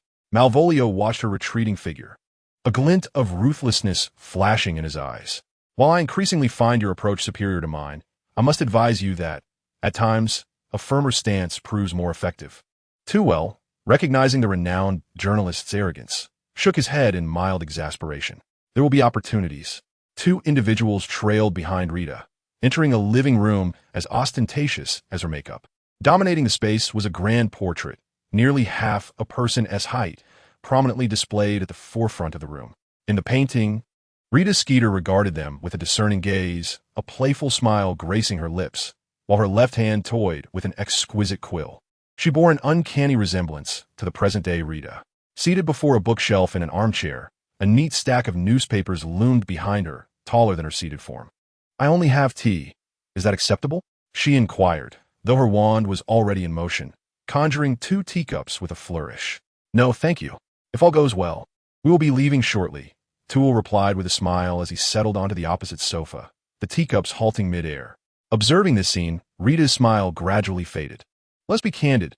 Would you mind if I utilized my shorthand quill? Without waiting for Toole's response, the quill leapt into the air, while a roll of parchment unfurled beneath it. If I am not mistaken, you are the mysterious heir of the Welf family, she declared confidently. What brings you to seek me out? Do you intend to bolster your family's visibility, or perhaps, like your grandfather, you seek to cultivate a political reputation through my influence? As a renowned journalist, Rita was always well informed. Naturally, Toole had no intention of concealing his identity. At times, being the heir of a pure-blood family proved expedient. Neither, he said, producing several photographs that gently floated before her. I merely hope you might write a report concerning recent events at Hogwarts. Rita accepted the photographs with surprise. She had received similar requests before, notably from a defense against the dark arts professor who sought her to chronicle his remarkable teaching endeavors. However, she had merely glanced at it before discarding it into the trash. Surely this will not meet the same fate. With curiosity piqued, she began to peruse the images, soon finding herself unable to turn the pages. Students had been petrified, their terrified expressions frozen in time, lying rigidly on hospital beds. She instantly recognized this as the infirmary at Hogwarts. Petrification? An attack? Dumbledore conducting magical experiments on students? Within mere seconds, a torrent of thoughts swirled in her mind. Sensing her excitement, the quill beside her trembled, eagerly gliding across the parchment, awaiting her command. Petrification? A simple counter-curse should suffice, no? If the incident is resolved, the impact of the report will be diminished. This is dark magic. To reverse such a state, we must await the maturity of the mandrakes in 6 months. Tewell's response perfectly aligned with Rita's desires, her mouth stretched wide in a grin, her eyes squinting with delight, akin to a shark catching the scent of blood. Elaborate further, and should I find your account satisfactory, I may compose several articles dedicated to your grandfather, you, and your esteemed family. Additionally, I could introduce you to several high-ranking officials within the Ministry of Magic. Rest assured, I still possess the capability to converse with them. Tewell casually shrugged, recounting in detail the 3 assaults that had transpired at Hogwarts since the commencement of the term. Rita grew increasingly pleased, her mouth moving in tandem with Tewell's words. Softly murmuring her conjectures, the Quicksilver quill quivered incessantly, raising concerns that it might suddenly explode in excitement. After enduring 2 generations of Dark Lords, Dumbledore, who had long been ensconced within the castle, was finally poised to reveal his ambitions. The author had always been perplexed by his refusal of the Minister of Magic's position, preferring instead to remain a reclusive headmaster of a magical institution. Now, after meticulous investigation, the author believed they had uncovered his astonishing plot. Dumbledore utterly despised the mere title of Minister of Magic. He was attempting to replicate his once dear friend Grindelwald, aiming to wield dominion over Europe and even the entire world through formidable personal power and generations of students nurtured at Hogwarts. As the quill had yet to complete its task, it suddenly froze, and Tewell concluded his narration. Apologies, it appears my quill has malfunctioned. Rita laughed apologetically, swiftly retrieving a new quill from her crocodile skin handbag, eager to document more content. However, the new quill did not perform as she anticipated, merely hovering above the parchment before becoming still once more. Just as she pondered producing a 3rd quill, Tewell halted her. It is not the quill's fault. Rather, I wish to prevent your report from devolving into such content. Oh, Rita assumed Tewell possessed more sensational insider information, her tone growing more urgent. What is it? Dumbledore does not intend to become a Dark Lord, but rather seeks to cultivate several Dark Lords. Perhaps that savior? No, I require you to depict Dumbledore as indispensable. Tewell remarked with a faint smile. Chapter 135. A pleasant collaboration upon hearing Tewell's words. Rita scoffed. Indispensable? The only necessity in the magical realm is my quill and parchment. Undeterred, she produced a 3rd quill, this time an ordinary one, and snatched the parchment, casting a satisfied glance at the existing content before continuing to write. The recent incidents at the school clearly reflect Dumbledore's nefarious plan. He seeks to teach his chosen new generation of Dark Lords by employing dark magic against Muggle students. For instance, she deliberately enunciated her words loudly, evidently attempting to demonstrate her defiance to Tewell. Though it was entirely unrelated to him, Malvolio couldn't help but find amusement in the situation. How about it? I might as well be straightforward, he mused. Tewell remained silent, his gaze indifferent as it rested upon Rita. The so-called savior was not as uncomplicated as people presumed, to my knowledge. He had repeatedly expressed discontent regarding the Muggle relatives in his foster family, even attempting to. Suddenly, Rita discovered that her pen had run dry. Puzzled, she dipped it into the nearby inkwell and resumed her writing on the parchment. Yet the ink refused to flow. It was more than that. This time, even the words she had already inscribed began to dance bizarrely, as though the letters had acquired a life of their own, striving to break free from the confines of the paper. In a state of panic, Rita tossed the parchment to the ground. The letters truly had escaped.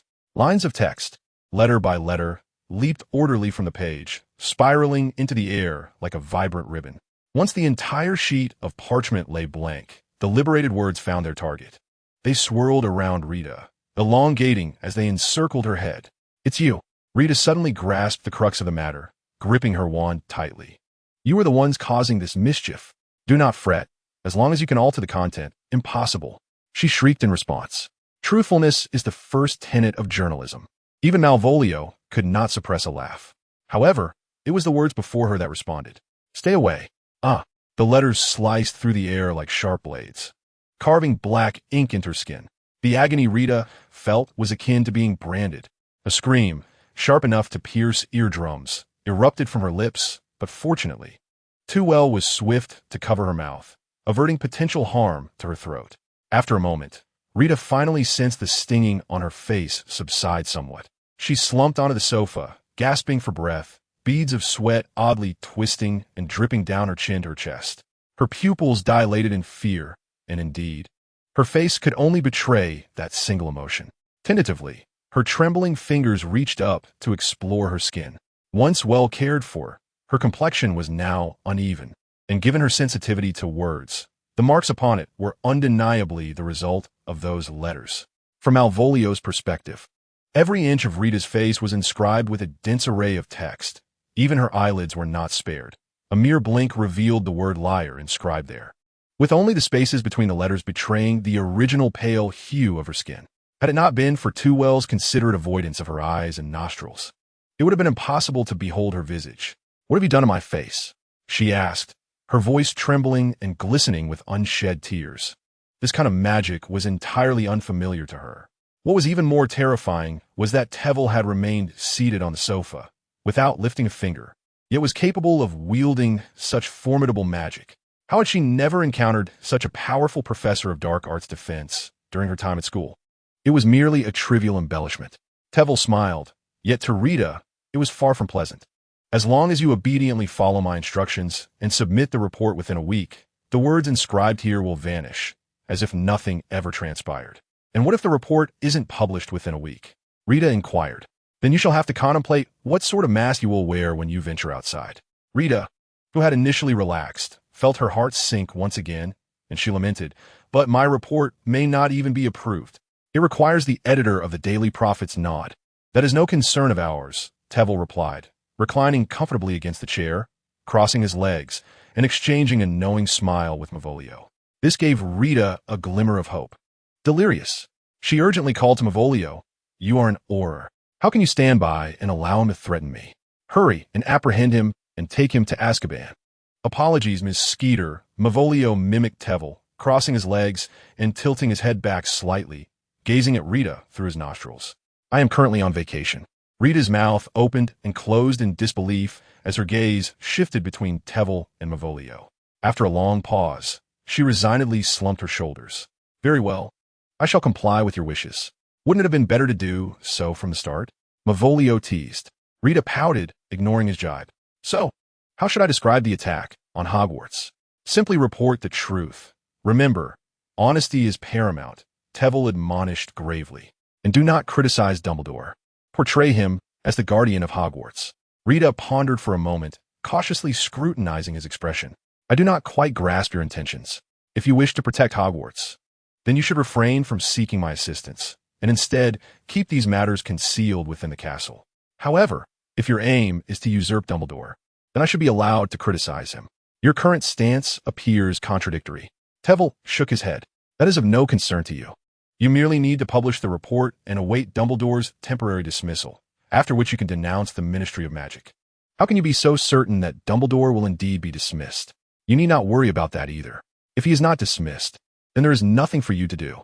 "Strange. It is all too strange," Rita mused, unable to comprehend why Tevel was going to such lengths. However, Tevel had no intention of explaining. Seeing that Rita understood what she needed to do, he stood up briskly alongside Malvolio. "Thank you for your cooperation. It appears that Delis may have further matters to attend to, and I will need your assistance at that time." Rita cast a glance filled with unspoken words at the silent Maverio. "Can I refuse?" he remarked with a grin. "That depends on your courage." Just before departing, Tevel seemed to recall something and abruptly turned back. By the way, the words inscribed here could at any moment cost you your life, even if they vanish. The moment the two left, Rita's legs weakened, and she collapsed onto the ground. Chapter 136. Catgirl. Upon exiting the house, Tevel and Mavario were oblivious to Rita's actions. However, even if they were aware, they would merely chuckle. I had no idea you could be so ruthless. I almost feel sorry for that woman. Mavario said with a mischievous grin, devoid of any sympathy for Rita Skeeter. Different individuals require different approaches. As a journalist, she has managed to publish numerous critiques within the wizarding world without suffering repercussions.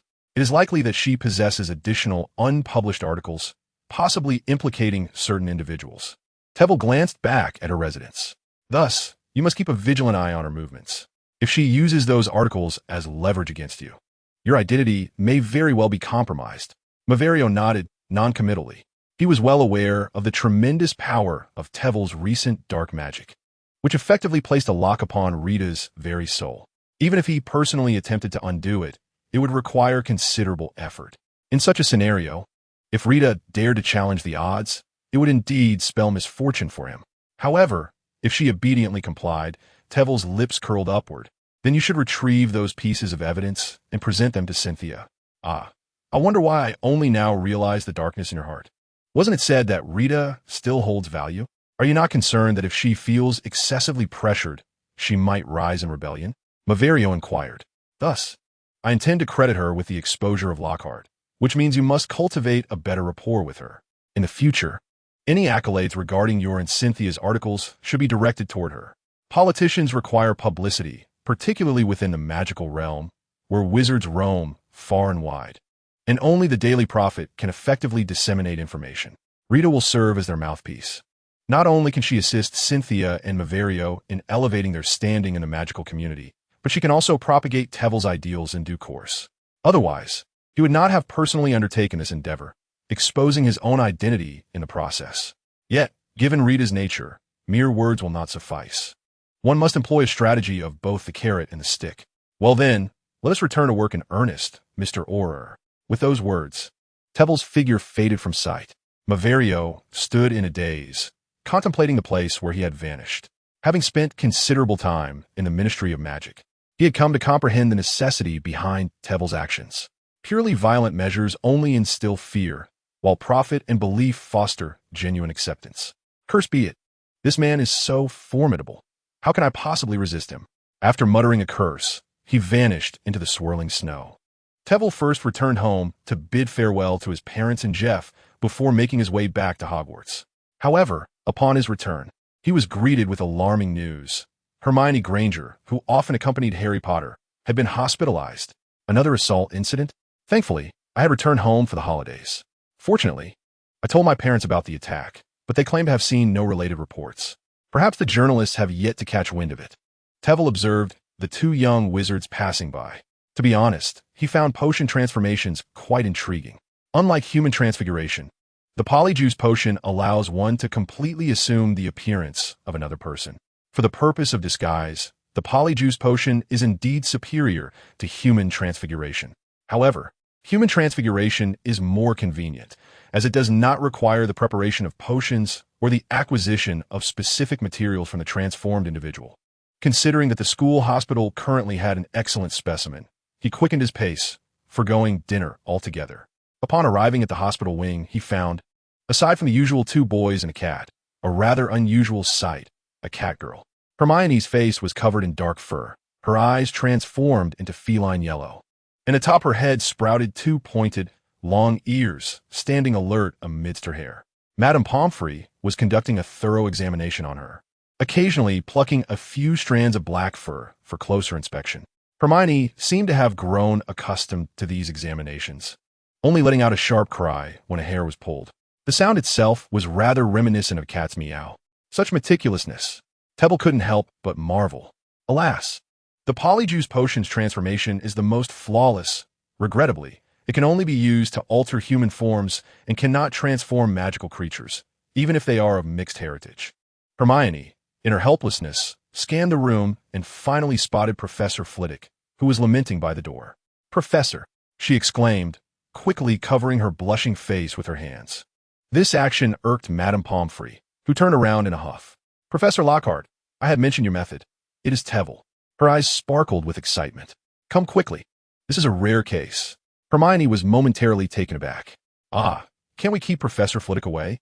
"Don't be foolish, dear. Tevel has profound knowledge in potions and transfiguration. He might help you recover sooner," Madame Pomfrey declared, disregarding Hermione's embarrassment. With a swift motion, she pulled Tevel to the bedside. Tevel, too courteous to refuse, had indeed been waiting for such an invitation.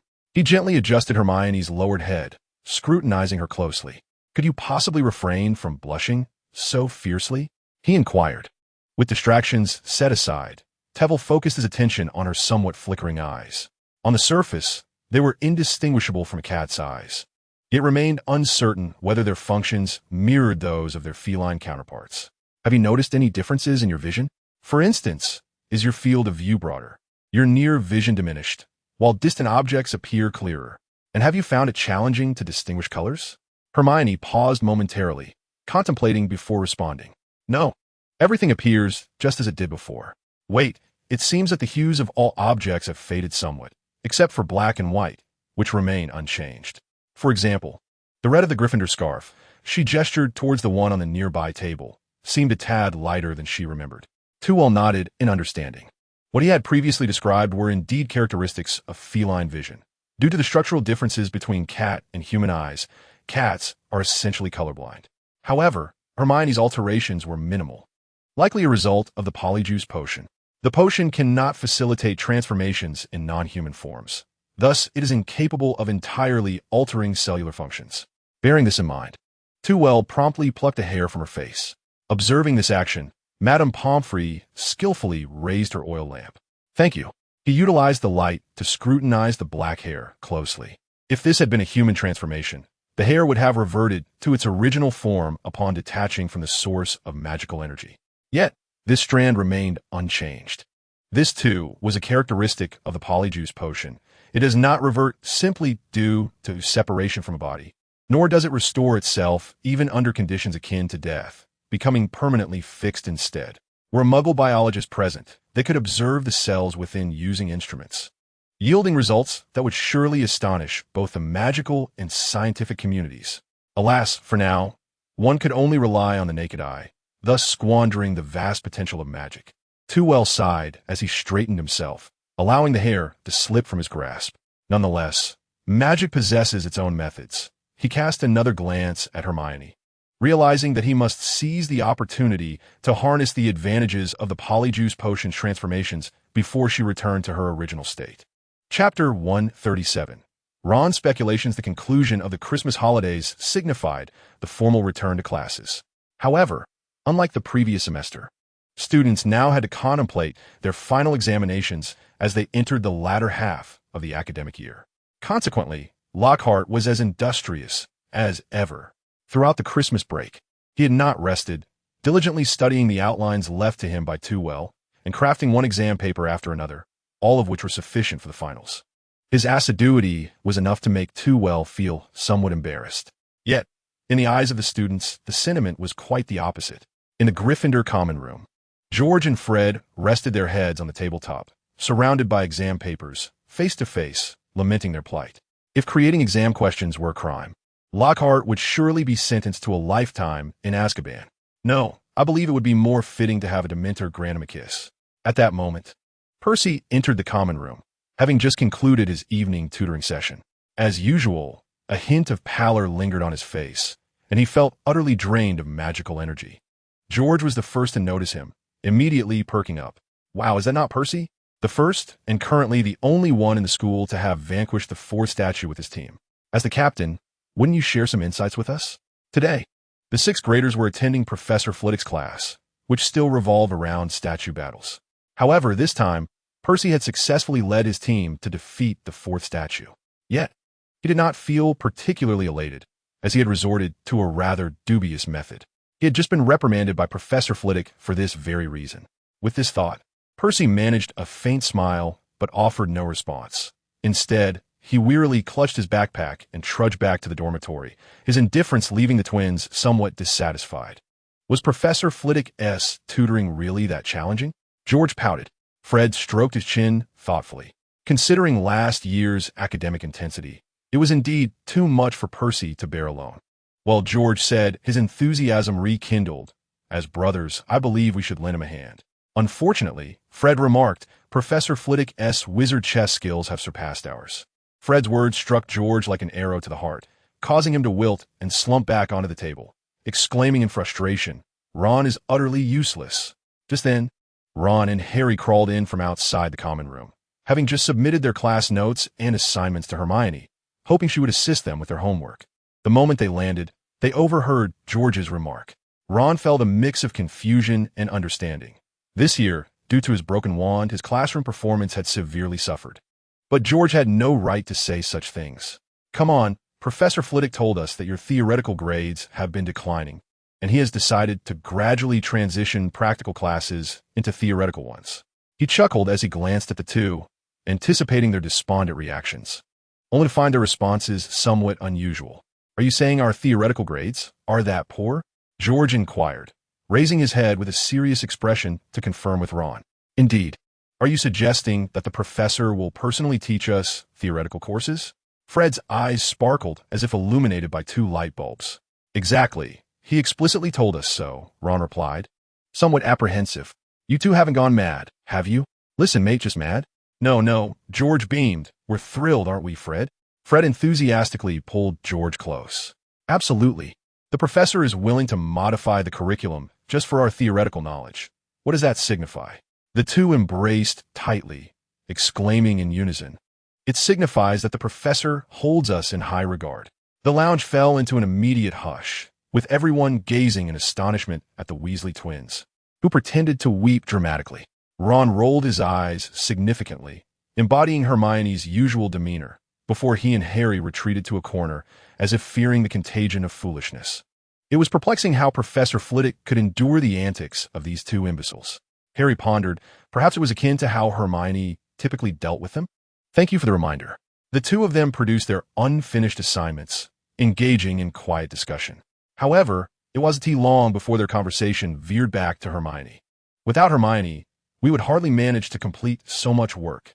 Ron lamented. Harry glanced at their considerably lagging assignments, realizing they hadn't made as much progress as Hermione had in the hospital wing. Professor Flitwick had mentioned that she would need 2 weeks to fully recover, while their assignments were due next week. Upon hearing this, Ron furrowed his brow, scanned the room for eavesdroppers, and lowered his voice. To be honest, I feel like the professor doesn't want Hermione to recover. Harry initially felt discontented, but recalling the professor's disappointed expression in the hospital wing, he began to entertain this unsettling possibility. Perhaps the professor merely wished to study Hermione's condition. Ron leaned in closer, whispering in Harry's ear. But researching such matters can't be a good thing. Speaking of which, the professor seems quite fond of studying peculiar subjects. Remember Neville? Ever since the professor arrived at the school, Neville has been receiving her guidance, visiting her office several times a week. Yet, from the notes Neville has compiled, it feels as though he is being studied himself. Harry nodded thoughtfully. The professor did indeed possess a particular fascination with these aspects. But the question is, Ron said mysteriously, what if the professor is the one who opened the Chamber of Secrets? Harry was startled by Ron's theory, nearly shifting his chair with a loud creak. He quickly pulled Ron to a more secluded corner. Why would the professor do such a thing? He queried. Consider this. Hermione has researched extensively, and the only creature closely related to the monster of the chamber is the basilisk, which has deadly eyes, not petrifying ones.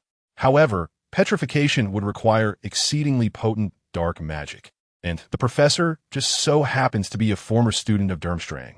Ron, a mix of fear and excitement, speculated, if Malfoy isn't lying, then the professor, who frequently lingers on the 3rd floor, is the prime suspect, isn't she?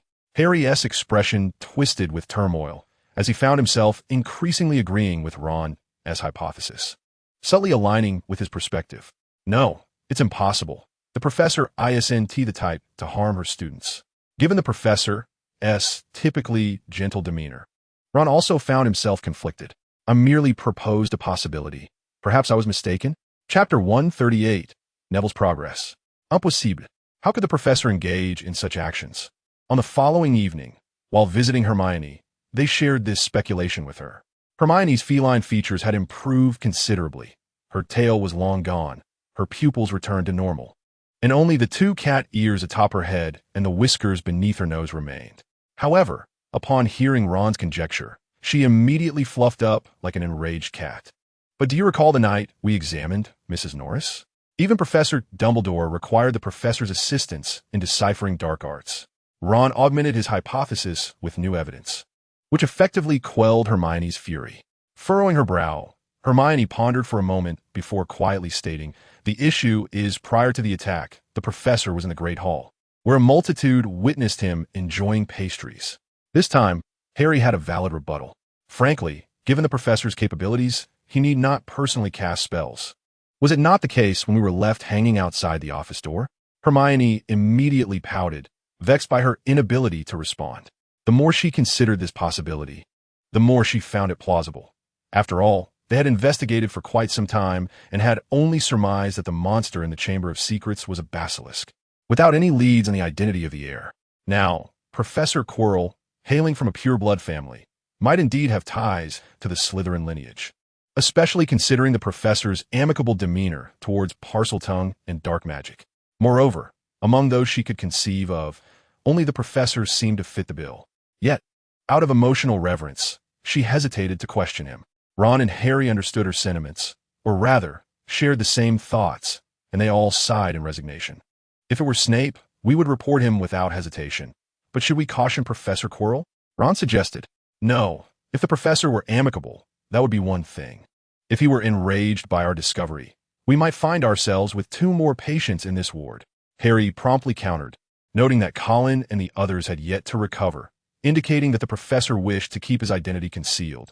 Hermione stroked her facial hair, coughed up a hairball, and remarked, "Moreover, we lack evidence to prove that the professor is indeed the heir of the chamber. All of this remains mere speculation. However, we could seek confirmation from the professor, akin to how we validated with Malfoy." As she spoke, she fell into contemplation. Harry and Ron exchanged glances before saying to her, "Regardless, we must wait until you're discharged. Indeed, without you, we are struggling to complete our assignments." Ron vocally agreed. Meanwhile, Trevelyan remained oblivious to having become a scapegoat. He continued tutoring, Neville, in his office. He had been doing so since the beginning of the academic year. Do not doubt it. He has indeed ceased his research on Neville and has been patiently guiding him in his studies as a form of repayment. After all, he has made numerous contributions and provided a wealth of research experience.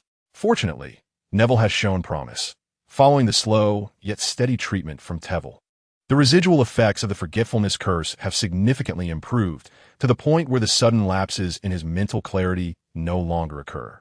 However, due to his previously inadequate foundation and somewhat limited learning ability, his progress in grades has yet to reflect this improvement. Trevelyan is now tasked with helping him fill in the gaps in his knowledge. In the defense against the dark arts classroom, Trevelyan instructed, unleash 100 stunning spells on the dummy. Holding a book, he addressed Neville, who had just arrived, setting down his bag and gripping his wand with a slight tension as he expertly approached the dummy. This was an ordinary dummy, devoid of any memory infusion by Trevelyan, relying solely on a modicum of magic to move forward slowly. Neville's objective was to continuously repel the dummy with stunning spells until its magical energy was fully depleted. If executed correctly, 100 stunning spells would be just sufficient. Yet, after half a year of practice, he had only progressed from 200 to 120 casts, still encountering instances of poor execution, and his rate of improvement had noticeably diminished. Nevertheless, the professor had stated that as long as progress was being made, the practice remained effective. Neville reassured himself, stunned. A flash of red light erupted as the dummy was pushed back considerably. Today's start is quite promising. He felt a moment of pride. In the past, his accuracy had only improved later in the exercise. The gestures must be gentle. Do not wield the wand with excessive force. The professor's voice emerged from behind the book. Understood, Professor. Neville took a deep breath, a little trick he had discovered. Holding his breath allowed for more compact spellcasting.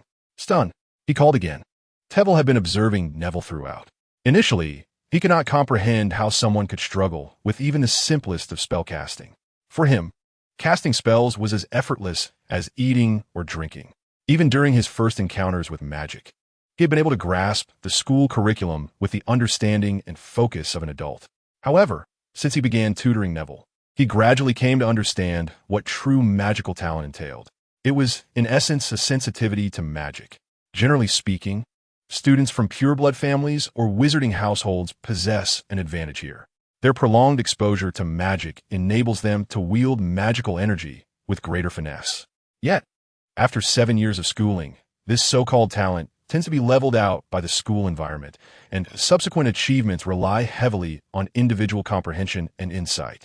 This is also why the pure-blooded wizarding families do not dare to claim superiority among their peers, although their baseline proficiency is somewhat elevated compared to ordinary wizards.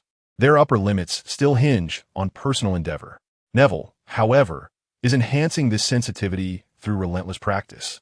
Do not underestimate the magical essence emanating from the dummies. Upon impact, they release a myriad of magical fluctuations. Thus, while Neville appears to be merely practicing the impediment jinx, he is, in fact, attuned to countless spells. These experiences will gradually augment Neville's innate magical talent. Of course, his inherent magical aptitude is commendable. What Too Well is doing is merely rekindling his latent abilities.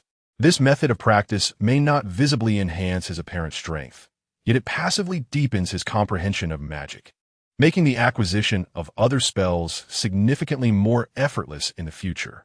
After a while, on the 100th attempt, the obstacles proved formidable. Observing the dummy retreat a step before coming to a standstill, Neville was momentarily taken aback. "Professor, it seems I may have damaged the dummy," he lamented with a woeful expression. "You have not damaged it. On the contrary, I must congratulate you," Too Well replied, setting aside his book with an encouraging smile. "You have successfully completed my trial." Chapter 139. Rita Skeeter's report, however, in comparison to Neville's progress, Rita Skeeter operated with even greater efficiency. Not only did she complete her report and publication within a week, but according to Mav Rowley, she had also drafted the subsequent sections that would defend Dumbledore and critique the Ministry of Magic, merely awaiting Too Well's contributions to finalize it. Such diligence stemmed entirely from Mav Rowley's subtle threats. Without Too Well's oversight, he often frequented Rita's residence whenever he had a spare moment, ostensibly to monitor the content of her articles and cultivate their relationship. Little did he anticipate that his inadvertently displayed ruthlessness would terrify Rita to the core. Had she not been so frightened that her hands trembled, the article might have been completed even sooner. In summary, on the first morning of the weekend, while having breakfast, Too Well was suddenly startled by the sound of flapping wings. Looking up, he witnessed a rain of owls swooping into the great hall. Accompanying the fluttering owls were various letters and Too Well's copy of the Daily Prophet. Upon unfolding it, he was greeted by an image of Hogwarts Castle, which occupied a third of the frame. Although the details were obscured, the snow-laden appearance was discernible. Yet, under the dimly lit hues, it appeared somewhat ominous. Naturally, the photograph provided by Too Well could not be used, lest it reveal him as an informant. Thus, this image was likely clandestinely captured by Rita with the assistance of a photographer. True to her professional caliber, merely gazing at the photograph allowed him to sense a foreboding atmosphere emanating from the castle, particularly when paired with the headline, "Hogwarts Under the Shadow of the Chamber of Secrets." He looked down. Special correspondent Rita Skeeter reports that while it is widely acknowledged that Hogwarts is an institution steeped in history, few are aware that the castle itself once belonged to Salazar Slytherin, one of its four founders. He generously bequeathed the castle to the school, providing numerous students with a sanctuary. However, this founder was not as benevolent as one might assume. Following a rift with the other three founders, he concealed within the castle a secret chamber, wherein lay a fearsome beast, awaiting the day it would be unleashed to purge the castle of those deemed unworthy of practicing magic. According to my investigations, the chamber was confirmed to have been opened last Halloween, with attacks occurring on 3 separate occasions, resulting in 4 victims. In light of these assaults, students have become fearful of being alone, especially in the castle's more secluded areas. My child spends her days in the castle in constant dread of an attack from the monster. All I could do was send her a plethora of protective charms and talismans. Yet once the Christmas holiday concludes, she must return there, lamented Mrs. Phoebe from Yorkshire. Moreover, I have heard reports of students developing scabies due to excessive stress. Fortunately, she discovered Madame Pomfrey's apothecary, where she purchased an exceedingly effective potion for her ailment, successfully restoring her beauty. Rita's eloquent prose occupied half the front page, vividly depicting the plight of the assaulted students and the pervasive atmosphere of fear enveloping the castle, while simultaneously inserting an advertisement. Have any of us developed scabies from fear? A young witch curiously inquired of her companion. Her friend shrugged. Didn't T. Granger end up in the hospital wing because she was attacked? It must be her. Otherwise, I can't think of anyone else. Indeed, embellishment is a journalist's forte. However, in the latter half of the article, Rita shifted her tone, revisiting the illustrious titles of Dumbledore, headmaster of Hogwarts School of Witchcraft and Wizardry, recipient of the first-class Merlin Award, chief warlock of the Wizengamot, president of the International Confederation of Wizards, and acknowledged as the greatest wizard of our era. Thankfully, the castle is graced by the presence of this esteemed wizard. We all know that since vanquishing the dark wizard Grindelwald, Dumbledore has remained largely reclusive at Hogwarts. I hold him in the highest regard. After all, not everyone can resist the allure of the Minister for Magic position, choosing instead to be an unassuming headmaster. This is a loss for the magical community, but a boon for the students. If there is any hope for safeguarding students, it lies solely with this headmaster, whose accolades could fill an entire tome. I firmly believe that as long as Dumbledore remains at Hogwarts, it is the safest place, should we ever lose his protection. I shudder to think of how many students the monster would assail. To speak candidly, the accolades that Lowart incessantly boasts about pale in comparison to the most inconspicuous title held by Dumbledore.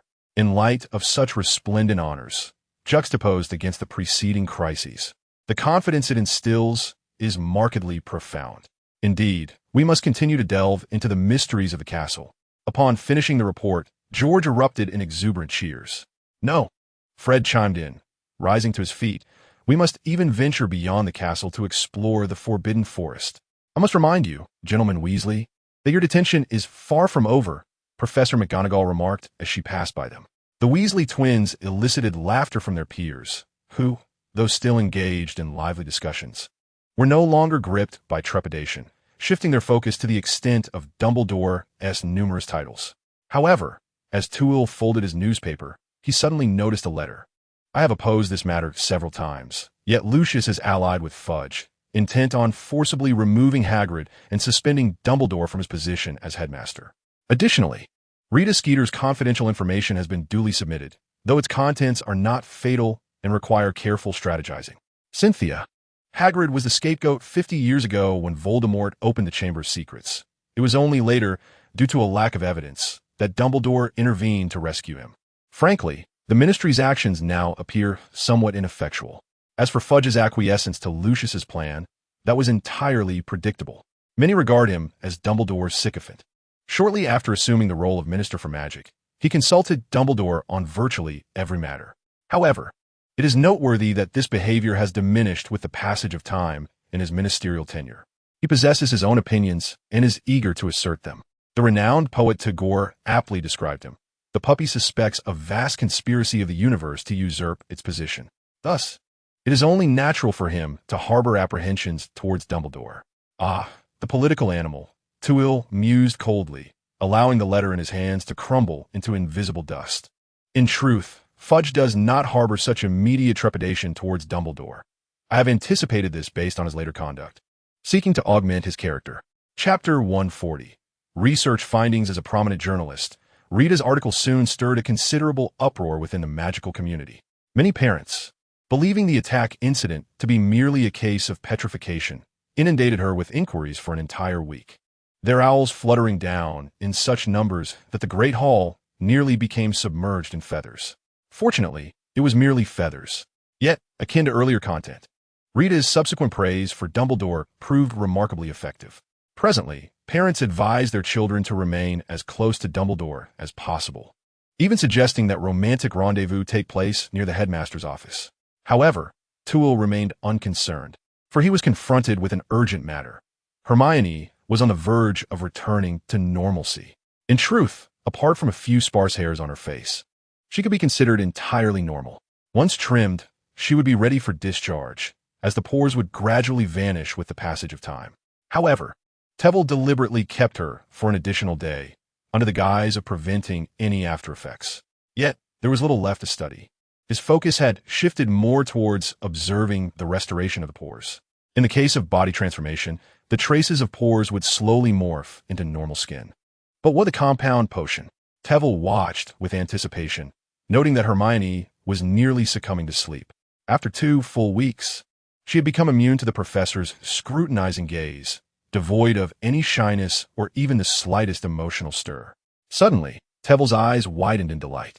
Just as Hermione stifled a tiny yawn and was repositioned again, the pores on her face began to be enveloped by the surrounding skin. Soon, all traces of the pores vanished from his sight. Were they covered? Tevel furrowed his brow in confusion. The change was so subtle that it was imperceptible to the naked eye. He could only sense the dissipating magic within, replaced by something else. Clearly, this transformation differed fundamentally from that of a metamorphosis. Drawing on the scant biological knowledge from his past life, he began to suspect that the effects of the compound potion had penetrated down to the cellular level. In a normal human, all necessary protein compositions are inherently present. Simply put, each cell possesses the capability to synthesize any protein that constitutes the human body. This means that every cell can transform into another required cell, even if the new cell bears differences from the original. As Tevel surmised, the compound potion likely achieved transformation by altering the cells that needed change, incorporating the essence of the transformed individual, thereby creating new cells. Consequently, this would yield the effect of metamorphosis. Once the potion's effects ceased, the cells would be replaced or reconstituted back into their original forms, restoring the individual to their former appearance.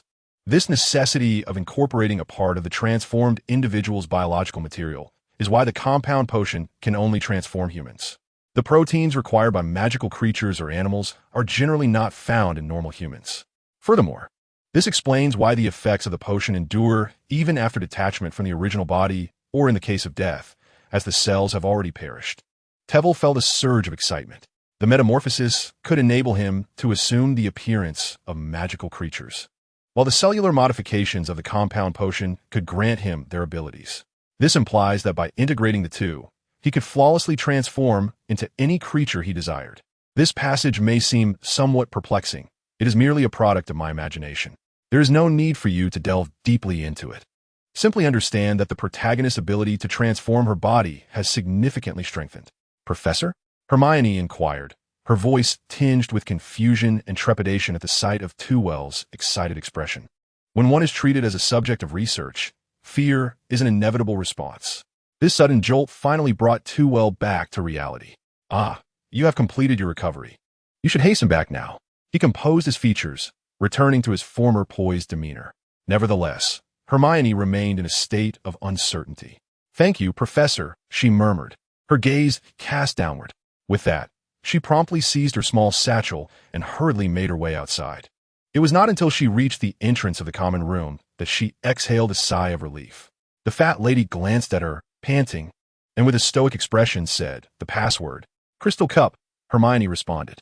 "That was last month's password. Please provide the new one for February."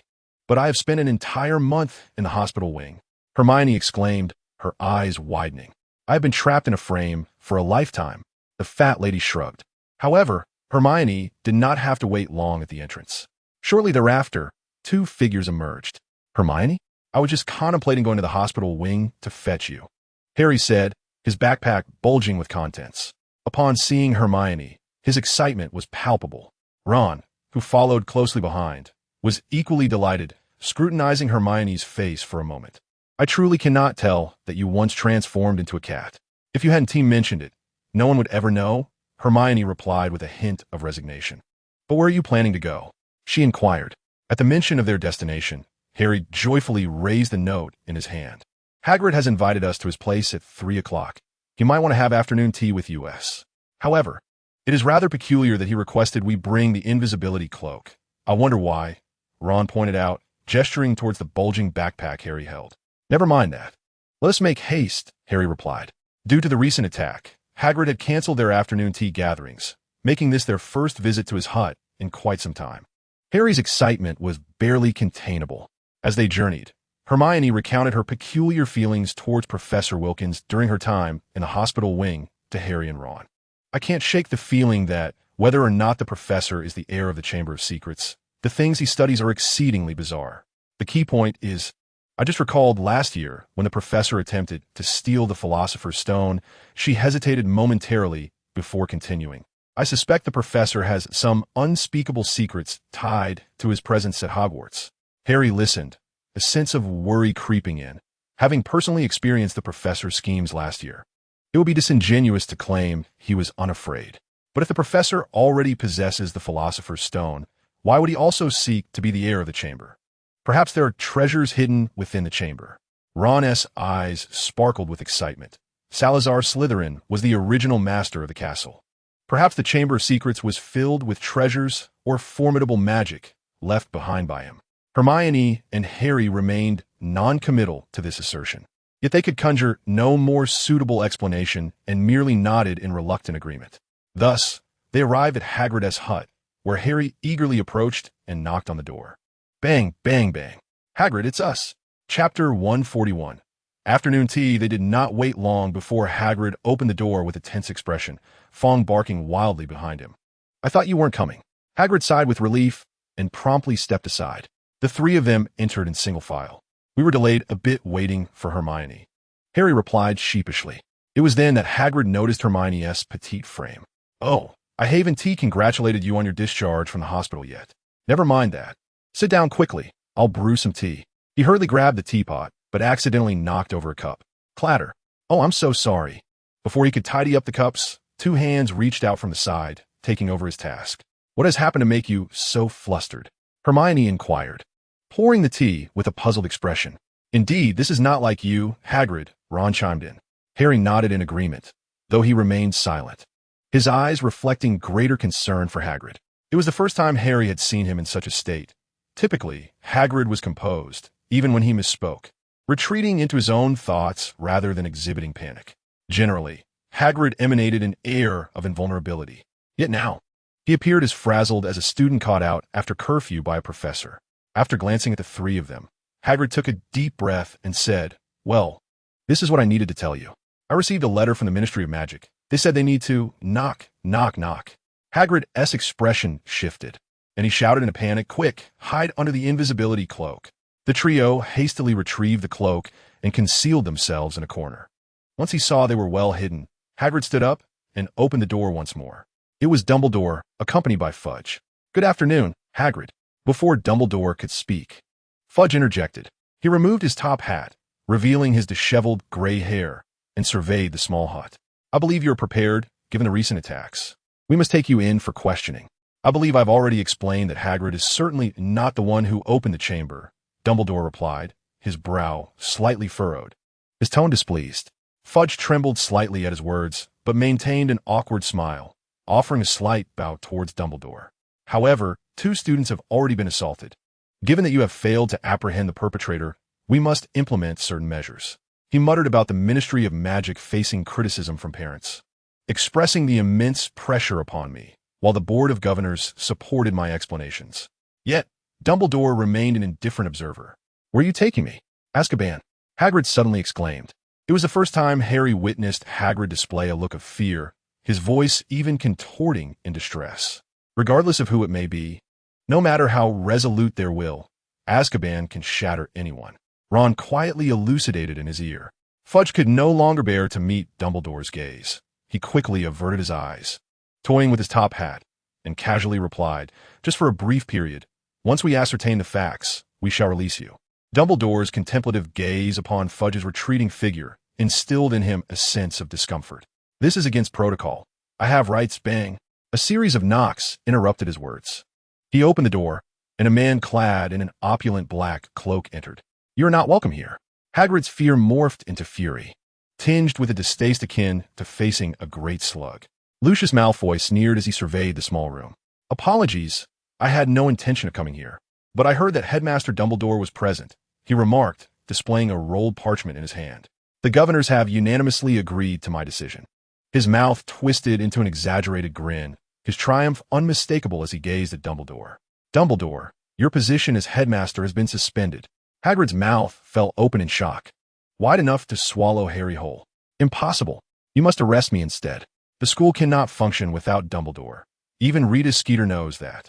He gesticulated wildly, spitting with fervor, instilling fear in Fudge and Lucius. A single slap from that large hand could render their bones brittle. Calm yourself, Hagrid, or I shall summon the Aurors. Fudge shouted urgently. You brought Aurors with you? Hagrid blinked in surprise. If you do not behave, there will be more than just Aurors, Lucius retorted with a sneer. Hagrid's anger flared once more, but Dumbledore intervened. Steady yourself, Hagrid, he said, his eyes bright as he glanced at Lucius and Fudge. Fudge instinctively averted his gaze, while Lucius met his stare with unabashed satisfaction. If this is the board's decision, I shall abide. However, at Hogwarts, whenever there is a need, help will always be extended. Likewise, the school will not stand idly by while conspirators wreak havoc. He spoke slowly and resolutely, each word resonating clearly in the ears of Harry and the others. Lucius mockingly observed him as he exited the room, yet Fudge hesitated, opening his mouth without knowing what to articulate. If anyone required a hint, they should follow the spider. It would lead them to the truth. Hagrid awkwardly uttered a phrase before trailing behind Dumbledore as he departed. Lucius and Fudge exchanged bewildered glances, and after realizing they had no clues, they simultaneously shook their heads. Once they had all left, Harry swiftly lifted the invisibility cloak. What did Hagrid's remarks signify? Through the window, watching the group grow increasingly distant, Harry inquired impatiently. Hermione shook her head, uncertain, suggesting they might need to pay attention to spiders and the like. Since we now know that the monster in the Chamber of Secrets is a basilisk, isn't it unnecessary to seek out spiders? Ron said, his voice tight, his complexion paling further. Hermione shot him a glare. Don't be ridiculous. With both Professor Dumbledore and Hagrid taken away, we must urgently uncover any clues regarding the chamber, even if it merely confirms that the creature is indeed a basilisk. In truth, confirmation is unnecessary. I have complete faith in your judgment, Ron grimaced, trusting you more than I trust myself. Yet the question remains, who in the school can stop the basilisk in the chamber? Harry furrowed his brow and suddenly queried, Professor McGonagall? Snape? He paused. Or perhaps Professor Flitwick? Hermione and Ron fell silent, watching him with concern. Perhaps we must take action. Chapter 142. Alternative Theoretical Lessons. As soon as Dumbledore departed from the school, fear spread through the castle at an unprecedented pace. The spring sunlight seemed unable to penetrate the gloomy windows, much like the student smiles were unable to manifest on their faces. Every countenance within the school appeared anxious and restless. Even the occasional burst of laughter seemed jarring and was swiftly subdued by the oppressive atmosphere. Rita's article condemning the Ministry of Magic and the school board incited immediate outrage among the students. Although their fervor could not reach the ministry, their parents certainly could. According to Mafalda, on the very day the article was published, the ministry's departments were inundated with letters sent by owls. Even Cynthia's cooperation office received a multitude of complaints and grievances. Several employees inadvertently opened letters containing jinxes and were sent to St. Mungo's. This drew considerable attention from various ministry officials towards Rita, and Fudge even contemplated dispatching an Auror to warn her. As for the choice, it would undoubtedly be the astute and capable Mr. Mafalda. Thus, he temporarily concealed Rita while simultaneously persuading several officials who shared similar sentiments to oppose Fudge's decision. This alleviated some of Rita's pressure while intensifying Fudge's. However, as no further attacks had occurred, both Fudge and Lucius were still able to bear the strain. Nevertheless, the school's classes must persist. Professor McGonagall has assumed the role of acting headmaster, insisting that instructors continue their lessons and maintain educational order. Even if the school is on the brink of closure, classes shall proceed until the very last moment. Similarly, the regulations governing the students have become increasingly stringent. Young wizards are no longer permitted to act independently. Even trips to the lavatory require the supervision of a professor. Thus, this is our rationale for remaining in the classroom. George remarked, for safety and to lighten their workload, all of 2L's classes have returned to the familiar confines of Room 11. However, this has led to a slight misunderstanding among the students. What, do you not enjoy my class anymore? 2L teased, leaning against the podium. Of course not. Fred quickly swatted George on the head. George merely wishes to continue honing his combat skills. We feel we have made progress recently, and might even defeat the fourth statue. Most teams have stalled at the fourth statue, all driven by a shared determination to become the second team to successfully complete the challenge. As currently only Percy's team has succeeded. However, it is worth noting that during that battle, Percy employed dark magic to disrupt the statue's magical functioning, which does not count in Tewell's eyes. At least, they cannot replicate that success using a different approach. You two possess considerable talent. Tewell elongated his tone. Yet your theoretical performance is abysmal, and it is only worsening. According to the results provided by Professor Lockhart, both of your scores have notably declined. George and Fred immediately recoiled like quail. In other areas, they might have dared to protest, but when it comes to theoretical studies, they can only feign ignorance. Observing their demeanor, the other students erupted into laughter. Roger Davies exaggeratedly pounded the table, exclaiming, "Ha! You two have finally met your match. Isn't it amusing?" Tewell suddenly raised his voice. "You two, especially you, Davies, who has regressed the most." Upon witnessing Davies' suddenly distressed expression, the twins could no longer contain themselves. Covering their mouths and burying their heads in their arms, their shoulders shaking with suppressed laughter as they reveled in their friend's misfortune. "All right."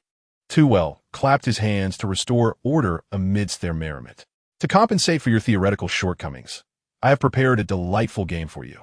The students suddenly recognized the professor's smile as eerily familiar. Wait, isn't that the same expression she wore during the enhanced version of the glowing ball game? Even her words were strikingly similar. They suddenly unlocked the game that had been sealed within their memories, feeling the ache in their ankles begin to swell. George, his expression stiff, turned to Tewell and suggested, "Perhaps we should reconsider. We promised to treat Professor Lockhart's class with the utmost respect and diligently complete the assignments." The young wizards nodded in unison, and Tewell had never witnessed them display such obedient behavior before. This only reinforced his resolve to continue with the game. The more exhausted and pained the students became, the easier future classes might be to instruct. Dismissing the thought, he realized it sounded peculiar. Nonetheless, he raised his wand and instructed them to line up at the back. With a collective groan, the students efficiently stowed their textbooks, gripped their wands firmly, and skillfully pushed Cedric, the Weasley twins, and Davis to the forefront. Observing George's resigned smile and shake of the head, Tewell couldn't help but chuckle. "Then come forth." He beckoned, waving his wand. The familiar glowing spheres and the grid on the ground re-emerged. It had been half a year since they last engaged in this activity. However, unlike before, 3 differently colored spheres, red, green, and yellow, swayed in front of a blackboard. George gulped, feeling a twinge of anxiety as he approached the center of the grid, attentively listening to the professor's instructions. This was the culmination of his numerous demonstrations. The professor's guidance was invariably crucial. Every 10 seconds, a question would materialize on the blackboard, accompanied by 3 options. Their task was to select the correct one and strike the sphere corresponding to the option's color. The red sphere represented one choice, the green another, and the yellow the remaining option. Correct answers would earn points, but should they fail to respond in time or answer incorrectly, they must be wary of their footing. Tewell gestured towards the grid, emphasizing that there would be precisely one correct square. Standing on a right square would neither deduct nor add points, but standing incorrectly would yield consequences they were all too aware of. Upon hearing this, George sighed in relief. Aside from the additional questions, the difficulty of the glowing sphere segment had indeed been considerably reduced. If they answered all questions correctly, would this game not revert to the simplest initial version of the glowing sphere game? "It seems you are quite confident," Tewell remarked, somewhat surprised by the smile gracing George's face. "This level of game is child's play for me," he replied, standing tall with unwavering confidence. Chapter 143. Questions answerable by anyone. Seeing George's assured demeanor, Tewell refrained from saying much more. After being sufficiently challenged, one would naturally grasp the essence of the game. "Let us begin." With a flick of his wand, a large 0 appeared on the blackboard, and simultaneously, the first question materialized beneath the score. When invoking the summoning charm, should one forget the precise name of the object, what methods might be employed to achieve the desired effect? By attuning one's thoughts to the item, one might summon it directly. Merely uttering the incantation would suffice to bring forth all items. By concentrating one's intent, while simultaneously reciting the spell, all objects could be summoned forth. After George swiftly completed the incantation, a light chuckle escaped his lips. Such a question was one that even Fred would not err upon. He raised his wand and swiftly directed a beam of red light towards the orb. However, you imbecile, you hit the red ball. It's the yellow one that counts. Fred retorted with loud mockery. The classmates behind them erupted into uncontrollable laughter. Good heavens! George exclaimed, cradling his head in his hands. In 10 seconds, I can only focus on answering. He cast a desperate glance towards the professor beside him, yet too well merely shrugged. A mistake was a mistake. It was better to prepare for repositioning. Indeed, there is also the punishment to consider. George's expression stiffened instantly as he hastily lowered his gaze to the grid. Left? Right? No. There is a magical disturbance. It's to the left rear. He quickly stepped over, but before he could find a moment's respite, 8 transparent traps materialized. One was right beneath his feet. Oh, aha. Fool, doesn't a magical disturbance indicate the presence of a trap? It was Davis who mocked him this time, as Fred rolled on the ground in laughter. However, George had no time for regret, for his score had plummeted into the negatives, and the second question was already displayed on the board. He hurried back to the center of the grid, raising his gaze to the board once more. Which of the following damages cannot be repaired by the repairing charm? Fiendfire, a broken wand, a stick broken by your mother while scolding you. The question remained straightforward, yet he could no longer muster a smile. This time it was red. He excitedly raised his fist in triumph. At last, he had managed to restore his score, achieving a grand total of 0. Nevertheless, the preceding questions had been quite simple, yet the difficulty escalated at a visible pace. Which of the following creatures cannot be repelled by the Patronus charm? Dementors, Boggots, Lethifolds. What on earth? Isn't the Patronus charm solely effective against Dementors? George scratched his head for 10 seconds, his mind utterly blank, and ultimately had to hastily select an answer at random, resulting in yet another painful trap. From the onset, George had stumbled on the easy questions, and, as the difficulty increased, he scarcely managed to answer correctly, depleting his already meager score. Were it not for his heightened sensitivity to magical disturbances and adeptness in repositioning, he would have been unable to safeguard even a score of 0. After enduring the final 50 questions, George found himself utterly exhausted, slumped on the ground, with a mere 7 points displayed on the board. How astonishing that he could err on 30 questions from such simple tasks. It would be wise for him to seek supplementary lessons from Lockhart. Perhaps while assisting him in responding to fan letters, he might impart some wisdom on answering questions. However, George lacked the energy and inclination to retort to Fred's jibes. His feet had swollen significantly, and his mind was in a complete fog, leaving him with no capacity for rebuttal. Fred, though concerned, was accustomed to George's plight. After all, who among them had not collapsed during last year's global game? George had barely settled before a floating charm from the professor whisked him back to his seat, where 2 pieces of chocolate had been thoughtfully placed on the table. He skillfully unwrapped one, eagerly devouring it. Even before he swallowed, a wave of warmth surged from his heart, spreading throughout his body and dispelling his fatigue. This newfound vigor allowed him to observe Fred, who was next in line. Fred, if you can't even manage to release the glow, perhaps you should consult Professor Lockhart. At least he can excel at that. Yet, in contrast to George's fumbling exploration of the rules, Fred had successfully surpassed him with a score of 9 points. Aided by Cedric's kind reminder that earned him the extra 2. Too well did not hinder this collaborative effort. Collective brainstorming would prevent any single student from being confined to the 50 questions, as that would be dreadfully inefficient. After all, his goal was for the students to learn through this engaging method, rather than merely witnessing their struggles. On the sidelines, the students watched with glee. The questions were not particularly challenging, many having appeared in previous tests, so they felt no trepidation about their impending turns, laughing heartily at their classmates. Yet, when their moment arrived, they soon realized that the game required a delicate balance between answering questions and the glow ball game, all while maintaining a calm demeanor and responding swiftly. Especially when caught in a tight spot, they had to focus intently on the questions. Any lapse could lead to errors in the series of tasks, resulting in diminished scores. By the time the class concluded, only Cedric had managed to secure a score of 20, while a handful of high achievers garnered scores in the teens.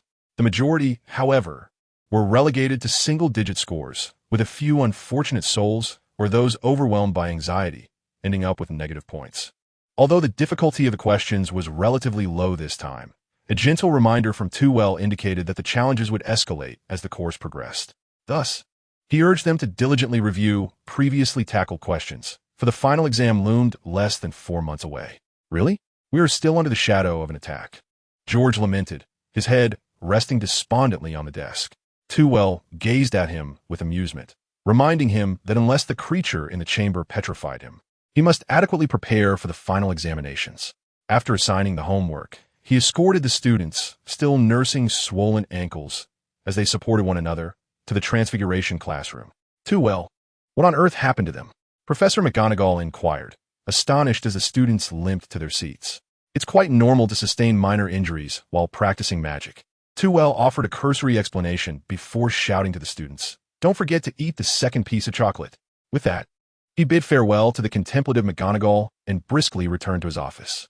After a period of reflection and study, he had not only perused all the texts within the Crown, but had also grasped a glimpse of the concept of free magic and will. Chapter 144.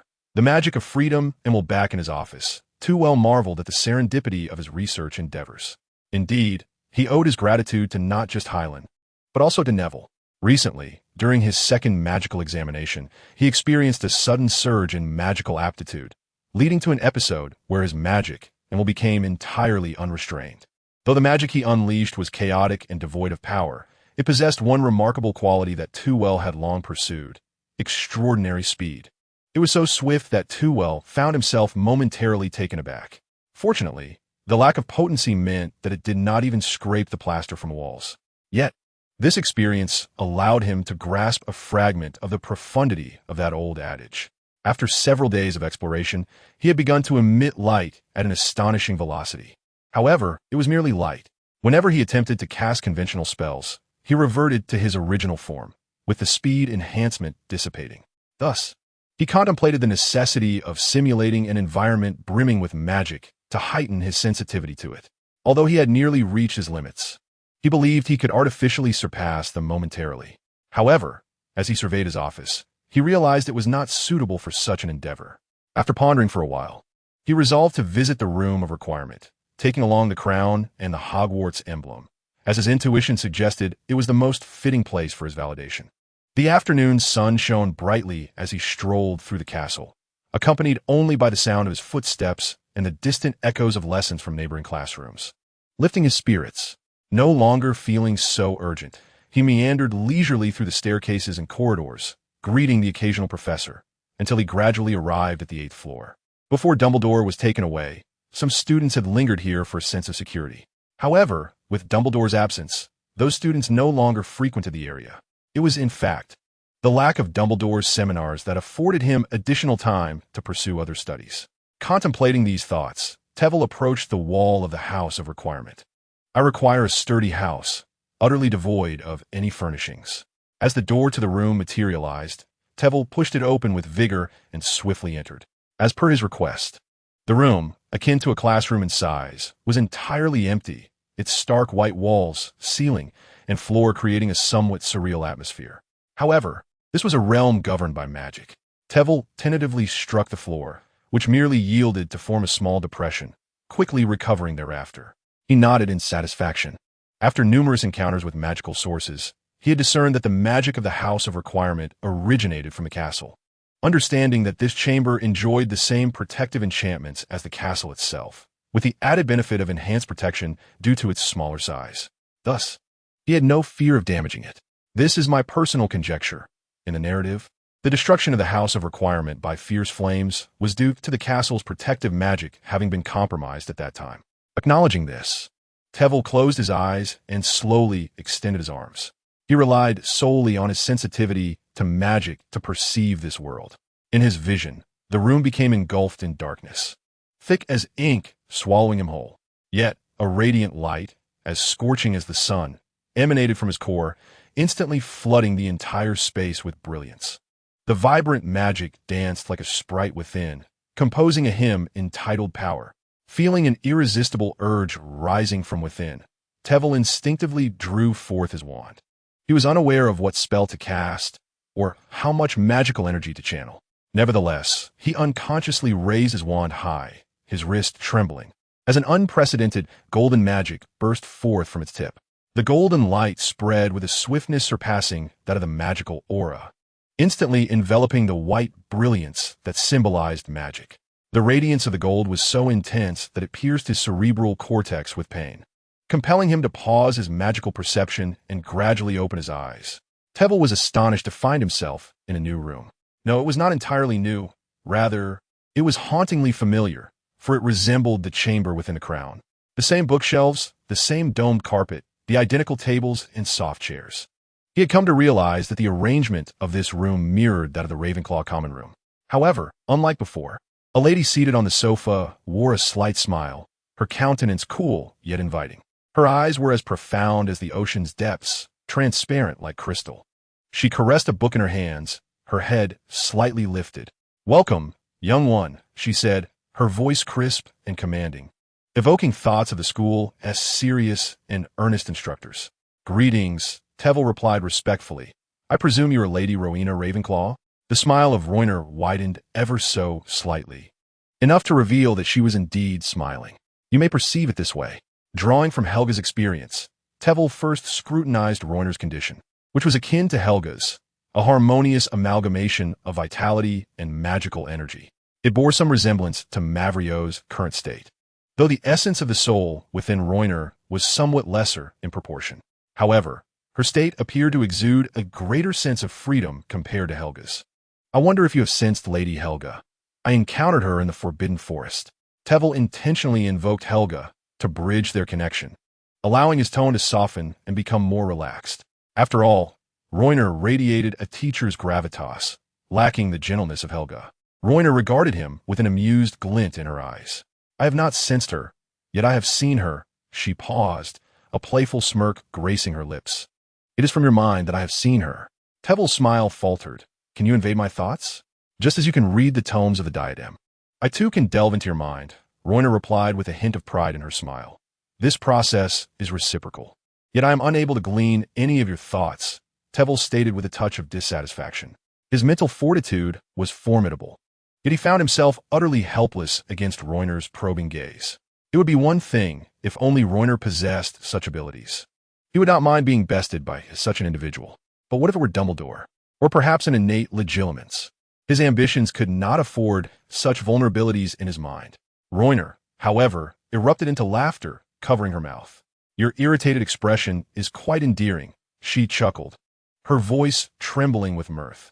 "And have you not already perused all of my thoughts? Those tomes are the entirety of what I have left within the diadem, Tevel. You are the first, and the only one besides myself, to have read them all." Chapter 145. Rhoynar Ravenclaw. Upon hearing Rhoynar's words, Tevel was momentarily taken aback. "Those tomes were deliberately left by you in the diadem?" Rhoynar nodded. "I foresaw that someone would need these tomes, and anticipated that assistance would be sought. Hence, I left the diadem and a fragment of my will within it." "Anticipated? Do you mean prophecy?" Tevel inquired eagerly. If Helga's words were true, Rhoynar was indeed a seer. His fervent desire to find her stemmed from a wish to evade the curse that had befallen him. As for the legend of the four elements, he would rather forsake it. Were it not for the prospect of survival, he would not delve into such obscure knowledge. Dark circles under his eyes were bad enough. His hair was beginning to thin as well. Rhoynar acknowledged this truth in the light of his astonished gaze. "Indeed, when Salazar decided to depart from Hogwarts, I was suddenly struck by a premonition, sensing that my diadem would be stolen and that someone would require my knowledge. Thus, I took these actions." Tewell furrowed his brow and inquired, "But what if I fail to obtain the crown? Or what if no one can unravel the secrets of the crown and master the means to awaken it?" It is worth mentioning that he had fortuitously uncovered the crown's mystery, and by coincidence possessed the magical stone that could bestow vitality. Should any single element be absent, the crown would merely serve as a vessel for a soul artifact in his grasp, and could very well be destroyed as depicted in the narrative. Wouldn't that render the knowledge left by Rhoynar utterly meaningless? With this thought, Tewell wiped the non-existent sweat from his forehead, a twinge of apprehension gnawing at him. Yet, Roina merely chuckled lightly, her laughter resonating distinctly within the stillness of the room. Since your arrival here, have these possibilities not ceased to exist? If I were unable to manifest here, I would not have foreseen such a prophecy. But that is precisely the nature of prophecy, she spoke softly. Then, with a wide grin that lacked any semblance of decorum, yet bore an air of haughty dominance, she declared, "My prophecies have never faltered. My knowledge is immensely precious. And my will," her eyes gleamed as they locked on Tuwell's, "is inviolable." Tuwell found himself momentarily entranced by her unwavering gaze, acutely aware of the conviction within it. This steadfastness was forged through a series of accurate prophecies, the application of knowledge, and repeated trials. Is this the Roina Ravenclaw revered as the embodiment of wisdom? He felt as though he could glimpse the founder bestowing wisdom and strategy upon the other three houses. "Can you assist me in lifting the curse that afflicts me?" Tuwell could scarcely contain his excitement, striding forward to present the small mark on his right hand before her. The more formidable Roina became, the easier it would be to lift the curse, wouldn't it? Roina, with an air of nonchalance, grasped Tuwell's right hand, studying and deciphering it. "In truth, I recognized this curse within your memories long ago. It is a blend of two curses, the first quite malevolent and highly corrosive, yet ultimately relatively easy to dispel." Tuwell's expression brightened, but Roina continued without acknowledging him. "The second, however, is rather insidious. Its harm is not particularly severe, yet it is cleverly crafted, having intertwined with the very magic of Hogwarts. This concept represents the most advanced aspects of magic I have encountered." After a moment's consideration, she raised her gaze to Tuwell. "As I am constructed from the castle's magical essence, I cannot employ the same magic to dispel this enchantment. The two would merely amalgamate, leading to greater peril." Tuwell's smile faltered. He suddenly regretted his decision to pursue defense against the dark arts in a bid to seize the magical stone. As it turned out, the stone's primary function was to mold Malfoy's body, while he was left to bear the curse. Had he known, he might have chosen a different course of study, potentially avoiding this predicament altogether while still achieving the same outcomes. Those bearing the name Fu are indeed troublesome. Observing the vexed demeanor of Tevel, Roina, having delved into his thoughts, could not be oblivious to his sentiments. With a hint of amusement, she offered a comforting remark. "Do not fret. The potency of this curse is rather feeble. With your capabilities, you shall remain unharmed in the short term. Yet, one cannot bear a curse indefinitely." Tevel sighed in resignation, realizing he had been somewhat too hasty. This curse not only heightens the likelihood of encountering peril, but also imposes interference when danger arises. Against weaker foes, it may pose no significant threat. However, when facing equally matched adversaries, such disturbances could prove fatal. He would soon contend with the entire magical realm and could not afford to falter, much less lose his life, due to this curse. Roina was acutely aware of this reality. "Speaking of which, the opponents you shall face in the future are formidable." Tevel, smiling awkwardly, inquired, "Do you not oppose my methods?" A misstep could place a wizard's fate in the hands of Muggles. Roina gazed deeply into Tevel's eyes and, after a lengthy pause, spoke. "In my time, we did not concern ourselves with the coexistence of Muggles and wizards. Of course, I comprehend the necessity of the statute of secrecy established 3 centuries ago. Yet, as times evolve, the magical community must contemplate the circumstances it will face in the future. Our founding of Hogwarts was to safeguard the legacy of wizards. By doing what you do, are you not also protecting the future of wizards?" She continued, "I must extend my gratitude on behalf of the future students. Thank you for your tireless efforts in safeguarding these children." Tevel scratched his head in silence, murmuring, "It's not as noble as you think. I merely sensed a crisis and wish to avoid the day when I grow old and am confronted by Muggles wielding specialized firearms." Roina chuckled softly, shaking her head. "Regardless of your motives, this is precisely why you have earned that badge." Tevel, taken aback, quickly retrieved the badge from his pocket. This badge was crafted by you. But how did it come to be in my possession?" Roina took the badge, her fingers caressing its surface, her face radiating nostalgia. "This badge symbolizes the very essence for which Hogwarts was established, protecting students, safeguarding wizards, and preserving the magical community. I foresaw that the 4 of us could not exist indefinitely. So to ensure the continuation of this protection, I crafted this badge. It will automatically manifest in the hands of those who embrace this ideology, safeguarding them and their beliefs. Tevel, a touch perplexed, queried, but when I arrived in this world, I had yet to entertain such thoughts. Rhoyna did not respond, instead smiling at him. Perceiving the meaning behind her smile, Tevel could not help but smile in return. I understand now. This is yet another prophecy, is it not? The founders established Hogwarts during an era when witch hunting was prevalent. Although wizards adept in magic remained unscathed, children who had yet to learn the craft were vulnerable. Moreover, children from wizarding families received an education rooted in tradition, akin to martial arts in our world. It is my conjecture that the creation of a school was also intended to prevent the decline of magic within such a closed and insular environment. These two aspects resonate profoundly with the aspirations of Toole, which is why I have depicted Ravenclaw as aligning with his perspective. Chapter 146. Liberation. After sharing a moment of laughter, both Toole and Rowena found themselves in a state of tranquility, even in the face of having their most intimate secrets laid bare. Toole understood that Rowena was different from Helga. While she could currently draw upon the castle's magic, her awakened consciousness fundamentally relied on Toole's own power. Should he withdraw it, Rowena would revert to her crown. In truth, she seemed to wish to relinquish her current consciousness altogether. My apologies, Toole. Before I assist you in dispelling the first curse, I wish to converse with my daughter. I understand. Should I summon Lady Grey? Toole suddenly turned his gaze towards the entrance, just as the previously closed door swung open, revealing a ghostly figure shimmering with silver light. No further assistance was required. Mother, I sense your magic, but Lady Grey, or rather, her true name Helena Ravenclaw, hesitated at the threshold, her hands clasped before her chest, gazing expectantly at her mother's almost corporeal form. She found it hard to believe the sight before her. Rowena's expression softened, her eyes brimming with boundless affection as she extended her arms. Welcome home, Helena. Unable to contain herself, Helena darted into her mother's embrace. Kneeling upon the ground, simultaneously, her ghostly form began to solidify, allowing her to return to her mother's warm embrace. Yes, I'm finally home, she uttered, her voice thick with emotion. Thank you, Toole. Rowena gently patted Helena's shoulder and spoke softly to Toole. Toole bowed, replying, "It is my duty." Helena looked up from the embrace in confusion.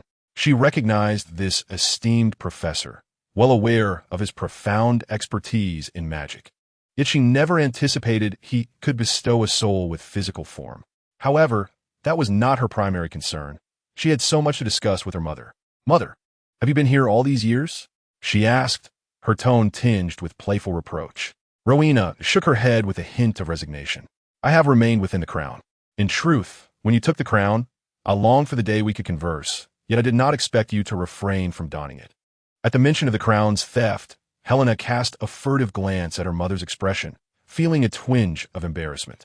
From the moment I absconded with the crown, a sense of unease enveloped my heart, rendering me too apprehensive to don it again. She clutched her mother's arm, playfully waving it a couple of times. "It's all right." Rowena gently patted her hand. "No matter how long it takes, your mother will always be willing to wait for you." At the mention of this, Helena could not contain her tears, burying her face in her mother's embrace, quickly dampening Rowena's arm. "It is all my fault. I should not have taken your crown, nor should I have failed to return to see you, and certainly, I should not have kept you waiting for so long." Rowena tenderly brushed away the tears from her face, softly saying, "Silly child, you are my daughter. What is wrong with wanting to take the crown?" Yet, Helena choked back her sobs and lifted her head. "People say the crown enhances one's wisdom. Wisdom has never resided in a crown." Rowena subtly glanced at Tevel, her words directed at both Helena and him. "Wisdom has always been within me. As long as it is I who wears the crown, it shall be endowed with the title of wisdom. The weak often seek reasons for the strength of the powerful, but the sole justification for being strong is simply to be strong enough. Were it not for the inappropriateness of the situation, Tevel would have waved a little flag in exultation." Helena was momentarily taken aback by her mother's declaration, and after a long pause, she timidly asked, "So, have you forgiven me?" Rowena beamed a broad smile. "I have never blamed you." Helena instantly responded with an equally radiant smile, her face glowing with relief. Tevel understood this was an omen of the specter's impending departure from the mortal realm. Spirits, bound by the obsessions of their past lives, wander as mere echoes of memories in the places they once inhabited. They are incapable of learning or grasping new experiences unless, one day, they encounter a person or circumstance that liberates them from their obsessions, allowing them to step into the realm of the truly deceased. Helena was acutely aware of this and cast an anxious glance at her mother. Ever since reuniting with her, she had developed a habitual dependence on her, rendering her somewhat more fragile. "Mother, is the world over there terrifying?" Roina, with an encouraging and gentle smile, replied, "Do not worry. I will help you over there." This assurance brought her complete peace. "Yes," Helena nodded resolutely. "I can hardly wait to see you over there. Do not rush. It will not be too late for me to express my gratitude to Tevel first." Roina turned her gaze towards Tevel, who stood nearby. "I will leave all the insights of my will in this room. The magic of the badge will be activated, and how much you can comprehend will depend solely on you. As for the curse upon you, once the badge's magic is fully unleashed, it will naturally dissipate." Tevel looked questioningly at the badge in her hand. The fact that the curse could not be resolved all at once surprised him. "So, I still need to discover the other 2 elements of the 4 elements?" Roina nodded noncommittally. "The interpretation of the term elimination rests upon your understanding. If it merely involves suppression, once you grasp my intent, you could easily confine the curse for several centuries. However, to genuinely and wholly eradicate it, to resolve the interference of your fate, you must attain comprehension of all 4 elements. Moreover, the mastery of these elements will significantly enhance your prowess. I eagerly anticipate your emergence as the first to fully understand all elements." Tevel pouted in a somewhat aggrieved manner. He had hoped that Roiner would swiftly resolve the curse. As for the 4 elements, while undeniably powerful, they appeared overly intricate. He would rather proceed methodically in his studies, confident that, given his capacity for comprehension, he would inevitably augment his strength. Roiner observed him with a bemused expression and shook her head in resignation. "Regardless of the outcome, whether it be a boon or a bane for the magical realm to be entrusted to you, this is the final assistance I can offer," she stated, her voice growing increasingly ethereal until it dwindled to a near inaudible whisper. Helena, unable to grasp their conversation, felt no desire to understand. She radiated a sanctified glow, sensing something profound within, and nestled against her mother. Just as Tevel was taken aback, the 2 ladies from Ravenclaw transformed into blinding beams of light and vanished without a trace. Chapter 147. The assault incident. Tevel's astonishment was short-lived. He hardly had time to reflect on their disappearance. With Roiner Ravenclaw's exit, the room once more brimmed with joyous magic and a milky luminescence. Strangely, the light seemed to emanate from all directions flawlessly, not a hint of error. And rather than being blinding, it felt as if a gentle breeze caressed his face, limbs, and entire being. The intensity of the wind grew stronger, and soon he could barely maintain his footing, swaying under the force that enveloped him. In a moment of turbulence, his heart appeared to pause for an instant, and when it resumed, the entire room crumbled into nothingness. When he regained his senses, he found himself suspended in the cosmos, surrounded by emptiness, yet able to move freely at his will. He wished to leap, and he could bend his knees as if standing on solid ground, then spring upward. Likewise, if he desired to descend, a mere flick of his body would allow him to glide as he wished. This was a realm entirely governed by his own command. In such an environment, he suddenly comprehended the insight Roiner had imparted to him. Mastery. If Hufflepuff's essence could be described as weighty tranquility, then Ravenclaw embodied control. The control over one's body, magic, and will, as if he were both an observer and a participant, mastering everything, cradling it within his palms, and releasing it at will. Tevel suddenly found a wand materializing in his hand and instinctively waved it with a flick. A simple, disarming spell emanated from the tip of the wand. Yet what was remarkable was its astonishing speed. Although it did not surpass the pure brilliance of before, it was nonetheless 30% swifter than Tevel's previous efforts. Given his prowess, the spells he cast were already executed with great speed. Even a mere 10% increase would signify a substantial breakthrough. Moreover, this enhancement was a full 30%. Most importantly, he sensed a newfound mastery over magic, as if it had become an obedient servant, ever ready to heed his command. However, this sensation was fleeting. Just as he began to grasp this newfound understanding, the surroundings transformed back into the familiar setting of the room of requirement, and the divine assistance he had felt dissipated. The essence of understanding, however, remained within him. Trevelyan mused cheerfully to himself, recalling how this experience mirrored the moment Helga had revealed the Earth's secrets to him, albeit this time devoid of any magical energy to absorb, compelling him to practice the skills he had just acquired at his own pace. Yet, the fruits of his labor did not end there. He raised the badge that had mysteriously appeared in his hand, noting that the Ravenclaw emblem had been activated, according to the vitality within it, as Ravenclaw had foretold. He need not worry about curses for at least several centuries. As Trevelyan exited the room of requirement, he reflected on his recent gains. He felt a slight flush at the memory of his earlier dissatisfaction. Fortunately, night had fully descended, enveloping the castle in silence, with students barred from leaving the common room, ensuring no one witnessed his moment of embarrassment. "Professor, I finally found you," Ginny exclaimed breathlessly as she approached him, her face glistening with sweat, struggling to catch her breath. "You were looking for me?" Trevelyan replied, astonished. "Is there something you need?" His interest in Ginny had waned considerably since discovering that the diary was no longer in her possession. After all, in the storyline, Ginny was merely a vessel for Tom Riddle. Without the diary, she posed little concern. What could have prompted her urgent visit? Without taking a moment to compose herself, Ginny hurriedly exclaimed, "It's the chamber. The basilisk has appeared."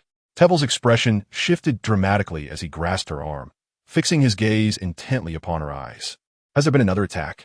He recalled that another incident in the narrative had occurred around this time, but it had taken place during a daytime Quidditch match. Wait, could it be that the basilisk has emerged at night due to the cancellation of the match? There was no time for further contemplation. He decisively employed the memory retrieval spell, as it was far swifter than conversing. A diary was discovered in Percy's possession, and as he failed to return to the common room that evening, a concerned Ginny resolved to seek assistance from Professor Flitwick. In the stairwell, she encountered Harry and Ron, and together they ascended towards the third floor. However, at the office door, they stumbled upon Snape conversing with Hermione, who was enveloped in an oversized cloak. Upon their arrival, the four were cornered by Snape. Suddenly, the basilisk appeared, and Hermione inadvertently met its gaze. Fortunately, the light from her badge diminished the effect, leaving her merely petrified. Snape stepped forward, and they collectively engaged the creature in battle.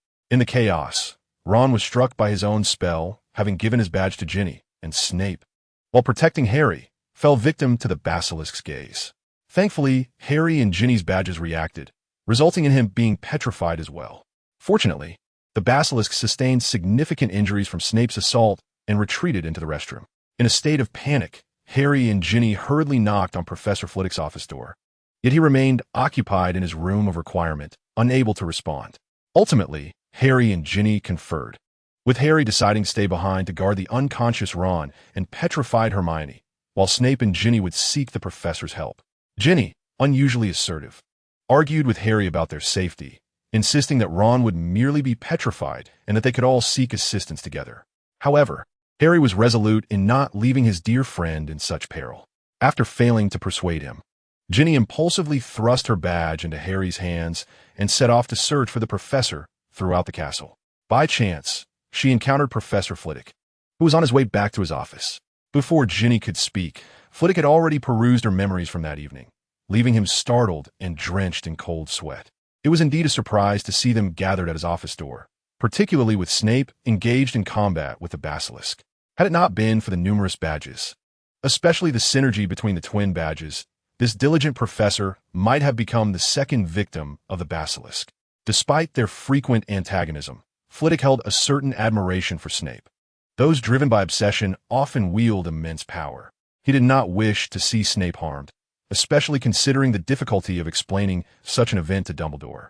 A wave of apprehension washed over him, and Flitwick promptly silenced Ginny, striding purposefully towards his office. Harry remained, and if he were to encounter trouble at his office door as well, Flitwick would truly be at a loss for words with Dumbledore. Chapter 148.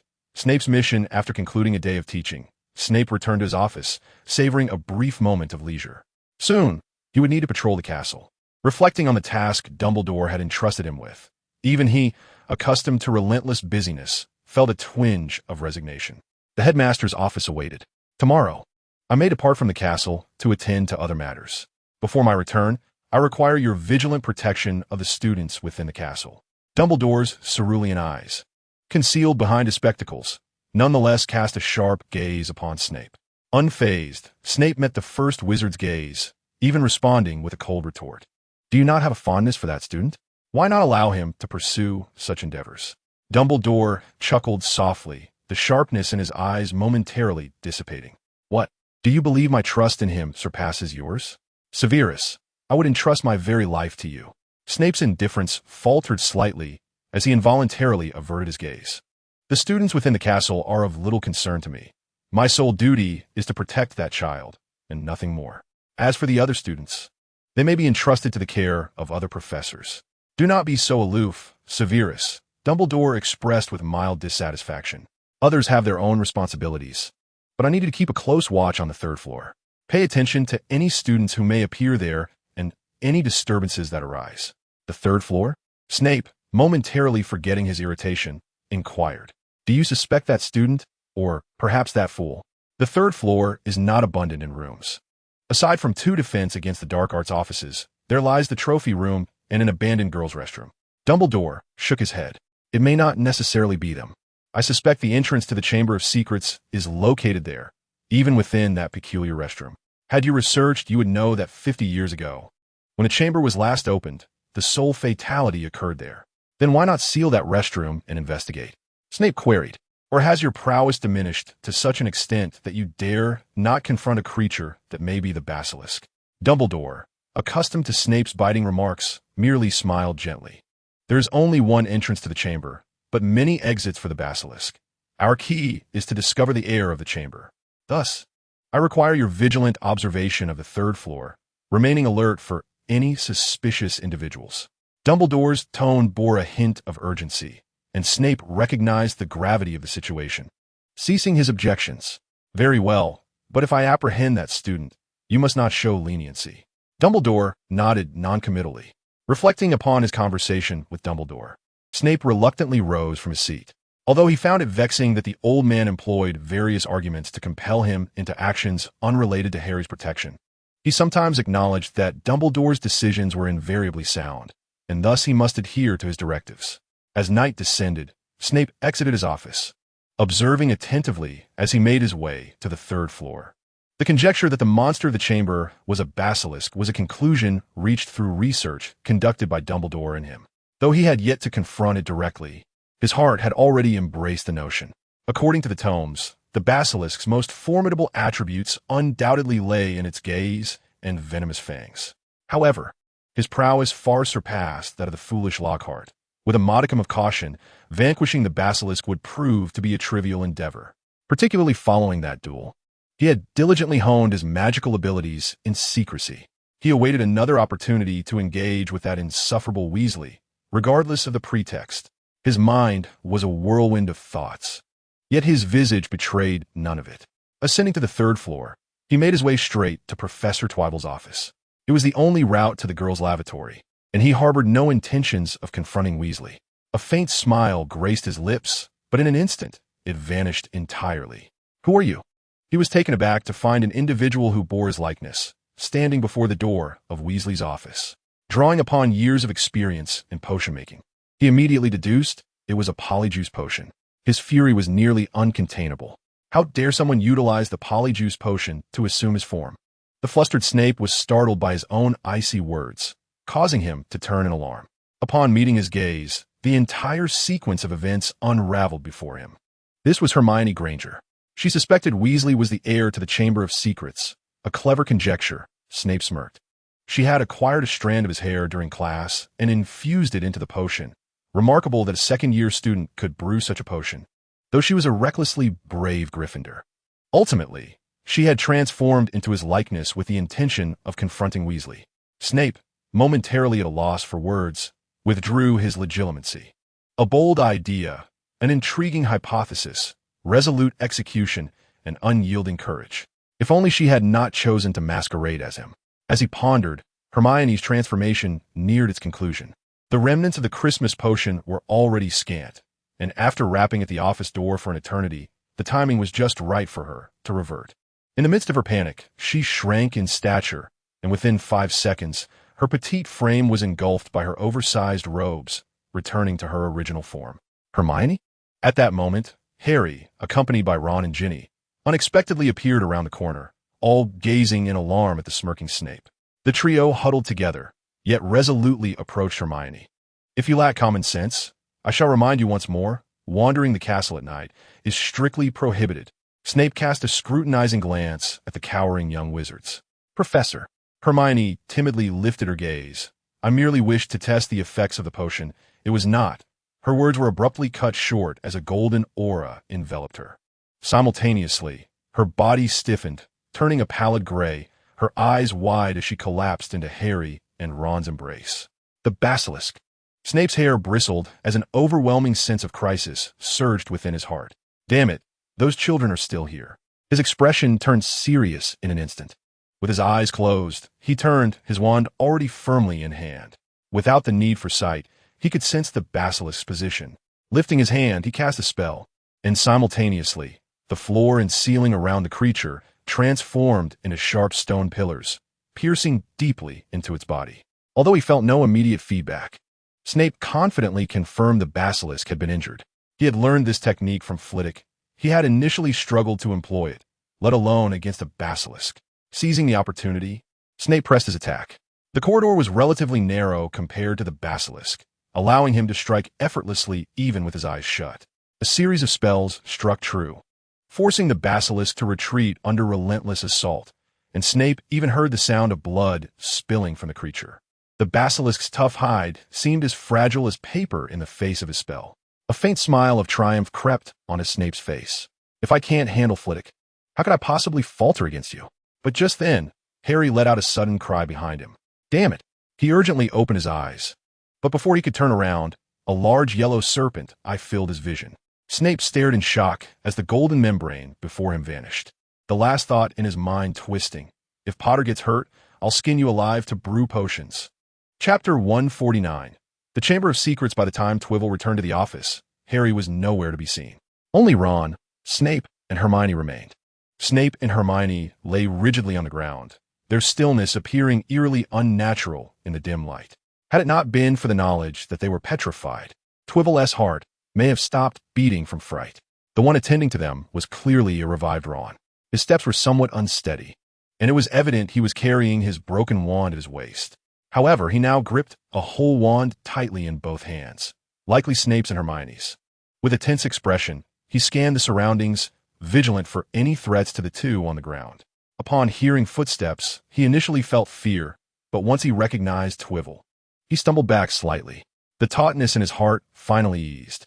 Professor, Ron exclaimed in delight, regaining his balance and raising his voice. We've finally found you. Twivel raised his hands in a calming gesture, urging him to settle down, then assessed the two on the floor. Don't worry, I'm already aware of what transpired here. But how did you and Harry end up in this predicament? He had not been closely monitoring the activities of Harry and his friends lately, for according to the narrative, they were only meant to venture into the Forbidden Forest to battle spiders, which had no bearing on his plans. To one's surprise, Hermione appeared near the office in a peculiar attire, and to add to the spectacle, Harry and Ron rushed over to join the fray. What an unexpected turn of events. Ron was momentarily taken aback by the inquiries directed at him. After a furtive glance at the professor, he hesitated before speaking. It turned out they had decided to split up for the evening's endeavors. Hermione had consumed the remaining polyjuice potion from Christmas to test Professor Twivel, while Harry and Ron set out to investigate the movements of spiders, venturing into the Forbidden Forest.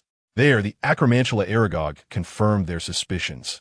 Not only was Hagrid innocent, but the monster in the Chamber of Secrets was indeed the basilisk. However, as they attempted to exit, a confrontation with the Acromantula ensued. After a harrowing escape from danger, the two hurried back to find Hermione, only to encounter the basilisk roaming freely. Professor Twivel gazed incredulously at Ron, who was shrinking back in fear. How was it that he, a dedicated educator, had become entangled in Snape's misfortunes? Even Ginny rolled her eyes at her elder brother in exasperation. How could you doubt the professor? It is clearly Percy who is under the influence of the diary. Ron lowered his head further, but in the next moment, panic surged as he raised it abruptly. Percy, He pointed shakily towards the girl's bathroom. For some inexplicable reason, Percy had followed the basilisk into that very restroom. Without hesitation, Harry rushed in to save him, and they had yet to return. Ginny's face paled in fear, for she understood all too well the helplessness of that state. She sought out the professor tonight precisely because the diary was with Percy, desperate to prevent her brother from enduring a fate akin to her own. "Professor," she implored, looking towards Twivel, who wore a gentle smile. "Leave it to me," Twivel replied softly, although surprised that Percy was the one who had stumbled upon the diary. It was merely a minor Horcrux and a small basilisk to him. Dealing with them was far simpler than teaching his students. For reasons unknown, Ron and Ginny felt an immediate sense of calm wash over them as they eagerly regarded Twivel. "You two stay here and watch over them," Twivel instructed, gesturing towards the unconscious duo on the floor. "If you could notify other professors, that would be even better. Capable professors." Instantly, the two broke into relieved smiles. In the castle, there was only one incapable professor, Gilderoy Lockhart. His office was not far away, and with such a significant event unfolding, the commotion should have been impossible to ignore. Yet, Lockhart had not shown his face at all. He is probably terrified of the basilisk, Ron thought derisively. Twivel wasted no time, issuing his orders before striding purposefully towards the restroom. Blood from the basilisk still stained the floor, leading a trail into the bathroom. Although the plot had unfolded without incident, Dumbledore had left his own arrangements in place. Percy was a promising student in Dumbledore's eyes, and Harry was someone of great significance to him. To put it bluntly, misfortune can befall anyone within the castle, except for these two individuals. The washroom door stood wide open, having been partially shattered by the basilisk. At the entrance, where a spout stained with blood lay, a dark, profound pipe loomed before him. Percy and Harry had entered, accompanied by that monstrous creature. The ghostly moaning Myrtle drifted forth unexpectedly, her expression a complex tapestry of emotions as she regarded the pipe. "Are you to descend as well, Professor? Surely you must realize that the basilisk is the direct murderer in your demise. Do you not wish for me to exact vengeance on your behalf?" Myrtle hesitated momentarily. "I'm uncertain how to articulate this. My death is already unavoidable. However, if others could evade a fate akin to mine, perhaps I would find some solace. You possess a kind heart." Without a moment's hesitation, Toole climbed to the edge of the opening. "Perhaps deep down, I yearn for you all to become ghosts and join me," Myrtle quipped with a mischievous smile. With a gentle push from Toole, he slipped into the abyss. "That may indeed disappoint you," he thought as the pipe proved exceedingly slick, propelling him forward with little time to brace himself. Numerous passages branched off within the pipe, likely routes the basilisk traversed. Yet, the path beneath Toole was the main thoroughfare. So he conjured a luminous sphere before him and allowed himself to descend. The restrictions against apparition in Hogwarts were truly vexing. Possessing such formidable power, yet having to descend, as if on a slide, was rather tiresome. Fortunately, he did not linger in his grievances, soon spotting an exit beneath him. Using a levitation charm to control his descent, Toole landed on solid ground, which was somewhat damp and emitted an unpleasant odor. With a hint of disdain, he cast a bubblehead charm around himself and surveyed his surroundings with the illumination charm. Before him lay a solitary passage, albeit with several additional forks extending from it. Without a clear method, he might have to navigate his way. Time was of the essence, so he strode purposefully down the corridor. Meanwhile, several small spirits, glowing faintly, scouted ahead, illuminating each correct path. As he progressed, Toole encountered a large serpent's skin, likely shed by the basilisk not long ago, shimmering green under the white light. He also observed the basilisk's robust hide and its resistance to magic. Conventional spells would indeed prove challenging against such a creature. However, this also indirectly attested to the formidable power of Snape's Sectum Sempra. It seemed wise to provoke him less in the future. After a moment of observation, Toole continued onward, and soon the spirits relayed feedback indicating that he had reached the end of the path. This was not a dead end. Rather, he had arrived at the correct entrance. Chapter 150. Percy's error. Gazing at the imposing closed door before him, Toole felt a surge of difficulty. Before him stood a formidable stone door, fitting seamlessly like a wall. Etched upon its surface were two serpents entwined, their eyes adorned with emeralds that sparkled brilliantly under the glow of the light, seemingly alive as they fixated upon Tevel. He understood that to unlock this door, one must speak Parseltongue. Yet, the only two capable of uttering this ancient tongue within the castle lay just beyond this very threshold. With a resigned shake of his head, Tevel raised his wand towards the millennia-old stone door. Surely, no one would accuse me of vandalizing a relic? With a flicker of intent, a swift beam of black light erupted from the tip of his wand. The spell, modest in scale, was akin in size to the serpentine eyes of the statue. However, upon impact, the stone wall appeared to distort momentarily, devoid of any grand commotion. Only the hissing sound of corrosion filled the air. The black light adhered to the stone wall like a small pool of ink. In less than a second, a small hole began to form where the wall was struck, steadily enlarging until Tevel could clearly see Harry engaged in a struggle with the basilisk. Clutching his sword, Harry faced an adversary whose immense size made it a formidable foe, even though both of the basilisk's eyes had been pecked out. Unlike the narrative, Tom Riddle, now gradually coalescing into a corporeal form, appeared increasingly agitated. Grasping Percy's wand, he unleashed sporadic bursts of magic, each infused with a measure of his gathered strength, targeting Harry with relentless ferocity. The crumbling stone pillars shattered under the assault, forcing Harry to evade, utilizing his agility and stature to dodge the onslaught. Fortunately, Riddle's spells lacked potency, and Harry bore a badge that intermittently shimmered with golden light, aiding him in deflecting the enemy's attacks. This only served to heighten Riddle's irritation. He vividly recalled the details Percy had inscribed in the diary. Hogwarts had acquired a new Dark Lord, one who could manipulate hearts far better than he could. Although Percy remained uncertain of Tevel's upper limits, having triumphed over Flitwick and Snape, it was evident that he possessed formidable strength. From Percy's perspective, the two draws in their duels were merely a result of Tevel's leniency. The true victor was indeed Tevel. Certainly, he was stronger than Riddle, a mere 17-year-old soul, and a body forged solely from life essence. Thus, even with Dumbledore ousted from the school, Riddle dared not provoke that professor of welfare. He was intent on solidifying a body and fleeing Hogwarts under the cover of night to seek an opportunity for resurrection. Time could not be squandered, lest failure ensue. In a fit of agitation, he assailed Harry with increasing fervor, frequently glancing back toward the door. Yet, each glance rendered his complexion ashen, which was hardly vibrant to begin with. The once sturdy door now bore a gaping hole, through which half a figure emerged. Riddle observed that the opening was rapidly expanding, and the silhouette within it became increasingly distinct. Particularly notable was the seemingly serene face, beneath which surged boundless pressure akin to a tumultuous sea, crashing relentlessly upon Riddle.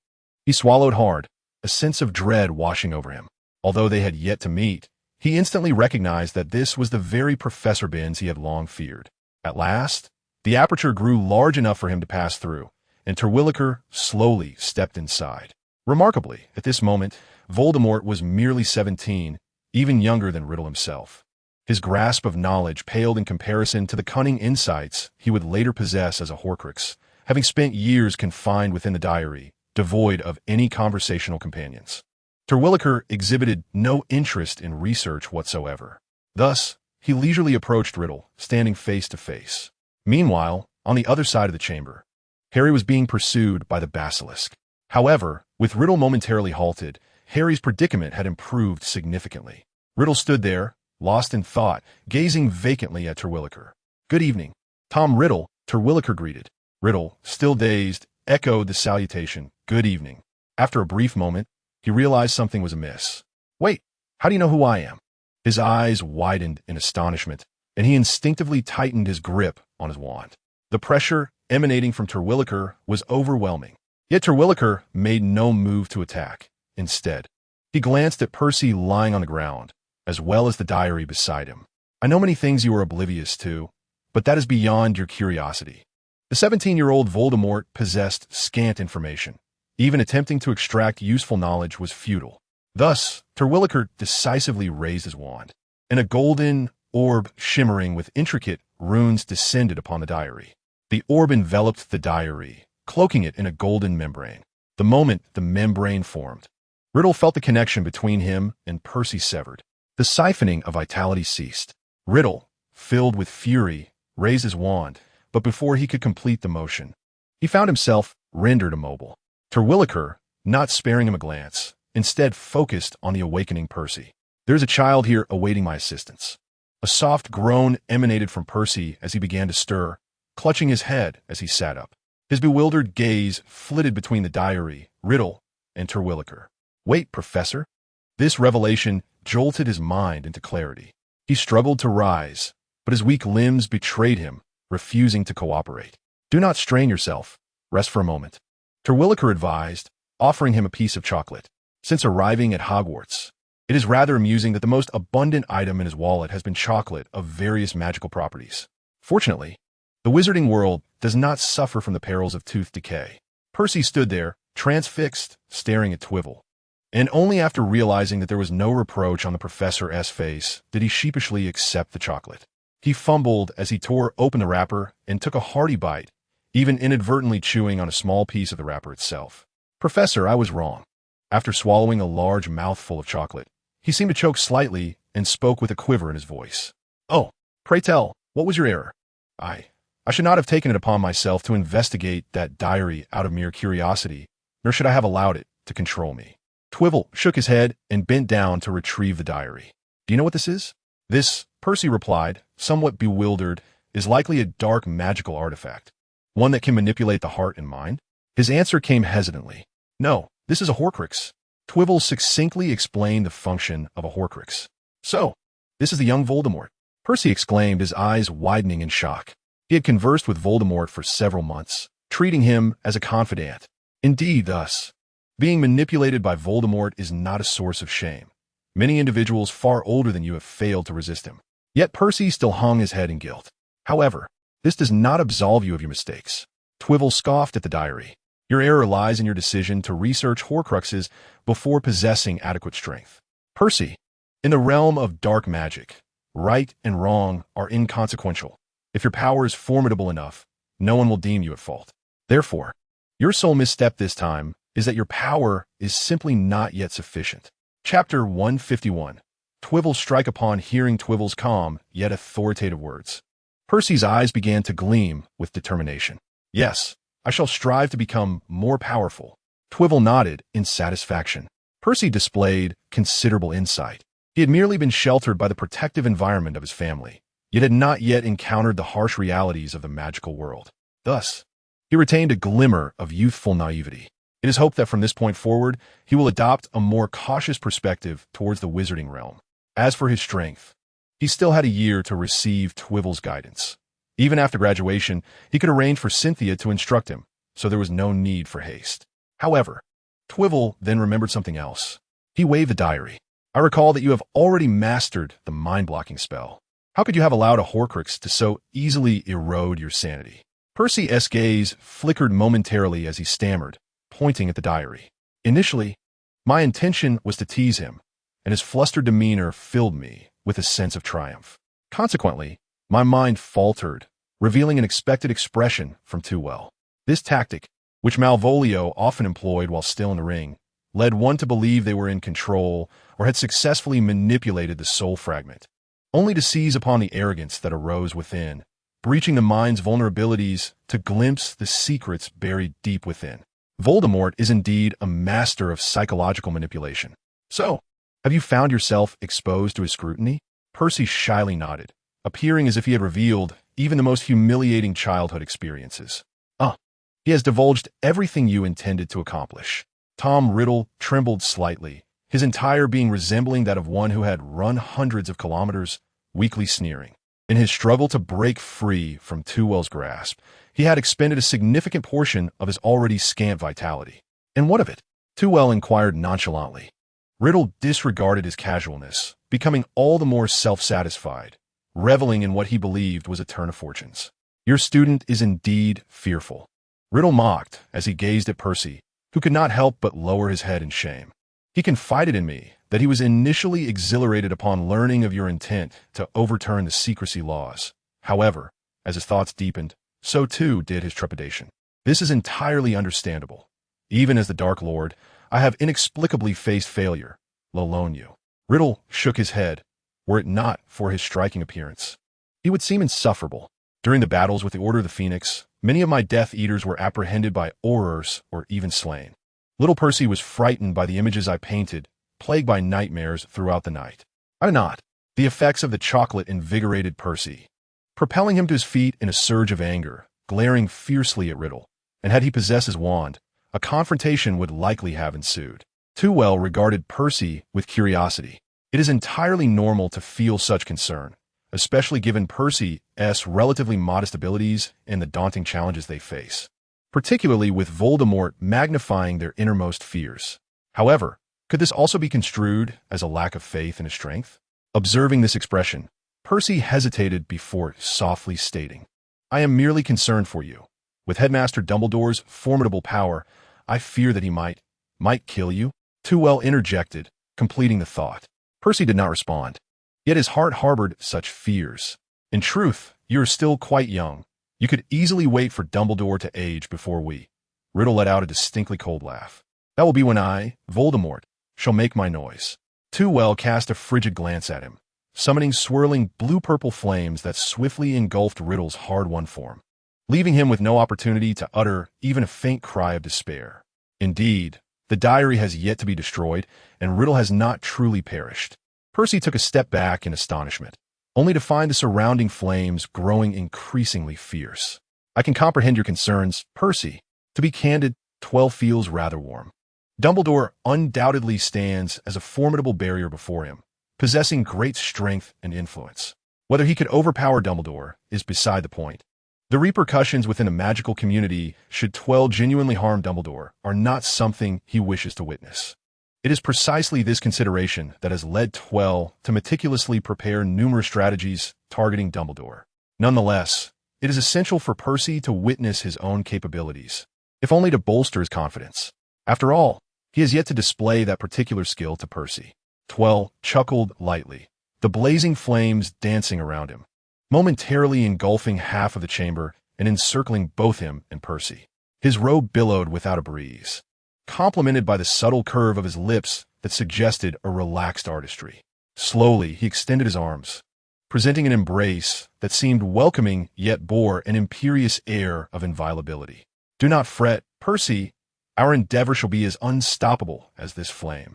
No sooner had he spoken than the flames coalesced into a colossal fire dragon. The dragon's wings unfurled, unleashing a searing wave of heat towards the oblivious basilisk, with mere sparks emanating from it carrying enough destructive force to leave Percy pale with fear. Fiery wrath, an extraordinarily potent inferno. Not only was it under the professor's command, but it also grew increasingly aggressive. Faced with such might, both Harry and the basilisk stood frozen in place. In that fleeting moment of their bewilderment, the once massive basilisk, akin to a mountain, offered no resistance and was swiftly consumed by the fire dragon. Harry, too, was enveloped by the dragon's flames.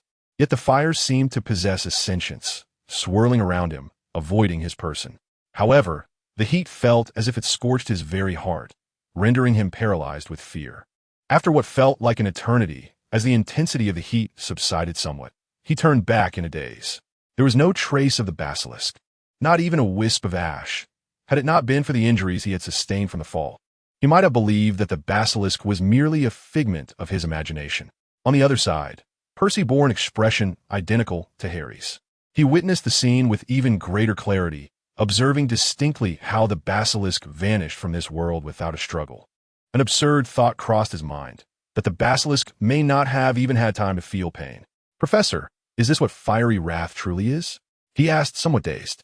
After all, he believed he had mastered the incantation of fiery wrath, but it now appeared that he still had centuries of learning ahead to reach the professor's level of prowess. "This is the most esteemed magic of my mentor Grindelwald." Toole retracted his outstretched hands and gently patted Percy on the shoulder. In the past, he had wielded this very spell, nearly obliterating Paris. Percy gaped in astonishment. "Your teacher?" Toole replied with a mysterious smile, standing beside him as they observed Harry, who was cautiously approaching with trepidation. "I shall surpass my teacher, even outshine Dumbledore. Do you believe that?" With this, he turned to Percy, his confident smile and resolute tone evident. Percy recalled the immense flames from earlier. This time, his gaze was no longer filled with worry or confusion. "I firmly believe in this." Chapter 152. Departure from the chamber. As Harry drew closer, He realized that it was Professor Flitwick standing there. So, that spell was cast by the professor? How extraordinarily impressive. He had initially thought that Riddle was the one who unleashed it, intending to annihilate both him and the basilisk. Now, the basilisk was vanquished. Percy appeared much better, and he himself was unharmed, while Riddle had vanished. At last, his heart found solace. I must remind you, venturing into the forbidden forest at night, wandering around the castle, and even trespassing into the Chamber of Secrets, throughout this journey, you have violated at least 100 school rules, Toole said with a smile that bore an element of intimidation. Harry's previously relaxed smile instantly froze, and he felt as if he had been encased in ice, standing motionless just 10 feet from Toole. What would happen if a professor caught him breaking the rules? Panic set in. He needed urgent assistance. Fortunately, Fawkes the Phoenix came flying over, rescuing Harry. Fawkes circled above their heads, calling out twice as if to urge them on. Only then did Toole relent. It was clear that Dumbledore was behind this, and he would never truly punish Harry. Regardless of how many points were deducted from Gryffindor now, Dumbledore would restore them by the end of the academic year. He merely intended to kindly remind Harry not to act so recklessly. All right, let us make haste. The others above are likely quite anxious. Toole picked up the sorting hat from the ground. The sword of Gryffindor had fallen from it. Oddly enough, this hat, with its mystical mumblings, could also conceal Gryffindor's sword. You two, grasp Fawkes' feet. He will carry you out. And you, Professor? Harry inquired. Me? Toole suddenly lifted his feet off the ground, floating effortlessly. Of course. I shall follow closely behind you. Wow, Harry exclaimed in awe as he clutched the Phoenix's feet. He wanted to say more, but suddenly he felt an overwhelming force pulling at him. In an instant, both he and Percy were yanked forward, soaring swiftly out of the chamber. However, the flight induced by the Phoenix was remarkably comfortable, accompanied by a continuous warmth emanating from its feet, enveloping his entire being. This soothing warmth shielded him from the pressure of the Phoenix's rapid flight, providing much-needed relief to his weary body, allowing him the leisure to observe Professor Flitwick trailing behind. Indeed, despite the swift pace of the Phoenix, Professor Flitwick maintained an elegant presence, showing no signs of lagging behind and even managing to smile at him in surprise. Their speed was brisk, and before Harry could fully savor the joy of flying, they landed back in the girls' lavatory. Myrtle looked at them with surprise, then feigned disappointment. You're still alive, huh? I can't shake the feeling that you seem rather disappointed, Harry quipped, feeling in high spirits and not minding a little banter with Myrtle. The Phoenix called out again, prompting Harry to hastily follow. But Professor, where is Fawkes taking us? Terwilliger, fixated on the Phoenix's rear, only snapped back to reality upon hearing Harry's question. Yes, likely taking us to meet Professor Dumbledore. After all, Fawkes is his pet. Upon exiting the lavatory, he noticed that Ron and the others were no longer at the office door, leaving only the splattered blood from the basilisk's wounds as evidence of the previous night's fierce battle. Indeed, after all the commotion, the night had long passed. The morning sun poured generously over them, dispelling the chill of the night and lifting the shadows that had lingered over Hogwarts. Harry chatted merrily with Percy about his encounter with the basilisk in the Chamber of Secrets and the spell that Terwilliger had cast. He even tentatively expressed his desire to learn it, considering that the most powerful spells he had mastered thus far were Snape's disarming charm and Flitwick's blinding spell. These two incantations had granted him significant time during his ordeal in the chamber. The disarming charm had hindered Riddle's movements, while the unexpected blinding spell had saved him from the basilisk's venomous fangs. Ultimately, he had severed the basilisk's fangs with the sword. Otherwise, he wouldn't have been able to hold out until the professor arrived to rescue him. Percy refrained from mentioning the incident with the firebolt, but his words were imbued with admiration for the professor. After conversing for a while, they suddenly noticed that Professor Flitwick had halted. Go on in. I believe everyone is waiting for you, he said as he pushed open Professor McGonagall's office door. Inside, there was a fleeting moment of silence, soon shattered by Mrs. Weasley, who deftly maneuvered around Terwilliger to embrace Percy. Percy! After a moment, she spotted Harry, who was grinning foolishly, and pulled him into her embrace as well. Don't doubt it. Mrs. Weasley possesses such a generous heart. Had Terwilliger not been a professor, he too would likely have found himself enveloped in her warmth. Very well. Molly, Mr. Weasley gently tapped his wife's shoulder. They had much yet to discuss. Fawkes flapped its wings and alighted on Dumbledore's shoulder, who stood before the fireplace. Twivel observed with amusement as Dumbledore's shoulders sank slightly under the weight of the creature, then approached, presenting the sorting hat and a notebook to Dumbledore. The soul within the notebook had yet to be extinguished, specifically reserved for Dumbledore's research. However, Dumbledore's gaze, fixed upon Twivel as he pushed open the door, conveyed a profound meaning, one so deep that even without the use of the mind-blocking spell, Twivel could not decipher his thoughts. The two exchanged glances for a moment, unable to penetrate each other's minds, before Dumbledore finally withdrew his gaze to look at the now unbound Harry and Percy. "Do share your remarkable experiences from last night," he said with a gentle tone.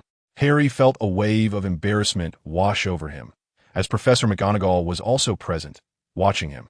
This was a room filled with his elders.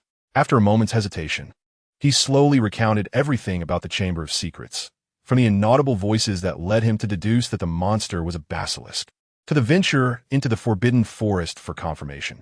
However, when he reached the part about disguising himself as Snape, attempting to test Professor Flitwick, Professor McGonagall could no longer contain herself. "While you have indeed broken many school rules, have you considered how dangerous it is to suspect a professor and wander the castle at night? Had it not been for Professor Snape's presence, you would have surely met your end at the jaws of the basilisk." Harry hung his head in shame. Professor McGonagall intended to say more, but Dumbledore interjected. "Enough, Minerva." They acted out of reasonable suspicion. Although their methods were misguided, their intention to protect the school was commendable. "Now, could you recount the events that transpired in the chamber?" Harry regained his composure and recounted how he had followed Percy into the pipes and fought the basilisk within the chamber, as well as his confrontation with Tom Riddle. "Who exactly is this Tom Riddle?" Mrs. Weasley could not help but inquire, with Ginny adding that the diary's owner had exerted control over the writer. Yet, Percy was not Ginny. Why had he been so easily manipulated? Before Twivel and the others had entered the office, Ginny had narrated the tale of the diary, though they remained unclear about the actual circumstances, suppressing their curiosity. Dumbledore raised the diary. "It is, in fact, Voldemort." This name startled the Weasley couple and Professor McGonagall. Few knew that Tom Riddle was Voldemort's true name, so I can understand why Percy and Ginny fell under his influence. He possesses considerable skill in the art of manipulation. Mrs. Weasley immediately tightened her embrace around Percy, and this time, even Mr. Weasley did not attempt to dissuade her, as he too held Percy close. Dumbledore gazed upon the heartwarming scene with a sense of nostalgia. After a considerable moment, he suggested to the Weasley couple that they take Percy to the hospital wing for some rest. Chapter 153. The Destruction of the Diary. Once Professor McGonagall had escorted the Weasley family away, only Toole, Dumbledore, and Harry remained in the room. Dumbledore placed the sorting hat upon the table and then observed the diary with keen interest. Harry felt a twinge of fear, for this was an object of Voldemort. "Professor Dumbledore, how do you intend to handle this diary?" "This," Dumbledore inquired, shaking the book in his hand. "What do you think should be done with it?" "Destroy it," Harry exclaimed impulsively. Realizing his voice had been too loud, he felt it echoed harshly within the confines of the office. However, Dumbledore seemed unfazed, chuckling lightly as if Harry had uttered something profoundly significant. "Indeed, I plan to destroy it." Toole nodded in understanding, evidently recognizing what the headmaster had discerned and knowing he would not attempt to extract information from Riddle, for he understood such efforts would be futile. Dumbledore approached Harry with excitement, placing the diary on the floor. "What do you say? Are you interested in try your hand at this?" Rising to his feet, he looked at Harry expectantly. "Me?"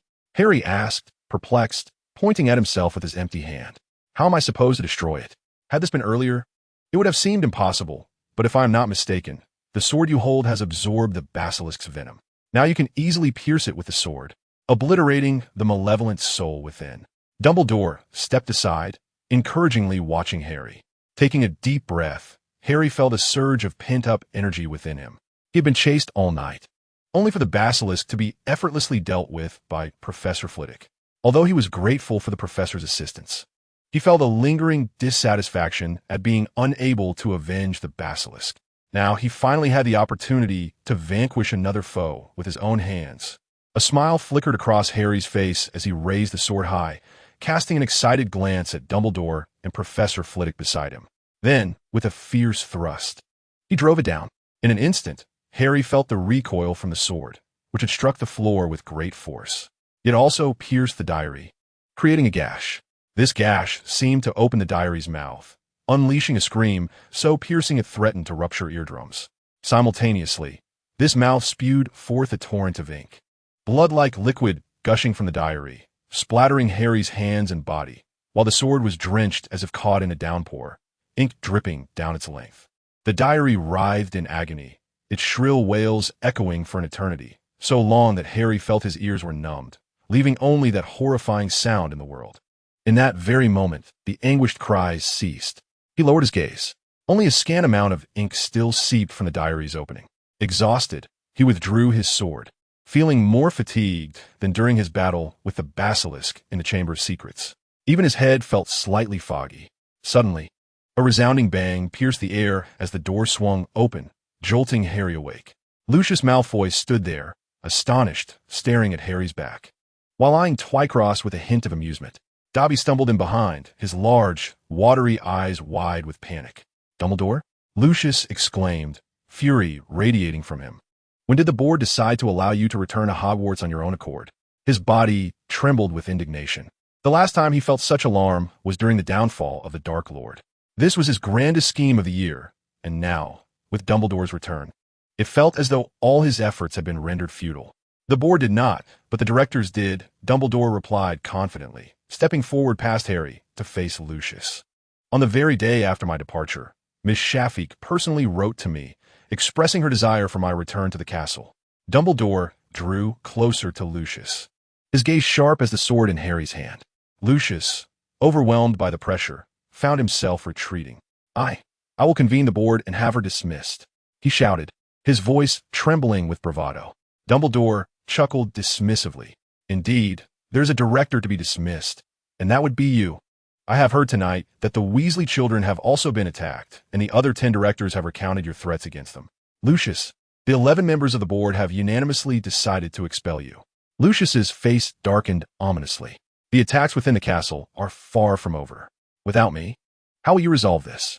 Lucius had orchestrated everything to align with the diary, intending to emerge as the savior while Dumbledore was ousted from school. In doing so, he would gain the acclaim for resolving the attacks and position himself as the headmaster of Hogwarts, while the Horcrux would absorb life force, shaping a body in search of resurrection. Yet this ostensibly flawless plan was thwarted at every turn. The Ministry of Magic, the board, and suddenly a faction arose against him. Even the news reports were not in his favor, especially after Rita's disappearance. Many reporters assumed she had been threatened and empathized with the attacks on the Ministry. The problem was, he hadn't even found a trace of Rita's Skeeter. Fudge was also a fool, unable to bear the pressure, and had the audacity to shift the blame onto him before the media. Could he endure this? Now, the creature in the chamber was his last hope. If he could just announce to the world that he, Lucius Malfoy, had resolved the chamber incident, everything would be fine. With this thought, Lucius felt a sense of relief wash over him. The existence of soul artifacts initially startled him, and now, who could possibly predict such a thing? "There is no need for your concern." Dumbledore extended his hand towards Harry, assuring him that they had resolved all perilous matters. Dumbledore did not glance back, yet Harry instinctively understood his intent. Disdainfully, Harry regarded the diary lying on the ground, marred by a gaping hole and still oozing ink. Oblivious to the ink that had smeared upon him, he gingerly picked it up by the edge and placed it into Dumbledore's awaiting hand. "Do you see this?" Dumbledore held the diary before Lucius, ink splattering onto him. The true culprit had been apprehended. Lucius was rendered speechless, his cheeks flushed with extreme rage, his eyes bulging like those of a toad, barely restraining himself from a vehement outburst. Observing the grimacing Dobby, Harry suddenly remarked, "Mr. Malfoy, it was you who slipped the diary into Ginny's hands, wasn't it? During the summer." Lucius's eyes darted, yet he maintained his haughty demeanor. "Where is the evidence?" Dumbledore interposed between them. "We certainly lack tangible proof. However, should Arthur discover that it was indeed you who provided such a dangerous object to his daughter, he would not hesitate to spend another summer at your estate." Lucius's arrogance was once again shattered. He twitched slightly, glaring at Dumbledore for a prolonged moment. Clearly, Dumbledore was unperturbed by the confrontation and even smiled calmly. Lucius realized that his year-long scheming had backfired, and in frustration, he turned to leave. Dobby, we are departing. Observing Dobby's reluctance, Harry's eyes brightened. Professor, may I return the diary to Mr. Malfoy? Of course, Dumbledore replied cheerfully, handing the diary to Harry, who dashed towards the retreating Lucius. The room was left with only Dumbledore and the ever-watchful Twycross, enveloped in an eerie silence. Chapter 154. The true deception. Seeing that the spectacle had concluded, Twycross considered taking his leave to console the distraught Lucius. However, before he could step away, Dumbledore suddenly called out to him, Twycross, do you know where I've been during this time? Twycross turned back in surprise. This revelation seemed somewhat amiss. Sensing the unusual atmosphere, he tempered his previously eager expression. You went on a vacation to clear your mind? Dumbledore chuckled softly, shaking his head as he carefully placed the sword Harry had left behind. After completing this, he reflected, yes, but also no.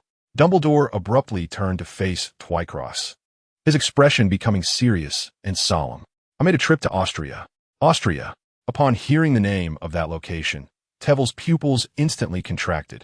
Yet he maintained a facade of nonchalance, even feigning a sense of ease.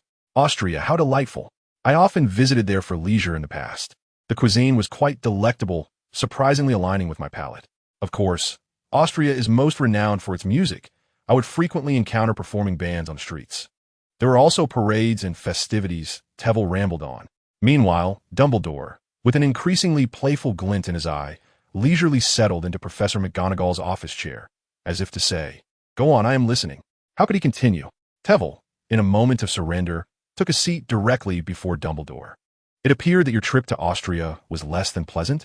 Indeed, it was rather disheartening. Dumbledore assessed him with a half-smile. I am quite unhappy.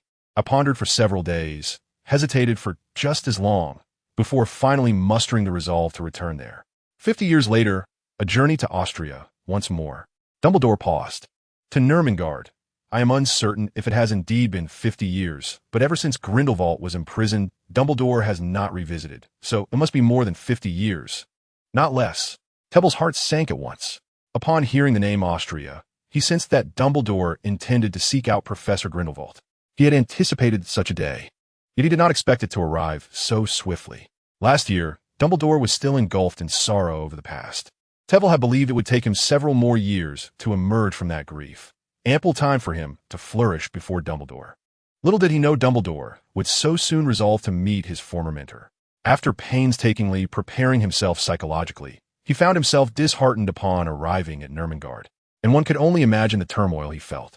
I demand an explanation, an elucidation as to why Grindelwald is not residing in Nurmengard.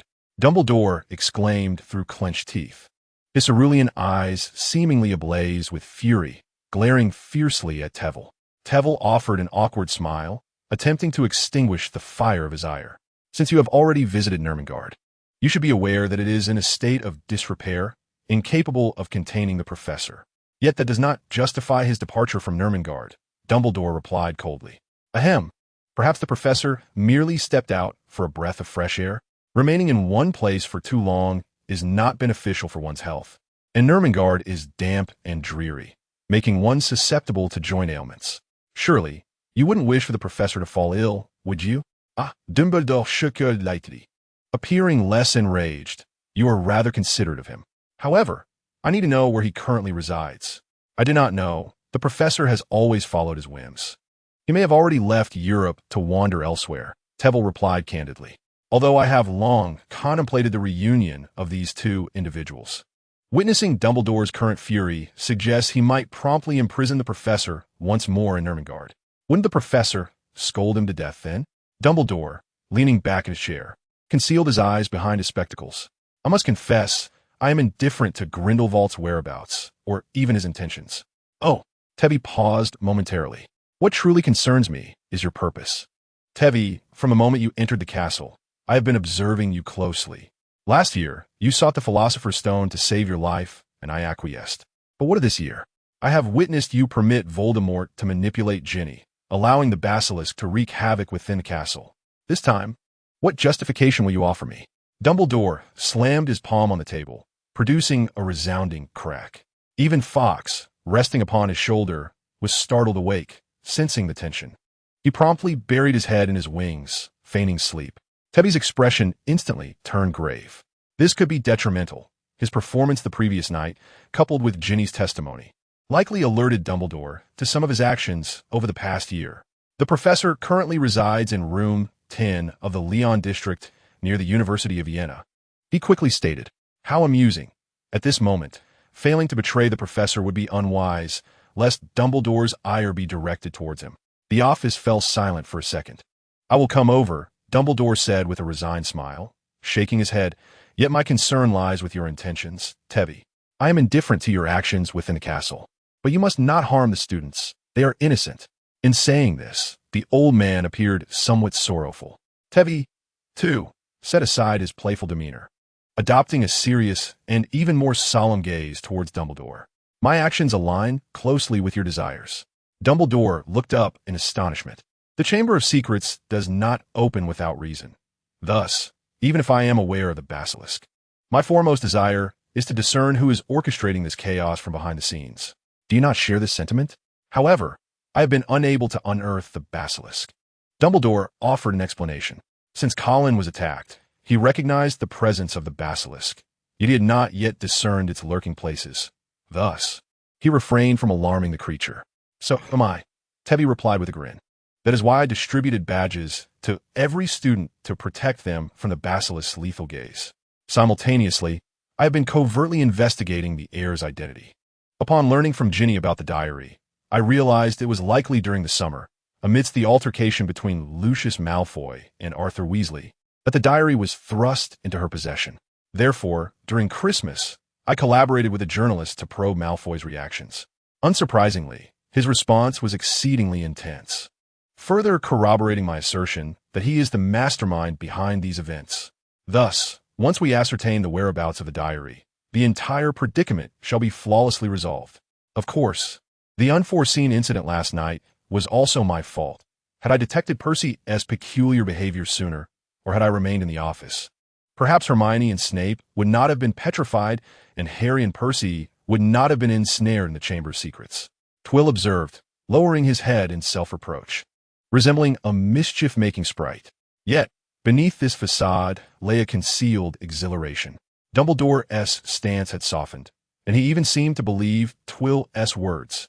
This exemplified the essence of a true deception. His actions were genuine, even revealing aspects unknown to Dumbledore. Only his true intentions remained unspoken. I found the contrast of this expression between night mode and day mode to be remarkably fitting, perfectly aligning with the protagonist's persona. Chapter 155. Dumbledore's bottom line. After a prolonged contemplation, Dumbledore finally inclined his head slightly, a barely perceptible gesture, yet one that Twill keenly discerned. "I must express my gratitude on behalf of the students. Your badge has proven to be more beneficial than anticipated." Dumbledore was uncertain why he felt that Twill's words bore a deeper meaning, yet he could not pinpoint the issue at hand. Twill indeed had not sought to harm the students. Rather, he had been considerate of their needs, diligently engaging in his lessons and imparting several rare spells. To be candid, the steps taken to consult Lucius and distribute the badges were more thoughtful than Dumbledore had envisioned. Were it not for Twill being a student of Grindelwald, Dumbledore might have even contemplated grooming him as his successor. He regretted allowing him to attend Durmstrang, which had fostered such profound suspicion within him. With this thought, Dumbledore sighed in resignation. Twill's eyes, however, sparkled with opportunity. "So, might I request reimbursement for my badge? This year I upgraded it, consuming a significant amount of magical materials. Quite costly, indeed." "Absolutely not." Dumbledore shot him a fierce glare. The school had already lost one board member, and its finances were dwindling. However, his expression softened into a friendly smile. "If the welfare family is willing to become board members, I would not mind assisting in reimbursing those materials. Alas, my head aches terribly. Perhaps I sustained an injury in the chamber." Twill feigned distress, hastily rising to his feet. "My apologies, I must visit the hospital wing." Yet, before he could exit, Dumbledore called out to him once more. "Twill." Dumbledore leaned forward, his gaze unwaveringly calm. "Grindelwald cannot leave Austria. That is my bottom line." This sentiment felt eerily familiar. Wasn't that not your bottom line last year? Yet, Twill was far too astute to expose the discrepancy. "The teacher is currently enjoying music in Austria, devoid of time or inclination to wander about. Of course, Should the teacher suddenly develop an interest, there would be little this student could do to deter him. I shall seek him out during the summer vacation, and I hope to encounter him at the address you provided. Dumbledore spoke with a complex expression, yet a calm tone. One must be mentally prepared for a reunion with Grindelwald, perhaps even more than Tull's evident smile. I shall await your visit alongside the teacher. This time, Dumbledore did not prevent Tull from exiting the office. Not far from the door, he encountered Harry, who was returning, covered in mud and occasionally dripping ink. His face etched with concern. However, liberating the house elf Dobby had brought him a measure of joy. Professor Flitwick? Is Headmaster Dumbledore still inside? Harry inquired. He remains in the office. Is there something you wish to discuss? I have a few matters I wish to ask him, Harry replied, his gaze evasive. Then be swift. But remember to visit the hospital wing afterward and allow Madame Pomfrey to examine you as well. Perhaps Tull's concern had improved Harry's mood somewhat. He nodded silently and jogged toward the office. Without the need for legitimacy, Tull was aware of Harry's worries. It was merely something Riddle had said in the Chamber of Secrets that made him question whether he had chosen the wrong house. Pray, a person solely focused on disarming spells could never belong to Slytherin. Tull chuckled softly, heading towards the hospital wing. Although he had not sustained any genuine injuries, one must feign a little, mustn't one? Click. After capturing his 17th photograph, Tull finally put away his camera under Madame Pomfrey's exasperated gaze. Before him stood Snape wide-eyed, not with fear, but rather with a hint of annoyance at being underestimated. He maintained a combat stance, looking rather dashing. Although he had seen this version of Snape in Ginny's memories, witnessing it firsthand was an entirely different experience. Hence, he produced his camera, capturing this rare moment from various angles. Surely, when Snape awoke, he would be grateful. Severus was the first professor to be attacked. And though Minerva had claimed the issue in the chamber had been resolved and that no further attacks would occur, the news of Professor Snape's petrification would undoubtedly send the students into a frenzy once more. Madame Pomfrey expressed her concern, noting that whenever panic ensued among the students, tales of various protective charms and potions would circulate throughout the castle, all of which, evidently, were utterly ineffective. The burden of managing anxious students during exams was already considerable, and now she would face an additional wave of troublesome pupils. Furthermore, with Snape petrified, the task of potion preparation had fallen squarely upon her shoulders. Has the Mandrake not yet matured? Tewell reflected briefly. In the storyline, maturity was achieved after resolving the issue of the Chamber of Secrets, yet that had occurred close to the end of the term. Presently, however, it was merely March, with several months still remaining until the conclusion of the semester. Pomona Sprout remarked that it would take some time. They were nearing maturity, but their growth rate had slowed considerably. Madame Pomfrey sighed and suggested they could try using the dung of the mooncalf, as it was known to promote plant growth. Is there a mooncalf or its dung available at the school? You might inquire with Hagrid. Tewell indicated towards the imposing figure entering through the door. Hagrid immediately spotted the conspicuous Tewell and Madame Pomfrey and hurried over. Hagrid, when did you return? Madame Pomfrey inquired, her voice filled with surprise. Just now. I heard that Hermione and Ron were injured, so I rushed over, Hagrid replied, surveying the room, which was filled with numerous individuals. Among the petrified were Madame Lockhart, Colin, Justin, Hermione, Snape, and Ron, who had been struck by his own magic. Including himself, none knew precisely what sort of magic he had unleashed. All he felt was an unbearable ache throughout his body. It was Tewell who had come over and used a spell to alleviate his discomfort, allowing him to drift into a deep slumber.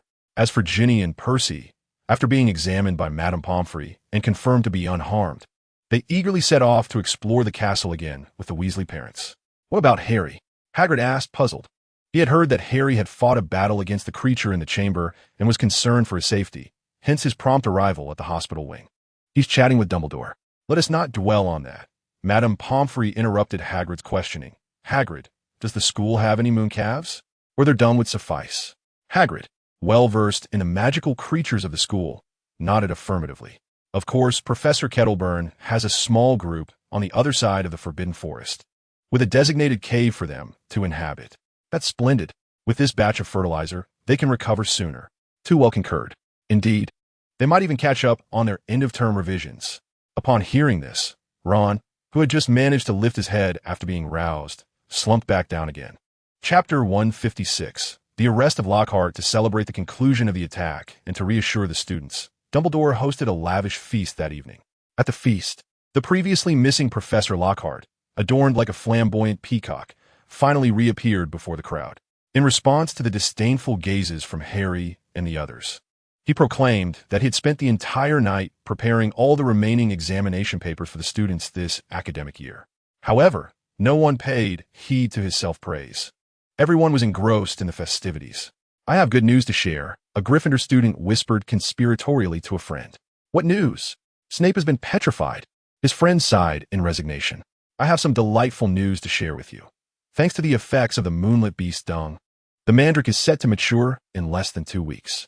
Seizing this opportunity, Dumbledore promptly announced the schedule for the remainder of the academic year to the students. Aside from potions class, which will be self-studied until Professor Snape's return, all other classes will resume their normal course. It is hoped that everyone will make the most of the remaining time to review, particularly those preparing for examinations. The students lamented, yearning for the presence of the basilisk, as they had never missed it so dearly. With Ron's embellishments and Harry's confirmations, it became common knowledge that the creature in the Chamber of Secrets was indeed the basilisk. Thus, amidst their lamentations, they engaged in discussions about the serpent. After dinner, the students reveled in the liberating atmosphere of their returned freedom, particularly the Weasley twins, while passing around tidbits of information regarding the creature. Naturally, most of them gravitated toward Harry and Ron, eager to glean more tales about the chamber and the basilisk. Ron exaggerated the details more and more, while Harry remained honest, recounting how he had seen the basilisk reduced to ashes by a dragon summoned by Toll. Unfortunately, few were willing to believe him. "Have you truly entered the chamber?" "Ron's version is far more believable," exclaimed a young wizard, storming off after listening to Harry's account. Having consulted the literature, the students in the castle were well aware of the basilisk's formidable nature, its longevity, immense size, impenetrable skin, deadly gaze, and highly toxic fangs. Surely, it was no mere fire dragon that could easily contend with such a creature. Harry shrugged nonchalantly. He and Ron had been awarded the school's special contribution prize. Although the Quidditch matches would not be resumed, the 200 points were sufficient to secure Gryffindor's consecutive victory in the House Cup, especially since Dumbledore had clarified his doubts, confirming his allegiance to Gryffindor. As for Parseltongue, it was merely a result of a fragment of Voldemort's powers transferring to him that fateful night. Thus, he felt remarkably at ease. Even upon encountering Snape again, he would be unfazed.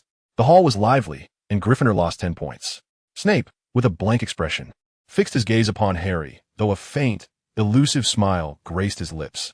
Just out of the infirmary, his complexion appeared somewhat pale. Yet this did not hinder his sudden appearance before Harry. The sight of that smile sent a shiver down Harry's spine. He would rather face a dozen Lockharts than contend with this version of Snape, even if Snape had once saved them. It was with this consideration that Harry refrained from angrily retorting against the young wizard from Hufflepuff who had just caused a commotion. Additionally, for having previously roamed the castle, they would incur another deduction of 20 points. Harry's fleeting respect for Snape evaporated in an instant. The professor, now accompanied by the restored Hermione, stood beside Harry.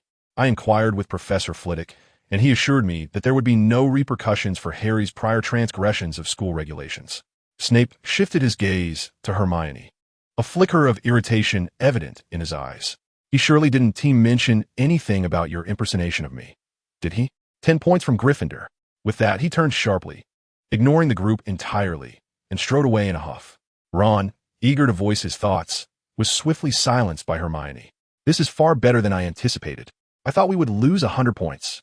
Hermione exclaimed joyfully, relieved not only by the minimal point deduction, but also by her own recovery. "But didn't TU say that Professor Flitwick wouldn't pursue our case?" Harry interjected. "Not at all," Hermione replied with a mischievous smile. "I came straight to find you as soon as I was discharged.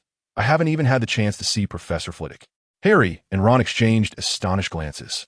"You just deceived Snape." Hermione quickly gestured for them to lower their voices. "I heard from Madame Pomfrey that Professor Flitwick has been quite leisurely of late, probably in his office reading." "So?" Harry questioned. "So we can go find him," Hermione responded, brimming with excitement. "But we once doubted the professor," Ron pointed out. "Isn't that all the more reason to apologize to him? To atone for our mistakes?" Hermione retorted. You have no idea just how formidable the professor was that night. Ron recounted, relaying to Hermione what Harry had confided in him. The more she listened, the more exhilarated she became.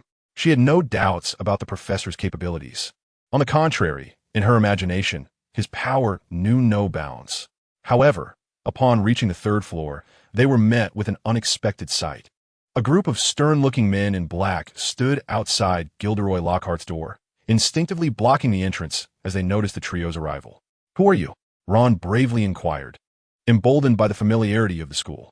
"We are from a magical law enforcement patrol," Gerard replied, casting a sidelong glance at them before responding coolly. Ron gasped as he saw the puzzled expressions on Harry and Hermione's faces. They typically handle routine enforcement tasks, but now they are guarding the door. There might be Aurors inside on a mission. Gerard's eye twitched at Ron's words. Had it not been for his superior, Delix, insisting on a friendlier demeanor towards students, he might have barked a reprimand. Even if they were indeed guarding the door, such candidness was ill-advised. Inside, however, Lockhart was even more distressed. "What brings you here?" he asked, eyeing Delix and the onlookers, Tuil and Dumbledore, with suspicion. "Why, we are here to apprehend you," Malvolio shrugged. "Apprehend me?" A sudden, ominous premonition gripped Lockhart's heart. "Why are you apprehending me? I am a recipient of the third-class Order of Merlin." His words grew increasingly incoherent as he retreated a considerable distance. However, Malfoy noted that Lockhart's hand was moving toward the hem of his robe. Was he intending to draw his wand? Malfoy sneered derisively, allowing him to fidget. "Do you truly believe you are unaware of the contents of your own writings? Those victims were located by me. The evidence I possess far exceeds the petty thoughts swirling in your mind." An old hag, after undergoing treatment, revealed to me that she had banished the Banshee, wailing Wanda. Malfoy enumerated the various incidents, detailing each victim's plight, forcing Lockhart to retreat even further. "Too well, is what he says true?" Dumbledore sighed, recognizing Lockhart's incompetence. Yet he was taken aback by the actions of a former student. In a sense, the permanent damage inflicted by the Obliviate Curse was no less severe than dark magic itself. If Delirious did not possess concrete evidence, he would not approach with such brazen authority. Too well observed the unfolding scene with calm detachment. Chapter 157. Dobby the House Elf's warning driven to silence. Lockhart lost his composure, frantically reaching for his wand. Yet, before he could grasp it, a red beam struck him, causing his hand to swell alarmingly. "Ah!" He emitted a wretched scream, piercing enough to make Too well wince. "Do not make such a spectacle of yourself. Class is about to begin." Malfoy rolled his eyes, once again waving his wand to alleviate Lockhart's swelling hand. However, this led Lockhart to mistakenly believe he had found a lifeline, and even before his hand had returned to normal, he cast a desperate glance toward Dumbledore and Too well. "Professor Dumbledore, please help me. I am your student," he implored. "I assure you, the Ministry will treat you fairly." Dumbledore sighed, recognizing that Lockhart had indeed committed an unforgivable offense. Losing interest in the unfolding drama, Dumbledore pushed past the large man standing at the door. He merely nodded at Harry and the others before striding away in silence. Left with no choice, Lockhart turned to Too well for assistance. "Too well, please help me. I have aided you so much. You cannot just watch as I am taken away. I still need to help you with the exam papers." Too well chuckled lightly. "I'm afraid you've already completed the exam papers for this academic year. I no longer require your assistance." For the first time, Lockhart despised his own diligence. However, Malfoy had no patience to linger over him. With a swift incantation, he cast a spell to render Lockhart unconscious, instructing his subordinate to drag him away. He exchanged no further words with Too well and shot a menacing glare at Harry and his companions before departing. Only Too well remained in the office. He thoughtfully gathered everything in this space into a box, yet the photographs on the wall seemed somewhat discordant. They vociferously proclaimed their innocence, even threatening to expose the matter at hand. Rest assured, Lockhart has accomplished considerable work within the international magical community, particularly regarding those images. Some may not recognize him, yet they have undoubtedly encountered the visage of Lockhart captured in the photographs. However, it matters not, as Malvolio would not undertake actions without certainty. His presence to apprehend individuals signifies that he possesses ample evidence and robust public relations strategies. Such a significant achievement could very well earn him a medal from the Order of Merlin. The idea of Voldemort receiving a medal makes this world increasingly peculiar. Too amusingly exited his office. "What are you doing here?"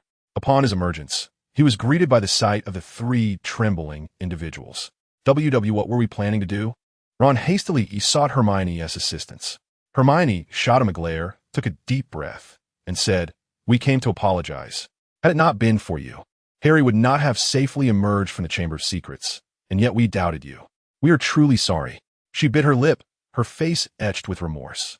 To have doubted such a commendable professor was utterly inexcusable. "Do you recall what I mentioned last year? One should refrain from hastily judging another," Too solemnly reminded them.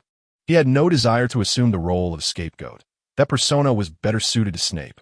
The trio immediately lowered their heads, rendered speechless by guilt. "Very well. Let us return to my office and discuss how you came to doubt me." Too smile lightened the atmosphere. "I believe I have not engaged in overly bothersome behavior. Have I?" The carefree Harry and Ron eagerly lifted their heads, chattering about their suspicions regarding Too. "Of course not. You are no Snape," they chimed in. "The primary issue is that the subjects of your research are rather unsettling. Studying Neville, Hermione, and others makes it difficult not to speculate." As Too opened the door, he chuckled. "That is merely standard academic inquiry.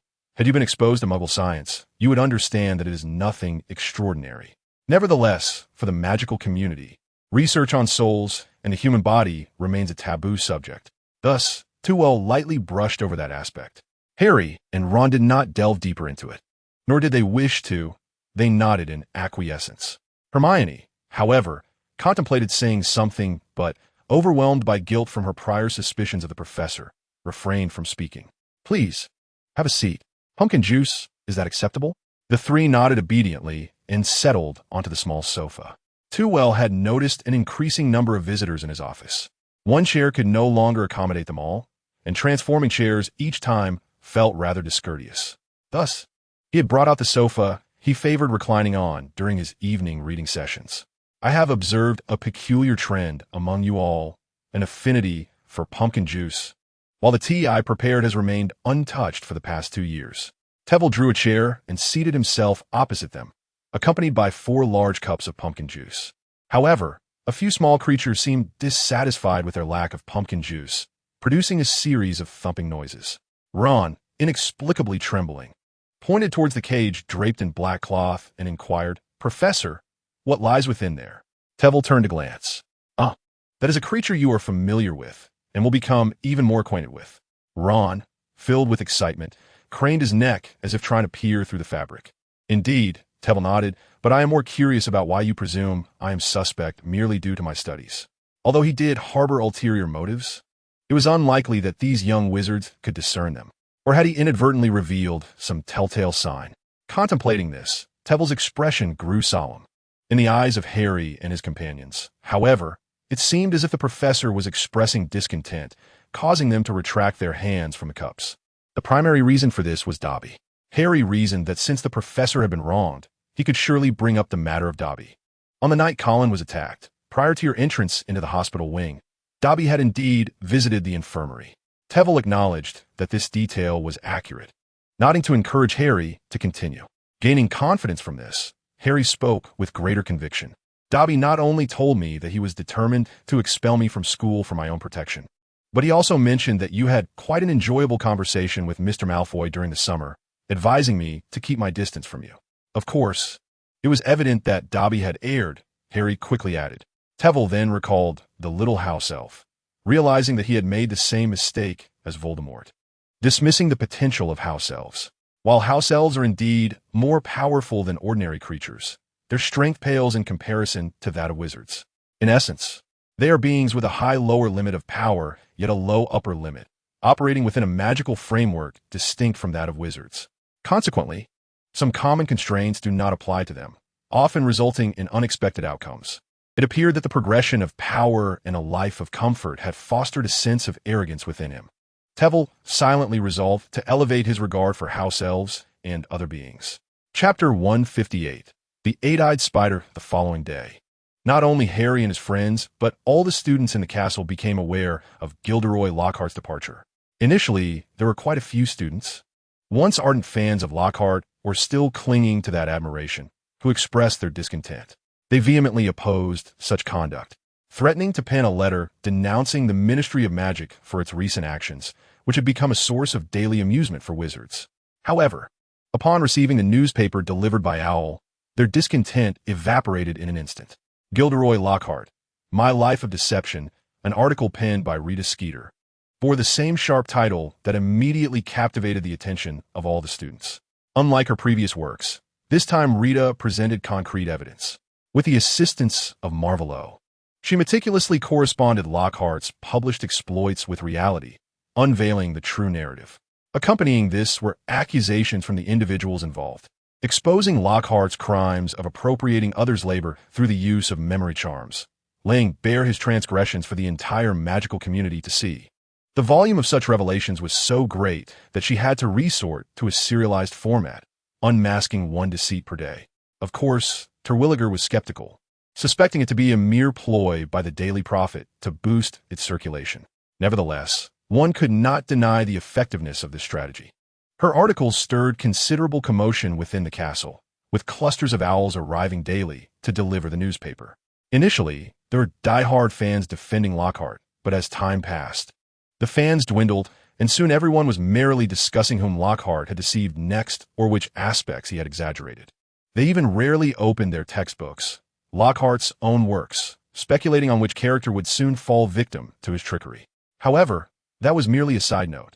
For the students, attending classes was their foremost concern. Particularly, their long-awaited wish had finally come true. All remaining defense against the dark arts lessons would be taught by Professor Flitwick. In classroom 11, Terwilliger entered punctually, carrying a cage. I apologize for the delay, due to some matters, he said, as usual guiding the students to the open space at the back of the classroom. He placed the cage on the ground and offered a sheepish explanation to the students. Yet, they were not bothered by this. Instead, they fixated eagerly on the cage. It was not particularly large, barely longer than their calves. Nevertheless, the creature inside seemed to sense their gaze, restlessly thumping against the bars, creating a series of thuds. Ron, brimming with excitement, nudged Harry's arm. He recognized it as the very cage they had seen in the professor's office. Inside resided the magical creature that Professor Terwilliger had personally prepared for them. Of course, the troll from the previous year did not count. Most students had never experienced anything like this. Terwilliger chuckled at their expectant faces, withholding the reveal beneath the black cloth, savoring the suspense. Originally, I had not intended to assign such content to you second-year students, primarily because you must prepare for your final examinations, and your mastery of magic is still rather limited. However, considering that you're about to enter a revision phase, I have decided to arrange an exhilarating combat lesson for you, allowing you to concentrate on your studies thereafter. Therefore, I require you to promise that after this class, you will devote yourselves to revision without any laziness or complaints about the dullness of the lesson. Understood? Too well coaxed them as one might to a child. Although the students found the approach somewhat peculiar, they were evidently unwilling to refuse. After all, they were destined to review anyway. And now, they finally had the chance to engage in something beyond the light orb game. They eagerly agreed. Enough of the chatter, Professor. We will certainly behave like little angels from now on. Ron shouted enthusiastically. The students found his exclamation not grating, but rather joined in with cheers. Too Well smiled slightly, pleased to witness their spirited reaction. Very well, he raised his hand to restore silence in the classroom, and with that, let us commence the formal lesson. He positioned himself beside the cage, grasping a corner of the black cloth. With a swift motion, he lifted it, revealing the contents within to the eager eyes of the young wizards. They all craned their necks, curiously examining the sight. However, Ron, who was fortunate enough to sit in the front row, inhaled sharply, his eyes widening as if they were extinguished bulbs. He emitted a gasp, unable to even muster a terrified scream.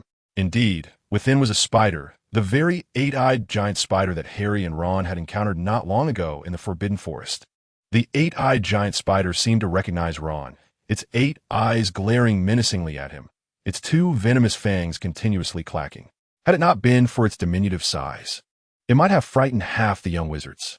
Yet, as it had been intentionally shrunk by Too Well, the audacious young wizards were immediately dissatisfied. Professor, why is this spider so small? Indeed, I could likely crush it with a single step without the need for magic. To think, it is even smaller than my pet cat. They had envisioned confronting a fierce, colossal beast, elegantly wielding their wands to vanquish it. And this is what they received? Too disregarded their complaints and pointed at the spider, now agitated by the light. Does anyone know what this is? This is the eight-eyed giant spider, Professor. Surprisingly, it was Harry who answered first this time. Precisely, this is the eight-eyed giant spider. Too nodded in approval, noting that it was Harry's first instance of such enthusiasm in class.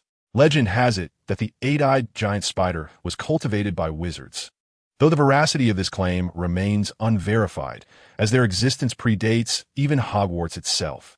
Initially, ancient sorcerers regarded the eight-eyed giant spider as a guardian of their homes or a companion in the safeguarding of treasures.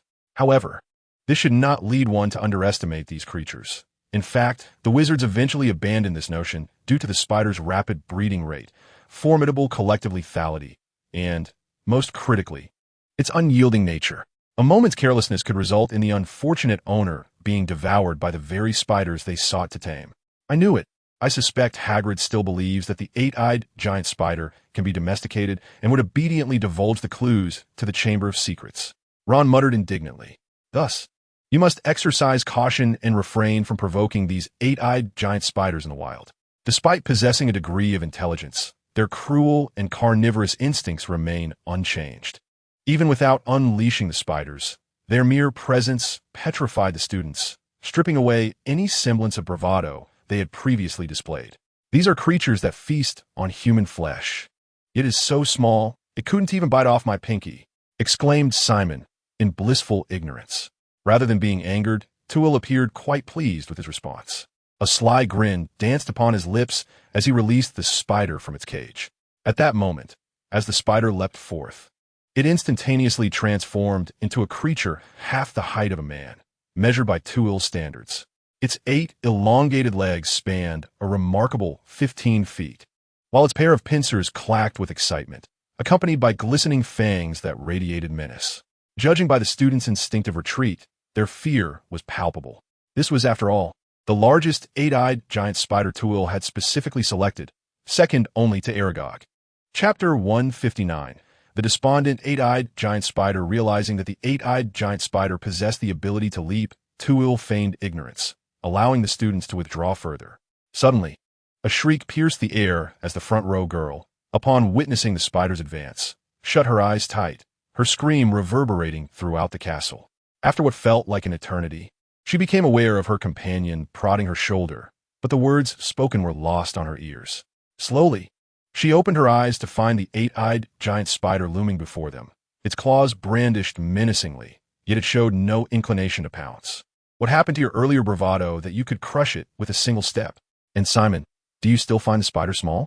Tewell raised his wand, gradually beckoning the spider back. Simon, caught off guard, laughed awkwardly and waved his hands in denial. Had it not been for the classmates behind him, he might have retreated against the wall. Therefore, do not underestimate any creature in the magical realm, even if it appears diminutive at first glance. Never forget that we inhabit a world where magic is a reality. After reminding them, Tewell immobilized the spider. Come now, observe the eight-eyed giant spider closely. Otherwise, you shall find yourselves unprepared to confront it later. The students' eyes widened in astonishment, rendering them speechless. They were so frightened that they almost forgot that this eight-eyed giant spider was meant for combat. Gazing at its sharp fangs, it seemed that rather than crushing the spider, they would be devoured by it for afternoon tea. They were apprehensive yet compelled to approach the spider, meticulously observing each of its parts under Tewell's guidance. The female eight-eyed giant spider was larger than the male, and indeed, it posed a threat to all. For it was not merely its size that constituted its lethality. It was the venomous fangs that were its true weapons. Their venom possessed paralyzing properties, while not lethal. Being immobilized before an eight-eyed giant spider was akin to a death sentence. Tewell pointed his wand at the fangs. Therefore, you must take care not to allow the spider to come too close, and certainly avoid being bitten by its fangs. The students were at a loss for words. Was this something they could decide? If only they kept the spider contained, wouldn't that ensure their safety? Observing their expressions, Tewell chuckled. Fear not, for I shall teach you a spell specifically designed to counter spiders, and together you shall wield it to render yourselves unharmed. The group felt a sense of relief. Now, raise your wands with me. The wand movement is not critical. but the incantation must be pronounced correctly. Begone, spider! Begone, spider! They clumsily echoed the incantation. Some students, panic-stricken, emitted bursts of blue light, causing a flurry of chaos. Nevertheless, Tool nodded in satisfaction. Very well, but the professor interjected. I sensed some hesitation. Harry gulped, acutely aware that half of the students had not even pronounced the incantation correctly. Are you not going to teach us just one more time? Ron inquired hoarsely. Worry not, Tool chuckled, lifting the spider's constraints. This spell is specifically designed for spiders and is, in fact, quite straightforward. Maintain your composure. The students, in a flurry of anxiety, retreated. They struggled to raise their wands amidst the crowded throng. Now cast the spell. The spider's vacant gaze suddenly sharpened. Its 8 eyes fixated eagerly on the young wizards, particularly on Harry and Ron in the front. Spider, be dismayed. Spider, be hindered. Begone, spider. Ron waved his wand in a flustered manner, yet no spark of magic emerged. It was uncertain whether his mispronunciation was a blessing or a curse. Harry, however, fared better. Having previously faced a swarm of 8-eyed giant spiders, he felt more at ease despite the larger specimen before him. Begone, spider! A brilliant blue light struck the spider's tender abdomen, instantly sending the lunging 8-eyed giant spider reeling backward. Harry beamed at Ron with a triumphant grin, and Ron finally breathed a sigh of relief. Be cautious. Amidst the exclamations of their classmates, Hermione quickly cast another spell, pushing the spider back once more. Could you please focus a little? The spider is still here. She shot a disapproving glance at the two. Tool seized the moment to remark. This is the drawback of this spell. It is easy to learn and effective, yet lacks considerable destructive power. Thus, one must remain vigilant, observing the spider's movements and not becoming complacent after a single repulsion. The students felt encouraged and realized that the 8-eyed giant spider was not particularly formidable. With 40 students present, there was no need for the dazzling light spell. Simply employing the luminescent charm could easily blind it. Moreover, Tool had no real intention of harming the students. Otherwise, he would have spent an eternity in Azkaban. As the students calmed down, they gradually mastered the repelling charm under his guidance through repeated practice. After all, the difficulty of this magic was minimal, particularly in comparison to the dazzling light spell. However, this implied a rather unfortunate fate for the spider. Following Tool's instructions, the students formed a circle with several young wizards in each direction casting spells upon it. With each step the spider took forward, it was sent staggering backward multiple paces.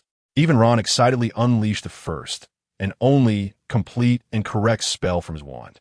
In the end, the enormous 8-eyed spider was hurled about like a ball, encircled by the young wizards.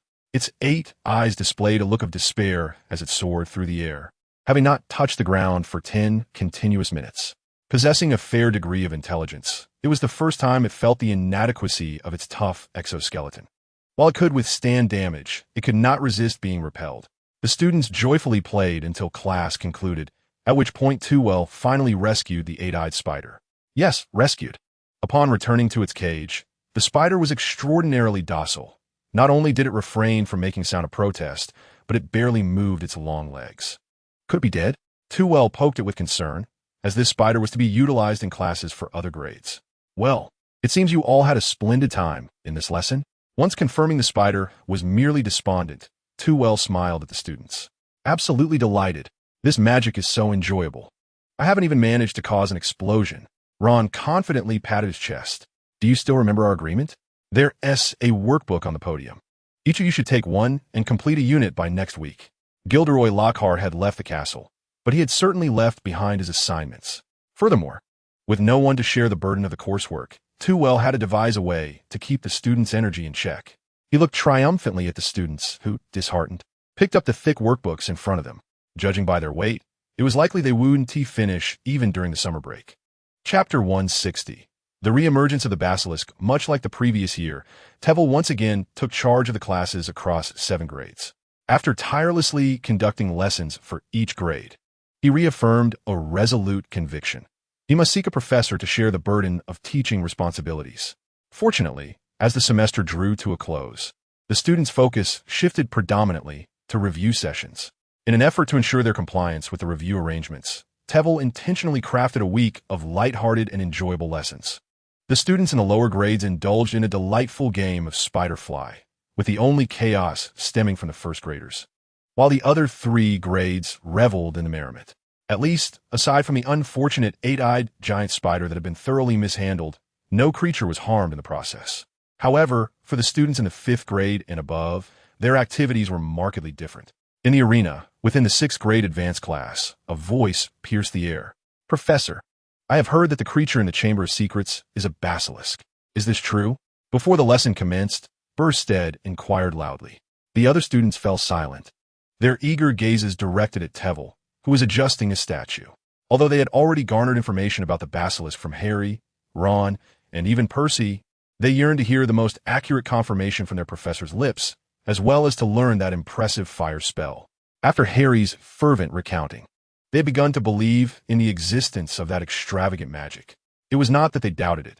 Rather, the spell transcended their understanding. They had neither seen nor even heard of such a terrifying enchantment. "Indeed, it is a basilisk, but I currently cannot present you with a specimen," Tevel replied, shrugging. Much like the trolls, he had initially intended to bring forth the basilisk as a teaching tool. However, during the chamber incident, he had thought to showcase his skills in front of Percy, and with the newly acquired abilities from Ravenclaw, the fire shield he conjured had vaporized the basilisk. The student's eyes lit up. This indirectly confirmed the veracity of the fire spell. "Professor, could you teach us that spell?" Burstead pressed on. Nearby, Percy stood with a smug posture, bemusedly observing his classmates. "That is a fierce fire spell. There is no way the professor would teach it to you. Learning it privately would be more plausible." Tevel raised an eyebrow, suddenly struck by an idea. "Of course, woohoo!" The students erupted into cheers, but their jubilation was abruptly quelled. "Do not harbor such illusions. That is not a spell you can master, and the school would never permit me to teach it to you." Tevel gestured towards the stone that had remained unused. "However, you will have the opportunity to confront the basilisk and defeat it using your own methods." As his words echoed, they understood the purpose of the massive stone that had stood in the arena all along. Several stones appeared to have fused together as if melted, culminating in a grotesque serpent's head that emerged at the apex. As if animated, the serpent's head swayed menacingly in their direction. Its yellow eyes scanned the surroundings, causing those who met its gaze to feel an involuntary rigidity seize their bodies. Amidst the students' astonishment, the serpent's head was unleashed. It elongated, revealing a massive form and a quivering tail that loomed ominously before the students. Within 10 seconds, the stones had completely vanished, transformed into a colossal serpent occupying half of the arena. The true serpent monster had vaporized, yet could morph into a deceptive replica. Tewell proudly positioned himself at the edge of the arena, proclaiming loudly, "As you can see, this is the serpent monster. You are already well aware of its specific characteristics, so I shall not elaborate further. You may attempt to defeat it using your own methods." As if comprehending his words, the serpent monster reared its upper body menacingly and extended its tongue threateningly. "Just a reminder, this time you shall all engage together. But the serpent's gaze will also possess a petrifying effect." And thus, the battle commenced. Without affording them a moment's preparation, the serpent monster swung its head violently, sweeping towards the students on the ground. Obstacles abound. Percy, seasoned in combat experience, swiftly led his team in casting spells. However, this time, the serpent had transformed from stone. Tewell maintained the characteristics of its petrified skin, bestowing the serpent with enhanced defensive capabilities. Consequently, the serpent's head was merely slowed. Its sweeping momentum remained formidable. Fortunately, the other students had undergone a year of combat training, significantly enhancing their vigilance and reflexes, prompting them to scatter. Naturally, throughout the year, they had honed their skills in evading attacks. Do not underestimate this aspect. Their evasive maneuvers were quite systematic. Some, positioned at a safe distance, had the energy to cast obstruction spells and transformation magic, striving to decelerate the serpent's advance. Those nearest seized the moment to dash towards safety without concern for the serpent's aggression. Such trust among them was not something an ordinary team could achieve. The serpent, witnessing its attacks yield no effect and inadvertently granting the students time to regroup with their teammates into triads, surged forward in a fit of rage and lunged once more towards the center.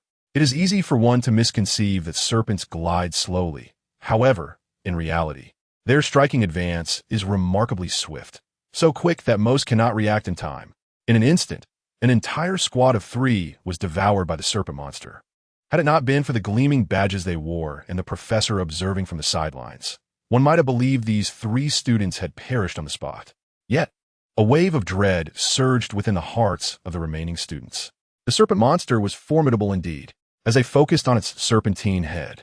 More than 10 students were petrified in an instant. "Do not panic," Percy shouted with his eyes closed. "All attackers and distractors, shut your eyes and heed the directives of the coordinator."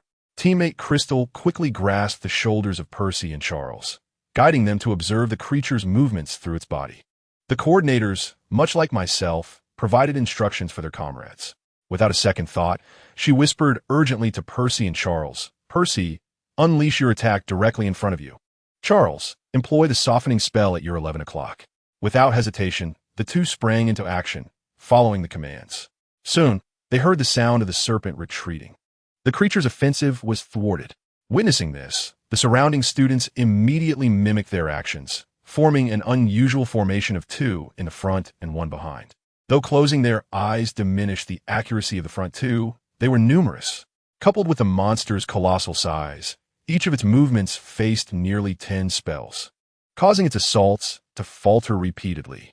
It could only occasionally utilize its petrifying gaze to immobilize a few inattentive coordinators before dismantling those small teams. However, the cost of the beast was far greater. Chunks of its body were shattered, and the serpent's head, which it had so intently focused on, became grotesquely disfigured. The students' spirits soared ever higher. Chapter 161. The secret of the chamber. Half an hour later, the serpent's immense form was reduced to a pile of rubble, and the students it had swallowed were expelled by Trevelyan. The few remaining teams lay exhausted on the ground, leaning against one another, panting heavily. Yet their faces radiated with joy.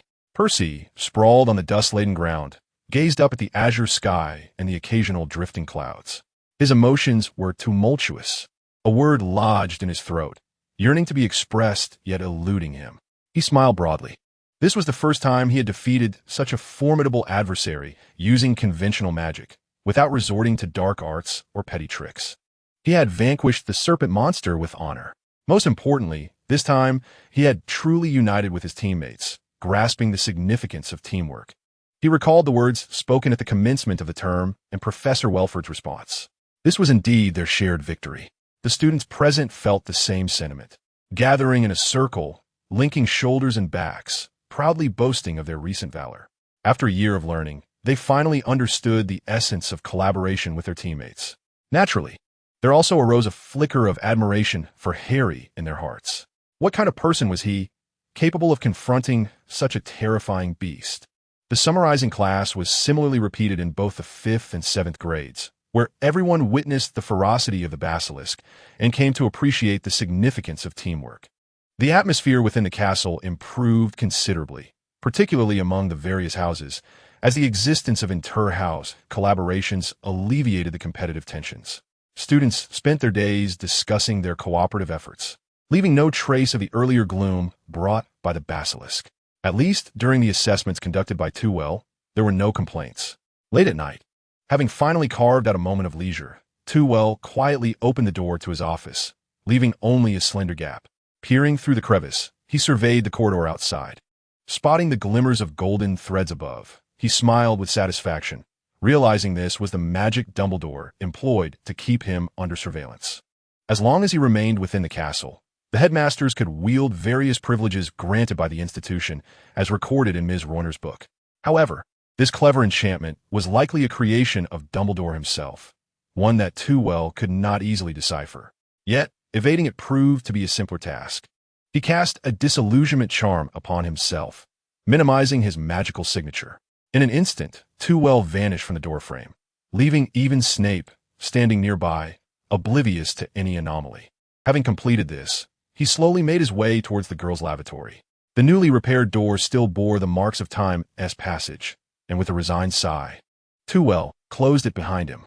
The ghost, Myrtle, floated out of her stall, perplexed. "Who is there? Who is it?" she asked, scanning the doorway with uncertainty, yet detecting nothing unusual. Could it be that the sound she heard was merely a figment of her imagination? Wait, do ghosts also experience auditory hallucinations? Unbeknownst to the doubting Myrtle, a peculiar hole had inexplicably appeared behind the faucet, turned away from her view. Though Tewell could not speak Parseltongue, he was adept in transfiguration, knowing the location of the chamber's entrance. Creating a small aperture through transfiguration was a trivial task. After all, this was not a particularly sturdy or magically fortified wall. Had he not been concerned about fitting through other passages or encountering bizarre entities, Tewell could have easily chosen any available conduit. Before long, he found himself once again traversing the passage that led to the chamber.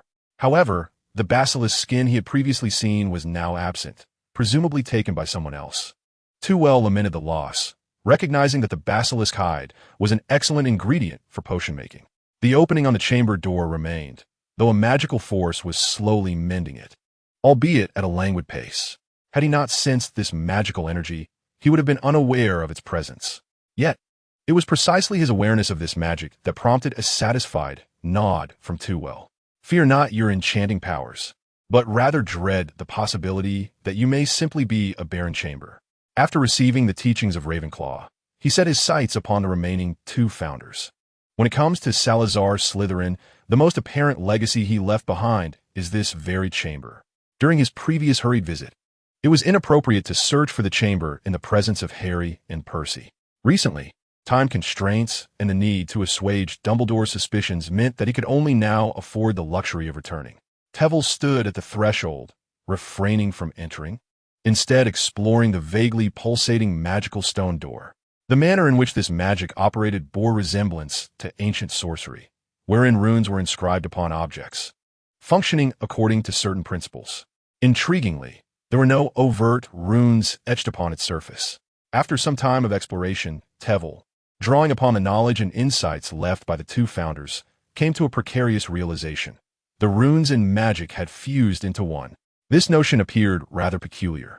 In simple terms, the runes here were composed of magic, while the magic, in turn, was amplified by the runes. This ingenious design addressed the issue of magic being unable to be stored within non-magical materials, endowing it with the capacity for enduring existence. Upon this revelation, Tewell grasped the operational mechanics of the door. How curious. Magic must adhere to fundamental laws. Runes are runes, and magic is magic. How could they possibly be conflated?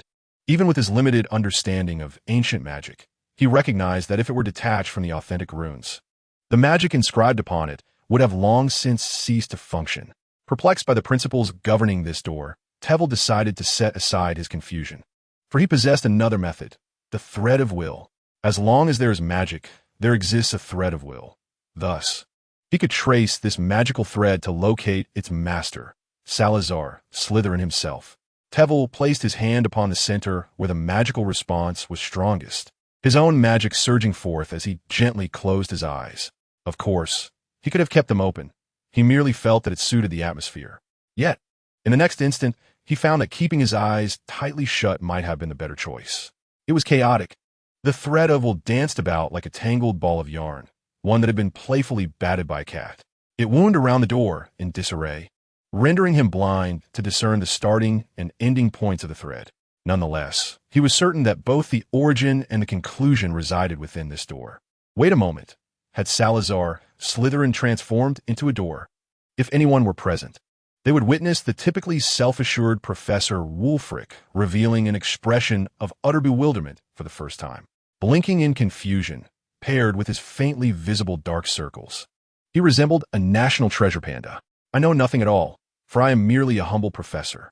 After a night of contemplation, nearly exhausting his magical reserves, Tewell had yet to unravel the mystery of this door.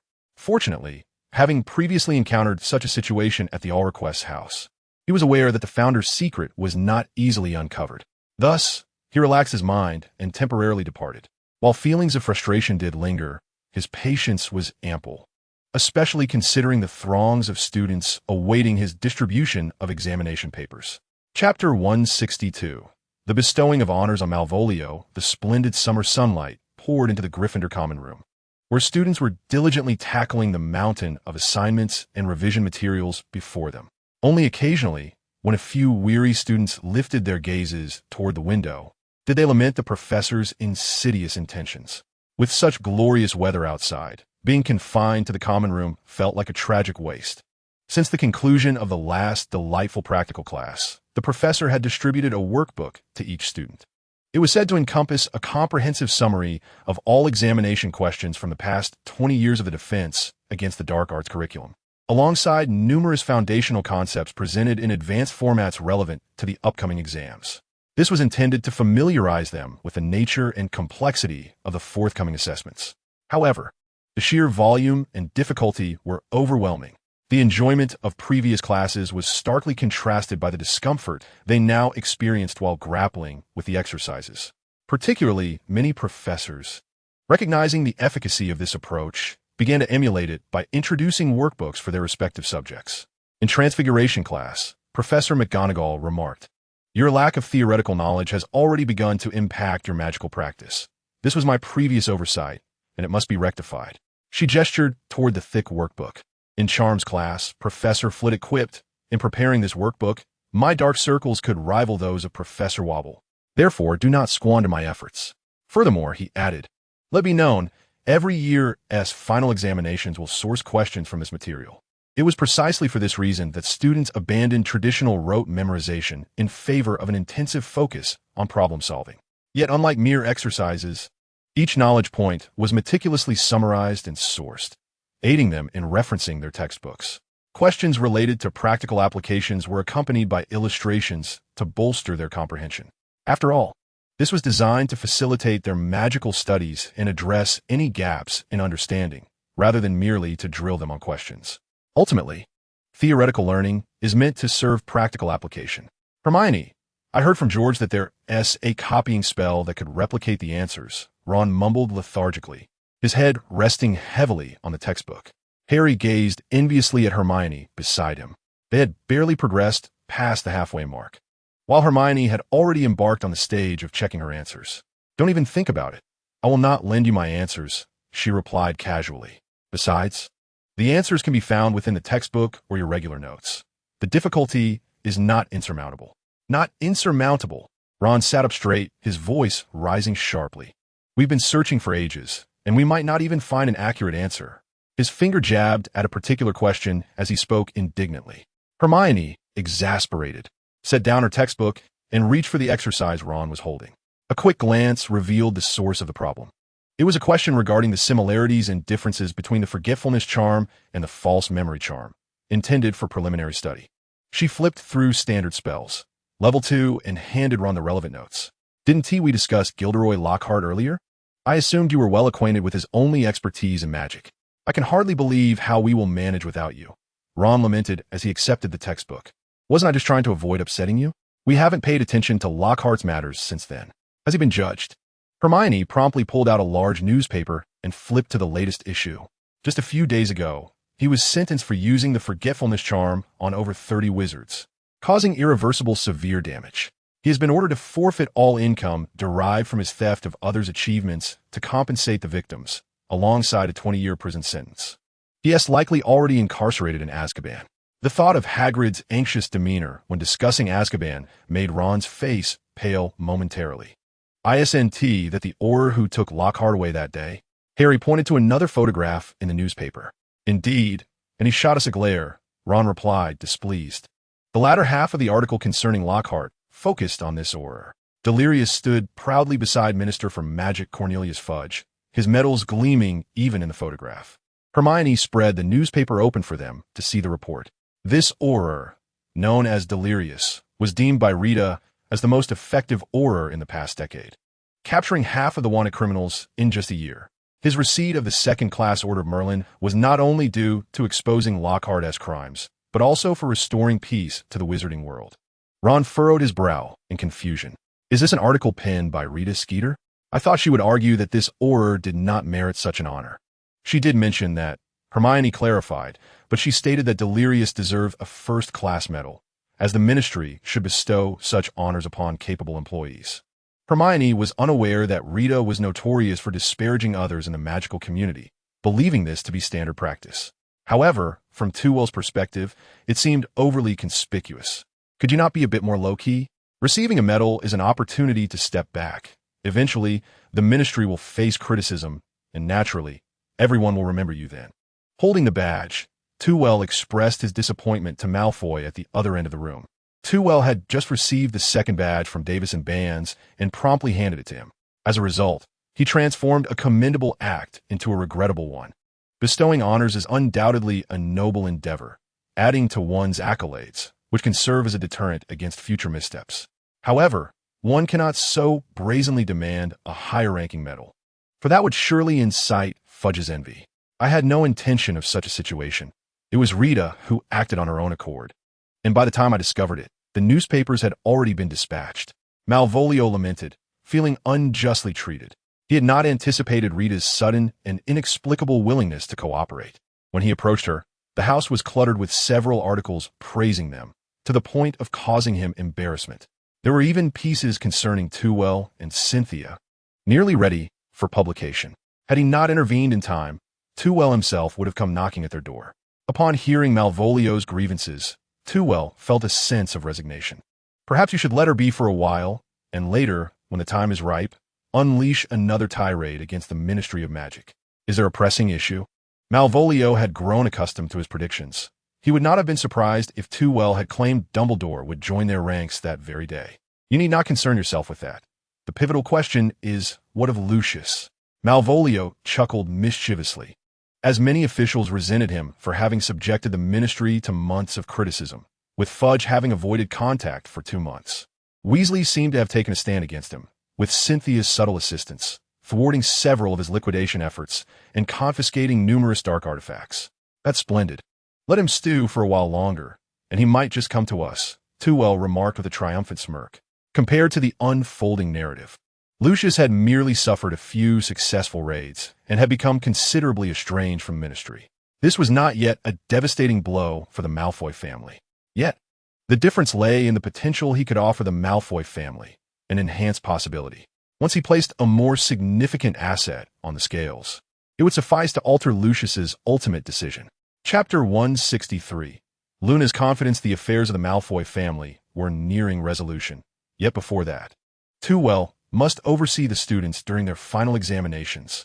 Having witnessed numerous attempts at cheating the previous year, and the students being well aware of his anti-cheating measures, they unanimously decided to abandon such notions this time, for the vigilant overseer was no mere pushover. At Tewell's suggestion, all students would adhere to a standardized examination format, comprising written tests in the morning and practical assessments in the afternoon, excluding the 5th and 7th grades. Tewell would require only 5 days to conclude the final tasks of the academic year. As for the written portion, it would be provided by our esteemed former Professor Lockhart. Tewell even refrained from erasing his name from the examination papers. After all, this could very well be his final gift to the students, as well as his last signature in this world. A 20-year sentence in Azkaban is, in the eyes of many, akin to a death penalty. As for the practical examinations, the Quidditch games of the first and second years have undoubtedly become a cherished tradition at Hogwarts, albeit enhanced with a component of answering questions. However, Tewell was unprepared for the immense pressure the students would face during their final exams. Upon realizing their mistakes, many exhibited signs of emotional breakdown. Even the typically self-assured Draco Malfoy found himself flustered and flushed with anxiety over his incorrect answers. Consequently, Tewell was compelled to extend the answering time, allowing the students a moment to alleviate their stress. After all, this was a practical examination, and answering questions was not the primary focus. For students in the 3rd year and above, the evaluations were indeed rigorous battles. Yet, to the disappointment of the students, Tewell opted for a more relaxed approach this year, refraining from personally overseeing the events as he had done the previous year. Instead, he spent most of his free time at the entrance to the Chamber of Secrets, particularly during the nights, often sacrificing sleep. His dark circles had reached an unprecedented level since arriving at Hogwarts, leading him to take brief moments to rest during the exams. Thus, he employed a series of flail-wielding statues to test each team. This year, the practical exams were conducted in teams, with scores divided into collective and individual assessments. A low team score would invariably result in individual scores reflecting that same inadequacy, while a high team score did not necessarily guarantee elevated individual scores. It was essential to balance team performance and individual contributions for a fair evaluation, with the overall score being the sum of both. To Tuwell's surprise, after a year of practice, several teams managed to defeat the flail statues. According to his design, achieving such a feat did not require overwhelming offensive prowess. Rather, it depended on the degree of teamwork and the absence of errors, a challenge far more formidable than merely enhancing aggression. Fortunately, previous training with the Basilisk had fostered their cooperation, elevating their abilities to a level where they could vanquish the statues. Even those who had yet to succeed demonstrated marked improvement. While grading, Tuwell found himself considering the speed at which they defeated the statues. Given another year, they might well establish a leaderboard for swift completions. In his satisfaction, he awarded them higher practical scores, ensuring that when they received their report cards during the summer break, they would experience a measure of joy. Of course, those with poor theoretical scores would inevitably face a heavier load of summer assignments. Nevertheless, after a week, he finally concluded all teaching responsibilities and successfully transitioned into a state of leisure. The only remaining concern was the partially restored door to the Chamber of Secrets. During this period, he had only just managed to clarify the lines of intention within, confirming that both the source and destination lay within that door. As for the reasons, he has yet to uncover the essence of the matter. Tuwell pondered while making his way towards the hall. Along the way, he encountered several young wizards, all hurrying to the hall to attend the upcoming year-end banquet, eagerly anticipating the revelation of the House Cup. "Have you heard? The ghosts of Ravenclaw and Slytherin have vanished," exclaimed one young lion, his head held high. "I find nothing peculiar about that. Those two houses are always so preoccupied with their thoughts. Anything could happen, unlike us Gryffindors, who are so straightforward." Another young lion remarked. "I can't shake the feeling that straightforward is a rather inappropriate descriptor," his companion replied pensively. "But with Bloodman Barrow gone, what'll happen to Peeves? It seems the castle has no one left to thwart him. Surely the professors can handle it. Last time Peeves caused a ruckus in the trophy room, Filch mentioned calling the caretaker for assistance. Unbeknownst to them, the very caretaker was quietly following behind. "Professor, are you also attending the banquet?" a quirky girl suddenly exclaimed. It was Luna Lovegood. Tuwell's thoughts were abruptly pulled back by her words. The two young lions conversing ahead were equally startled, muttering something about a mad girl. "If you lack manners, I could write to your parents over the summer and have them properly instruct you before you return to Hogwarts," Tuwell stated with an impassive expression. The two were instantly rendered pale with fear. "Apologize. We're sorry," they blurted out before hastily scampering away. It was their first time witnessing the caretaker's stern demeanor, reminiscent of Professor Snape. "Actually, I have grown accustomed to it," Luna said, shaking her head nonchalantly, appearing almost ethereal. "That is not a commendable habit," Tuwell replied, not delving further into the matter. "What do you have in your hand?" "Some notices. It seems my shoes have a tendency to wander off on their own." Luna displayed the flyers she was holding and pointed to several already affixed to the walls. "Wander off?" Tuwell inquired, gazing at her bare feet with confusion. This was evidently a prank by the students, and, to a serious extent, could even be regarded as bullying. Indeed, Luna affirmed resolutely, "Some things are just here or there, waiting for me to seek them out. Although I do not know where they are now, it seems I eventually encounter them." She smiled charmingly, her gaze and tone equally unwavering. For some reason, her speech always seemed peculiar, yet Tuwell sensed a deeper meaning beneath her words, reminiscent of their previous encounter in the third-floor corridor. "I could use magic to easily help you find your shoes," Tuwell said, drawing his wand, intending to assist the young witch. "No," Luna interrupted his movements. "I believe I have found them." At that moment, they had just passed an intersection, and, at the corner, a pair of shoes dangled from a statue. Clearly, those were the shoes she had lost. A peculiar sensation enveloped Tevel once more. It seemed as if she knew she could locate the shoes. Or perhaps she had perceived her classmates' prank on her. Chapter 164. The Year-End Banquet. As Tevel pondered, Luna retrieved the shoes and slipped them on without hesitation. "You have quite a few pesky insects around you," she remarked softly after regaining her composure. "What?" Tevel was taken aback. "Pesky insects," she reiterated. Tevel understood now. It was a small creature that existed solely in her world. "What should I do about it, Miss Lovegood?" he asked, feeling somewhat helpless. He knew this question would yield no conventional answer. He decided to treat it as mere pre-banquet chatter. Luna leaned closer. Standing on tiptoe, and stretching her neck, though she still appeared rather diminutive compared to Teville's towering height. Therefore, he had to bend his knees to accommodate her. They will disappear on their own. What am I really anticipating? Teville sighed in resignation and straightened up. So, there is nothing I can do now?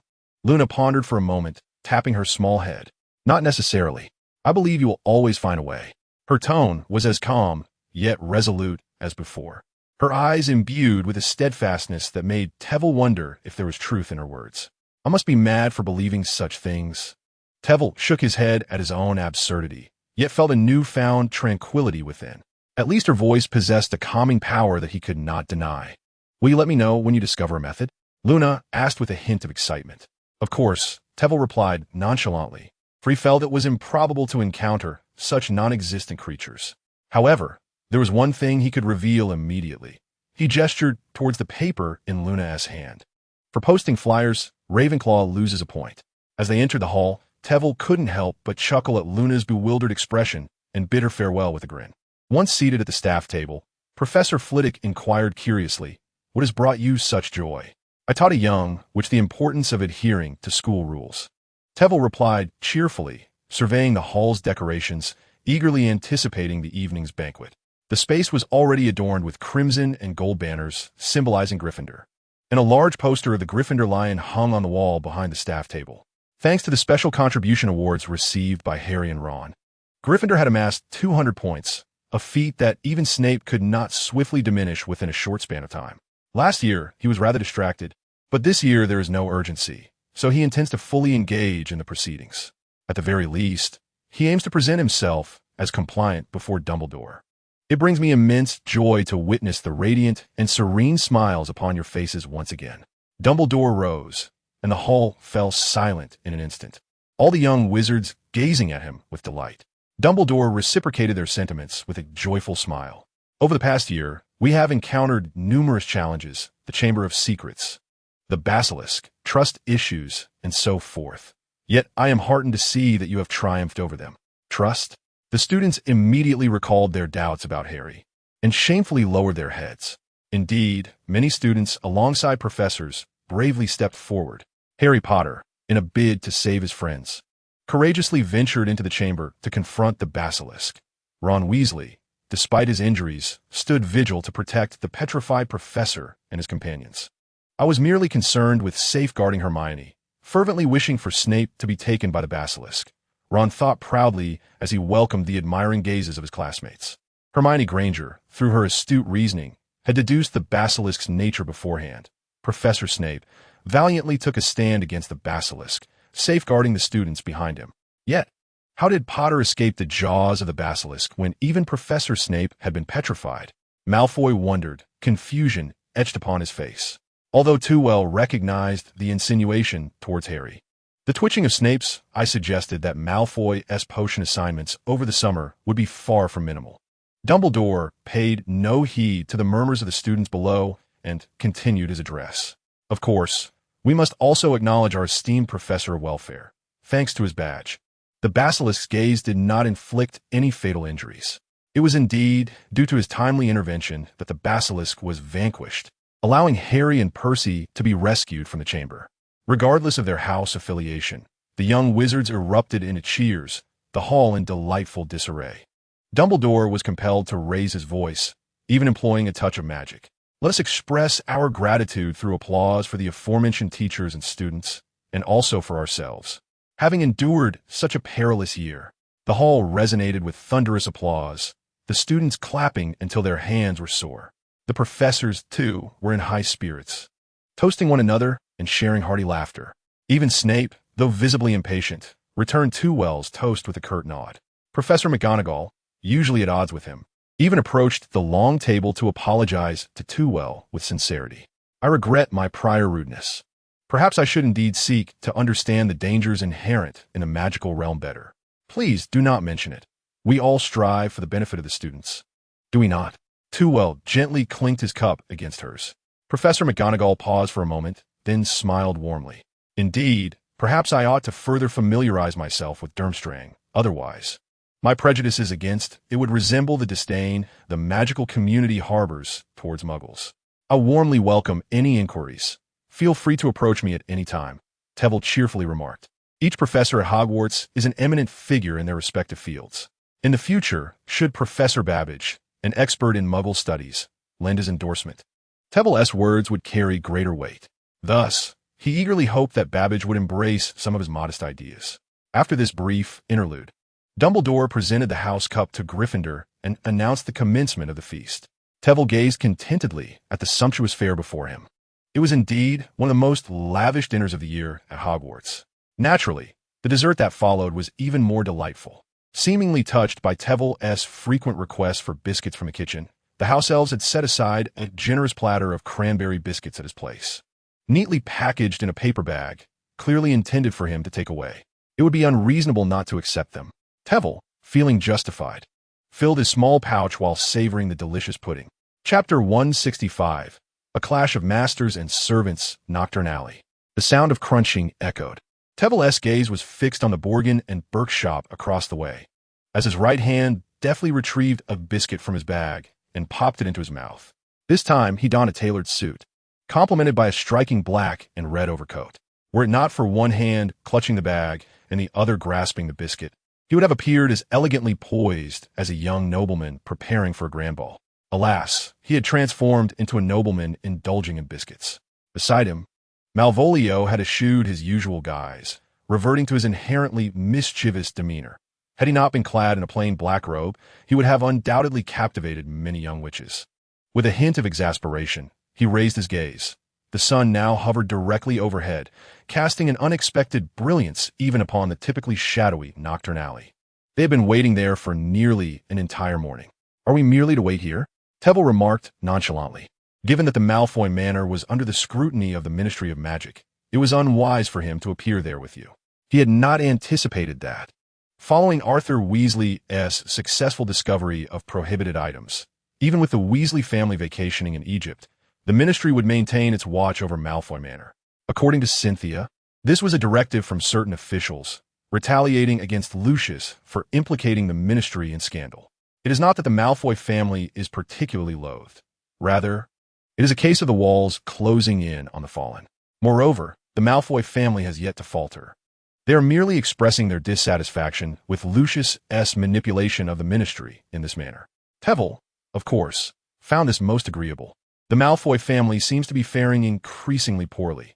However, after some time, once the officials have shifted their focus, Lucius will undoubtedly thrive once more. Wouldn't that render his year's worth of embellishments utterly futile? The two did not linger for long. Before the second packet of biscuits was retrieved, and after the 17th elusive wizard wandered past unaware, Lucius finally made his appearance. This time, he was unaccompanied by his son Draco, carrying only a small bag and draped in a somber black cloak, approaching with a furtive demeanor.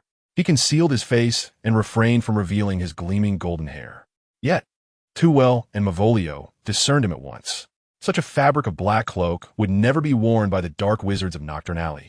It was only the affluent families who possessed such an unassuming yet elegant garment. Good afternoon. Uncle Lucius Tewell emerged from his concealment, feigning surprise as if they had chanced upon one another, waving as he approached Lucius. Malvolio trailed behind, wearing a look of anticipation. Lucius was about to push open the door of Borgin and Burke's when he was startled by the sudden voice. He instinctively recoiled, only to breathe a sigh of relief upon recognizing Tewell. "Ah, it's you, Tewell." Lucius had seized a rare opportunity to bring over the last remnants of his family's dark magical artifacts, and had nearly believed he was to be apprehended by an Auror's keen senses. "And who might this be? I feel a sense of familiarity," Lucius remarked, narrowing his eyes as he scrutinized Malvolio with an air of condescension. This attitude irked Malvolio. "We met last year. You were rather naive then, at least much more formidable than you appear now." He disdainfully averted his gaze, as if Lucius no longer warranted his attention. A flicker of anger crossed Lucius's face as he recalled his previous encounter with the two in the shop. "So, what of your companion? Or perhaps your master?" Those words struck a nerve with Malvolio. Although he was indeed under Tewell's control, Tewell had been considerate enough not to mention this fact openly. Consequently, Lucius had unwittingly struck a sensitive chord. With a sudden step forward, Malvolio glared fiercely at Lucius, who did not flinch. Lucius had been preoccupied with the troubles of the Malfoy family, having just managed to alleviate some of the stress, only to have Malvolio reopen the wound. As tensions escalated between the two, Too-Well shot a warning glare at Malvolio and swiftly pulled Lucius into the shop. Without their disguises, several wizards had begun to take notice of the brewing conflict. The smile on Borgen's face abruptly froze, although he did not recognize Too-Well. He surmised that anyone bold enough to tug at Lucius's sleeve was certainly not someone to be trifled with. The resolute Malvolio, in a standoff with Lucius, left a profound impression, especially as the adjacent house remained in a state of disrepair. This time, the absence of the formidable Mr. Percival posed a dilemma. With a bitter expression, Bach welcomed them, inquiring about their intentions, hoping for none at all, as he was reluctant to engage in business with the Malfoy family. Only then did Tevel release Lucius's hand, suggesting that his uncle should first attend to his own affairs. Lucius huffed disdainfully at Malvolio, clutching a small bag and murmuring to Bach. Seizing the opportunity, Tevel discreetly pulled the irate Malvolio aside to exchange whispers. Lucius would eventually be our ally. There was no need to engage in petty quarrels with him. With so many pure-blood families, why seek an alliance with the waning Malfoy lineage? Malvolio glared resentfully at Lucius's retreating figure. The Malfoy family was known for its opportunism, and such a powerful, yet fickle family was a rarity. Tevel offered a word of consolation, noting that pure-blood families tended to be either rigidly traditional or lacking in acumen. And those as astute as Lucius were few and far between. He would need a leader like Lucius to help manage the other pure-blood families. The only family with the requisite prestige to be swayed was the Malfoy family, which explained why, even when Lucius lost a Horcrux, Voldemort merely punished the Malfoys rather than discarding them. Otherwise, he would not have spent an entire year strategizing for this moment. Malvolio's anger had subsided considerably, realizing he could not defy Tevel, nor did he possess the same invincible air as Voldemort later would. I can still wield my wand against him, he remarked. Observing Tevel's inscrutable expression, Malvolio nonchalantly waved his hand. Enough, enough. I know your methods are more effective than mine, he scoffed. Yet warned that should Lucius provoke him further, he would not hesitate to retaliate. After a while, both Lucius and Bach wore cautiously satisfied smiles. However, what lay beneath their exterior remained a mystery. Business had come knocking, lifting Bach's spirits significantly, especially with the added presence of Mr. Welfare, as Lucius had informed him, who not only overshadowed Malvolio, but also reassured him. Hence, Mr. Bach inquired, hands clasped before him, what business the young master of the Welfare family had in mind. He relished the company of inexperienced young heirs, known for their generosity and lack of pretension. Lucius, too, regarded Tevel with curiosity, as the Welfare family was relatively distanced from dark magic within pure-blood circles, making it difficult to fathom why he would venture in a nocturne alley, particularly to Mr. Bach's establishment. Too-Well gestured for Malvolio to take position at the door, standing vigil. Once Malvolio occupied his post, Too-Well turned his gaze towards Lucius. I have come here this time. He paused, for Uncle Lucius. A knowing smile graced his lips. Lucius frowned slightly. Too-Well's expression made him uneasy, as though he were a prey about to tread into a trap. In fact, he pondered whether today's meeting was merely a coincidence. Before he could voice his thoughts, Too-Well stepped closer and continued. I have heard that the Malfoy family has been experiencing some difficulties lately. The estate has been raided multiple times, the household staff has departed, and more critically, it seems there are many in the Ministry of Magic who harbor dissatisfaction towards you. Lucius's eyes darkened immediately. That is of no concern to you. No matter how poorly the Malfoy family fares, we are still far better off than most families in the magical community. But Uncle Lucius, Too-Well pressed. Do you recall our conversation from last year? Can you truly tolerate the Malfoy family descending to such depths? Or have you yet to discern the true nature of Fudge and his ilk? When needed, you are a friend. When not, you are merely Gringotts. Too-Well's voice softened at the end. Lucius, surprisingly, did not erupt in anger. Instead, he let out a cold laugh. The Malfoy family recognized this truth a millennium ago. We are more aware than anyone of the mindset of those politicians. However, Too-Well, Gringotts is also a profitable venture. Too-Well raised an eyebrow, as expected. And what now? Can a Malfoy estate still turn a profit? The cold smile vanished from Lucius's face, replaced by a hint of irritation. At this point, it is not about making a profit. Merely avoiding fines is a positive outcome. What will you do, Uncle Lucius, when the wealth of the Malfoy family has been drained? Tewell inquired with genuine concern.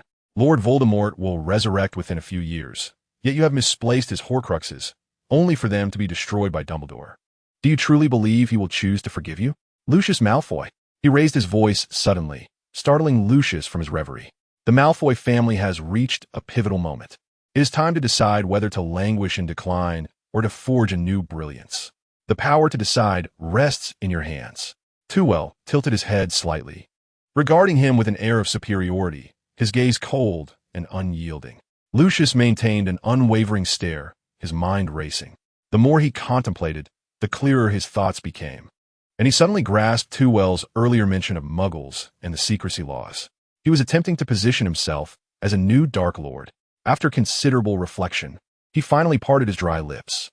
Regardless of which path the Malfoy family takes, it should have no bearing on you, should it? His voice lacked conviction, mingled with both fear and anticipation for Tewell to present a stronger argument. Sensing the implication in his words, Tewell's lips curled into a smirk. Malvolio, show them your other side? Lucius was somewhat taken aback. He had anticipated that Tull would personally demonstrate his prowess, much like Voldemort had done years ago. Instead, he turned to the entrance, where Malvolio had donned a different visage, grinning malevolently at them. This face was all too familiar. However, before he could voice his thoughts, someone else provided the answer. Delirious. The previously invisible box suddenly let out a shriek. He was intimately acquainted with this horror. Over the past year, Delirious had become the most formidable figure in the upside-down alley. His presence invariably heralded misfortune, as over half of the wanted criminals he apprehended were captured within its confines. On occasions, while Bach was conducting business, Delirious would brazenly arrive with his subordinates, forcibly removing customers engaged in amicable negotiations. Judging by Bach's terrified expression, it was evident that his methods were anything but gentle. By now, Delirious had become synonymous with death in the upside-down alley. He yearned to articulate further sentiments. But Malvolio's gaze shifted toward him, compelling him to swallow his words. As for Lucius, his confusion deepened. He had attended Delirious' commendation ceremony and knew he was highly esteemed within the Ministry of Magic, even regarded as a potential future head of the Auror Office. Such a figure, obediently trailing in Tull's wake, was perplexing. The Ministry's scrutiny over the Malfoy family will soon conclude, Tull remarked coolly. You have garnered quite a following within the Ministry. What precisely do you intend to achieve? Overthrowing the statute of secrecy cannot be accomplished with mere numbers. Having once served under Voldemort, have you ever pondered why he met with failure? Tull continued. Malvolio suddenly snorted disdainfully. Yet, Tull paid him no mind and persisted. We both know that Voldemort's approach was destined for failure, as no one would willingly embrace servitude. When oppression arises, even in the absence of Dumbledore, others will undoubtedly emerge to resist Voldemort. The simplistic division of wizards and muggles based solely on bloodlines is merely a means to exploit. But what if we could derive greater benefits from muggles? No wizard need become a servant, nor shall anyone need to bleed or sacrifice for it. All of us wizards need only to pursue our own endeavors, utilizing magic's wondrous capabilities on muggles. Even simple acts of healing will prompt muggles to willingly offer substantial wealth. Is this not how the Malfoy family amassed its vast fortune a millennium ago? We need only to assist one another, for the benefit of both muggles and wizards. A new world awaits our creation, ripe for the acquisition of riches. Do you believe that more people will stand by my side, or will they adhere to Voldemort's ideology? Tewell exclaimed, his arms wide open, confidence radiating from his face as a perfect beam of sunlight streamed through the window, illuminating him with a warmth akin to that of the sun.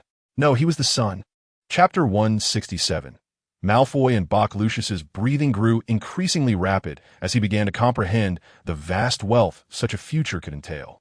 He understood it more clearly than anyone else in this world. However, the dilemma was that many shared his sentiments, yet they were either deceased or imprisoned. How could he ensure his success? He felt a stirring within him, captivated by the prospects Tewell painted, which, although more challenging than Voldemort's, were also more likely to be embraced by the majority. Yet his knowledge of magical history lingered in his mind, the cautionary tales of Grindelwald and Voldemort haunting him. If it were truly so attainable, the two Dark Lords would not have been vanquished. Tewell chuckled, stepping out of the sunlight to approach Malvolio. Guarantee? No one has ever dared to assure their endeavor success. But I can tell you this, 2 Dark Lords have already expressed their willingness to assist me. Allow me to formally introduce myself. I am Tuwell Welly, currently the sole pupil of Grindelwald. As Lucius and Bach gazed in astonishment, Tuwell patted Malvolio on the shoulder. And this gentleman, Lucius, is someone you are quite familiar with. Malvolio, who had developed a rapport with Tuwell, smirked, his features shifting into a more reckless and sinister visage. At a glance, remnants of his original appearance could still be discerned. Yet in this guise, Bach finally recalled why he had felt an eerie sense of familiarity upon first encountering Malvolio. This was Voldemort, a former employee of the establishment. This was a past he preferred to keep unspoken, a history neither side would wish him to proclaim loudly. However, it did not mean he could afford to forget this man from his memories. Lucius, too, was rendered speechless, his pale lips trembling, his voice involuntarily quivering. Do you remember the diary you lost? Voldemort created several Horcruxes, and this is one of them. Younger, more progressive in thought, yet still. Tuwell scrutinized Malvolio's chilling visage, likening him to a more affable Voldemort.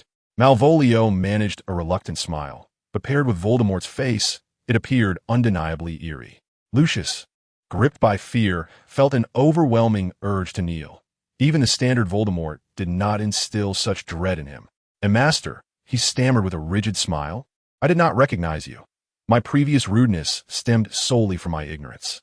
His feet felt as though they were burdened with immense weight, rendering him motionless for a protracted moment. Do not worry, Lucius. This individual, now renamed as Malvolio, is quite amiable. Come, revert to your former self and share a smile. Malvolio cast a blank glance at Tuwell, transforming back to his original visage, his lips twitching slightly. Lucius felt a chill of dread wash over him. Uncle Lucius, Tuwell approached, straightening the collar that had become disheveled in the recent turmoil. There is no need for fear.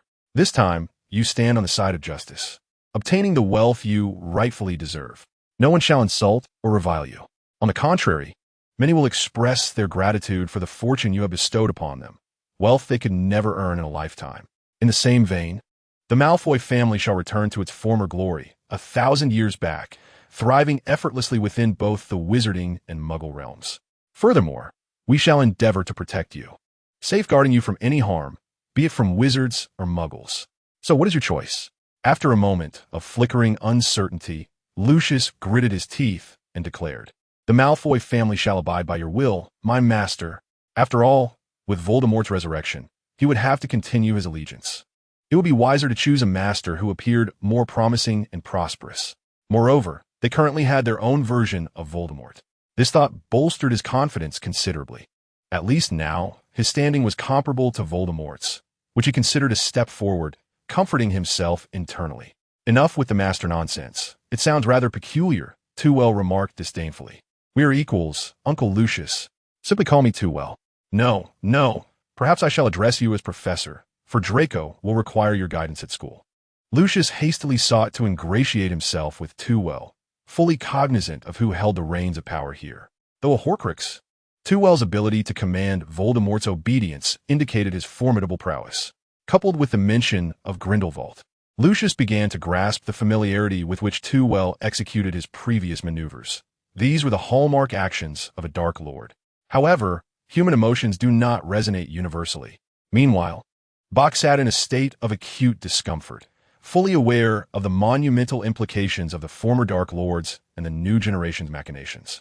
His heart raced, overwhelmed by the knowledge that he had inadvertently overheard matters best left unspoken. In the wizarding world, such revelations typically lead to death or madness. Take, for instance, the much-publicized Gilderoy Lockhart, whose actions resulted in permanent memory damage, a relatively mild approach among dark wizards. The more Bach contemplated, the more alarmed he became, his mind swirling with agonizing images of torture. Gradually, his feet inched towards the counter, where numerous valuable life-preserving artifacts lay. He could no longer afford to lament the loss of galleons. His singular focus was on survival. Where do you intend to go, Mr. Boken? Tuwell inquired with a smile. Upon hearing that sound, Bach's heart momentarily skipped a beat, rendering him motionless. In that fleeting instant, he found himself contemplating the house where the 2 Dark Lords conspired before their uprising, pondering its potential future value. Perhaps it would even be mentioned in the annals of magical history. He wondered if a name could be inscribed for him, the Master, ensuring he could depart this world without regrets. Frightened and disoriented, his mind began to wander into chaotic thoughts, flitting between images of torture and the validity of the house's deed. Surely, I cannot have been rendered foolish by your fright? The voice of Malvolio suddenly pierced through Bach's ears. I have said nothing, merely seeking to win him over, Tevel lamented, spreading his hands in resignation. Since he has already lost his wits, might as well commit him to true folly, and then fabricate a charge to cast him into Azkaban, averting trouble while employing a Dementor to resolve the issue. Lucius swiftly assumed his role, collaborating seamlessly with Tevel and the others. Gradually, Bach's mind began to regain its clarity, incredulously gazing at the trio who jested at his expense. And what if I am not foolish? That will depend upon the sharpness of your intellect. Tevel replied with a smile. Bach exhaled in relief. As long as he remained of value, and they required his abilities, he would not only be safe, but might even reap some benefits. With this thought, his mercantile instincts surged forth. Gentlemen, I assure you that my lips are sealed. Few are aware that I had the fortune of once employing Mr. Voldemort. Should you require my services in the future, feel free to approach me, and I shall offer you a most favorable price. The trio exchanged knowing smiles, silently regarding him. Bach swallowed hard, and with a cost price. Fear not. Tevel stepped closer, gazing into Bach's eyes. I understand the challenges of conducting business. We shall compensate you handsomely. Just kindly keep this matter confidential, and do not refuse any of our requests. Otherwise, all that you dread shall come to pass. He leaned in, whispering softly into Bach's ear. With Bach's considerable expertise in alchemy, he stood among the elite of the British magical community. Unlike the Davies and Bands brothers, he delved deeper into obscure branches of alchemy. In a sense, he was a singular alchemist in Britain. Thus, gaining his allegiance was indeed advantageous. This was why Tevel chose to confide in Lucius here. He had come specifically for these two individuals. Mr. Bach nodded vigorously, both fearful and unwilling to decline. At last, an opportunity to align with power had presented itself. Chapter 168. Face masks. After resolving the affairs of the Malfoy family, Tevel found himself momentarily at ease. However, Malvolio and Cynthia were not so fortunate, as they had been exceedingly busy, scarcely finding a moment's rest, because Sirius Black has escaped from Azkaban. Now, the Aurors of the Ministry of Magic have been dispatched to capture him, and the ever-reliable Dolores is no exception. The workload within the ministry has surged dramatically, and Cynthia inevitably finds herself working tirelessly. Initially, Fudge contemplated keeping the incident under wraps until they managed to apprehend Black, but he underestimated the journalist's instincts and the uproar that such a significant event would create. Once reporters learned of the unprecedented prison break at Azkaban, they needed no prompting. Nearly every newspaper began reporting on Black's affair. Even the usually frivolous Singing the Counterpoint seized the opportunity to ride the wave of publicity, though their content remained as off-key as ever. They portrayed Black as a lead singer of a popular band, unjustly cast into Azkaban by the ministry as a scapegoat. Regardless, the pressure on the ministry is immense, particularly since they have already faced criticism for the Chamber of Secrets incident. They desperately require a triumph to restore their reputation. Unfortunately for them, neither Malfoy nor even the time traveler, Tewell, knows Black's current whereabouts. Even if they did, they would not divulge this information to the ministry. Tewell holds neither a favorable nor unfavorable view of Black. If one were to draw connections, the death of Harry's parents implicates numerous individuals. For instance, Snape's leaking of the prophecy, Dumbledore's failure to act as a proper guardian of secrets, and Wormtail's betrayal. Black's arrogance is merely a tragic link in this chain. Given Voldemort's peak power at the time, even without changing the Secret Keeper, it is uncertain whether James and Lily could have been protected indefinitely. Hence, if one must assign blame for this crime, it can only fall upon the perpetrator, Voldemort. Could you not prophesy where Black might be hiding now? Malfoy suddenly appeared, collapsing wearily into the chair opposite Tewell. Cynthia struggled to maintain her composure as a lady, but her fatigued expression revealed her distress. I have already stated that I will not make prophecies. Tewell, feeling at ease, poured them both generous cups of pumpkin juice from the teapot and generously offered his biscuits. This was, in fact, Cynthia's residence, situated in the suburbs of London, where Tewell and Malfoy had been staying during this time. Jeff occasionally came by to clean, allowing Tewell to feel quite comfortable here. After all, at home, his parents often left him to enjoy their own world together. He preferred to remain here, reading and enjoying afternoon tea. He began to understand what Luna meant by her earlier words at the dinner, to let things unfold naturally. Malfoy, this time, did not mind the overly sweet taste of the pumpkin juice and took a hearty sip. However, after tasting it, Cynthia soon realized that it contained a potion to restore one's vigor. He hurriedly sipped in small gulps, surprisingly not much slower than Malvolio. But did you not predict that Black would escape? Malvolio set down his empty cup, tapping the table as he awaited Tewell to pour him more pumpkin juice. I realize now that I cannot foresee events merely by making predictions, Tewell remarked with a hint of frustration. Malvolio curled his lip in discontent. Cynthia hastily finished her cup of pumpkin juice, eager to mask her embarrassment with a new topic. By the way, I've heard that Fudge has once again begun to rely on Malfoy. It is said he even wishes to appoint him at the Ministry of Magic. Tewell leisurely poured them more pumpkin juice, of course not neglecting to fill his own glass. Do not worry, Lucius's actions were at my behest. Fudge still has several years left as minister, and maintaining a friendly rapport is quite essential. Furthermore, you can engage in a battle of wits with Lucius at the ministry, creating a dynamic of rivalry. This way, Lucius will gain Fudge's favor, and you will establish an image of resistance against pure-blood families, which Fudge would certainly appreciate. Malvolio, with a reflective expression, snatched a biscuit from Tewell's hand, exclaiming, I've learned a new tactic. Yet, are you not concerned that Lucius might betray us? After all, our influence has yet to grow. Tewell, unfazed, picked up another biscuit. He currently resembled this very biscuit, firmly grasped in my hand. As long as he does not act foolishly, he will not betray us at present. Of course, he remains observant, waiting for the situation to clarify before making his true commitments, but he will not actively disrupt the status quo. The Malfoy family has survived to this day by employing such strategies. With that, he promptly stuffed the biscuit into his mouth. Malvolio and Cynthia exchanged contemplative glances. No wonder my essence relies on, yet despises the Malfoy family. Such clever individuals are the hardest to manipulate, yet indispensable to employ. But how can we ensure he remains on our side? Cynthia inquired. That is precisely what we shall endeavor to accomplish next, Tewell replied with a gentle smile. Reclining in his chair, the sunlight filtering through the parasol, illuminating his face. Do you remember those unsold antiques from Malfoy Manor? Jeff has already managed to sell a portion of them. Malvolio immediately displayed a look of disdain. Who would purchase such items? They serve no purpose. Wizards would certainly not buy them, but what of Muggles? Tewell's eyes glimmered with satisfaction. Muggles? Malvolio paused momentarily. Even if Muggles are willing to pay a hefty price, what use would Malfoy have for Muggle currency? Cynthia, having dealt more with trade, quickly conceived several possibilities. Not necessarily. The Muggle currency exchanged by Gringotts annually must also be spent. In the magical realm, many raw materials, such as food and fabrics, are often procured from the Muggle world, subsequently sold to wizarding merchants in exchange for galleons. However, relying solely on the sale of antiques is a precarious endeavor.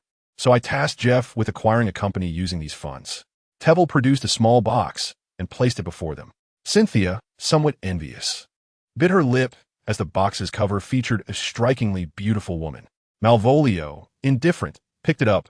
The box was delicately crafted, slightly larger than the palm of his hand. Yet such intricacy held no significance in his eyes. What is this? He inquired. It is a face mask, one that is poised to become immensely popular. And what is a face mask?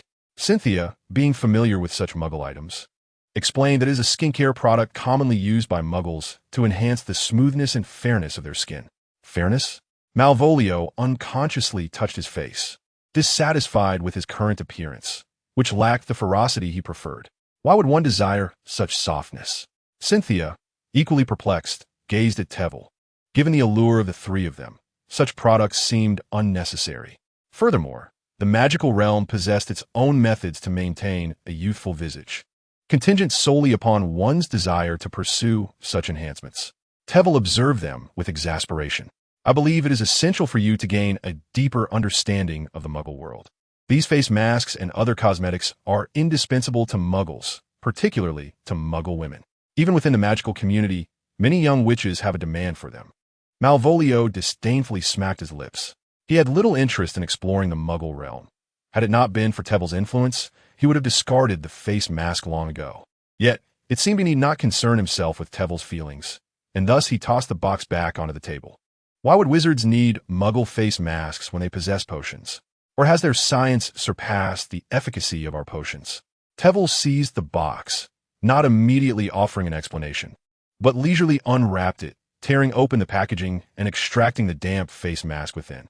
Certainly, technology has not yet reached such heights. However, what if this mask contains potion ingredients?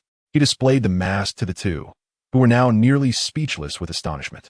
Won't the Ministry of Magic uncover this? Cynthia hurriedly inquired. Teville merely laid the mask flat on the table, allowing them a clear view. Of course, this mask is entirely produced by Muggle industrial machines, with most materials derived from Muggle products, save for the final dilution of a beauty potion, which enhances its effectiveness. The beauty potion is not a fabrication. It is indeed a concept established in the original text. This minuscule dosage is imperceptible to anyone in the magical realm, save for a master potion maker of Severus Snape's caliber. Thus, neither side's testing agencies can detect it. Malvolio, wearing an expression of astonishment at such ingenuity, curiously touched the face mask, momentarily disregarding any distaste. The production of beauty potions must be quite a challenge, I presume. Did you abduct Snape? Tewell chuckled softly and shook his head. Of course not. The Welfare family holds some shares in Madame Prempenial's beauty potion shop. Following amicable negotiations, Madame Prempenial has agreed to supply beauty potions at cost price. In truth, it is a matter of mutual benefit. He exchanged 16 photographs with Snape for 16 improved potion formulas, which he then used to barter with Madame Prempenial. He was not resorting to threats. What? Mr. Boggins has something to say? I can't hear you. Malvolio confirmed that the potion components in the mask were exceedingly rare, making detection nearly impossible. After all, discerning whether such minimal magical fluctuations contain potions or merely normal interference during testing is quite challenging. But are you certain that the Muggle world won't inadvertently reveal the beauty potion during their production? Wait, what about that house elf? Indeed, the dilution of the beauty potion will be personally overseen by Jeff. Those Muggles will merely believe it to be a new product developed by the company. To this end, I have invested significantly in various research institutions. Tewell was eager to experiment and see if Muggle research facilities could analyze the potion's components. Unfortunately, current technology has yet to reach that level. Yet, the elaborate means by which you seek profit may be less efficient than transmuting gold with the Philosopher's Stone, as it would eliminate the conversion process into galleons altogether. Surely, you don't intend to use this method to foster wizards' yearning for the Muggle world, do you? A sudden realization struck Malvolio. Tewell laughed with satisfaction. Truly, he is worthy of the title Voldemort, as long as one's mind remains sound. This prodigious individual stands as one of the most capable subordinates in the magical realm. Relying on my distribution of gold will only transform our wizards into lazy gluttons. However, if we ignite their intrinsic motivation, they will become the most formidable force in overturning the statute of secrecy. Furthermore, Muggles will come to recognize that magic is their salvation, and wizards are not their adversaries, but their allies. Tewell leapt to his feet, basking in the sunlight, extending his hand as if he were a deity. What I aspire to accomplish is to sow a seed in the hearts of all, both wizards and Muggles, nurturing it until it takes root and flourishes. Even if we were to fail in the future, there will inevitably be those who inherit my will and advance toward the path of dismantling the statute of secrecy. Moreover, failure is not an option for us, is it? He gazed expectantly at Malvolio and Cynthia, eager for them to display expressions of aspiration. Such profound words, such commanding presence. In any ordinary novel, they would surely prostrate themselves in reverence. As a result, the two individuals furrowed their brows tightly, enveloped in silence. It would be nice to receive some form of response. Standing here is quite exhausting. However, you have an overly idealistic view of Muggles. The original intent of the secrecy law was to safeguard the magical realm from Muggle encroachment. Cynthia shook her head, initially intending to express that Tewell's notions were somewhat naive. Malvolio, however, was more direct. You are exceedingly naive upon discovering the magical world. Muggles would undoubtedly seek to exploit it first. They would coerce the entire magical community into servitude. It would never be as gentle as you imagine. As for friends, it would be a stroke of luck if they merely refrained from dismembering wizards. He shook his head, appearing to strongly disapprove of Tewell's perspective. It turns out that this was his concern. Tewell had thought there were flaws in his reasoning. He subsequently took a seat and leisurely sipped on his now lukewarm pumpkin juice. I possess a clearer understanding of human malice than you might presume. Otherwise, do you think I would choose this moment to implement my will? Oh, Malvolio looked at him in astonishment. Because this is the only period in history where 3 Dark Lords coexist. As long as you, I, and the Professor collaborate, we can simultaneously control the upper echelons of global Muggle governance, steering the situation towards a peaceful atmosphere. In fact, Tewell even contemplated binding Dumbledore to the warship, as that would render the plan even more secure. Otherwise, he would not exert such effort merely to maintain a benevolent image before Dumbledore. Malvolio, however, stood up in excitement, pointing a finger at Tewell. You finally admit you are a Dark Lord. After all, I'm also subverting the secrecy law. Tewell, at a loss for words, grabbed a small biscuit and stuffed it into his mouth. It would be too wasteful to toss it aside. Malvolio, isn't worth that. If wizards are to be made aware of this, it would necessitate broader promotion, but wouldn't that increase the likelihood of the Ministry of Magic catching wind of it? Cynthia remained somewhat apprehensive about this. To make wizards aware of the benefits of integration, it would inevitably alert those maintaining the secrecy law. Yet, without making wizards cognizant of these advantages, how could they be won over? It was akin to a deadlock. Fear not, I will tread carefully. Currently, aside from us, only the Malfoys are aware of the matter concerning the facial masks. Until our faction is established, this venture will solely be used to win over certain pureblood families. They certainly would not be foolish enough to expose their profitable methods. Tewell remained quite cautious. Dumbledore had not yet been fully conquered, and the views within the magical community were still quite antiquated. He would not recklessly expose himself at this juncture. Chapter 170. Harry's troubles. They conversed into the evening, simultaneously addressing any deficiencies in the plan and offering suggestions. Do you recognize the girl on the cover? Cynthia inquired cautiously. How could I possibly know? It is all determined by the people at the company, Tevil replied helplessly, although he was the one who advocated for the establishment of the company.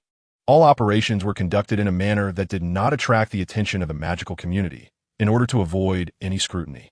He had never revealed himself before any company employees, and Jeff, following his instructions, approached discreetly while disguised. They had not even resorted to the use of the soul-draining curse. Instead, they employed a confundus charm to fabricate an investor who directed the professional manager's activities. In truth, the situation was more complex, but I shall refrain from elaborating, as it bears little relevance to the main plot. By evening, Jeff concluded his work and operated back home. This was also why Tevil had chosen Jeff for the task. Even if they were unfortunately discovered, the magic of the house elf would allow him to escape effortlessly. Good evening, Master, Mr. Malfoy, and Miss Cynthia, Jeff greeted with elegance. The young master had already informed him of the purpose behind these actions. Although he felt deeply honored by the young master's trust, he harbored certain concerns. However, he could not share these thoughts with the lord and lady, and could only hope that the young master's friends would offer more support. Thus, despite the young master's repeated emphasis, he continued to show respect towards Malfoy and Cynthia. Cynthia hurriedly returned the greeting, while Malfoy waved dismissively. Tevil's house elf, and potentially their future ally, understood the importance of maintaining an equal demeanor. Tevil looked at him with curiosity. I never expected you to have improved so much. If your identity as Voldemort were to be revealed, people would surely think I had lost my mind. I am now a valiant Auror at the Ministry of Magic. What are you, a mere cookie, to dare defame me? Malfoy boastfully snatched the biscuit from Jeff's hand once more, raising an eyebrow in a show of triumph. Indeed, his work at the Ministry was rather enjoyable. He had a cadre of compliant subordinates, and above him, aside from the Auror Office Director Rufus Scrimgeour, only Fudge could issue commands. It would be inaccurate to say he was commanded.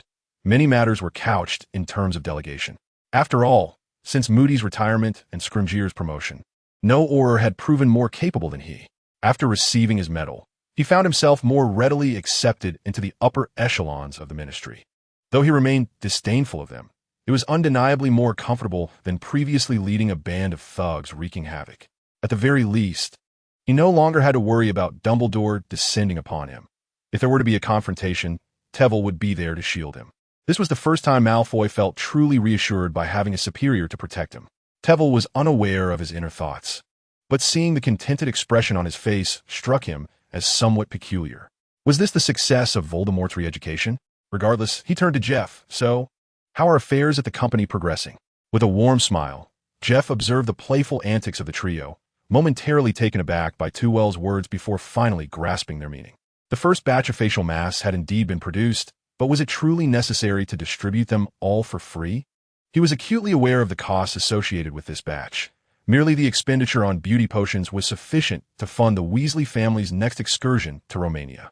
This was simply a marketing strategy, and the galleons spent would ultimately translate into a greater sum of pounds, which could then be utilized to procure the necessary materials for the magical community, thereby converting back into galleons. Did the magical community genuinely require such a plethora of materials? The galleons we were spending were not excessive. We merely needed to ensure a balance of galleons. Our objective was not profit. Jeff felt reassured. At present, he had the utmost confidence in the young master's meticulous and prudent planning. I shall prepare dinner for everyone, he announced. However, after Jeff departed, an owl appeared, evidently seeking Cynthia. She promptly unfastened the envelope and began to read swiftly. Harry Potter had violated the secrecy laws for the second time by using magic against his aunt. Yet Fudge insisted on suppressing the matter and dispatched an Auror to protect Harry. Probably worried about Sirius Black, Malfoy remarked nonchalantly. He was thoroughly exasperated with the situation regarding Black. According to Tewell, capturing him was unfeasible. The persistent pressure from Fudge and his cadre of high-ranking officials left him in a quandary. He chuckled maliciously. It was uncertain which unfortunate soul would be dispatched. Perhaps they might actually encounter Black. So Tewell, what is your plan? In the next moment, his smile vanished as yet another owl arrived, this time bearing a message for him. Hurry and open the envelope. Don't keep the owl waiting. Tewell and Cynthia laughed heartily. By the time Jeff returned with the meals, Malfoy had already stormed off, grumbling. Where's Mr. Malfoy? Someone inquired. Never mind him. Let's enjoy our meal. Malfoy soon arrived at Privet Drive, though his demeanor appeared rather grim as he stood at the door of the Dursleys' residence. He knocked forcefully, albeit one might generously refer to it as such, 3 times. Vernon Dursley opened the door, his face a mask of fury. What do you want? He began. But upon seeing the imposing figure of Dolores, he faltered. Excuse me, sir, what brings you here? Malfoy scrutinized the man's unkempt hair and a tattered pant leg. Dolores, an Auror from the British Ministry of Magic, here to address tonight's incident. Normally, such matters would be handled by the Department of Magical Incidents. But considering Harry's significance and the precarious reputation of the Ministry, Fudge dared not take even the slightest risk and thus sent him instead. Although unfamiliar with the term Auror, the mention of the Ministry of Magic immediately signaled a governmental department to Vernon, instantly earning his trust. How splendid! He initially intended to roar in anger, yet the ominous countenance of Malvolio restrained him from acting out.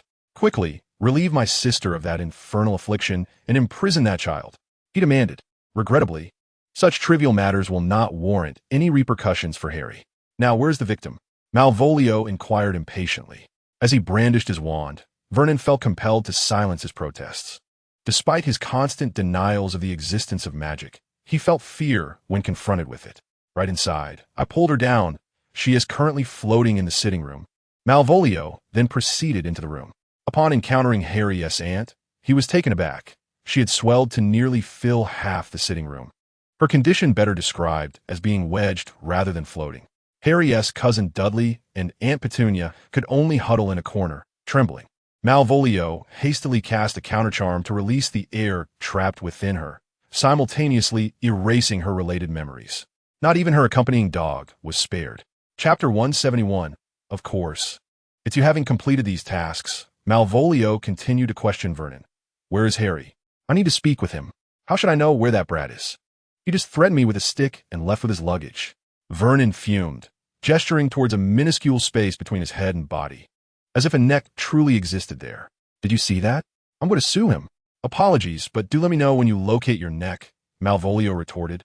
surveying the sitting room before muttering his signature phrase and departing, paying no heed to Vernon's irate muttering. In the next moment, he materialized at the entrance of the leaky cauldron. According to Twelver, Harry had boarded the night bus shortly after leaving the Dursleys. This magical public transportation serves as an emergency tool for wizards. It manifests when summoned and transports its passengers with extraordinary speed to any location in Britain. Harry's intended destination was indeed the leaky cauldron, which is why Malvolio had come here, appearing slightly earlier than Harry. As for the possibility of error, even if Twelver claimed that he would be killed by a disarming curse in the future, Malvolio would still believe it. Before long, Fudge, alerted by Malvolio, arrived via apparition. As soon as he landed, he eagerly inquired, "Dursley, where is Harry?" Malvolio pointed down the road, where only a few Muggle cars meandered through the night. "You said Harry was on the night bus, did you not? How can one be certain of his destination?" Before Fudge could finish his sentence, the source of Malvolio's confidence became apparent. A three-story bus appeared at the end of the road like a bolt of lightning and swiftly made its way towards them, coming to a precise halt before them with a screech. Fudge's eyes widened in disbelief as he gazed at the smiling Malvolio. "You're always so remarkable," he murmured, stepping forward to pat Harry, who had just disembarked. "So, you really are coming here, Harry?" In response to Fudge's compliment, Malvolio was uncertain whether to smile. Nevertheless, he accepted the truth of Fudge's words. His gaze drifted towards a nearby alley, where a small dog, recently arrived, was lurking in the shadows. The dog, standing half his height, was covered in black fur, but its life of hardship had left it emaciated, its coat dirty and lackluster. Yet, it possessed the audacity to peek out, fearful that Malvolio might not recognize it as an animagus. Could this be the animal form of black that Toole had mentioned? Malvolio scrutinized the large black dog, which, sensing the threat in his gaze, quickly retreated into the alley. Meanwhile, Fudge's conversation concluded, and he half-pushed, half-urged Harry into the pub. "Derricks, please wait a moment. I still need to speak with Harry." Fudge felt somewhat awkward about having to summon an elite orator like Derricks for this matter. However, whether his discomfort was genuine or merely polite, Malvolio neither knew nor cared. He shrugged and casually followed them into the pub. The proprietor of the leaky cauldron shared his name, so he had remembered this place over the years. The pub was devoid of other patrons. Tom was leisurely polishing glasses at the bar. Upon hearing their footsteps, he looked up with delight. "Minister, is there anything you would like at this late hour? Beer? Brandy?" "No, just prepare a room for Harry," Fudge commanded with an air of authority, halting Tom's enthusiastic gestures. However, Harry felt quite perplexed, or rather, he had been at a loss since stepping off the bus. According to Fudge, he was advised to remain at the leaky cauldron and Diagon Alley until school commenced, returning promptly at night and refraining from wandering to mysterious places. Even after school began, he was not allowed to leave the school during Christmas, stricter than the teachers. "But I used magic outside of school." "Oh, that matter has already been resolved by Derricks. Surely, you wouldn't want to be expelled from school, would you?"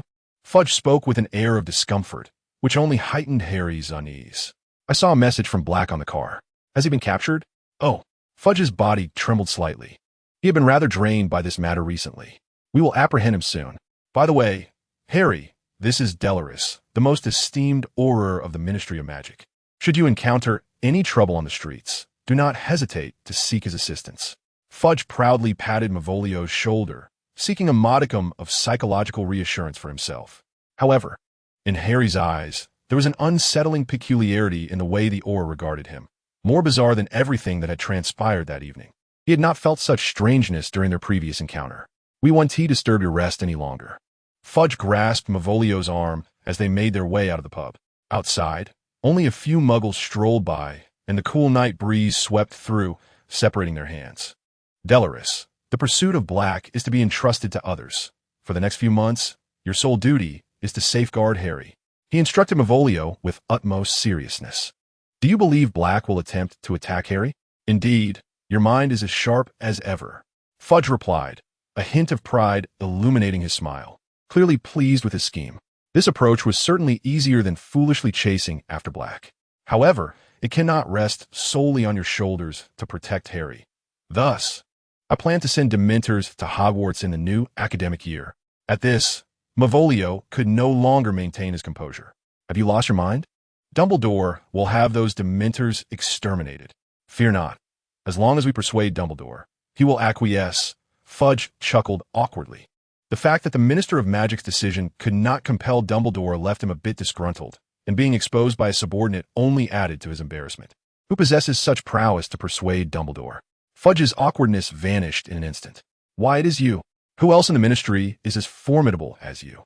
He beamed at Malvolio with an expression of approval, enthusiastically patting his shoulder.